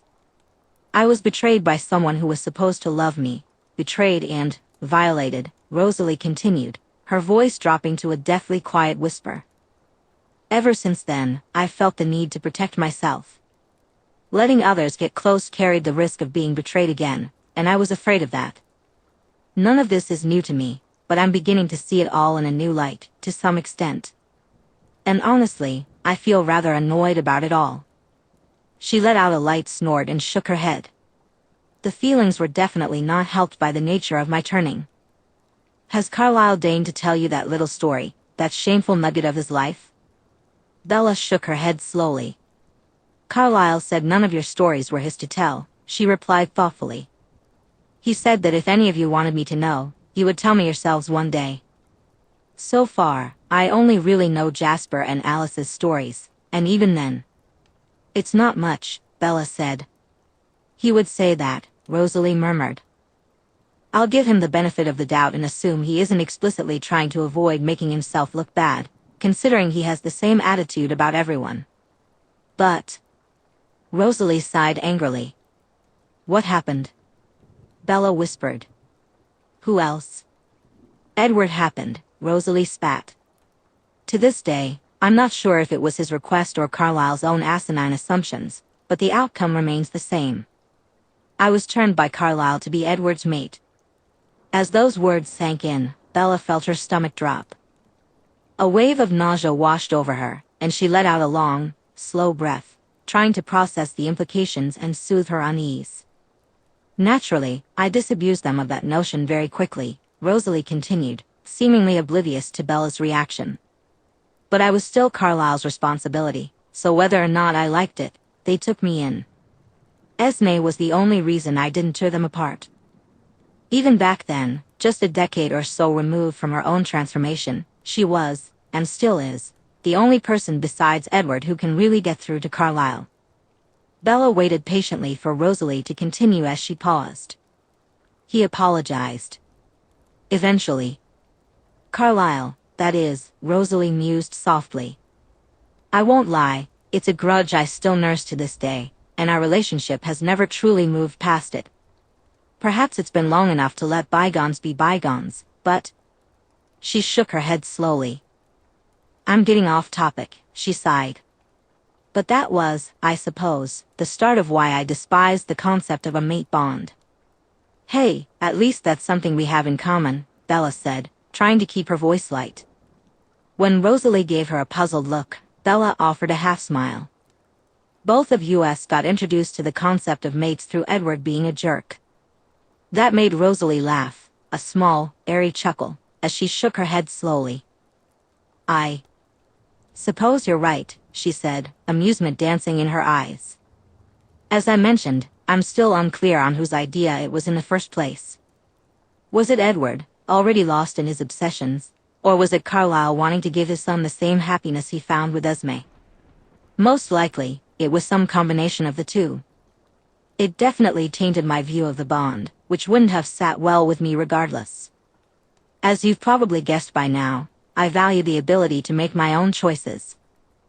I can't say whether I would have chosen this life if I had been given the option at the time, with what I knew then. But the fact that Carlisle took that choice from me is something I may never fully forgive him for. At least he apologized and seems genuinely regretful for his actions. Unlike.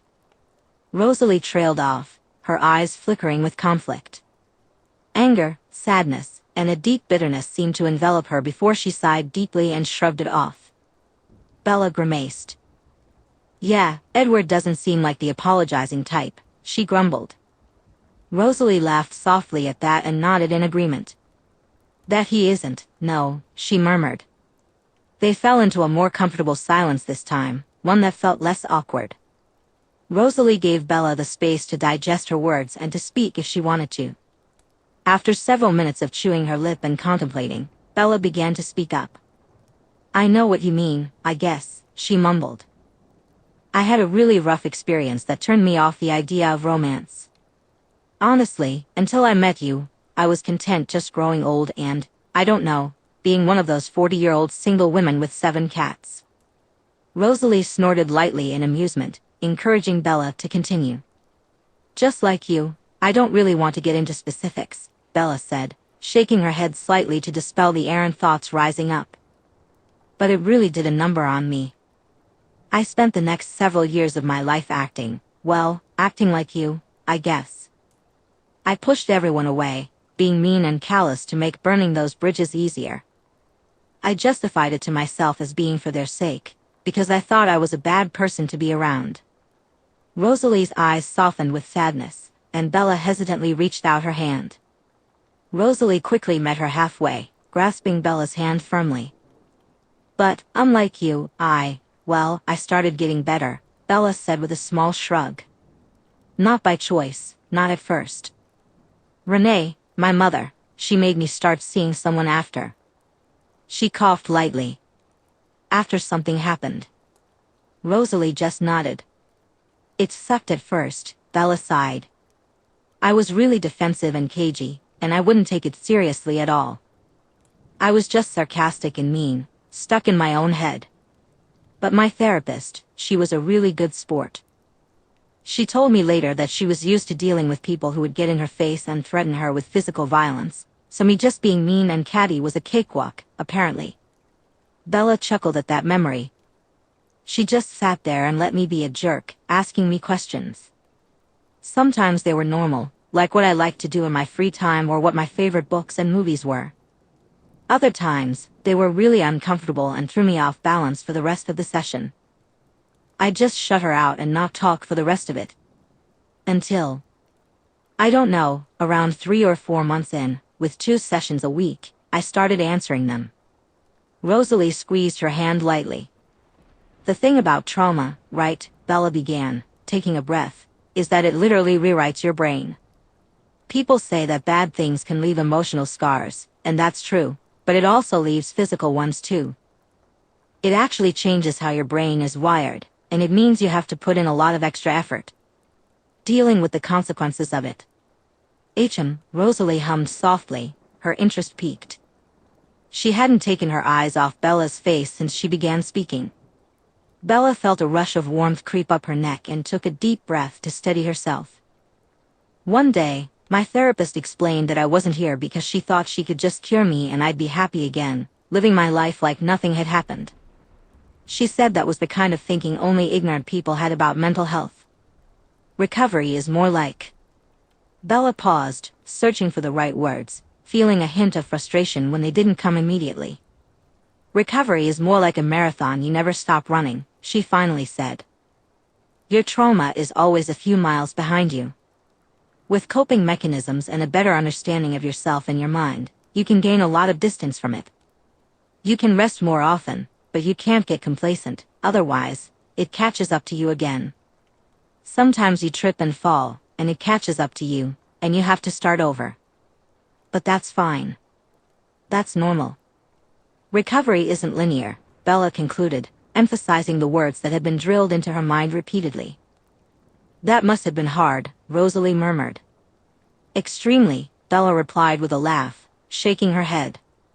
God, it was hard. At first, it felt nearly impossible, like nothing I did worked, and I was doomed to be a total screw-up forever.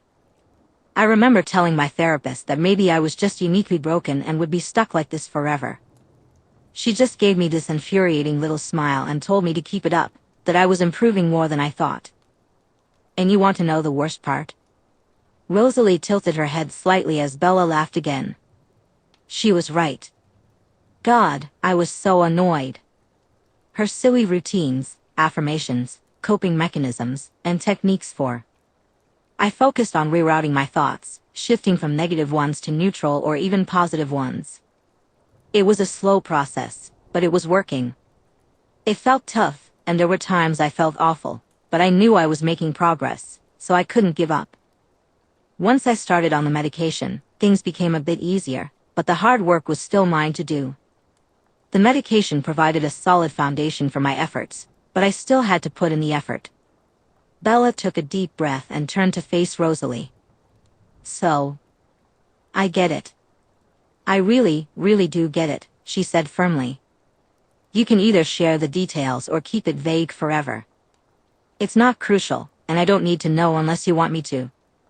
But here's something really important I had to learn, and you need to learn it too. While your trauma isn't your fault, how it affects your actions is your responsibility. Rosalie's expression hardened slightly, but she nodded. There was a steely glint in her eyes, and she looked determined. Bella felt a bit of weight lift off her shoulders, having expected Rosalie to retreat behind her walls and snap at her. You have to own up to your actions, Bella whispered. Not just to me. I know you're apologizing for hurting me, and I appreciate it, but it means nothing unless you truly internalize this moving forward.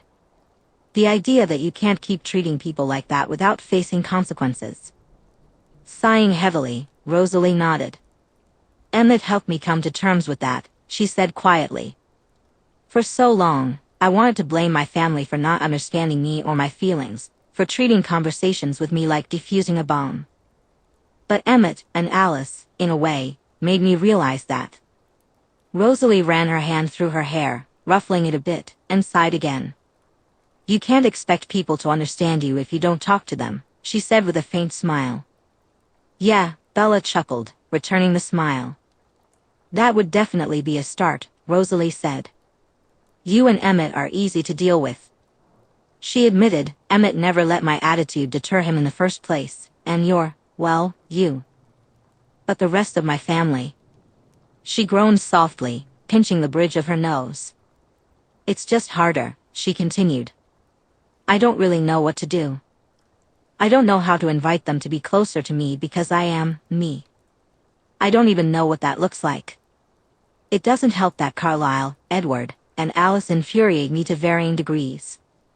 Honestly, I'm not even sure I want to get close to them. You don't have to do anything you don't want to do, Bella said with a shrug. I mean, maybe I'm a little biased because she's my best friend, but I do think you should give Alice a shot. She's had some revelations of her own while you've been away, and I think you'll want to talk to her. I know she wants to talk to you. She didn't write to me for Christmas, Rosalie muttered. I thought she didn't want to speak to me at all. She did, Bella replied, nodding. She just didn't want to send anything until she could talk to you in person.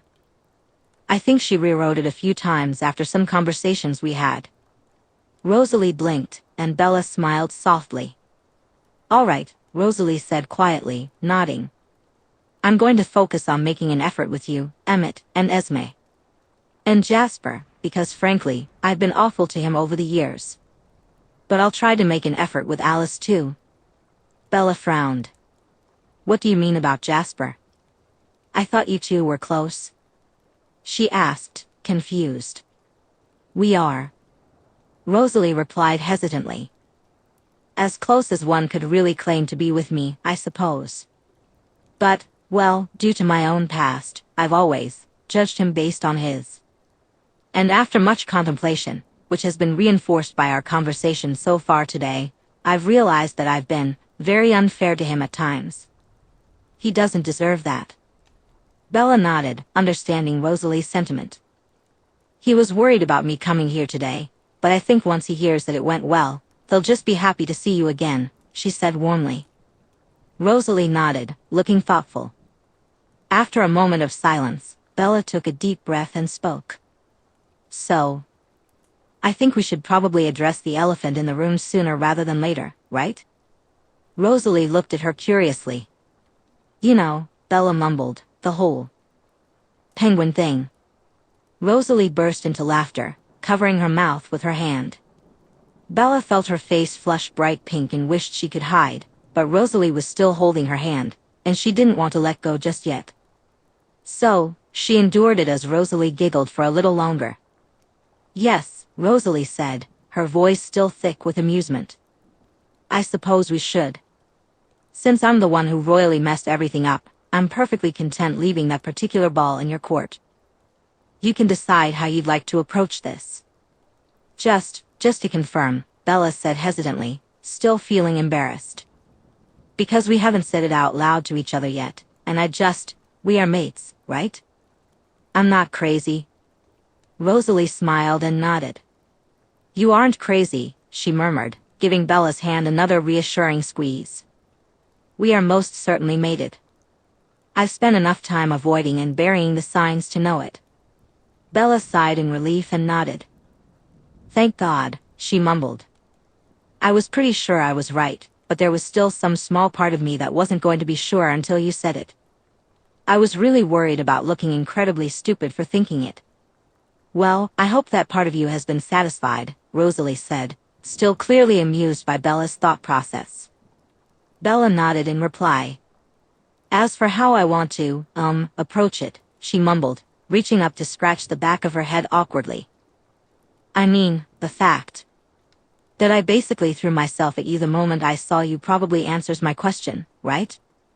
Rosalie shrugged. Regardless of how you want to approach this, the feelings of the bond will be there. I wasn't going to interpret any of your actions one way or the other because of that, and I'd rather hear it in plain words from you about what you'd like to do. Bella felt a wave of relief wash over her. It was comforting to know that Rosalie was insistent on having her clear consent for whatever was going to happen next. She tried to recall the words she had rehearsed in her mind over the past week, but she found herself completely blank. You know, she said with a hint of annoyance after a few moments, I've spent all week trying to think of what to say to you about this, and now that I'm here, I can't remember a single word. Rosalie simply smiled. Just talk, she encouraged softly. According to Emmett, that's all we really need to do, and it's worked out so far. Just talk and be honest, and I'm sure we'll figure it out. Bella nodded slowly, allowing her thoughts to flow freely. Obviously, I really like you, she began, noticing Rosalie's smile widening. And I want there to be something here. To be honest, I'm also trying really hard to stop lying to myself, so I don't want to give you some nonsense about, oh, let's just be friends for now, and end up both anxious, towing the line on what exactly constitutes friends until one of us inevitably crosses that line. Then we'd both freak out, and it would turn into a whole thing. Rosalie let out a small, amused huff, and Bella couldn't help but smile a little. Because, I don't want to just be friends with you, she continued slowly, taking a deep breath. I want more. Like, a lot more. I'm just scared. Rosalie nodded, patiently waiting for her to elaborate. I know you've apologized, Bella said. Feeling her stomach twist with guilt and unhappiness, Bella spoke softly. I really, really want to forgive you. I truly believe everything you've told me today is the truth. But I can't forgive you yet." She winced slightly, bracing herself for Rosalie's defenses to go back up. She expected rejection, a sharp retort, or even venom. But none of that came. Rosalie looked a bit saddened, yes, but she held onto Bella's hand firmly and simply nodded. "I don't really think I can blame you, honestly," Rosalie sighed quietly. "I didn't invite you here thinking I could win your forgiveness in just one conversation, faint wishing star hopes aside. All I ask for is a chance to move forward with you and earn your forgiveness properly."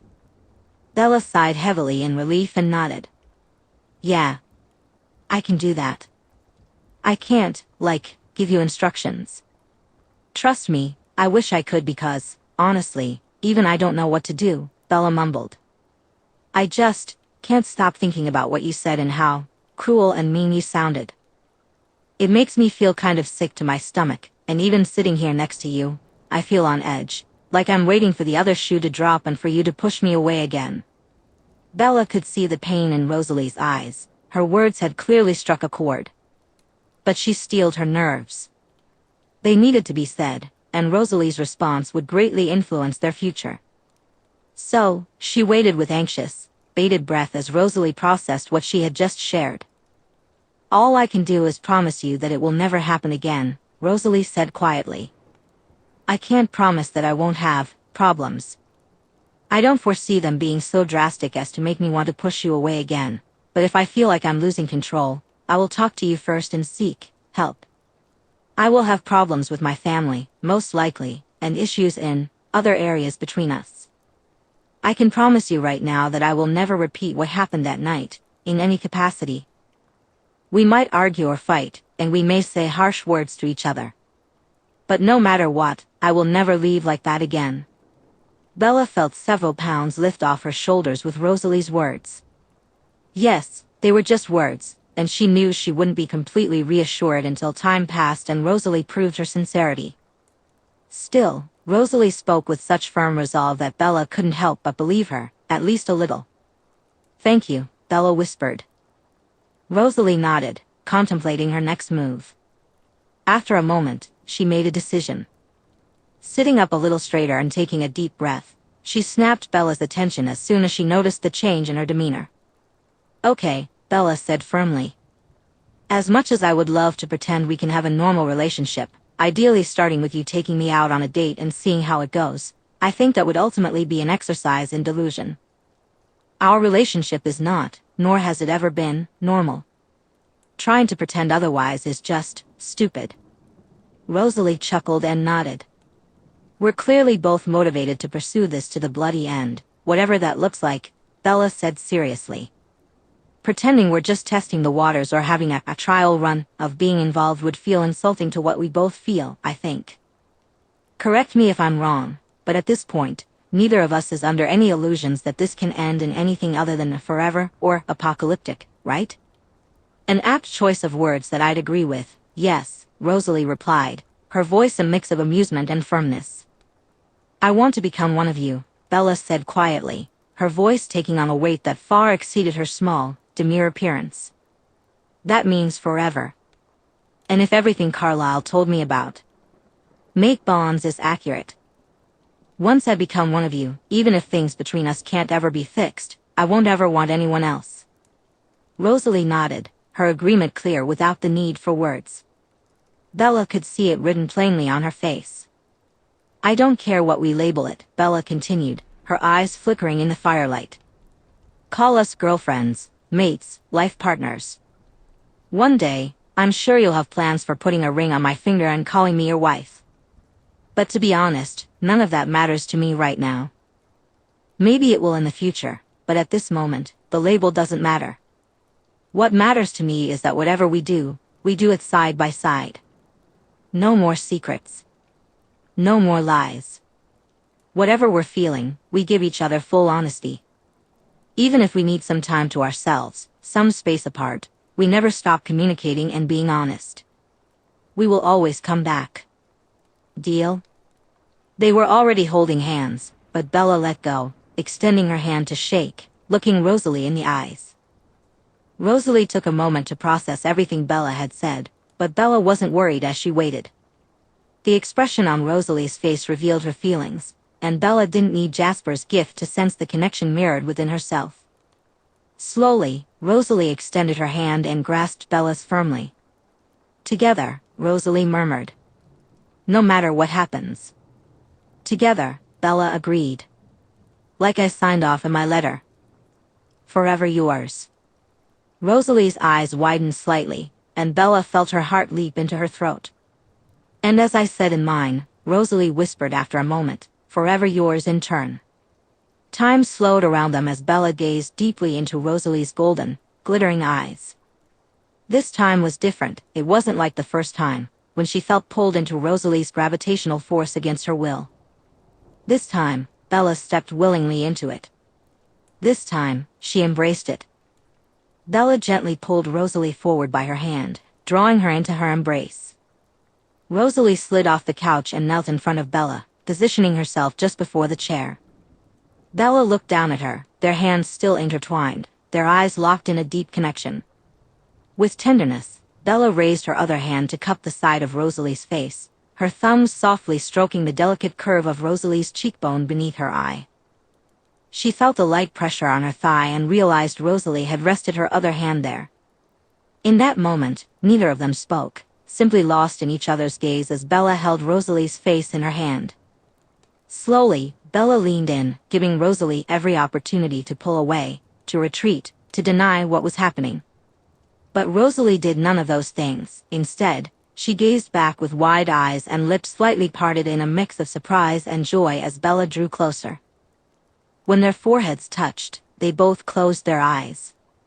Bella continued to stroke Rosalie's cheek with her thumb, gently rubbing her nose against Rosalie's.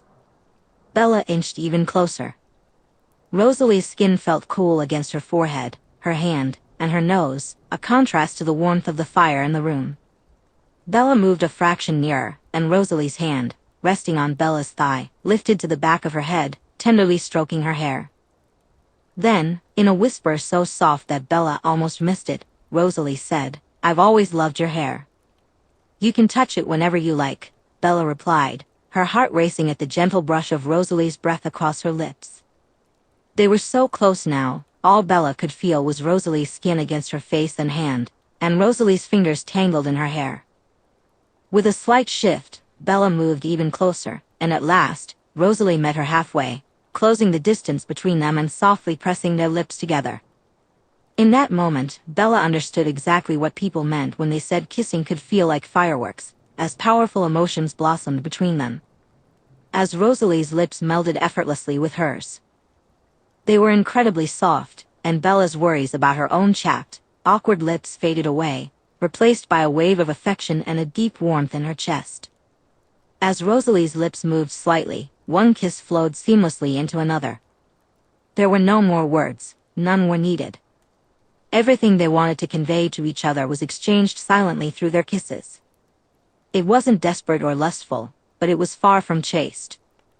At some point, Bella realized that their hands had slipped apart.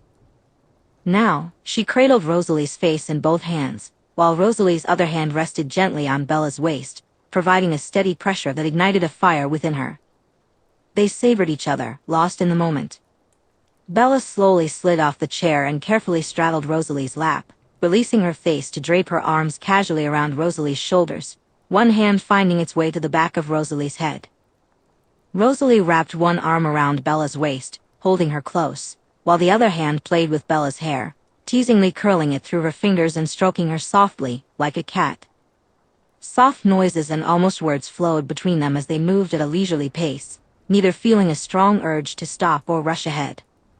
They were perfectly content to stay in this moment for as long as possible, simply taking in each other's presence and feeling the warmth of their bodies pressed together. But, as with all beautiful moments, it eventually had to come to an end. Bella noticed a change in Rosalie's breathing. It had become heavier and slightly labored. She pulled back a little and opened her eyes. Rosalie's pupils were dilated, nearly covering half of her eyes. She looked, almost intoxicated, for lack of a better term. Bella knew, once again, that this moment was shifting. Somewhere in the depths of her mind, Bella felt a flicker of fear. She knew this was a sign that Rosalie's vampire instincts were awake and yearning, and she was practically a feast waiting to be devoured. But she brushed those thoughts aside, smiling gently as she reached up to softly caress Rosalie's cheek. "Hey, you," Bella murmured. "You look hungry. We should probably stop so you can take care of that, huh?" Rosalie blinked, taking in another labored breath. She closed her eyes and shook her head slowly.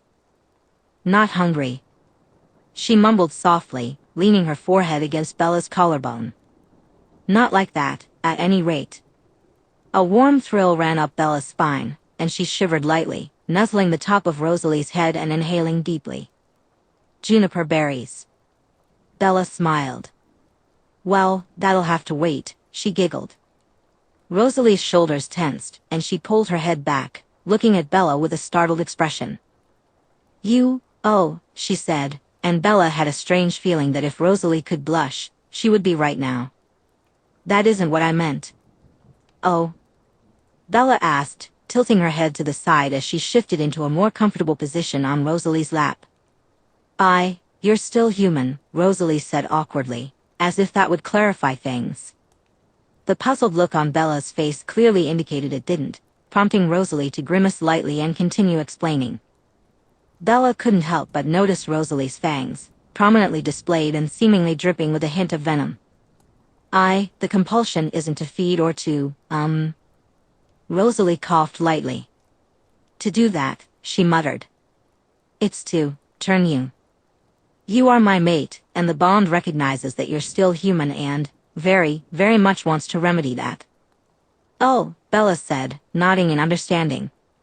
"Probably shouldn't." "I don't think we should indulge that just yet," Bella said. "Probably not," Rosalie agreed, although her expression revealed her inner conflict. "I won't until you're ready." Bella blinked in surprise. "You're willing to turn me?" Rosalie tilted her head slightly, confusion crossing her features. "Why wouldn't I?" "Because, before, you said I would have no idea what I was giving up by wanting to be a vampire," Bella replied, frowning.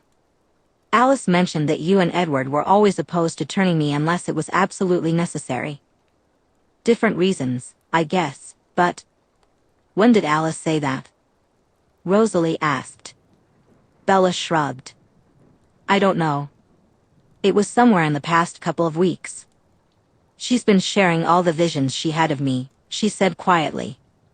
This reminded her that she should probably tell Rosalie about Echo. She sensed the resigned disapproval radiating from the corner of her mind where Echo lingered at that thought. But then gentle words trickled through her consciousness. "I won't stop you, little bird. And no, I haven't been watching or listening. I just know when you think about me." Bella managed to suppress a jump or any change in her expression before reflecting back. "You tried to stop me from telling Alice." Why agree to Rosalie so easily? Because she is Rosalie. Bella was puzzled by that response, but Echo retreated after that, her presence fading once more into a dull emptiness. Bella resisted the urge to huff in irritation. Echo had barely spoken to her since the incident with the specter. The only time she had communicated was to promise that she would share more information soon, and that she was still trying to assess the timeline and figure out her own plan of action. Apparently, everything happening to Bella at 18 was unprecedented, giving Echo a lot of extra time to consider things that she had never encountered before. So, there were many uncertainties, which made Echo hesitant to engage with her much. The only insight she had offered was that Bella being this young was either couldn't help but wonder if this was the greatest boon Echo could have asked for, or if it would lead to disaster even faster. She still hadn't quite figured that out. Bella shifted her focus back to Rosalie, who had resumed speaking. "As a rule, I'm not fond of the idea of turning humans," Rosalie said carefully.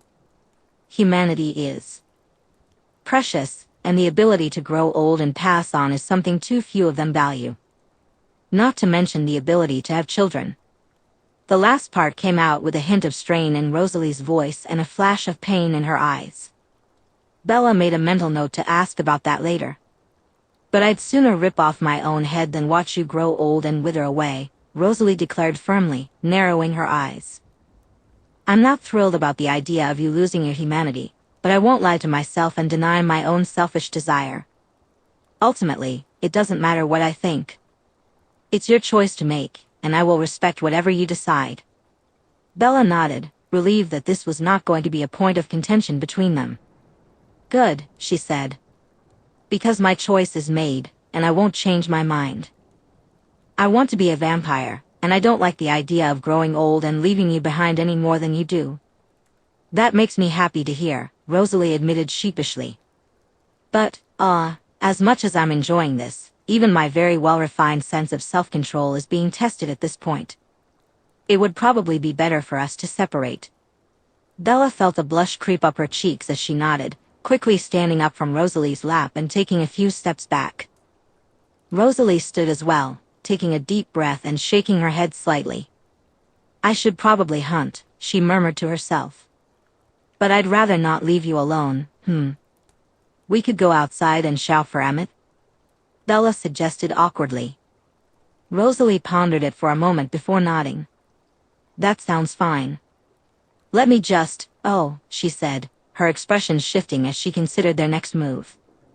Bella picked up her phone and frowned at the screen. He went home. Huh? Bella asked, confusion etched on her face.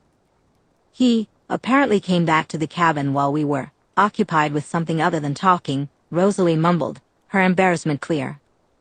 And he decided that if things were going that well, he should give us more space. So he went home. Bella felt her cheeks flush, knowing she probably looked like a tomato. But she pushed through it. With vampire senses being what they were, she realized it was only a matter of time before Emmett and the rest of the family heard her and Rosalie doing something far more embarrassing. She could handle Emmett accidentally overhearing a kiss, but this was different. Okay, so what are we going to do? Should we ask him to come back? Bella frowned. Rosalie glanced out the window and sighed. The snow is really thick now, she said quietly. He can't run properly, and neither can any of us. It'd take him a while to get here, even assuming he hasn't arrived home yet. No, I'll just take you outside if that's all right with you. I don't need anything particularly big, just something to take the edge off. This should be quick. I can find something small. Bella nodded eagerly. Sure, I'll tag along. Let me just put my coat on. She felt a rush of happiness that Rosalie wasn't going to leave her in the cabin. Plus, she was curious to see what it looked like when a vampire fed. Rosalie looked at her oddly. You do understand that I'm going to be killing and drinking the blood of an animal, yes? Her voice was filled with baffled amusement. Bella blinked. Well, yeah, duh, she replied, still confused. So am I one day, right? Well, yes, Rosalie said, looking as if she didn't know whether to laugh or not. But right now, you're still human. A particularly squeamish human, from what I understand. Bella pouted. If it's not from a real person, it's fine. She whined. I do watch horror movies, you know. And I eat meat. Rosalie finally laughed, shaking her head in amusement. Jasper is right, she said quietly. You really are the strangest human we've ever met. In response, Bella very maturely blew a raspberry at her before pulling on her coat and letting Rosalie lead her outside. The snow was thick, and Bella immediately shivered a little as she stepped out of the warm, cozy room with its inviting fireplace. It's really pretty, at least, Bella sighed, gazing at the snow. Rosalie took her hand, making Bella happy, even if the contact was through a thick winter glove. She began to lead Bella away from the cabin, but only took a few steps before freezing and pushing Bella behind her, scanning the area. Was Bella's only thought before she heard the shout. What is the meaning of this? Motherfucker, Rosalie muttered under her breath. Talk about timing, you asshole. Bella felt torn between laughing and panicking, ultimately choosing neither. She took a deep breath, trying to calm her nerves. Everything would be fine. If things were going to go south, Alice would see it, and snow be damned, she, Jasper, and the rest would be there soon. "What have you been doing?" came Edward's thundering voice as his silhouette appeared through the snow. As he drew closer, Bella could see his face twisted in anger, and she swallowed hard. He looked visibly twitchy, which was unsettling. "Have you been?" His eyes narrowed, and his expression contorted further into an inhuman snarl as he lowered himself into a crouch. The twitching motions intensified slightly. Bella could only assume he had seen what had happened earlier in Rosalie's mind and did not like what he saw. Rosalie shoved Bella back toward the porch, hard. Bella scrambled up the stairs, trying to keep her legs from shaking. Something looked very wrong with Edward, and all of her fear bubbled to the surface. Bella's senses were heightened to an extreme level. If talking to Edward when he was acting normal had made her feel like a small prey animal in the presence of a bored house cat, now it felt like a rabbit being chased by a mountain lion. "She's not your mate, Edward. She's mine." "She's always been mine," Rosalie declared, her voice clear and loud. "Back off before you do something you'll regret." "Your mate?" Edward sputtered, laughter tinged with pain escaping him. "Please. As if someone as precious and fragile as her could be mated to a monster like you." Bella felt a surge of anger rising within her, ready to defend Rosalie, but then she noticed Rosalie's expression. Unlike every other time she had seen her confront Edward, Rosalie didn't appear angry or frustrated. There was no sarcasm or venom in her gaze. Instead, she looked calm and steady, arms crossed, her expression simply disappointed. Even slightly concerned, which alarmed Bella more than anything. Bella stood up and took a step back, leaning against the cabin wall. This was Rosalie's fight. She wouldn't want Bella to get in the way or draw unnecessary attention to herself, potentially putting herself in danger. Bella had to trust Rosalie to either defuse the situation or keep her safe to the best of her ability. "Edward," Rosalie said, her voice calm and clear. "I don't want to fight you right now. This farce and obsession of yours have gone on long enough. You're disturbing the lives of your family and taking things too far. Please reconsider what I know you're about to try and do." There was no begging or pleading in her tone, only a distant, resigned acceptance. It was one last attempt to steer Edward away, and Bella felt the hairs on her neck stand up when Edward didn't even blink. "You are right about one thing," Edward snapped. "This farce ends now. She is not your mate. You have done something to corrupt her, and I am not having it. This ends now." Bella felt helpless as she watched Edward launch himself at Rosalie in a blur of motion, and she couldn't suppress a scream. The crack of their impact echoed through the air. Rosalie, clearly prepared for the attack, countered his lunge with a powerful strike, sending him flying backward into the snow. She rolled her shoulder and growled, then marched forward, unwavering. The brief moment of respite ended quickly as Edward scrambled to his feet and charged at her again. Bella was transfixed, unable to tear her eyes away or even move. She felt frozen in place. When their fists collided, the impact was like that of a metal bat, bones cracked, and Rosalie's hardened skin splintered. Instead of blood, the venom that coursed through a vampire's body began to seep out. Rosalie was holding back, trying not to hurt Edward too severely, merely attempting to subdue him.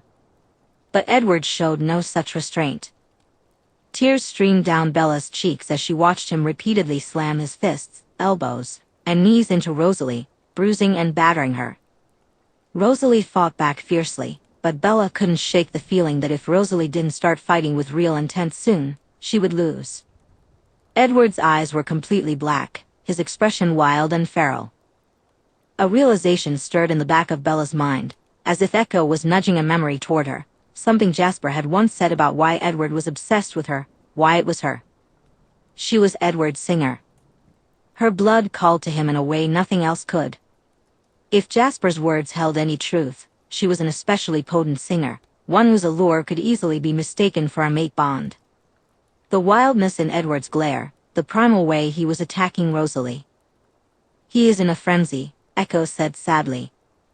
"Your scent is already difficult for him to resist. The stress of this entire situation has intensified it." Overwhelmed by the situation, Echo continued, his baser urges have taken over. He will kill her to get to you, and once that happens, he will be too deep in the frenzy. He will feed on you, and you will die. Her voice was filled with sadness, deep, profound sadness. It wasn't just about Bella's danger, it was about Edward specifically. Sensing Bella's confusion, Echo elaborated, "Regardless of what you think of him now, I see that man as a brother and a friend. I have faced many challenges with him by my side, and it pains me to see him like this, so unlike himself. Your blood is strong, little bird, and it makes it far too easy for his darkest parts to take over." "What do I do?" Bella whispered, too shocked to remember to keep her thoughts to herself. "Hope. You can hope, little bird. Hope that Rosalie's instinct to protect her mate outweighs her desire to save what's left of her brother's soul and rescue him from himself. Make no mistake, she recognizes his frenzy. She knows what is at stake." Bella took a deep breath and shook her head slowly. "No," she whispered, feeling Echo's surprise. "No. I can't accept that. There has to be something I can do. I can use my gift, I can help," Bella said desperately. "There is nothing to be done, little bird," Echo replied sadly. "Your gift is only as useful as the magic around you allows it to be. As far as I know, Rosalie doesn't have a gift, and Edwards will not help you. Right now, you are just human, and you must let the chips fall where they may." Bella's mind raced. Edward was the only magic in the area, he was a mind reader. Could she? Her thoughts were interrupted when Rosalie's limp, crumpled form slid across the ground and came to rest at the base of the porch steps. Bella could see that her bones were broken in several places, and the air left her lungs in a rush. Bella felt a wave of dizziness wash over her as she silently pleaded for Rosalie to get up. But Rosalie remained still. Edward wasn't in much better shape, yet he stood on shaky legs. It didn't matter whether Rosalie had held back too much and was now suffering the consequences, or if Edward's frenzy was simply strong enough to keep him on his feet when he should have fallen. What mattered was that he was still coming closer. Muttering frantically under his breath, his eyes were pitch black, and his nostrils flared as he shifted his gaze between Rosalie's crumpled form and Bella. He barely looked human anymore, but deep down, Bella knew there was still a person inside. Somewhere within him was the brother that Emmett missed and spoke of so fondly, the one Alice was confused and upset about, who could let things spiral this far. He was a son that Carlyle and Esme loved dearly. Bella's feet began to move. "Bella? Bella, don't." Echo warned firmly, but Bella ignored her. She shut her out, pushing Echo from her mind with her gift, casting the projection as far to the edge of her awareness as she could. Echo couldn't witness what was about to happen. Bella needed to keep her a secret. Taking another step forward, Bella stepped over Rosalie. With a slight shift, Rosalie lifted her head just enough to see Bella standing in front of her. "Bella," she croaked. "Run, please." Bella didn't respond. Instead, she stared at Edward, who was still advancing. He dragged a broken leg through the snow, cradling a shattered arm, but he kept moving forward. As Bella halted in front of Rosalie, Edward growled softly and quickened his pace. "Bella, please," Rosalie whispered, struggling to pull herself off the ground. "I'm sorry," Bella whispered back. To Rosalie. To Edward. To everyone. To herself. Rosalie attempted to say something else, but Bella tuned her out. She reached for the threads of her gift, lifting her arm and sending them out toward Edward. Surrounding him, she sought his gift. And then, she found it. He was projecting his emotions outward, threads swirling around his head in the dozens, maybe even hundreds. It would be easier than she had anticipated. Earlier, when Bella spoke to Rosalie about trauma being a marathon you never stopped running, there was one aspect she hadn't mentioned. Another part of trauma felt less like a marathon and more like sitting in a house, with the specter of your trauma lurking just outside. You could build walls and locks on the door made of therapy, time, love, coping mechanisms, and active thinking to keep it at bay. You could keep it out. But what many people fail to understand is how easily years of progress can unravel with just the simple opening of a door. Bella reached out and grasped one of Edward's threads, pulling it forward. He gasped loudly and hesitated as she drew it into her mind, but then he shook his head and continued to advance, moving a bit faster. Bella ignored him. Her mind, instinctively aware of what she was about to do, began to employ years of therapy techniques to reroute her thoughts, pulling her into happier memories, a safer space. She obscured the pathways of her mind with the reflexes honed through rigorous practice. Bella pushed through it all, her face feeling numb, not just from the cold. Clinging tightly to Edward's thread, she guided him through her mind, flashes of thought and memory racing along it. He grunted and snarled at some of them but didn't stop moving, didn't halt his advance. Bella held on, continuing until she reached the place she had taken Jasper, the pit. Ever yawning, its jaws always open, always waiting. She sat down at the edge, dull flashes creeping across the thread into Edward's mind, causing him to stumble. But still, he didn't stop. He only quickened his pace.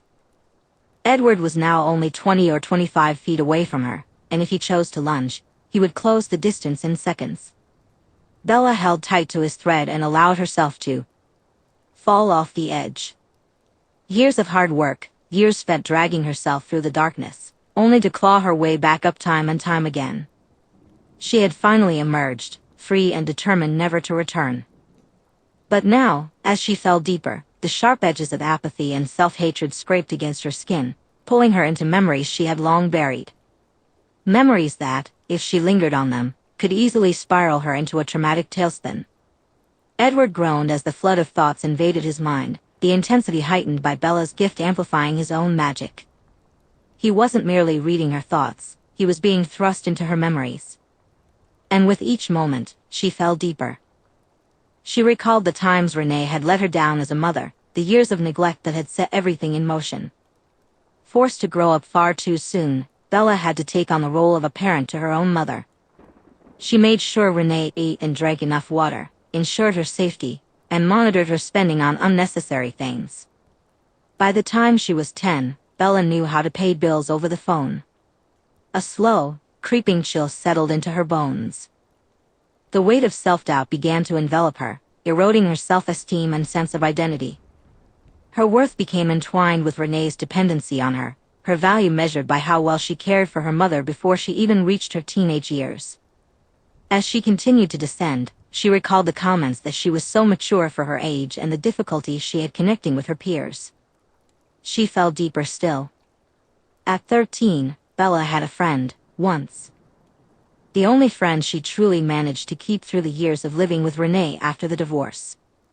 Her first friend in Phoenix, Anna Maria, whom Bella affectionately called Annie. They met when Bella was 8, quickly becoming inseparable. Annie had other friends, and those friends became Bella's friends too. But she never felt as close to them as she did to Annie. They spent time together and played, their bond growing stronger, even as they outgrew the desire to pretend for hours. Annie and Bella would talk for hours, sharing everything with each other.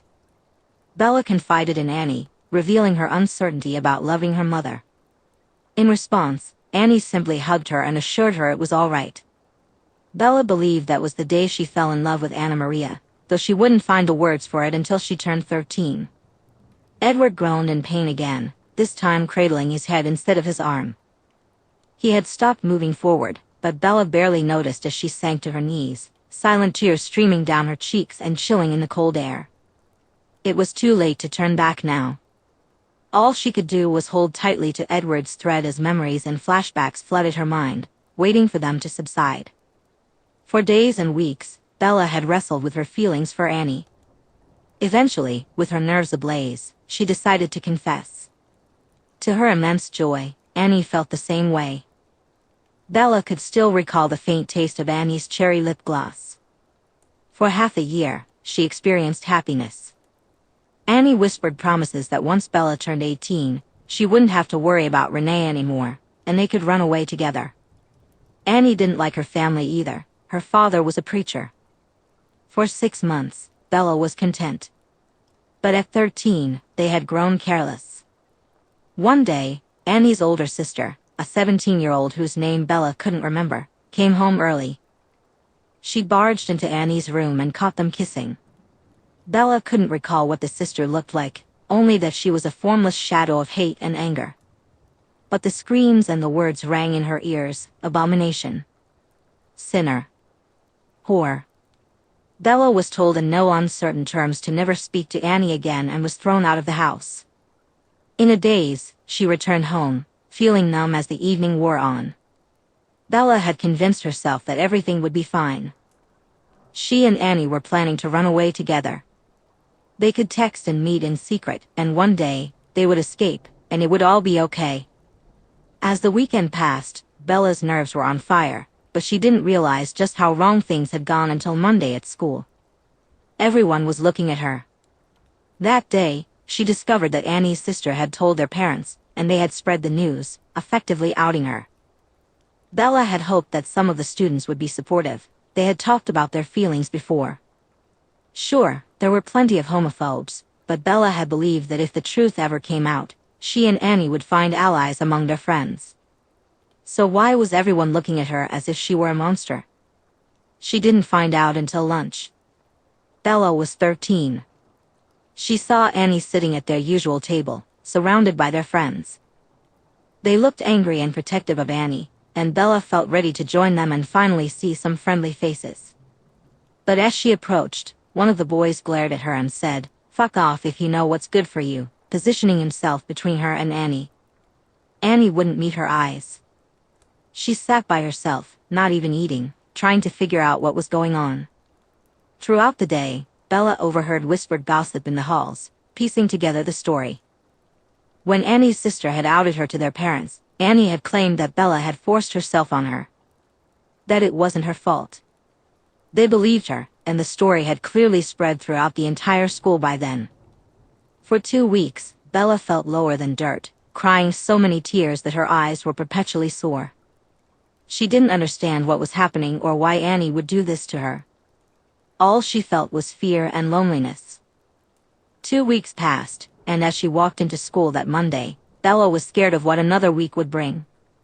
But there was something strange about today. People still glared at her.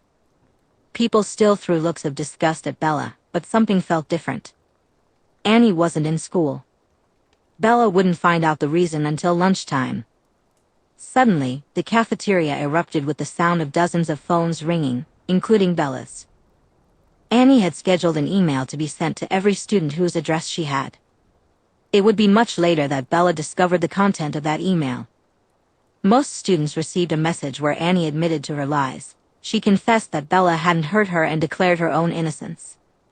The email concluded with Annie asking everyone not to worry about her anymore. At the table Bella used to share with Annie and their friends, there were tears. Bella knew they must have received something different, but she never found out what it was. The rest of that day was a blur. She sat alone at her lunch table, staring in shock at the email from Annie, which contained only 2 words: "I'm sorry." It took 2 days for the news to spread. Jonathan, a boy in Bella's class, had a father who worked in the ER at the local hospital. He shared the story in hushed, sorrowful tones. His father had seen Annie come into the emergency room the night before her email was sent. She had swallowed a mixture of her father's prescription pills and cleaning chemicals. Anna Maria, the girl Bella had naively thought she would one day run away with and spend her life beside, had choked to death on her own vomit at 1:42 a.m. The death was ruled a suicide and reported in the news a week later. Bella was just 13. There was one memory left at the bottom of the pit, and Bella fell deeper.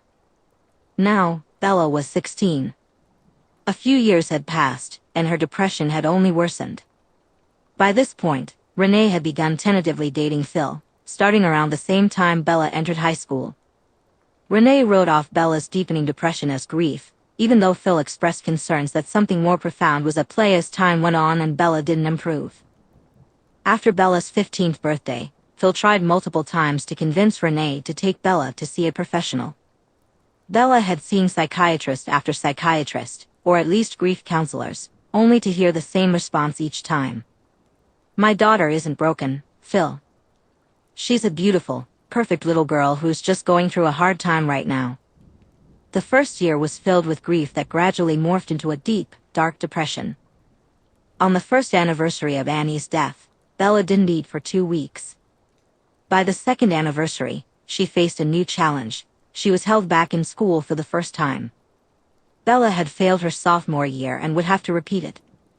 At 16, the thoughts that had taken root in her mind, fueled by Renee's neglect, had bloomed into toxic monsters. They filled her head with poison, doubt, and hatred, whispering that it was her fault Annie was dead. Her fault for not taking care of her enough. Her fault. Bella felt like a failure. Worthless. Useless. Toxic. Anyone who got close to her would inevitably suffer the same fate. A few months after Annie passed, Bella's mutual friends attempted to apologize and rebuild their connections, but instead, Bella burned those bridges. One by one, she severed the ties that connected her to her peers until she became a complete outcast, utterly alone. Around a third of the school believed Annie's email was fake and claimed that Bella's assault had caused Annie's suicide. Those words echoed in her mind daily, reinforcing the belief that Bella was toxic, that she was poison, that everyone needed to stay away from her.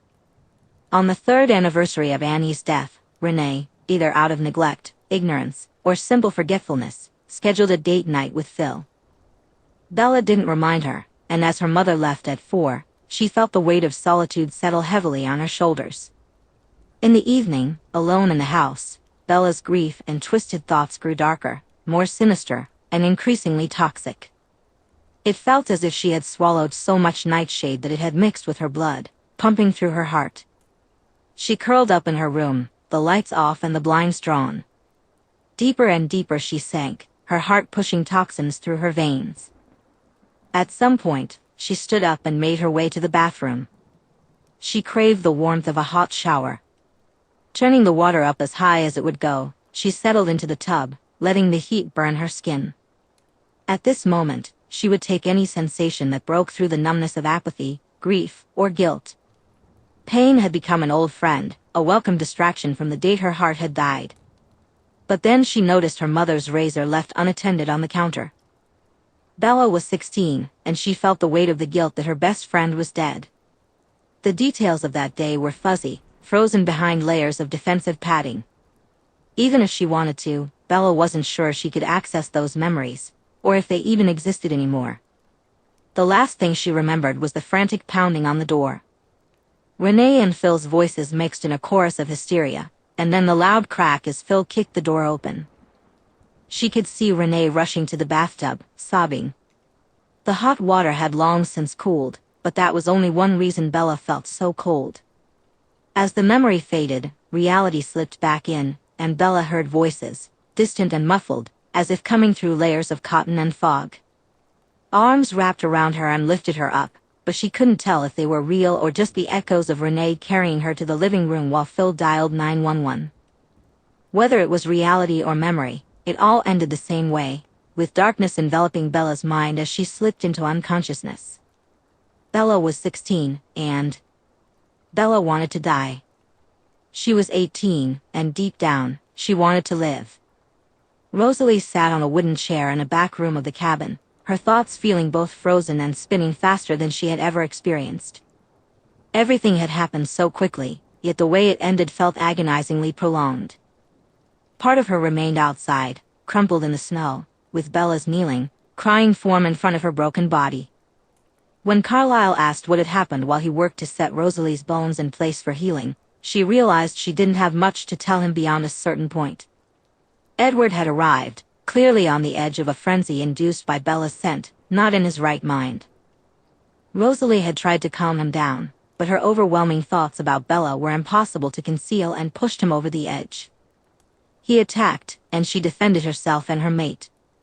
But that hadn't done her much good. Rosalie hadn't realized how deep Edward had fallen into his frenzy until it was too late.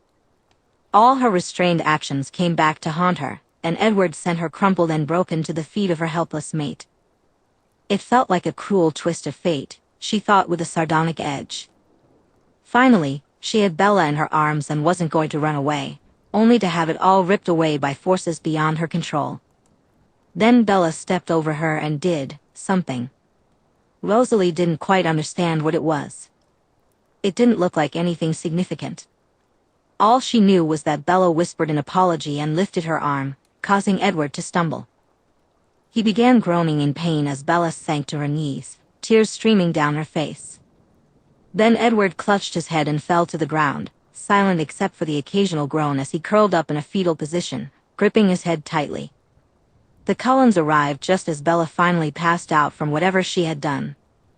Rosalie watched as Jasper rushed to her and scooped her up in his arms. Rosalie found herself swept into his arms without a second thought. The pain was overwhelming, leaving her unable to protest properly. Despite her concerns about his self-control, she trusted that he knew his own limits. Carlyle had taken both her and Edward into separate rooms in the cabin for treatment, asking her what had happened. Edward, however, was unresponsive, lost in a catatonic state. Once Carlyle had set Edward's broken bones, he retreated to a corner of the room, sitting with his head between his knees, clutching his hair and staring blankly at the floor. What had Bella done to him? That question hung in the air, and Rosalie had no better answers than anyone else. Emmett had apologized profusely for leaving her and Bella to deal with the chaos alone, but Rosalie brushed off his apologies. She offered him a tentative one-armed hug while Carlyle worked on her other arm. "It's not your fault," she reassured him. "None of us expected Edward to fall into a full-on frenzy." "I need to monitor Edward," Carlyle sighed as he finished his work and stood up. Rosalie had felt the venom knit the final break back together just moments ago. Though she was still sore, she was able to move again, her bones now back in place. "Where?" she began. "In the main room, with Jasper," Carlyle replied gently. "Approach with caution. Jasper is riled." Rosalie's eyes narrowed slightly, a sense of urgency building within her. Without another thought, she swept out of the room. Thankfully, the cabin was small, and she didn't have far to go before entering the main room. There, she found Jasper sitting in an armchair he'd moved next to the fire, cradling Bella, who was wrapped in blankets. She remained unconscious, her head resting on his shoulder, her brown hair spilling out from the blanket and over both of them. Jasper gazed into the fire, idly running his fingers up and down one of Bella's arms, lost in thought. Rosalie stepped closer, her exposed arms catching the light. The moment she moved, Jasper's eyes snapped to her, and his lip curled into a silent growl. She froze and raised her hands in surrender. "Nobody except Carlyle gets close until she wakes and can tell me what happened," Jasper warned, his voice low and dangerously calm. "Until she can tell me which one of you made her feel like that." Rosalie blinked in shock, struggling to find her words. I don't know. Is she okay?" she whispered. Jasper's expression softened slightly as he nodded toward one of the armchairs. Rosalie pulled it closer to the fire, stopping about 4 feet away from him before sitting down. He adjusted his position, ensuring Bella remained close to him. "Carlyle said she's physically fine," Jasper replied quietly. "Exhausted. She used her gift and pushed it too hard, which contributed to her fainting. Thankfully, she's asleep now and not just unconscious." Rosalie nodded, her tongue feeling thick in her mouth. "How are you?" she blurted out, immediately feeling sheepish and ashamed for even asking, especially while watching her maid in Jasper's arms. A wave of jealousy surged through her, mixed with irritation at seeing him care for Bella, but she knew she didn't have much claim to intervene right now. Jasper narrowed his eyes at her, sensing her conflicting emotions. She imagined he was waiting for her to deny her feelings or to push them aside in favor of anger, but she refused to do that.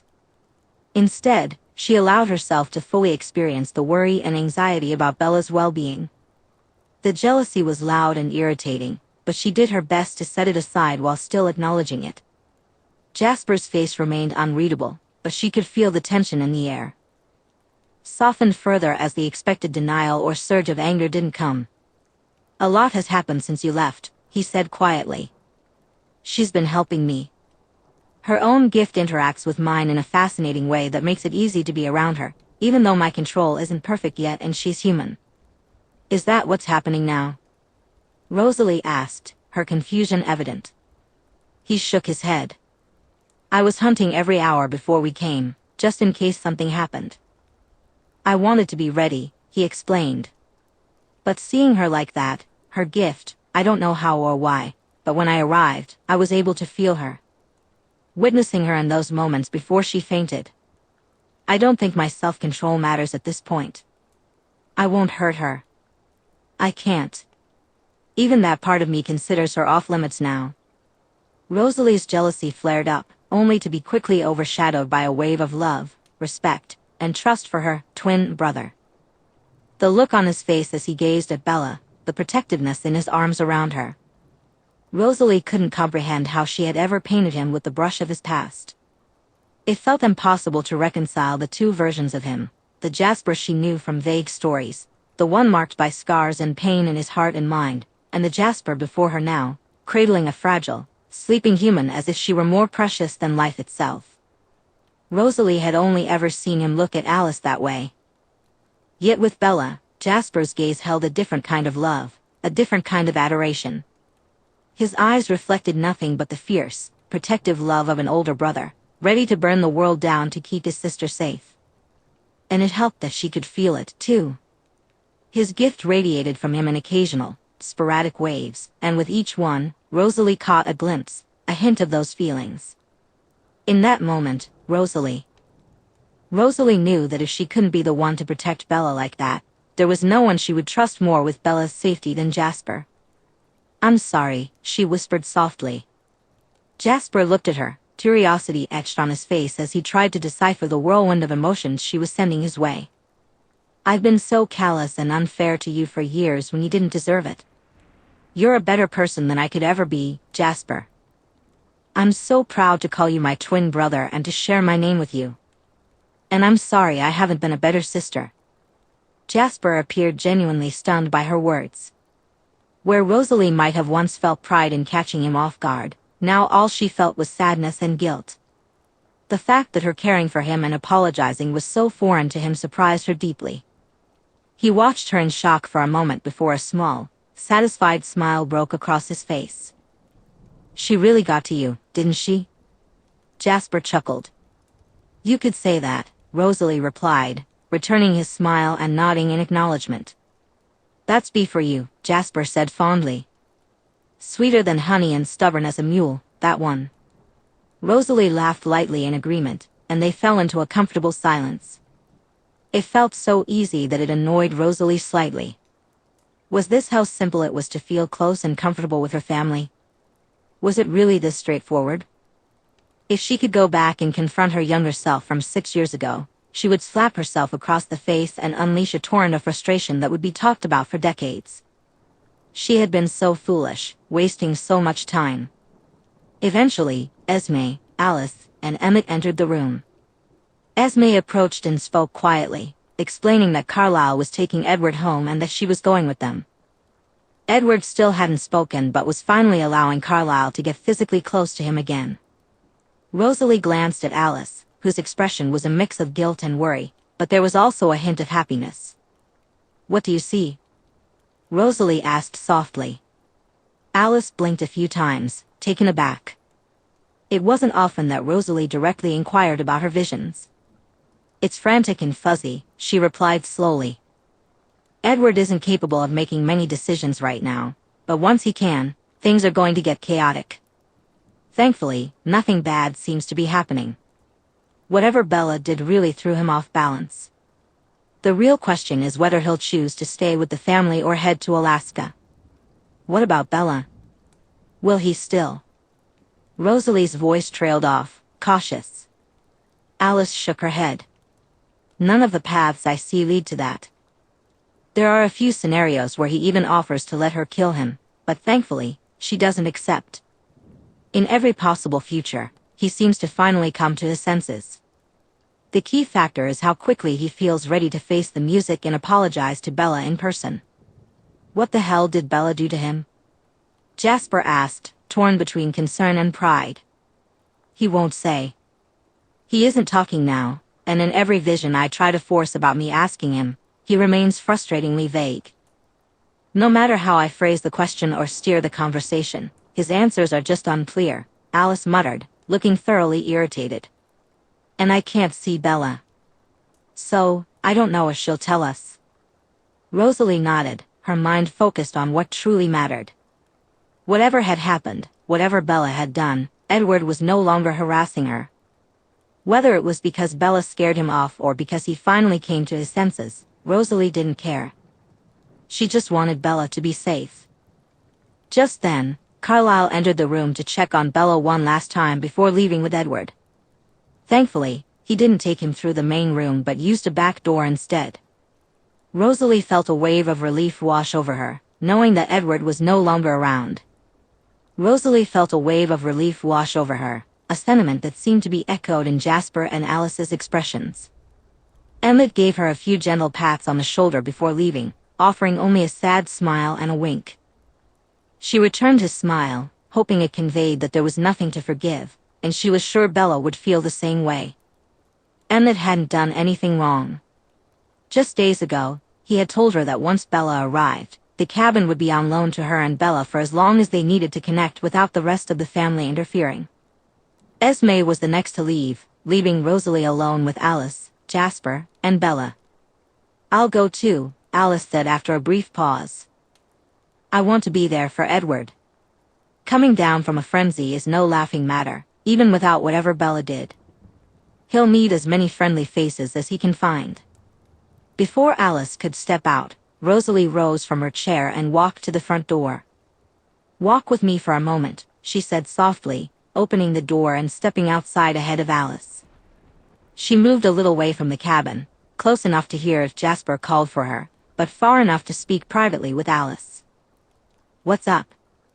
Alice asked, her nerves evident as she fidgeted with her clothes. "Thank you," Rosalie replied.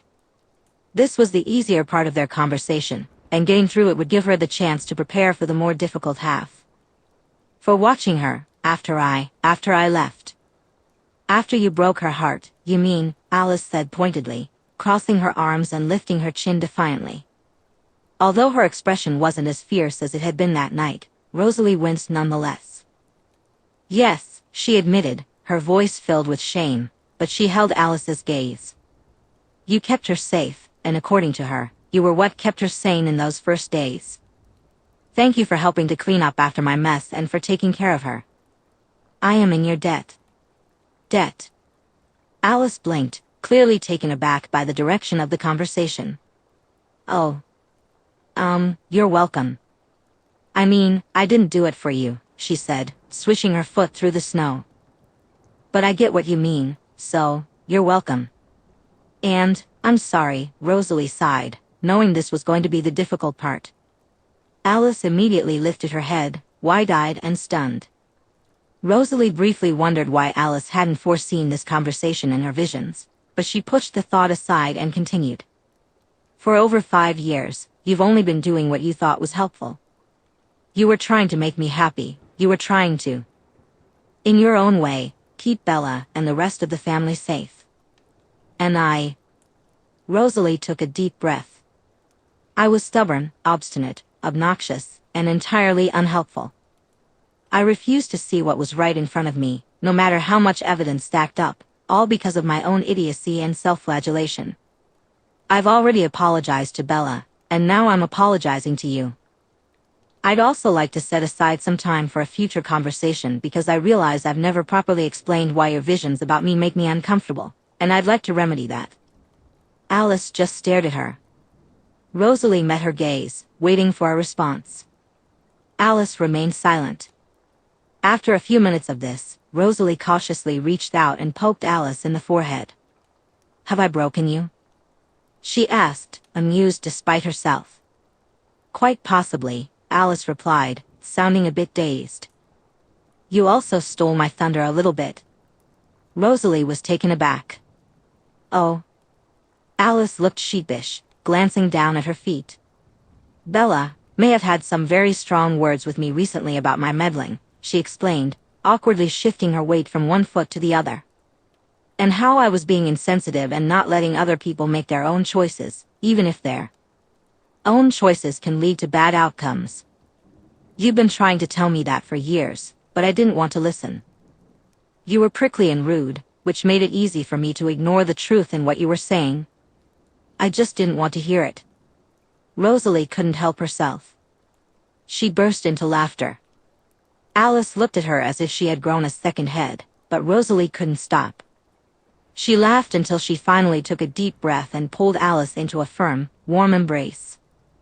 "Oh, how stupid are both of us," she said, her voice still laced with sardonic amusement. "To think we've been alive for decades, dancing around each other and refusing to confront anything real. Instead, we preferred to have little fights and snippy exchanges while keeping each other at a distance for all those years." Rosalie shook her head and pressed a gentle kiss to the top of Alice's head. "And then one human comes along and disrupts everything," she continued, laughing. "In just a few months, she's gotten Jasper to smile and laugh more than I've seen since he arrived. Emmett isn't making self-deprecating jokes about his intelligence anymore. Carlisle and Esme both somehow feel younger, and you've realized how much of a meddler you are and why people don't appreciate it. And I..." Rosalie sighed, hugging Alice tighter and swaying gently from side to side as Alice returned the embrace. "I've come to realize that I've done nobody any favors and have only hurt myself and those around me with my actions throughout my entire life as a vampire," she whispered. "All of this because of one silly little human who refused to put up with our nonsense and gave all of us a proverbial smack on the back of the head. Even Eddie seems to be doing better," Alice giggled quietly. "I think once he has some time to process everything, he'll be all right. She really did come barreling into our lives, kicking us all in the pants." "We sorely deserved it," Rosalie agreed. Rosalie said firmly, "I think all of us were long overdue for a solid kick in the pants." Alice made a soft humming noise of agreement. "If it weren't physically impossible for us to dream, I'd wonder if that's all this was," she replied after a moment. "One of the reasons I was so excited to meet Bella is that I've always wanted a sister I could be truly close with. I like to think I tried with you, but maybe I should have tried harder." "We both could and should have," Rosalie sighed. "But that's the fun part about being immortal," she continued, pulling back to hold Alice at arm's length, her hands resting on Alice's shoulders. "We have all the time in the world to try again." Alice smiled brightly at her and nodded. "I think I'd like that," she said, bouncing on her feet a little. Then, she threw herself back at Rosalie with another tight hug, whispering into her chest, "I missed you, Rose. Don't ever do that again." Rosalie hugged her back and nodded, patting the top of Alice's head. "I certainly don't plan on it," she said warmly. Alice sighed happily before pulling away, bouncing back a few feet with a smile. "You should go back inside. Jasper won't leave until she wakes up, but you should be there when she does. I'm glad you two worked things out." Then she frowned a little. "You did work things out, right? I don't remember if you actually said it or not." "We did," Rosalie hummed. "We had just finished working things out when Edward interrupted us." She felt her emotions prickling at the mention of her brother. On one hand, his frenzy wasn't his fault. They all knew Bella was his singer and how dangerous he could be if left unchecked and emotional around her. They had either seen or experienced the frenzy of a singer firsthand. But on the other hand, he threatened the life of her mate. Her hand clenched as she gritted her teeth, the desire to cleave Edward's head from his shoulders surging within her. Then Alice. Alice laid a hand on Rosalie's arm. "He will pay his penance," she murmured quietly. "But if you're open to trusting my visions now, please trust in this. From everything I see, every path I can perceive for Edward moving forward, nothing you do to him is something he wouldn't welcome or believe he richly deserves. Whatever is going on in his mind, whatever Bella did to him, he is punishing himself far more than any of us could ever dream of doing. Once he finishes processing all of this, death would be something he'd almost welcome as an escape from his guilt. So I should leave him alive to punish him," Rosalie pondered. "I can accept that." Alice chuckled and shook her head, bemused. "I suspect that's the best I'm going to get from you for now, So yes, she replied wryly. He tried to hurt Bella, Rosalie said with a shrug. I don't care that it was a frenzy. I already don't like him, and now this. Bella is welcome to do what she pleases with his apologies or offers of penance, but don't ever expect me to hold hands and sing Kumbaya with him, let alone see eye to eye. No, that's certainly not in the cards, based on what I see, Alice chuckled. I'm holding out hope that he'll stop baiting you so much, though, and that the two of you can at least learn to coexist civilly, even if you don't get along. Rosalie gave a sharp nod. I won't start anything, but I will finish anything he starts. That's all I can really ask for, Alice said, nodding in agreement. As they walked back to the cabin, Rosalie paused at the door and turned to Alice. Even after all this, you still care about him so much, she observed. Alice shrugged. I can care about him without forgiving him for putting my sister's lives in danger, she replied simply. A glimmer of steel shone in her eyes, and for a moment, Rosalie found herself face to face with the Alice devoid of whimsy again. And like you, I don't care that it was a frenzy. I can't explain it, Alice continued. But the only person who means more to me in this world than Bella is Jasper.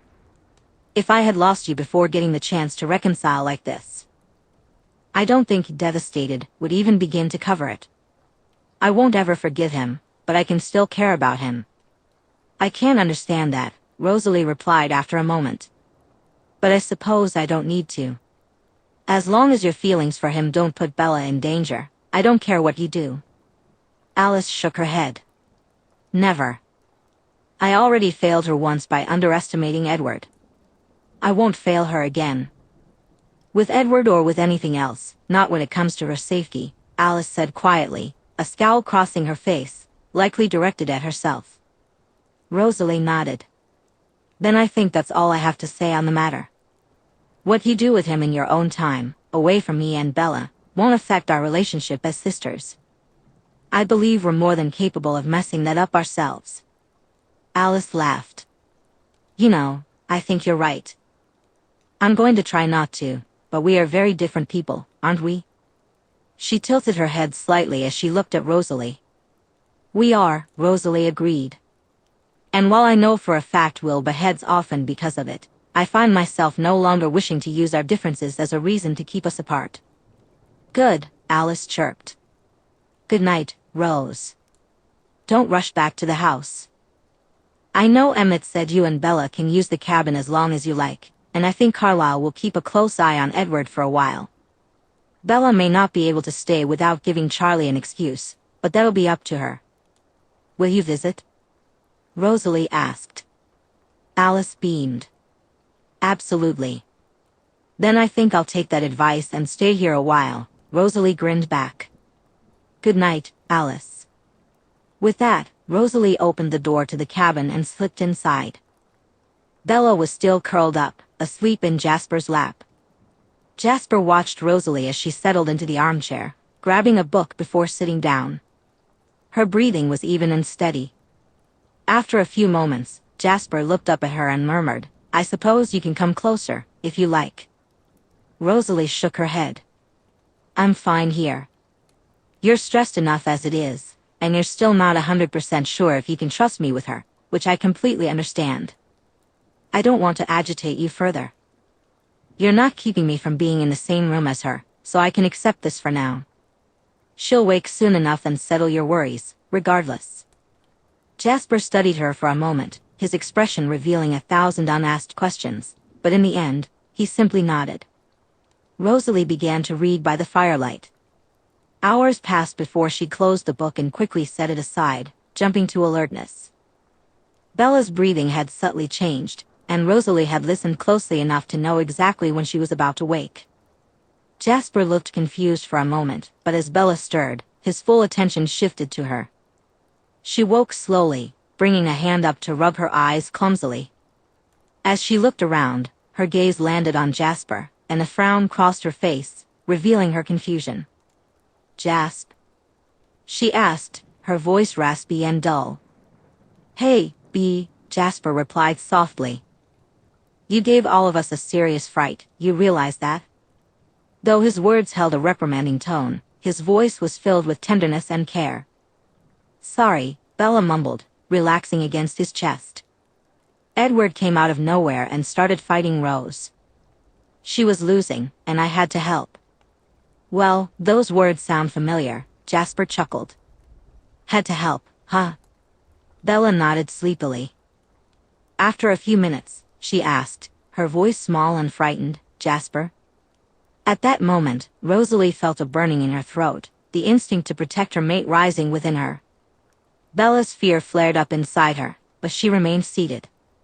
"Yeah, B," Jasper replied softly. "I'm sorry, Jasper," Bella whispered, hiccuping. "I did something bad."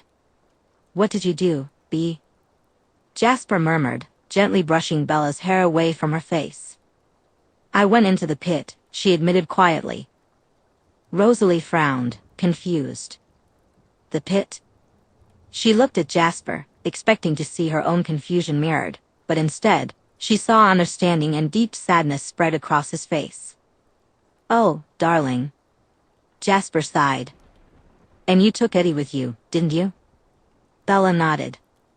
"I couldn't think of anything else to do," she hiccuped. "I had to help. I had to stop him." Jasper sighed again, pressing a quick kiss to the top of Bella's head. "It's all right, B," he murmured gently. "It's all right. You helped. You helped, and because of you, Rosalie's all good." "She is?" Bella asked, squirming in Jasper's lap to sit up more, looking suddenly more alert. "She's right there, B," Jasper chuckled, nodding in Rosalie's direction. Bella turned her head fully and spotted Rosalie. Their eyes met, and Bella immediately sagged in relief, pulling herself out of the blanket and off Jasper's lap. She quickly walked over to Rosalie, wrapping her arms around her shoulders and leaning against her. "Oh, thank God," Bella whispered into Rosalie's hair. "Thank God." "I'm okay," Rosalie said softly. "I'm safe." As she spoke, she remembered Bella saying those same words to her once to offer reassurance. A small smile broke across Rosalie's face, and her heart practically sang. Any lingering doubts about Bella being her mate were completely dispelled. Even as a human, even with the mate bond's effectiveness dulled, Bella still felt that same protective instinct. Bella felt a rush of emotions towards Rosalie that mirrored what Rosalie felt for her. "I was so scared," Bella whispered, her voice trembling. "I was terrified he was going to hurt you, and I didn't know what else to do. And now," she hiccuped. "Now I'm all messed up, and I don't know what to do." Rosalie frowned and pulled Bella into her lap. Bella curled up against her, pressing tightly to her, hands gripping Rosalie's clothes for support. "What do you mean, Bella?" Rosalie asked softly. She took Edward into a deep, dark place in her mind. Jasper sighed heavily. The poor thing basically gave herself the mother of all traumatic flashbacks just to stop him. That's why Edward's catatonic. He was forced to relive someone else's trauma. He didn't just read her mind, she made him experience her own memories. Rosalie exhaled sharply as Bella winced in her lap. "Is he right?" Rosalie asked quietly, cradling Bella against her. "Yeah," Bella whispered. "Are you mad at me?" "What?" "No, honey," Rosalie said immediately, shaking her head. "Of course not. I'm mad at Edward for putting us in this position in the first place, and I'm upset with myself for my part in it, but you? You didn't do anything wrong." "She's right, B," Jasper said gently, stepping closer and resting a hand on Bella's shoulder. "You did the best you could with what you had, using the only tool you had to stop Edward from hurting your girl. I would have done the same if something threatened Alice." Bella nodded slowly, her entire body trembling. After a few moments, she spoke again, her voice so quiet that only those with enhanced hearing could catch it. "I don't think I'm okay." "That's all right," Jasper said soothingly. "You're allowed to not be okay. You've done a fantastic job, and now you just need to rest, all right? You don't have to lift another finger." Rosalie nodded. "You've done so much to help all of us recently," she murmured quietly. Now it's our turn to take care of you, okay? Bella let out a weak laugh, a mix of a small chuckle and wet hiccups. I don't really know how to do that, she whispered. Let someone else take care of me. It's usually the other way around. Even after you left and I was really upset, Alice and Jasper didn't do much. They just kind of sat with me while I moped. Then we can do that, Rosalie said patiently. Emmett said you and I can use the cabin for as long as we need. We can have space and time to ourselves. Bella took a long, trembling breath, closing her eyes as Rosalie held her tighter. Okay, she said quietly. Can Carlisle get me out of school? I really don't think I can handle that right now. Honestly, I might just drop out. I'm going to be a vampire soon enough anyway, and I'll get plenty more chances to do high school again. Jasper chuckled. Darlin', if I know Carlisle Cullen half as well as I think I do, he's already got 30 different ideas running through his head about how to get you out of school. He saw just as well as the rest of us how messed up you are right now, and he won't even blink at it. The problem will be Charlie. Bella huffed lightly. Charlie knows a bit of my history. It won't be fun, but I'll call him and tell him I had a relapse. Carlisle can explain that, in his professional opinion, should stay out of school. I'll tell Charlie that I'm dropping out and getting my GED in a lower stress environment. Then we can tell him about the cabin. We can say Carlisle owns it and that Alice offered to bring me and let me stay for a while to get back on my feet. As long as he can come visit once or twice, I think he'll buy it, Jasper said. Rosalie nodded in agreement. That sounds like a plan to me, she added quietly. I'll have Emmett set up a bed in one of the rooms. None of us really sleep, so there hasn't been a need for one, but I'm sure he can have it ready in no time. I can just sleep on the couch, Bella protested lightly. Rosalie scoffed. You absolutely will not. No more than is necessary, she said firmly. You can sleep on the couch tonight, but Emmett is coming tomorrow to put a bed in, and I won't hear a word to the contrary. Understand? Bella huffed again. Yes, ma'am, she grumbled playfully. Rosalie smiled.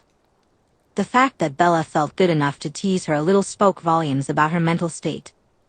If a few weeks away in the cabin had helped Rosalie, it would hopefully do the same for Bella.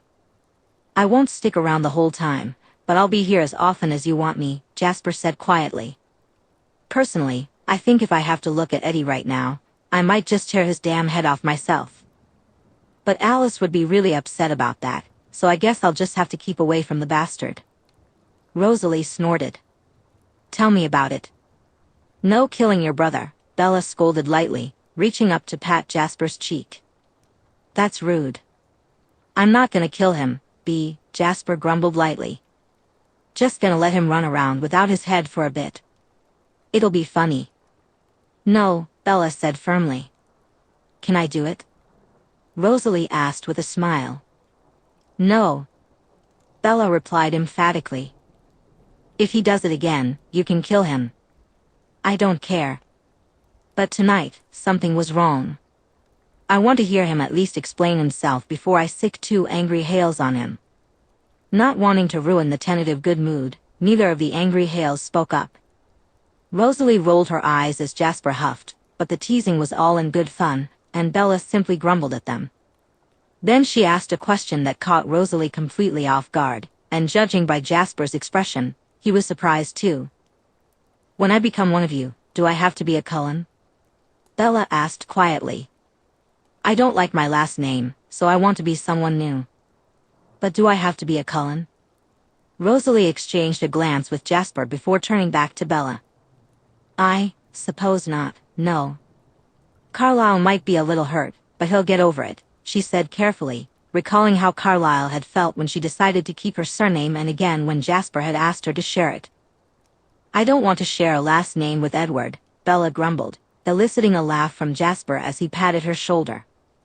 Well then, you certainly don't have to, he chuckled. What were you thinking? Rosalie asked softly. Bella sat up and positioned herself so she was straddling Rosalie's lap.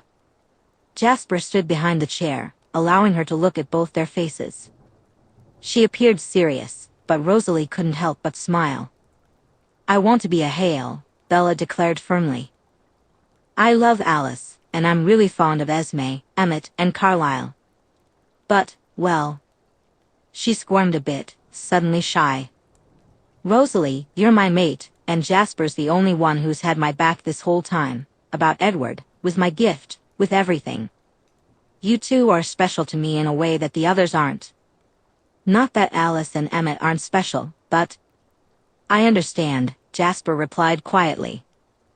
Rosalie couldn't see his face, as she was focused on Bella with wide eyes and a warm feeling blooming in her chest, but she could hear the smile in his voice. "But it ain't my name to give, even though I'd be happy for you to share it." Bella turned to Rosalie, who met her gaze. "We haven't even been officially together for a day," Rosalie pointed out. Bella raised an eyebrow. "Rose, you're my magically chosen soulmate. I'm about to become a super strong, super fast metahuman who drinks blood and can bounce other people's magic around like a ping pong ball. If Carlisle is right, once that happens, the mate bond will get a lot stronger for both of us. I don't think we can really measure our relationship by traditional metrics, and like I told you earlier, labels really aren't important to me." Rosalie stammered. "You don't have to say yes now," Bella murmured. "Just say yes someday. Okay?" All Rosalie could do was nod. "Well," Jasper said, his voice thick with amusement as he extended a hand toward Bella. "It's mighty lovely to meet you, Miss Bella Someday Hale." "Bella Hale doesn't really work," Bella replied with a frown.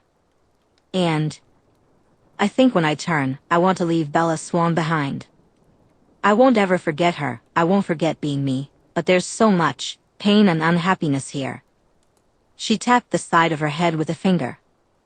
After a moment, she continued, "I want to be someone new. That's what recovery really is, at the end of the day, figuring out who you are without the trauma and the depression running your life. That's what I've been trying to do this whole time.